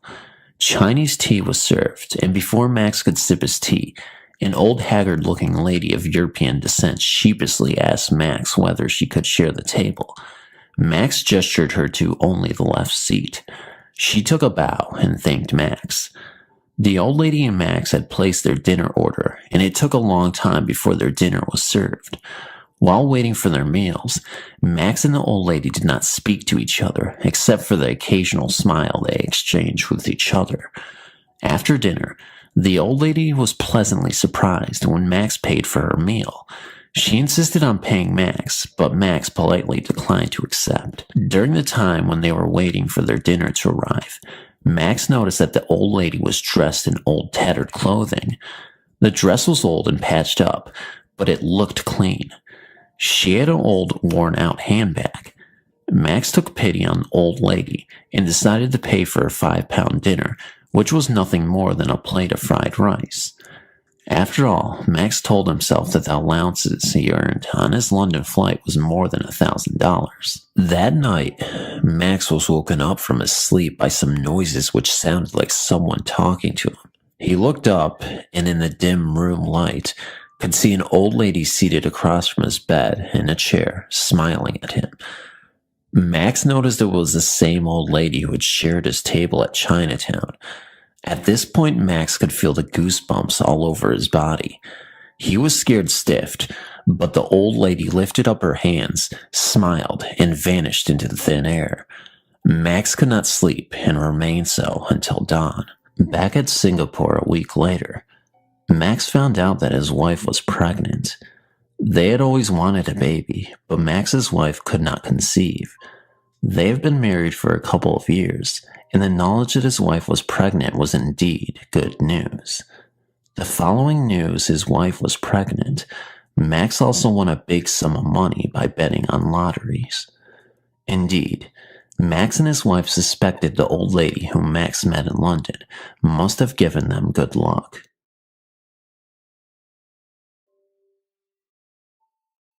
Three years ago, I used to study in France, and I worked part-time at a restaurant in winter. This is a very old restaurant and an expensive one. My job was to clean the whole restaurant before it was noon.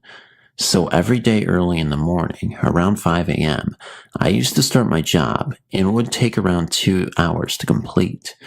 I like to share the strange experiences I had in this place. In the morning, when I'd start work, it was always dark. Every day the first thing I did when I entered the place was to lock the door from the inside. After this, I turned off the alarm systems and then would turn on the heating systems. Each and every window was kept closed in the building. The restaurant opened at noon, so all the other employees started work after 11 a.m.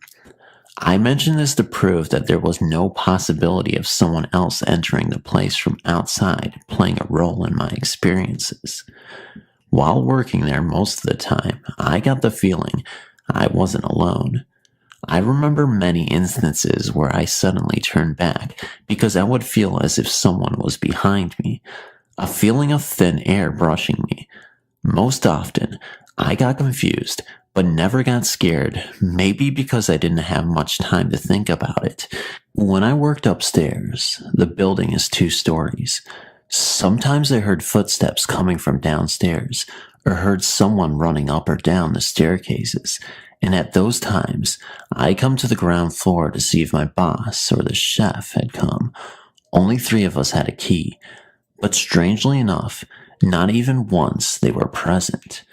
The next thing I did when it happened was run towards the main door and see if it was locked properly, and it was always locked.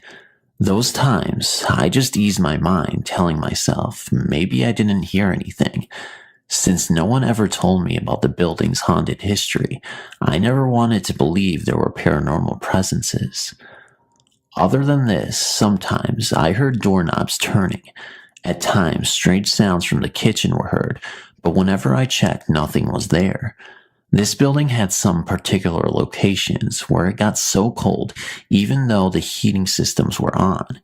When you are at those places, you tend to get the feeling someone or something is always there, and it never moves from there.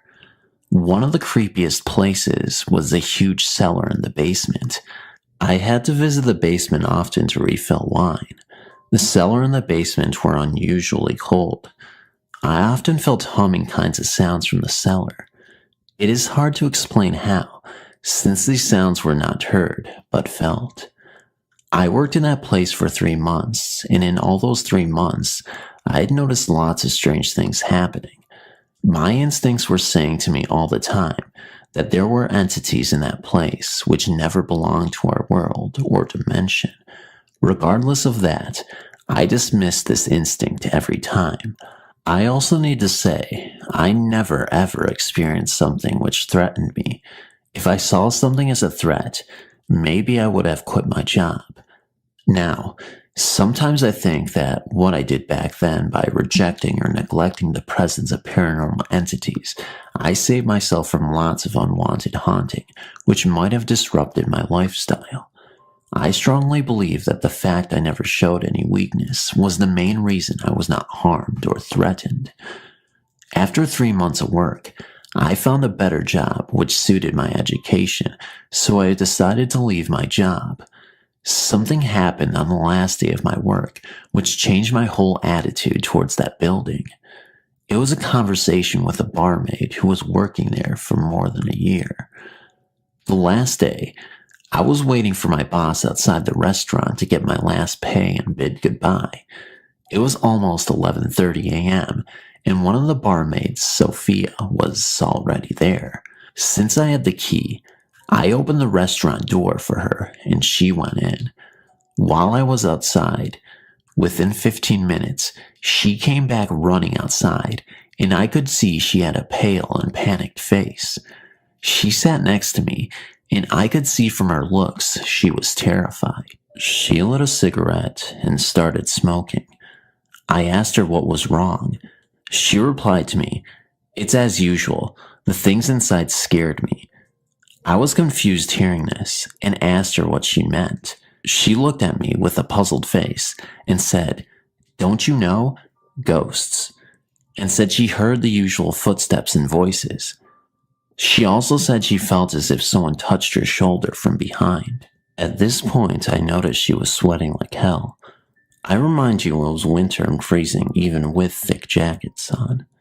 Once I saw this, I knew for sure she was damn serious about it.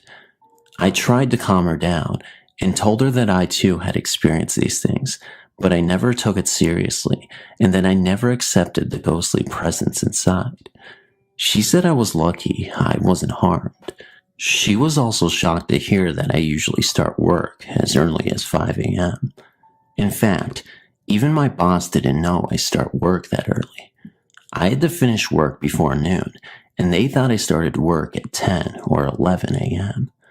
If someone had known the timetable I used for my conveniences, I'm sure they would have never allowed me. According to Sophia, throughout its history, the building was notorious for haunting.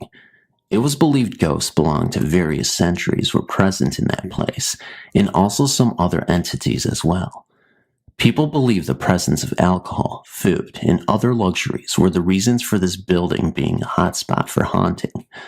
The building had always been a restaurant, a hotel, or a bar in its lifetime.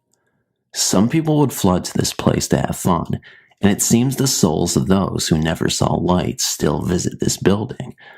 There were also some ghosts who were trapped inside the building for unknown reasons. Most of these employees and guests, when being alone, have felt the presence of these ghosts. This includes voices, touches, and moving shadows. Sophia also mentioned that a murder or a suicide had taken place in the basement long ago. She wasn't sure about it, but said the basement had the strongest sightings. Some employees were working inside the basement and had seen moving shadows and strange whispers in their ear. Unlike the voices heard, these whispers were very clear. After my conversation with her, I really felt terrified, but also lucky to not have been threatened by ghosts. Now, Sophia was only 18 and was one of the fun-loving people in that restaurant who loved playing small jokes, so it was possible that she was trying to fool me. So that afternoon when I met another employee, Adela, who's a friend and was someone respectable in her 60s, I told her about my conversation with Sophia, and this old lady friend confirmed everything Sophia said. She also yelled at me for working so early alone in that building. She said the ghosts were very violent sometimes, and she mentioned an incident. One day when Adela, my boss, and another employee were having their last drink for the day, almost around midnight, suddenly they heard huge bangs and very loud noises from the kitchen. She said it sounded like someone was screaming out of anger. They were all scared because the whole place was locked from the inside, and there weren't others present in the restaurant but these three.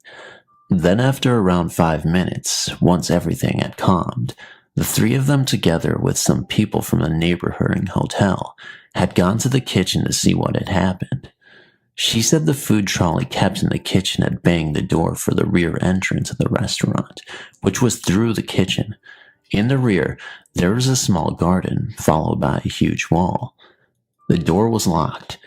It had occurred to them that something had been banging the trolley against the door. What frightened them was the kitchen knives, which were very sharp, were seen scattered around the kitchen as if someone had thrown them all over the place. Had some employee been present at the kitchen when this happened, then most probably he would have died or severely gotten injured. After this incident, my boss had brought a priest and purified the place, and things have calmed down a bit for some time. Then everything had started up again. Luckily, the kitchen haunting had never repeated.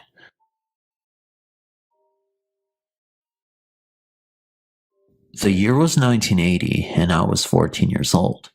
My parents and 2 younger sisters were living in Saudi Arabia, where my father was stationed as part of a phone system upgrade project for the kingdom.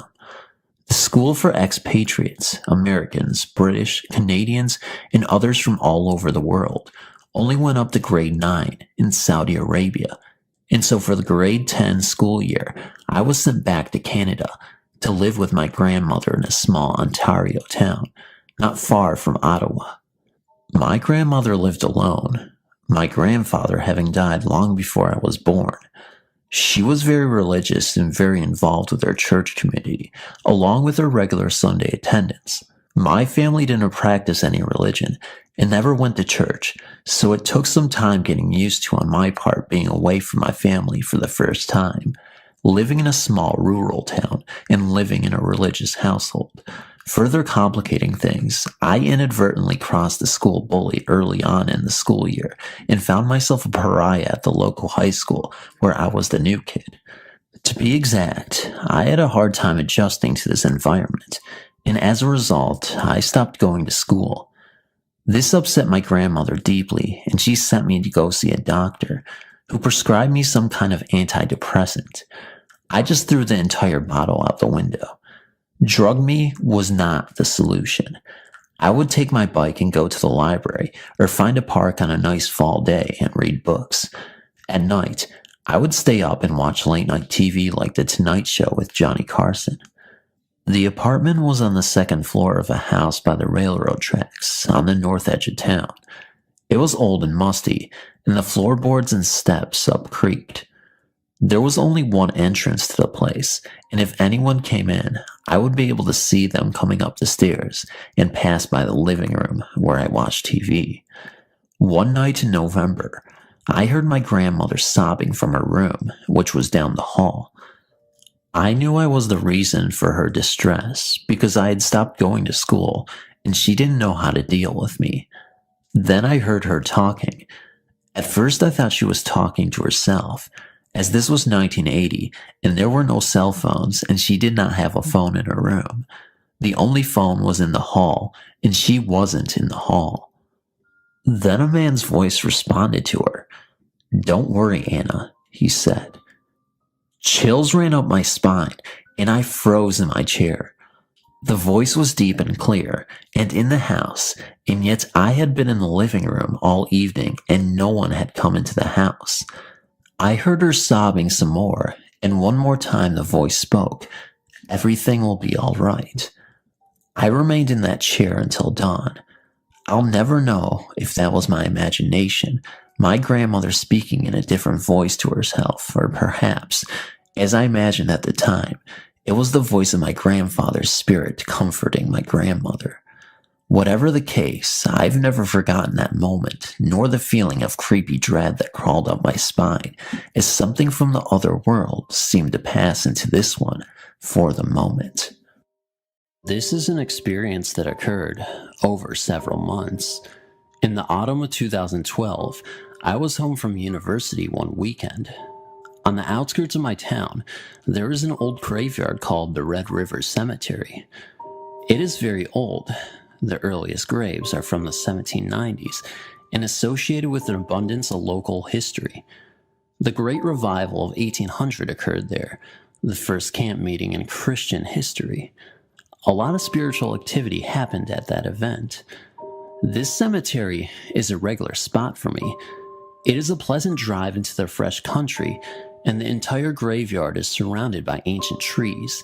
In the back of the cemetery is a reconstruction of a log church that was once there. You feel as if you are going back in time when you go there. It is serenely silent and still, and there is a nostalgia with all the graves and arrangement of trees. In the center of the cemetery is a separate walled graveyard.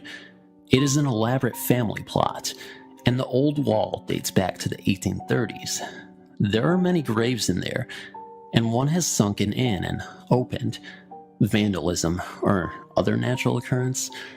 Not entirely sure. I walked around the plot for a few moments. I had come here many times before, and nothing strange had ever happened. But this time, I felt an unpleasant feeling. It wasn't very strong, but I felt that I should get out of this plot. I did so and continued to walk around the cemetery. Then it started that night. I mostly had insomnia, but I did drift into sleep eventually. The line between the two is blurred, but I definitely know that I was awake most of the night. In lack of a better term, my mind was tormented. Seemingly out of nowhere, my mind burned with the image of these two particular graves in the back of the walled plot. It was scorched in my mind. I had nightmares when awake of these two graves, and never could I get my mind off of them. It was something I've never experienced before. The thought and image of these graves blared and blared in my mind, and I felt terrified. I knew I was awake, and I was afraid in my own home. I felt I wasn't alone. I covered myself in the middle of my bed with this torturing thought of these two graves. As the night wore on, the thought or nightmare, I can't recall which, I had a dream of the people buried there. I remember specifically seeing a man, young, but I couldn't tell how young, and his face was a blur. He wore brownish beige clothes, pre-1850-ish style. He may have held pale hair, but I can't recall specifically. He was a little heavy-set, not fat, just big. This image is crystal clear in my mind, and in my torment, I knew it was one of the people buried in those graves. This incident was absolutely dreadful. The next day, I was emotionally disturbed. My parents didn't know what to think. If I thought about my experience, I would start to cry. A few odd things happened that can be attributed to coincidence, but nevertheless odd. My dog was barking at nothing. Then the washing machine went crazy and started moving. The repairman said a part inside had gotten loose. It never done that, nor has it again. Again, this could be coincidence. Eventually, I put it out of my mind. It was disturbing, but I couldn't let it get in the way of my studies, so I carried on with my life. Then came the spring of 2013. I became curious again about those graves. I wondered, just who are buried in those graves? I thought if I found out, some sort of mystery would be solved or a question would be answered. So I gathered my courage and went back to the cemetery. I found the two graves. They were there. I wrote down the names but misplaced the exact information, but the individuals were two siblings. There was a Jane, and she passed away when she was 28 and had 3 children. Her brother's name was Chatham. He died when he was 21 or 22 in the 1810s. They were the children of a Kentucky senator, who is also buried nearby, and the site of their old family home is nearby. Nobody special, and I thought little of it. That very night, I woke up at exactly 3:30 a.m. Insomnia again. I had been awake for a few moments and then my doorknob wiggled. I stared wide-eyed at it for the longest time. It had just wiggled. My first thought is that it was my cat. Sometimes she opens the porch door, then tries to open our doors. I prayed to God, please let that have been my cat, then I can sleep in peace. I convinced myself it was my cat, of course. The next morning, my cat was on the porch, and the porch door happened to be locked. Kitty had not snuck in, so I interrogated my mom, dad, and brother. They denied my accusations. They wouldn't do that. Then, the next night came, and I awoke again at 3:30 or 4:30. When I went to bed, my brother, who was in the den, right outside my room, was watching TV. But here, I was awake again, and I could see the light coming in, where I could see under the door. Then my door opened. I heard the doorknob turn, and it slowly opened. about halfway. Then it began to close again, but didn't close all the way.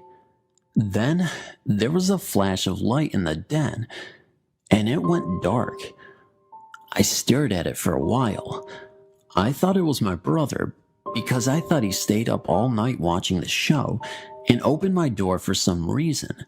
Thus, I wasn't scared, and I got up and closed the door. I attempted to go back to sleep, but was a little bothered. I asked him about it the next morning. He didn't know what I was talking about, because he swore he went to bed at midnight, and he has no history of sleepwalking.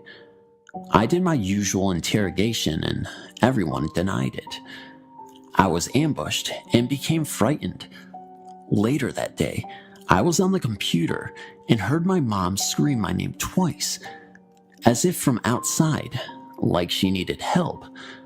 I rushed outside to get her aid. She was calmly tending the garden. She looked startled when I got there. "What's wrong?" I asked out of breath. "I heard you scream my name." She said she never did, and looked at me like I was crazy. She thought I was playing a joke on her. She'd never play a joke like this on me. Since this moment, nothing has happened with the incident. I even went back to the graveyard and got no bad feelings. It was a lovely autumn noon. Me, my parents, and my granny were on our way to visit relatives. Everyone was a bit on edge, as these family gatherings tend to be extremely awkward and competitive, so they thought it was the perfect time to express their views on political matters, which is always so delightful. For these reasons, I was rather annoyed when we arrived at the cemetery. Our final destination was visiting live relatives, although visiting dead ones can be competitive as well, as our culture has a knack of graveside landscape design. But my granny also wanted to pay our respects to the deceased, because she can't go there by herself too often. I used this opportunity to keep my distance and to gather my wits before standing in front of the grand jury on matters of finance and romance. I raked the leaves and started looking about. I was pleasantly surprised to notice I felt at ease. Previously, I've always felt uncomfortable in graveyards, jumpy even. I started looking around, observing the old, shadowy trees, leaves swirling down. There are mossy graves with old German names, barely possible to read now, Lithuanian names. It's close to the border. Sometimes I would notice a name I have heard, probably from local gossip. I was mostly enjoying the nature, though. At that point, I think it's important to admit, I felt anxious and a bit depressed because of the visit, but the graveyard felt to me like a park. Graves, just like some monuments dedicated to soldiers.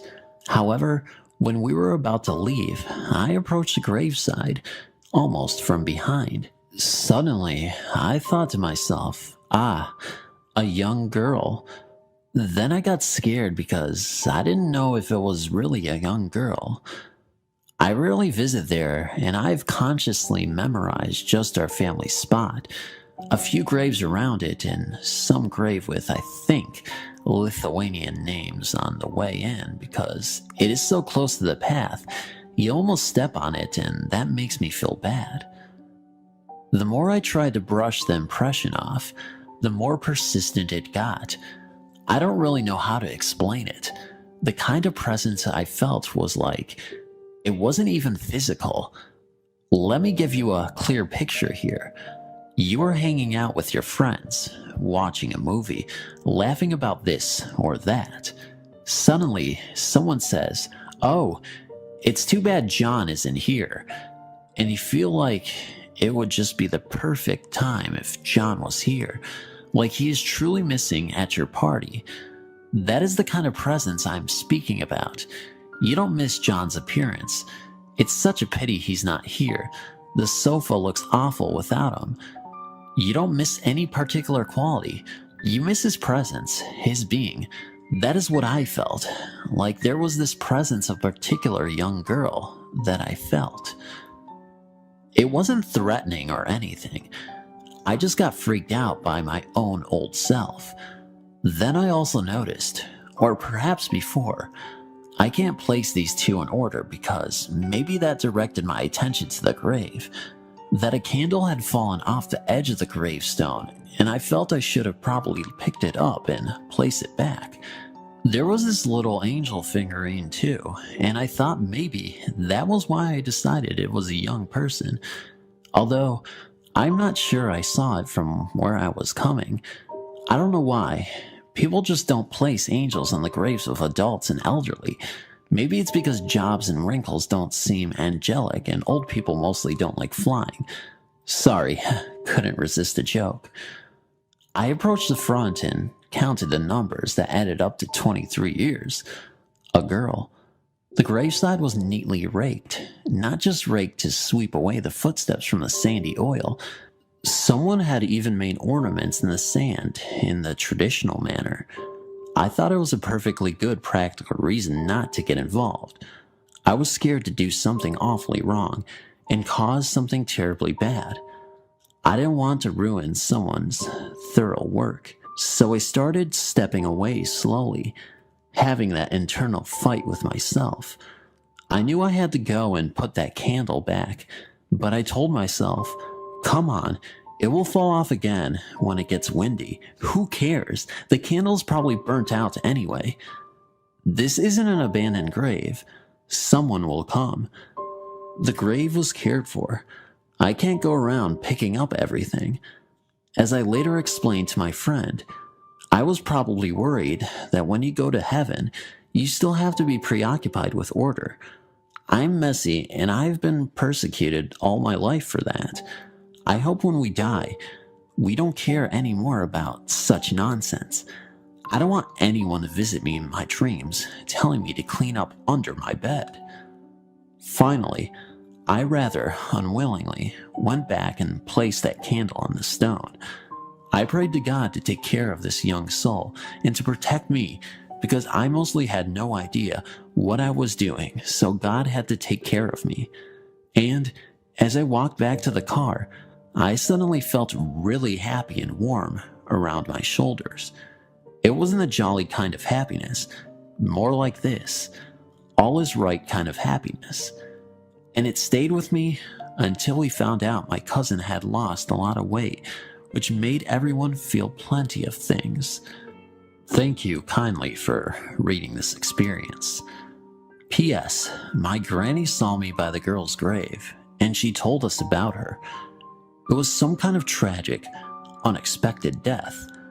I'm saying this because it might be that she had told me this before. The girl had died several years ago, as the grave was on the way out, and maybe I had unconsciously memorized it. It would be honest to mention this option. I just started experiencing whatever is going on, and it is really scaring me. A few weeks ago, my sister and I went to the local graveyard to test out this ghost radar I got in the app market for my droid.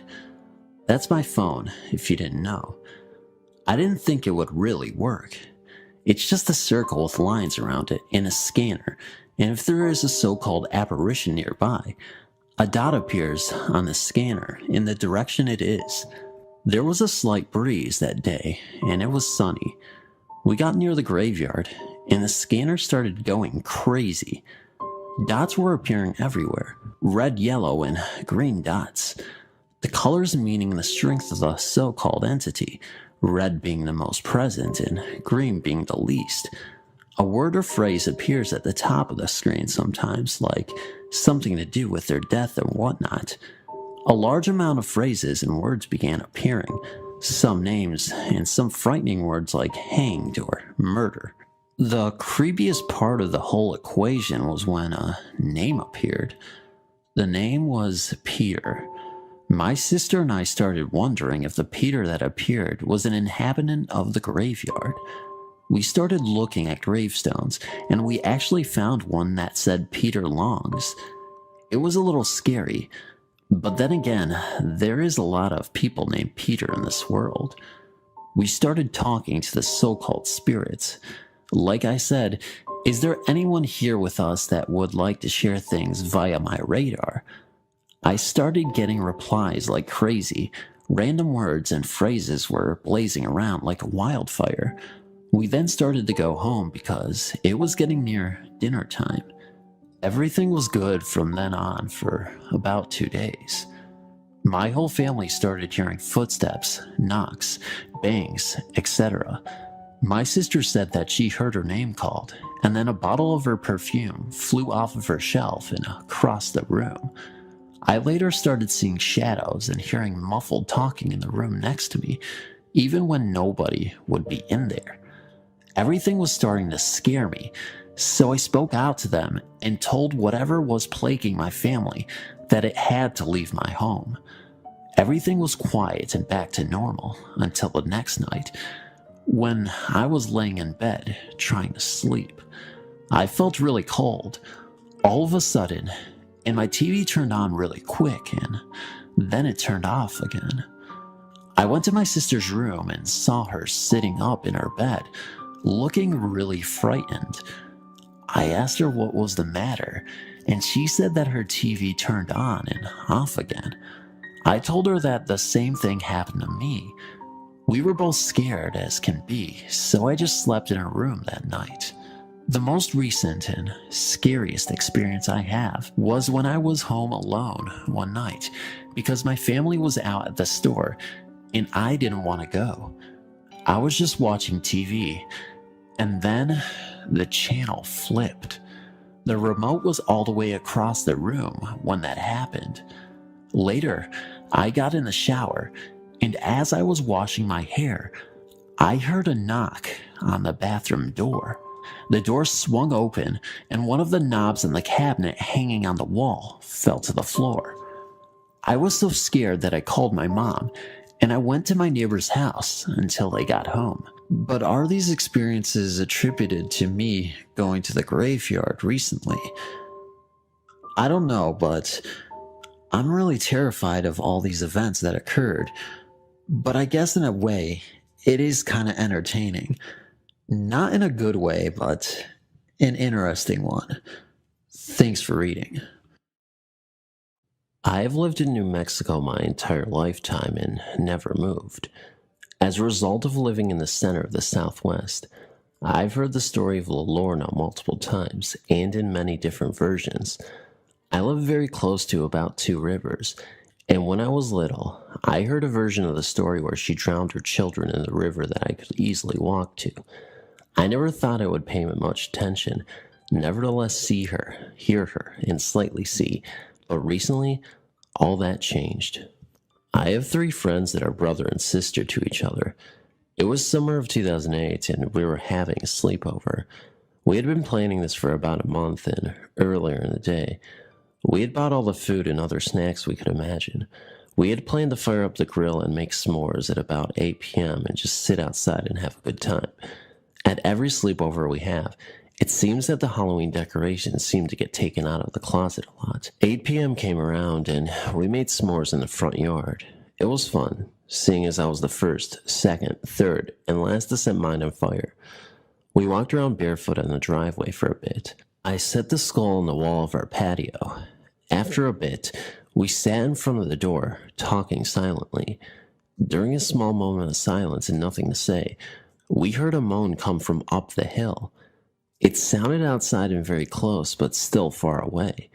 We ran inside, and in the haste, I nearly got shut out. We were all accounted for, and we ran into my room. When we heard it, it seemed like it was coming our way fast. We all believed it was La Lorna, but we shook it off as one of my neighbors trying to scare us.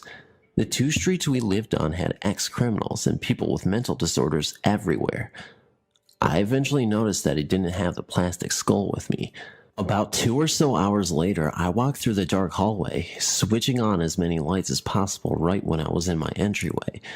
I looked out the narrow window next to the front door. I saw what looked like a misty shape of a person hovering there. It kind of looked like a woman, but I couldn't tell very easily. It was all very light. I didn't stay to find out. I turned tail and ran back to my room. Right before I got to running half of the 2 feet into the hallway, I looked down a bit and saw my plastic skull right next to the door. I'm still not sure if that really was La Lorna, but one of the friends at the sleepover, the older sister, had heard once before, and the moaning sounded just the same, and she heard her. The other sister with us was hearing bells for the rest of the night. This story goes way back before I was born. My uncle told us the story on one Christmas day, when I was like 7 years old. He told us that when he and his work friends went to a bar to relax after a hard day at work, he saw the scariest thing in his entire life. When he got near to the ravine, he saw a lady in white weeping and crying looking down, standing at the edge of the ravine. So he said, "Are you okay? Be careful, you're going to fall." But no words came out of her. My uncle described her. He said she was wearing a long white dress and she had no feet, actually floating in the air. He could only see her back. After a few seconds, my uncle felt really bad and he started backing up. Her weeping became louder and louder. Then she turned around and my uncle screamed. Her face was indiscernible and she had horse legs. She was part human and part animal. After that, he never walked home alone at midnight around the ravine. He said that, at night, he could hear her weeping soft in the air, and he still gets the chills down his spine. People say that when you hear the weeping lady far, far away, she is right outside your house or near you, and when you hear her really close and loud, it's because she is far away. My mom is a first-generation American. Her parents moved from Mexico to El Paso, Texas, before she was born. The supernatural was very prevalent in both sides of her family. My grandfather claims that we are descended from the Apache warlord Victorio, and that the spirit of Victorio appeared to him and his brothers when he was a young man. My mom had many experiences with ghosts and spirits, but she said that none was more terrifying than her experience with La Lorna. Her family lived in a decent-sized house on the banks of a canal on the south side of El Paso. At the time, the family had 3 dogs. My mom describes all of them as the toughest dogs in the block. One night in the dead of winter, my grandfather was telling my mom one of his great stories when there was a loud commotion in the front yard where the dogs were. The dogs were barking to wake the dead. My mom and her dad went outside into the front to see what was going on. They were joined by my grandmother. They had not noticed this before, but a fog was slowly creeping around the street. The air was chill, but different from the cold of winter. The cold went down to the very bone. The 3 dogs were barking towards the fog, or more accurately towards the canal that was by the house. Suddenly, a blood-curdling scream pierced the night air. My mom described it as the most terrifying cry she has ever heard in her entire life. She says that it lasted for a full minute before finally dissipating. When the scream left, the fog lifted and the dogs returned to the way they were before. My mom asked her dad what the scream was, but all he said was La Lorna and told her to go back to bed. Naturally, she couldn't sleep and instead listened to her parents debate over whether or not to call the cops and report her murder or something. In the morning, when it was light out, my grandfather went down to the canal but unsurprisingly found nothing. When he came back, he told my mom the legend of the woman who drowned her own children and is now fated to cry out for them on the banks of the river where she killed them. And to this day, my mom is convinced that she heard La Lorna on that night so many years ago. Another close associate of mine who has had a close encounter with La Lorna is my former karate instructor and confirmation class teacher. He is Irish and a devout Catholic, but firmly believes in the existence of ghosts and the paranormal. When he was a teenager, he lived in New Mexico, close to the borders with Texas and Mexico. Like any good teenager looking for a rush, he liked to ride around with his brothers after dark and watch for ghosts in the old graveyards. One night, he and his brothers managed to convince a couple of girls they were sweet on to come along. They were sitting in the car in the middle of the desert when a deep fog started setting in. They were unsettled and decided to leave, but the car wouldn't start. Suddenly, he says that everything went completely and utterly pitch black. My friend flipped, but his brothers were frozen in their seats, unable to move a muscle. He yelled, but they still didn't move. He reached over and managed to finally start the car. He was 15 and didn't even have a license, but he drove out of there like a bat out of hell. When his heart finally stopped racing, he stopped the car. He turned to his brother and asked him what the hell happened back there. His brother, with his face still white, asked him incredulously, "Jim, did you not see her?" He shook his head no and asked his brother what he was talking about. His brother told him that when everything had gone black, a strange translucent white woman appeared outside of the car. She looked like a wicked witch.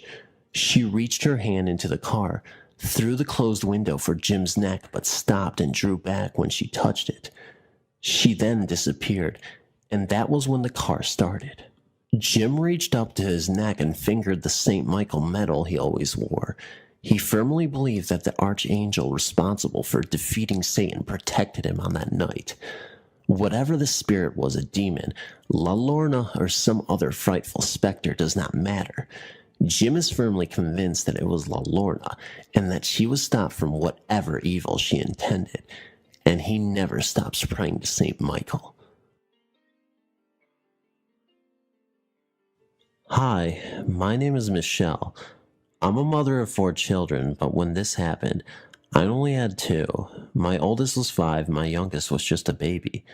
When my second child was about 4 months old, we lived in a trailer park across the street from an open field in Sodus Point, New York. It was supposedly a battlefield in the War of 1812. One night, around midnight, he woke up crying. I heard someone or something singing, or rather chanting to him. It sounded so weird. I couldn't understand her, but she kept singing until he went back to sleep. This proceeded to happen every time he woke up in the middle of the night, up until the night before we moved.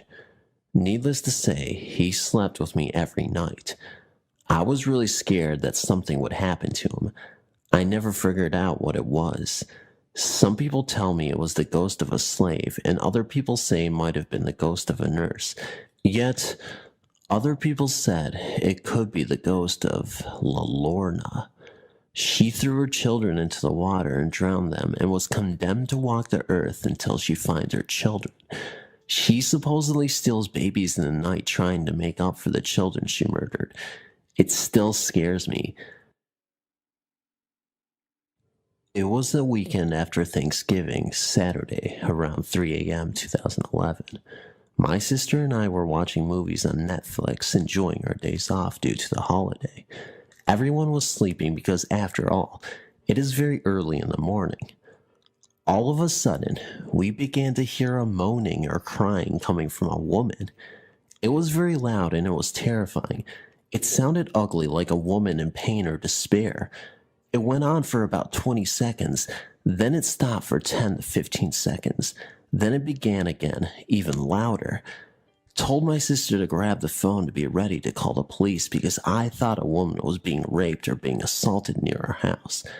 I stepped outside, scared, to see if I could prevent a crime.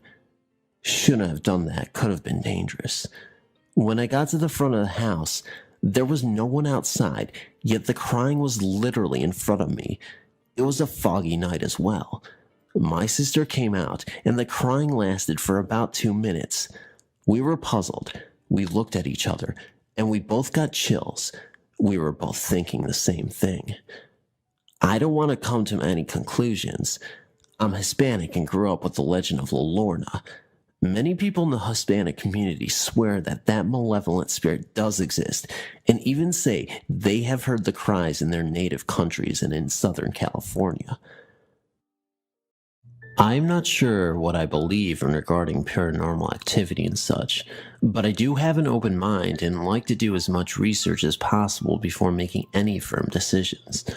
This experience happened in November of 2010, a month after having my youngest. I just had a procedure to remove a kidney stent 2 or 3 days prior. I was sick almost right after leaving the hospital and felt horrible, but it was my first time going under anesthesia, and a nurse had told me it was common to feel ill.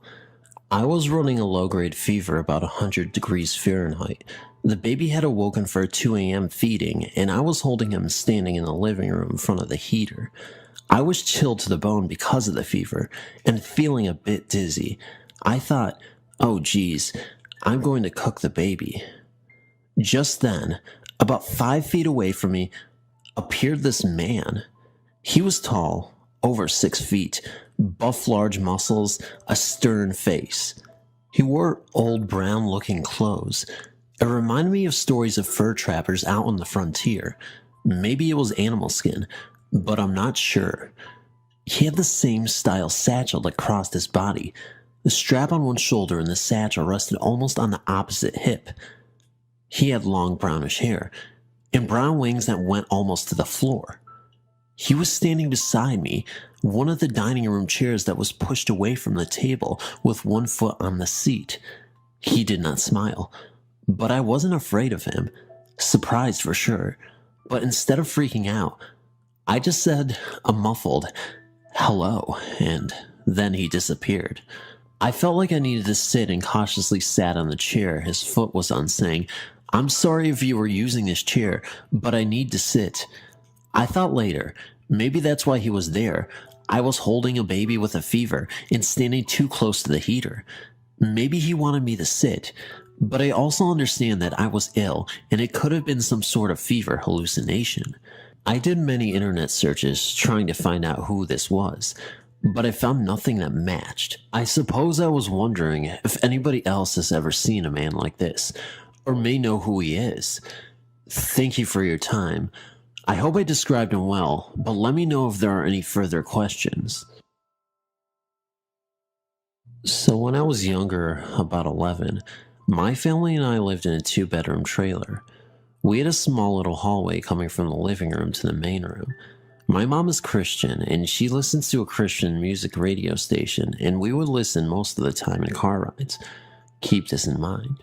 In the room I shared with my brother, our feet were pointing towards the door which showed you out to the hallway. If you were to go to the left, you would go into the living room, and if you'd go to the right, to my parents' room. This one night, I woke up in the middle of the night randomly. I looked up towards my feet and saw a slightly tall man singing a song I knew I had heard in that radio station before. He just sang and stared at me, but his voice was so beautiful. I don't think Zahn or anyone else could sing just like he did. Also keep in mind, my dad wasn't home at the time. He was in jail. So the man started walking out into the hallway and walked towards the living room. I was not scared. I was more mystified of the man's presence. I got up and went to my room and asked her if she had seen the man, and she said no, and so I explained to her that he was singing the song on the radio station. I don't remember the name or how it sounds. Up to this day, I firmly believe that it was an angel watching over my family and I. My grandma has gone to explain that the way you know it's an angel is if you don't feel anything but peaceful, and if it's a demon, that you get bad chills and are scared to the max. This story didn't happen to me, but it happened to my sister. In our town, there is a bridge that is on a dirt road that is said to be haunted. It's called Hollow Bridge. They say a couple were murdered, and the wife still comes around every night about 2 a.m., which is the time they died. This was about 100 years ago, or so I am told. Do I believe this story? Not really, but I'll go with it. They also say that if you are there at night and you see her, she will tell you something you don't want to know. When I was 15 and my sister was 17, I've seen something. One night, my sister, her boyfriend, my boyfriend at the time, and myself were all there around 2 a.m. It was a very clear night. Well, all of a sudden there was a fog that was rolling up to the bridge from the tree line, about a quarter mile back. I couldn't believe my eyes, so I freaked out and we left. So forward a year, my sister, who at that time had a different boyfriend, had called me bawling her eyes out. After she calmed down, she said that the hollow woman told her she would die on the hollow, which is a very dangerous road since it was not paved and it was very narrow. I told her to calm down and that it was just her imagination. She would be fine. A few nights later, we shared a room. We were sleeping and she woke me up out of a dead sleep from her crying. I woke her up annoyed and asked her what her deal was. She told me my grandmother, who neither of us met since both grandmothers passed away before we were born, had come to her in her dreams, telling her that one day she'll need her and she'll be there to protect her. At that point, I was kind of freaked out, but I dismissed it, telling her she needed to go to bed. 2 weeks after the dream, about 5 p.m., my brother comes rushing over to my friend's house, which was right behind our house, crying, and kept saying, "Amber, Amber, Amber." My sister, being a very rebellious child and into bad things with bad people, I asked, okay, what did she do now? It wasn't new that she had gotten picked up by the cops. He said she's in the hospital and that she was in a bad car accident on the hollow. I felt my color drain from my body. It felt like my soul left me. I dropped to my knees, remembering everything she had told me about the hollow and my grandmother. I knew at that time my mom, cousin, and oldest brother were rushing to the hospital and a half an hour away because she was life-flighted. I grabbed my 2 younger brothers and held on to them for dear life. Thinking I could lose my sister, I wanted to be as close to them as possible. The next 5 hours were hell to me, getting my brothers to sleep, trying not to cry while I waited for the phone call to know what happened. She had broke her neck, a hangman's fracture, along with her wrist and her upper arm, which went right through her elbow. The doctor said that she had a 30% chance of surviving the surgery, and if she did, she would be in a halo. Once she came out of surgery, if she survived the night, she would only have a 15% chance of ever walking again. The next morning, they took her out of the coma, and she was talking and being her stubborn self. They realized that she was moving her feet and legs. We all cried. We couldn't believe that she had survived this and will walk again. The doctors say she had a guardian angel on her shoulder that night, because there is no medical reason as to why she should have survived. Almost 10 years later, she has a beautiful 8-year-old little boy. Yes, still has problems with her neck and arm, but has never went down that road again. That road is now paved in certain areas, and a very strict speed limit is attached to it. But still, to this day, I say that she was warned, and she had a loved one at her side that day. Sorry this was so long. I hope you enjoyed the story. First, as far back as I can remember, I've always been fascinated with the paranormal. When I was around 8, I believe, I started seeing a blue lady out of my bedroom window. She always seemed to be walking towards our house. I thought maybe I was imagining things at the home. One night, I finally went outside to make sure it was something with my window, but I still saw her. When I came back in, I told my parents, who they said they saw glimpses of her going into my bedroom. Hearing that got me excited, like there was something special about me. But not long after I stopped seeing her, I do recall hearing my name a few times clearly, but no one was home. This blue lady had a majestic aura about her.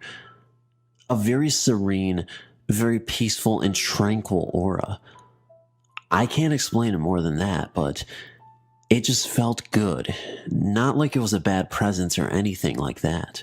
Then one night, I had a dream where a lady in a white dress and long curly blonde hair looking like the lady in blue appeared out of nowhere. She had gave me a kiss on the cheek, and I woke with what felt like ice-cold lip marks on my cheek. After that incident, I had nothing paranormal happen again that I recall. Although my family says all paranormal activities quit as soon as I moved out, I happened to find this coin in my house that says Guardian Angel on it. This coin has followed me around for 18 years. There have been times I've lost it, but somehow found it randomly later on. Recently, I had lost it at my previous house and never found it. I recently happened to find it in a used car I purchased from a family friend within the time I've been at my current residence. I've had a few experiences in the last 6 years that are paranormal, but those stories, yeah, they're for another time. Thank you for reading this, and I hope that you may find comfort in the story. This all happened 6 years ago, when I was visiting my great-grandmother in the Free State. I've always been scared of the dark or sleeping alone, so I asked if I could sleep with my aunt, and she didn't have a problem. I'm 30 years old, by the way. The first night wasn't so bad, as I had the comfort that I wasn't alone in bed. I heard dragging footsteps in the kitchen and the door opening and closing, but was too afraid to wake up and investigate or wake my aunt up for something that's not there. I just laid there on the bed, listening to this thing and person dragging feet around in the kitchen and opening and closing the doors between the dining room and kitchen. I ultimately fell asleep. The next morning, I asked my aunt if she'd heard anything, and she said no.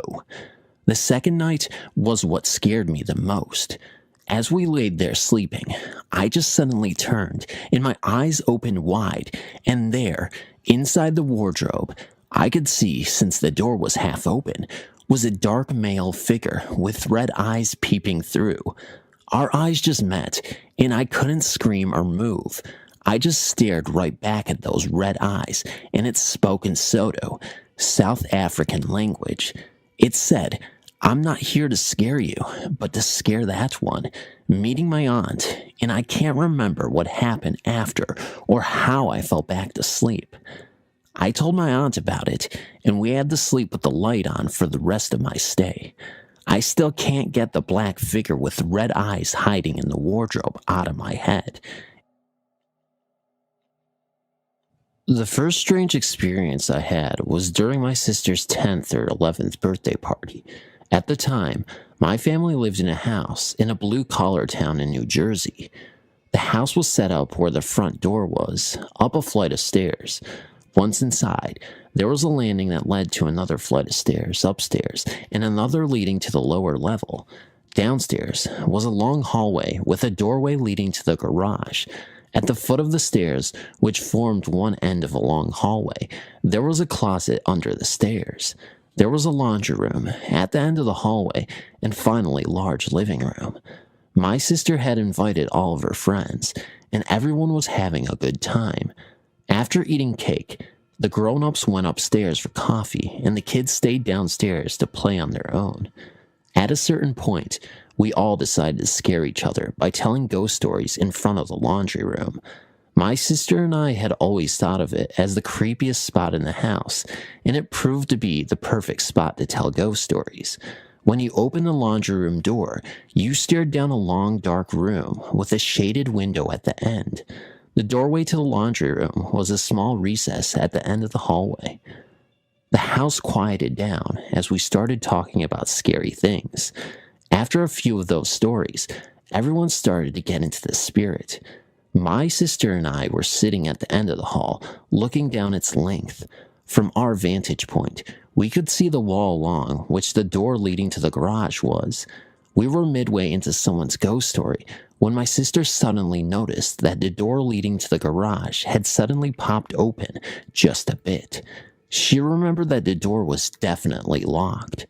We walked over and closed the door and made sure to lock it again. By then, all of us were terrified and thoroughly petrified in our own little recess. As little kids, not one of us wanted to move out of our spot or make a noise. Just then, someone rang the doorbell, which made everyone jump 3 feet, but was enough to kill the moment. Everyone started laughing. Our house was new when we bought it, and nothing strange had ever happened to anyone in my family there. Now that we're older, my sister and I still bring up this incident with my sister, and we both have a good laugh. She still swears that she locked the door. Growing up, I spent a lot of time reading true ghost stories and still do. When we were little, my sister and I would borrow the ghost books from the library. The best were the ones with real pictures. I remember reading one of those ghost books when I was in middle school. It was right during the time when midterms or finals were coming up, and I had a pile of school books on my desk. A ghost book was tucked away there somewhere, and for a break, I'd pull out the ghost book. At the time, I was part of the school basketball team and proudly received my practice jersey, which I still have, that I kept hung on a hook at the back of my bedroom door. That night, I was studying for finals with the bedroom door closed. My desk faced the wall, and the door was 4 feet to the right. I had my Walkman on. Do you remember those things? And started getting into the rhythm of doing my English homework to the tunes of rap. Then, out of the corner of my eye, I was distracted by some movement. I looked up to see my jersey swinging back and forth on the hook. It looked just as if someone had tipped the hanger to one side with a finger, causing it to swing. Right away, I checked to see if the door was locked. Maybe my father had opened the door after I didn't hear him knocking. I didn't want to be bothered while studying, so it was logical that I would have locked it. When I checked, the door was definitely locked, and there was no noise behind the door. All the while, the jersey continued swaying back and forth, eventually stopping after losing speed. Next, I checked to see if the window was open, but it was November, and the windows were all closed to keep out the cold. Right before I noticed the jersey swinging, I'd just put down a very large, hard-covered dictionary onto the desk. The dictionary was about 10 inches long and 3.5 inches thick. I thought maybe it made a slight wind as I put it down, but no matter how many times I tried, I couldn't cause the jersey to move from 4 feet away. I didn't feel scared and just continued studying with the Walkman on. Nothing like this has ever happened again, but I can't explain what caused that jersey to swing. One of the most bizarre experiences I've ever personally had was with my family while staying at a hotel in Atlantic City, New Jersey. It happened around 1997, and I was lucky to have most of my family there to experience it with me. Atlantic City is an interesting location for strange experiences. The casinos draw many from the New York area and beyond, but along with this brings the good and bad of social ills that come along with games of chance. The summer of 1997 was a typical one. Like we did many summers before, my family drove down the shore to spend a few days enjoying the beach and casinos at Atlantic City. As usual, my father arranged the trip and found a new hotel with a very reasonable price. The name of the hotel is called the Flagship and is still located at the northern end of the boardwalk, far from the other casinos. After a long, cold winter, my family was anxious to see the ocean and asked the front desk for an oceanfront view. We were told that the only room available wasn't facing the ocean, but with 2 queen-size beds, the room was very comfortable and that we could see the ocean from the side of the balcony. It was the perfect size for my parents, my sister and I, and we agreed, and the man at the front desk gave us 2 door cards. Our room was on the 10th floor. Looking back, none of us recalled running into many guests in the hotel at all. However, we thought that since the hotel was new, it was just beginning to attract customers. Once we found our room, we used the room card to open the door and went inside. Right away, things went wrong. The room was very dark. The curtains for the sliding door to the balcony were pulled, and extremely cold. It was a typical hotel room, except for a small kitchen area right in front of 2 queen-size beds. At the foot of the second bed was a sofa bed. Then beyond the second bed, there was a sliding glass door leading to a small balcony. Although we were facing the interior of Atlantic City, just as the front desk mentioned, we could see the ocean on one side of the balcony. Very soon, we found out why the room was so chilly. The air conditioner, which was located on the wall above the sofa bed, was turned on full blast and wouldn't turn off. As I mentioned this to my father, I saw my mother fidgeting with the front door's electronic lock. Like she often said, and did, she checked to see if the door was locked when closed from the outside. It wasn't. Inside the door, there was a sticker that explicitly stated that the door was always locked on the outside. Not so. We also realized that the stove in the small kitchen wasn't working. Then we saw that there was a small leak coming from the mini fridge as well. My father called downstairs, and soon a repairman came up and fixed the AC, the stove, the refrigerator leak, and even the front door. He mentioned that the lock should always be locked from the outside, and seemed puzzled by the device. We gave the man a big tip, and then quickly made our way over to the casinos.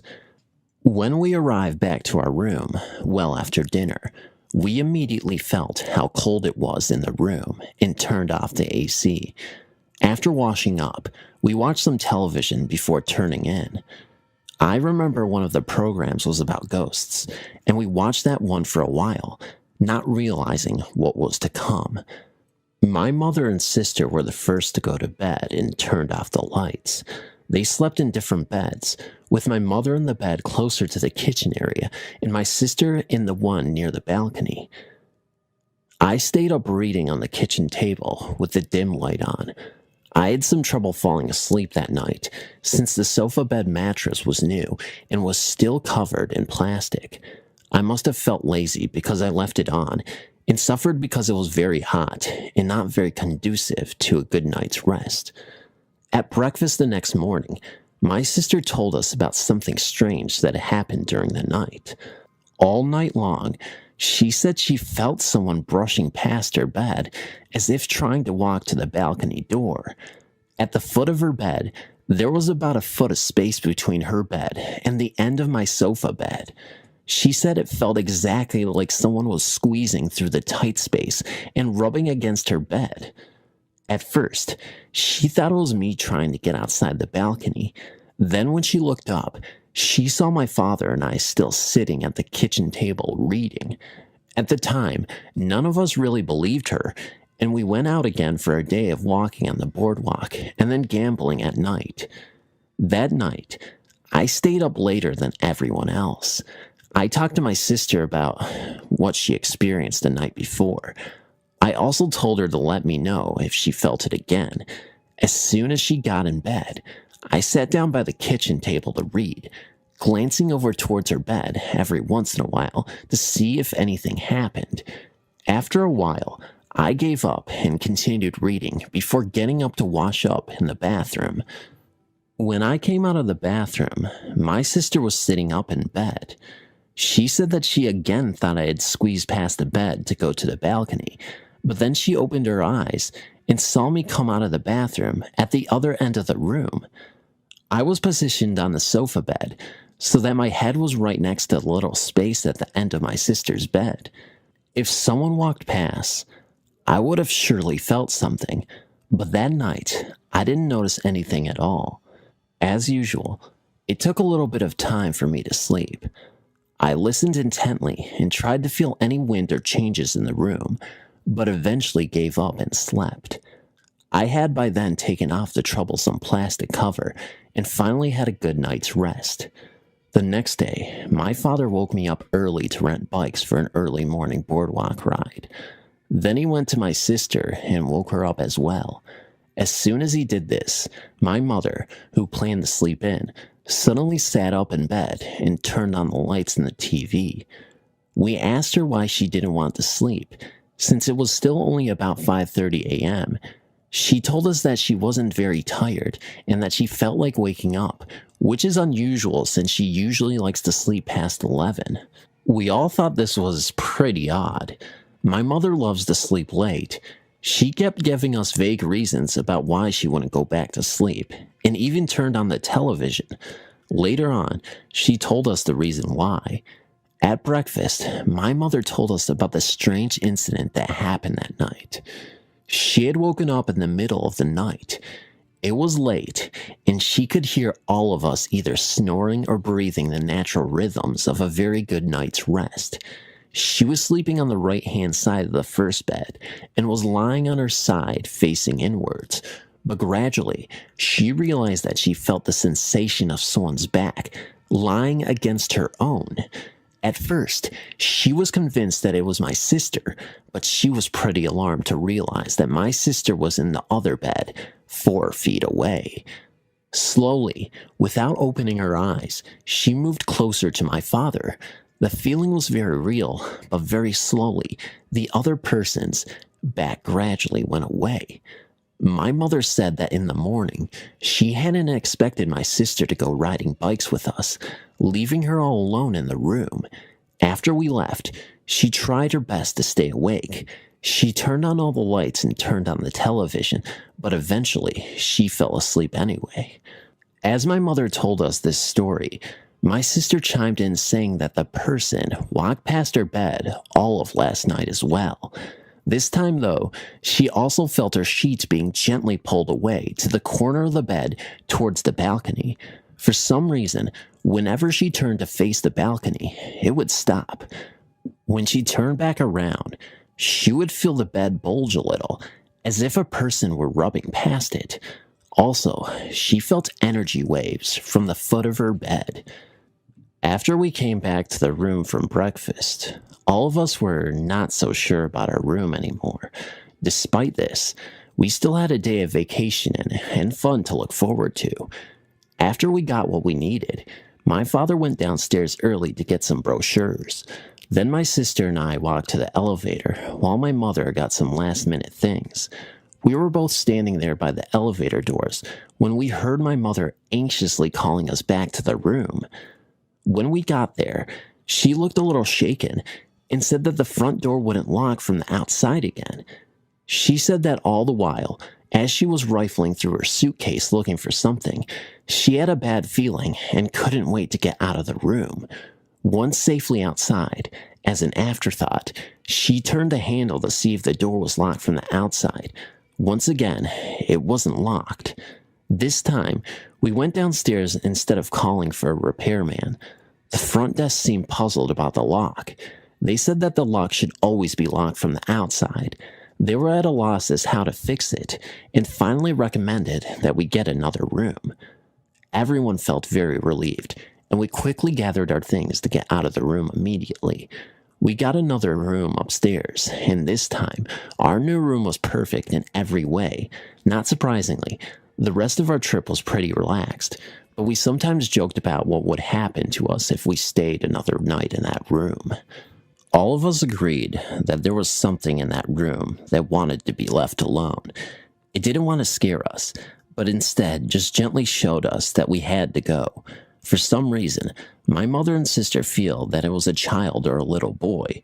If this is true, perhaps something happened to the boy in the room. Everything seems to point to the balcony where things seem to emanate from.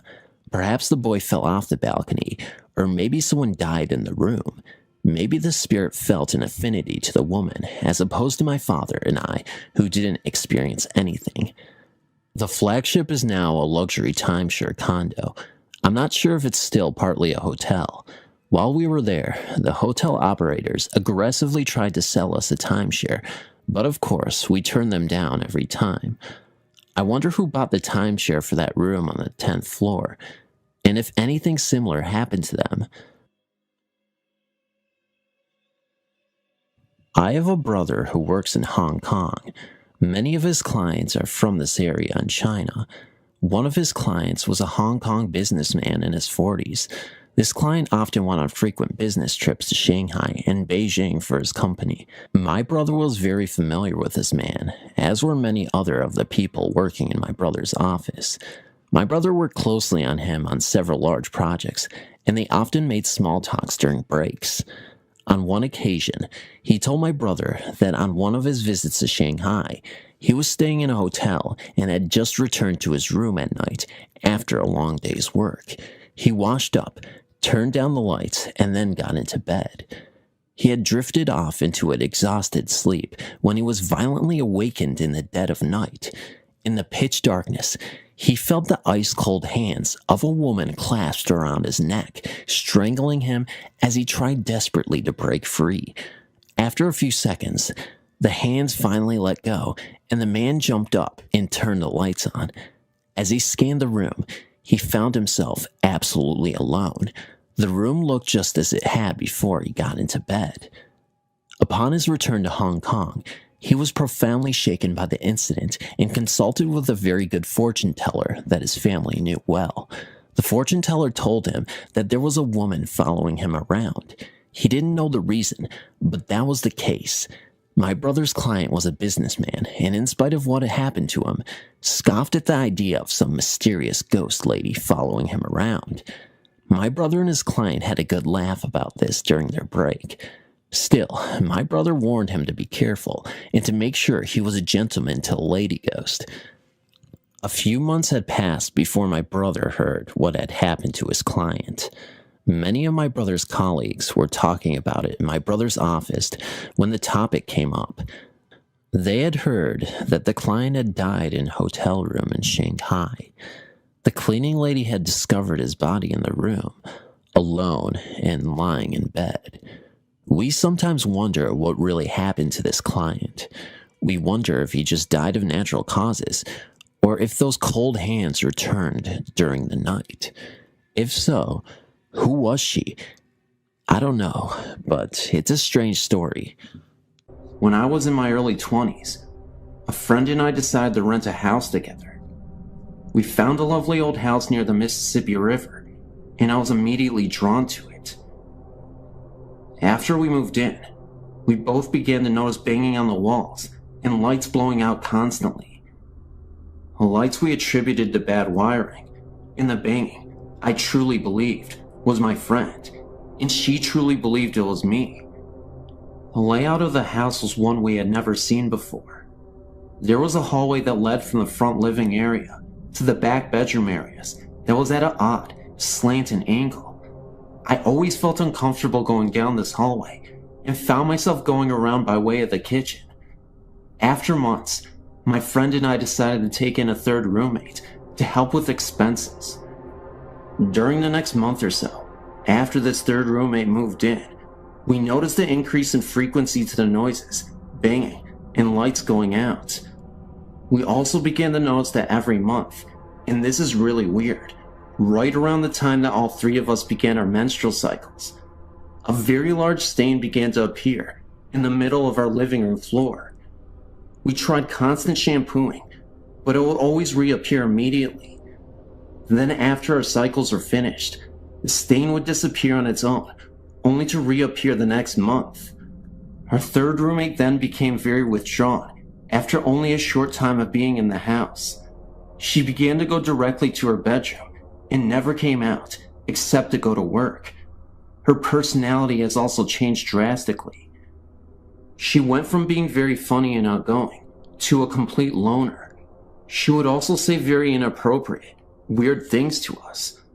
We had known this girl for some time, and her behavior was quite unsettling. She finally told us that she was not comfortable in this house and was moving out, and she did so that very day. Shortly after she moved out, the banging noise began in earnest, and we started noticing our things being rearranged. We began to laughingly and nervously admit to each other that something was not right in this house. However, neither one of us felt threatened by any kind of the weird happenings, and in fact, I personally actually felt almost protected by it.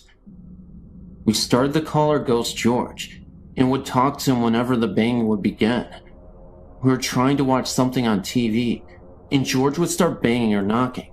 We would say, "Please, George, not right now. We're trying to see this." And he would actually stop, at least until the show was over. Unfortunately, no matter how much we begged him to stop putting the stain on the floor every month, that never ended. In fact, it got bigger and darker the longer we lived there.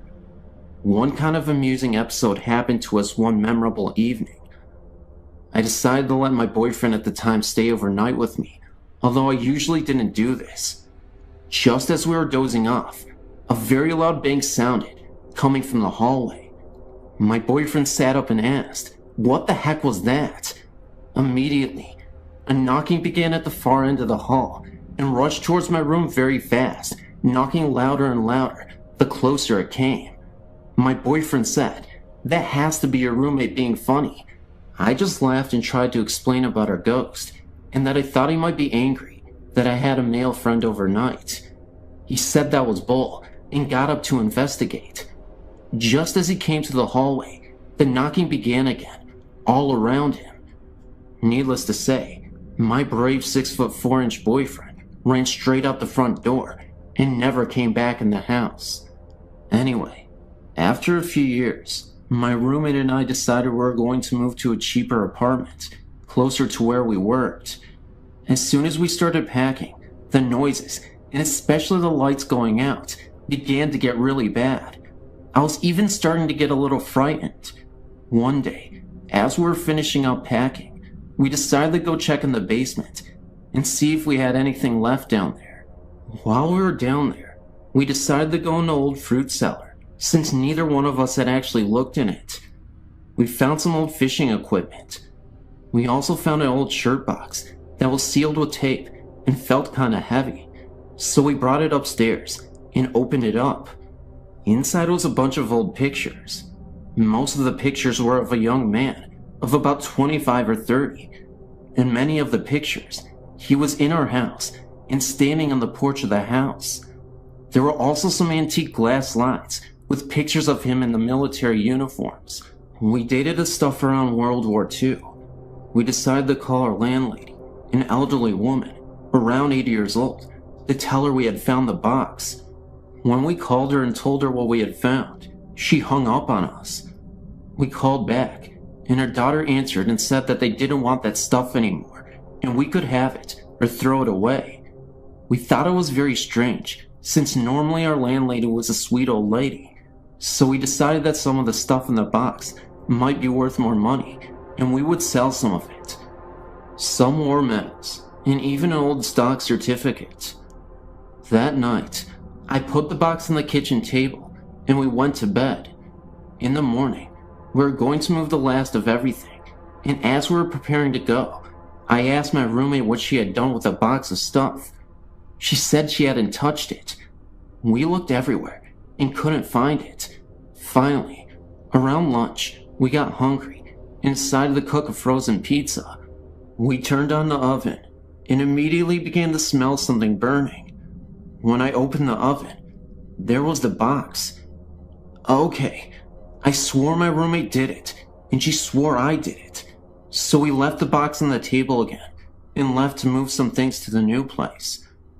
When we got back, the box was gone again. This time, we found it immediately in the kitchen pantry, so we kinda laughed it off and put it back on the kitchen table. About 10 minutes later, I walked into the kitchen and it was gone again. I decided the heck with it and decided to just go finish the bedroom closet I had just minutes before been working on. When I stepped up on the chair to wipe off the upper shelves, there was the box. That did it. I said out loud, "Okay, George, we promise not to take your stuff," and put the box back in the fruit cellar where we had found it. We left that day and have never been back, but I've always wondered if the next tenants ever heard from George.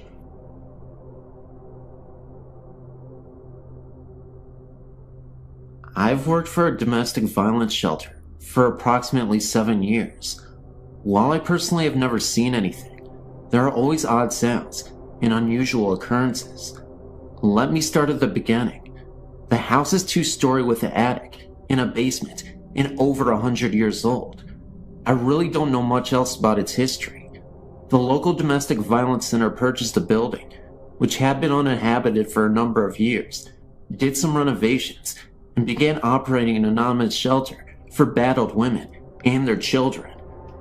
Over the years, there have been numerous sightings of a young couple. A woman in a long flowing dress can be seen periodically walking up the long staircase. A man in dark, old-fashioned clothing has been seen in the living room and at the top of the stairs outside the attic door. It is usual for all who went into the attic or the basement to feel uneasy, and not alone. Recently, the sightings seem to have increased. A church group came over to the holidays to sing Christmas carols to the residents, and a young boy pointed to the ceiling and said, "Look, there's an angel." The only thing seen by the others in the room was a hazy, grayish fog that wasn't in any particular shape. A few months later, one of the employees' daughter was in the living room, alone, working on a school project, and looked up to see a gray, transparent figure looming in the doorway. She screamed, and her mother raced in to see the figure moving slowly upstairs. It was as if the ghost was checking in, and didn't mean to frighten the young girl. Perhaps the most interesting aspect of this haunting is that the couple together, fitting the same descriptions of the man and the woman seen in places of the house, have been seen in one bedroom upstairs. To my knowledge, at least 3 residents in the last year have been awakened at night to see the woman sitting on the edge of the bed with a man standing behind her. The couple has been described as comforting and reassuring to those who have seen them in this manner. And these apparitions have seemed to know when these residents were about to face a particular trying experience. One woman was going to court the next day for an order of protection. One lady was facing a decision about the custody of her new little baby. And one woman was about to embark on the dangerous underground trying to change her identity in order to hide from the husband who tried to kill her. All 3 of these women felt as though the ghosts were trying to tell them that everything was going to be alright, and, as it turns out, the dire situations facing each of these women worked out in their favor. I personally find their presence reassuring as well. Women and children who came through the shelter are very often depressed, sometimes hopeless, scared, insecure, and anxious. I think that the fact that they are comforted by these spirits is a sign that these are good spirits who seem to approve of the work being done in their house. They've never tried to scare anyone. Sure, lights turn on and off by themselves, and the dishwasher is forever turning on by itself. Maybe they are just trying to figure out what these gadgets are. I do not know anything about the history of that house, but I assume these spirits were once residents of this house. Based on their actions, they seem to be good and well-wishing. I hope they continue to watch over the shelter and help the current residents. I just sent you info on the old Kelly house in Houston, Texas. I used to rent there with 4 other people. It's a 3-story, turn-of-the-century house built by Mr. Kelly. He owned Kelly Lumber Company and used this lumber to build the house. The rent house goes for about $2,300 to $2,000 a month as of current. It has a long history of hauntings that started right after Miss Kelly committed suicide. We found out about this info by accident, which I will describe later. I was the first to experience the haunting. I just moved in and had a friend over. The front window blinds at the entrance slammed shut and closed by themselves. It scared my friend so bad, he ran out of the house. I shared the house with 4 other adults. 2 of them, ladies, were amateur mediums. Just local psychic fairs and healing centers was their occupation. We overlooked the house together before we rented. Upstairs in the master bathroom is a set of old French windows above the sinks. It has a crank to open the windows. 2 of us tried to open it, but it was weathered and painted shut. We forced it, and it would not budge. That year, the hard freeze came early, and our first evidence to share together of the haunting became known. All 5 adults and 2 children were accounted for. Matt, one of the roommates, came down from taking a shower and asked was there any reason for us having the other bathroom windows open. Sandy and I looked at each other with raised eyebrows, with disbelief. We asked Matt again to be sure we had heard him right. We investigated. Sure enough, when we got to the top of the stairs, you could feel the cold winds blowing. As we entered the bathroom, Sandy and I stood shocked to see the French windows fully opened. We debated the issue in our heads, but there is no way Matt himself could open the French windows by himself, even if he was on steroids. I tried to reel in the windows using the crank. It was rusty and hard to close. I had to use tools to shut it. That moment on, we all knew we had a problem on our hands. A few weeks later, Sandy wanted to use the house as a gathering of friends to share vegetarian meals. Her ambition expanded to the public. For public relations, she wanted to write something about the house, but steered away from haunting stories.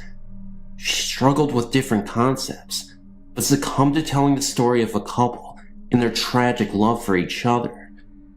The story is about a recently engaged, mischievous young lady that plays a practical joke on her fiancé at their engagement party.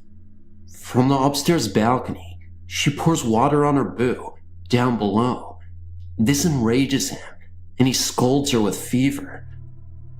Shocked and dismayed, she bursted out into tears and ran to the other side of the house to the porch, which was located on the second floor. Heartbroken and drunken with wine, she hangs herself. It wasn't until violent weather did the secrets come out. On October 13th, 1993, a tornado paid us a visit. It was all over the nation, in CNN. It was simply unheard of. A tornado touching down near a large downtown area, especially in Houston. The tornado struck our neighbors next door in the apartment building across the street. Because of her national cover, and Sandy's interview with news reporters being broadcast over the nation, it prompted an old resident to pay us a visit. The granddaughter of Mr. and Mrs. Kelly came by to see if we were all right, and wanted to share pictures and stories about the house.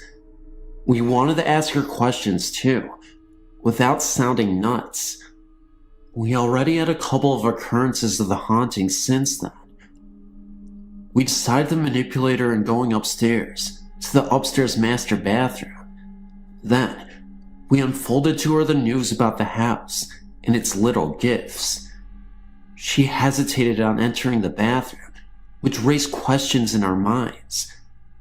We told her about the windows, and suddenly, she started to get very nervous. She finally told us that the house was in fact haunted. It was in that very room where she found her grandmother hanging from the ceiling. One night way after the death of her grandmother, she went into that room and saw the apparition of her grandmother laying in a fetal position in the corner of the room. She could hear faint sobs in the room many times before, and in another encounter from that same room, she saw 3 ghosts hanging from the ceiling. She said they were too dark to make out, that they were just silhouettes. It was like they were hung like chandeliers and were swinging gently. The room used to be a screened-in porch overlooking her grandmother's garden. She was so overwrought with pain in her knees so much, so she couldn't garden anymore. It crippled her to the point where she was using a wheelchair and had an elevator installed. She couldn't take it anymore and took her own life. Margaret, one of the other roommates, always complained about her knees. I started to have problems myself. She told us about their dog, which is buried out back near the pool. The granddaughter heard scratching noises when she was a little girl at the back door. The dog had been dead for years. She would hear a cabinet open and shut when the scratching sound occurred. Then the sounds would stop. She says of seeing an apparition of her grandmother in the garden, and it was too much to bear, and never stepped foot in the house again till this day. I would be more than glad one day to show you the house. Many people that lived in the house had shared similar stories and are still around the neighborhood. Drop a word or two.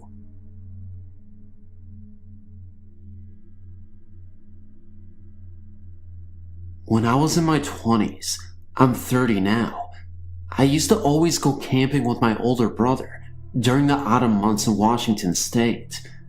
This story won't be very long, but it'll always be an unforgettable experience. On one of the days we were venturing out to go camping, we ended up taking the back roads on the way to the campground. The total drive was about 3 hours long and got up early in the morning to make the drive. If you're unfamiliar with Washington state scenery, it is breathtaking. Lots of trees towering over you as you drive through, mountainous landscapes, green pastures, etc. It is, in my humble opinion, the best place to be in America. Well, anyway, we ended up staying for a couple of nights and set up a tent in the middle of these woods in the campground. It was just us and nature. I remember we sat on a log and built up a fire every night, roasted s'mores, admired the beauty of the nature here, and just took in the impressive scenery, as we usually do. One of the nights we were doing this, my brother thought he heard another person scream "help me" from afar. "Josh, you think that person is in trouble?" he remarked. I didn't hear the sound, so I dismissed it and told him how absurd it was, because I was certain we were the only ones here. "Come on, Tim, we always camp here. Nobody is here." At that point, my brother insisted that he heard a voice, pleading for help.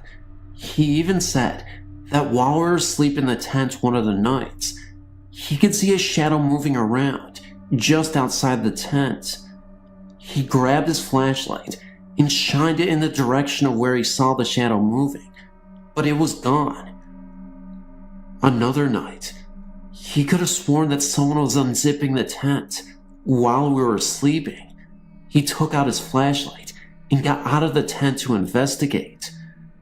He said that he saw a mist slowly disappear and dissolve into the trees. I remember the last night we were there, my brother and I had a debate on whether or not the campgrounds here used to be an Indian settlement. We later found out that the Native Americans were known to frequent these lands, and that there was a story long ago that a little boy drowned in a nearby river. He has been known to haunt the campgrounds. Anywho, as we were talking, the campfire that we just started went out the moment we mentioned anything about Native Americans. It was not windy at all, and the fire was very strong.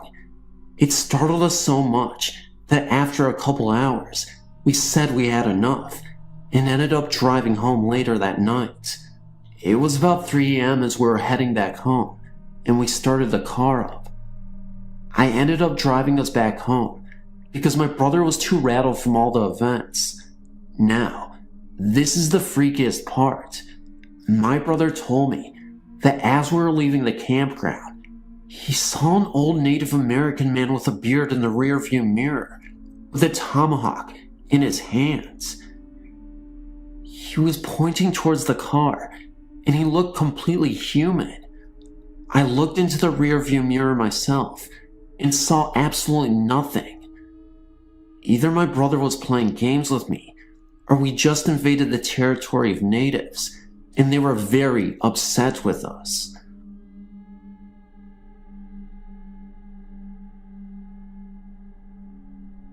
Hi, my name is Diane. Growing up in Detroit, my family lived in a house that was haunted. On several occasions, my family would hear loud crashes that could only be described as boxes of dishes being smashed. Everyone in my family experienced several ghost contacts in one form or another. On 3 different occasions with 3 different family members, a man about 60 was seen wearing a plaid flannel shirt. This man merely stood there, looking at the person, never attempting communication or harm. I was about 8 when he appeared, and I was the first one to see him. Although my sister, who was 7 years older than me, was not present. I'm telling you this right now so later you will understand. My relatives from out of town were visiting, and the adults were sitting in the living room after dinner. I was extremely quiet, in the hopes that only a child can have, that they would forget that I was there. I was sitting on the couch, and the front door was open, with the screen door closed. I saw the man wearing a red plaid shirt, standing at the front door and looking in. I told my family about this, and they thought I was overtired, so they put me to bed. Later that same week, my older sister was getting into the shower when she saw a man in a red plaid shirt standing in the bathroom with her. She freaked out and told my mother, who this time listened more closely. She then revealed that she too had seen the man in the red shirt standing in the kitchen by the sink, looking like he was getting a glass of water. All family members routinely heard footsteps throughout the house, especially going upstairs into an attic bedroom. The steps would continue across the floor. All family members experienced this together and separate on several different occasions. My sister, whose bedroom it was for a while, admitted she was scared to sleep in that room and was frightened, very often thinking that someone was coming into her room. I later had that same bedroom and became so afraid of it that I began sleeping on the living room sofa. On several occasions, dishes in the house would break when put in a certain china cabinet. On 2 separate occasions, a silver meat platter in the china cabinet, whose doors were kept closed, flew across the room at my mother. Lights turned off in the basement would be on when we woke up every single morning. The dryer would routinely come on by itself, and even after the electric was checked, this still continued. The basement had an old coal room that had been converted into a storage room with paint cans and stuff. This room had a negative feeling, and no one in the family liked to even go in there. Likewise, no one in the family wanted to go under the stairs, although no one ever had a mysterious occurrence in those places. Every family member in that house had their name called on different occasions, many times when they were home alone. One occasion comes to mind. My father, who was home alone, was working in the basement. My mother, sister, and I were out shopping at the mall. He distinctly heard the front door open, even though it was locked, and someone walked across the living room and kitchen. He went upstairs and found the front door locked, as he knew he would. It was then that someone called his name. He answered, and no one said anything after that. Another all-family experience came when we all went to visit my grandmother, who lived across town. We even brought the family dog. We were returning home, and as we pulled in the driveway, I saw the drapes move back, like someone was watching us return. I remember distinctly asking if anybody had seen that. My father countered, "What did you see?" I told him, and he and my mother and sister agreed that that is what they saw too. My dad went into the house first while we waited in the car. Everything was just as we left it, with the doors locked. On one occasion I awoke to having a woman standing at the foot of my bed. She disappeared as soon as I got a good look at her. She said her name was Anne and she had lived in that house. No one in that house ever saw Anne again. This house had an addition that was a formal dining room off the back. It had built-in china cabinets that would fly open on no occasion, even after my mother put hooks on them, thinking the wood was swelling. Music was often playing softly. All in all, it was a weird place to live, and we are all very glad to move, but we did live there for over 20 years. My parents moved into an apartment, as I did in a different location, while staying with them because I had become extremely ill. I had a unique experience of a ghost nurse who took care of me. My parents were asleep, and I was lying on the sofa, so hot, but lucid. I could hear them snoring from the bedroom. I heard soft slippers shuffle across the floor and felt a cold hand lovingly touch my forehead, checking my fever. A comfort. I was not afraid, and somehow thought Grandma was here, but I had no evidence of this. I remember keeping my eyes closed, just knowing my nurse did not want me to see her. I was very conscious of my parents snoring and knew it was not them. When the feet shuffled off, I opened my eyes and got up and looked at my parents. They were sound asleep. The whole situation lasted maybe 2 minutes, yet I started to improve that night.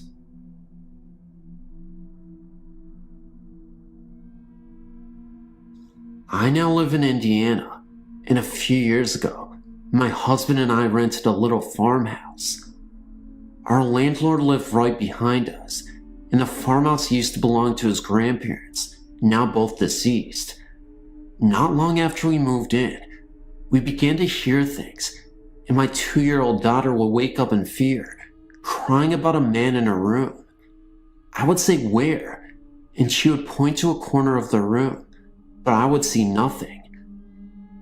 We would often hear footsteps coming up the basement stairs with no one there. This is happening in front of other witnesses also. We would sometimes hear a man in the basement talking, but couldn't make out what he was saying. Now, the basement was a creepy place where I always sensed being watched and followed. There was a little room that used to hold well water with a heavy door that had the window painted white. I felt this room was evil, and I hated it. Unfortunately, my washer and dryer were down in the basement, so I had to go there often. For a long time, the ghost just made noises, not meant to scare, just moving about the house.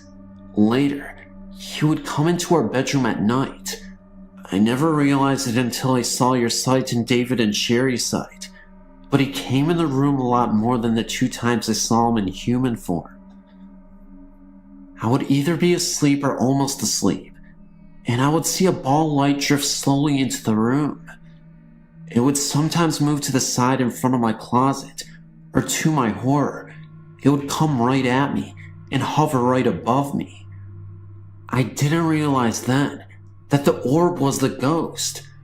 I thought I was dreaming a weird dream that seemed like I was awake, because I saw the room exactly like I was awake. Apparently, because I was awake.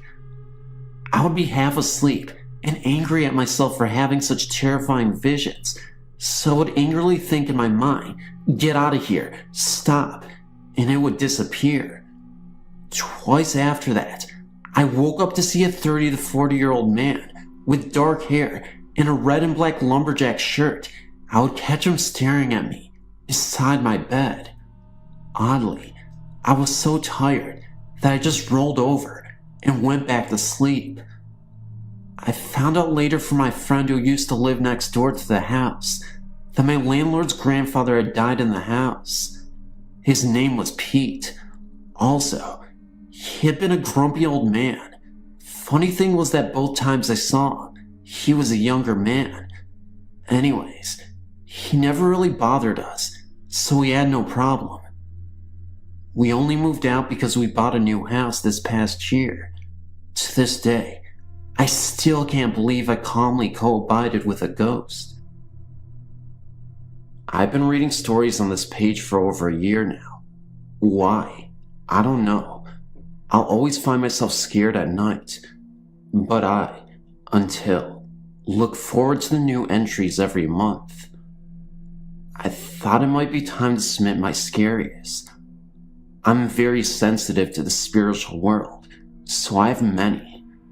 Okay, a few years ago, I met my current husband, Joe, during the beginning stages of his nasty divorce to his wife, Jennifer. Jennifer was raised in a Jewish family that had a lot of problems.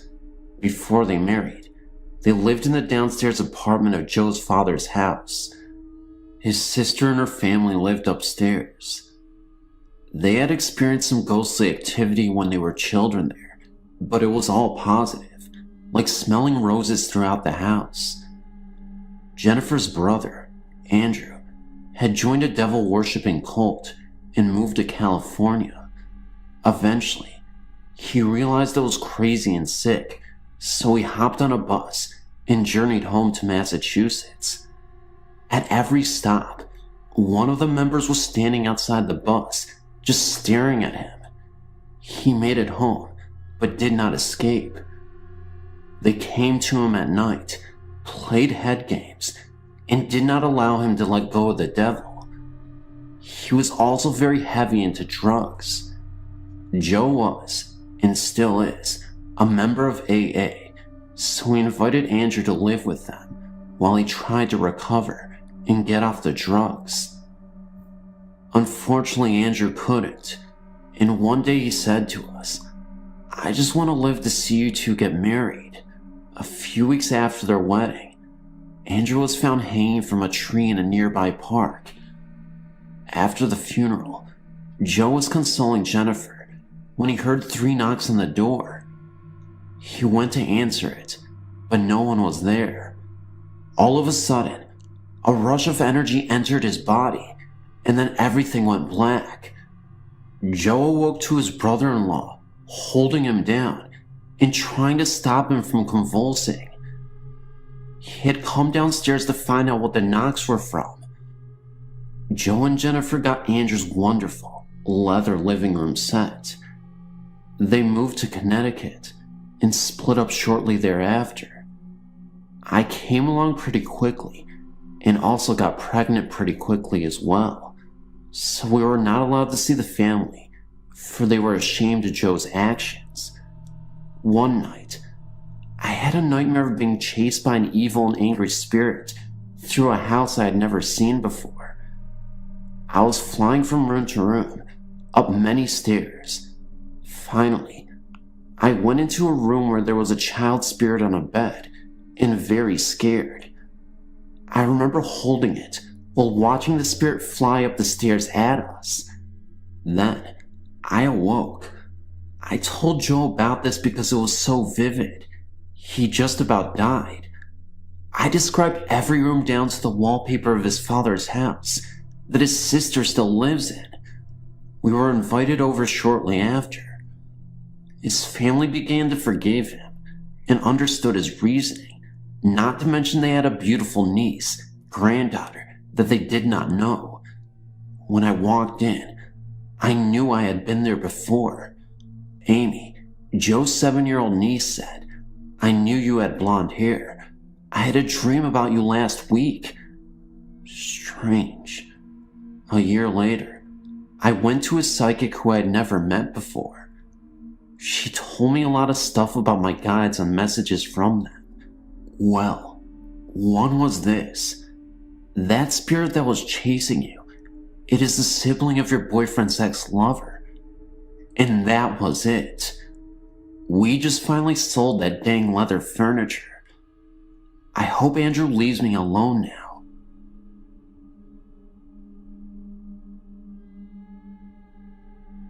This is a true story that happened to me. It is one of many, and I mean many stories, that happened to me that involve spirits. It started one night. I was spending the night at my grandma's house in the spare bedroom. She has 2 spare bedrooms. One is mine, and one is my older sister Tammy's. I used to sleep in my room, but after that incident happened about a year ago, and no one died or anything. The room just went wacko from the presence of a spirit when me and my friend Damien were in it. I haven't gone in there since. So now I stay in my sister's room, since she doesn't visit as much as I do. I was laying down, looking at the white ceiling, like I always do when I can't sleep. All of a sudden, I saw a black shadow coming from the bottom of my eyes. It slowly covered my whole vision, and it turned black. It was holding my head down, so I couldn't even move. I got so scared that I swung my hand at it and it was just like swinging at smoke. It just separated and then moved back together. The most terrifying and weirdest part of this all is that it really seemed like there were eyes, glowing red eyes, that were coming from this black shadow. The next time I met the black figure was when I was at home. I was having a sleepover with my friend Sarah in the basement. We were both on the pull-out couch across the room from the bar. She turned and looked over and then saw the black figure just staring at her with glowing red eyes and leaning up against the bar right in front of her back. She slept facing the other way for the rest of the night. Again, I had a sleepover with Sarah in the basement. This time, I saw it. It came through the roof right above me, with its arms and legs straight out to its side, as if it was in the shape of a star. When it popped through the roof, I could see smoke come from around its body. What is this thing? Why is it following me? What does it want? Will it hurt me? And then slowly, it lowered itself towards me. I was so frightened. I didn't want to tell Sarah because she might get scared, so I pressed my head into the bed, trying to stay away. I was right in my sleeping bag, so I couldn't swat at it again, and then Sarah leaned over and asked, "What are you doing?" Then I told her, "That thing is right above me." She looked around me and saw nothing. "There's nothing there, Trisha." And I thought, how could she not see this? It's right there. How could she not see this? And then I said, "Hey, it's right there. It's right above me." She then tried to prove that there was nothing there and waved her hand over the top of me. Just as she did that, the figure jumped up and spread its arms and legs again and just popped through the roof. That was the last time that I saw that figure. I have many other stories. Most of them I'm going to submit to this page. If you have any questions, or if you want to talk to me about spirits, ghosts, or angels, email me.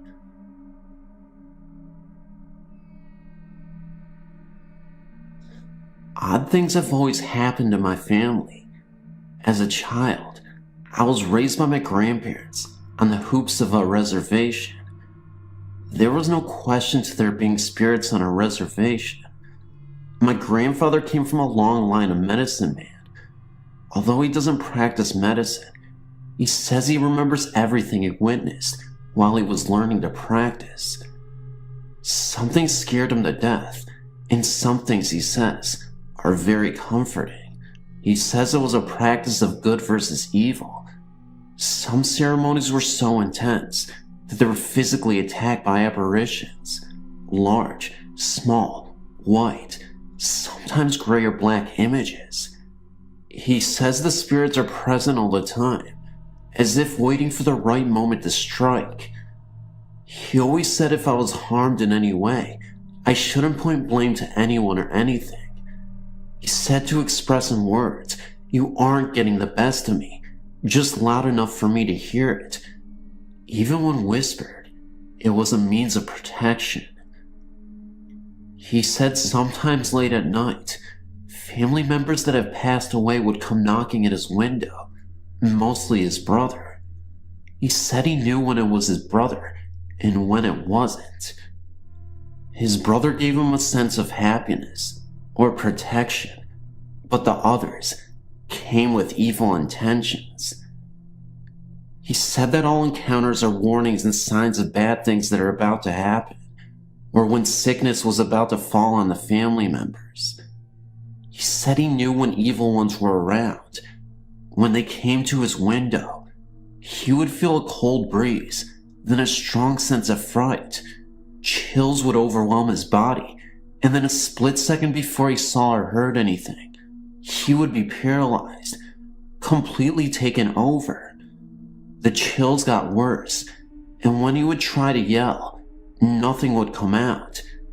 Sometimes he said he felt like he was dying and feeling every bit of it. Of course, This only time this happened was when it was pitch black in his room. Sometimes they reached in for him, from outside his window or from right underneath his bed. He said it wasn't the same feel as someone grabbing you physically. Their grasp pierced right through to the bone, much like a snake wrapping tightly around you. Only every bit of the inside would also feel constricted, right down to the bone. We always had traditional singing gourds hung up around the house. These were used for funeral wakes. Almost every time a force was present, it was through a dead family member. Even if it was just a dark shadow, the dead were used as portals to reach the livelihood of our people. He said the gourd served as a warning system. If a force entered our house, the gourds would rattle like crazy, much like an alarm system, protecting the house from theft. He said this would cause the dead to return to their resting place. It was a reminder that the person was dead, and that he was only causing distress. The evil using it had no way of evading or entering our house. If the force was strong enough, the gourds would not work. He said if that happened, we would all experience cold chills and a sense of fright. He said you'd have to feel so scared you wouldn't want to move, and that if you didn't convince yourself to move, it would only get worse, and that one person would be taken as an outlet for the family. Sickness or death would fall that person. To this day, I've never seen or experienced anything of that nature, but deep down inside, I know it's all true. I've heard the gourds go off, but never felt anything. My grandfather says they still visit him. I love my grandfather for everything he has shared with me. He says that all of this is only fair warning, and that this happens to everyone. Some just don't notice. The next time you fall or get in a fight, just think, who is really behind it all? I could go on, but I think it's best to stop here.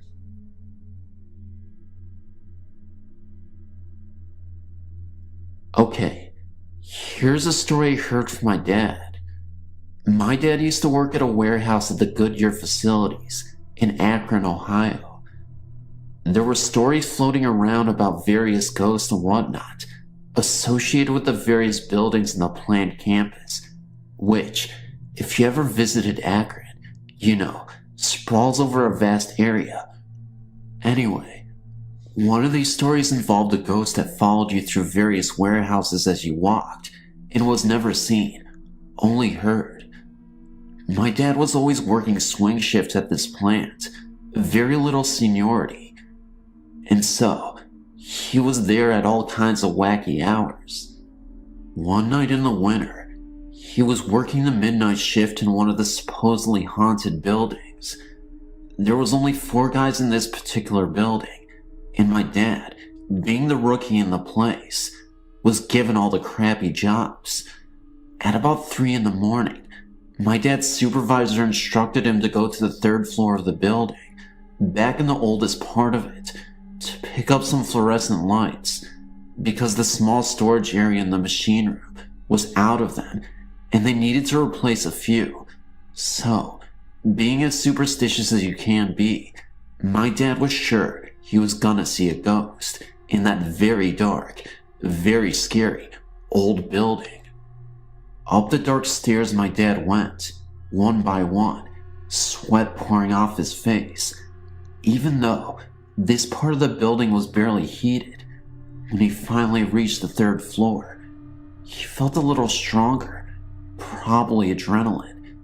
So he bravely pushed open the door to the adjoining room between the stairwell and the storage room. This room used to be a rubber cutting room. It wasn't used for anything anymore, since manual rubber cutting was no longer done. There were a few large containers sitting around, but for the most part, the room was empty. There was a thick layer of dust covering most of the room, except for a small path where people walked to get various items from the storage room. Spiderwebs everywhere, and the occasional squeak from a disgruntled rat were just enough to give my dad the total spine chills. But he pushed on, being a man, and not supposed to be afraid of anything. He started walking across the abandoned rubber cutting room towards the storage area, when very faintly he heard footsteps behind him. Whirling around ready to fight, he peered into the dimness. Nothing was there. He assumed it was his nerves, which he had worked into a frenzy by this point, and he turned quickly, embarrassed, and continued towards the storage area, when sure enough, more footsteps. He slowed. They slowed. He sped up. They sped up. With his heart racing, he slowly turned around. Still, nothing was there.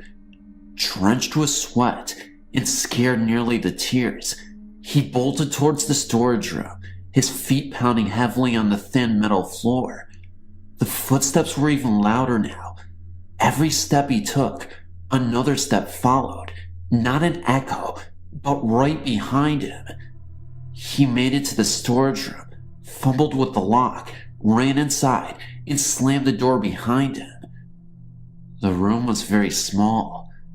All he could hear was the pounding of his heart, threatening to blow right through his chest. The only way out was the way he came.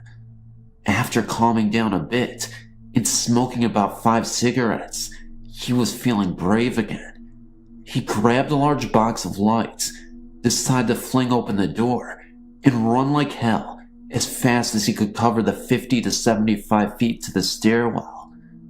Getting up his nerve, he grabbed the door handle. He slowly turned it. As soon as he heard the click of the latch opening, he flung open the door and sprinted towards the light in the stairwell. There were the footsteps again, closer than ever, right behind him. That's when it happened, tripping over something. He sprawled headfirst into the darkness. Total quiet met him. Darkness and quiet. He slowly rose to his feet, putting one hand behind him to help him get to his feet. Once again, the footsteps crept up behind him. That's when he finally got the guts to look in the direction where the footsteps were coming from, and what he saw astonished him. He saw an old man wearing an eye patch and had a cane in his hand. He had suspenders and overalls on, and a blue hat on that resembled Mario from Super Mario Bros. The guy only appeared for about 30 seconds, but it was long enough to notice the presence. The figure disappears. He rose to his feet and walked back to his coworkers, never telling any of them of what he found. Years later, he still tells stories about sending the new rookies up there in the middle of a dark night when all is quiet to walk across the metal floored room to get light bulbs that aren't really needed.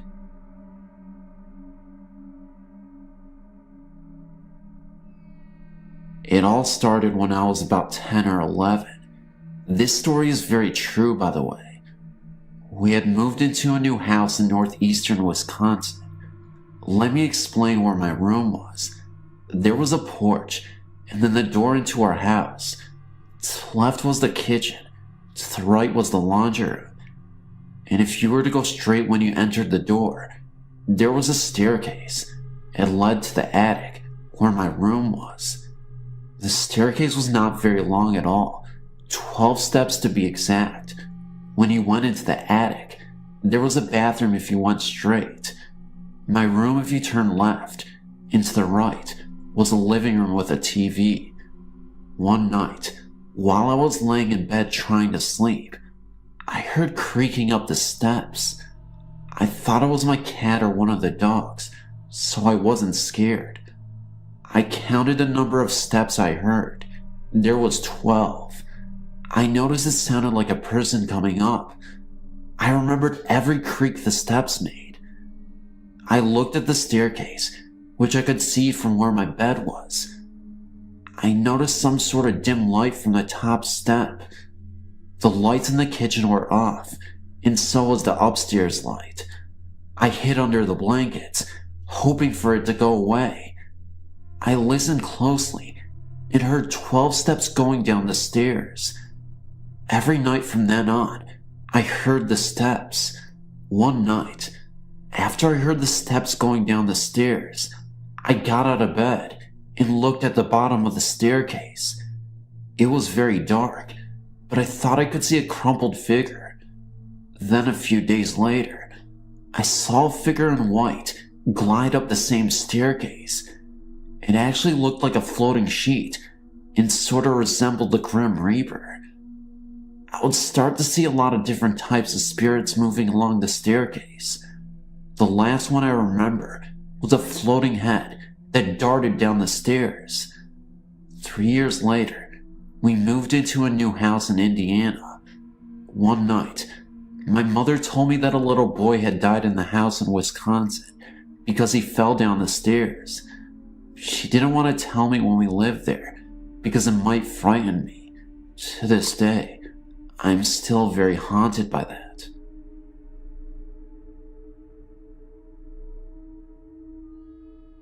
Back in September of 1982, my boyfriend of 4 years named Keith and I were visiting his sister Julie, her husband, and family in Orneco, Minnesota. He was 17 and I was 21, an odd age range, but he looked every bit my age and was mature as well. Sitting up late, we were talking, and for some reason, we got on the subject of death. I asked him if he believed in the afterlife, and he said that he did not. He believed that when it was over, but he knew I believed, and I asked that in case there was an afterlife of any sort, and that if we were able, that if one of us should die before the other, that the one who died would come back and watch over the one left behind. He agreed. As time passed, Keith needed a space, and I gave it to him, reluctantly at times, to the point where we would get into heated arguments, and I would move out of his house, where we lived together with his father. In June 1983, on a windy, extremely hot Wednesday night, Keith died in a fire that consumed their trailer house. I hadn't been with Keith for about 3 months, as our breakups and makeups were getting more sporadic. I recall trying to hitchhike to his place that night, 12 miles away, but as I stood on the highway for what seemed like 45 minutes, I just wasn't getting a ride. It was strange, because I hitchhiked the highway regularly and never had a problem getting a ride within 5 or 10 minutes. But that night, it was mostly humid and so hot that within minutes of leaving my apartment to go to the highway, I was soaked with sweat, like I had just taken a shower and didn't dry off. So, I went back home. The next day, my sister contacted me, saying that Keith had died the night before. I was devastated. My whole world fell to pieces. I spent the next few days with Keith's dad at Julie's house, preparing and attending the wake. At the wake, I was alone in the viewing room with Julie, and everyone else was downstairs visiting. It was a closed coffin service, but I had written a letter to Keith and wanted to place it in the coffin. But due to the extensive damage to Keith's body in the fire, the funeral home director would not let me see him.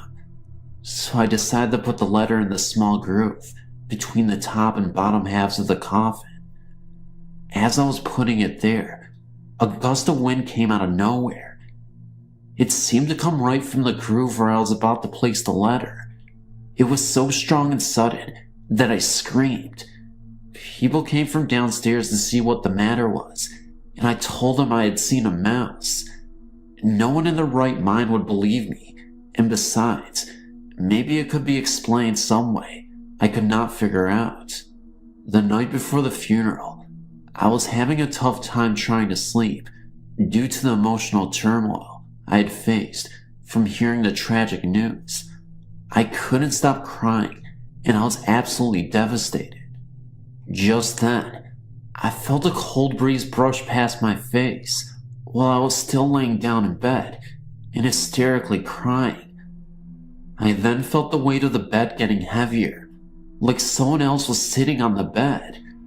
I screamed Keith instinctively and laid up in bed. The bed instantly felt lighter, and I could have sworn I saw a small ball of light move around the room before disappearing.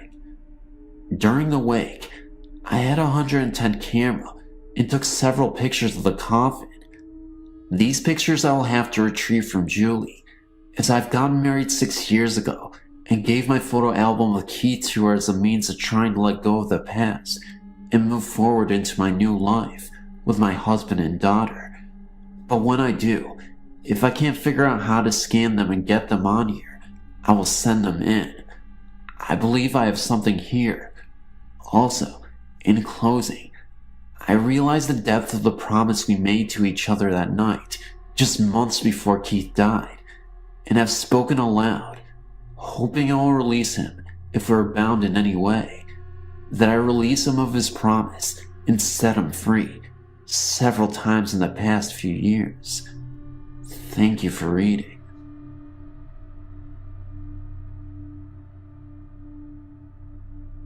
In this story, my wife and I had moved, and we rented a 60-year-old plus house because the landlord allowed pets. My wife had misgivings about the house from the first day we viewed it, but she agreed to move in.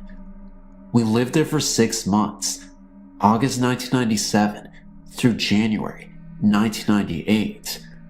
She had a strange feeling about the staircase, as if something bad had happened or would happen to one of us. I couldn't blame her, for the staircase was dark with no railing and carpeted so that it could be easy for someone to fall down the stairs. She also swears she heard old-time music playing in her bedroom late at night. I never heard it, and I don't believe it was our neighbors. She also said she would see people out of the corners of her eyes when she was alone. This hadn't happened to her before, and hasn't since in our new house, which we have lived in for 9 months. The strange coincidence is this. One afternoon, I was in the bathroom taking a shower when I saw movement about the size of a human move across the floor in front of the sink towards the door. I thought it was my wife, so I opened the door, but she wasn't around. About a week later, we were talking about how cold and where the house was. My wife told me, in addition to the music and odd feelings, that when she was taking a shower, she had seen movement in the front of the sink going towards the door. I told her that the same thing had happened to me. I thought that perhaps reflections off moving cars in the street in front of the house could explain the movement, but it wasn't sunny when I showered. At this point, I was freaked out, so in addition to poor insulation, bats in the attic and mice in the walls, we had ghosts. We moved out within a few months.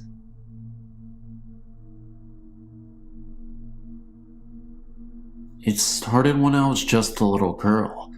I would see things in my room at night, movement, shadows, and dark forms.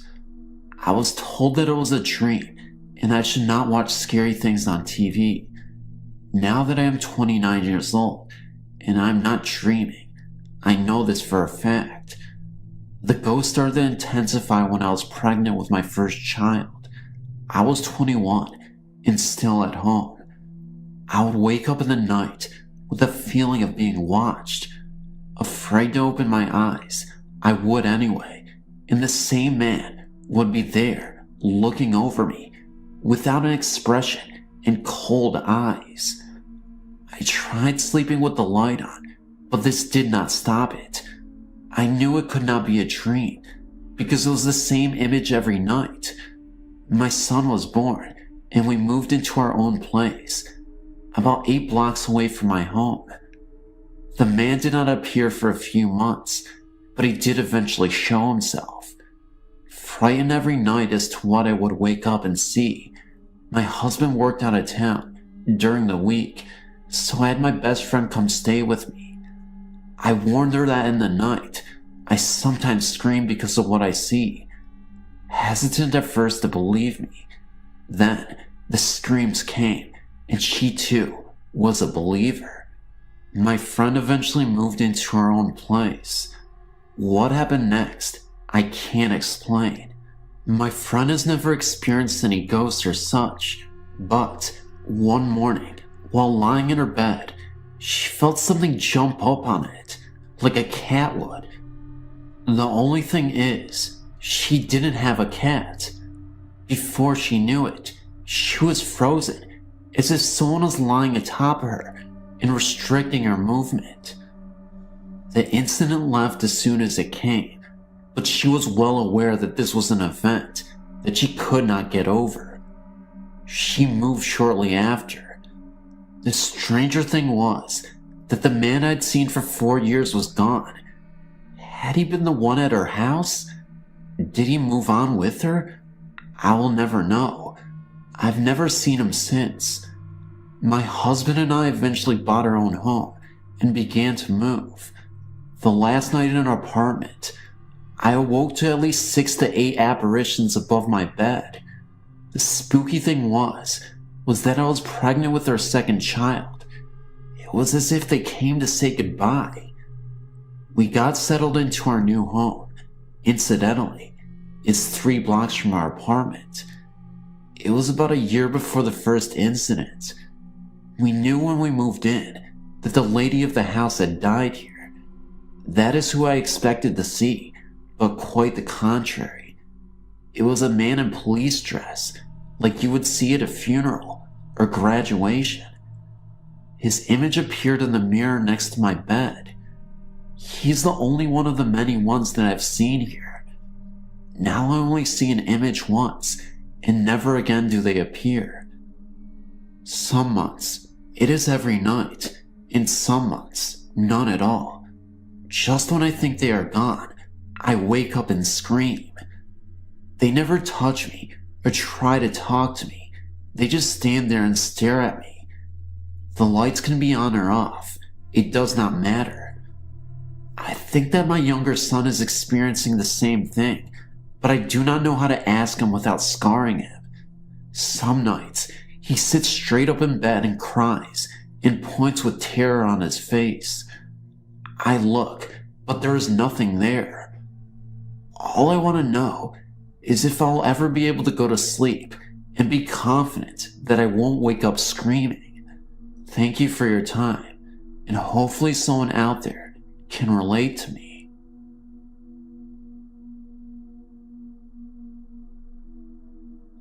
I've had numerous experiences with supernatural entities, but one that sticks out in my mind happened to my brother and I about 2 years ago.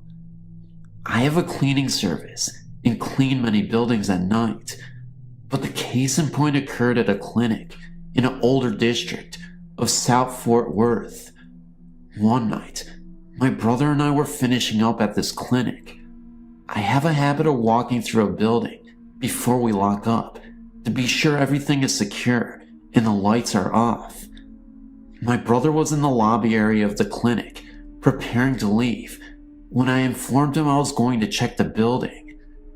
There are 4 hallways in this clinic, with many examining rooms, so I proceeded to walk the building. About halfway through my walk, I heard another pair of steps, about 10 foot or so behind me. I assumed it was my brother coming to help me, so I started talking to him. At the last stop of my walkthrough, there was a break room. I reached in to turn off the light of the break room and turned around, facing back towards the direction from which I had come, expecting my brother.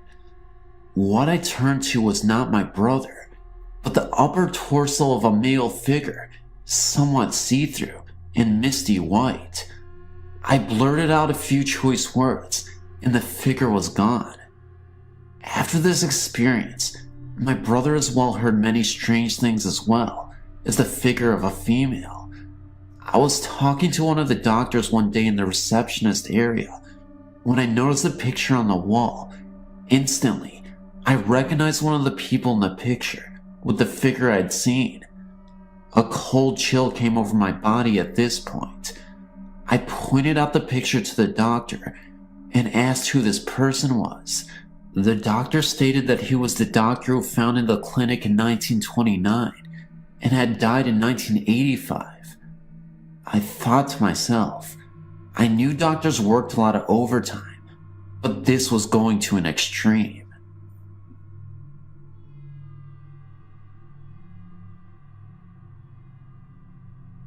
In the mid-1980s, my wife and I bought a home in Hanover Park, Illinois. It was a neglected house, which had a hard time selling and was being rented. The owners lived in a different state, and the tenants let the place go pretty bad. We saw a lot of possibilities, and the price was right. So we moved in, and things were, to put it bluntly, bad. The place was filthy. There were spiders everywhere. The gas wasn't on in late October, and it was raining continually. So I'm sitting in the living room area questioning my sanity when I see this blob of haze, a little larger than a basketball, round in shape, start moving across the living room about 7 feet away and just sort of floats into the dining room and out the patio door. It just went through the door and out of the house. I'm like, am I seeing things now? Or was that an apparition? It was weird because I wasn't scared. It was more like, wow, what the heck was that? We finally got the place in shape, and it turned out to be a nice home. We had our first child just before moving in, and it was nice to have a place of our own. I never mentioned the apparition to my wife, lest she think I was really losing it. A few months later in the spring, other things started happening. My son, who was now a full year, would wake up in the night, laughing deliriously.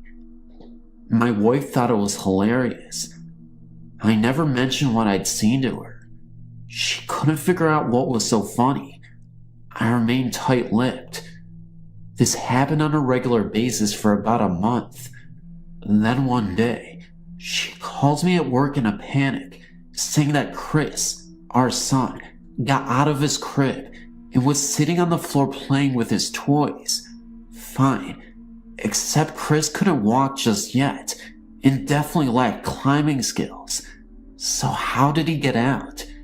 If he tumbled out, he would have most likely have been hurt or screaming at the very least. To this day, we don't know how, and he has no recollection of the event. Other events included the TV turning on at night, a strange happening of voices in the night, strong flowery odors, a feeling my wife once described as having passed through by something, and the car shutting down in front of the house once we moved out. We sort of visited, and when we passed the front of the house, the car just shut down.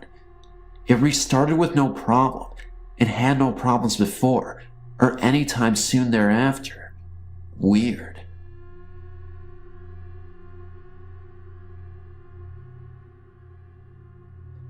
I was dating a guy when I was 14, about 5 years ago. His house had been built over an old well. The story goes that in the early 1900s, 2 children were playing near this well, and the little girl fell in, and her brother tried to help, but fell in too. Their parents didn't know they were missing for a while, but by the time they got there, it was too late. Well, they moved, and another house was built over it. My boyfriend's closet was built over this well. One night, it was raining really hard, and he was playing his guitar. A bolt of lightning struck right outside his window and lit up the whole room. About 10 seconds after that happened, we heard children laughing. I looked in the corner of his room and saw 2 children standing there, staring at us. I just sat there and stared back. They stood there for about 30 seconds and then vanished. After that, you would find things misplaced and then find them later. He came home on several occasions to find his room messed up. He would pick it up, leave, come back, and it would be messed up again. We broke up soon after that, and I've never heard about the children again. It's been a few years since I've added any new experiences. The last thing I recall writing about were whispers heard around my home. Since then, my father passed away from cancer, and his spirit may be responsible for some strange happenings.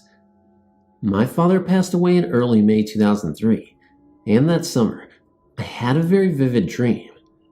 It was Sunday, July 20th, and I'd worked very early that morning. I worked at the Gap, and we had to rearrange the clothing stock and add new items to the shelves.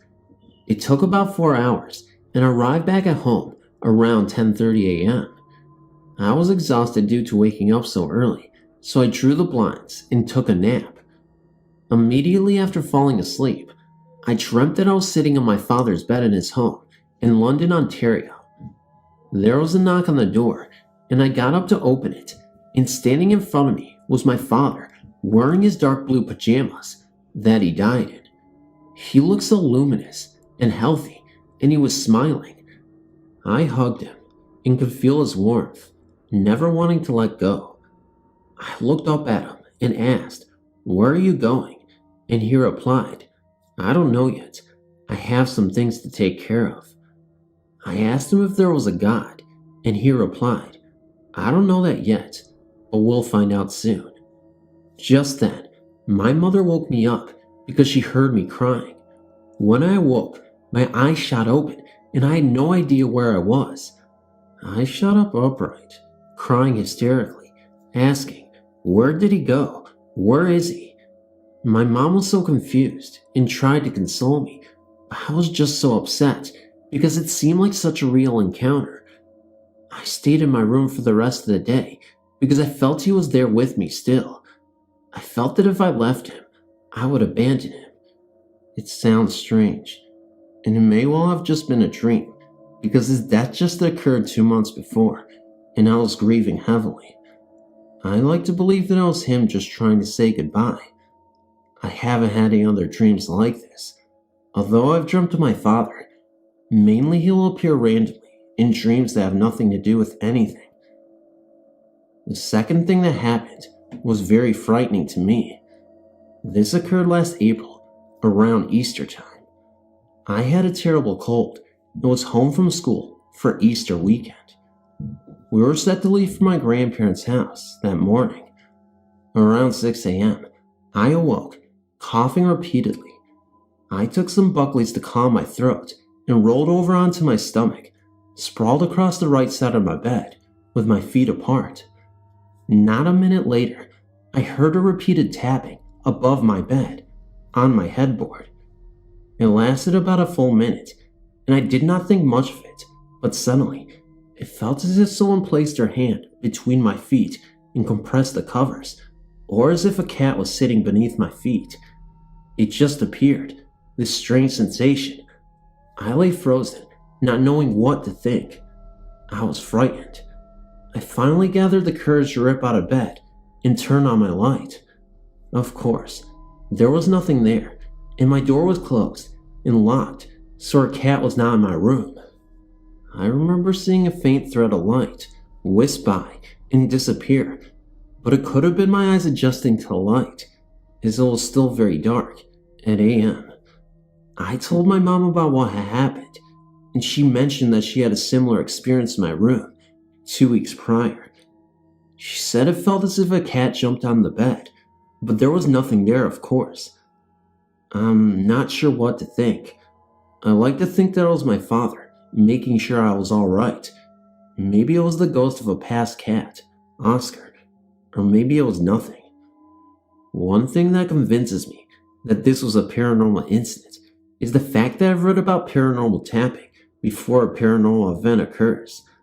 I read this book called The Ghost That Hunted Himself, the story of the Mackenzie poltergeist, by Jan Andrew Henderson. It's a book of well-documented hauntings surrounding the Black Mausoleum, a tomb in Greyfriars Cemetery in Edinburgh, Ireland. Ben Scott leads tours of this tomb, and one of his encounters was very similar to my own. On page 21 it reads, Ben lay in his bed, staring up at the ceiling. It was almost Easter. He had drank too much and had gone to bed alone. As he lay unsuccessfully, trying to sleep, he heard a repeated tapping noise just above his head. Ben didn't know what it was, and he no longer cared. A few minutes later, he heard the heavy swish of the bed curtains parting. I almost couldn't breathe when I read this. I couldn't believe how related the incidents were, but it all could be a coincidence. One other thing that frightened me occurred this past May. It was May 5th actually, the second anniversary of my father's passing, and I'd just returned home from a friend's house. It was around 3 a.m., and I went to sleep in the guest computer room because my room was occupied by my mother because her basement room had been flooded due to a leak in the foundation when her pool thawed. I was dozing off when suddenly I heard something fall off the shelf of the computer desk onto the desk itself. It made a very loud noise and startled me awake. I was frozen and felt very threatened, like something was looming in the darkness, approaching me. I yelled out, "Go away!" not really thinking how ridiculous I sounded.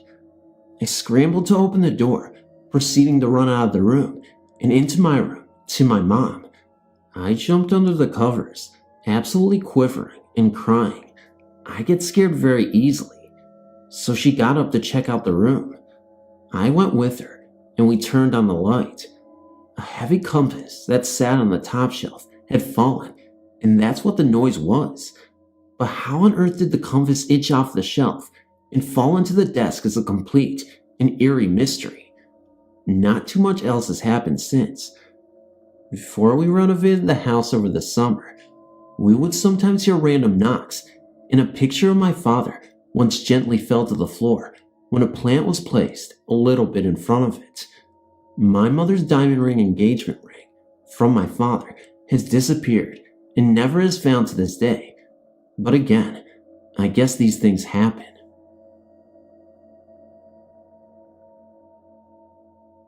I just thought I'd share my ghost story. In the summer of 2001, I was living in Paris, in a building that I believe was built in 1863. The elevator was deemed historic. It was creaky and slow and broke often, but couldn't be replaced because it was antique, and they had rules about that. The elevator was wooden on 3 sides, and made of grating and stained glass in the front, and each landing was grated, so you could see right into the elevator when it stopped, and anyone standing there when you were in the elevator could see you. The elevator was very small, just big enough for 3 average weight people to stand inside. A friend visited me in August, and we decided to go out shopping in the afternoon. We went to the landing and pressed the button for the elevator. I might mention that I believe that we were probably just about the only people in this building at the time. The Parisians had all left for the seashore, and I hadn't seen anyone but the building's porter and one other person the whole summer. This day, when the elevator came, there was a man in it. My friend and I both gasped at the same time because it was very unexpected.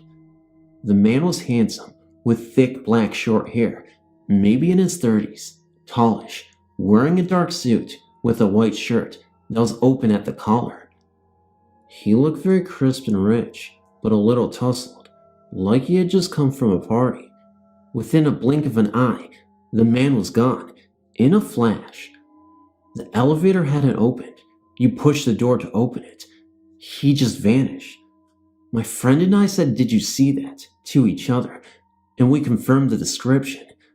He looked like just a regular person, not clear or ghost-like at all. Then, she just got into the elevator. Brave. I got in with her, but I made her stand where he had been standing.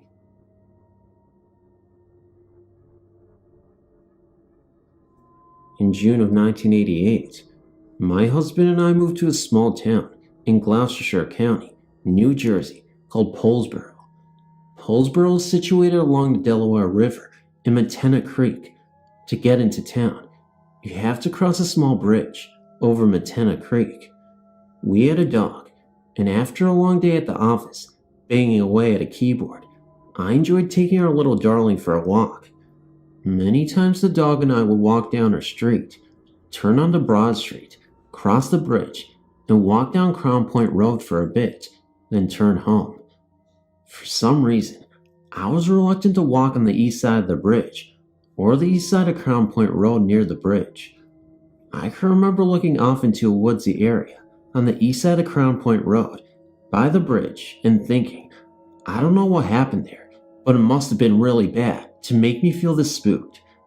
About 5 years ago, after we came to Poulsboro, I was driving home on a dark and stormy night, as Snoopy would say. The rain was so heavy, I could barely see the road ahead. As I approached the bridge from Crown Point Road, I caught a glimpse through the murky weather of a house on the east side of the bridge where I knew no house was. It was that little woodsy area that always spooked me so much. The house was a ball of fire. Flames were shooting straight up into the air like the 4th of July, and the smell of wood burning filled the car. As quickly as I saw the house, it was gone, vanished, and the scent of charred wood disappeared with it. Yes, I was scared, even though the doors of the car were locked. Periodically, I'd be coming home from that direction, but only when it was stormy and late at night. I'd catch a 2 or 3 second glimpse of a house engulfed in fire and the smell of the house burning, which is entirely different from the scent of something like leaves burning or a fireplace. This happened about 6 times over 10 years, and the experience really spooked me. A few years later, I learned that back in the 1930s or 1940s, can't remember the decade, but during that time period, there was a house located on that piece of ground. The family living there had either 5 or 6 children. I can't remember now how many, but it was more than 4. One night, when the father was working night shift, the house caught fire and all the children died in the blaze. Witnesses said the oldest girl, who was about 13, ran back into the house and up the stairs to save her littlest brother, who was a baby. Needless to say, now I understand why that spot always made me feel uncomfortable and where the scent of charred wood came from. What I think is interesting is that the ghost of this story isn't a person or an animal, but an inanimate object, a house that no longer exists and hasn't existed for over a half a century, but still blazes away like a Halloween pumpkin when conditions are just right. So, the next time there's an unusually dark and stormy night, come on down to Gloucestershire County, New Jersey, and head for Poulsboro on Crown Point Road. You may just be haunted by a house.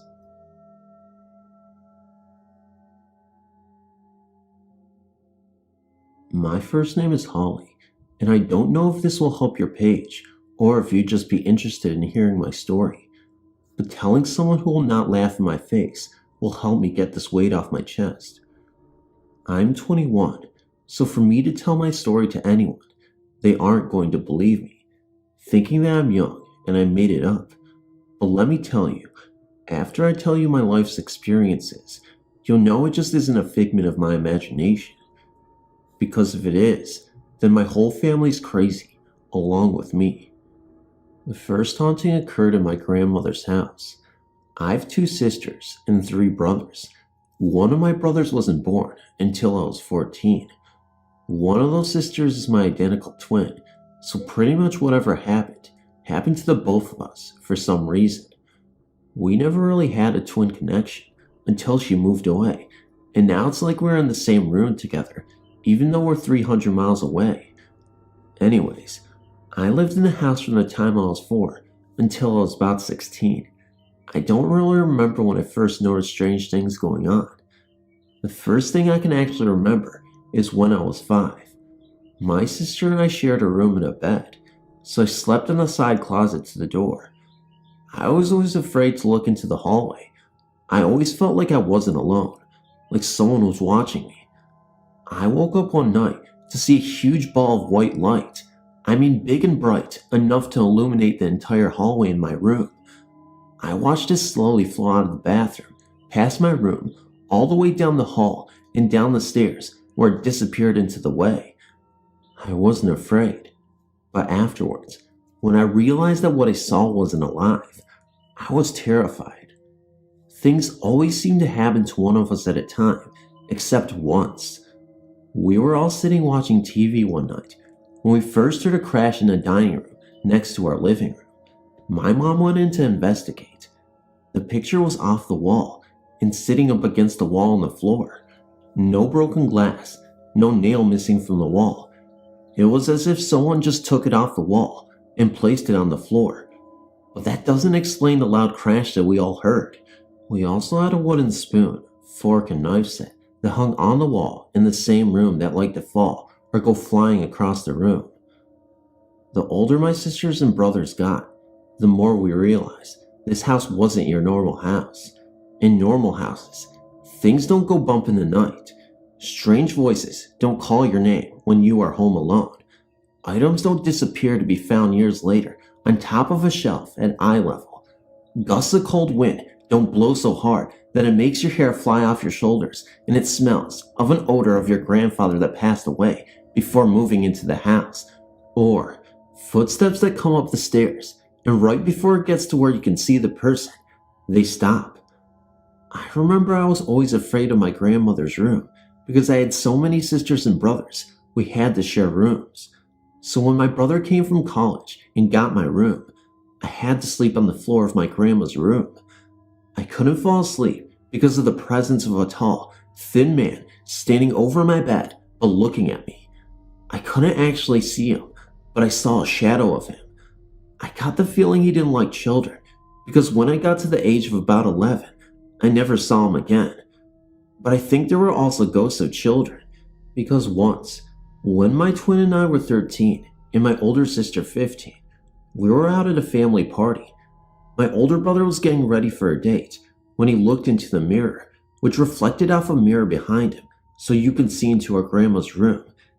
And he saw what looked like a little girl, about 10 or 12, sitting on the bed.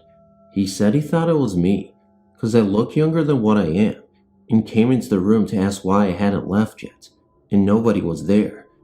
He said she looked just like me. I really don't know if it's in our DNA or what, but almost every house and I that my sisters and brothers live in is haunted. I get the feeling that our original ghosts have followed us. When we moved into the next home, but one after my grandma's, but the next one, I never actually saw anything, but my little brother who wasn't born until I was 15 says he saw something. I was about 19 and he about 5. He would refuse to go to the bathroom alone, said he wouldn't go into the hallway because the little girl sitting on the floor crying scared him. I thought he was making it up, but I could hear him talking to someone in the hallway sometimes, and I asked him who he was talking to, and he would say, the little girl who cries all the time, but nobody in the house could see her or hear her. When I was 18, my grandma, same grandma whose house is haunted, came to stay with us for a couple of months because her health wasn't too good. Anyway, I started hearing what sounded like footsteps, more like stomping, coming from upstairs. I thought I was imagining it until Grandma looks up at me and says, "Who's up there stomping around?" Mind you, I was the only one upstairs usually. The upstairs was one bedroom. After this house, my twin sister moved away and got married, and I went off to college. My older sister is living with her boyfriend. My older brother is living with his girlfriend and their baby girl.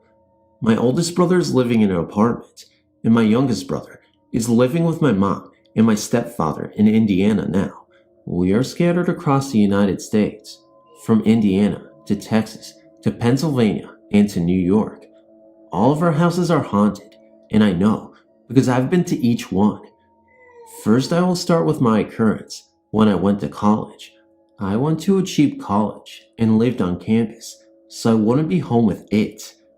That didn't work, because when I had a friend over to watch a movie with me, we were sitting on a bunk bed they provide for us, and the window behind us decided it wanted to be open all the way up and slammed back down. The window was closed and locked. Then sometime later, I was sleeping on the top bunk and my roomie was on the bottom. I had my hand hanging over the side like I usually do, and I felt someone tug on my hand, hard enough to jar me from my sleep and almost slide me off the edge. I said, "Hey, stop it," thinking it was my roomie, under me, being childish, until I heard a giggle that could only come from a little girl.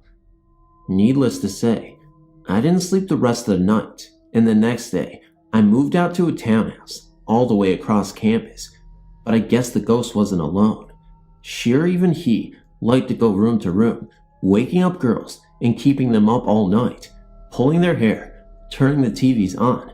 I heard about it the next morning in the cafeteria at breakfast. Now I'm getting married to my college sweetheart, and once again, I get the feeling that I'm not alone.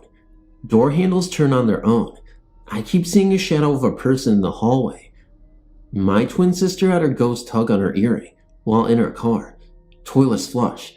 It sounds funny, but it's true. Smells of perfume. Her 2-year-old who is looking up at something that isn't there and smiling. Or her waking up and trying to say someone jumbled up about a lady. My mom's house in Indiana is most uncomfortable. My little brother, who is now almost 7, new room, has his own computer in it. I was lying on the bed with him one night, trying to get him to go to sleep. He kept saying he didn't like the new computer and to take it out of the room, when all of a sudden, the keyboard started typing away on its own. He and I bolted from the room. The computer is now in the basement. It still likes to do that tapping crap, but at least it isn't in his room with him. As far as seeing anything, none of us in our new house has seen anything, but the odors, footsteps, things disappearing, and voices haven't left any of us. The only thing that I can think of was our uncle had been sick, and Mike, my older brother, was sitting in the living room of his house sleeping. Woke up to 3 balls of light coming from the ceiling forward downward until it came next to him and disappeared. His girlfriend, who is psychic, I know this all sounds strange, said that it was the spirit of our uncle coming to tell him he was safe and had passed on to the other side safe. The next morning, we got a call from the hospital saying my uncle passed on. That isn't it. I don't know if this has to do with my mom's haunting, but a blackbird got into her sunroom. No doors or windows even open. It just sat there staring at her. Didn't fly or anything. Just was there. Didn't know how it even got there, but it was there all day long. That night, a close friend of the family died. Wasn't sick, just had a heartache at a young age, and died. My mom thought the blackbird was an omen and went to go see if it was still there, and it was gone. Same sort of thing happened to my aunt and uncle. A bird came into the house. They didn't know how, it wouldn't leave, and then just disappeared when something bad happened to their son. I don't know what the connection is. I've just moved into my new home on October 30th, 2005, and I am renting it. The night before, I was here painting one of the upstairs bedrooms. Around 10 p.m., I distinctly heard my patio door open in the dining room at the bottom of the steps and footsteps creaking the steps up to where I was painting. No one entered the room I was painting. I thought it was my boyfriend, but he didn't answer when I called his name. A minute later, my boyfriend called my cell phone from his house, and I thought it was nuts for even thinking so dumb. Now a month later, we have several other occurrences that have been taking place. My daughter felt and heard a whisper in her ear as she bent down to the empty dryer in the laundry room. Her bedroom lights go on and off often. Our wiener dog will not enter the room. If she puts her head in there, she scratches to get out after a few seconds. We hear 2 men's voices having a conversation in the living room, and there are no other radios or TVs on in the whole house. I like it quiet when I am home. The kids hear banging in the night in their rooms with the huge closets that they have. We hear what sounds like heavy items hitting the basement floor all the time, and there's nothing there when we run to look. There are many cold spots in the house. Just last night, December 7th, at 3:20 a.m., I got up to go to the bathroom at my usual 3 a.m. waking, for no reason at all, each night, and the bathroom door was not closed all the way. Since it was 3:20 a.m., I did not fear anyone would be coming in on me. Just then, the door started to pull open, and I yelled, "I'm in here," and the door closed and shut all the way.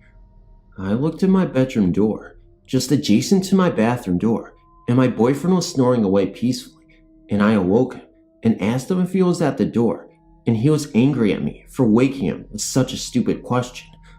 I then went upstairs to my children's room and found them both sleeping peacefully soundly.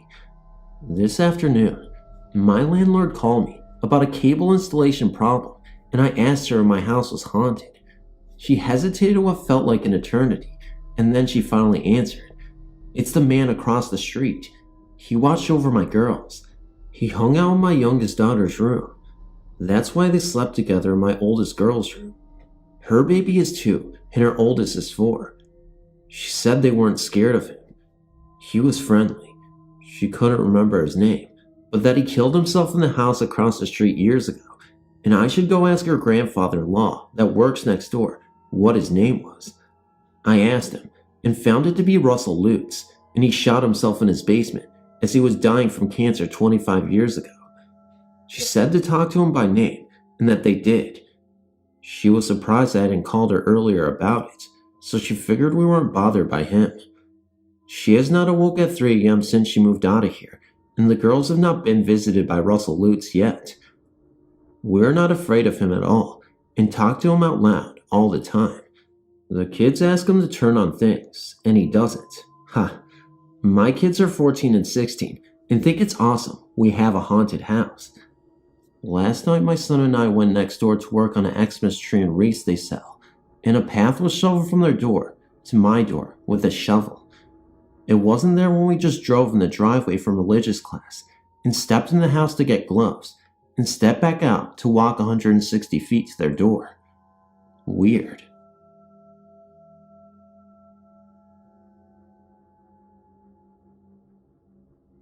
Throughout my life, I've encountered many ghosts.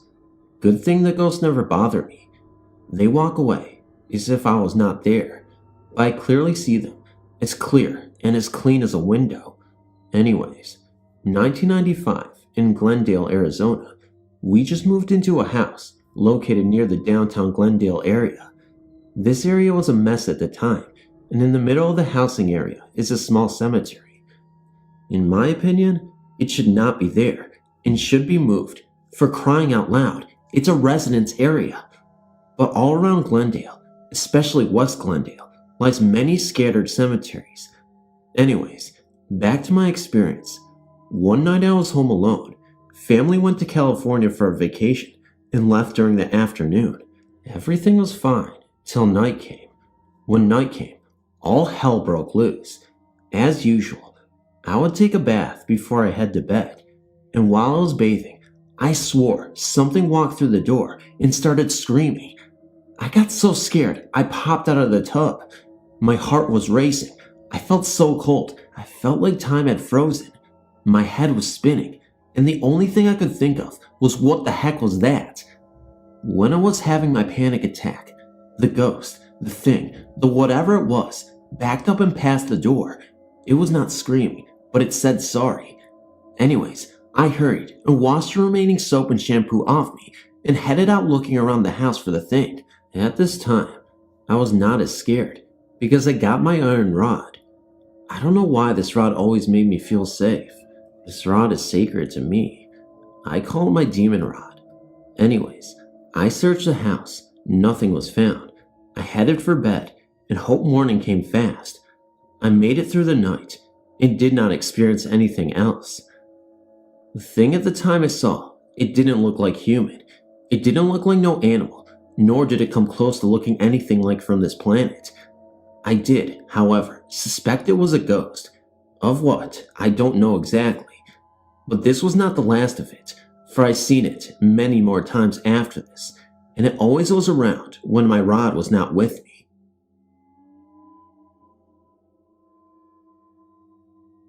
I submitted a story to you prior to this one, a couple of years ago. I've had some recent occurrences that I would like to share with you, if that's okay. Here is my story. In the fall of 2001, my best friend Harley was killed in a tragic car accident, and I took his death very hard. When he first died, I felt that he was always around. When I was living in England, my dorm room would smell like his aftershave, and I continued to sense he was around, and occasionally he would come to me in a dream, but lately things have been quiet until recently. A couple of months ago, I had a dream with Harley in it. We were sitting around a picnic table, and he just looked as healthy and happy as if he were alive. He told me to quit worrying about everything, and I would be alright. He would never stop taking care of me. And then this past Thanksgiving, I was driving to my boyfriend's house, and as I'm going along on the highway, I got this strange feeling like the car in the next lane was going to cut me off. So I backed off the car in front of me, and wouldn't you know it, that car cut in front of me with no warning at all. Now, how did I know that the car was going to do that before he even did it? Some people tell me it was my friend looking out for me, since his accident occurred on Thanksgiving. I know they are not big, spooky stories, but they make me believe that we do not die after death, and that we can still communicate with our loved ones here on Earth. Thanks for listening. First off, I'd like to state that these supernatural experiences were some of the most genuinely terrifying accounts I've ever witnessed. I don't deliberately seek out these types of phenomena, and although I know this may sound cliche, I'm a skeptical individual. I've always believed that accepting anecdotal experiences without evidence can be disastrous for a story's credibility. I mean, it's incredibly easy to fabricate and embellish because it's impossible to prove that an experience, by itself, actually occurred. That being said, I can clearly understand why some will dismiss these experiences as visual hallucinations or an overactive imagination. I don't want to get into the habit of explaining why my stories are valid. I'm not going to waste your time trying to over-explain myself half to death in order to get you to believe this actually happened. Just take it from a skeptic, someone who isn't attached to the paranormal, someone who's consistently dismissive and always writing off these experiences as invalid. This particular experience happened at home. It was a summer morning, and I just ordered a new iPod that I had purchased online for myself. I was so excited about the opportunity to have this iPod because I was dirt broke, poor, and couldn't afford an iPhone, so the iPod was the best option at the time. I skipped out on school that day so I could have it here when it arrived. My parents were at work, and they work long hours, so they wouldn't be home until late evening. We live in the countryside, and our house is surrounded by woods, and there isn't another house between us for miles. The area is still pretty sketchy though, and there have been numerous times where the house had been broken into in the past. So I was waiting all morning for my iPod to arrive, when I finally hear a knock on my door. I thought to myself, oh yes, it's finally here. So I rush all the way to my front door quick. I open the door, but didn't see a package, or anybody for that matter. There's a window next to my door, and it's always easy to see who is coming by. Not seeing anyone immediately was strange because, again, we live in the countryside, a cabin in the woods type 2-story home, and I would have been able to see the delivery truck drive by since our driveway is straight and long before you turn out into the main road. I go back into the living room, really confused, but figured it might have been an animal or something. I relaxed on the couch and decided to watch some television. That's when I hear glass shatter coming from the upstairs window in my room. I immediately jump up from the couch and get kind of scared now because I'm now suspecting that someone may be attempting to break in. This terrified me because I'm an 18-year-old scrawny nerdy looking type kid, home alone, and I can be easily overpowered. I was thinking there were multiple people trying to break in, and that glass shattering might have been a diversion to make sure nobody was in the home so the coast would be clear. A second later, I hear the doorknob erratically jiggling and frantically run down the hallway adjacent to the nearest closet was and hide. I had the closet door open just a crack so I could monitor the situation. I prayed to God that these people would give up and just leave, but I knew that wasn't going to happen. I had no phone, no way to escape and make a break for it, and I was counting down the seconds until they would eventually catch me, and God knows what they would do. This is where it gets extremely peculiar. The front door swings open, and I hear strange murmuring noises that didn't sound human, almost if it sounded like pigs squealing. My heart is skipping faster, because I don't know what to think at this point, but I just tried my best to keep quiet so that whatever was in my house didn't find me. A second after, I then noticed these two semi-transparent figures walk, very tall in height, but snow white, into the living room. In fact, it's hard for me to put this into writing, but the figures looked albino, but as if they were covered in snow and just came out of a blizzard. The best way to describe them was that their appearance looked like White Walkers from the Game of Thrones TV show. Even stranger, they looked as if they were dressed as priests. They were so white it was almost blinding, but still dark enough that you could see them. They scanned the living room, looking around for something, but they just appeared disoriented and confused, like they forgot they were attempting to burglarize the home. The moment felt like forever, and the time felt like it was moving by so slowly. I tried to look around the closet for a brief moment to see if I could find a bat or something to arm myself with, just in case they were heading my way and I had to fight, but it was already too late. My idiotic self must have been looking too long through the cracked open door, because before I knew it, they were standing right outside the closet door. The closet door has no lock, so it was only a matter of time before I would be too weak to continue to hold the door shut. I tried with all my might to keep them from coming in. The figures kept banging on the closet door, and the doorknob kept continuously jiggling. That's when, all of a sudden, everything fell silent. The doorknob stopped jiggling, and I felt the force release itself and the pressure wear off of the door. I opened the closet door slowly, and my parents were home early, and the figures vanished. My parents were worried sick about me. Apparently, my dad received a phone call while at work. The call was very brief. It was a man's voice. The only information the man gave on the phone was that he was a priest and that I needed help because I was in danger. The call was so abrupt that it ended before he could respond. My dad then called my mom so they could rush back home. But how did that man know I was in danger? Who was that man who called? I told him that someone broke into our house and left it at that. I also told him that I heard glass shattering upstairs, so we both walked up, and to my surprise, everything was fine. No glass pieces anywhere, and the window was in one piece. Odd. I know for a fact I heard the glass shatter, and I know I wasn't losing my mind because I was expecting a knock. I was sober, and I wasn't on any drugs or medication. It just all sounded and felt so real. I never ended up telling my parents because, again, I'm a skeptical person, and maybe it was only burglars and not something supernatural or paranormal. What doesn't make sense to me is that I know these people were in my house. I saw with my own eyes who they were for a split second, but looking back at it now, I'm super convinced that what I witnessed was paranormal activity. I know this sounds crazy, but maybe I would have been killed and I was saved by that phone call. Or maybe I should just come to terms with reality and just admit that I was actually hallucinating, though I swear it was no hallucination. Maybe I was so excited about the idea of getting that iPod that it made me go insane for a brief moment and I ended up seeing things. None of this makes sense, and honestly, I wish I was lying. All I know is I'm not going to be ordering iPods online anymore. I'll just drive into town from now on. I don't know if you believe in God. I can't even truly be sure of that question myself. What I am sure of is that there are forces, things, or entities out there that we do not understand. Things that can possibly harm us, or at least terrorize us. Things that I would love to stay the hell away from, and I would advise you to do the same. Some people, such as my little brother, do not quite understand that, and every day I'm worried he will find himself in a situation he cannot escape. The story I'm about to tell you took place between 19 to 25 years ago in what used to be a semi-small town called Austin, Texas.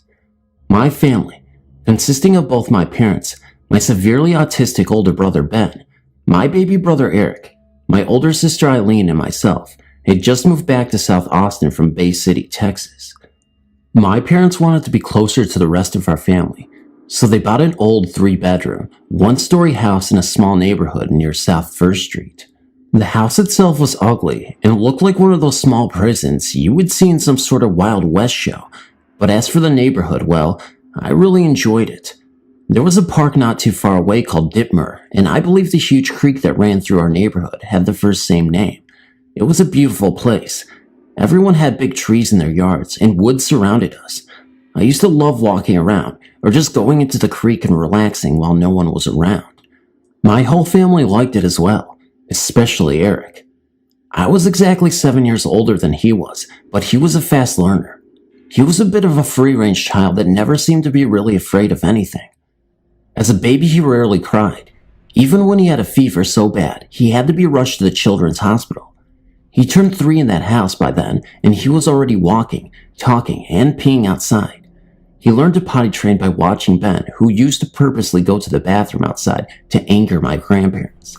My parents said he was the quickest one to become potty trained out of all of us. One day, I was watching a new show called Boy Meets World on our TV in the living room when I heard Eric talking to someone in our parents' room. I'd put on Power Rangers in there for him since that was the only place that had another TV, but I could not hear it playing anymore.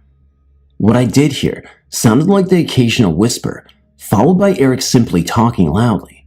When I walked in to investigate, he was just sitting there on my parents' bed, looking into the mirror at the head of it. I asked him, "Who are you talking to?" with a slight giggle in my voice, and he turned and looked at me as if I just caught him sneaking the cat inside. He then grinned from ear to ear and replied, "No one." I then said as sarcastically as I could, "Oh, really? No one, huh? Liars don't get cookies from the cookie jar." He jumped up quickly and yelled, Okay, I was just talking to Chuck." I was relieved because Chuck had been his imaginary friend since we first moved in. In fact, I think it started when my dad let him watch Child's Play, and instead of being terrified of the creepy little monster doll like a normal person, he became obsessed with it like a little weirdo. He would watch that movie every year when it would come on in October, until he turned 14. So I decided to play around with him and say, "No, you weren't. You were talking to someone else."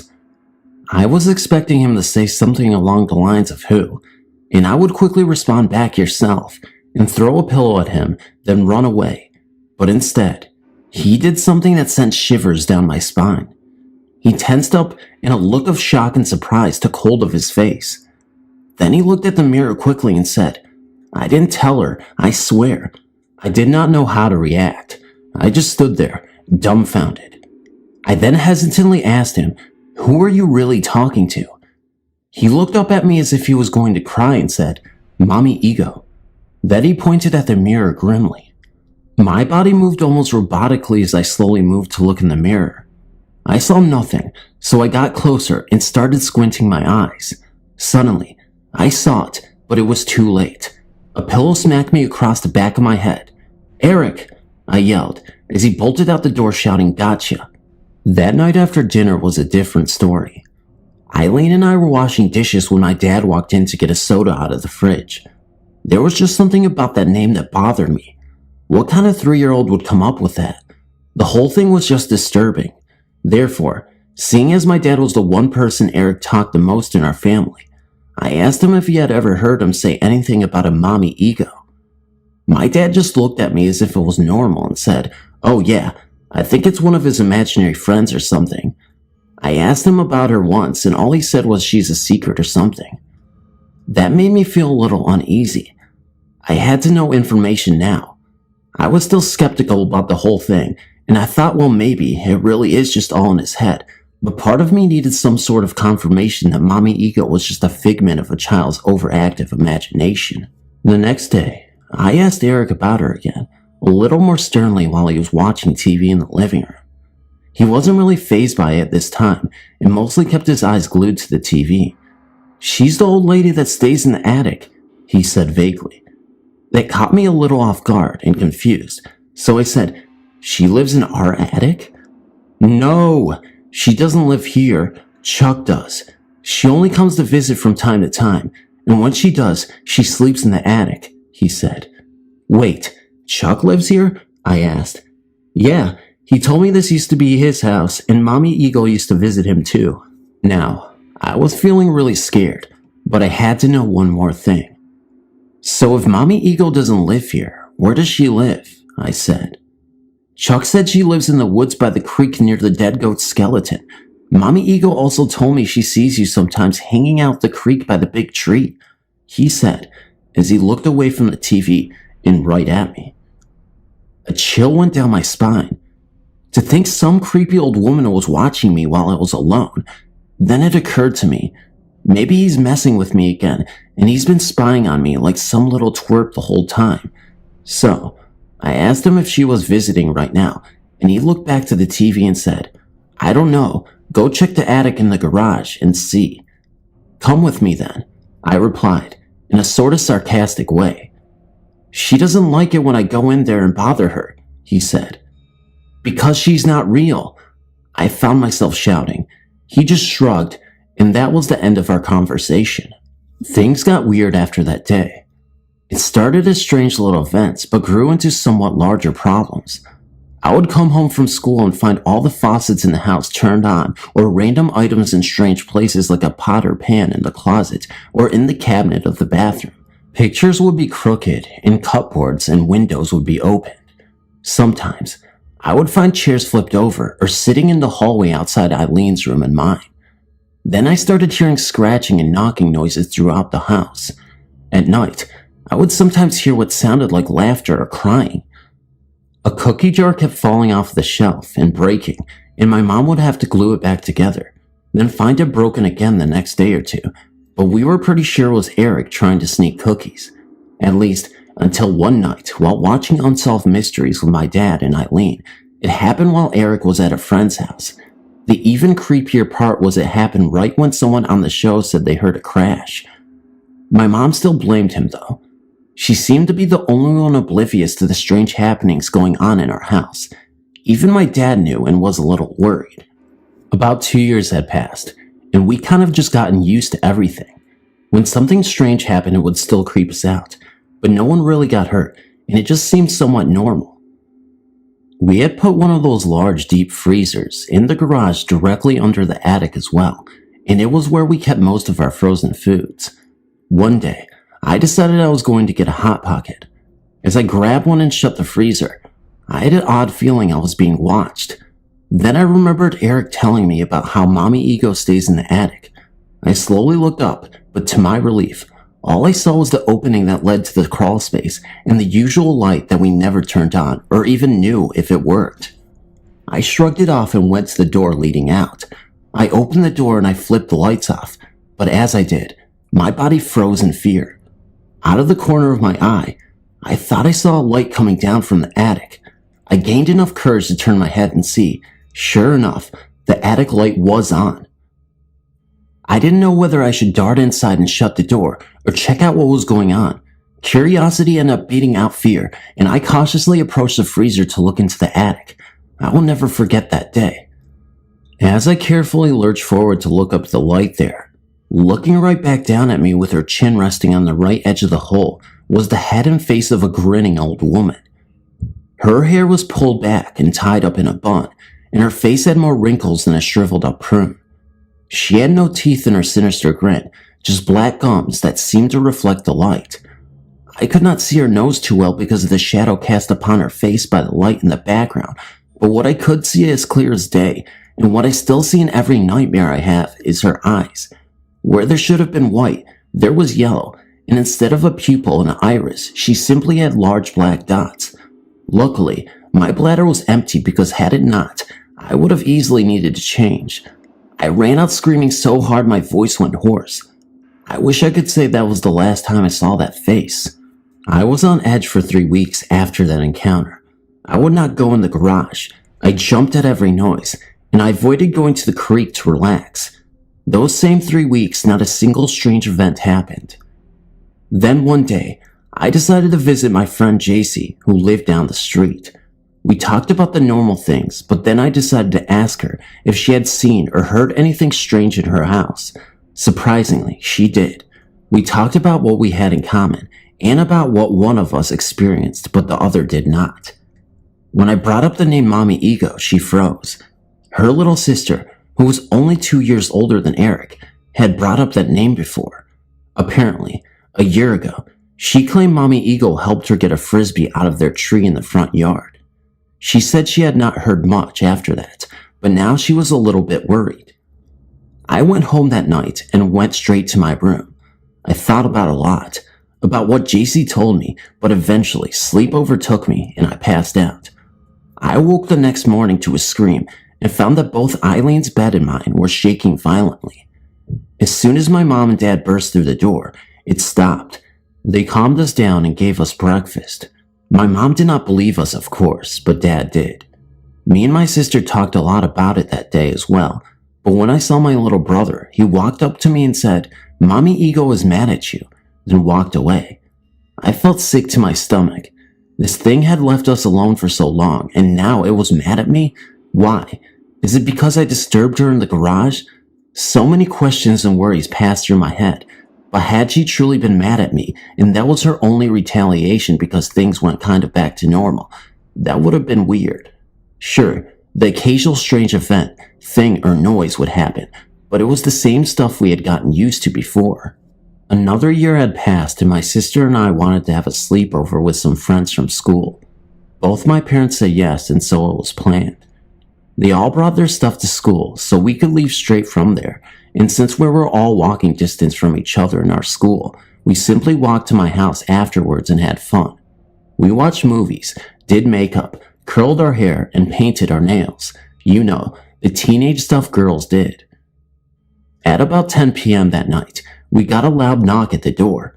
We weren't really doing much, just gossiping and playing the board game Sorry.